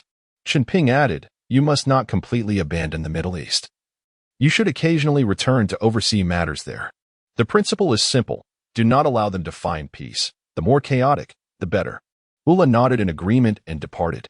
Chen Ping remained in place, lost in thought, realizing that he had perhaps become too preoccupied with regional affairs and neglected to stir the pot. Chapter 79. Incendiary Act at an Airport. Chen Ping chuckled coldly to himself. Since they were so idle, he would provide them with a task. He swiftly appeared at the L.F. Wade International Airport in the Bermuda Islands, casually toying with a Zippo lighter, his consciousness scanning for the airport's aviation fuel depot. The airport, established during World War II, had once served as a joint base for the American and British military forces. In 1970, it was handed over to the United States Navy, remaining their aviation station in the Bermuda region until 1995, when it was transferred to local government management and converted into a civilian international airport. Founded. However, the fuel depot was frequently bustling with forklift traffic. As workers transported fuel products, Chen Ping was merely there to create chaos, not to take lives, so he patiently waited in the woods outside the airport. An hour later, as lunchtime approached, the depot fell silent. The forklifts ceased their movements, and the staff secured the gates tightly. Chen Ping slipped into the aviation fuel depot, opened a barrel of aviation kerosene, and kicked it over, igniting his Zippo lighter. He tossed it onto the spreading fuel before instantly teleporting back to his hiding spot in the woods. He coldly watched as black smoke billowed from the depot, accompanied by a thunderous explosion. The blast caused kerosene to spill and ignite, flames beginning to spread beyond the depot. This facility housed approximately 200,000 gallons of aviation fuel. Should it all leak and ignite, the entire airport would be engulfed in flames. Fortunately, there were no personnel nearby, and as the fire alarm sounded, various hoses and water cannons were deployed to combat the blaze. Minutes later, it became evident to the onlookers that extinguishing the oil fire was futile, and they began frantically organizing an evacuation. Chen Ping observed the chaos at the airport, a smirk on his lips as he turned and returned to New York. He went straight to Catherine's office, closed the door, and discreetly informed her that a massive fire had erupted at the U.S. military's Wade Airport in Bermuda, rendering the entire airport inoperable. Catherine gasped in shock, inquiring, "How do you know this?" However, recalling Chen Ping's earlier warning, she fell silent and picked up the phone. After a moment, she set the phone down, regarding him with a complex expression. Chen Ping shrugged nonchalantly, saying, "Please do not regard me with such suspicion. I simply possess information ahead of you." Catherine forced a strained smile, replying, "Darling, it's not that I doubt you. It's just that ever since I met you, unfortunate events have befallen us. Are you at odds with my country?" Chen Ping laughed heartily, teasing, "You actually use the term at odds?" Then, with a serious nod, he added, "Yes, your great America constantly proclaims itself as the world's police, eager to involve itself in any fortunate event and meddle in misfortune, which I find quite displeasing. Although I have not acted against it, it does not mean I do not take pleasure in the spectacle. If you care for your homeland, please guide public opinion to lessen their opposition to us. We Han people never initiate conflict. If not provoked, we do not provoke others. If you can steer the American populace toward a friendlier stance, or at least neutral, I believe that God would be inclined to bestow his favor upon your great nation." Catherine detected the ire in Chen Ping's words and hurried to his side, soothingly saying, "Darling, perhaps you are being overly sensitive. My country has never targeted anyone. We merely wish to spread our democracy and freedom to every corner of the globe, allowing all people to experience the benefits of a prosperous democracy." Chen Ping scoffed, "Yet, as you disseminate your democracy and freedom, you do not inquire if others are willing. When faced with dissent, you brandish weapons to compel compliance. Must I enumerate the specific instances?" Catherine pressed her forehead, conceding, "All right, dear, why are we arguing over the matters of others? Why should we allow such trivialities to tarnish our relationship?"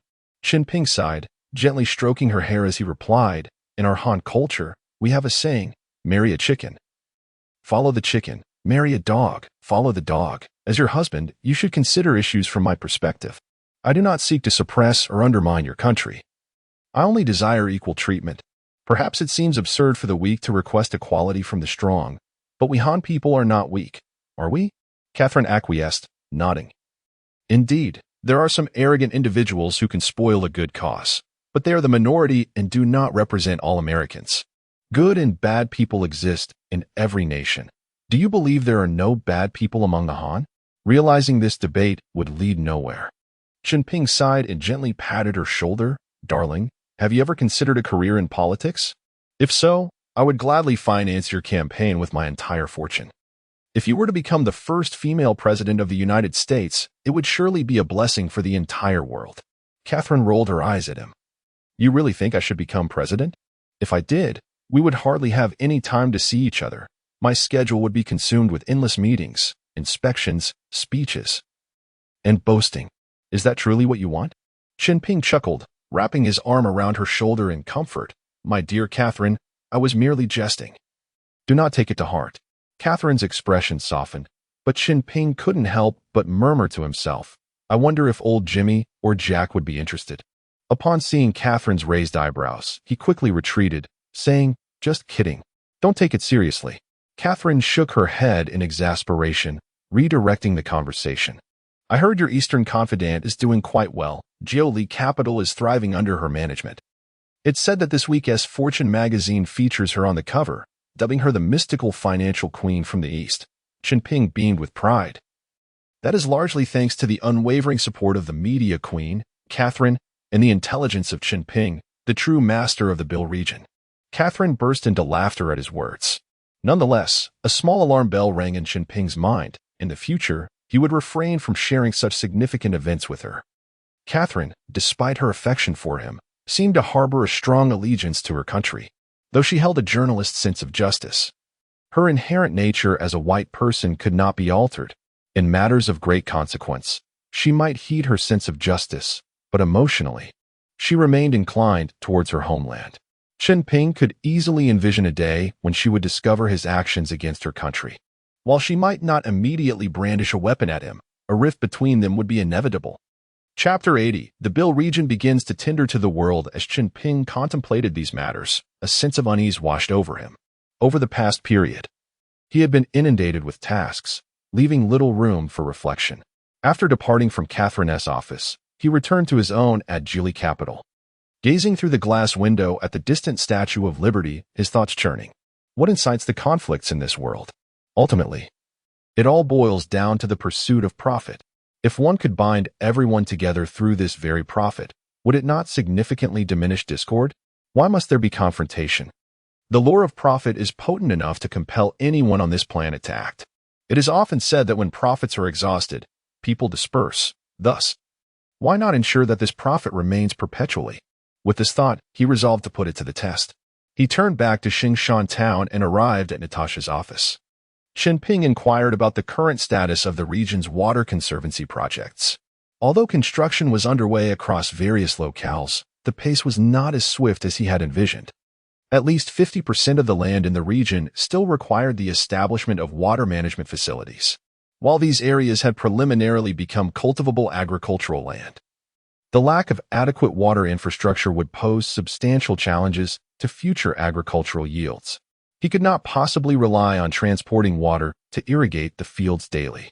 With this in mind, he instructed Natasha to contact Asia-Pacific media and North American media to disseminate a message. The Bill region was inviting global water construction teams to assist in building its water management projects. Over the next 3 years, Gili Capital would invest hundreds of billions to create a comprehensive water network throughout the Bill region. Construction groups from around the world were welcome to submit bids. Upon the release of this announcement, powerful construction firms from across the globe began to inquire about participating in the tender. Subsequently, a second message was issued. In 2 weeks, a grand water construction project bidding conference would be held in Xingshan town, with details to be published in the media. This tender would adhere to the principles of fair competition and selective acceptance, inviting capable engineering and construction groups from around the world to submit bids. Bidding materials were to be submitted for review 3 days prior to the conference.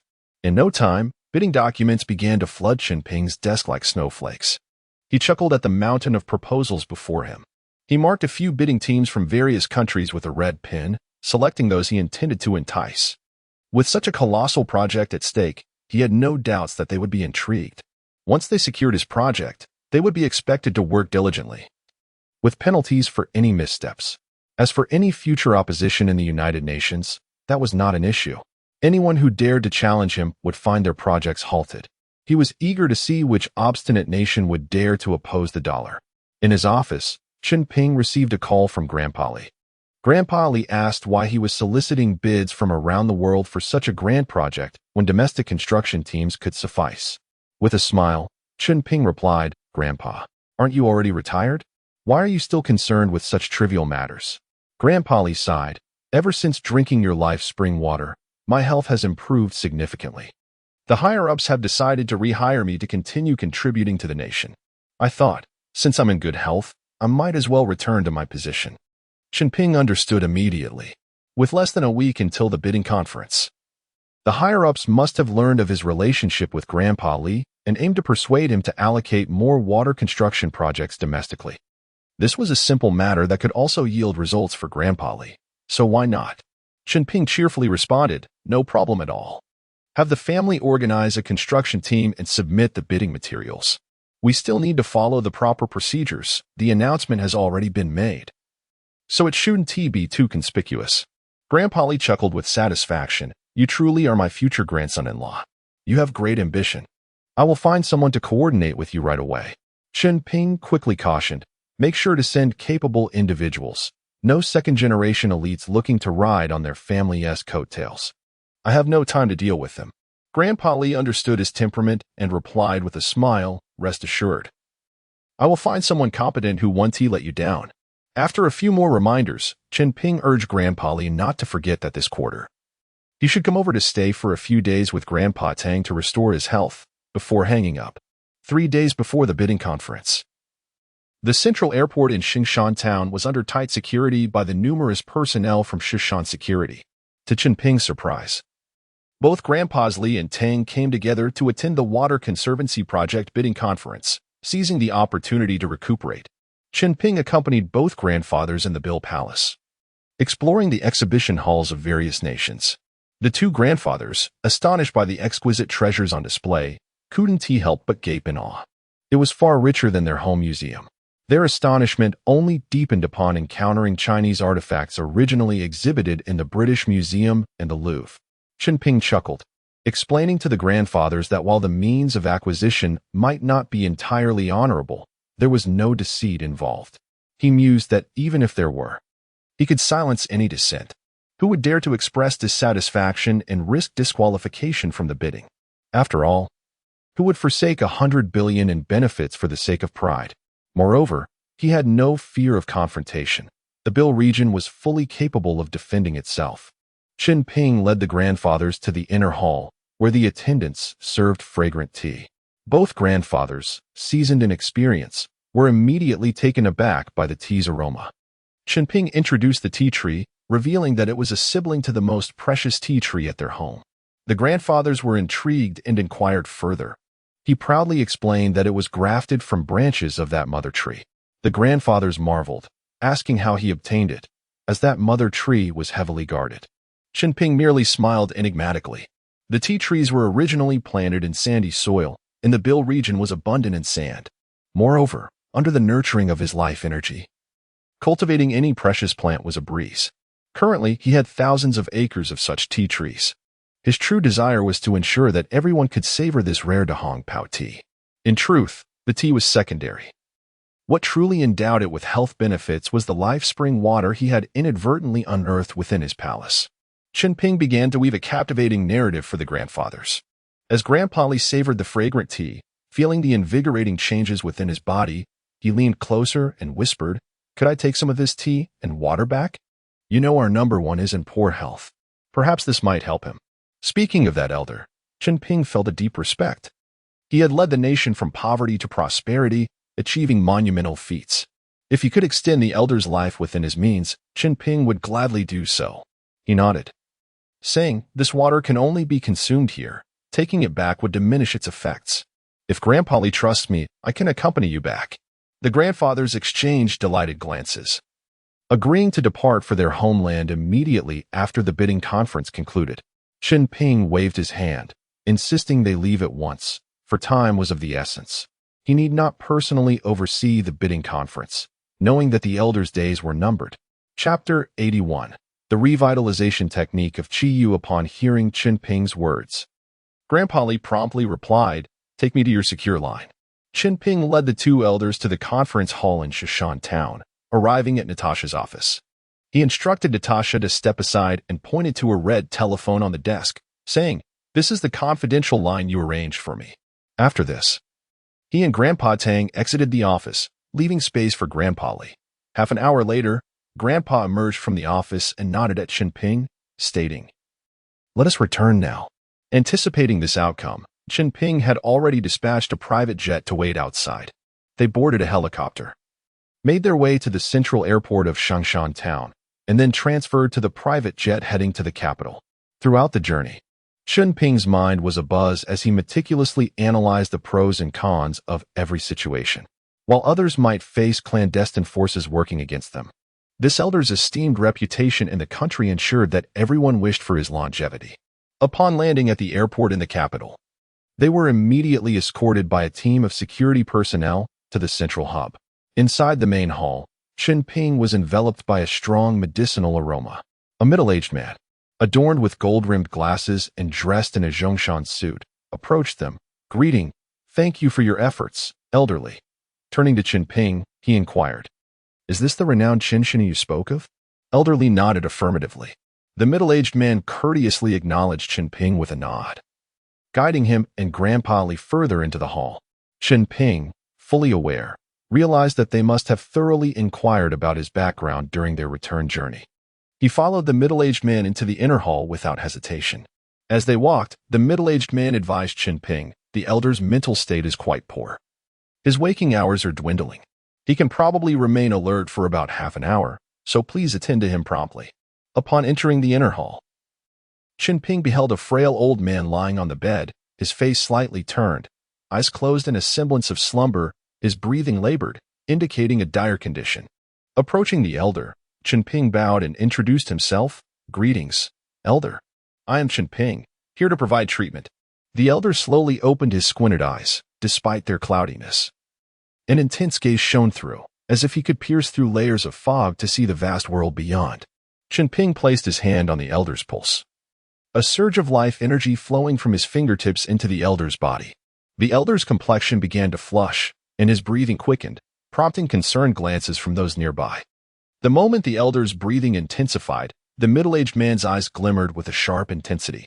Grandpa Li gently patted the middle-aged man's shoulder, signaling him to remain calm.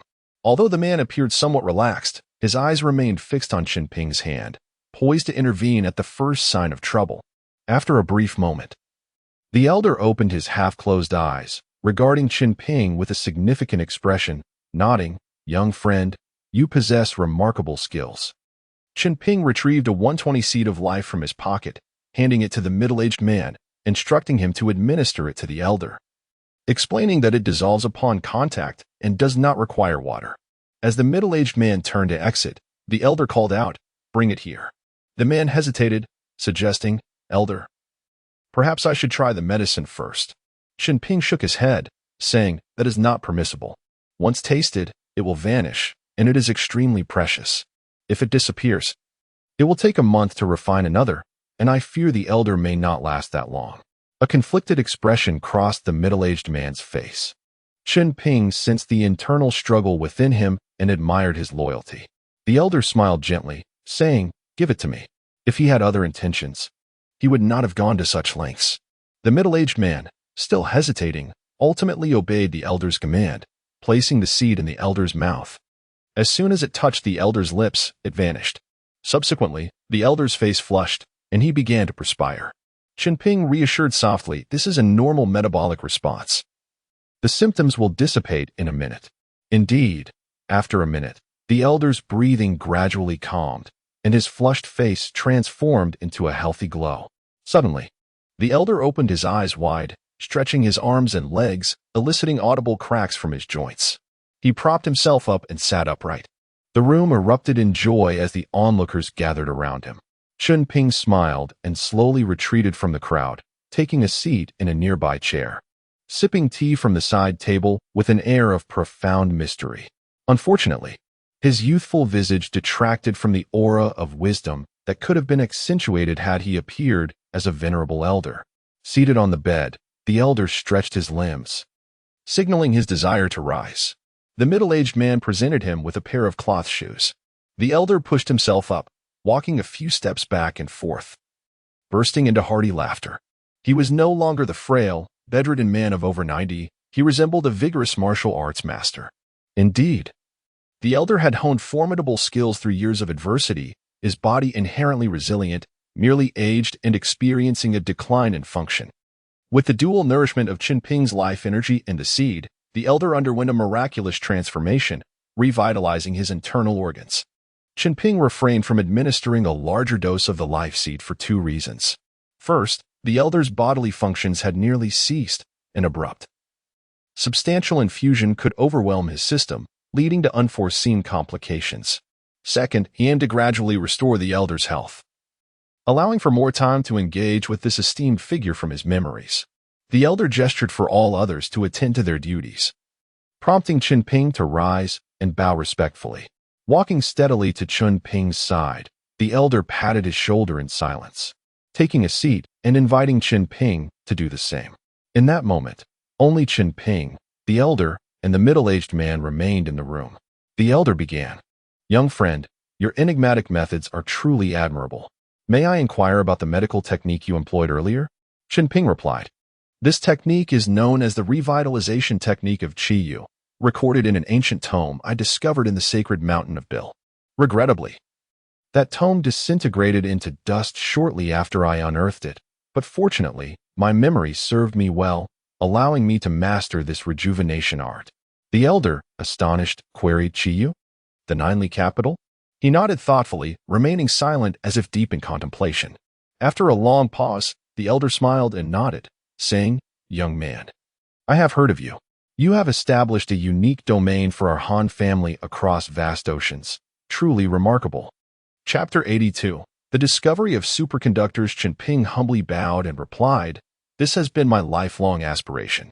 In my lifetime, I am determined to reclaim all the lands that our Han family has lost overseas. This mission is also a legacy bestowed upon me by the great deity Qi Yu." The elder was delighted and exclaimed, "Excellent. If every child of the Han family possesses such ambition, how can our lineage not prosper throughout the world?" The elder then inquired, "What is your intention in establishing Jili capital?" Chunping replied earnestly, "The world is bustling, all for profit. The world is in turmoil, all for gain.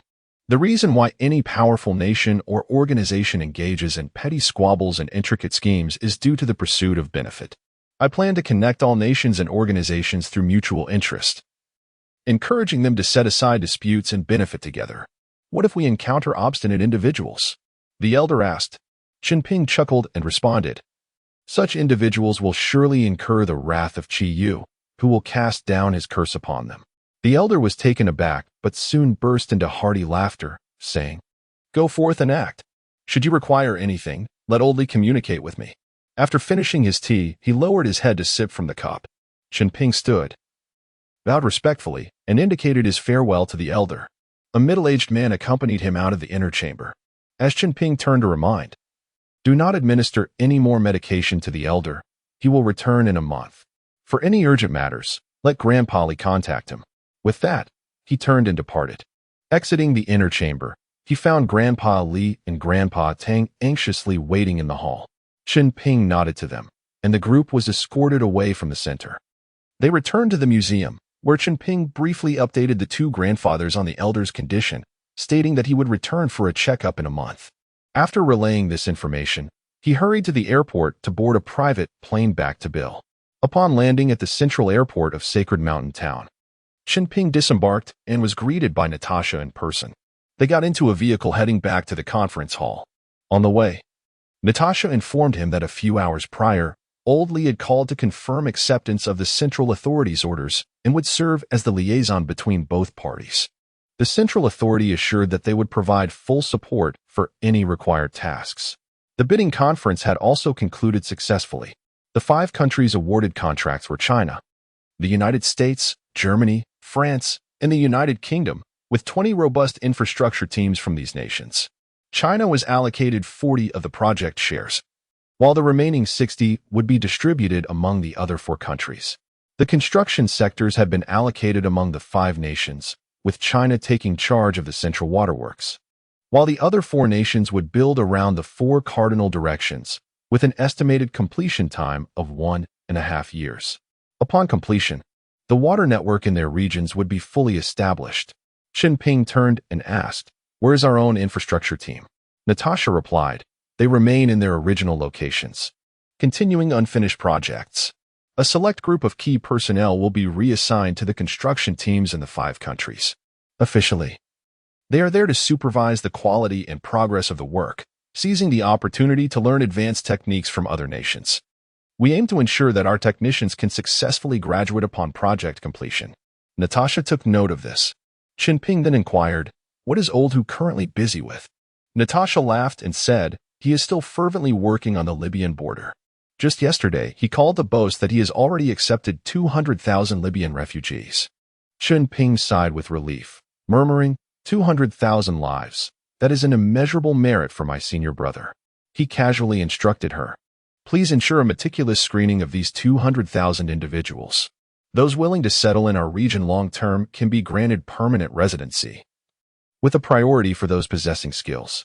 For those without any skills, they should contribute labor.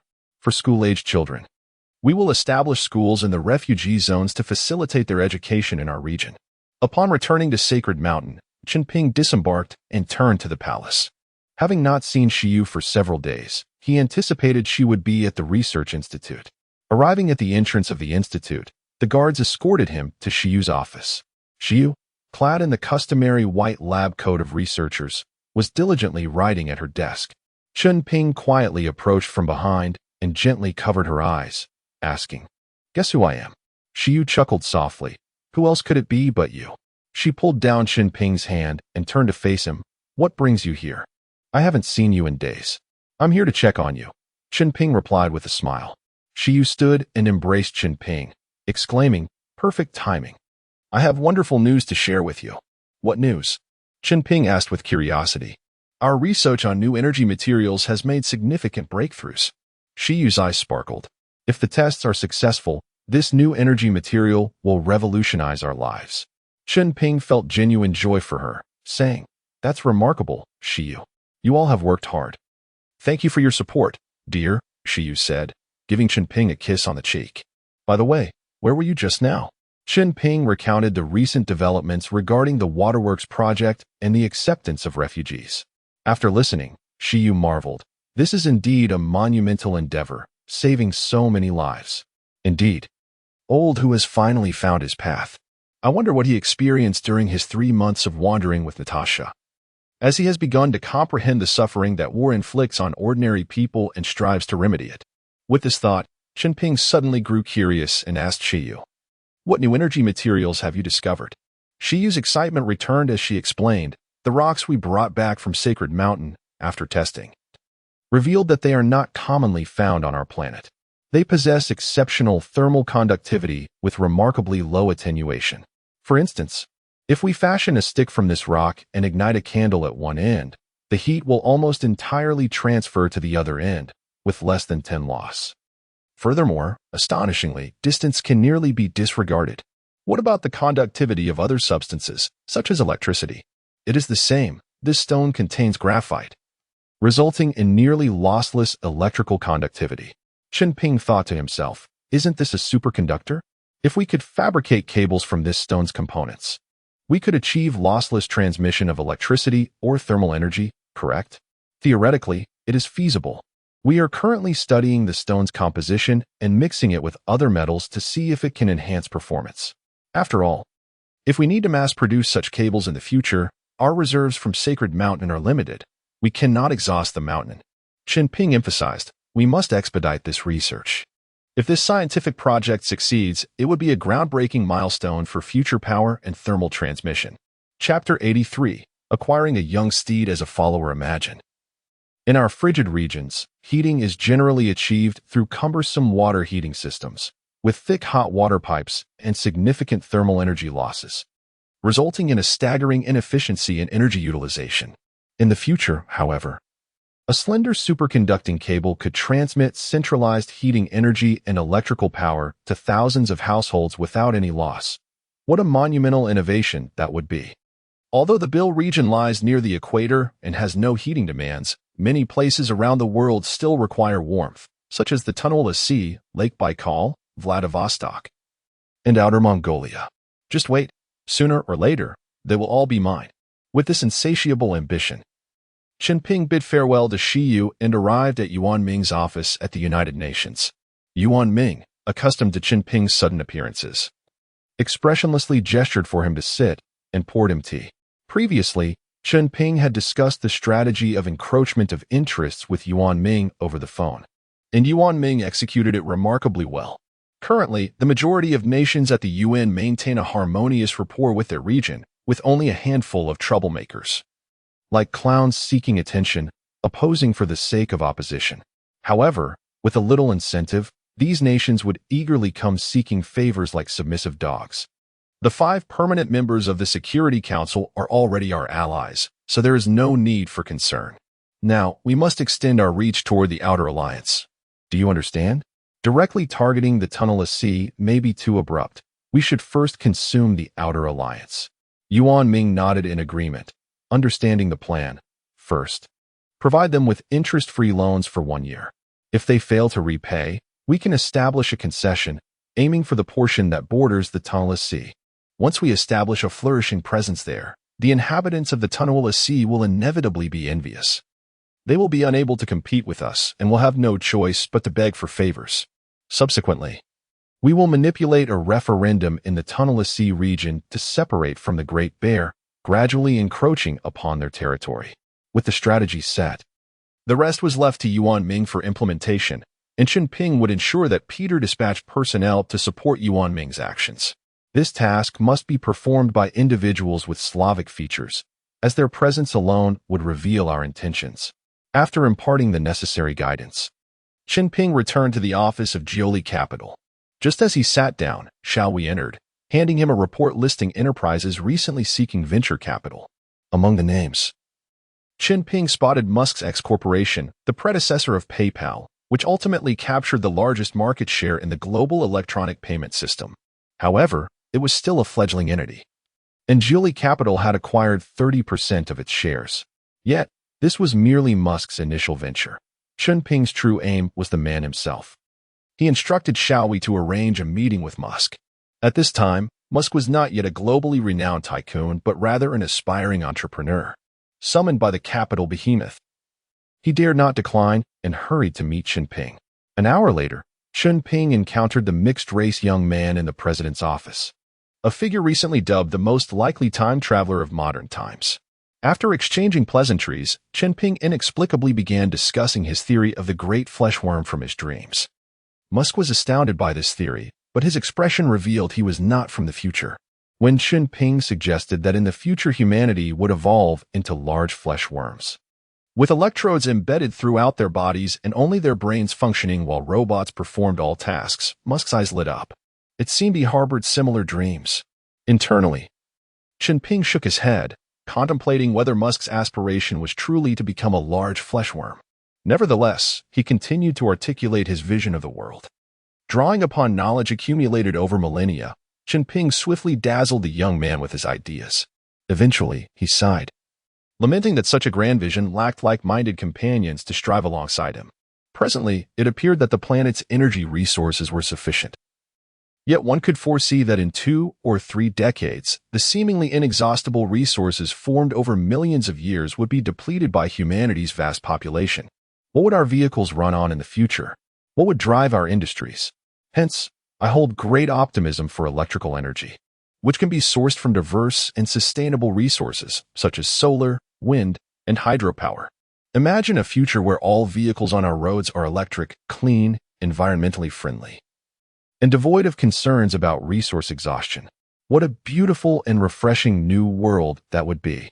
Musk's eyes sparkled with fervent longing as he stood respectfully, bowing to Chen Ping, saying, "Esteemed sir, you seem to be the deity guiding me in my dreams. I have listened to your teachings countless times in my slumber, and I have earnestly endeavored to fulfill your directives. I once believed it was merely a dream, but hearing you articulate all of this makes me realize you are the deity pointing the way in my dreams." Chen Ping gestured for him to sit and replied, "Young Musk, we are of similar ages and share common dreams. Let us unite our efforts for the betterment of humanity. Why not join hands and charge forward together, transforming our visions into reality? Our aspirations should not be confined to this small planet. We must set our sights on the stars and the sea. The land will eventually exhaust its resources. We can seek sustenance beyond our planet. Mars, our closest neighbor, and the distant Sagittarius constellation harbor planets akin to Earth. If we develop technology capable of transcending time and space, making travel to Mars as casual as a weekend getaway, the future of humanity would be filled with limitless possibilities." Musk trembled with excitement. The visions he had conjured in his mind and dreams had never been shared with anyone, yet they were spoken by a stranger from the East. How could he not be exhilarated? He rose to his feet, kneeling before Chen Ping like a devout worshiper, reaching to embrace Chen Ping's legs, yearning to kiss his shoes. Chen Ping intervened, pulling him up and gazing earnestly into his eyes, asking, "In the future, shall we stand side by side as brothers, bringing all our dreams into reality together? Are you willing?" Subsequently, Chen Ping channeled his consciousness to instill a sense of awe and inexplicable security in Musk. Tears streamed down Musk's face as he eagerly nodded in agreement, exclaiming, "Esteemed Sir Ping, I pledge to follow in your footsteps for the rest of my life to realize our dreams." Chen Ping nodded for him to sit, stating, "I intend to establish an energy research department under Jiuli Capital, dedicated to the ultimate application of electrical energy. Moreover, I possess a new superconducting material that can minimize energy transmission losses. Here, take this piece of rubble from the remnants of the Sacred Mountain Armory and establish a laboratory to conduct comprehensive research on it, aiming to incorporate this new material into the development of advanced batteries as swiftly as possible. Jiuli Capital would expedite the creation of the most advanced laboratory globally for him. appointing him as the head of research and signing a 20-year contract, effectively binding Musk to their chariot. Should he choose to leave midway, the non-compete clause would restrict him from engaging in related research for life. As for the possibility of remaining without contributing, that scenario would not exist. Not only did Chen Ping possess formidable consciousness to control him, but Musk, a romantic scientist brimming with fantastical ideas, would never allow his brilliant notions to fade away with time. Chapter 84. The Gift from Little Horse.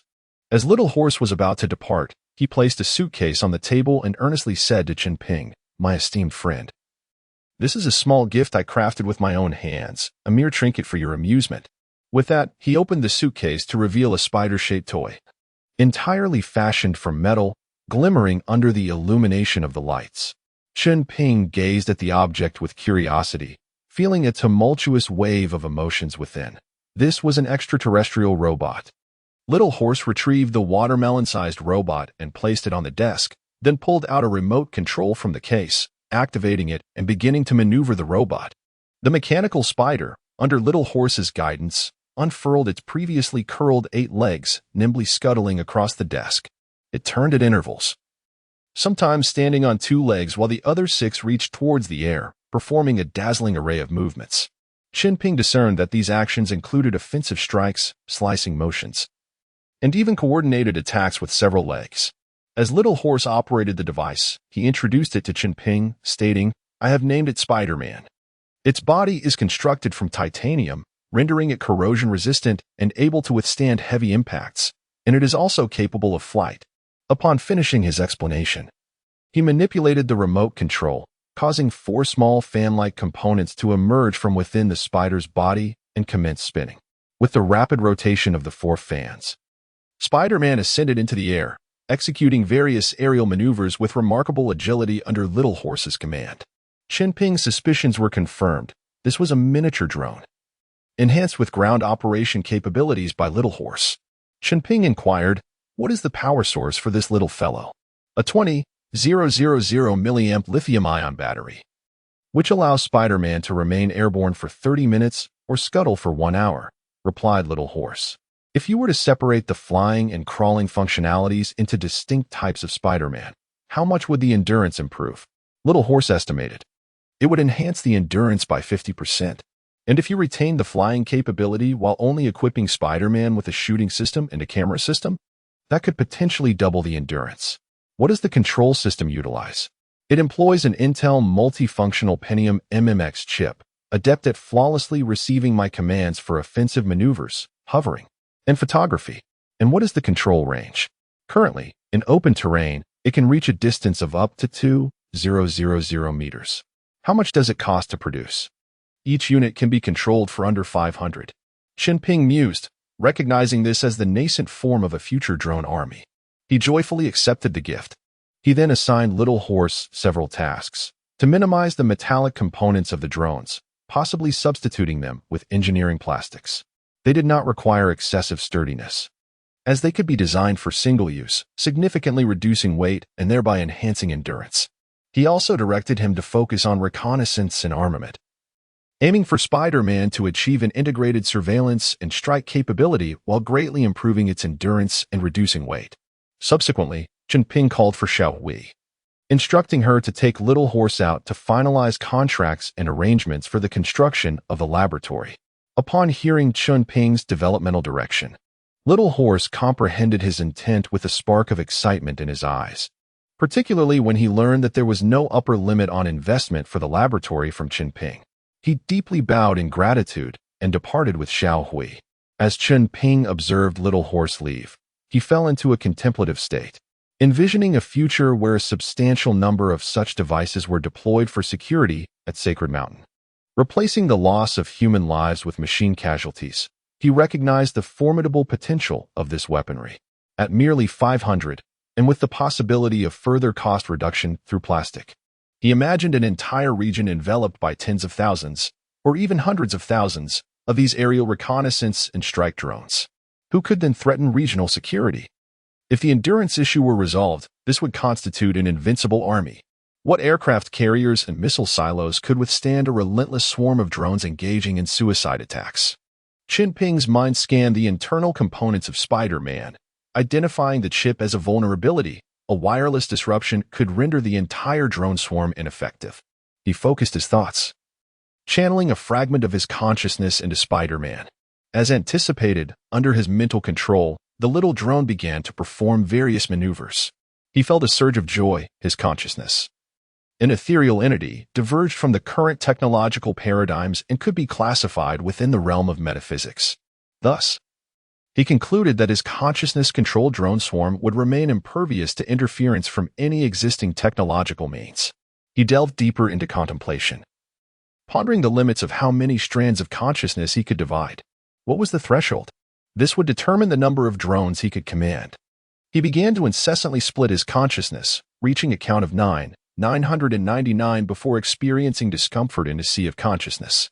Enduring the unease, he continued until he reached 999, at which point the pain became increasingly intolerable, nearly impairing his cognitive functions. Realizing he had approached his limit, he retracted all divided strands of consciousness, and the prior extreme discomfort dissipated instantly. He laughed aloud in his office, reveling in the realization that he could simultaneously command 999 drones in combat. He promptly called Little Horse, urging him to expedite improvements and mass production of the drones. Then, considering security concerns, he decided to establish the laboratory and production facility for the drones in the Bill region, effectively safeguarding against technological leaks. Little Horse grasped the profound implications of this decision and assured that he would implement the orders swiftly. After hanging up, Chen Ping envisioned a future where hundreds of thousands of drones patrolled the skies above the region, instilling a profound sense of security. Future regional defense and even societal order could be maintained through drones. This led him to contemplate the development of communication satellites. Currently, the global satellite system is dominated by the United States, with only Russia's GLONASS system providing a semblance of competition. He resolved to construct a Chiyu system. The hardware for communication satellites posed no challenge. The difficulty lay in launching them via rocket to geostationary orbit, over 20,000 kilometers above the Earth, which constituted the bulk of the cost. This meant that nearly all satellites had to consider weight constraints, thus limiting their structural integrity. However, such limitations did not apply to him. He could effortlessly place satellites into geostationary orbit at a minimal cost, merely the equivalent of 3 bowls of rice and a serving of braised meat per day. A month later, Chunping accompanied Little Horse into the Grand Hall of Sacred Mountain. Little Horse gazed at the laboratory constructed according to Chunping's specifications, his eyes shimmering with gratitude. As they walked, Chunping shared his vision. This space would serve as both a laboratory and a production line, aiming for rapid mass production of reconnaissance and strike drones. Initially without concerning themselves with the chip control system, opting for a modular design. Chapter 85. The Bill region enters the age of electrification. The initial step involved removing the control components from the robots, focusing solely on their mobility aspects, thus enabling the integration of control modules into drones as needed. Similarly, weapon systems could be detached and replaced with alternative systems to achieve functional versatility. Xiaoma expressed that this approach would simplify the process significantly, facilitating rapid mass production. Chen Ping further suggested that Xiaoma design a series of engineering robots, with no restrictions on their form, primarily intended for excavation and drilling tasks. Xiaoma confidently assured him that he felt no pressure. Chen Ping clapped his hands, announcing the initiation of the communication satellite system, aptly named Chiyu. This system aims to replace and surpass the American GPS technology. Their primary objective was to develop the satellite without concern for the challenges of rocket transportation, as Chen Ping would devise alternative methods to place them into orbit. Xiaoma, intrigued, inquired whether, if weight were not a concern, he could design the satellite to encompass more functions, ensuring greater durability and extended lifespan. He recognized that the payload capacity of rockets directly influences the satellite's cost. Your responsibility is to design and manufacture the satellites, Chunping stipulated, ensuring they encompass all communication functionalities while also incorporating offensive and defensive capabilities, without the constraints of weight, cost, or rocket transportation issues. Xiaoma sighed in relief. stating that under these conditions, he faced no challenges. Recruitment would be handled by Chen Ping, who would establish a multinational company with a somewhat ambiguous national identity. Whenever they faced shortages of funds or materials, Natasha would be available to assist. Every new product design concept would be presented to Chen Ping for collaborative refinement. Xiaoma did not disappoint Chen Ping's expectations. Within a mere fortnight, he unveiled the design blueprint for the first generation of engineering robots, rather than conventional robots. These resembled exoskeletons for engineering machines, akin to the combat robots from the Matrix, operated by humans within their vast mechanical frameworks, powered by either electricity or fuel. Thanks to the absence of intricate computer operating systems, this robot quickly yielded a batch of prototypes, which were dispatched to various construction sites for field testing. Feedback indicated that this robot was robust and highly capable of performing excavation and on-site transport tasks. It was undeniable that Xiaoma and his team excelled in mechanical design and manufacturing. With Chen Ping's extensive knowledge from the future, detailed construction blueprints for the satellites emerged. These designs enabled the satellites to fulfill all necessary communication functions while excelling in confidentiality and resistance to interference compared to contemporaneous products. In terms of offensive and defensive capabilities, they also exhibited exceptional performance. Chen Ping harbored a slight ulterior motive, as he requested the design of functionalities that could target other satellites. Should they encounter enemy satellites in geostationary orbit, they could execute devastating strikes under his command or even capture them. Due to the disregard for weight considerations, the satellites were designed to be relatively sturdy and sizable, rendering them nearly invulnerable. They could strike adversaries without easily being compromised themselves. On the day the satellite was completed, Chen Ping led the high-ranking members of the cabinet for a tour. At the Sacred Mountain, a colossal structure adorned with radar-absorbing materials loomed within the spacious launch pit. Lacking a rocket, the satellite appeared modest, weighing around 5 tons. Inside the Sacred Mountain's control room, teams led by Musk and Shiyu were diligently conducting final communication adjustments for the satellite. Chen Ping sat upon the grand throne once occupied by the golden statue of Shiyu, surveying the proceedings. He theatrically proclaimed that he had communicated with the deity Shiyu, who promised to assist them in placing the satellite into geostationary orbit that very night. The control room's speakers relayed reports of successful tests, indicating readiness for operation. Chen Ping swiftly approached the satellite, activating it for deployment into the geostationary orbit at an altitude of 36,000 kilometers, before promptly returning to the Sacred Mountains Hall. Xiaoma and his team were astonished to see the satellite vanish from the screen, only to reappear in geostationary orbit, transmitting signals. Following a series of communication adjustments, the satellite operated seamlessly, with solar panels deploying effectively and signal coverage functioning normally. Consequently, the Bill region acquired its first geostationary communication satellite, achieving comprehensive communication coverage throughout the region and into the Sahara. To accomplish regional satellite navigation, at least 2 additional satellites were still required. However, they were not content with merely regional coverage. Plans were underway to launch 47 geostationary satellites to achieve global coverage without any blind spots. In the short term, accumulating 3 satellites would suffice for regional coverage. The initial success of the first satellite significantly boosted the morale of all researchers. Within 2 months, 2 more satellites were successfully launched, ensuring complete regional coverage. Across the entire region, drone operations were seamlessly coordinated through satellite-provided positioning signals. Under Xiaoma's guidance, the drones were constructed primarily from engineering plastics, effectively evading radar detection. As disposable assets, their durability was not a primary concern. These drones were categorized into 2 types, those equipped with firearms for border patrol and internal security, and those carrying 5 kilograms of high-yield explosives, posing a dire threat to military targets. At a single command, countless drones would swarm like wasps, executing suicide attacks, impervious even to large aircraft carriers. Thus, the security of the Bill region could be described as impregnable. Surveillance drones patrolled every corner of the borders and region, allowing law enforcement to monitor suspicious individuals from urban command centers using drone-assisted identification checks. Typically, 2 drones would operate in tandem, one scanning a suspect's identification while the other maintained a vigilant watch from a distance. Should the suspect exhibit any unusual behavior, the distant drone would initiate a strike. The satellite signals covering the entire region ensured real-time video playback for the drone's operations. As more satellites ascended, they anticipated accepting outsourced security patrol responsibilities from neighboring countries. As technology matured, drone manufacturing capabilities surged. From an initial production of merely 10 drones per day, they now exceeded 100. Should their production capacity reach 1,000 or even 10,000 drones daily, the dream of dominating the African continent and beyond would soon be within reach. Through Xiaoma's relentless efforts, the drone's operational range had unprecedentedly reached 50 kilometers.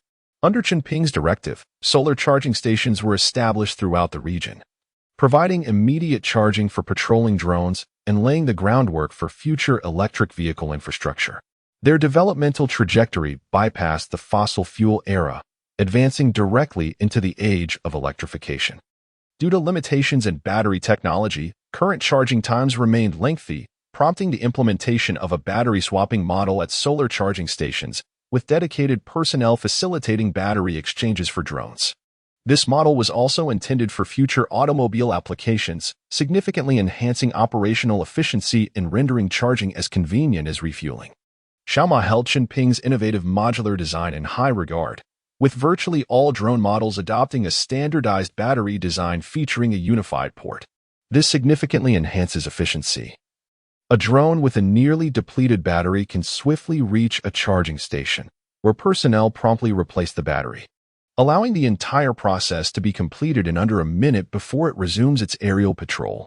Similarly, electric vehicles undergo a battery exchange that takes no more than 3 minutes, discarding the old battery at the charging station and replacing it with a new one to depart. The entire region, bolstered by solar energy, has transformed into a realm reminiscent of a fully electrified world from a science fiction narrative.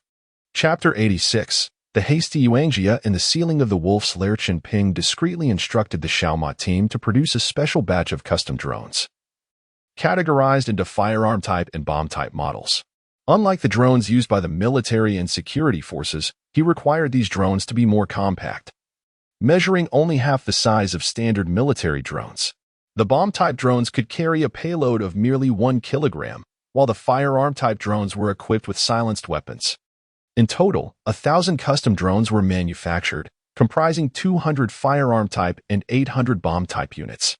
Chen Ping stored these drones in his space for future use, believing they might prove invaluable. Since Shenshan Security began deploying a multitude of drones, the patrol range of naval vessels at sea expanded to a radius of 50 kilometers.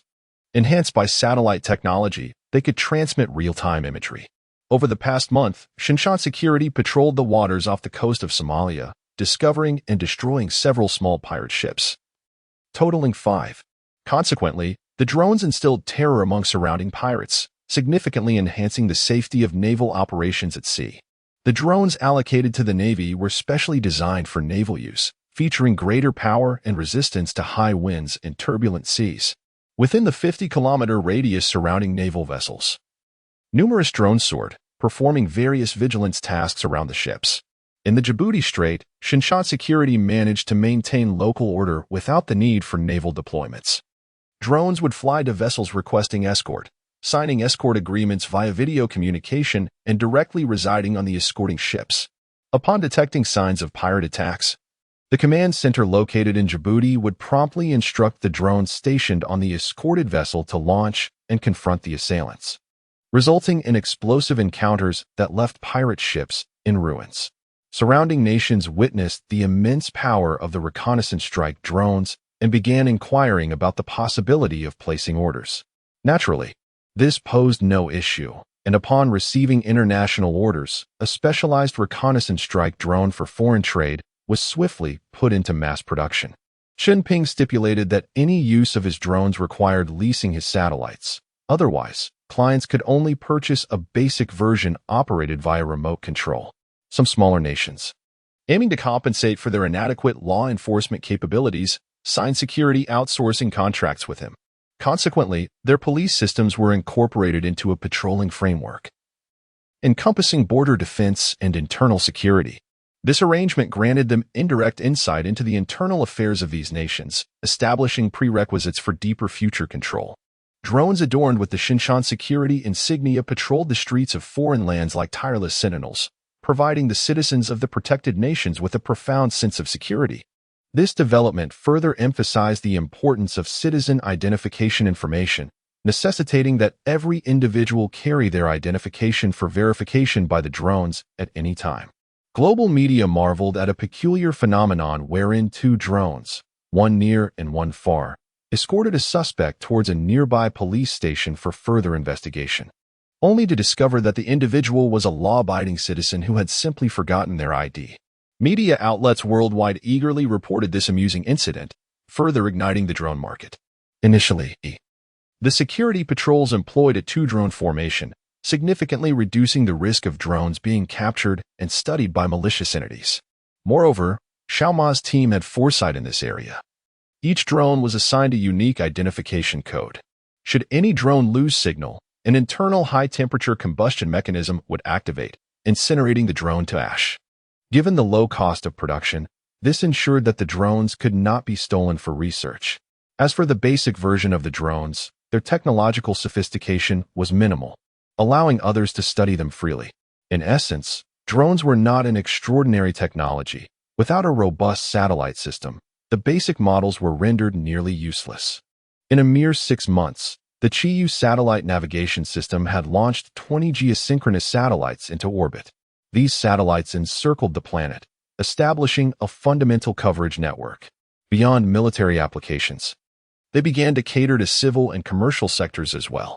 The Qiyu system was gradually replacing the future Starlink, expanding across continents. In several developed regions, progress was slow due to the dominance of the American GPS system. However, the entirety of Africa, Australia, and even the polar regions had achieved full coverage for satellite communication and navigation under the Qiyu system. As the satellites launched were superior in both size and power compared to their American counterparts, the Qiyu system began to encroach upon the GPS market in other developed regions. Their public relations emphasized that the Qiyu system was purely a commercial venture, posing no direct threat to the regions and nations it covered. Furthermore, the Bill region announced to the world through media channels that the Qiyu system would sequentially launch 96 geosynchronous satellites over the next 5 years, ultimately achieving global, all-encompassing satellite communication, integrating civilian and commercial applications. In the future, whether atop Mount Everest or deep within the Amazon rainforest, individuals equipped with a satellite terminal connected to the Qiyu system would never again experience a lack of network signal. To facilitate this, Chen Ping commissioned the Asia-Pacific Media's Permanent Office, led by Yu Tian, to create several innovative advertisements, collaborating with Catherine's North American Media Group for global distribution. The advertisements featured internationally renowned celebrities, showcasing scenes of people joyfully communicating with Qiyu satellite terminals in the scorching Sahara, the marshes of the Amazon rainforest, atop snow-capped mountains, and across the vast Pacific Ocean. Romantic themes depicted couples sharing heartfelt confessions, while adventure themes displayed team members utilizing Qiyu satellite phones to call for help. This campaign propelled the Qiyu system's reputation worldwide, resulting in a surge in terminal device sales.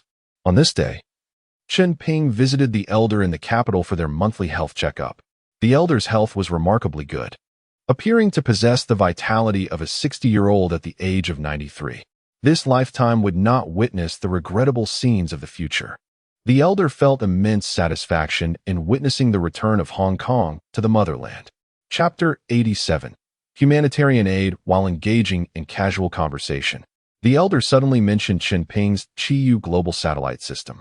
He inquired, "Can our family join?"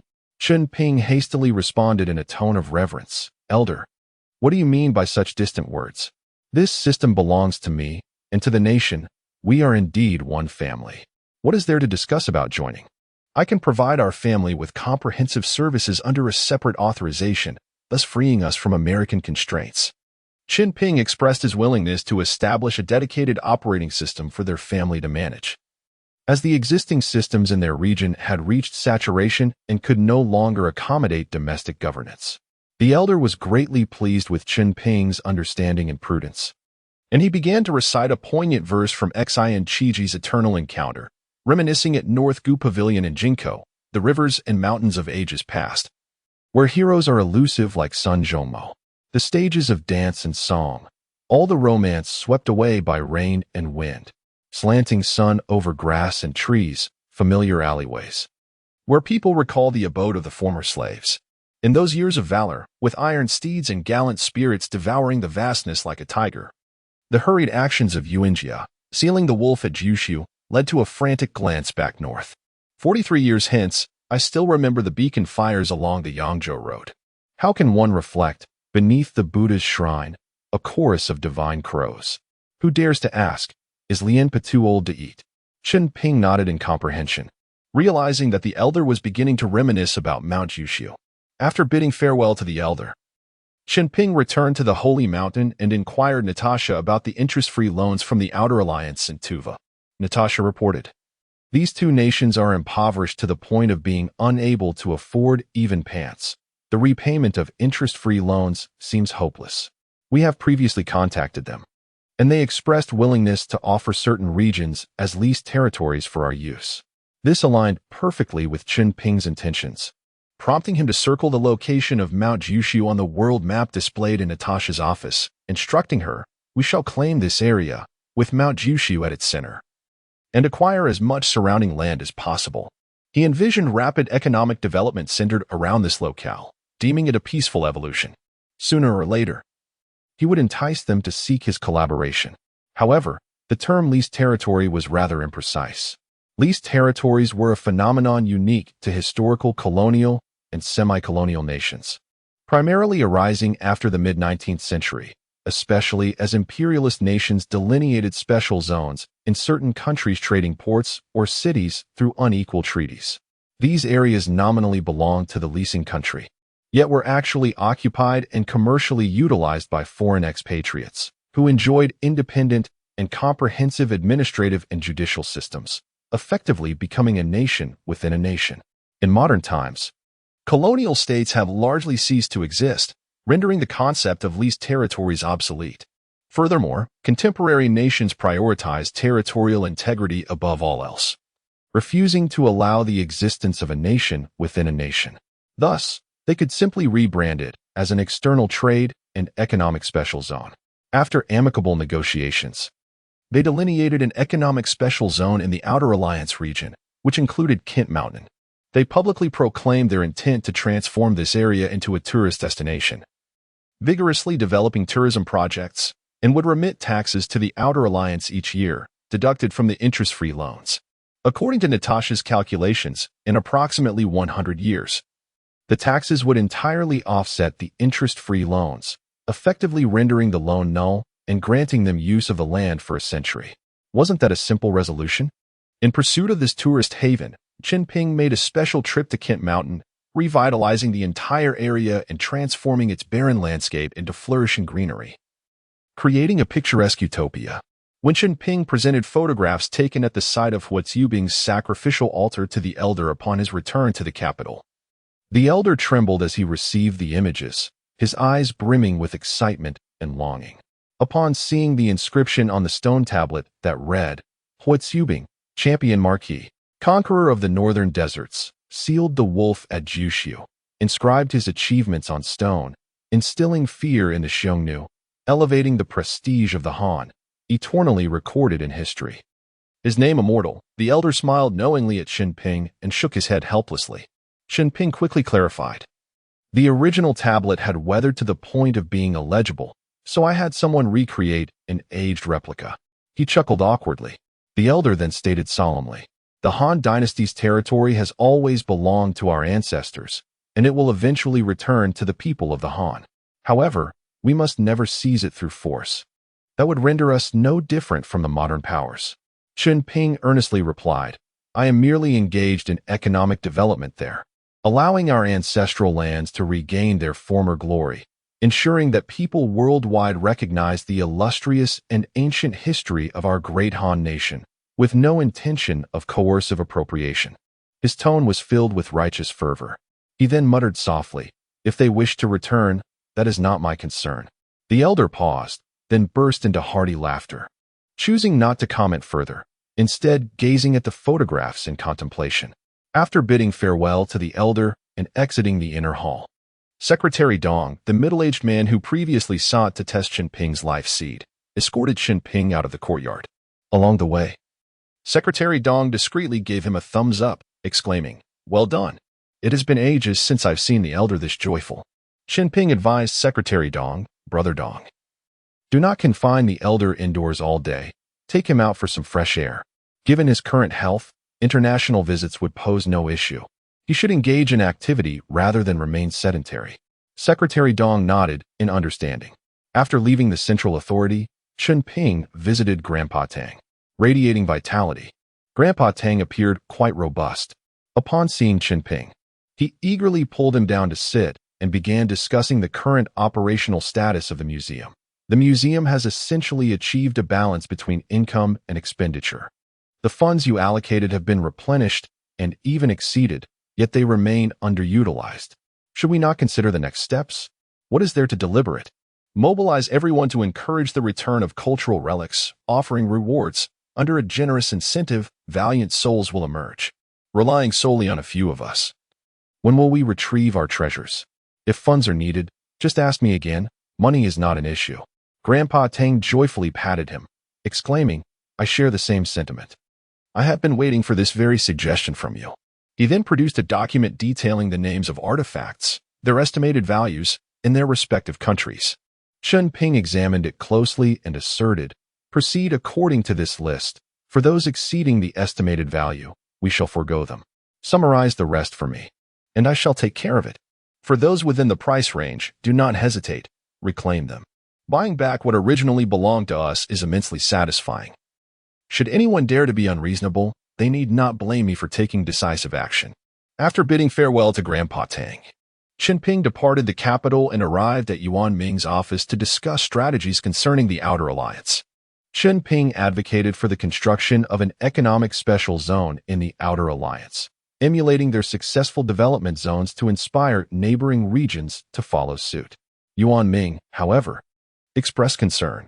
If we truly prosper that area, might we not be at risk of having our successes appropriated by the Outer Alliance, rendering us mere fools? Chen Ping chuckled coldly. "I would actually welcome such an outcome. That would grant me just cause to mobilize forces against them. At that point, they would lose far more than just Kent Mountain." Yuan Ming shook his head. Given the current global landscape, such actions seem implausible. Chen Ping, exasperated, retorted, "Humanitarian aid, after all, is a sacred mission for all humanity." "Humanitarian aid?" Yuan Ming inquired, bewildered. Chapter 88. The phenomenal success of the electric car in the Americas indeed. It is a matter of humanitarian aid. You have not ventured into the Outer Alliance, have you? There exists a barbaric form of punishment there. Prisoners are first stripped of their clothing, left in only their undergarments or entirely naked. An act that serves to humiliate their bodies and prevent any attempt at escape or resistance. Subsequently, their limbs are shackled. Their hands and feet are tightly bound with iron chains or ropes, ensuring they cannot break free or harm themselves. The prisoners are then confined within a cramped wooden box, typically rectangular in shape, wider than it is tall, forcing them into a crouched or kneeling position, unable to stand upright or even squat. Once the box is nailed shut, only a few small holes are drilled into the walls for the prisoners to breathe and to allow an arm and head to protrude. This living coffin is abandoned in desolate environments, such as deserts or wastelands, left to await a slow, agonizing death. Is this not a complete humanitarian catastrophe? It is utterly insane, a degradation of humanity, and we must take up arms against this. Let us first propose a discussion at the United Nations. Then collectively decide to form a coalition to combat this atrocity. Is it not a familiar tactic? Shall we incite other nations to raise this issue, fanning the flames? Yuan Ming smirked. The Tuva Alliance would likely be eager to propose this, considering our friendly alliance with them. We might even offer to reduce their loans. Thus, a conspiracy against the Outer Alliance was concocted within Yuan Ming's office at the UN. Back at the headquarters of Jiuli Capital, Chen Ping reclined in a spacious office chair, indulging in a massage from Xiao Hui, while listening to her report on recent work. Jioli Capital's current venture capital projects have infiltrated various sectors across America, including renewable energy, petrochemicals, and other aspects of daily life. Their electric vehicle and solar charging station projects, under the auspices of Chen Ping's legal advisor Stephen, are flourishing throughout the United States. Currently, more than a dozen cities across the nation have their solar charging stations.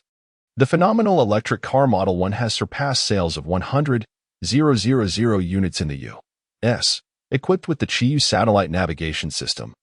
Each priced at a mere 5,000, with lifetime battery replacement included. Owners need only cover the electricity costs.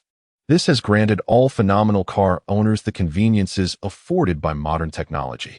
Their construction policy is one of steady progress, expanding from local to intercity and interstate networks, with sales of vehicles restricted in areas lacking charging stations. Though the phenomenal electric car features a simple home charging system and a small solar charging setup, should the vehicle run out of power, it retains the ability to travel at a leisurely pace of 40 kilometers per hour to the nearest charging location when the sun shines. However, in principle, if a potential owner's locality has no charging station within a 50-kilometer radius, caution must be exercised in the sale. If they insist on purchasing, they must sign a series of waiver clauses, including but not limited to roadside assistance for power failures, which must be provided by the phenomenal Pan American Rescue Agency. Otherwise, no warranty will be granted. This compels all phenomenal car owners to continuously petition and appeal to the U.S. government, hastening the establishment of their charging station network. It is worth noting that the United States prides itself on freedom of speech, and every citizen has the right to propose construction suggestions to the governing bodies. Their solar charging stations have proliferated across American soil like locusts in a swarm. At this rate, within 3 years, the entirety of North America will be thoroughly covered. Latin America is considerably easier. With its low energy consumption and zero emissions, the phenomenal electric car swiftly captured the Latin American market, leading to a significant decline in local oil company sales. The largest petrochemical enterprise in Latin America, PDVSA, even lodged a protest, claiming that the promotion of electric vehicles had severely impacted their revenue. What is so difficult about this? Inform them that Jioli Capital will place substantial petrochemical orders, absorbing the losses incurred. If oil sales decline, Jioli Capital will buy it back for storage, gradually purchasing their entire oil reserves to stockpile in our own region. After all, money is merely a transfer of wealth. With so many oil-poor nations worldwide, where is the loss in this? Let Jioli Capital undertake a grand redistribution of global wealth. This approach not only resolves disputes effortlessly, but also yields benefits for future arrangements. What could be more advantageous? In this manner, one nation and region after another is unknowingly consumed by the Qiyu system. In the future, resorting to physical conflict will be the most foolish course of action. As the costs are too great, a subtle infiltration is far more suitable. Once those nations become reliant on their own systems, they will find themselves as helpless as a meek bride, subject to the whims of others. Jioli Capital has also established a charitable foundation, encompassing various projects aimed at women and children, educational assistance for the impoverished, support for the disabled, and veterans, irrespective of nationality or ethnicity. Qualifying individuals are granted interest-free loans for aid. The sole condition is that recipients will sign a 5-year repayment agreement, during which Jioli Capital will monitor their social activities to ensure funds are utilized appropriately. Should anyone be discovered misusing the aid funds, legal action will be pursued, effectively ruining their prospects. Supervisors are recruited locally, compensated with relatively generous salaries. This has greatly enhanced Jioli Capital's reputation worldwide. Xiao Hui has been hailed as the charity queen of North America, a blessing angel from the Eastern Kingdom, becoming a prominent figure in the U.S., frequently appearing in media reports under the name of media mogul Catherine. Chunping chuckled inwardly, appreciating how well these two women complemented each other. One handles publicity while the other manages operations, their collaboration akin to a pair of swords working in harmony, confidently navigating their domain. One day, Chen Ping received a call from Old Miller, who requested a meeting for a detailed discussion. When Chen Ping arrived at Old Miller's office, He found him seated behind the desk, furrowing his brow in contemplation. Upon Chen Ping's entrance, old Miller promptly offered a seat and had his secretary bring in coffee. Once the door was closed, old Miller quietly briefed Chen Ping on several recent bank heists and gang wipeouts that had occurred in Mexico. Chen Ping's mind raced. Why was this old fellow reporting this to him? Could he suspect him? Although he was indeed behind the incidents, he found it hard to believe anyone could connect him to them.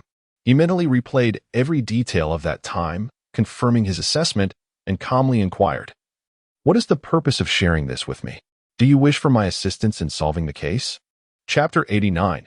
Visiting the master. Old Miller lowered his head with a hint of shame and stammered, "Yes, Your Excellency. Initially, the situation in Mexico had nothing to do with me, but our newly appointed director insisted on assigning me to solve this case. I reviewed the files and found virtually no leads. I suspect the director is targeting me. He has ordered me to resolve the case within a deadline, or I will be transferred to an African military base. I was left with no choice but to disturb you." Chen Ping inquired, "Can you ascertain whether the director's actions are personal or if he has been instigated by someone against you?" Old Miller promptly responded, "To be honest, I am unsure. However, the new director's uncle once owned a significant casino in Berkeley. Strangely, that uncle was murdered in his own vault, a case I was responsible for as well.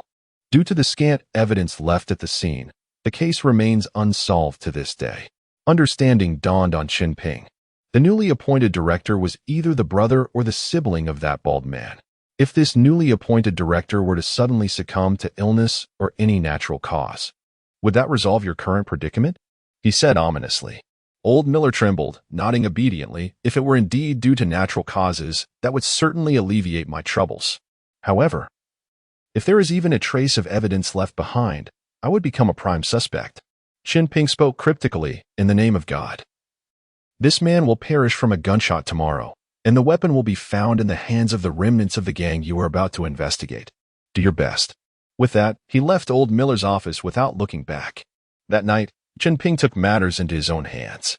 By the third day, the media was ablaze with headlines. High-ranking U.S. official shot dead by criminals. Local detective solves case in 12 hours. Chen Ping nodded in satisfaction at the newspaper, murmuring to himself, "Old Miller, here is your ladder to climb. The rest is up to you." Suddenly, he recalled Old Hu's situation at the border with Old Ka. With that thought, Chen Ping turned and headed to find Old Hu. Upon arriving at Old Ka's border, he saw a multitude of temporary tents being set up, presumably for housing refugees. The tents were neatly arranged, with distinct living and water collection areas. Chen Ping felt a surge of happiness. Old Hu was doing quite well. Entering Old Hu's office, Chen Ping found him lost in thought behind his desk. Amused, he thought to himself that it seemed Old Hu had been sufficiently tempered during this period. Upon noticing Chen Ping's arrival, Old Hu quickly stood up. Chen Ping gestured for him to sit, and they engaged in conversation. "What were you daydreaming about just now?" Chen Ping asked. Old Hu replied, "I received a call from home. It seems our master isn't feeling well." "Well, what are we waiting for?" Chen Ping urged, pulling Old Hu along to call Natasha to prepare a private plane for their immediate return home. Upon learning of their master's illness, Natasha insisted on accompanying them. Chen Ping waved her off, assuring her that she should stay home and take care of things, as they would bring their master back with them. After a lengthy flight of over 10 hours, they landed at Ice City Airport. Chen Ping and Old Hu then took a shuttle bus home, all the while complaining about the time wasted in transit. Chen Ping mused that he should have returned first. The combination of plane and car travel was far too time-consuming. After more than 2 hours on the road, they finally arrived in their hometown. At their master's doorstep, Old Hu hesitated, overwhelmed by nostalgia and reluctant to knock. Chen Ping nudged him aside and knocked a few times. A woman in her 30s answered the door. Upon inquiry, Chen Ping learned she was sent by the armed forces to care for old Mo. Chen Ping's master had never married or had children. As he often said, he found joy in reminiscing about his comrades from the past and did not require a family. Witnessing the once fierce and robust elder now frail and lying in bed stirred a pang of sorrow within Chen Ping. Old Hu, having a deeper bond with Master Mo, rushed to the bedside, choking with emotion. "Master, your disciples have come to see you." Chen Ping stepped outside, picking up the phone to call the leader of the armed forces.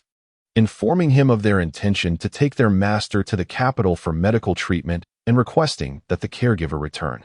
Shortly after hanging up, the leader of the armed forces arrived at Master Mo's home. He entered and exchanged pleasantries with Chen Ping. Their hometown was situated near a small oil field, where Chen Ping's parents had once worked. The entire factory community was closely knit, with everyone knowing one another. The leader, named Wang, was an old colleague of Chen Ping's father, having worked together for many years despite being in different departments. Chen Ping politely addressed Uncle Wang. Upon hearing of Master's illness, Old Hu and I rushed back from abroad. We intend to take him to Beijing for treatment, regardless of the outcome. We will not return. Master should be of retirement age now, correct? Uncle Wang replied, this year, Old Mo has indeed reached retirement age.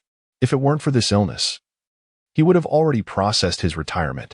Then I would greatly appreciate it if you could assist my master in completing the retirement paperwork. From now on, my brother and I will take care of him, Chen Ping requested. Uncle Wang expressed admiration. I never imagined that Old Mo would have 2 disciples to care for him in his old age. It is truly commendable. Afterward, Uncle Wang departed with the caregiver, promising to expedite the retirement process. Although Chen Ping did not particularly care for the retirement benefits, he recognized it as a testament to his master's lifelong dedication. And as a disciple, he felt he had no right to refuse. With only Chen Ping, Old Hu, and their master remaining at home, Chen Ping took Old Hu aside and produced a half of a life seed, administering it to their master. Instantly, their master's complexion began to brighten, and he broke into a sweat. Old Hu, having experienced this before, grew anxious, gripping Chen Ping's shoulder tightly. Chen Ping turned to pat his hand, reassuring him with a calm expression. He then focused his consciousness on aiding their master in absorbing the life energy. Approximately 10 minutes later, their master suddenly sat up and expelled a mouthful of dark blood. Alarmed, Old Hu rushed to support him, peppering him with questions. Chen Ping reassured Old Hu, do not worry. This is merely the expulsion of stagnant energy from his body. Our master could easily live for another 20 or 30 years. He then encouraged their master to rise and practice standing meditation. Without time for pleasantries, their master immediately got up from bed and began his standing meditation in the middle of the living room. Chen Ping instructed Old Hu to keep an eye on their master and not to disturb him while he stepped out to the market to buy ingredients for a meal. In a small square within their residential area lay a bustling market, a place familiar to all children who grew up there. It was a site of frequent quarrels and even fights. In Chen Ping's childhood memories, half of his battles had occurred there. The vendors at the market recognized Chen Ping, who greeted each stall with a smile, purchasing a variety of ingredients for a hearty meal to nourish their master, while lacking in extravagant ingredients. The market offered plenty of staples such as pork ribs, beef, prawns, and eggs. Chapter 90. Returning with Mary to Bill, Chen Ping was carrying groceries as he left the market, when he suddenly heard someone calling from behind. Is that you, De Ping? He turned around to find Mary. Instantly, childhood memories flooded his mind. She was his classmate from school and one of his first loves. Back in the day, the top 3 students in their school were Shiyu, Mary, and himself. Seeing him turn, Mary hurried over, exclaiming, "It really is you. I noticed from afar. What a coincidence to bump into you. Are you here visiting Shiyu?" Chen Ping observed her professional attire and the groceries she held, and asked, "It is quite a coincidence. With your academic performance, you should have attended a good university. You must have moved to a different city by now. Are you working at our factory?" Mary tucked a strand of hair behind her ear and replied, "I graduated from the foreign language department at Zhejiang University and am currently working as a translator in Shenzhen. I came back to bring my parents with me to live in Shenzhen, but they are reluctant, and I'm caught in this tug of war." Chen Ping nodded with a smile, saying, "That's wonderful. Your parents are lucky to have you." Mary playfully shot him a glance, "And you're doing well too. I heard you brought your parents to the capital. Is Shiyu with you? Have you two married? You must tell me if you do. We were classmates since childhood." Chen Ping replied with a hint of pride, "Marriage is a distant thought. The Huns are not yet defeated. How can I settle down? What about you? What is your situation? How old are your children?" Mary shot him an incredulous glare. "I'm not married. Where would children come from? You're quite old enough to marry, yet you should forget about me. We are no longer from the same world." Chen Ping replied playfully, Oh, come now. Mary's cheeks flushed with annoyance as she playfully punched his shoulder. You're just as mischievous as you were as a child. Who was thinking of you? I just haven't met the right person yet. As they walked a few steps, they arrived at Master S' doorstep. To his surprise, Mary followed him inside. Just then, they heard Master S' hearty laughter from within. Little Mary, I see you've come to cook for me again. It turned out that during his illness, Mary frequently came to care for him. Upon seeing Chen Ping enter, Master smiled and said to him, You should thank little Mary. Throughout my illness, she has come to cook for me. It was she who discovered my condition that day and informed the workplace, which sent someone to accompany me. Chunping felt a rush of mixed emotions. Mary, caught off guard by Master S' words, turned crimson and hurriedly set the groceries down in the kitchen. Then emerged to say, Since Ping and Hugu are back, I should head home. Without waiting for Chunping's response, she swiftly exited. Master shot Chunping a knowing glance. What are you waiting for? Hurry and see her off. With Master S' lingering authority, Chunping silently turned and followed her outside. When he reached the door, he saw Mary jogging away. He quickly caught up and grasped her hand, stopping her. Feeling a mix of gratitude and awkwardness, he said, Thank you for taking care of Master during this time. Mary looked down, silent, but her eyes glistened with unshed tears. Chunping immediately understood. She still cared for him. He softened his tone. Let me walk you home. When do you plan to take your parents to Shenzhen? She replied softly, I should have left long ago. But seeing Master with no one to care for him and being unable to reach you, I've delayed my departure. Chunping, touched, held her hand. Come back with me, have dinner first, and then head home. We can leave together in a few days. She shook her head. I want to go in. I was just here to cook for Master and then return to my parents. Chunping nodded. That's fine. You should go home and tell them we'll be leaving soon. I'll finish cooking for Master and then come find you. Mary nodded obediently and headed home. Chunping turned back to Master S' house, where Master and Hugu were both smiling at him. To avoid any awkwardness, he quickly retreated to the kitchen to prepare dinner. An hour later, the three of them sat around a small table in the living room for dinner. Chunping had specially prepared braised ribs, oil-braised shrimp, and stir-fried beef to nourish Master S' recovery. Master, your old injuries have flared up, causing your breath to become disordered.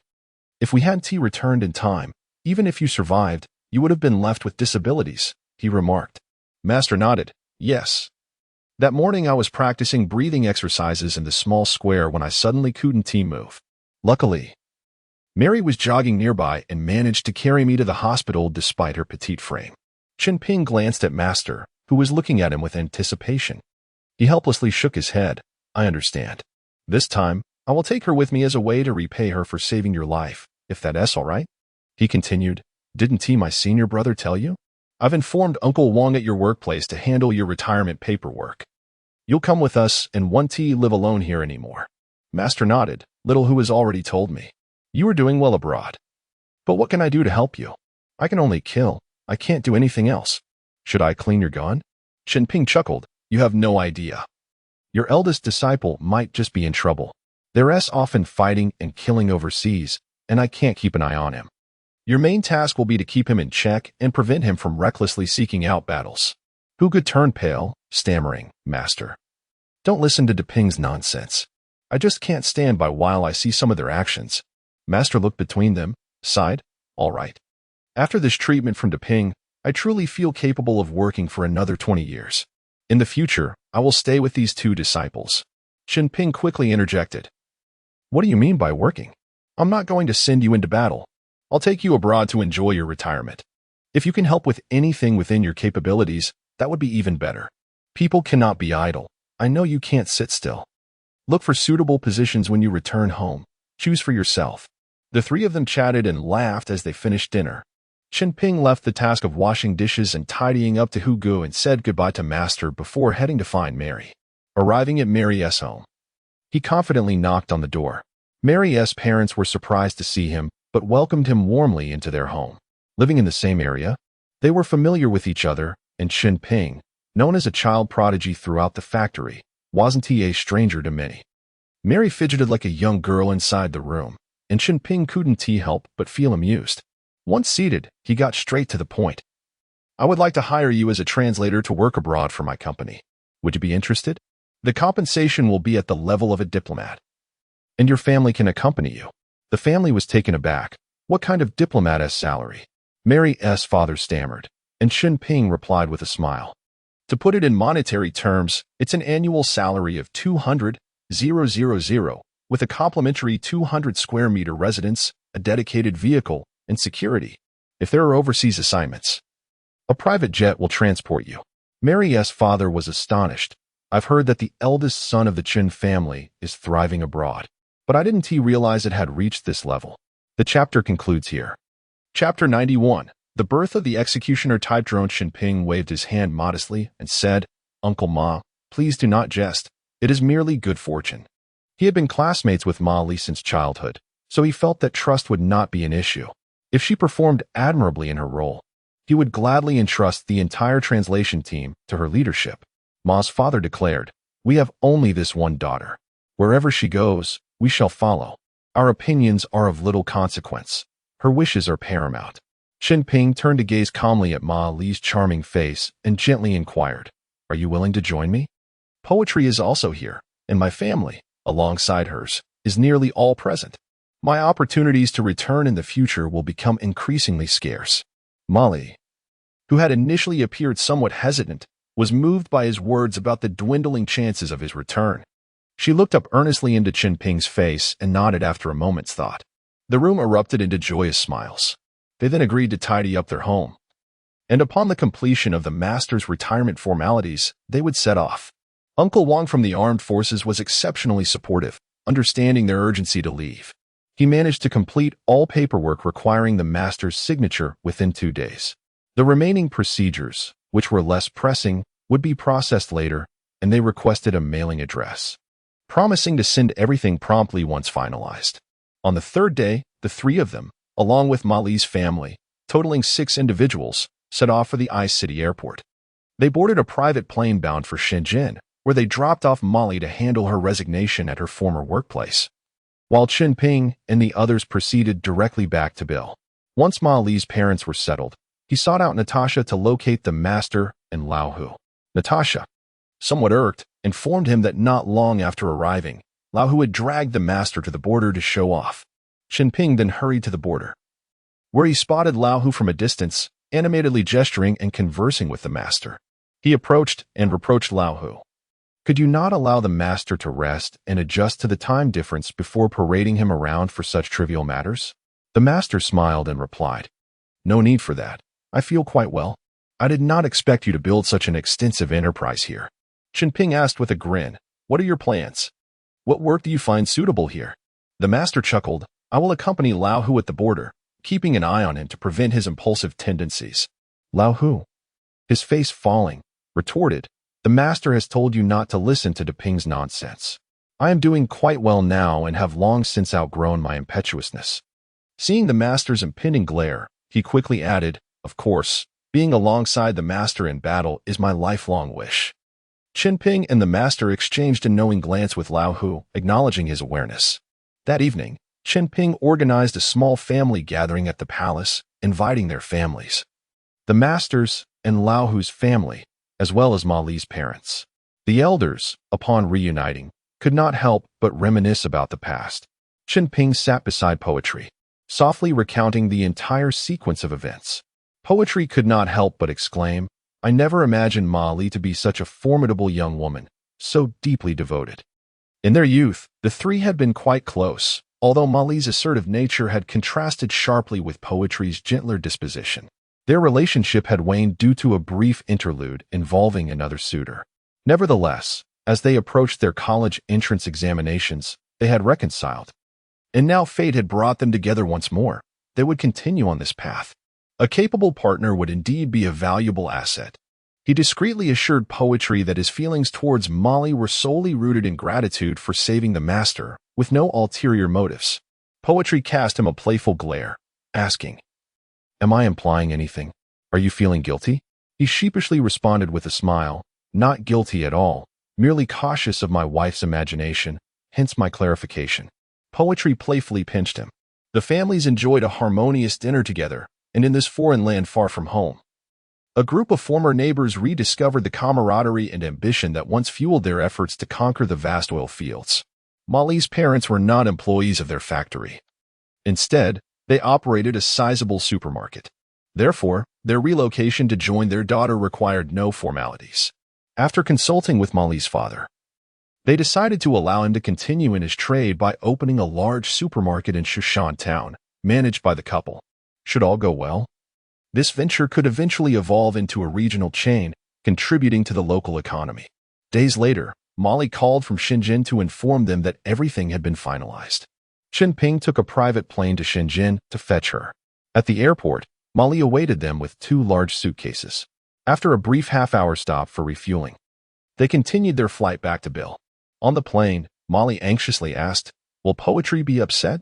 He took her hand and reassured her, "What are you thinking? We are no longer children. We should not allow past grievances to trouble us." Molly remained apprehensive during the journey to Bill. Upon disembarking, she spotted poetry waiting for them, and in an instant, all her unease evaporated. The 2 women embraced, tears of joy streaming down their faces, while Chunping stood nearby, encouraging them. "What is this? Old classmates should not greet each other with tears. Quickly, let us return home." Poetry shot him an exasperated look before warmly ushering Molly into the car, leaving Chunping to manage the 2 hefty suitcases. He shook his head in resignation, waved, and immediately a security personnel beside Poetry rushed over to assist with the luggage as they departed the airport for Town. Upon arriving in Town, they first delivered Molly to her parents, who resided in a beautifully appointed 2-story villa. With wide eyes filled with disbelief, Molly questioned Chunping, "Do you offer such high benefits to your employees? A villa?"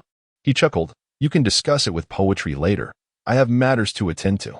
He left space for the 2 women to converse and headed to the Shangshan Hall, where Xiao Ma's team was based. Xiao Ma was thrilled to see him and eagerly reported on the recent progress of their work. As of now, their region's drone production had reached a staggering 1,000 units per day. They were currently mass-producing the Spider-Man 2 model, which, in addition to all the features of its predecessor, was more compact and equipped with more powerful bombs. Its endurance had surpassed the previous limit of 50 kilometers, achieving a cruising radius of 80 kilometers in calm weather. The total endurance of a single battery had reached an astonishing 200 kilometers, with a speed of 100 kilometers per hour. Furthermore, the newly developed Executioner type drone was on the verge of mass production. This drone was the latest innovation, a large, single-wing aircraft with a wingspan of 10 meters and a length approaching 7 meters. It was powered by an electric motor, and its entire body was composed of solar panels. Due to its single-wing design, it could glide gracefully for extended periods, adapting to changes in airflow. Additionally, its substantial size allowed for a considerable battery capacity, resulting in exceptional endurance. In windless conditions, relying solely on the electric motor, it could remain airborne for over 3 days. In turbulent weather, using thermal currents to reduce power consumption, its endurance could extend to a week. The maximum speed could reach 600 kilometers per hour, with a cruising radius of up to 5,000 kilometers. Xiao Ma expressed that if a small internal combustion engine were added for dual propulsion, this drone could potentially strike targets over 10,000 kilometers away, rivaling the formidable Predator drones of the West. End of chapter. Chapter 92. The birth of a new type of battery. Chunping was overjoyed and instructed Xiao Ma to immediately deploy the new drones to the borders in all 4 directions of the Bill region once mass production commenced. The drones would monitor a radius of 5,000 kilometers around the border, ensuring they remained airborne at all times, poised to execute any attack orders. In the future, 10 such aircraft would be stationed in the Bill region to maintain continuous aerial patrols. Externally, it would be declared that these drones were armed with nuclear warheads, sending a clear message to other nations. Even if they launched a nuclear strike to obliterate the Bill region, the drones in the sky would retaliate in kind.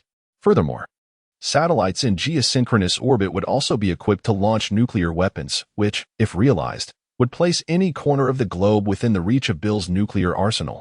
Observing the wide-eyed terror on Xiao Ma's face, Chen Ping smiled and reassured him, "Do not worry, my brother. I am not a warmonger seeking to destroy the world. This posture is merely to inform all nations that, Despite the Bill region's brief existence, we do not fear military provocations from any country on this planet. He quoted an ancient Chinese saying, "A single punch opens the way, preventing 100 punches to come." Finally, Xiao Ma, still shaken, sighed in relief, wiped the sweat from his brow, and earnestly said, "Esteemed Sir Ping, I am merely astonished by your far-sighted strategic vision. I have never doubted your good intentions towards the world." Chen Ping laughed heartily, patting his shoulder in consolation. "Indeed, I am a staunch nationalist, yet I equally cherish peace. Everything I do, including displaying my fangs, serves to intimidate potential adversaries. If they wish to confront me, they must be prepared for mutual destruction, a skill I learned from our late great leader. Our region shall forever adhere to the great leader's words. We shall never fire the first shot." Xiao Ma solemnly nodded and reported, "Sir Ping, I will ensure that the satellite equipped to carry nuclear weapons will be completed within 2 months." Chunping, pleased, patted Xiao Ma's shoulder and led him to the office. There, he produced a grain of life seed, 1/10 its size, and commanded him to consume it. Without hesitation, Xiao Ma accepted it and placed it in his mouth. Chunping, impressed by his unwavering action, was convinced that this man would stand alongside him at the pinnacle of the world in the future. The outcome was unexpectedly delightful. Xiao Ma gazed at Chunping with astonishment, exclaiming, "Sir, is this divine elixir you have bestowed upon me? After consuming it, I feel invigorated, as if I have returned to the age of 18. Chunping chuckled, revealing, "This is an elixir crafted from the ancient alchemical traditions of our Eastern culture. It can revive the dead. When we grow old in the future, I shall use this elixir to restore your youth." Overwhelmed with emotion, Xiao Ma's eyes brimmed with tears as he knelt before Chunping, wishing to kiss his shoe. Chunping quickly pulled him up, offering comfort. "We Easterners do not engage in such displays. We are not in a subordinate relationship. I consider you a brother." Xiao Ma then reported the latest research progress. The superconducting material initially discovered by Xiu has been successfully combined with various other metals to create superconducting wire. This wire exhibits negligible resistance, allowing a strand as thin as a hair to carry high-voltage electricity in the range of several 100,000 volts, promising immense potential for future power transmission. Additionally, lithium batteries infused with this superconducting material boast over twice the energy storage capacity of previous models, signifying that batteries of the same size produced in the future will have a runtime 2 to 3 times greater than their counterparts.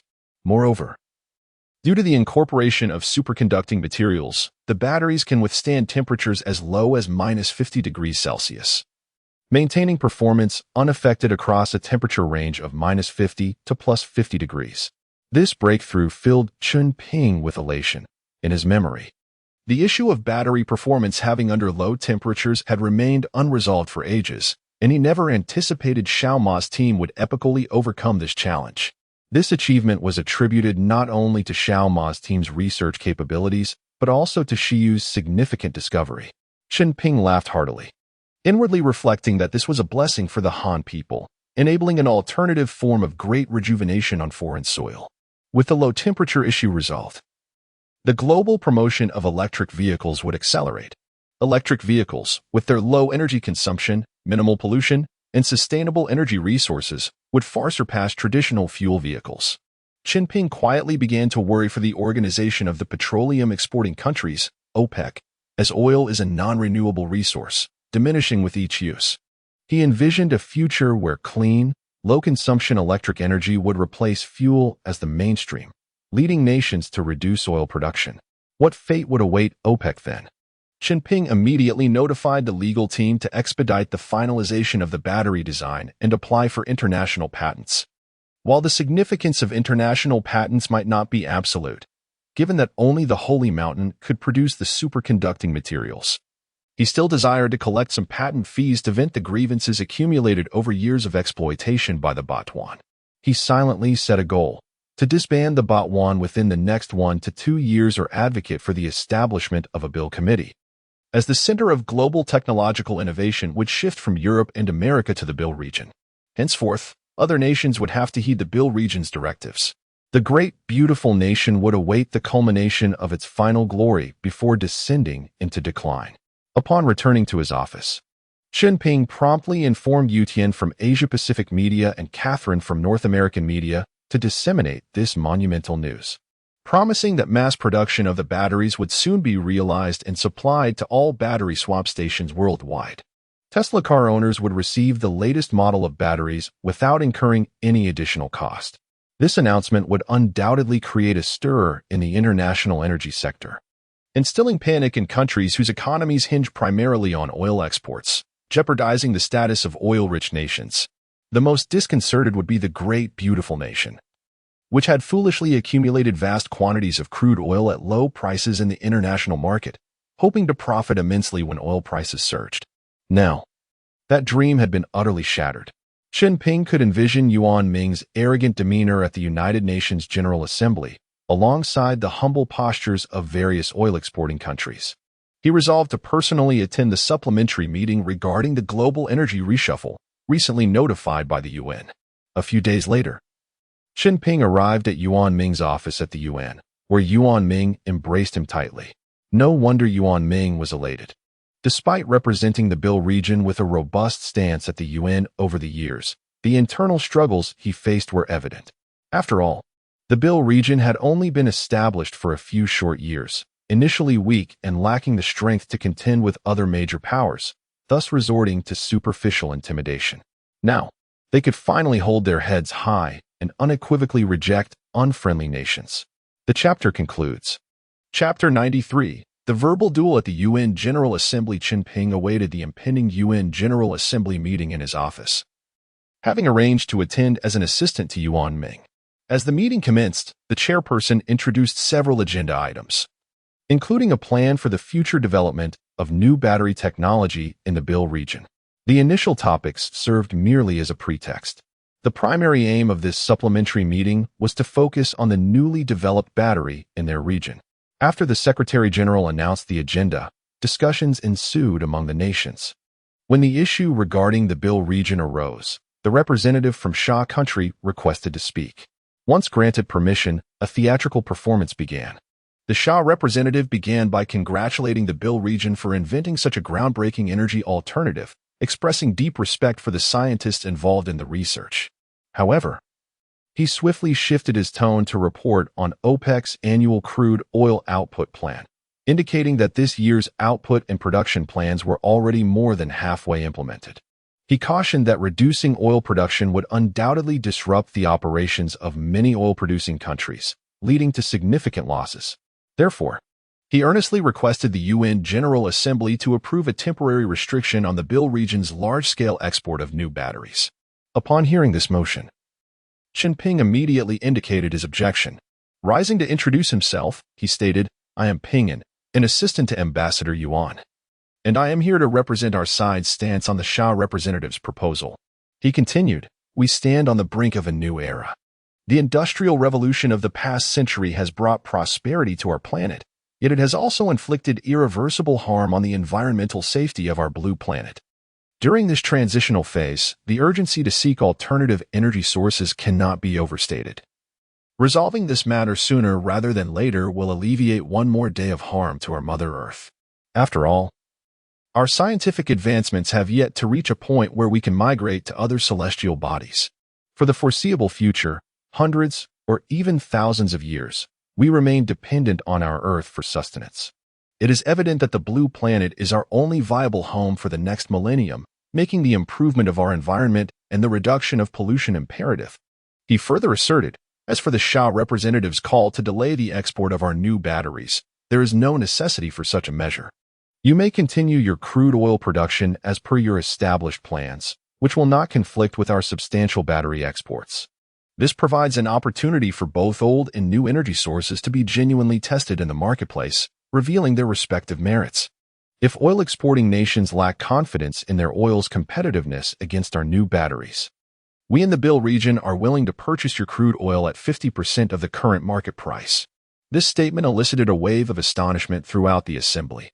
Chen Ping noticed the knowing smiles among his allies and the helplessness of the representatives from the US, UK, and France. Every word he spoke was grounded in reason. As the noise subsided, he continued, "Since our establishment, The Bill region has adhered to the fundamental principle of fostering friendly relations with all member nations of the international community. Now, I will announce our key areas of focus for the upcoming year. First, we will actively seek collaboration with other member nations to promote the new battery worldwide, contributing modestly to the well-being of people everywhere. Second, the Great Malfederation has been a cooperative partner, providing us with generous assistance in numerous research projects. Thus, we intend to construct no fewer than 1,000 solar power stations within the Great Malfederation over the next 3 years, ensuring the smooth introduction of special energy vehicles into their country and supporting their environmental efforts. After concluding his speech, the assembly entered the discussion phase, during which he stood at the podium to field inquiries from various representatives. The representative from Little Japan seized the moment to ask, "Esteemed Representative Ping of the Bill region, may I inquire whether this generous donation of solar power stations is exclusive to the Great Malfederation, or is it open to all nations worldwide?" Chen Ping smiled gently and replied, "Certainly, it is open to all nations. However, the solar power stations we construct for the Great Malfederation are a gesture of gratitude for their selfless support of our research projects.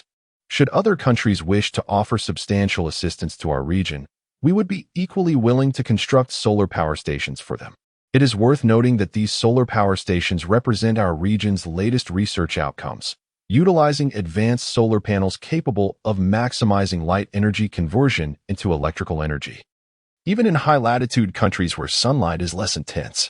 For instance, if your nation would express sincere remorse for the unjust war from 52 years ago to the people of Asia and the world at large and dismantle your Yasukuni shrine, we would be more than willing to offer you a set of power stations free of charge."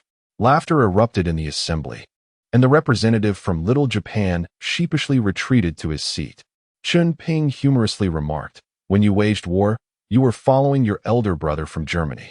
How could a younger sibling not learn from their elder? Observe how proper their attitude is. They quickly gained forgiveness from the international community, yet here you are, a mere junior, still holding your head high in stubbornness. Remember, maintaining faith is never as important as tangible benefits." Laughter resonated once more, leaving the representative from Little Japan flustered, his face shifting from red to pale. At this juncture, the Shah representative rose again to speak. "Respected Mr. Ping, our country also requires your new batteries. Might you provide assistance in constructing solar power stations for us at a cost?" Though the Shah representative sought to retain some dignity after initially proposing an unreasonable restriction on the Bill region's battery exports, it was clear he was compelled by the directives of his larger ally. Chen Ping, aware of Shah's role as a subordinate to the great beauty, responded with a smile. "Oh, my dear Arab brother, we share the same continent, and a significant portion of our populace is of Arab descent. We are bound by common roots and kinship. How could we treat you differently when it comes to aiding you? We are more than willing to construct power stations for our Arab brothers free of charge. Come on, my Arab brother. Let us embrace like true siblings." His words elicited thunderous applause from the audience. The Shah representative, feeling both embarrassed and exhilarated, hurried from his seat to embrace Chunping warmly. Chunping raised his hand to conclude, stating, "To conserve the valuable time of all brother member nation representatives, we shall forego individual questions. I hereby commit, on behalf of the entire cabinet of the Bill region, that any nation expressing goodwill towards us shall receive our offer of free power station construction, including the nation of Little Japan, once it offers its apologies." Following a hearty round of laughter, there was a prolonged and enthusiastic applause. Chunping observed the grateful expressions of the representatives from various nations, as well as the complex demeanor of the representative from Little Japan, and inwardly scoffed. "The day we commence our aid in your country shall be the day you cry wolf." End of chapter. Chapter 94. Scheme for a Better Life. After the conclusion of the conference, as Chunping made his way out of the venue, representatives from various member nations eagerly extended their hands to him, expressing goodwill. He was acutely aware of their motives and greeted each of them with a smile. When it came time for the representative from the small nation, he ignored the outstretched hand and inquired, "When will you dismantle that damned Yasukuni shrine?" The representative from the small nation, wearing a broad smile, respectfully replied, "Mr. Ping, everything can be discussed. May I invite you to my office for a detailed conversation? Or would you prefer I visit your office? Chen Ping noncommittally nodded and led the way toward his office, only to suddenly turn back and address all the representatives, stating, I will be in the UN office for the next 3 days, and I welcome everyone to visit. With that, he left without looking back. Behind him echoed a chorus of peaceful gratitude and farewells. Chen Ping smirked. This was the demeanor expected of a powerful nation. He returned directly to his office. And shortly thereafter, the representative from the small nation knocked on the door. Yuan Ming opened it and ushered him in. Chen Ping gestured for him to take a seat in the chair before his desk, deliberately not guiding him to the sofa in the reception area. Nor had he prepared tea. The representative of the small nation stood up eagerly and introduced himself. Hello, Mr. Ping. My name is Kiyoshi Yusuji. I am here to discuss the matter of donations and construction with you in a calm manner. Donations? Chen Ping replied. I believe you are mistaken, Mr. Yusuji. Donations specifically refer to the Great Bear Alliance, while other nations refer to it as compensated aid. As for your country, it is termed forgiveness. Yusuji nodded helplessly, saying, Apologies are not an issue, but the dismantling of the shrine is something our entire populace cannot accept. Is there no alternative? Oh, that is acceptable, of course. We wish to establish a non-military research base on your island to gather first-hand data on tropical rainforests for future environmental transformation. I would like to rate your Ishigaki Island as a research observation point. If agreeable, we can continue our discussions. Yusuji's eyes darted around, and he respectfully replied, Mr. Ping. I cannot make that decision alone. Please allow me to consult with my government and get back to you. 1 day is all I require for a response. Otherwise, there is no need to return. By the way, we can include our latest technological products in the compensated aid project, superconducting materials with nearly zero resistance, though they do not come at a low price. Yusuji's eyes lit up, and he respectfully bowed before departing the office. Yuan Ming, intrigued, asked, Why not demand their Okinawa island? We have suffered under the blockade of the first island chain. Chen Ping chuckled, Adults do not make choices. I want it all. This is merely the first step. Yuan Ming nodded thoughtfully. Not long after, Yusuji returned to the office, respectfully bowing to Chen Ping and stating, I have received authorization from my government, Mr. Ping. You must sign a memorandum of agreement indicating that no military facilities will be established on the island. Necessary security measures must still be in place. Otherwise, our latest technology would be vulnerable, Chen Ping replied with a cold smirk. Knowing that military strength does not solely rely on numbers. Naturally, Yusuji agreed, but there must be a clear limit on the number of security personnel stationed. That is not an issue. Our security personnel will not exceed 200, Chen Ping assured him. Then let us toast to our fruitful collaboration, Mr. Ping. Chen Ping nodded and handed the negotiations over to Yuan Ming. After several rounds of discussions, they ultimately reached a consensus. The small nation would lease Ishigaki Island to them for 10 years at a symbolic rent of 100,000 per year. In exchange, they promised to construct solar energy charging stations throughout the territory at market prices and to build superconducting power transmission lines at the price of standard high-voltage cables. With the agreement taking immediate effect, Chen Ping promptly notified his home to dispatch a security team of 200 personnel and a significant number of construction workers to the island to commence operations. Over the next 2 days, he hosted representatives from no fewer than 30 nations in the UN office, assuring them that they would provide phased aid at market rates. Especially for the Shah, given their proximity, prioritizing their construction efforts. The Shah's representative expressed profound gratitude in a trembling voice for Chen Ping's benevolent actions and explained that they had been compelled to raise certain issues at the UN conference. Chen Ping waved his hand in understanding and solemnly stated, We are brothers. There is an ancient saying in our culture, brothers may quarrel at home but must unite against external threats. We are all on Arab soil. Anyone else is an outsider. Do you understand? There are no fools among those representing a nation at the UN. And the Shah's representative nodded earnestly, saying, Understood, Mr. Ping. I, Abdullah, will certainly remember your teachings. Chen Ping waved his hand. No need for formalities, brother. Return to your country and tell them, if they lack anything, come to us. There is no need to seek help from outsiders. The Almighty does not wish to see brothers harm each other. Abdullah left Chen Ping's office with heartfelt gratitude. Thus, their region signed compensated aid agreements for solar energy charging stations worth hundreds of billions with 36 nations, a scale of aid far too vast for their construction teams to handle alone. Chen Ping needed to return home to seek reinforcements and went to the central authority to meet the elder statesman. After detailing the gains made at the UN over the past few days and expressing his concerns about not communicating with their personnel there due to fears of being overheard and discovered politically, the elder statesman expressed understanding. Upon hearing Chunping's intention to acquire Ishigaki Island as a research site, the elder statesman fixed him with a meaningful gaze for quite some time. Chen Ping awkwardly smiled. "Elder, you are wise. There is nothing you cannot comprehend." "Yes, just as you surmised. I intend to disrupt and even break the blockade of the first island chain, while also keeping an eye on the Taiwan province for you." The elder statesman chuckled softly and cautioned, "Do not escalate matters. What we seek is stability."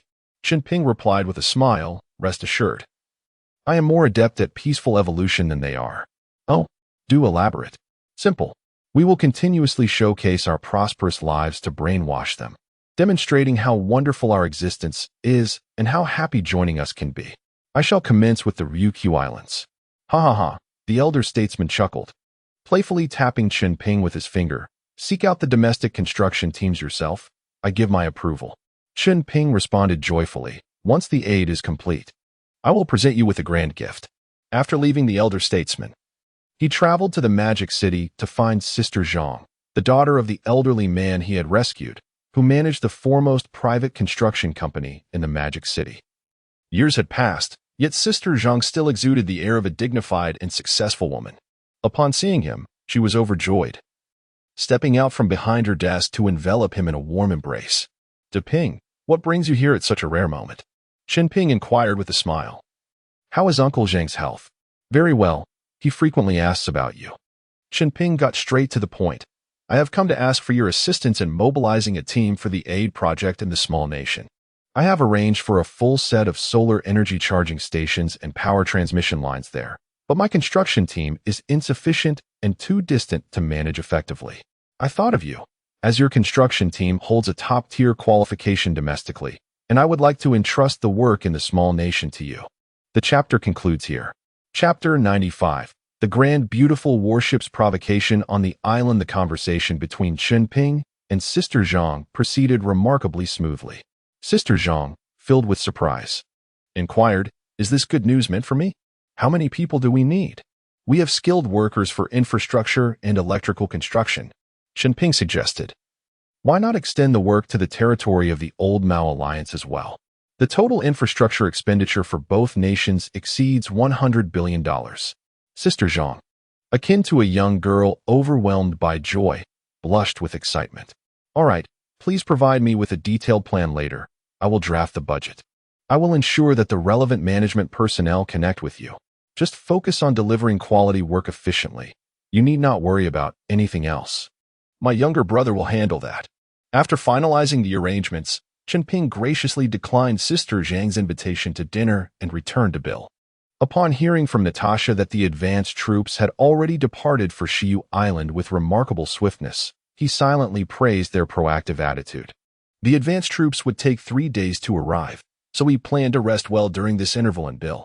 In the following 3 days, Chen Ping spent time in the Bill Palace with his parents, the parents of Shiyu, his grandfather, and Aka, while also making time to playfully tease Mary, causing her to blush profusely before he would relent. During their conversations, he inadvertently discovered that Mary was majoring in English and German, with a minor in Japanese. He thought it would be perfect to bring her to Shiyu Island to see if she could handle things independently. 3 days later, Chen Ping boarded a private jet to Guangzhou with Mary. While in Guangzhou, he asked Mary if she needed to visit Shenzhen to see friends and colleagues, but she declined, citing the importance of their current tasks and urging for a swift departure. They set off from Guangzhou to Osaka, Japan, where they received a warm welcome from local officials. Chen Ping, impatient with their formalities, directly requested to proceed to Shiyu Island without delay. After approximately 10 hours of transfers, they finally reached their destination, Shiyu Island. Following the end of World War II, according to the Potsdam Declaration, the government of Japan was mandated to relinquish its territories and islands occupied during the Pacific War. Consequently, Shiyu Island and other Ryukyu Islands were occupied by the Grand Beautiful Empire after 1945. And it wasn't until the signing of the San Francisco Treaty in 1952 that Shiyu Island was returned to Japan. Currently, Shiyu Island remains in a state of underdevelopment. Were it otherwise, Japan would not easily lease it to them as a research base. 90% of the island's land is covered by pristine forests, representing a pure natural landscape largely untouched by human interference. As Chen Ping gazed upon the scenery and the nearby treasure island, his emotions became complex. Historically, this land has always been part of the Ryukyu Islands, a name that originated during the Sui dynasty under Emperor Yang, and it has long been an independent nation, having been a vassal to the Han for many years, only to ultimately fall into Japanese hands after numerous upheavals. Ironically, Japan, as a defeated nation, not only retained its territories but even expanded them. It is both tragic and laughable, and now the time has come for him to rectify this historical injustice. He ordered the deployment of 1,000 drones on the island to maintain a 24-hour surveillance, prohibiting any unauthorized vessels from approaching the island under the pretext of protecting the natural environment. Since they had leased the island, he intended to assert control over it. Moreover, in this era, Shiyu Island was nearly deserted, with fewer than 1,000 indigenous inhabitants remaining. Fortunately, under Japanese rule, these indigenous people had already distanced themselves from primitive lifestyles, with some even preserving the ancient customs and cultural heritage of the Ryukyu. This was encouraging news for Chunping. As long as the seeds of their homeland remained in their hearts, it would not be difficult to create divisions among them. He had a brother skilled in such matters.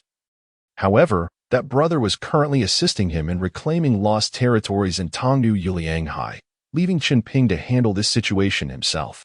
His approach was simple and direct. He would make it widely known that the indigenous people were now under Han governance, having leased the land for the next decade, promising them economic assistance, with Mary responsible for ongoing communication with the indigenous community. He informed Mary of the relevant development policies, instructing her to organize them into basic guidelines for future implementation. If any difficulties arose, they would report to the regional authority, which would negotiate with Japan. Chen Ping intended to adopt a strategy of peaceful evolution, gradually assimilating the indigenous people and eventually encouraging the entire Ryukyu population to unite. He deemed this task suitable for Yuan Ming, who excelled at rallying people's sentiments, given his background in multi-level marketing. Mary would be responsible for the island's daily affairs, as she had not previously experienced such intricate political struggles. Consequently, Chen Ping assigned Yuan Ming to oversee the organization of the division of labor, while Mary would manage the island's livelihood. The position of permanent representative to the United Nations that Yuan Ming vacated would be filled by a designated individual appointed by the current Minister of Foreign Affairs, Wang Hua. Given the region's current strength, there was no longer a need for pioneering talents. A stable and obedient individual was sufficient to oversee the UN. However, before Yuan Ming could report for duty, trouble arrived unexpectedly. One morning, vessels from the Grand Beautiful military base located on Okinawa approached Shiyu Island. The security chief, IMT, stationed on the island, inquired in both Japanese and English about the intentions of the Grand Beautiful warships and clearly informed them that the island was currently leased by the Bill region, with management rights belonging to them, demanding that the warships declare their purpose and refrain from landing without permission. Accustomed to their dominance within the first island chain, the Grand Beautiful warships disregarded the warnings and continued their approach. Chen Ping observed this with a cold smile, instructing IMT to issue a final ultimatum. The warships arrogantly responded that Shiyu Island was also one of their routine patrol sites, thus necessitating their landing for inspection. Chen Ping took the speaker from IMT and addressed the Grand Beautiful warships, stating, "We have made it clear that this island is leased by the Bill region, and the temporary management rights belong to us. Moreover, you are merely a military base of the Grand Beautiful Empire overseas, lacking jurisdiction over local territories. All of your actions have been documented, and I will file a complaint with the United Nations. This is your final solemn warning. If you do not leave, we will be compelled to take action." After placing the speaker down, he commanded IMT to launch all reconnaissance drones. Seeing the 1,000 drones surrounding their warship, poised for attack, the ship's commander appeared visibly shaken. Their actions were undoubtedly directed by domestic authorities, testing the limits of the Bill region. Witnessing the drones ready to launch an offensive, the commander urged calm and restraint, indicating a need to report back to their superiors. At that moment, all the soldiers aboard the warship had their weapons loaded and were on high alert. Chen Ping let out a cold chuckle and, using his mental acuity, struck a nerve on one of the soldiers. With a yelp, the soldier involuntarily squeezed the trigger. The gun fired, and the bullet struck the wall of the building where Chen Ping stood, creating a sizable crater. End of chapter. Chapter 96, Collaboration with the Beautiful Nation to establish a joint fleet. With a commanding gesture, Chen Ping issued the attack order. 10 drones surged forth like locusts toward the warship, colliding with its hull just above the waterline. The reverberating explosions echoed 10 times, creating a gaping hole above the waterline of the beautiful nation's vessel, rendering it immobile. While it might have remained afloat on the calm surface, movement would inevitably lead to flooding. Other drones swiftly encircled the warship's deck, bringing all American soldiers within striking range. At a mere command from Chen Ping, none would survive. Amateur seized the microphone and barked, "Everyone, place your weapons on the deck and clasp your heads." He then commanded the security personnel to board the ship for a thorough search. The warship's commander was momentarily stunned by the unexpected turn of events, repeatedly using the loudspeaker to assert that they meant no harm, merely wishing to observe, urging all to exercise restraint and cease hostilities. 50 armed personnel from Shinshan Security boarded the warship and disarmed all American soldiers on the deck. Those reluctant to surrender their arms were met with force, suffering grievous injuries. After disarmament, the soldiers were ordered to line up, kneeling with their hands on their heads upon the deck. Moments later, security team members emerged from within the warship, escorting several men who bore the appearance of officers onto the deck, reporting that the vessel was heavily armed, with all long-range weapons in a state of readiness to fire, and photographic evidence had been secured. Chen Ping approached the detained commander and inquired, "Esteemed commander, how do you intend to explain your actions to the United Nations General Assembly? All long-range weapons aboard your vessel are poised for immediate deployment." The commander's face drained of color as he fervently explained that they bore no ill intent, merely conducting a routine patrol. As for the readiness of their weapons, it was standard procedure during patrol operations. Chen Ping ordered Amateur to have them all removed from the ship and detained in a conference room at the base. Subsequently, he promptly informed Zairizzi and the UN of the situation. This news sparked considerable uproar, and soon the phone rang. It was the rotating secretary of the UN. The individual clearly stated that the UN was in communication with the American side to ascertain the details, urging Chen Ping to exercise restraint and prevent further escalation. Chen Ping reassured, "Rest assured, I have captured the warship and detained all involved personnel." He succinctly recounted the events, asserting that video evidence substantiated that the beautiful nation fired the first shot, transmitting the footage via satellite to the UN office. No sooner had he hung up with the UN duty secretary than he received a call from the central office of the beautiful nation, which urgently expressed their ignorance of the detailed circumstances, stating they were in touch with the Okinawa military base for verification, promising severe penalties for those involved.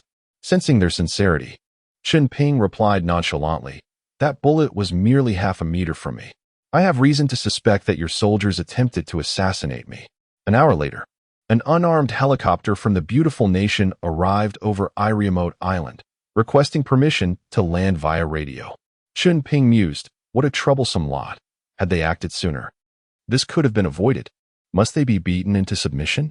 He nodded in agreement, and Amateur used the radio to grant them landing permission and designate a landing spot. Amidst the gust from the helicopter blades, a middle-aged Caucasian man and a soldier from the beautiful nation approached Chen Ping. The soldier saluted and reported, "I am Michael, the head of the beautiful nation's military base in Okinawa. This is Mr. Johnson, our ambassador to Japan." Chen Ping arrogantly nodded, showing no intention to shake hands, and replied, "I am Pingun, assistant to the director of the UN office in the Bill region. I am here on the orders of our commander Yuan to inspect the situation ahead of his arrival, only to encounter this incident." The American side must provide a satisfactory explanation. Ambassador Johnson quickly apologized, insisting, "We will certainly provide a satisfactory response. May I request that Mr. Ping release our soldiers for the time being? I will release all others. But that individual who fired at me must be temporarily detained until the UN sends someone for the handover. I have reason to believe this was a conspiracy against the Bill region, orchestrated by a common enemy of our two nations, seeking to sow discord between us." Chen Ping deftly offered Ambassador Johnson an avenue for resolution. All individuals capable of serving as ambassadors would undoubtedly be award-winning actors in Hollywood. Johnson's expression shifted to one of realization, his voice tinged with indignation as he declared, "We will thoroughly investigate this matter and ensure that all involved are severely punished. It is disheartening that our hard-won friendship could be jeopardized by a band of nefarious individuals." Chen Ping chuckled lightly, waving his hand dismissively. "Fortunately, I am resilient and was not harmed, or else war between our nations would have resulted in untold devastation." Johnson quickly adopted a friendly demeanor, approaching Chen Ping with open arms for a brotherly embrace, laughing heartily. "Resolving this misunderstanding is paramount. We have always been good partners in friendly cooperation. We will never forget your selfless assistance." Chen Ping thought to himself, "Assistance, indeed. I simply earn my keep in your territory," but he refrained from undermining the moment. He reciprocated with a feigned laugh. "I have always maintained that, given our two nations' amicable relations, how could you possibly wish to harm me?" He warmly invited both men into the premises, instructing staff to serve the finest tea, whereupon friendly discussions ensued. During the conversation, Chen Ping remarked to Ambassador Johnson, "Your military has endured considerable hardship here for decades, contributing indelibly to the security situation throughout Asia.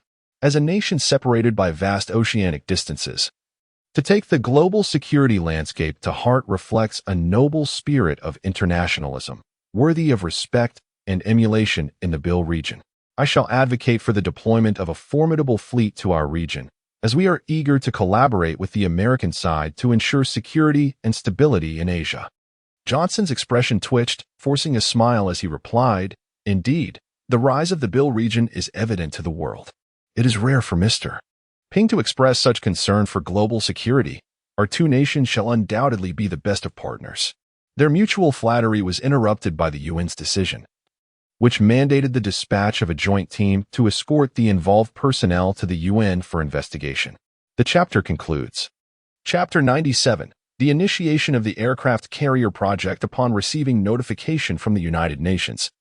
Chen Ping instructed IME to dispatch 2 security personnel to accompany the representatives of the United States military in escorting the involved parties to the UN. He then warmly invited Ambassador Johnson to be a guest on the island.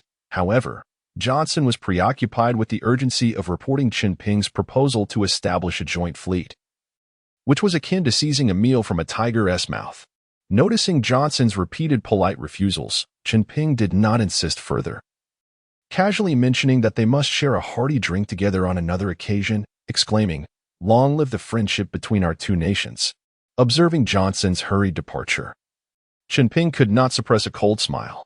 Molly, who had been watching closely, was taken aback by this theatrical political display, her eyes wide with surprise. Chen Ping turned to her and quipped, "What are you staring at? Never seen a handsome man before." Molly stuttered, "Daping, I hardly recognize you anymore." "How can you be so shameless, lying without batting an eye?" Chen Ping feigned profundity, replying, "To become a mature politician, one must learn to lie without flinching. Little one, you have much to learn." With that, he patted her shoulder while striking a pose, hands on his hips. Molly rolled her eyes, shrugged off his hand, and gracefully swayed her way back inside. As Chen Ping sat in his office, contemplation enveloped him. If the United States relished meddling in affairs, then he would join in the disruption, aligning with them to form a joint fleet, following wherever they led. With a resolution in mind, he turned to consult Peter about this matter. Such discussions were best held with Peter, whose extensive intelligence experience would surely yield valuable insights. Upon entering Peter's office, he found him seriously sipping Chinese kung fu tea, embodying the essence of a cultured connoisseur, albeit with an incongruous air. Chunping marveled at the profound influence of Chinese culture, which had transformed a purebred Russian into a quasi-Chinese individual. Notably, Peter's command of the Chinese language had improved remarkably. As he greeted Chen Ping with, "Have you eaten yet?" Chen Ping recognized this as a testament to Old Hu's influence. After sharing his thoughts with Peter, Chen Ping observed a spark of excitement in his eyes. Peter quickly responded, "If your relationship with the United States has reached such amicable levels, the establishment of a joint fleet would undoubtedly enhance the reputation of the Bill region on the global stage.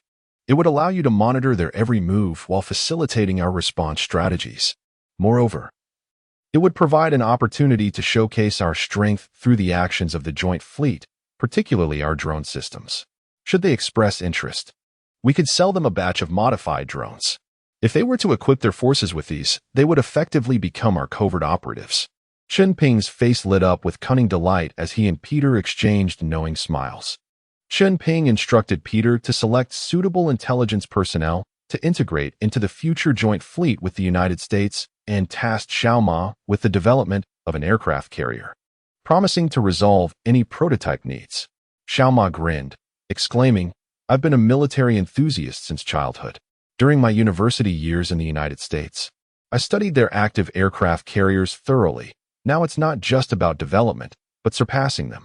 Chen Ping was thrilled, urging him to accelerate the creation of the world's most advanced aircraft carrier, eager to see who would dare to challenge him thereafter. Through the media conglomerate of Yution and Catherine, Chen Ping boldly announced to the world the imminent launch of the aircraft carrier development project in the Bill region, inviting nations to place their orders and contribute prototype vessels, promising favorable policies in return for their contributions. The swiftest response came from the Russian alliance.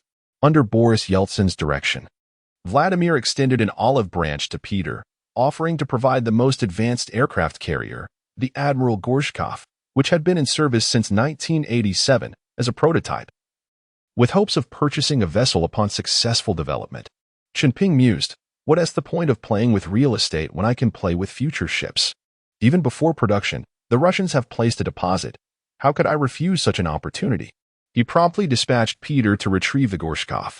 Xiaoma was ecstatic upon hearing about the former Soviet Kiev-class aircraft carrier for his study. For a military enthusiast and scientist like him, it was the ultimate plaything. Peter fulfilled his mission, returning within a week with the complete set of blueprints for Xiaoma, along with news that the Gorshkov would arrive in the Bill region's sole port, Mosport, via the Mediterranean and Suez Canal in 2 weeks. In truth, as long as he had the complete blueprints, Xiaoma could flawlessly replicate or even enhance the Gorshkov, which would ultimately serve as a refitted vessel. Unexpectedly, the United States, hearing of the Gorshkov's donation, was not to be outdone, offering a decommissioned Nimitz-class aircraft carrier, albeit with the stipulation of removing the nuclear propulsion system. Chen Ping thought to himself, "Who needs that outdated nuclear power? My solar-powered electric drive is unrivaled globally, far cleaner and more economical." He immediately instructed Natasha to graciously accept the United States offer and requested that they send a large tugboat to deliver the vessel to the Bill region, with the cost borne by Bill. The United States, initially intending for them to retrieve the vessel, readily acquiesced upon hearing that Bill would cover the escort expenses, promptly arranging for a fleet to escort the Nimitz-class aircraft carrier to the Bill region. This exchange exemplified the mutual respect between ideologically aligned nations.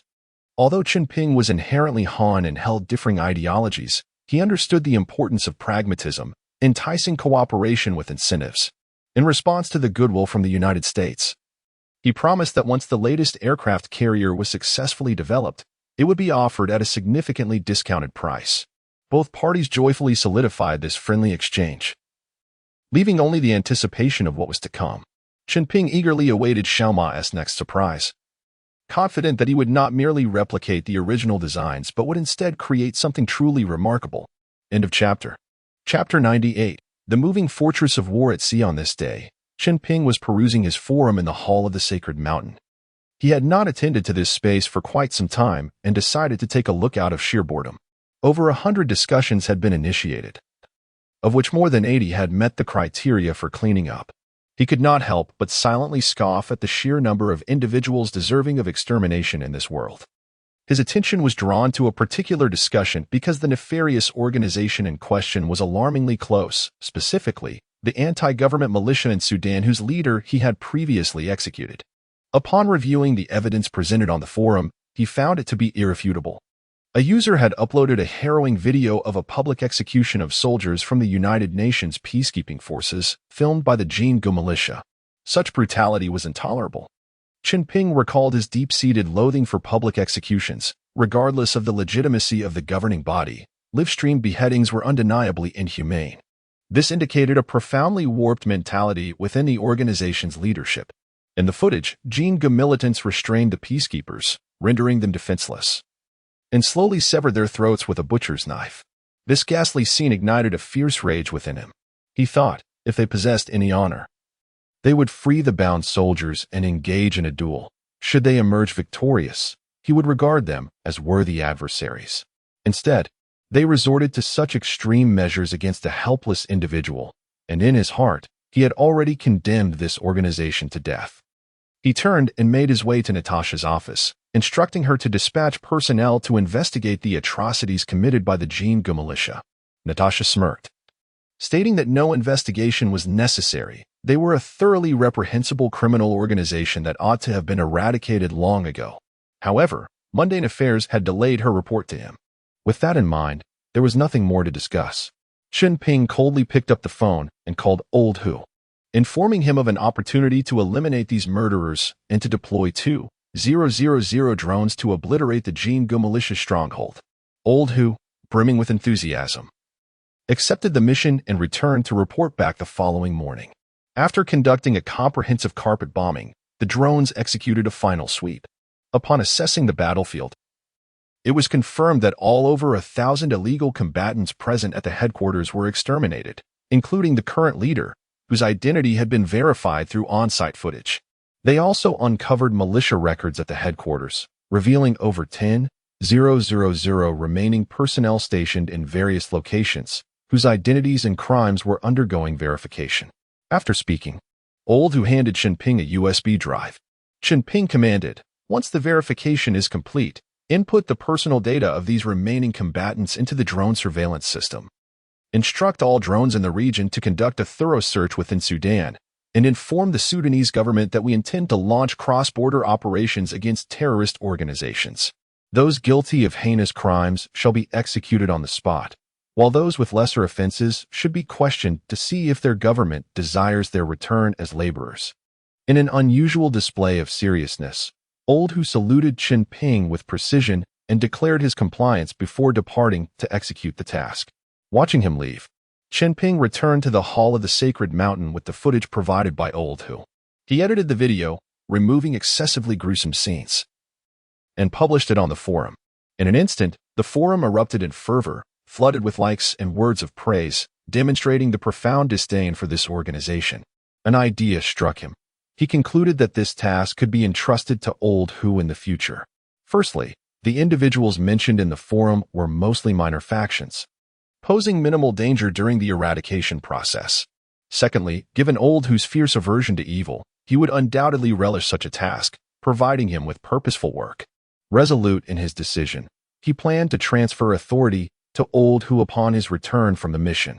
Having completed these tasks, he turned and headed to the location of Xiaoma's research team, which was essentially the adjacent hall. The sacred mountain had been largely excavated in its central portion, with several halls distributed throughout its interior, each serving distinct purposes. He arrived at the hall where Xiaoma's team was situated. Xiaoma was engaged in experiments in the lab and gestured for him to wait. 20 minutes later, Xiaoma emerged from the clean room, shedding his protective gear as he reported. They had discovered new properties in superconducting materials. A mixture of these materials with gold and graphite in specific ratios proved to be the optimal energy storage medium. Batteries manufactured from this novel material exhibited energy storage capabilities exceeding traditional batteries by tenfold, with thermal resistance improved threefold. Moreover, this was not the limit. With further research and adjustments to the formula, it was projected that the battery's energy storage could ultimately surpass traditional metrics by 100-fold. However, at that scale, production costs would escalate dramatically, with the demand for gold increasing exponentially. Chen Ping chuckled, having never lacked access to gold. He waved generously. Take 10 tons for your use.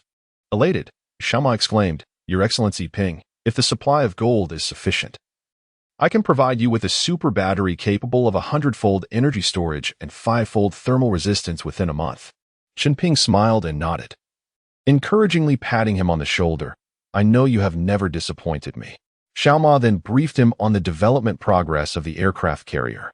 Its design was nearly finalized, and the next step involved converting the traditional nuclear power to electric propulsion. With the introduction of the super battery and newly developed solar charging panels made from superconducting materials, the aircraft carrier's endurance could potentially become infinite, allowing it to navigate as long as the sun shone, while significantly enhancing speed compared to conventional power sources. Xiaoma also planned to incorporate a small nuclear reactor on the aircraft carrier, not for propulsion but for power generation, ensuring that the vessel could operate normally even at night without sunlight. In terms of armament, beyond the traditional large-caliber naval guns, they were adding over 100 Executioner 2 drones. Their goal was to minimize human casualties by substituting machines for lives. Given the region's sparse population and the challenges of sourcing personnel, fortunately, with a genius scientist like Xiaoma and the support of the Chiyu communications satellite system, pilots could control drones from the aircraft carrier, engaging in aerial combat and bombing missions without risking their lives. Only the drones would be at risk. Casually, Chen Ping inquired about the latest dimensions of the aircraft carrier. Xiaoma responded that it could reach a length of 300 meters and a width of 70 meters. A bit small, Chen Ping remarked greedily, I desire to construct a large mobile fortress of war at sea, 500 meters long and 100 meters wide. Is that feasible? Xiaoma paused momentarily before responding. Technically, there are no issues. I simply never considered the need for such a size. He then nodded resolutely. It can be done. My vision has been too narrow. A larger vessel would allow for more weaponry, and I could even construct a small palace for you on board. End of chapter 99. The new leader of the divine punishment system. After listening to Xiaoma's plans, Chen Ping waved his hand dismissively, stating that the palace was unnecessary. What truly mattered was to arm their floating fortress to the teeth. This mobile stronghold upon the sea would serve as their sovereign territory. He envisioned deploying their most advanced long-range weaponry aboard, enabling them to strike any target they wished to eliminate with agility and precision. His eyes sparkled with fervor as he continued to elaborate on his ambitious vision. Imagine if we possessed 100 such war fortresses. What nation could stand against us? Even if, hypothetically, our land were to suffer a nuclear strike rendering it uninhabitable, we could relocate our central command to the maritime fortress, waiting for the opportune moment to retaliate, thus ensuring our invincibility. Moreover, with 100 war fortresses at our disposal, which nation would dare to challenge us? Unless they could simultaneously annihilate both our territory and our formidable fleet. Xiaoma was invigorated by this discourse, his eyes gleaming with admiration. Although Chen Ping was not a warmonger, his vigorous enhancement of military strength undeniably instilled a profound sense of security and pride among the people of the region.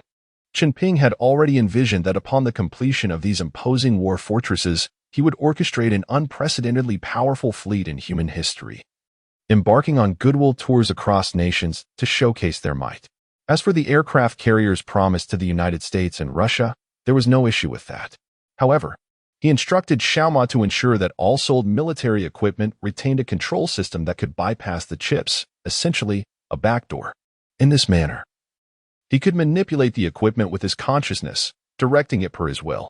His consciousness transcended the trajectory of global technological development and would evade detection by any sophisticated instruments, which was the cornerstone of his invulnerability. Even if the adversaries dismantled the aircraft carriers in a scrap, they would find no trace of his contingency plan. Thus, any purchaser would unwittingly install a potential traitor within their ranks, and moreover, they would receive a downgraded version, with all capabilities have compared to his own. After years of suppression by developed Western nations, the pent-up frustration dissipated at this moment. It was now his turn to impose pressure on others. Shortly thereafter, Xiaoma presented a new design plan that not only met all of Chen Ping's requirements but also enhanced the vessel's speed. This colossal entity, equivalent in size to 5 standard football fields, could achieve an astounding maximum speed of 60 knots, with a cruising speed of 40 knots, sufficient to dominate the global oceans. It is noteworthy that 71% of the planet's surface is covered by oceans. Effectively harnessing these marine resources would easily sustain their nation. Therefore, their future objective lay with the seas. In addition to large military mobile fortresses, they aspired to construct more expansive offshore operational platforms, extending their reach into the oceans to alleviate land-based population pressures. The uncharted territories of the North and South Poles, devoid of sovereign nations, presented further possibilities. Although the nations of the world had collectively agreed not to delineate territories in these regions, those with superior technology and faster development would secure greater advantages. Thus, the division of fixed territorial boundaries is not absolute. With sufficient strength, all artificial territorial demarcations could become mere parchment. Chen Ping's greatest lament was the lack of sufficient coastline in his region, which prompted his desire to build large maritime mobile fortresses. Surrounded by other nations with no coastline of their own, they would turn to the sea. Claiming the vast expanse of international waters as their territory, let the capable engage in competition, while the incapable should remain silent.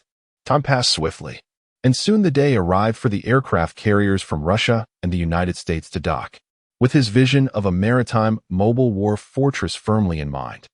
The arrival of these two massive carriers no longer struck Chen Ping as remarkable. He entrusted them to Xiao Ma's team to transform into armed fishing vessels, thereby establishing the Bill Region Offshore Fisheries Company.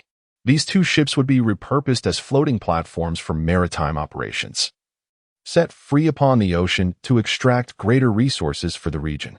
One could only wonder how Russia and the United States would react upon discovering that their prized aircraft carriers had been converted into fishing boats. Yet Chunping remained indifferent. Resource optimization was paramount, and with superior alternatives at hand, why settle for the comparatively inferior?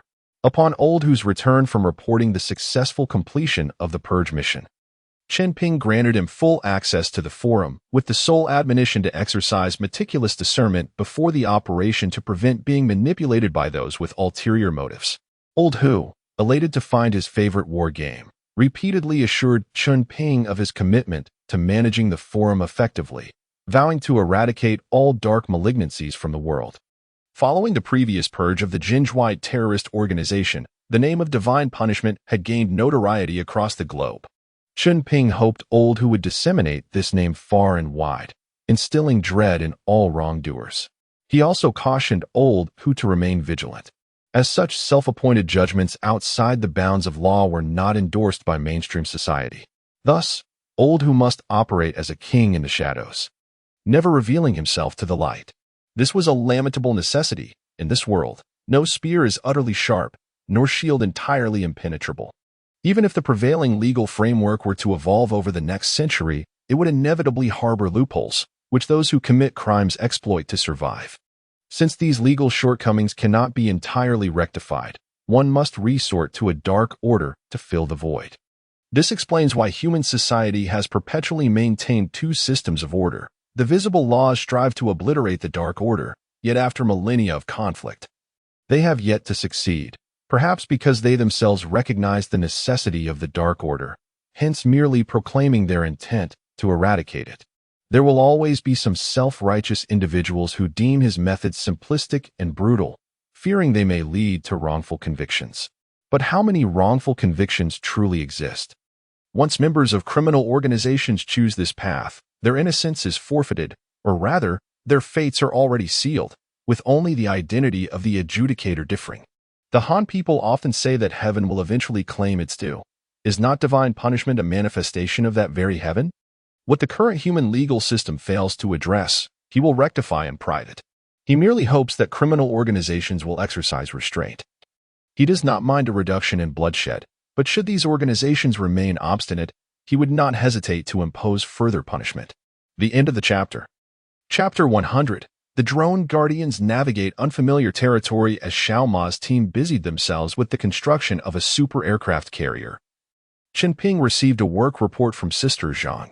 The solar-powered battery swap stations in Shaorizi had reached an impressive count of 30. Over the course of just over a month, the 1,000 skilled construction workers she had brought were divided into 10 teams, collaborating on the project. At this pace, The ambitious goal of completing 100 solar battery swap stations across the island within 10 months seemed achievable. After all, the essence of the swap stations lay in solar energy and batteries, with the requisite infrastructure merely consisting of shelters for the workers and canopies made of color-coded steel. On the other hand, the Russians had dispatched a construction team of 1,000, similarly divided into 10 groups. However, due to the vast and sparsely populated regions they occupied, their strategy involved starting from major cities and radiating outward, constructing swap stations primarily along the main highways connecting urban areas while entirely abandoning the more remote regions. Future construction directions would be adjusted based on the sales performance of the Tesla electric vehicles. Currently, Tesla sales operated under a principle of simultaneous construction and sales, showcasing the remarkable performance of the new batteries across the expansive plains of Siberia. With winter fast approaching, the electric vehicles were poised to demonstrate their exceptional capabilities. The battery's cold resistance had already been rigorously tested in the icy climate of Iceland, located within the Arctic Circle. As for heat resistance testing, there was no better locale than the Sahara, known for its extreme temperatures. The batteries produced boasted a significant advantage. They were impervious to technological imitation and piracy, as the production relied on a superconducting material unique to the sacred mountain. Without this material, even if all technical specifications were shared, replication would remain impossible. This safeguarded the intellectual property of the super batteries, rendering them a unique entity in the global market. Yuan Ming also sent back an update on their progress. Communication satellite receiving towers had been established across the various islands of the Ryukyu archipelago, achieving comprehensive satellite signal coverage. The next focus was to promote satellite receiving terminals at minimal costs. Yuan Ming's strategy was astute. He offered 10 terminal devices free of charge to local governments on each island, which would then promote them, significantly enhancing public acceptance. It was foreseeable that soon, the residents of the Ryukyu Islands would be utilizing their manufactured personal satellite terminal devices, due to current technological limitations preventing the development of smartphones. They resorted to Chen Ping's earlier, more rudimentary method. Each satellite phone was equipped with a radio function to receive broadcast signals from geostationary satellites. This approach aimed to incorporate all residents of the Ryukyu Islands into their media outreach. This task was challenging, as no nation readily permits foreign media into its propaganda sphere. However, they could not control the fact that geostationary satellites were ubiquitous, allowing broadcast to reach any corner of the globe where a receiving device existed. This was an insurmountable issue. Even if they restricted the citizens from purchasing satellite terminals, they could not prevent them from assembling simple radios. Consequently, in a matter of months, their outreach permeated nearly all areas of the Ryukyu archipelago, even extending to the native island of Kyushu. Upon arriving at the capital, when Chunping reported the recent progress to the elder statesman, the latter expressed astonishment at his efficiency and affirmed his work.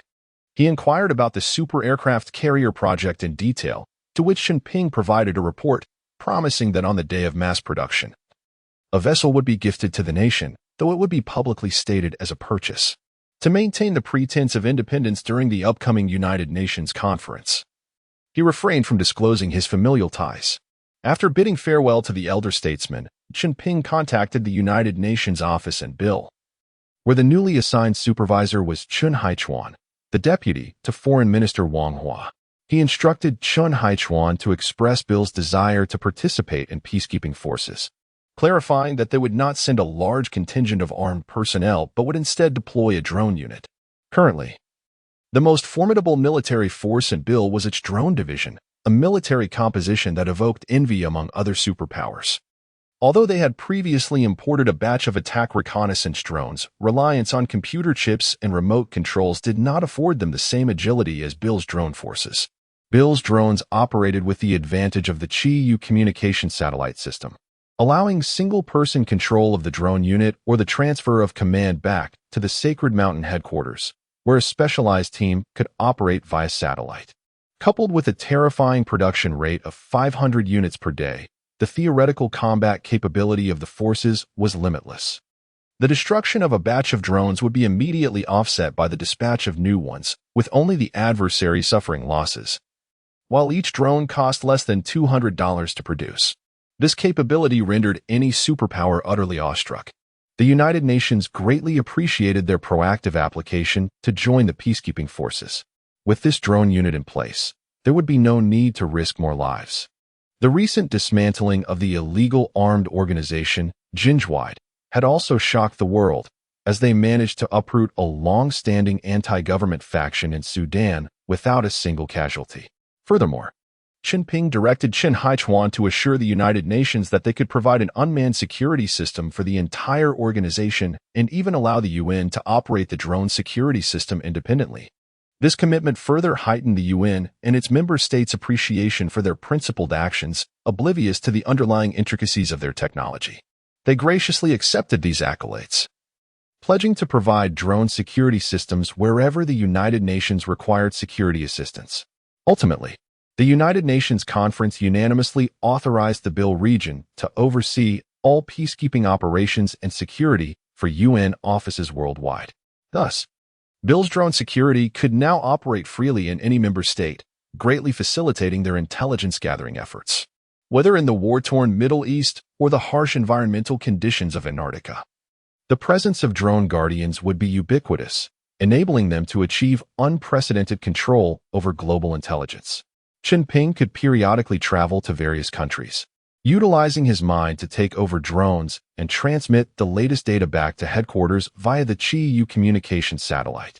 Through this unique approach, which diverged from human technological advancements, the Bill region had effectively become the world's largest intelligence center. The chapter concludes. Chapter 101. The pursuit of new territories as a multitude of drones engaged in various operations of the peacekeeping forces. The Intelligence Bureau of the Sacred Mountain Hall received a continuous influx of information from around the globe. This Intelligence Bureau, established by Chen Ping, was dedicated to analyzing and processing intelligence from various sources worldwide, while formulating targeted policies in response. This year, the Middle East has been relatively tranquil.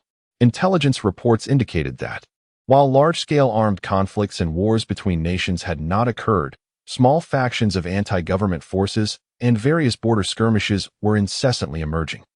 What captured Chen Ping's attention the most were the conflicts between the State of Israel and Palestine. The State of Israel indeed presents an intriguing case, like a stray dog. It wanders aimlessly, having been taken in by Palestine, not out of genuine goodwill, but rather due to coercion from the United States. Consequently, these ungrateful individuals, having settled in another's home, constantly harass their hosts, leveraging advanced weaponry provided by the United States to engage in protracted disputes over border issues. Last month, a confrontation erupted at the border, seemingly initiated by the Israelis, who, in their humiliation, retaliated with over 10 minutes of artillery bombardment into Palestinian territory, resulting in the deaths and injuries of hundreds of Palestinian civilians. Such actions were utterly reprehensible. While warfare may be inevitable, targeting innocent civilians is unjustifiable. At the opportune moment, with the sale of drone security systems underway, the Palestinians emerged as one of the buyers. Chen Ping, with a decisive wave of his hand, doubled their order of drones, partially as a gift. Meanwhile, the State of Israel, ever the loyal lapdog of the United States, notably refrained from placing an order, likely due to concerns over the security risks associated with importing drones. Taking advantage of this situation, Chen Ping publicly announced through the media that the drones were intended for assisting countries in maintaining domestic security, rather than for military aggression against others. To prevent potential misuse of the drones for invasive purposes, the Bill region declared that henceforth, exports of drones would not be permitted to hostile nations. Existing clients retained their purchasing privileges, while hostile countries would be barred from acquiring them, provided that the purchasing nations did not utilize the drones for acts of aggression, with the exception of retaliatory actions. This essentially sent a signal to the Palestinians. In a conflict, one must know how to fight. And as long as they are not the first to fire, they could retaliate using the drones. Furthermore, Chen Ping pledged never to sell drones to the State of Israel. However, merely possessing drones seemed insufficient. It was imperative to dispatch a competent aide to the Palestinians. Chen Ping contemplated Devon, who, over recent years, had seen his influence within the cabinet diminish as Natasha and other cabinet members showcased remarkable capabilities. It had been quite some time since Chen Ping had engaged in a profound conversation with him. Given the intention to intervene in the Palestinian region, it was crucial to avoid sending someone with an Eastern appearance, making Devin the ideal candidate. Upon arriving at the council hall in Sacred Mountain Town, Chen Ping found Devin. The latter was visibly excited by Chen Ping's personal visit, as he was the first of Chen Ping's former subordinates to come to the Bill region. After exchanging pleasantries, Devin expressed his satisfaction with the current state of affairs and the relative ease of his work compared to the early days of the Bill region's establishment. Chen Ping gazed into Devin's eyes and asked, "You are a descendant of our Ninely tribe S deity, Chiyu. Are you content to remain a mere cabinet member? Do you not wish to restore the glory of your ancestors and raise a banner for the people of this land and the Arab world?" A glimmer of ambition flickered in Devin's eyes, but he quickly subdued it, addressing Chen Ping with deference. "Esteemed Lord Ping, please do not doubt my loyalty. Everything I do is to enhance our region's prosperity. I harbor no grand ambitions. I merely wish to safeguard the land of my ancestors and the people residing here." Chen Ping interrupted him with a wave of his hand. "Devin, you are my first subordinate in the Bill region. There is no need for pretense between us. I do not doubt your loyalty. However, I seek to engage in the Palestinian region and need to send a dedicated individual with an Arab visage to undertake this mission. Would you be willing?" Devin immediately stood upright, saluting Chen Ping with military precision. "I am willing to face any peril for Lord Ping." Chen Ping waved his hand dismissively. "It is not as dire as that. I will not send my subordinates to their doom. I want you to serve as the Bill region's ambassador to Palestine, where your task will be to assist in any way possible to eliminate the Israelis. However, I prohibit you from engaging directly in combat. We shall adopt a covert approach. You may collaborate with the Palestinians under the guise of economic cooperation while we discreetly support them with arms. Is not the United States always aiding the Israelis by supplying them with advanced weaponry for proxy wars?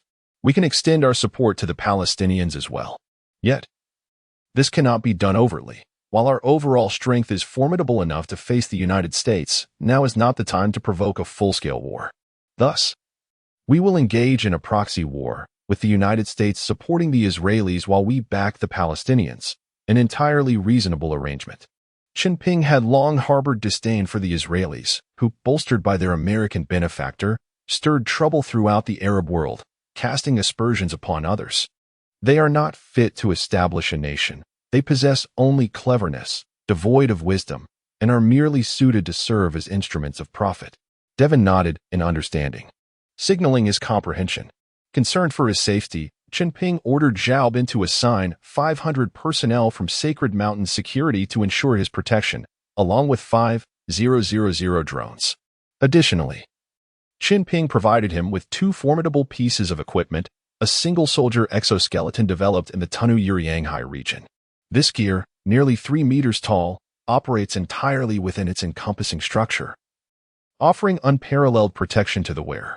The exoskeleton is equipped with a 6-barreled Gatling gun capable of firing standard 7.62mm ammunition, with a rear ammunition box holding up to 30,000 rounds.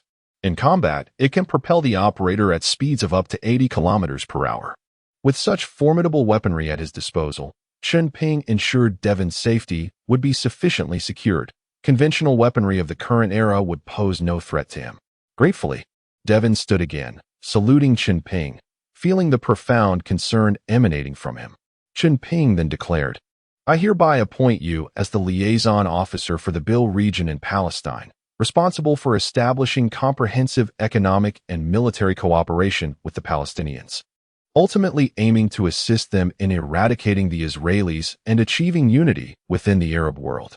Your safety must be your utmost priority during this mission. Should you encounter danger, retreat immediately. As long as you remain unharmed, everything else can be reclaimed. Should I be provoked, I shall declare war on the Israelis and eradicate them.